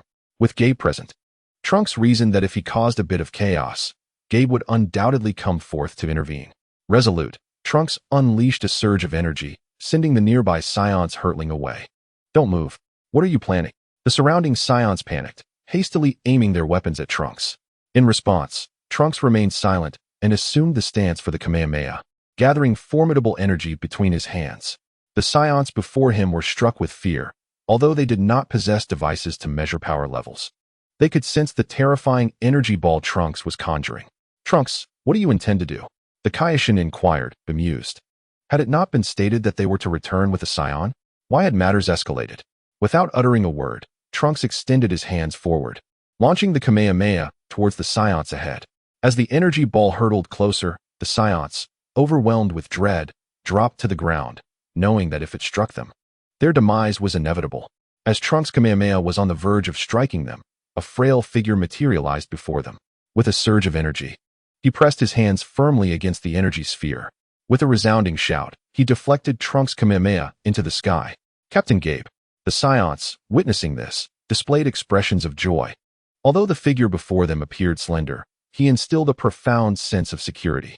Gabe did not turn around, but instead regarded Trunks with a wary expression, inquiring, "Who are you, and what is your purpose here?" "My name is Trunks, and I seek your assistance, Captain Gabe." Despite the maturity reflected on Trunks' face compared to the original narrative, he was still readily recognized. "Assistance? Given your strength, I would presume you do not require my help." Gabe initially thought that Trunks sought his aid to defend their planet against external threats. However, Trunks' earlier display of power indicated his formidable prowess. "Though I am indeed strong, this matter cannot be resolved by me alone. I require your aid," Trunks stated earnestly. After dealing with Black Goku, Trunks had felt less urgency regarding transforming into a Super Saiyan God. Yet, with the emergence of Broly, his pressure mounted. What is it? Gabe observed Trunks' serious demeanor, intrigued. I shall disclose the details once you accompany us, Trunks replied with a smile. After all, the concept of becoming a Super Saiyan God was quite intricate. It was worth noting that Gabe and his companions were still unaware of the existence of Super Saiyans. If you do not divulge the information, I shall not accompany you. Gabe shook his head resolutely. How about this? Since we are both Saiyans, let us resolve this in a manner befitting our kind. Trunks proposed, directing his gaze at Gabe. A manner befitting Saiyans? Moreover, you are also a Saiyan. Gabe exclaimed, astonished by Trunks' revelation. Unfamiliar with the specific Saiyan customs Trunks referred to, he was nonetheless intrigued by the notion that they were both of the same lineage. Indeed, but I hail from another universe, Trunks affirmed with a nod. Another universe? Do the Saiyans in your universe possess purple hair? Gabe queried, surprised by Trunks' unexpected disclosure. However, Trunks chose not to respond to the question regarding hair color. What exactly is this Saiyan way you mentioned? Is it a custom from your universe? Gabe continued, seeking clarification. Indeed, it is our way. Two individuals engage in combat, and the loser must acquiesce to a request from the victor. Trunks fabricated. Yet, I have no requests for you, Gabe replied, shaking his head. Upon learning that Trunks was also a Saiyan, his demeanor softened considerably. He would certainly assist with minor tasks. But the implication that Trunks intended to take him to another universe raised concerns. After all, what would become of planet Sadala if a foe as formidable as Trunks appeared in his absence? I can assist you in becoming stronger. Trunks gazed at Gabe, who was on the verge of transforming into a Super Saiyan. It is noteworthy that in the original narrative, Gabe, in his normal state, could contend evenly with Vegeta, implying that Trunks, even in his base form, might not necessarily triumph over him. Becoming stronger? Indeed, just as I have. Upon uttering these words, Trunks transformed into a Super Saiyan. As Gabe beheld the golden-haired, azure-eyed Trunks, enveloped in a resplendent aura of power, an expression of astonishment graced his features. Just moments ago, he felt confident in his ability to defeat Trunks, yet now he recognized that he was no match for him. What is this? A Super Saiyan? A Super Saiyan? I had no idea that Saiyans could transform. Gabe was enlightened. The Saiyans of the sixth universe lacked tails, rendering them incapable of transforming into great apes, leading them to naturally assume that Saiyans are unable to transform. Would you like to learn? Trunks reverted to his base form, smiling at Gabe. I would like to learn. But after you transform into a Super Saiyan, I won't stand a chance against you, Gabe replied with a hint of resignation.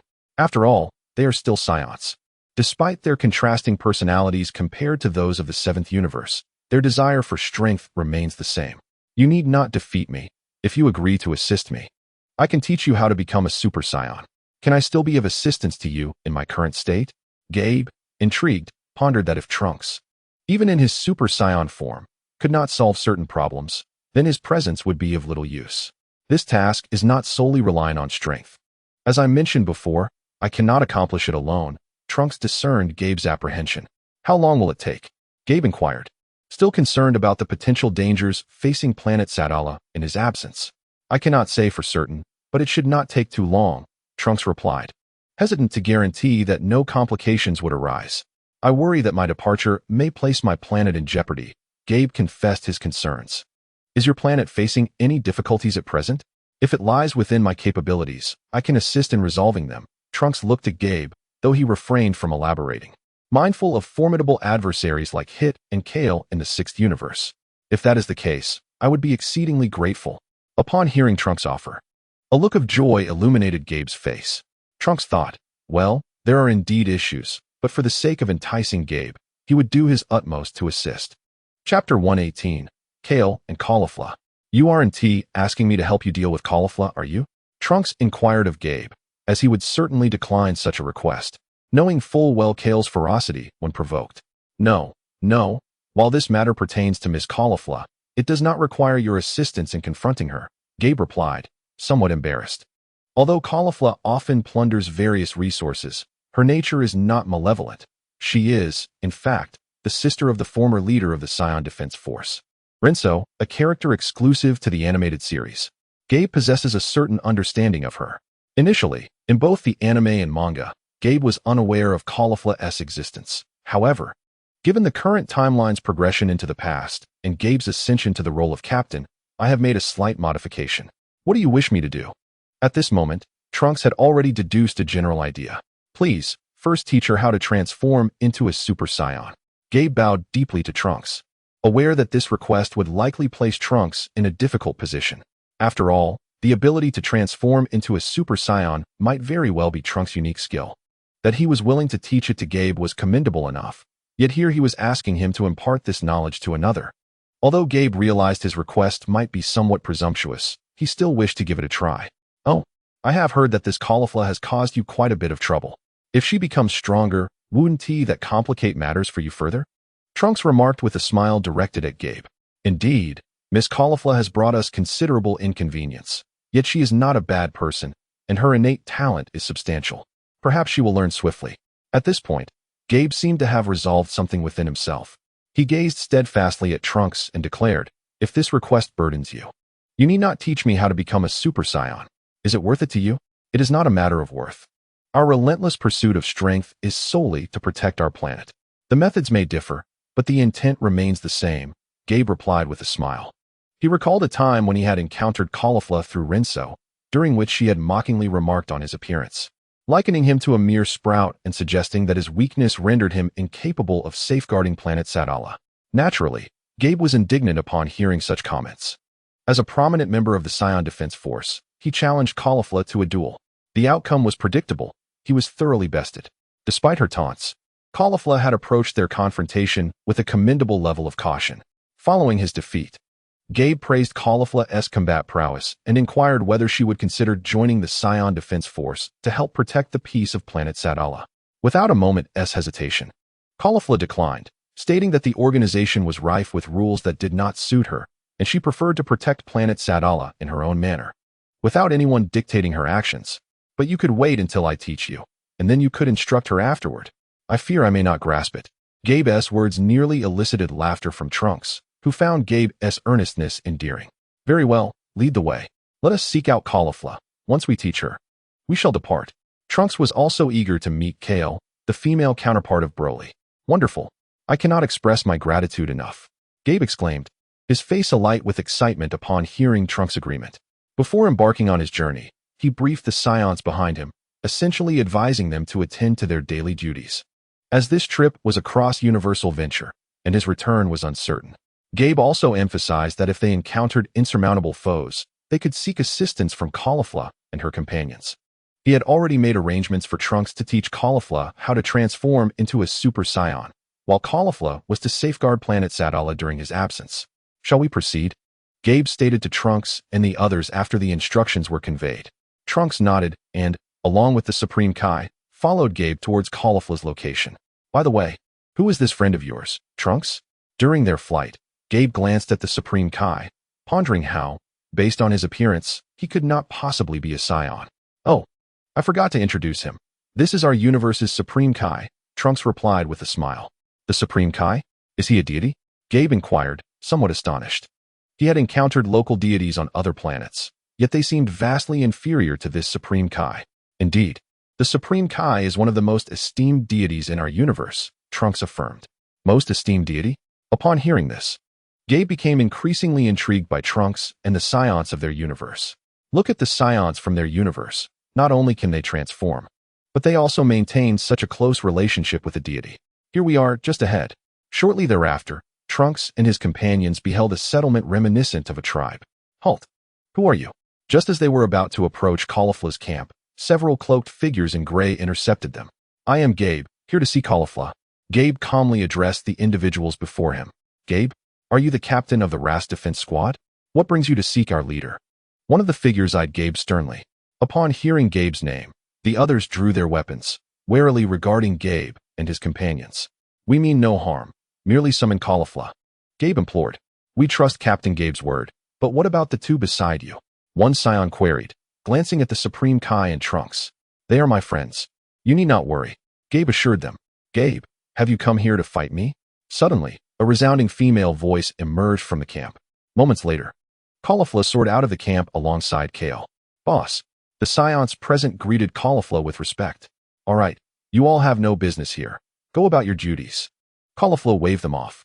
It has been a while, Miss Caulifla. Gabe smiled as the others departed. Cut the pleasantries. Have you brought these two to confront me? Caulifla inquired, directing her gaze at Trunks and the Supreme Kai. Not at all. Allow me to introduce them. They hail from another universe. This is the Supreme Kai. And this is Trunks, also a Saiyan. Another universe? A Saiyan? Caulifla gazed at Trunks with an expression of curiosity. She was oblivious to the concepts of the Supreme Kai and alternate universes, instead finding herself intrigued by the Saiyan before her. Are all the Saiyans in your universe blessed with purple hair? And why do I perceive a hint of weakness in you? Trunks chose not to respond to Caulifla's inquiries, instead casting his gaze upon the bashful Caulifla behind her. Hey, I'm asking you a question. Caulifla frowned slightly, noticing Trunks' lack of attention. Oh, not at all. Our universe's Saiyans also possess black hair, Trunks replied with a smile. After observing Caulifla for a moment, Trunks discerned nothing remarkable in her current state. She resembled an innocent young girl. As for my strength, why not come and find out? Trunks suggested, believing that only Caulifla could truly unleash Caulifla's latent power. Well, daring to challenge me, huh? Quite audacious, kid, Caulifla chuckled, cracking her fingers as she regarded Trunks with a playful glint in her eye. Trunks? Gabe looked at Trunks in confusion. Weren't you supposed to teach her how to transform? How did it turn into a spar? Look at her. If she doesn't experience it firsthand, she likely won't learn, Trunks explained. Gabe nodded in agreement, acknowledging the truth in Trunks' words. Anyone wishing to instruct Caulifla must possess greater strength than her. Experience what? Caulifla inquired, glancing between the two. The disparity in our strengths. Trunks declared. Disparity in strength? You are even more arrogant than I imagined. I hope your power matches your confidence. You'll find out soon enough, Trunks replied nonchalantly. Humph. Caulifla scoffed, charging towards Trunks with fervor. Indeed, quite formidable. As Caulifla approached, Trunks had already gauged her power, realizing that in a battle under normal circumstances, he would likely be defeated. With a resounding crash, their fists collided. Feeling a tingling sensation coursing through his arm, Trunks reevaluated his opinion of Caulifla. That last punch had nearly exhausted his full strength, yet he sensed that Caulifla still had energy to spare. TCH, not that impressive, Caulifla retorted, rolling her eyes before launching herself at Trunks once more, this time with significantly increased speed. Trunks did not block her. Instead, he was sent flying by her attack. Miss Caulifla has grown even stronger, Gabe observed, secretly impressed by her fierce onslaught. Quite remarkable, far beyond my expectations. Regaining his footing, Trunks regarded Caulifla. If this is the extent of your abilities, then you may as well return home. Caulifla dissipated her aura and waved at the others. Trunks smiled but remained silent, directly augmenting his energy to transform into a Super Saiyan. What is this? Why have you turned your hair golden? And what of your eyes? Caulifla exclaimed, taken aback by Trunks' sudden transformation. This is the transformation of a Super Saiyan. Transformation? Saiyans in your universe can transform as well. Kefla's tone was imbued with excitement. Surely, everyone felt the same. Trunks was still uncertain about Tabula's condition. Although he sensed a considerable increase in his power during his last return home, he could not ascertain whether he could transform. It seemed that this transformation had significantly augmented your strength, and I found myself becoming exhilarated once more. Kefla's aura erupted around her once again. Indeed, you must prepare yourself for defeat. Before Kefla could react, Trunks charged forward. This time, Kefla found herself in a one-sided barrage. Trunks showed no mercy. He was no longer merely intent on defeating Kefla, but rather aimed to provoke Kale through her. Sister. Seeing Kefla endure Trunks' relentless onslaught, Kale's emotions began to stir. Sensing the moment was ripe to add fuel to the fire, Trunks seized the opportunity and sent Kefla crashing against a nearby stone wall with a powerful kick. Trunks began to gather energy for a Kamehameha. Trunks! Kale shouted from below, aware that Trunks' strength had dramatically increased. If this strike landed on Kefla, it could result in severe injury, if not death. He must have his own plans. We shall observe, remarked the Supreme Kai, although he too was uncertain of Trunks' intentions, yet trusted he had a purpose. Kale had more to say, but suddenly found herself behind Trunks, having appeared there without notice. Do not harm my sister. Kale's furious voice resonated behind Trunks as her hand sliced towards his neck. The instant he heard Kale's voice, Trunks halted his charge and instantaneously teleported behind her. He had been vigilant of Kale's movements, yet he was astonished at how she had managed to position herself behind him. Had she not spoken, Trunks might have been caught off guard. Observing his attack miss, Kale's anger swiftly transformed into confusion. However, in that fleeting moment, Trunks sensed the power Kale had unleashed. Slightly weaker than Broly's. He assessed her, noting that Kale's combat experience and skills paled in comparison to Broly's, rendering her a novice. This was precisely why she had been worn down by those lesser fighters during the Tournament of Power. Kefla was taken aback by Kale's sudden appearance. But her surprise quickly shifted to concern as she noticed Trunks behind her. "Be careful," Kefla shouted urgently at Kale. She had anticipated Trunks would strike from behind, yet he had retracted his aura and returned to his normal state. "Now, let us see how you persuade him," Trunks said as he landed beside Gab, giving him a reassuring pat on the shoulder. "Understood." Gab nodded emphatically before soaring towards Kefla. "As for how Gabe persuades, that is his own affair. Just now, I had the impression that you were intent on delivering a lethal blow." The Supreme Kai glanced at Trunks, recalling that last Kamehameha, had it been unleashed successfully, it would not have been a jest. "Supreme Kai, have you noticed that girl named Kaya?" Trunks did not conceal his thoughts from the Supreme Kai and revealed his reasoning. "The first time I encountered that girl, I felt an inexplicable resemblance to Broly. To validate my intuition, I resorted to such a severe approach." "Broly?" the Supreme Kai inquired, somewhat astonished. He had been present when Whis assessed Broly, and from Whis's perspective, Broly surpassed even the fused Zamasu in strength. "Is that girl truly as formidable as Broly?" He had just witnessed Kai's sudden appearance behind Trunks. "Certainly not." Trunks shook his head, affirming that Kai's displayed prowess was indeed inferior to Broly's. "Should we then consider bringing this girl back with us?" the Supreme Kai murmured. "Let it be. Having one Broly is already sufficient," Trunks replied, shaking his head, setting aside whether Kai would agree. He himself would not dare to take her back. He had refrained from attacking her earlier, fearing an unexpected outburst. "Very well."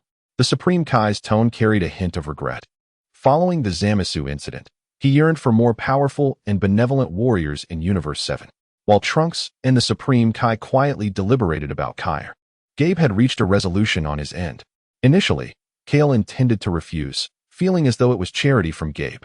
However, upon hearing Gabe's request for her to safeguard planet Sadala after he departed and to offer assistance to the Racid defense squad in times of trouble, she ultimately acquiesced. After all, she was eager to grow stronger. She merely disliked Gabe's initial tone of "I'm doing this for your own good." "So, have you come to a decision?" Trunks inquired as he noticed the group approaching. "Then I shall trouble you, Trunks." Gabe bowed respectfully to Trunks. "It's a trivial matter, and since we are all Saiyans, it is only right to assist one another," Trunks responded nonchalantly, knowing he would also require Gabe's assistance later. "Once I learn to transform, we shall have a match," Kale declared defiantly, casting a challenging look at Trunks. "Absolutely," Trunks replied with a smile. I apologize for earlier." Kai, shyly hiding behind Kale, directed her gaze at Trunks. Gabe had already clarified the situation to them, so she felt remorseful for her abrupt intervention during the spar between Trunks and Kale, which nearly resulted in harm to Trunks. "What is there to apologize for?" Kale scolded, her expression stern as she looked at Kai. Trunks, unfazed, transitioned into the formal teaching segment. "In truth, both you and Gabe possess sufficient strength to transform into Super Saiyans. What you lack is merely an opportunity." "Anger?" "Anger?" Kale asked, puzzled. "Indeed, it is that kind of transcendent fury, capable of unleashing a formidable power within your bodies, thereby shattering the chains that bind you and transforming into a Super Saiyan." Trunks expressed this quite simply, yet for Gabe and his companions, it was a straightforward concept. They possessed an unwavering sense of justice, and their current strength was sufficient to meet the conditions for a breakthrough. However, the manner in which they would ignite their anger was a task that lay solely with them. After sharing this insight, Trunks fell silent, for there was little more he could assist them with. He could hardly intimidate them like Vegeta, threatening to annihilate planet Sadala. Moreover, even if he did, the individuals before him might not believe it. Chapter 119. Preparation indeed. Miss Caulifla is remarkable. Upon witnessing Caulifla successfully transform into a Super Saiyan, Gabe's face was alight with excitement, feeling even more elated than if he had accomplished the transformation himself. Kale also wore a joyful expression. Trunks was taken aback. He had initially thought that, despite Caulifla's extraordinary talent, it would take her some time to achieve the Super Saiyan form. Yet, after Trunks shared his own experiences regarding the transformation, Caulifla quickly grasped the essential techniques. It seems that becoming a Super Saiyan is not as daunting as one might think.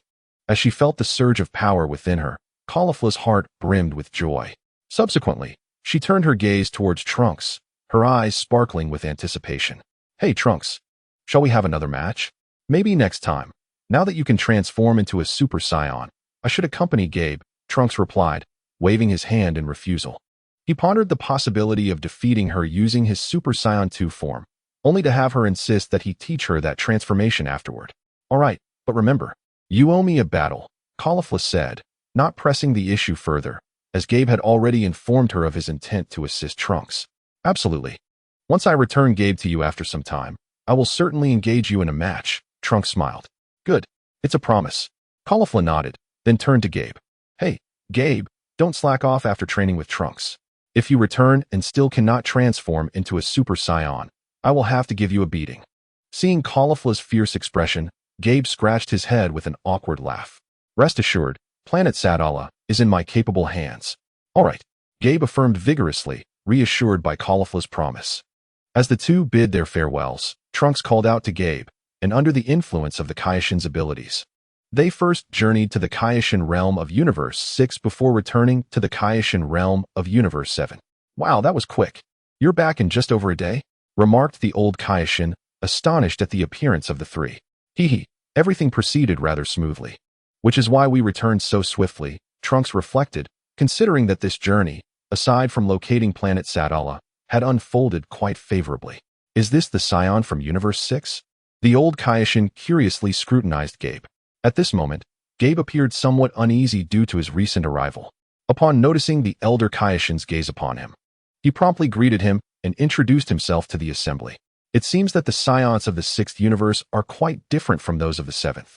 The elder Kaishin could discern that Gabe's aura lacked the brutality characteristic of individuals like Broly. Indeed, they were fortunate. The Scions from their universe were imbued with a sense of justice. Trunks remarked with a smile. The elder Kaishin understood what this sense of justice entailed, as it was an indispensable quality for attaining the status of Super Saiyan God. Although Broly's father had undergone significant changes, it was likely he still did not meet the criteria, the elder Kaishin said with a hint of indifference. Upon seeing that Trunks had brought only Gabe, he had initially assumed that Trunks had included Paragus in the count. Otherwise, the numbers were insufficient.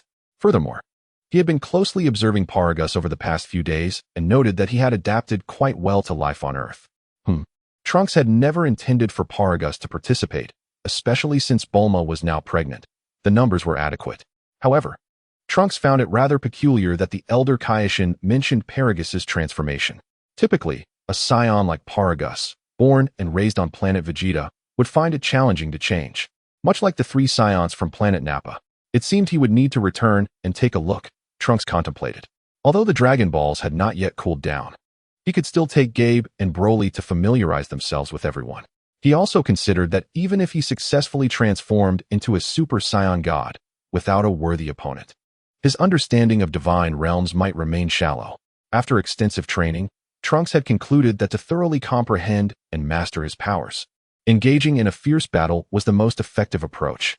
Thus, his hope in returning to Earth was to seek out Beerus, hoping the god of destruction would assist him in truly experiencing the divine realm. After all, once he became a Super Saiyan God, it was improbable that Broly would possess sufficient strength to spar with him. Yet, even if Broly were able to fight, Trunks would refrain from seeking him out. In the event Broly lost control, he could not bear the consequences. Actually, we have another scion. Trunks turned to the elder Kaishin. Another one? Indeed, Trunks nodded, explaining Bulma's pregnancy. However, would an unborn scion be effective? The elder Kaishin remained skeptical of Trunks' plan. Faced with the elder Kaishin's doubts, Trunks found it difficult to provide an explanation. He couldn't exactly say he had witnessed it firsthand. Let's give it a try. Perhaps the fetus's mind is purer, and the chances of success may be greater, Trunks improvised. The elder Kaishin, naturally unconvinced by Trunks' half-hearted reasoning, nonetheless acknowledged that this Super Saiyan God concept indeed ventured into the realm of his knowledge gaps. Then let us return, Trunks stated. After bidding farewell to the elder Kaishin and the others, the trio made their way back to Earth. With the assistance of Jebbit, Trunks decided to first escort Broly and the others back home. Trunks, who are these two? Bulma inquired, intrigued by Trunks' habit of returning with companions each time he ventured out. These are my friends. This is Broly, and this is Gabe. Trunks introduced them to Bulma, while also presenting Bulma to Gabe and Broly. Gabe politely greeted Bulma, while Broly merely offered a simple hello, not out of shyness, but rather due to his uncertainty about what to say. By the way, is this yours? Bulma turned and retrieved a fragment of a sword hilt from the house, which bore only a small portion of the blade. This was indeed the hero's sword that Zama's had shattered. Oh, did you go find it? Trunks asked curiously as he accepted the broken sword, having thought it entirely destroyed. No, someone else found it and brought it back. I'm not sure who, Bulma explained. Although it may not serve a purpose anymore, it's nice to keep it as a memento, Trunks remarked as he tucked the broken sword away and then inquired. How has Uncle Tabor been lately? He spends all his time in the gravity training room, much like the old Vegeta, Bulma quipped in jest. Trunks chuckled but refrained from responding, instead asking Broly and the others to wait for him a moment. He intended to find Tabor and bring him along to meet Gohan, where he would clarify matters regarding the Super Saiyan God. Chapter 120. A difficult journey. Upon encountering Tabor, Trunks was taken aback during their time apart. Although Tabor had yet to transform into a Super Saiyan, his strength had significantly improved, and his demeanor had transformed as well. After a brief exchange of pleasantries, Trunks explained the concept of the Super Saiyan God to Tabor. Super Saiyan God. Tabor's expression conveyed shock, having been sent to a border planet from a young age. He only knew the name of the Super Saiyan. Indeed, however, it is impossible for me to achieve the transformation alone, which is why I require your assistance, Trunks clarified. That's not an issue. Gohan and I will support you, Tabor assured him, unaware that Trunks had already returned with 2 Saiyans. By the way, let us meet up with Gohan shortly. I will provide you with more details regarding the Super Saiyan God then. I've also brought along 2 new friends, so it will be a perfect opportunity for everyone to get acquainted. Certainly, Tabor nodded in agreement, following Trunks out of the gravity training room. Gabe, Broly, allow me to introduce you to my uncle, Tabor, who is also a Saiyan, Trunks said as he brought Tabor before Gabe and Broly. A tail? Broly immediately noticed the tail behind Tabor, recalling his own, which had been removed by Paragus. Tabor had never encountered the moon while on planet Gaia, nor had he transformed into a great ape. Thus his tail remained intact. Upon arriving on Earth, Trunks felt no concern, for the moon had been destroyed long before during Goku's training with young Gohan. Initially, Gabe had not paid much attention. While introducing himself to Tabor, he became curious upon hearing Broly's words and inquired, do the Saiyans of your universe possess tails? But why do you and Broly not have them? Gabe had assumed that both Trunks and Broly from their respective universes lacked tails, yet here was Tabor, who did have one. My tail was removed by my father, Broly stated earnestly. Gabe was taken aback, pondering the severity of a father who would sever his own son's tail. Is your prowess derived from having a tail? Upon hearing Broly's words, Gabe naturally concluded that Trunks' tail must also have been removed by his father, and he speculated that their ability to transform into Super Saiyans was indeed linked to their tails. Well, I have been tailless since birth, Trunks interjected, thereby negating any correlation between his strength and the presence of a tail. He was simply born without one. Nonetheless, the absence of a tail could influence a Saiyan's power to a degree, considering that one of the prerequisites for transforming into a great ape is possessing a tail. After Trunks' remark, Gabe fell into a contemplative silence, while Tabor gazed at his own tail, contemplating whether he too should remove it. All right, let us set this matter aside for now, and hasten to Gohan, Trunks urged, sensing the expressions of his companions. He feared that further discussion might lead Gabe to desire a tail and Tabor to wish to remove his. Indeed, Gabe was eager to learn more about the tales of Saiyans, but other matters required attention first. He resolved to seek knowledge after assisting Trunks. The other 2 nodded in agreement, and together they instantaneously transported to Gohan's residence under Trunks' guidance. Broly, Trunks. As the trio appeared, they were met by Paragus and Mr. Satan, who were basking in the sun on chairs at the entrance. Father, Broly acknowledged Paragus with a nod. Good day, Mr. Satan, Trunks greeted, though his gaze remained fixed on Paragus. Noticing Trunks' attention, Paragus approached and bowed respectfully. Trunks, thank you for rescuing us from the wasteland. Without you, my son and I might have been trapped there for eternity. You're welcome, Trunks replied with a smile, genuinely surprised by Paragus' transformation over the past few days. Previously, after bringing Paragus to their world, Trunks had cautioned Gohan to remain vigilant. Although Paragus now seemed like an ordinary person, it was prudent to keep a watchful eye on him. Trunks harbored a bias against the older generation of Saiyans, such as Paragus, believing it to be a daunting task to change their nature, particularly in the case of someone like Paragus, who was consumed by hatred. However, Trunks was unaware that the inherent Saiyan traits of Paragus had been significantly tempered during his decades of existence on planet Vamp. What dominated Paragus's heart was not merely the lingering resentment towards the Saiyans, but an overwhelming animosity directed towards King Vegeta and the entirety of planet Vegeta. From a young age, Paragus had trained Broly, motivated by the boy's extraordinary potential and a desire for revenge against King Vegeta. Initially, he viewed Broly primarily as a tool, a means to achieve his vendetta. Since arriving on Earth and experiencing the familial warmth of Gohan's household, Paragus began to reflect on his own life. Additionally, Mr. Satan, a loquacious character, frequently engaged him in conversation, often boasting about his own martial prowess and illustrious past. It could be said that Mr. Satan played an instrumental role in Paragus's adaptation to his new life. Paragus also learned from Gohan that planet Vegeta had been destroyed by Frieza decades ago, and that King Vegeta had perished. The known Saiyans were now limited to just a few. Upon receiving this revelation, Paragus found that his hatred had diminished in intensity. Although he recognized Trunks as a descendant of King Vegeta, he was conflicted since Trunks had also been the one to rescue them from planet Vamp. Eventually, he came to realize that his true animosity was directed at the decision made by King Vegeta to send Broly to planet Vamp. Yet, had King Vegeta not made that choice, both he and Broly might have met their end alongside planet Vegeta at the hands of Frieza. Trunks, are you here to restore Orange Star City to its former state? Mr. Satan inquired with a hint of urgency. He had previously boasted in public that he was seeking a means to restore the ravaged city, but days had passed without news from Trunks, leaving him to tell the media to be patient. No, the time is not yet right. It shall be resolved in a few days, Trunks replied, shaking his head. All right then. It seems I must inform the media that they will have to wait a few more days. By the way, what is Gohan doing inside? Trunks asked curiously. Oh, Gohan has been occupied reading parenting books these past few days, Mr. Satan replied, beaming with joy, especially as he was soon to become a grandfather.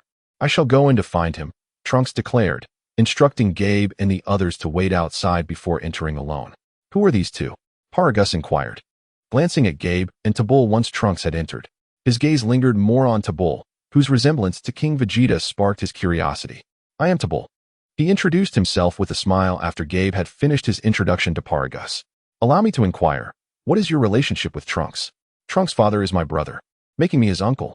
Indeed, he had previously surmised that this Tabul must be connected to King Vegeta, only to discover he is his youngest son. However, Paragus displayed no outward signs of surprise. His expression was merely complex. Broly, come with me. I wish to discuss something with you. With that, Paragus stepped aside, and Broly hurriedly followed. Regarding Paragus, allow me a brief interjection. My desire to redeem him stems from my personal convictions. I believe he has not committed any heinous acts. Thus, seeking redemption seems reasonable.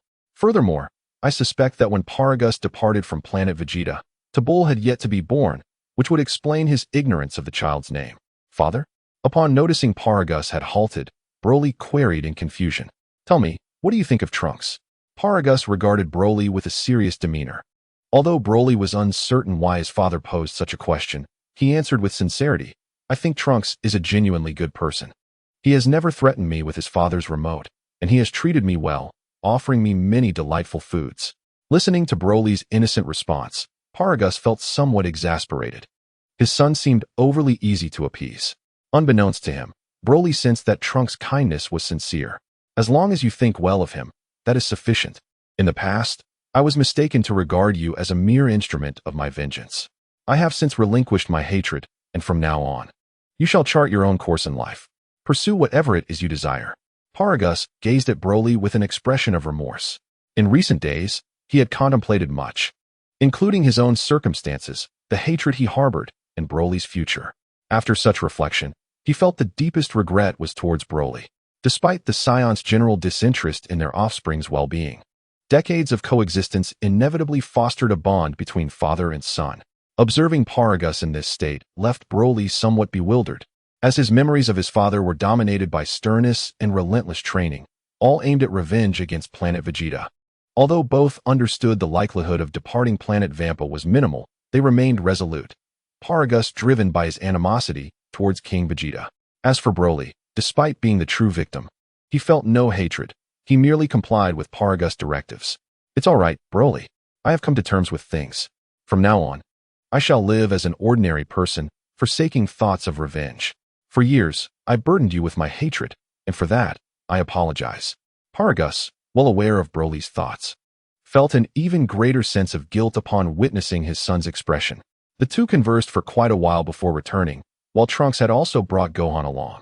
Since Broly has returned, I shall take this opportunity to discuss the matter of the Super Saiyan God. Trunks paid no heed to what Paragus had spoken with Broly. From the moment they appeared, Trunks could sense the subtle changes between them. Thus, he surmised that the father and son had resolved their issues and their relationship had improved. This was a situation he welcomed, for with Paragus living peacefully on Earth, Broly would have all the more reason to protect it. Once this matter concludes, Cabba would return to Universe 6, and Tabbles would return to his own planet, leaving only him, Gohan, and Bu as the remaining warriors on Earth. However, it seems that Broly would also join their ranks, effectively doubling their strength and safeguarding the planet. Super Saiyan God. Upon hearing this term, Paragus wore a perplexed expression. He had never witnessed a Super Saiyan, let alone a Super Saiyan God. At this juncture, Trunks was unreserved in sharing this information in front of Paragus. 6 Saiyans. But there are only 5 of us now. Does that mean this elder counts as one? Cabba quickly identified the discrepancy in numbers after listening to Trunks' description. Broly's father does not count, for we require a Saiyan with a heart that is righteous and pure, filled with justice, Trunks clarified. And what of the other individual? Initially, Cabba contemplated suggesting that they bring Caulifla and the others, but then he remembered that planet Sadala required protection. The other individual is the unborn child of Gohan's wife. Previously, in the Kaioshin realm, neither Cabba nor Broly had heard Trunks' conversation with the old Kaioshin, making it Gohan's first encounter with this revelation. Although the child's heart would undoubtedly be pure, how could an unborn baby contribute? Gohan inquired curiously. Though this seemed somewhat implausible, he trusted Trunks. If Trunks believed it possible, then it surely was. This is simple. We can have Videl stand alongside us when the time comes, Trunks replied with a smile. In the original narrative, Videl was not required to do anything at all. Very well, but what exactly is this power of the heart? How can we concentrate it upon you? Through Trunks' explanation, the group grasped the concept of the Super Saiyan God and understood the general process, yet Trunks did not elaborate on the finer details of the operation. I am uncertain about that as well, which is one of the reasons I called you all together. Let us begin by practicing, he stated. Originally, Trunks intended to take everyone to the Kaioshin realm, but considering the need to search for the Dragon Balls and await Beerus' arrival on Earth, the back and forth seemed rather cumbersome. And thus they did not go. Practicing is fine, but Videl cannot join us in this endeavor, Gohan remarked, looking at Trunks. Given that Videl was pregnant, it was impossible for her to train for extended periods like they could. We 5 can simply find our rhythm without including Videl. Very well, let us commence our practice. The group rose, intrigued by Trunks' mention of the god of Super Saiyans, with all except Broly expressing keen interest. Let us begin by channeling our power within me. Trunks believed that since the essence of the heart's power remained elusive, it would be prudent to start with the simplest approach, focusing on pure strength, before venturing into other realms, such as intention or will, to ascertain their efficacy. However, during the practice, Trunks soon realized that concentrating the energies of the other 4 individuals was no trivial task. Furthermore, the transmission of energy from Gohan and the others was inconsistent, fluctuating in intensity and occasionally misdirected. Fortunately, there was no urgency, allowing for repeated attempts. As I reflect on this practice, I am reminded of my arduous experiences honing various skills in Cell's arena. 2 words come to mind: sheer torment. Yet, the fruits of labor were undeniably rewarding. Chapter 121. The visit from Beerus. Thus, the 5 embarked on their training to consolidate power. Although the journey was fraught with challenges, with each repetition, their proficiency steadily improved, and the gains for Gabe and the others were notable. During the process of receiving the collective energy, Trunks would inadvertently transform into a Super Saiyan, which in turn affected Tabul and Gabe. This prolonged influence deepened their understanding of what it meant to be a Super Saiyan.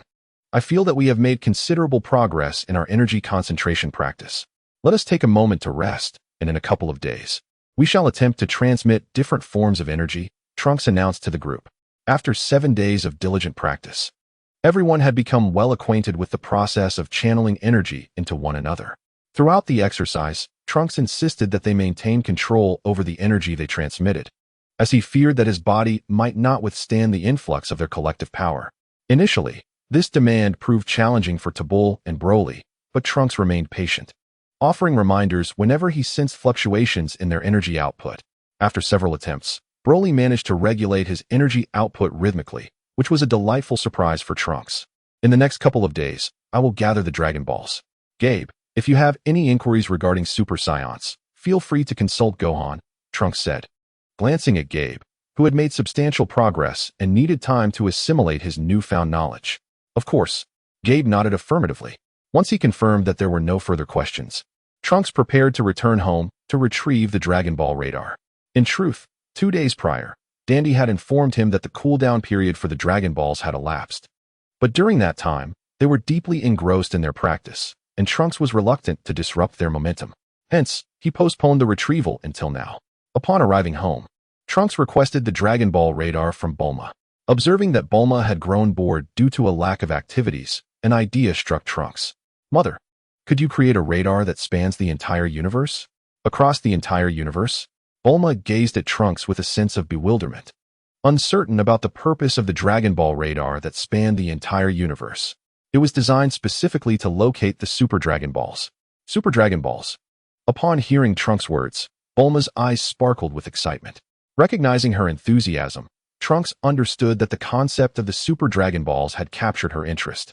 He then proceeded to share with her the information regarding the Super Dragon Balls that Zuno had relayed to the Supreme Kai. But these Super Dragon Balls are of no use to us, Bulma questioned after listening to Trunks. Firstly, the Super Dragon Balls are scattered across 2 different universes. And with Earth's current technological capabilities, traversing universes is beyond our reach. Secondly, even if we were to gather the Super Dragon Balls, we would be unable to utilize them. We lack the divine language necessary, much like the Dragon Balls from Namek, which are also intended for a specific group. In truth, it is not about us seeking them. I was merely contemplating that if Lord Beerus and the others were to search for the Super Dragon Balls later, this radar might prove beneficial, Trunks remarked with a smile.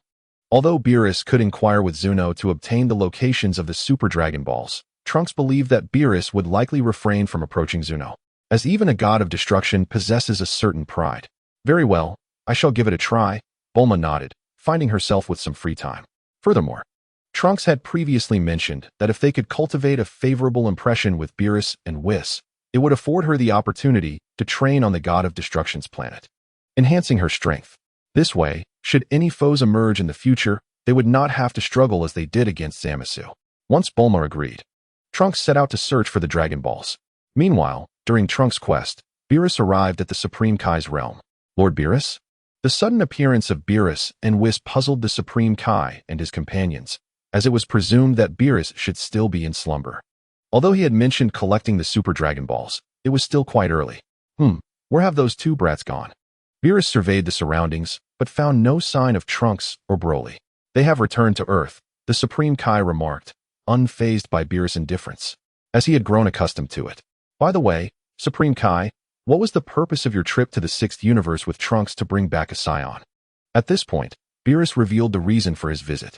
In truth, following Kampa's demise, Beerus had taken a keen interest in the 6th universe, and Whis had informed him shortly after the Supreme Kai and Trunks' arrival.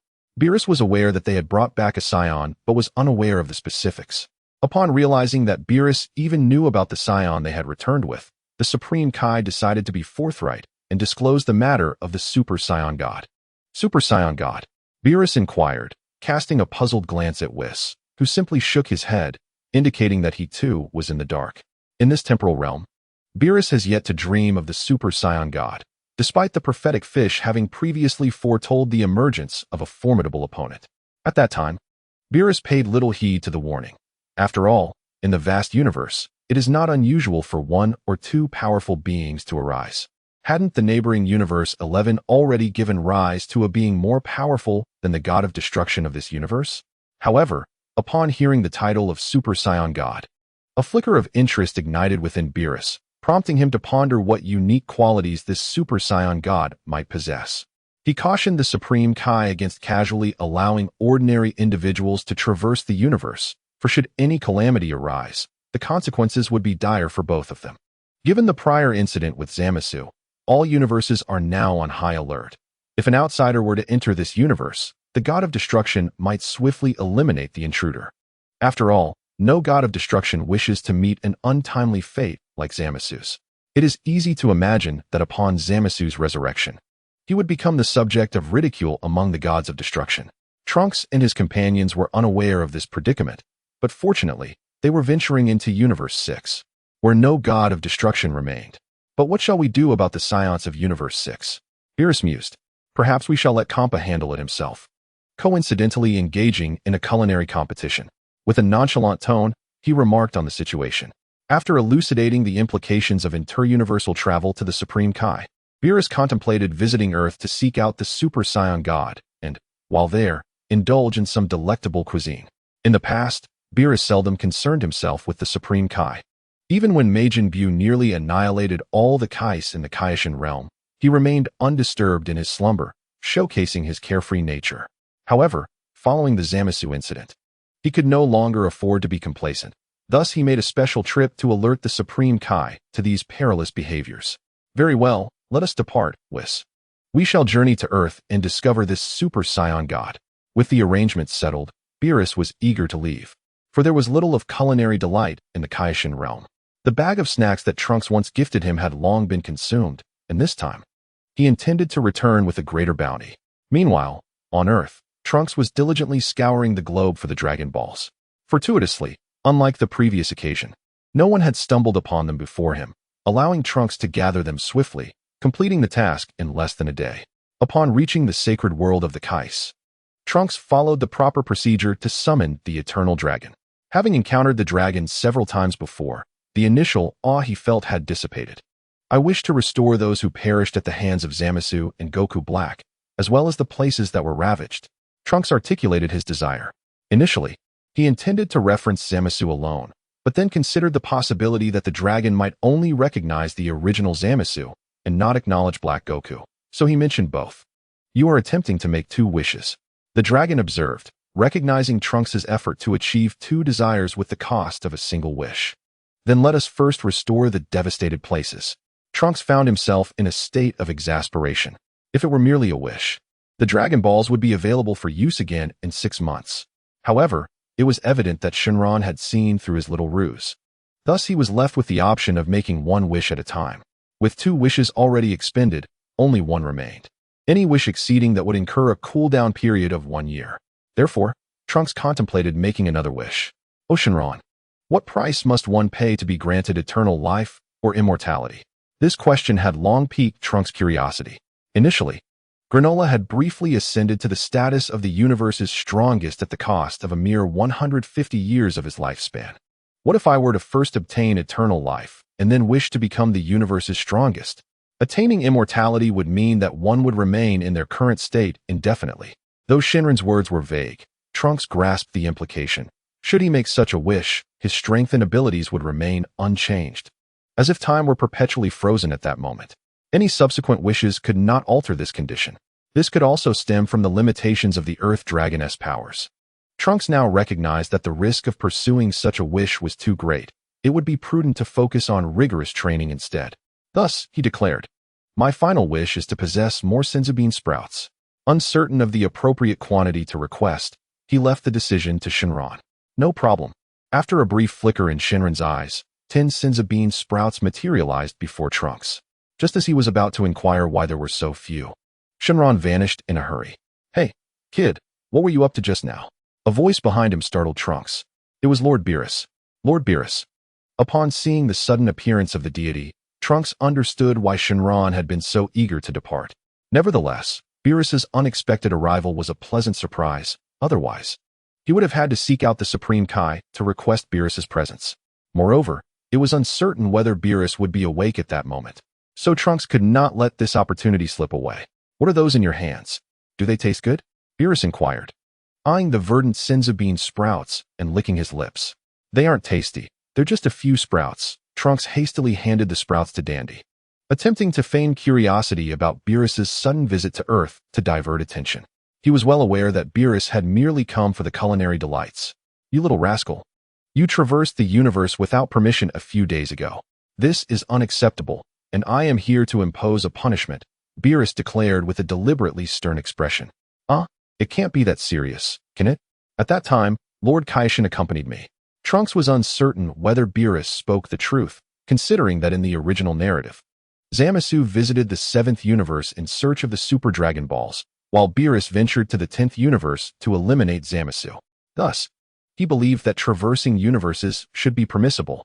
You need to understand your identity. You are merely an ordinary human. Beerus uttered this with utmost seriousness. Previously, when Beerus mentioned punishing Trunks, it was laced with jest, but now Trunks had the audacity to equate himself with the Kaishin, prompting Beerus to interject. While the relationship between Kaishin and Trunks may be amicable, their statuses differ significantly. There are actions that deities may undertake, which mortals cannot. Observing the profound seriousness etched on Beerus's face, Trunks was momentarily taken aback, at a loss for words. As he discerned from Beerus's remarks that there exists an inequality between mortals and gods. His upbringing had instilled in him the belief in universal equality. Yet this notion does not hold in the realm of Dragon Ball. However, let's set this aside. As long as you can present me with a delectable meal that satisfies my palate, I shall forgive your transgressions, but do not let it become a precedent.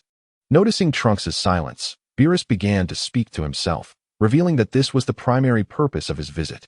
That is acceptable, but shortly. I would like to request a favor from Lord Beerus, Trunks said with a smile.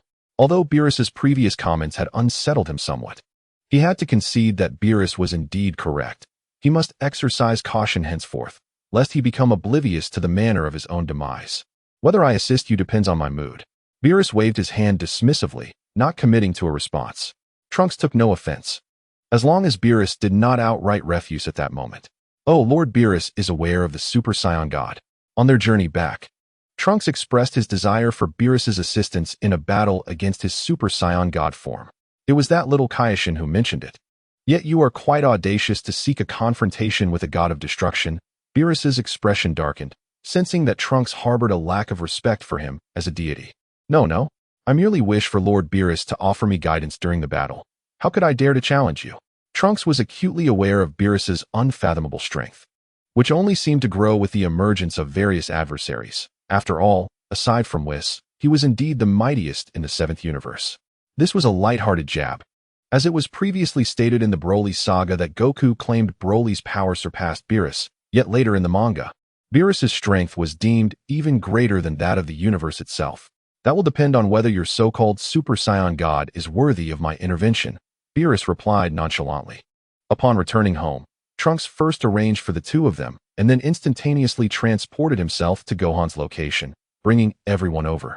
As the city of Orange Star had now recovered, and Gohan and the others would need to return. Soon, he would be approaching the realm of the divine. Chapter 122. The Birth of Super Saiyan God. Wait, are we starting now? But we are still uncertain about what the power of the heart entails. Gohan expressed his surprise upon hearing Trunks' intention to bring Videl along. Previously, it was mentioned that she would only accompany them once they were officially transforming into Super Saiyan God. Now that Lord Beerus and the others were with him, it seemed opportune for them to provide guidance. Trunks chuckled, recalling that Gohan was present when Beerus vanquished Zamasu.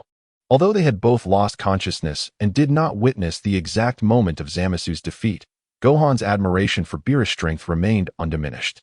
Furthermore, after hearing Trunks' introduction of Beerus and understanding his role as a god of destruction, Gohan felt reassured upon learning that Beerus was present. He could simply inquire if any doubts arose. Moreover, after days of training, everyone was eagerly anticipating the transformation into Super Saiyan God. In their initial attempt to concentrate their power on Trunks, the energy he emitted had genuinely astonished them.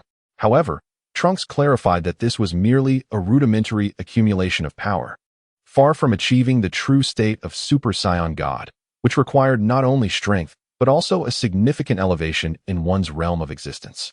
To illustrate this point more vividly, Trunks used the Kais as an example, stating that if one truly achieved the divine realm, Ordinary beings would be unable to sense their aura. Thus, Trunks led everyone to Capsule Corporation. Back so soon? Beerus remarked in surprise at the sudden arrival of the group. However, noticing Trunks' demeanor, it appeared he had yet to transform into Super Saiyan God.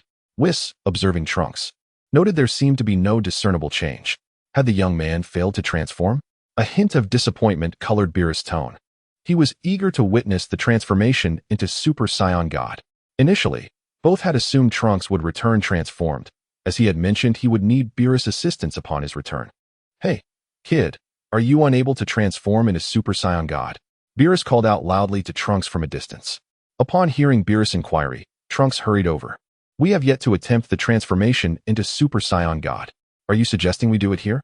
Indeed, Trunks replied, since you and Lord Beerus are present. We can seek your advice should we falter. He spoke with an air of certainty. Are you saying you have not yet mastered it? Not exactly. We have practiced. But this will be our first true transformation. Trunks scratched his head, sheepishly. Was chuckled, realizing Beerus had been prematurely excited. Very well, then do hurry and transform. Beerus waved his hand dismissively, a touch of annoyance evident in his voice. Before the transformation occurs, I wish to inquire, Lord Beerus, do you possess knowledge regarding the transmission of the power of the heart? Trunks is eager to transform as well, yet he is perplexed by this notion of heart power, leaving him uncertain about the process, which may lead to a considerable waste of time. Heart power? Is it indicative of the strength of the spirit? Vados inquired with curiosity. According to the previous discussions between the Supreme Kai and Trunks, transforming into a Super Saiyan God necessitates 5 Saiyans with righteous hearts channeling their energy into another Saiyan who also harbors a virtuous spirit. Thus, Vados speculated that this energy might indeed correspond to the power of the heart. How can individuals mutually transmit this heart power? Trunks pondered Vados' remarks, realizing they were unaware of how to convey the collective heart power of 5 individuals into one. Initially, Trunks had intended to practice over the next few days, but with Beerus' arrival, he felt compelled to attempt it now, uncertain of when Beerus might next return. If the aim is to transmit spiritual energy, there must be a harmonious connection among the individuals, with one person igniting a resonance of heart power among the group, Vados cheerfully noted. Very well. Trunks replied with a hint of resignation. Truly, your words resonate profoundly. I shall endeavor to try. Should any issues arise, I will seek your counsel.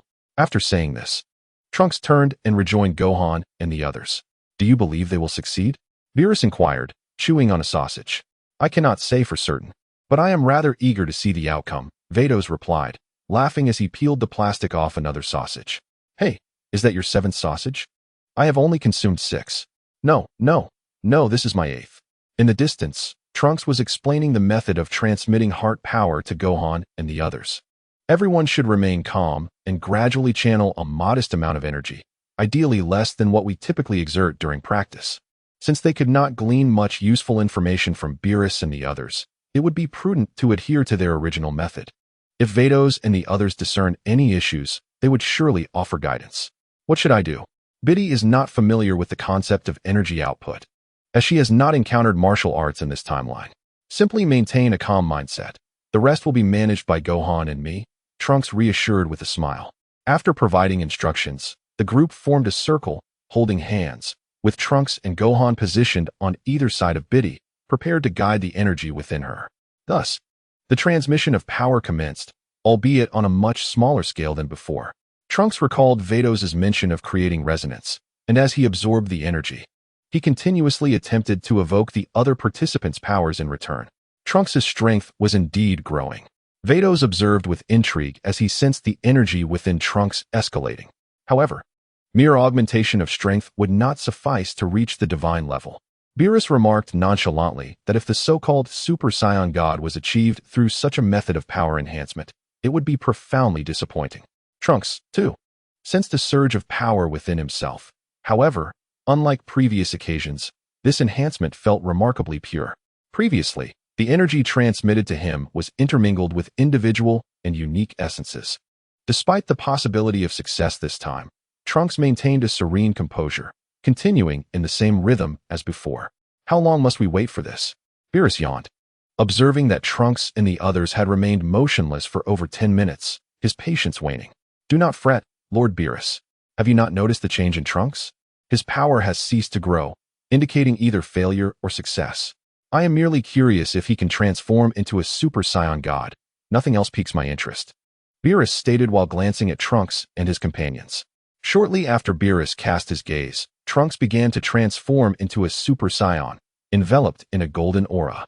Yet, this golden flame did not exude the overwhelming sensation of power as before. Instead, it radiated a serene warmth that enveloped the remaining five. Upon encountering Trunks' aura, their spirits seemed to transcend, and golden light began to illuminate the surroundings. Videl felt a comforting warmth emanating from her abdomen. Oh, is it happening? Beerus observed the six encircled by golden light with a serious expression, sensing that Trunks' aura had transformed entirely. It is gradually evolving towards the divine essence, Whis remarked softly. Suddenly, the once gentle golden light became blindingly bright. Those outside the six could only squint to glimpse the phenomena within, unable to discern what transpired amidst the radiance. Meanwhile, Trunks felt his original power dissipating, replaced by an even purer force. Slowly, he sensed a purification of his consciousness, experiencing a transcendence that enveloped his power, spirit, and body. Is this the realm of the divine? Trunks murmured to himself, as the others relinquished their hold and ceased the transfer of power. He retracted the outward golden aura into his being, and his body began to emanate bursts of varying colors of light. This transformation lasted approximately half a minute before the luminescence around Trunks began to fade. On the other side, Beerus and Whis commenced a discussion. It appears successful, though not as formidable as I envisioned. Beerus stood, directing his gaze towards Trunks. Indeed, it does not seem particularly powerful at the moment. Yet I can sense that the potential of this Super Saiyan God far exceeds what is currently evident. Whis responded, his expression growing serious. Never mind. I shall accompany him for a while, as a gesture of gratitude for the delightful delicacies he has provided. As for whether he can transcend his limits in battle, that depends solely on him. After speaking, Beerus observed the emergence of Trunks, who had successfully transformed into a Super Saiyan God. The first thing that caught everyone's attention was his vibrant crimson hair, followed by his red eyebrows and crimson irises. His physique appeared significantly leaner, devoid of any muscular bulk. The aforementioned description is purely speculative. Any resemblance or discrepancy is purely coincidental. Trunks? Gohan approached, gazing at Trunks before him, feeling an absence of the familiar aura that usually surrounded him. Trunks, who was still acclimating to his transformation, turned to the crowd and offered a subtle smile upon hearing Gohan's voice. It seems he has succeeded. Gohan felt a surge of excitement. Trunks had now approached the realm of the divine, and his strength would only continue to grow. You have all worked hard, Trunks acknowledged, looking at his companions. Without the rigorous training undertaken previously, such a triumph would have been impossible today. The group, while appreciative of Trunks' politeness, was nonetheless captivated by his transformed appearance. Those who had witnessed his Super Saiyan form felt that his current demeanor lacked the imposing presence of his previous form. Why does it seem like he is not as formidable as before? In Gabe's view, Trunks now appeared merely as a regular individual with a different hair color. Foolish mortals. You cannot fathom the power of the divine, Beerus remarked as he and Whis approached. With Beerus's statement, it became evident that Trunks had truly attained a godly status. Upon hearing Beerus's words, Broly's eyes sparkled with combativeness. Were it not for his current inability to sustain his own power in battle, he would undoubtedly challenge Trunks. I wonder what Lord Beerus thinks of this Super Saiyan God, Trunks pondered, aware of the formidable strength coursing within him, though uncertain of its true extent. Generally speaking, while what you have achieved is commendable, I must extend my praise, Beerus acknowledged, recognizing Trunks' previous power level. That Trunks had elevated himself to such heights was indeed worthy of commendation. Hearing Beerus's lukewarm appraisal, Trunks remained relatively unperturbed, knowing that to Beerus, his current prowess still seemed merely average. Consider this the reward for treating us to fine cuisine. Allow me to help you realize the true extent of your current strength. Initially, Beerus had no intention of engaging Trunks in combat, as his current strength was inferior to that of Zamasu from the past. Battling him would be a mere waste of time. However, upon hearing Whis mention that Trunks' potential was far from being fully realized, Beerus felt a fondness for him and desired to provide an opportunity for growth through combat, for he held a favorable impression of Trunks. Very well, I appreciate your willingness. Lord Beerus. Trunks responded with a smile. Previously, Beerus mentioned that he would assess the strength of the Super Saiyan God before deciding to intervene. Now, however, it has transformed into a reward of culinary delights. Trunks is well aware of Beerus's intentions, for even if he were to become a Super Saiyan God, the chasm between him and Beerus would still be immeasurable. "Hey, Supreme Kai, take us to the Supreme Kai realm," Beerus called out loudly to the skies. Sensing that the Supreme Kai and his companions had been observing their situation. "Why do we need to go to the Supreme Kai realm?" Trunks inquired, bewildered. "Humph, this planet is far too fragile. I fear you might lose control of your power and obliterate it. Will you be able to battle me across the cosmos then?" Even as a Super Saiyan God, Trunks would still find it impossible to survive in the vastness of space. Before long, the Supreme Kai and Kibito arrived on Earth, gathering everyone to journey to the Supreme Kai realm, with Whis not forgetting to pack the culinary delights Trunks had prepared. Out of consideration for the dignity of the God of Destruction, these matters fell solely to his attendant to manage. Upon reaching the Supreme Kai realm, everyone instinctively stepped back, clearing space for Beerus and Trunks. "Listen here, kid, don't even think about testing the waters and concealing your true strength.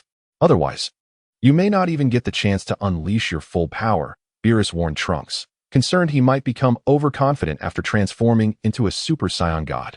"I will unleash my full power from the very beginning," Trunks declared.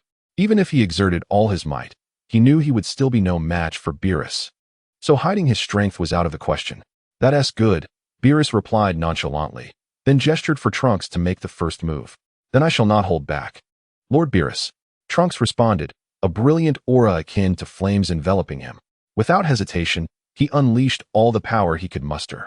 From a distance, Gab and the others could not perceive the full extent of Trunks' strength, but they could undeniably feel the ground trembling beneath their feet. "Is this truly the extent of Trunks' power?" Gab exclaimed in astonishment. It is not surprising that Gab was taken aback, after all. Perceiving the seismic effect caused by Trunks' power from such a distance was a testament to Trunks' formidable strength. Unbeknownst to him, this was merely a controlled eruption of Trunks' power. "I can't believe this Super Saiyan God possesses such incredible strength." Unlike Gab and the others, the Supreme Kai could sense the aura emanating from Trunks at that moment. "Why are you so astonished? This is still not Trunks' full power," the old Supreme Kai remarked, casting a disapproving glance at the Supreme Kai, wondering why his protege was so prone to surprise. In contrast, Tapion, standing nearby, displayed a calm demeanor, which pleased the old Supreme Kai greatly. Is this not the entirety of his power? The Supreme Kai was even more taken aback. Trunks, encountering this divine realm for the first time, found it entirely normal that he was unfamiliar with his own strength and unable to unleash his full potential. Meanwhile, Whis chuckled and elaborated. At that moment, he suddenly recalled Black Goku, realizing that the divine traces he had sensed in him might not solely be attributed to Zamasu, but rather that the original owner of his body had also, like Trunks, brushed against the divine realm. With this thought, his interest in Trunks deepened. Would he be able to surpass the God of Destruction once he unleashed his full power? Gaby inquired curiously. "No, the God of Destruction possesses the might of the universe," Whis replied, as he enveloped everyone in a protective shield, for the two combatants had already commenced their duel. Trunks had indeed grown considerably stronger, yet it was still insufficient. As Beerus dodged Trunks' attacks with a shake of his head, he remarked, "How troublesome. Despite feeling as if I've exerted all my strength, I cannot land a blow on Lord Beerus." Although Trunks had mentally prepared himself, he couldn't help but feel a twinge of dissatisfaction with the outcome. "If this is your full power, then landing a hit is futile," Beerus taunted, beckoning Trunks forward with his right index finger, signaling him to attack. Seizing the opportunity, Trunks charged once more. Not intending to evade this time, Beerus extended his hand, effortlessly blocking Trunks' punch. The sound of impact resonated, startling Gaby and the others within the protective barrier. Whis had set up this shield merely to prevent any unintended destruction from Trunks' uncontrolled power. "How does it feel to collide with me now?" Beerus inquired with a grin, having easily deflected Trunks' strike. "It's bearable, but my fist aches a bit," Trunks replied, attempting to withdraw his hand, only for Beerus to grasp it firmly. "Now it's my turn to attack," Beerus said, his smile fading as he yanked Trunks closer, spinning him in the air like a toy several times before hurling him away, causing Trunks to crash into a distant mountain, reducing it to rubble. Is this the power of a God of Destruction? Witnessing Trunks, even transformed into a Super Saiyan God, utterly helpless, Gohan felt a deepened appreciation for Beerus' strength. Meanwhile, Trunks, now amidst the rubble, felt a fleeting sense of helplessness. Although Beerus' earlier assault had not inflicted harm, he had palpably experienced the chasm that lay between them. In the past, Goku had been able to exchange blows with him, partly because Beerus had not fought earnestly, and partly because Goku had adapted to and mastered the Super Saiyan God form far more swiftly than Trunks. Regardless, achieving even a single hit on Beerus today would be considered a victory, as Trunks set a small goal for himself in his mind. He rose from the rubble and approached Beerus once more. "What's this? Still not planning to concede? I have yet to unleash my full power," Beerus remarked, his arms crossed and an expression of boredom gracing his features. If there were ranks for striking others, Lord Beerus would undoubtedly occupy the pinnacle of the leaderboard. Trunks couldn't help but quip. Yet, undeterred by Beerus's taunts, Trunks resolved to muster all his strength for his modest objective. With that, Trunks charged at Beerus again. But this time he opted for a different strategy. Employing the princess technique, he unleashed a barrage of energy blasts towards Beerus. "Oh, do you think such trivial tactics can obscure my vision?" Beerus observed as Trunks continuously shifted his position while launching the energy spheres. However, in light of the vast disparity in their powers, Trunks's efforts proved futile. An aura of destruction, distinct to the god of destruction, enveloped Beerus, swiftly consuming all the energy blasts Trunks had unleashed. "Come now, spare me the embarrassment of such petty tricks. If this is all you're capable of, then perhaps we should call it a day." Beerus yawned, indicating that he had no intention of belittling Trunks, but rather found the exercise increasingly pointless. Initially, he had simply wished to gauge the extent of Trunks' abilities after his transformation into a Super Saiyan God, but it appeared that Trunks could barely tap into the true potential of this form. To be honest, Beerus felt a tinge of disappointment. He had harbored some hope for Trunks. Suddenly, Trunks, who had been standing before Beerus, found himself behind the god of destruction, poised to strike. Yet, without even turning around, Beerus raised his right hand and sent Trunks flying. A clever trick, perhaps effective against others, Beerus mused, slightly surprised by Trunks' sudden appearance behind him. But it ultimately bore no fruit. Trunks had presumed that his instantaneous movement might yield unexpected results, yet it seemed he had underestimated the situation. Before he could stabilize himself mid-air, Beerus swiftly appeared behind him, intending to deliver a hand chop that would render Trunks unconscious and conclude the battle. However, Trunks reacted quickly, realizing he could not withstand such a blow. Utilizing instantaneous movement once more, he shifted his position. Beerus momentarily paused, taken aback by Trunks' rapid response in such a dire predicament, suggesting that the young warrior had indeed endured considerable combat experience. This time, Trunks did not appear behind Beerus, but maintained a safe distance. "Do you think that keeping your distance will save you?" Beerus taunted as he turned and charged towards Trunks. With a resounding impact, Beerus's fist collided with the crossed arms of Trunks, and after a relentless series of attacks, Trunks managed to successfully block Beerus's strike for the first time. Is this truly the case? Upon encountering Trunks, who astonishingly deflected his attack, Beerus discerned that Trunks was gradually beginning to unleash the true power of a Super Saiyan God. As Trunks continuously adapted to this new form, he was also becoming increasingly accustomed to Beerus's methods of assault. Observing the scene from a distance, Whis revealed an expression of anticipation. It appears Lord Beerus has recognized the transformation in Trunks. The ensuing battle is indeed something to look forward to. Chapter 124, Gods and God, Part 2. Hehe. After successfully intercepting one of Beerus's strikes, Trunks beamed at him, realizing that he was slowly mastering the new strength of the Super Saiyan God. Has he become so full of himself after just one block? Noticing Trunks' smile, Beerus swatted him aside with his tail. To withstand an attack from Lord Beerus is certainly a matter of pride. Regaining his footing, Trunks glanced at Beerus and offered a small compliment. "Did you think that such flattery would earn you leniency?" "How naive," Beerus retorted disdainfully. From the very beginning, Beerus had restrained his power to a fixed level, which he deemed the minimum strength attainable by a Super Saiyan God. Should Trunks fail to meet even this threshold, Beerus would no longer consider it worth his time. However, as Trunks' condition improved, he had finally reached Beerus's minimum expectations. In the subsequent moments, Beerus, wishing to encourage Trunks to continually approach the limits of Super Saiyan God, would gradually elevate his own strength, ensuring he always maintained the upper hand. Meanwhile, Trunks unleashed his power once more, but this time he managed to control it effectively, no longer causing the widespread tremors that had previously accompanied his attacks. What is the current situation? Goku and his companions had been unable to clearly observe the exchanges between Trunks and Beerus. However, this time, Trunks no longer found himself being sent flying in the aftermath of every thunderous clash.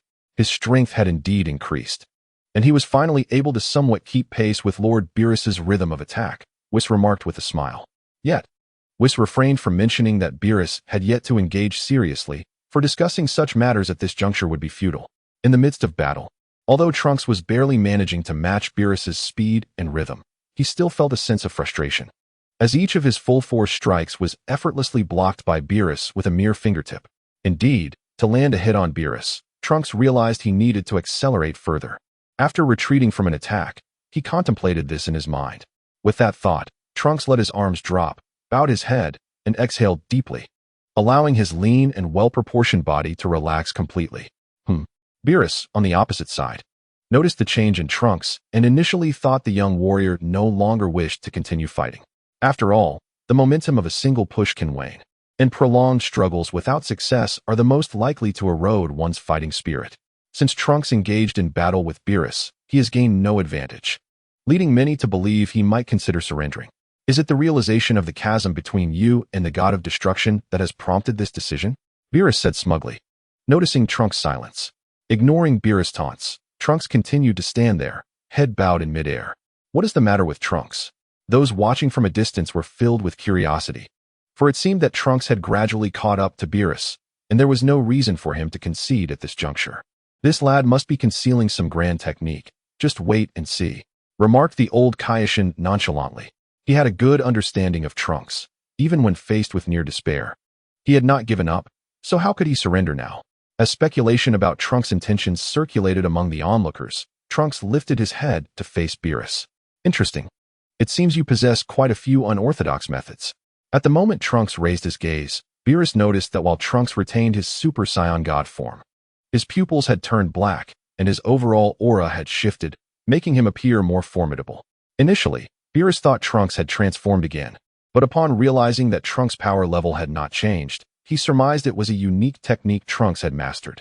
Trunks had bowed his head and fully relaxed his body to test whether he could achieve the black-eyed state after transforming into a Super Saiyan God.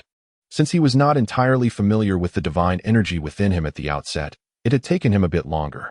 However, Trunks was pleasantly surprised to find that, contrary to his expectations of increased energy consumption at this enhanced level, the black-eyed state consumed even less energy than usual while in the Super Saiyan God form.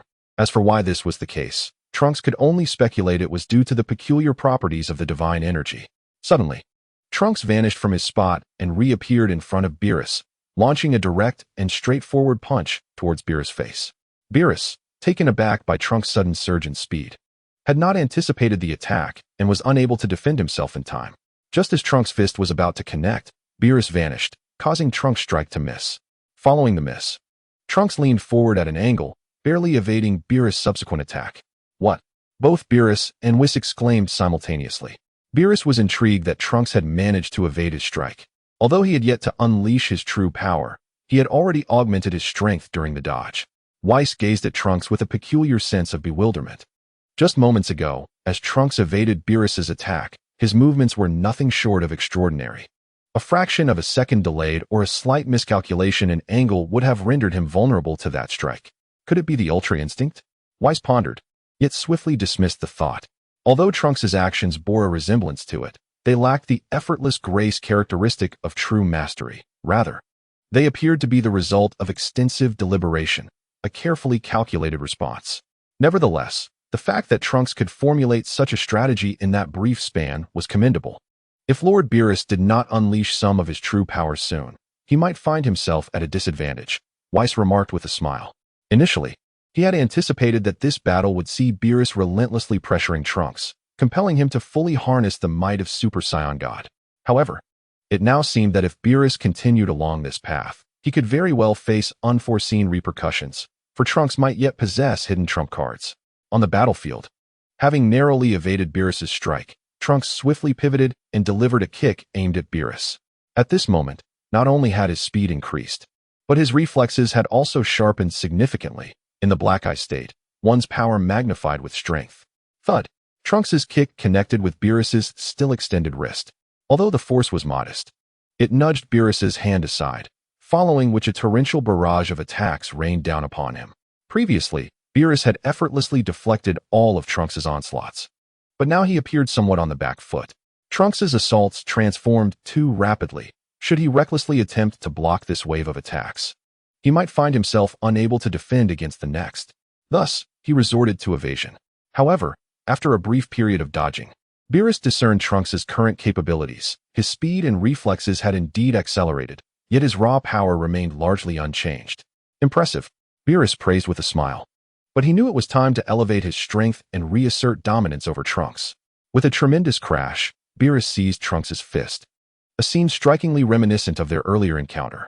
"Do not let your pride cloud your judgment," he admonished.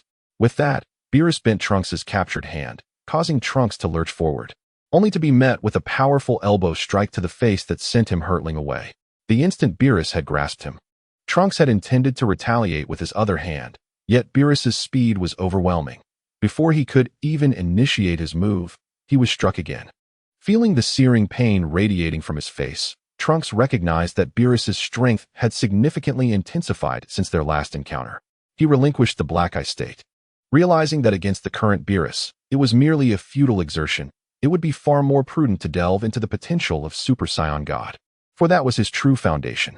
You should now understand that relying on such trivial tactics will not suffice against a god of destruction, Beerus stated gravely upon witnessing Trunks abandon the black eye state. The disparity in strength is indeed somewhat disheartening, Trunks responded with a smile. If you intend to concede, it would be wise to do so promptly. I am quite eager to return to my slumber. Beerus yawned, his demeanor nonchalant. Please. I have only just attained the form of a Super Saiyan God, and I have yet to experience a proper bout, Trunks hurriedly interjected. Though he feigned a lack of fulfillment, his genuine desire for battle was unmistakable. Faced with such a formidable opponent as Beerus, Trunks found no sense of despair stemming from their strength disparity. Instead, he was invigorated with fighting spirit. In the past, his motivation for becoming stronger was simple, merely to survive and protect the future. However, his current ambition transcended mere protection. He sought to surpass himself and others continually. You must demonstrate a power that intrigues me enough to continue this fight, Beerus stated earnestly. He sensed Trunks' strength gradually ascending, yet it remained significantly distant from the limits he anticipated. As long as Trunks continued to unleash his potential, Beerus was keen to engage in combat with him. Aside from exerting myself to the utmost against Lord Beerus, I possess no other recourse, Trunks remarked with a self-deprecating smile, his tone laced with a hint of helplessness. Presently, he felt utterly incapable of contending with Beerus. Then allow me to put an end to your despair. Beerus' voice suddenly turned icy. In an instant, he vanished from sight and reappeared behind Trunks. Before Trunks could react, Beerus delivered a swift chop to the back of his neck. The blow sent Trunks plummeting towards the ground, the force nearly causing him to lose consciousness. If he were to endure another couple of strikes, he would surely revert to his normal state. Just as Trunks was about to make contact with the earth, Beerus materialized beneath him. Raising his foot as if to kick a ball, Beerus propelled Trunks skyward. Is the god of destruction truly this formidable when he is serious? Gabe exclaimed in astonishment, while Gohan and others nearby wore expressions of grave concern. A moment ago, Trunks had been able to contend with Beerus, but now he was utterly defenseless. Had Lord Beerus been earnest from the outset, Trunks would have lost consciousness after the first strike, Whis remarked calmly. As Trunks continued to ascend, he was suddenly grasped by Beerus by the collar, lifted effortlessly into the air. With his eyes tightly shut and a pained expression upon his face, Trunks' hair shifted from crimson back to a pale violet. It was evident that Beerus' previous attack had rendered him incapable of maintaining his Super Saiyan God form, and his consciousness began to wane. A Super Saiyan God, is it? Merely this, Beerus remarked lightly, then released his hold on Trunks, allowing him to fall to the ground. From his elevated position, Beerus regarded Trunks' descent with an impassive expression. Then, extending a hand, he launched an energy sphere imbued with a hint of destructive power towards Trunks. Without a potent remedy, it seems this young man will be unable to unleash the true might of a Super Saiyan God. However, one cannot entirely blame Trunks. After all, his training period has been rather brief, and he has primarily been emulating the training methods of Goku and Vegeta, failing to cultivate an approach unique to himself. If Trunks were to plummet to the ground and be struck by Beerus's energy sphere, it would signify his defeat, and any expectations Beerus held for him would vanish entirely. In that moment, Trunks felt akin to a drowning individual, watching the surface of the water recede further from his grasp, devoid of the strength to struggle against his fate. A profound sense of suffocation enveloping him. Such despair. Trunks felt he was on the verge of sinking to the depths, and at that moment, he contemplated that the overwhelming sense of hopelessness would dissipate once he reached the bottom, extinguished with his demise. Trunks, you are the last hope. Suddenly, a voice resonated within Trunks's mind. It was the first sentence he heard upon arriving in this world, a time when he, too, was in a state of gradually losing consciousness. Reflecting on that moment, he recalled the words laced with a sense of desperation and a final gamble. To place one's hopes for the future upon the shoulders of a mere 14-year-old. What a dire scene that must have been. Yet now, that phrase echoed once more in his mind, alongside memories of battling the androids, Cell, and Zamasu. How naive he had been back then. Knowing full well he couldn't win, yet still charging forward. If it weren't for his sheer luck, he might have perished long ago. Indeed, he had already died once. Originally a player of caution, he fought with such fervor in each battle, perhaps driven by a desire to avoid that sense of despair ever again. Unbeknownst to Trunks, the first experience of despair upon crossing over had subtly transformed his character. Suddenly, as he plummeted, Trunks opened his eyes and, in a flash, appeared on the ground.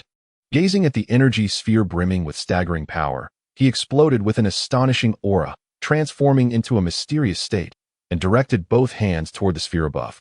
With a thunderous crash, the immense energy he unleashed clashed with the energy sphere fired by Beerus.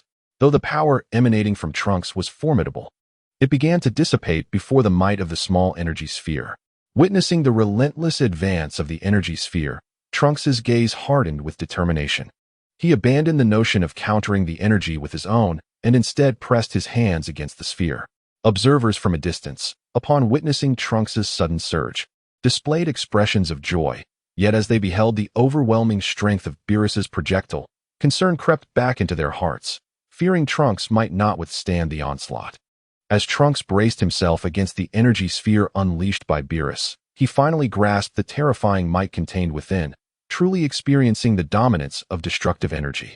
Beerus gazed coldly below, his expression unchanged by Trunks' sudden outburst, for it was likely that this explosive display was but a fleeting moment. Trunks tirelessly summoned the energy within him to withstand the energy sphere, yet regardless of the strength he poured into it, he found himself swiftly overwhelmed by the destructive force contained within. This paltry power was insufficient. As he struggled to hold on, Trunks relentlessly sought to extract every ounce of strength from his body.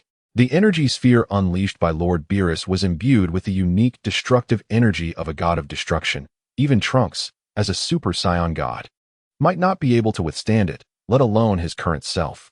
Observing the distant Trunks, who was desperately holding on, the old Kai shook his head in resignation. Against Beerus, even a miracle would not alter the outcome. If a Super Saiyan god was not enough, then one must transcend the Super Saiyan god. Gohan looked at Trunks, his tone resolute, believing wholeheartedly that if anyone could achieve this, it would be Trunks. To transcend the Super Saiyan god? At Gabe's words, he couldn't help but marvel at the science of Universe 7. Did the concept of limits simply not exist in their lexicon? Trunks had given his all. Yet victory over Lord Beerus seemed unattainable. The Kai understood Beerus' strength all too well. Even if Trunks were to surpass the Super Saiyan god, he would still fall short of being a match for Beerus. Training must continue. Broly observed the two from a distance, uncertain whether he was contemplating Trunks or himself. Just as they voiced their opinions, Trunks found himself on the brink of collapse. After all, the power within him was not infinite, and there was a limit to how far he could push himself. I must become stronger. Trunks was determined to never again experience such despair. He needed to grow stronger, to surpass every potential foe that might arise. As if in response to his fervent desire, a faint red glow emerged in his pupils, and shimmering red orbs began to materialize around his two-toned hair. Noticing this spectacle, was focused intently on Trunks. Beerus, suspended in midair, shared a similar anticipation. Perhaps what he awaited was finally manifesting. Previously, Trunks had achieved the Super Saiyan God form with the assistance of Gohan and the others. In a sense, the power he wielded then did not truly belong to him. Only by transforming into a Super Saiyan God through his own strength would that power rightfully be his. And now, Trunks was on the verge of reclaiming the Super Saiyan God form through his own might. Very well, let us push you further. With that, Beerus pointed his finger downward. The energy sphere, initially the size of a watermelon, instantly expanded to nearly a meter in radius with a mere gesture from Beerus. Faced with the suddenly enlarged energy sphere, Trunks felt the pressure intensify, although the destructive energy within remained unchanged. The sheer magnitude of the energy sphere exceeded the limits of what Trunks could currently endure. At this moment, Trunks' feet began to sink gradually into the earth, and his once straight arms started to bend. He was on the verge of defeat. Trunks had already been struggling, and now that Beerus had intensified his power under such pressure, Trunks resembled a bowstring stretched to its limit, soon to falter. However, to everyone's astonishment, just as the energy sphere was about to descend upon Trunks, a unique aura emanated from his entire being, reminiscent of the Super Saiyan God, with his hair shimmering in hues of red and purple. Could it be that Trunks could achieve the form of a Super Saiyan God on his own? Upon noticing the change in Trunks, the Supreme Kai expressed his surprise. After transforming into a Super Saiyan God, Trunks bore the mark of divinity, making it unsurprising that he could once again assume this form. Whis smiled as he explained that they might soon witness just how formidable this Super Saiyan God could be. In that instant, as the aura enveloped him, Trunks felt an overwhelming surge of power within. With a mighty roar, the strength within him broke free from its shackles, transforming into a blazing aura, while his hair, eyebrows, and pupils reverted to crimson. Although he was in the form of a Super Saiyan God, Gohan sensed Trunks' energy distinctly, leaving him perplexed. Just moments ago, during Trunks' outburst, he had clearly detected Trunks' presence, but could not gauge its intensity. This was because Trunks, akin to an ordinary person who had absorbed the divine realm, retained his energy signature even in transformation. Whis provided a fitting explanation for Trunks' transformation. After his eruption of power, Trunks felt significantly stronger than before. He was now capable of resisting Beerus' energy sphere, even managing to gradually push it away. It could be said that having absorbed the essence of the divine realm and transformed once more into a Super Saiyan God, Trunks was now able to fully unleash the entirety of a Super Saiyan Goddess power. This was not solely due to Trunks' change in mindset. The preceding battles played a crucial role as well. Without continually mastering and enhancing his strength through combat, Trunks would not have been able to absorb the divine realm so swiftly. Currently, Trunks' power counterbalanced the destructive energy within the energy sphere. His ability to achieve this was also attributed to Beerus infusing only a minimal amount of destructive energy when launching the energy blast. Once the destructive energy within the sphere dissipated, Trunks felt the pressure ease significantly, allowing him to effortlessly push the energy sphere away and ascend into the air. Your capacity to absorb the divine realm indeed astonishes me, but it is still far from sufficient to defeat me, Beerus stated slowly, observing Trunks before him. He could not allow Trunks to become overly confident. I understand. I am merely striving to keep pace with Lord Beerus, Trunks replied, accustomed to Beerus' reprimands, his expression unchanged. Excellent. I await the day you can catch up, or even surpass me, Beerus said with a penetrating gaze fixed on Trunks. After Beerus spoke, he charged directly at Trunks, eager to ascertain just how much stronger Trunks had become with his mastery of the divine realm. Upon seeing Beerus advance, Trunks assumed a defensive stance, fully aware that he was not arrogant enough to believe he could recklessly clash with Beerus simply because he had attained the divine state. His immediate objective was to fend off Beerus' assault and seek an opportunity to fulfill his own modest goal. Beerus' speed was astounding. As soon as Trunks prepared to defend himself, Beerus was already upon him. With no elaborate maneuvers, he unleashed a straightforward, powerful punch that compelled Trunks to summon all his strength to withstand the blow. Remarkably, Trunks did not get knocked back this time, despite Beerus' significantly heightened power compared to their initial encounter. Could it be that Trunks had indeed managed to block Lord Beerus' attack? The Supreme Kai observed in astonishment, recalling that previously, Beerus had dispatched the Super Saiyan God Trunks with merely 2 strikes.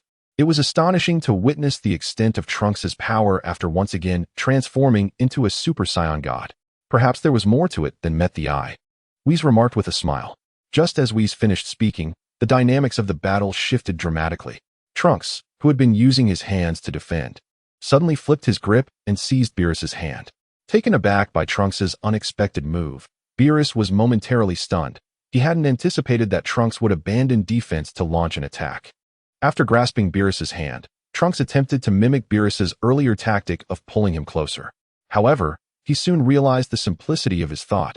At the moment he exerted himself, he found that he could not budge Beerus, and instead received a sharp blow from Beerus's tail. With a sharp crack, Beerus's tail struck Trunks's wrist, sending a searing pain coursing through him, forcing Trunks to relinquish his grip and retreat. This time, Beerus refrained from making remarks about Trunks's hubris. After all, he had nearly fallen into a trap himself. Unexpectedly, "You possess quite the imagination," Beerus commented, slightly surprised at Trunks' initiative. Trunks noted that Beerus seemed unusually talkative today, but he dismissed the thought. The brief skirmish indicated that if Beerus maintained his current level of strength, there might still be a chance for him. This time, Trunks took the initiative to charge forward, though his approach was far more elaborate. In a short burst of speed, he changed positions numerous times. While he understood that this tactic might yield little effect, Trunks was curious to see if sheer luck might favor him. However, it was evident that Trunks was the hapless creature in this scenario, while Beerus was the astute predator. Trunks' strategy proved utterly ineffective. Each of his attacks failed to land, instead exposing him to a barrage of counterstrikes from Beerus. With a resounding crash, Trunks was sent flying once more. Although his power had increased significantly, he still found himself at a distinct disadvantage against Beerus. Beerus gazed at Trunks, who lay amidst the ruins. Though Trunks, upon transforming once more, still fell short of being his equal, he had surpassed Beerus's prior expectations. "Are you still unwilling to concede?" Beerus mused as Trunks once again surged forth from the debris, halting directly before him. "I still possess strength, and the opportunity to battle Lord Beerus is a rare treasure," Trunks declared with a smile. Without this encounter with Beerus, even if Trunks were to transform into a Super Saiyan God, he would not truly harness the power of that form, let alone achieve it through sheer will as he had now. "Moreover, I have yet to land a single blow on Lord Beerus." With that, Trunks' aura erupted fiercely, evidently intent on realizing his modest ambition. "Oh, it seems your wish shall remain unfulfilled today," Beerus remarked, his gaze sharpening with danger. This young man appeared somewhat overconfident. It seemed he had yet to grasp the true terror of a god of destruction from their earlier skirmish. As Trunks approached, Beerus shifted from his previous nonchalance, preparing to impart a taste of a god of destruction's might. In a swift motion, unlike his earlier symbolic blocks, Trunks' punch met only air. Realizing Beerus had vanished from his sight, Trunks hastily retreated to the side, alertly scanning his surroundings, completely unaware of Beerus's presence. "Right here, kid." Just as Trunks was shaking his head in vigilance, he heard Beerus's voice emanate from behind him. The two stood back to back in midair. Upon sensing Beerus behind him, Trunks' heart raced. He had been particularly cautious of his rear, so how had Beerus appeared there? "As long as my speed is sufficient, even your eyes, let alone your senses, cannot keep pace," Beerus remarked coolly, as if unraveling the mystery in Trunks' mind. "Did my earlier leniency lead you to believe that with effort, you could strike a god of destruction?" As Trunks turned to launch an attack upon realizing Beerus's presence, the latter did not even glance back. With a flick of his tail, he sent Trunks spiraling through the air, tumbling several times before regaining his position. At this rate, it seems today's modest goal is unattainable, Trunks reflected, steadying himself. "Allow me to show you something intriguing." Just as Trunks pondered this, Beerus flashed him a knowing smile. Trunks' senses heightened at this remark. He was not naive enough to believe that Beerus intended to reveal something delightful. It was more likely a precursor to a finishing move. The destructive energy contained within that earlier energy sphere was negligible, so it came as no surprise that Trunks could deflect it. In stark contrast to Trunks' anxious demeanor, Beerus remained relaxed, raising his right index finger as he spoke. "Thus, you are about to experience the true essence of destructive energy. Cherish this opportunity, for few are fortunate enough to endure the sensation of such annihilation." Trunks exhaled deeply. Upon realizing it was Lord Beerus's destructive energy, a sense of calm enveloped him. He understood that Beerus had no reason to obliterate him at this moment, and the energy he emitted was likely the limit of Trunks' endurance. Nevertheless, calmness aside, he steeled himself against the destructive force of the god of destruction. Could Trunks be contemplating to bravely face Lord Beerus's energy head-on? The Supreme Kai observed, astonished, as he gazed at the gathering destructive energy swirling around Beerus's fingertips in the distance, and then glanced at Trunks, poised and ready below. It was evident that Trunks had no intention of evading Beerus's impending strike. Since Trunks had chosen to confront it directly, he must have a strategy in mind. Gohan, though puzzled, was confident that Trunks would not engage in foolishness. Indeed, enduring this strike from Lord Beerus could yield significant benefits for Trunks. Whis nodded with a smile, though a flicker of surprise lingered within him. With his keen insight, he recognized that the energy Beerus was currently concentrating was precisely aligned with Trunks's present capabilities. He was astonished that Beerus would deliberately orchestrate such a scenario, clearly intending to cultivate Trunks's potential. If you wish to evade, it matters not, after all. The energy of a god of destruction is not something everyone can withstand, Beerus remarked nonchalantly. With that, he curved his finger, and a volleyball-sized sphere of destructive energy began its descent towards Trunks. The energy sphere was not particularly swift, and should Trunks choose to evade, he could easily do so. While Gohan and the others could not sense the annihilating force within the sphere, Trunks, in his divine state, felt it acutely. In an instant, a chilling realization washed over him. No matter how he exerted his strength, he could not possibly withstand this energy sphere. Could this destructive energy also affect one's psyche? Trunks shook his head, dispelling that fleeting sensation that nearly swayed him. As the energy sphere approached, Trunks let out a fierce shout, and a dazzling aura akin to flames enveloped him, elevating his power dramatically. He intended to unleash all his strength, for it was likely that after this clash, their confrontation would conclude, rendering any restraint unnecessary. With a mighty effort, as the energy sphere drew nearer, Trunks thrust his hands upward, summoning an invisible force to collide with the sphere, attempting to halt its descent or even push it back. Not enough. Upon contact with Trunks's force, the sphere's descent slowed. Yet it resolutely continued its path toward him.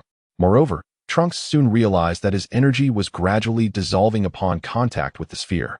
Is this the power of destruction? Trunks pondered, awestruck. Previously, he could gradually dissipate this destructive energy due to its relatively minor magnitude. However, attempting to employ the same strategy now is nearly futile. He must unleash an energy far surpassing this one. Trunks' aura continuously escalates, causing the surrounding space to tremble in response to the collision of the two energies, affecting the onlookers in the distance. This force is truly astonishing. Today's experience continually reshapes Gabe's understanding of power. Beside him, Broly gazes with eager anticipation, hoping to witness Trunks harness this power in a contest against him. In contrast, Gohan, standing nearby, wears a grave expression, having witnessed Zamasu's power. He knows it far exceeds Trunks' current strength. Had Beerus not intervened at that time, Earth might have faced annihilation. It seems Trunks is on the verge of collapse. Observing Trunks struggle to elevate his power, yet still fail to repel Beerus' energy sphere, the Kaioshin sighs, fully aware that if this energy sphere descends, Trunks will indeed be defeated. Suddenly, as Trunks, who had been desperately holding on, retracts his hands, the energy sphere above accelerates dramatically as the force field dissipates. Just when everyone believed Trunks was resigning, arcs of electricity materialize from his palms. If I cannot push it back, then I shall shatter it. Trunks realizes that persisting in a stalemate will only deplete his energy further. Thus, he resolves to exert his utmost strength in a single strike to see if he can destroy this energy sphere.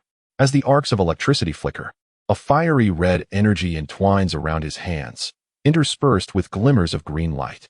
At this moment, he has effectively concentrated nearly all of his ki into his hands, a testament to the rigorous training he underwent on planet Adrat.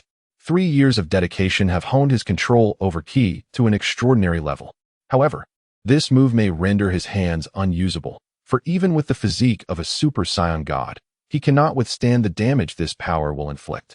As the energy sphere approaches, Trunks first braces it with his right hand, disregarding the energy fluctuations, and then places his left hand atop the sphere. At this instant, Trunks grips the energy sphere with both hands, gritting his teeth as he strives to neutralize the energy coursing through his palms against that of the sphere. Oh! Beerus observes Trunks' actions with a hint of surprise. Initially, he intended to expend Trunks' internal energy with this energy sphere, while the residual energy would not pose a fatal threat. The resultant devastation would still convey to Trunks the unique energy of a god of destruction. Now, Trunks' actions have caught everyone off guard, prompting Whis to prepare for a time rewind, aware that if Trunks miscalculates, he may very well be obliterated by the energy he wields. Sensing the imminent threat of death, Trunks felt the energy in his hands intensifying, the once flickering green light transforming into a vibrant green flame enveloping the energy sphere. He was determined to exert every ounce of strength to obliterate this sphere.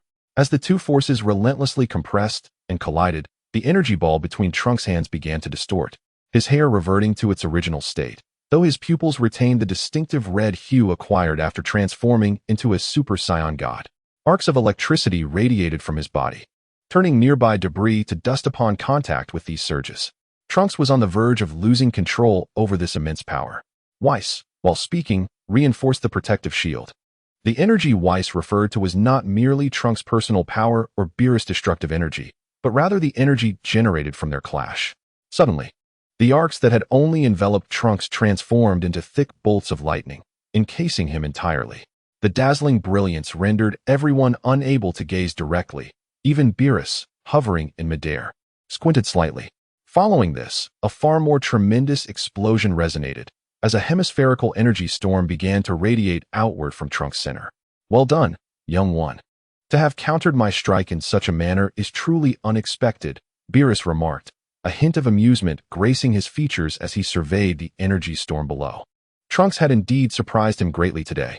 However, this match should conclude here. Just as everyone focused their attention on Trunks in the eye of the storm, he managed to teleport next to Beerus with the scant power he had left. Upon Trunks' sudden appearance, Beerus was about to commend him, only to be met with a headbutt from Trunks. It was not that Trunks wished to refrain from using his fists. Rather, his hands had grown numb. Beerus, caught off guard, was struck on the forehead by Trunks. He touched his forehead in bewilderment, finding Trunks' action utterly ineffective, puzzled by why Trunks would attempt such a thing. Small target accomplished, Trunks thought, a satisfied smile gracing his face after successfully colliding with Beerus. However, he soon rolled his eyes and lost consciousness, plummeting toward the ground. I did not expect you to possess such a strong competitive spirit. Just as Trunks was about to meet the earth, Beerus vanished from midair, appearing beside him, and swiftly grasped his attire, preventing him from making contact with the ground. You should return and practice diligently. Perhaps next time, you won't find yourself in such a predicament. Upon seeing Gohan and the others rushing over, Beerus casually tossed Trunks in their direction. Thank you, Lord Beerus, Gohan said as he caught the thrown Trunks, nodding appreciatively at Beerus. Now, Trunks' hands are already a gruesome sight, bloodied and battered. Without the miraculous healing abilities of the Senzu Beans or Dandy, these hands would likely be rendered useless. His last desperate gamble, concentrating all his power into his hands, had already inflicted immense strain upon them. Coupled with the subsequent task of forming energy spheres, only the physique of a Super Saiyan god could withstand such exertion. Let us depart, Whis. Today's exertion has been rather taxing, and I feel weary. Beerus yawned, casting a glance at Whis. As you wish, Lord Beerus. Whis replied with a slight bow, bidding farewell to the others as he escorted Beerus back. Meanwhile, Jebbet had already commenced healing the severely injured and unconscious Trunks. How do you feel, Lord Beerus? Whis inquired on their return journey. I find that the barbecue-flavored chips do not compare to the original flavor. Beerus responded with a solemn expression, stroking his chin. You are aware that is not what I meant, Whis retorted, wanting to inquire about Beerus' opinion on Trunks. I am quite eager to witness the young one's growth. However, the time it requires and the extent of his development rests entirely in his hands. I see. I understand now. Whis nodded with a smile. What precisely have you understood? Indeed, barbecue-flavored chips are inferior to the original. In the King Kai's realm, under Jebbet's care, Trunks gradually regained consciousness. Ah, what a fatigue. Trunks' first words upon awakening. How do you feel? The King Kai promptly asked upon seeing Trunks awake. I am well. Though I feel I have wasted Lord Beerus' goodwill, Trunks replied with a hint of regret. He was acutely aware that the King Kai's inquiry was not about his physical condition, but rather about any insights gained from his encounter with Beerus. Yet, at that moment, facing Beerus' destructive energy, he had no capacity to contemplate anything else. His sole focus was to unleash his power and withstand the onslaught.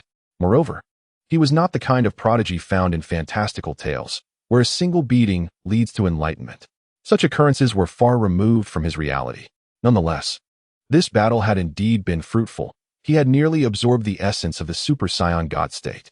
With further practice, he would soon master this realm completely. There is no need for concern. You have become quite formidable, the King Kai reassured, patting Trunks on the shoulder. Lord King Kai, your words of comfort seem rather perfunctory. Trunks retorted sarcastically, turning his gaze towards Gabby. He wished to inquire whether his prolonged absence would pose any inconvenience, knowing he would be away from his universe for an extended period. With Caulifla around, even if I cannot return promptly, it will not be an issue. Gabby discerned Trunks' thoughts with ease upon meeting his gaze. He was confident that Caulifla, now capable of transforming into a Super Saiyan, could indeed protect planet Sadala. Furthermore, having witnessed Trunks' formidable power after his transformation into a Super Saiyan God, Gabby felt an overwhelming sense of aspiration. Although the Saiyans of Universe 6 are inherently endowed with a heart that cherishes peace and justice, this does not imply that they lack the desire for strength. On the contrary, as they assist neighboring planets in fending off external threats. Witnessing the despair etched upon the faces of the oppressed due to their own frailty deepens their understanding of the significance of their own power. Had it not been for their innate capabilities, perhaps planet Sadala would no longer bear its name. The distinction between wielding a sword and being defenseless is profound. Very well, let us dedicate this period to our training here, Trunks declared with a smile, recalling his promise to Cab. Hey, you mean the god of destruction's realm, right? Do you think this is your backyard? This is a sacred place, the old Kai exclaimed, surveying the devastation wrought by the battle between Trunks and Beerus, his expression one of discomfort. Trunks chuckled awkwardly, knowing that the old Kai was merely venting and chose not to take it to heart. In the ensuing time, apart from Gohan, Trunks, Broly, Cab, and Tabul commenced their training in the realm of the Kais. Gohan had intended to join them, but considering the imminent arrival of his child, he ultimately decided to remain on Earth to care for Videl. I feel increasingly reminiscent of Son Goku, Trunks mused, observing the duel between Cab and Tabul not far away. Since his return from the past, he had spent most of his time in training, and upon a brief visit home, Bulma remarked that he was indeed Vegeta's child, as his fervor for training was identical. Trunks smiled at this. While Vegeta was indeed a training fanatic, he had become more personable after his transformation.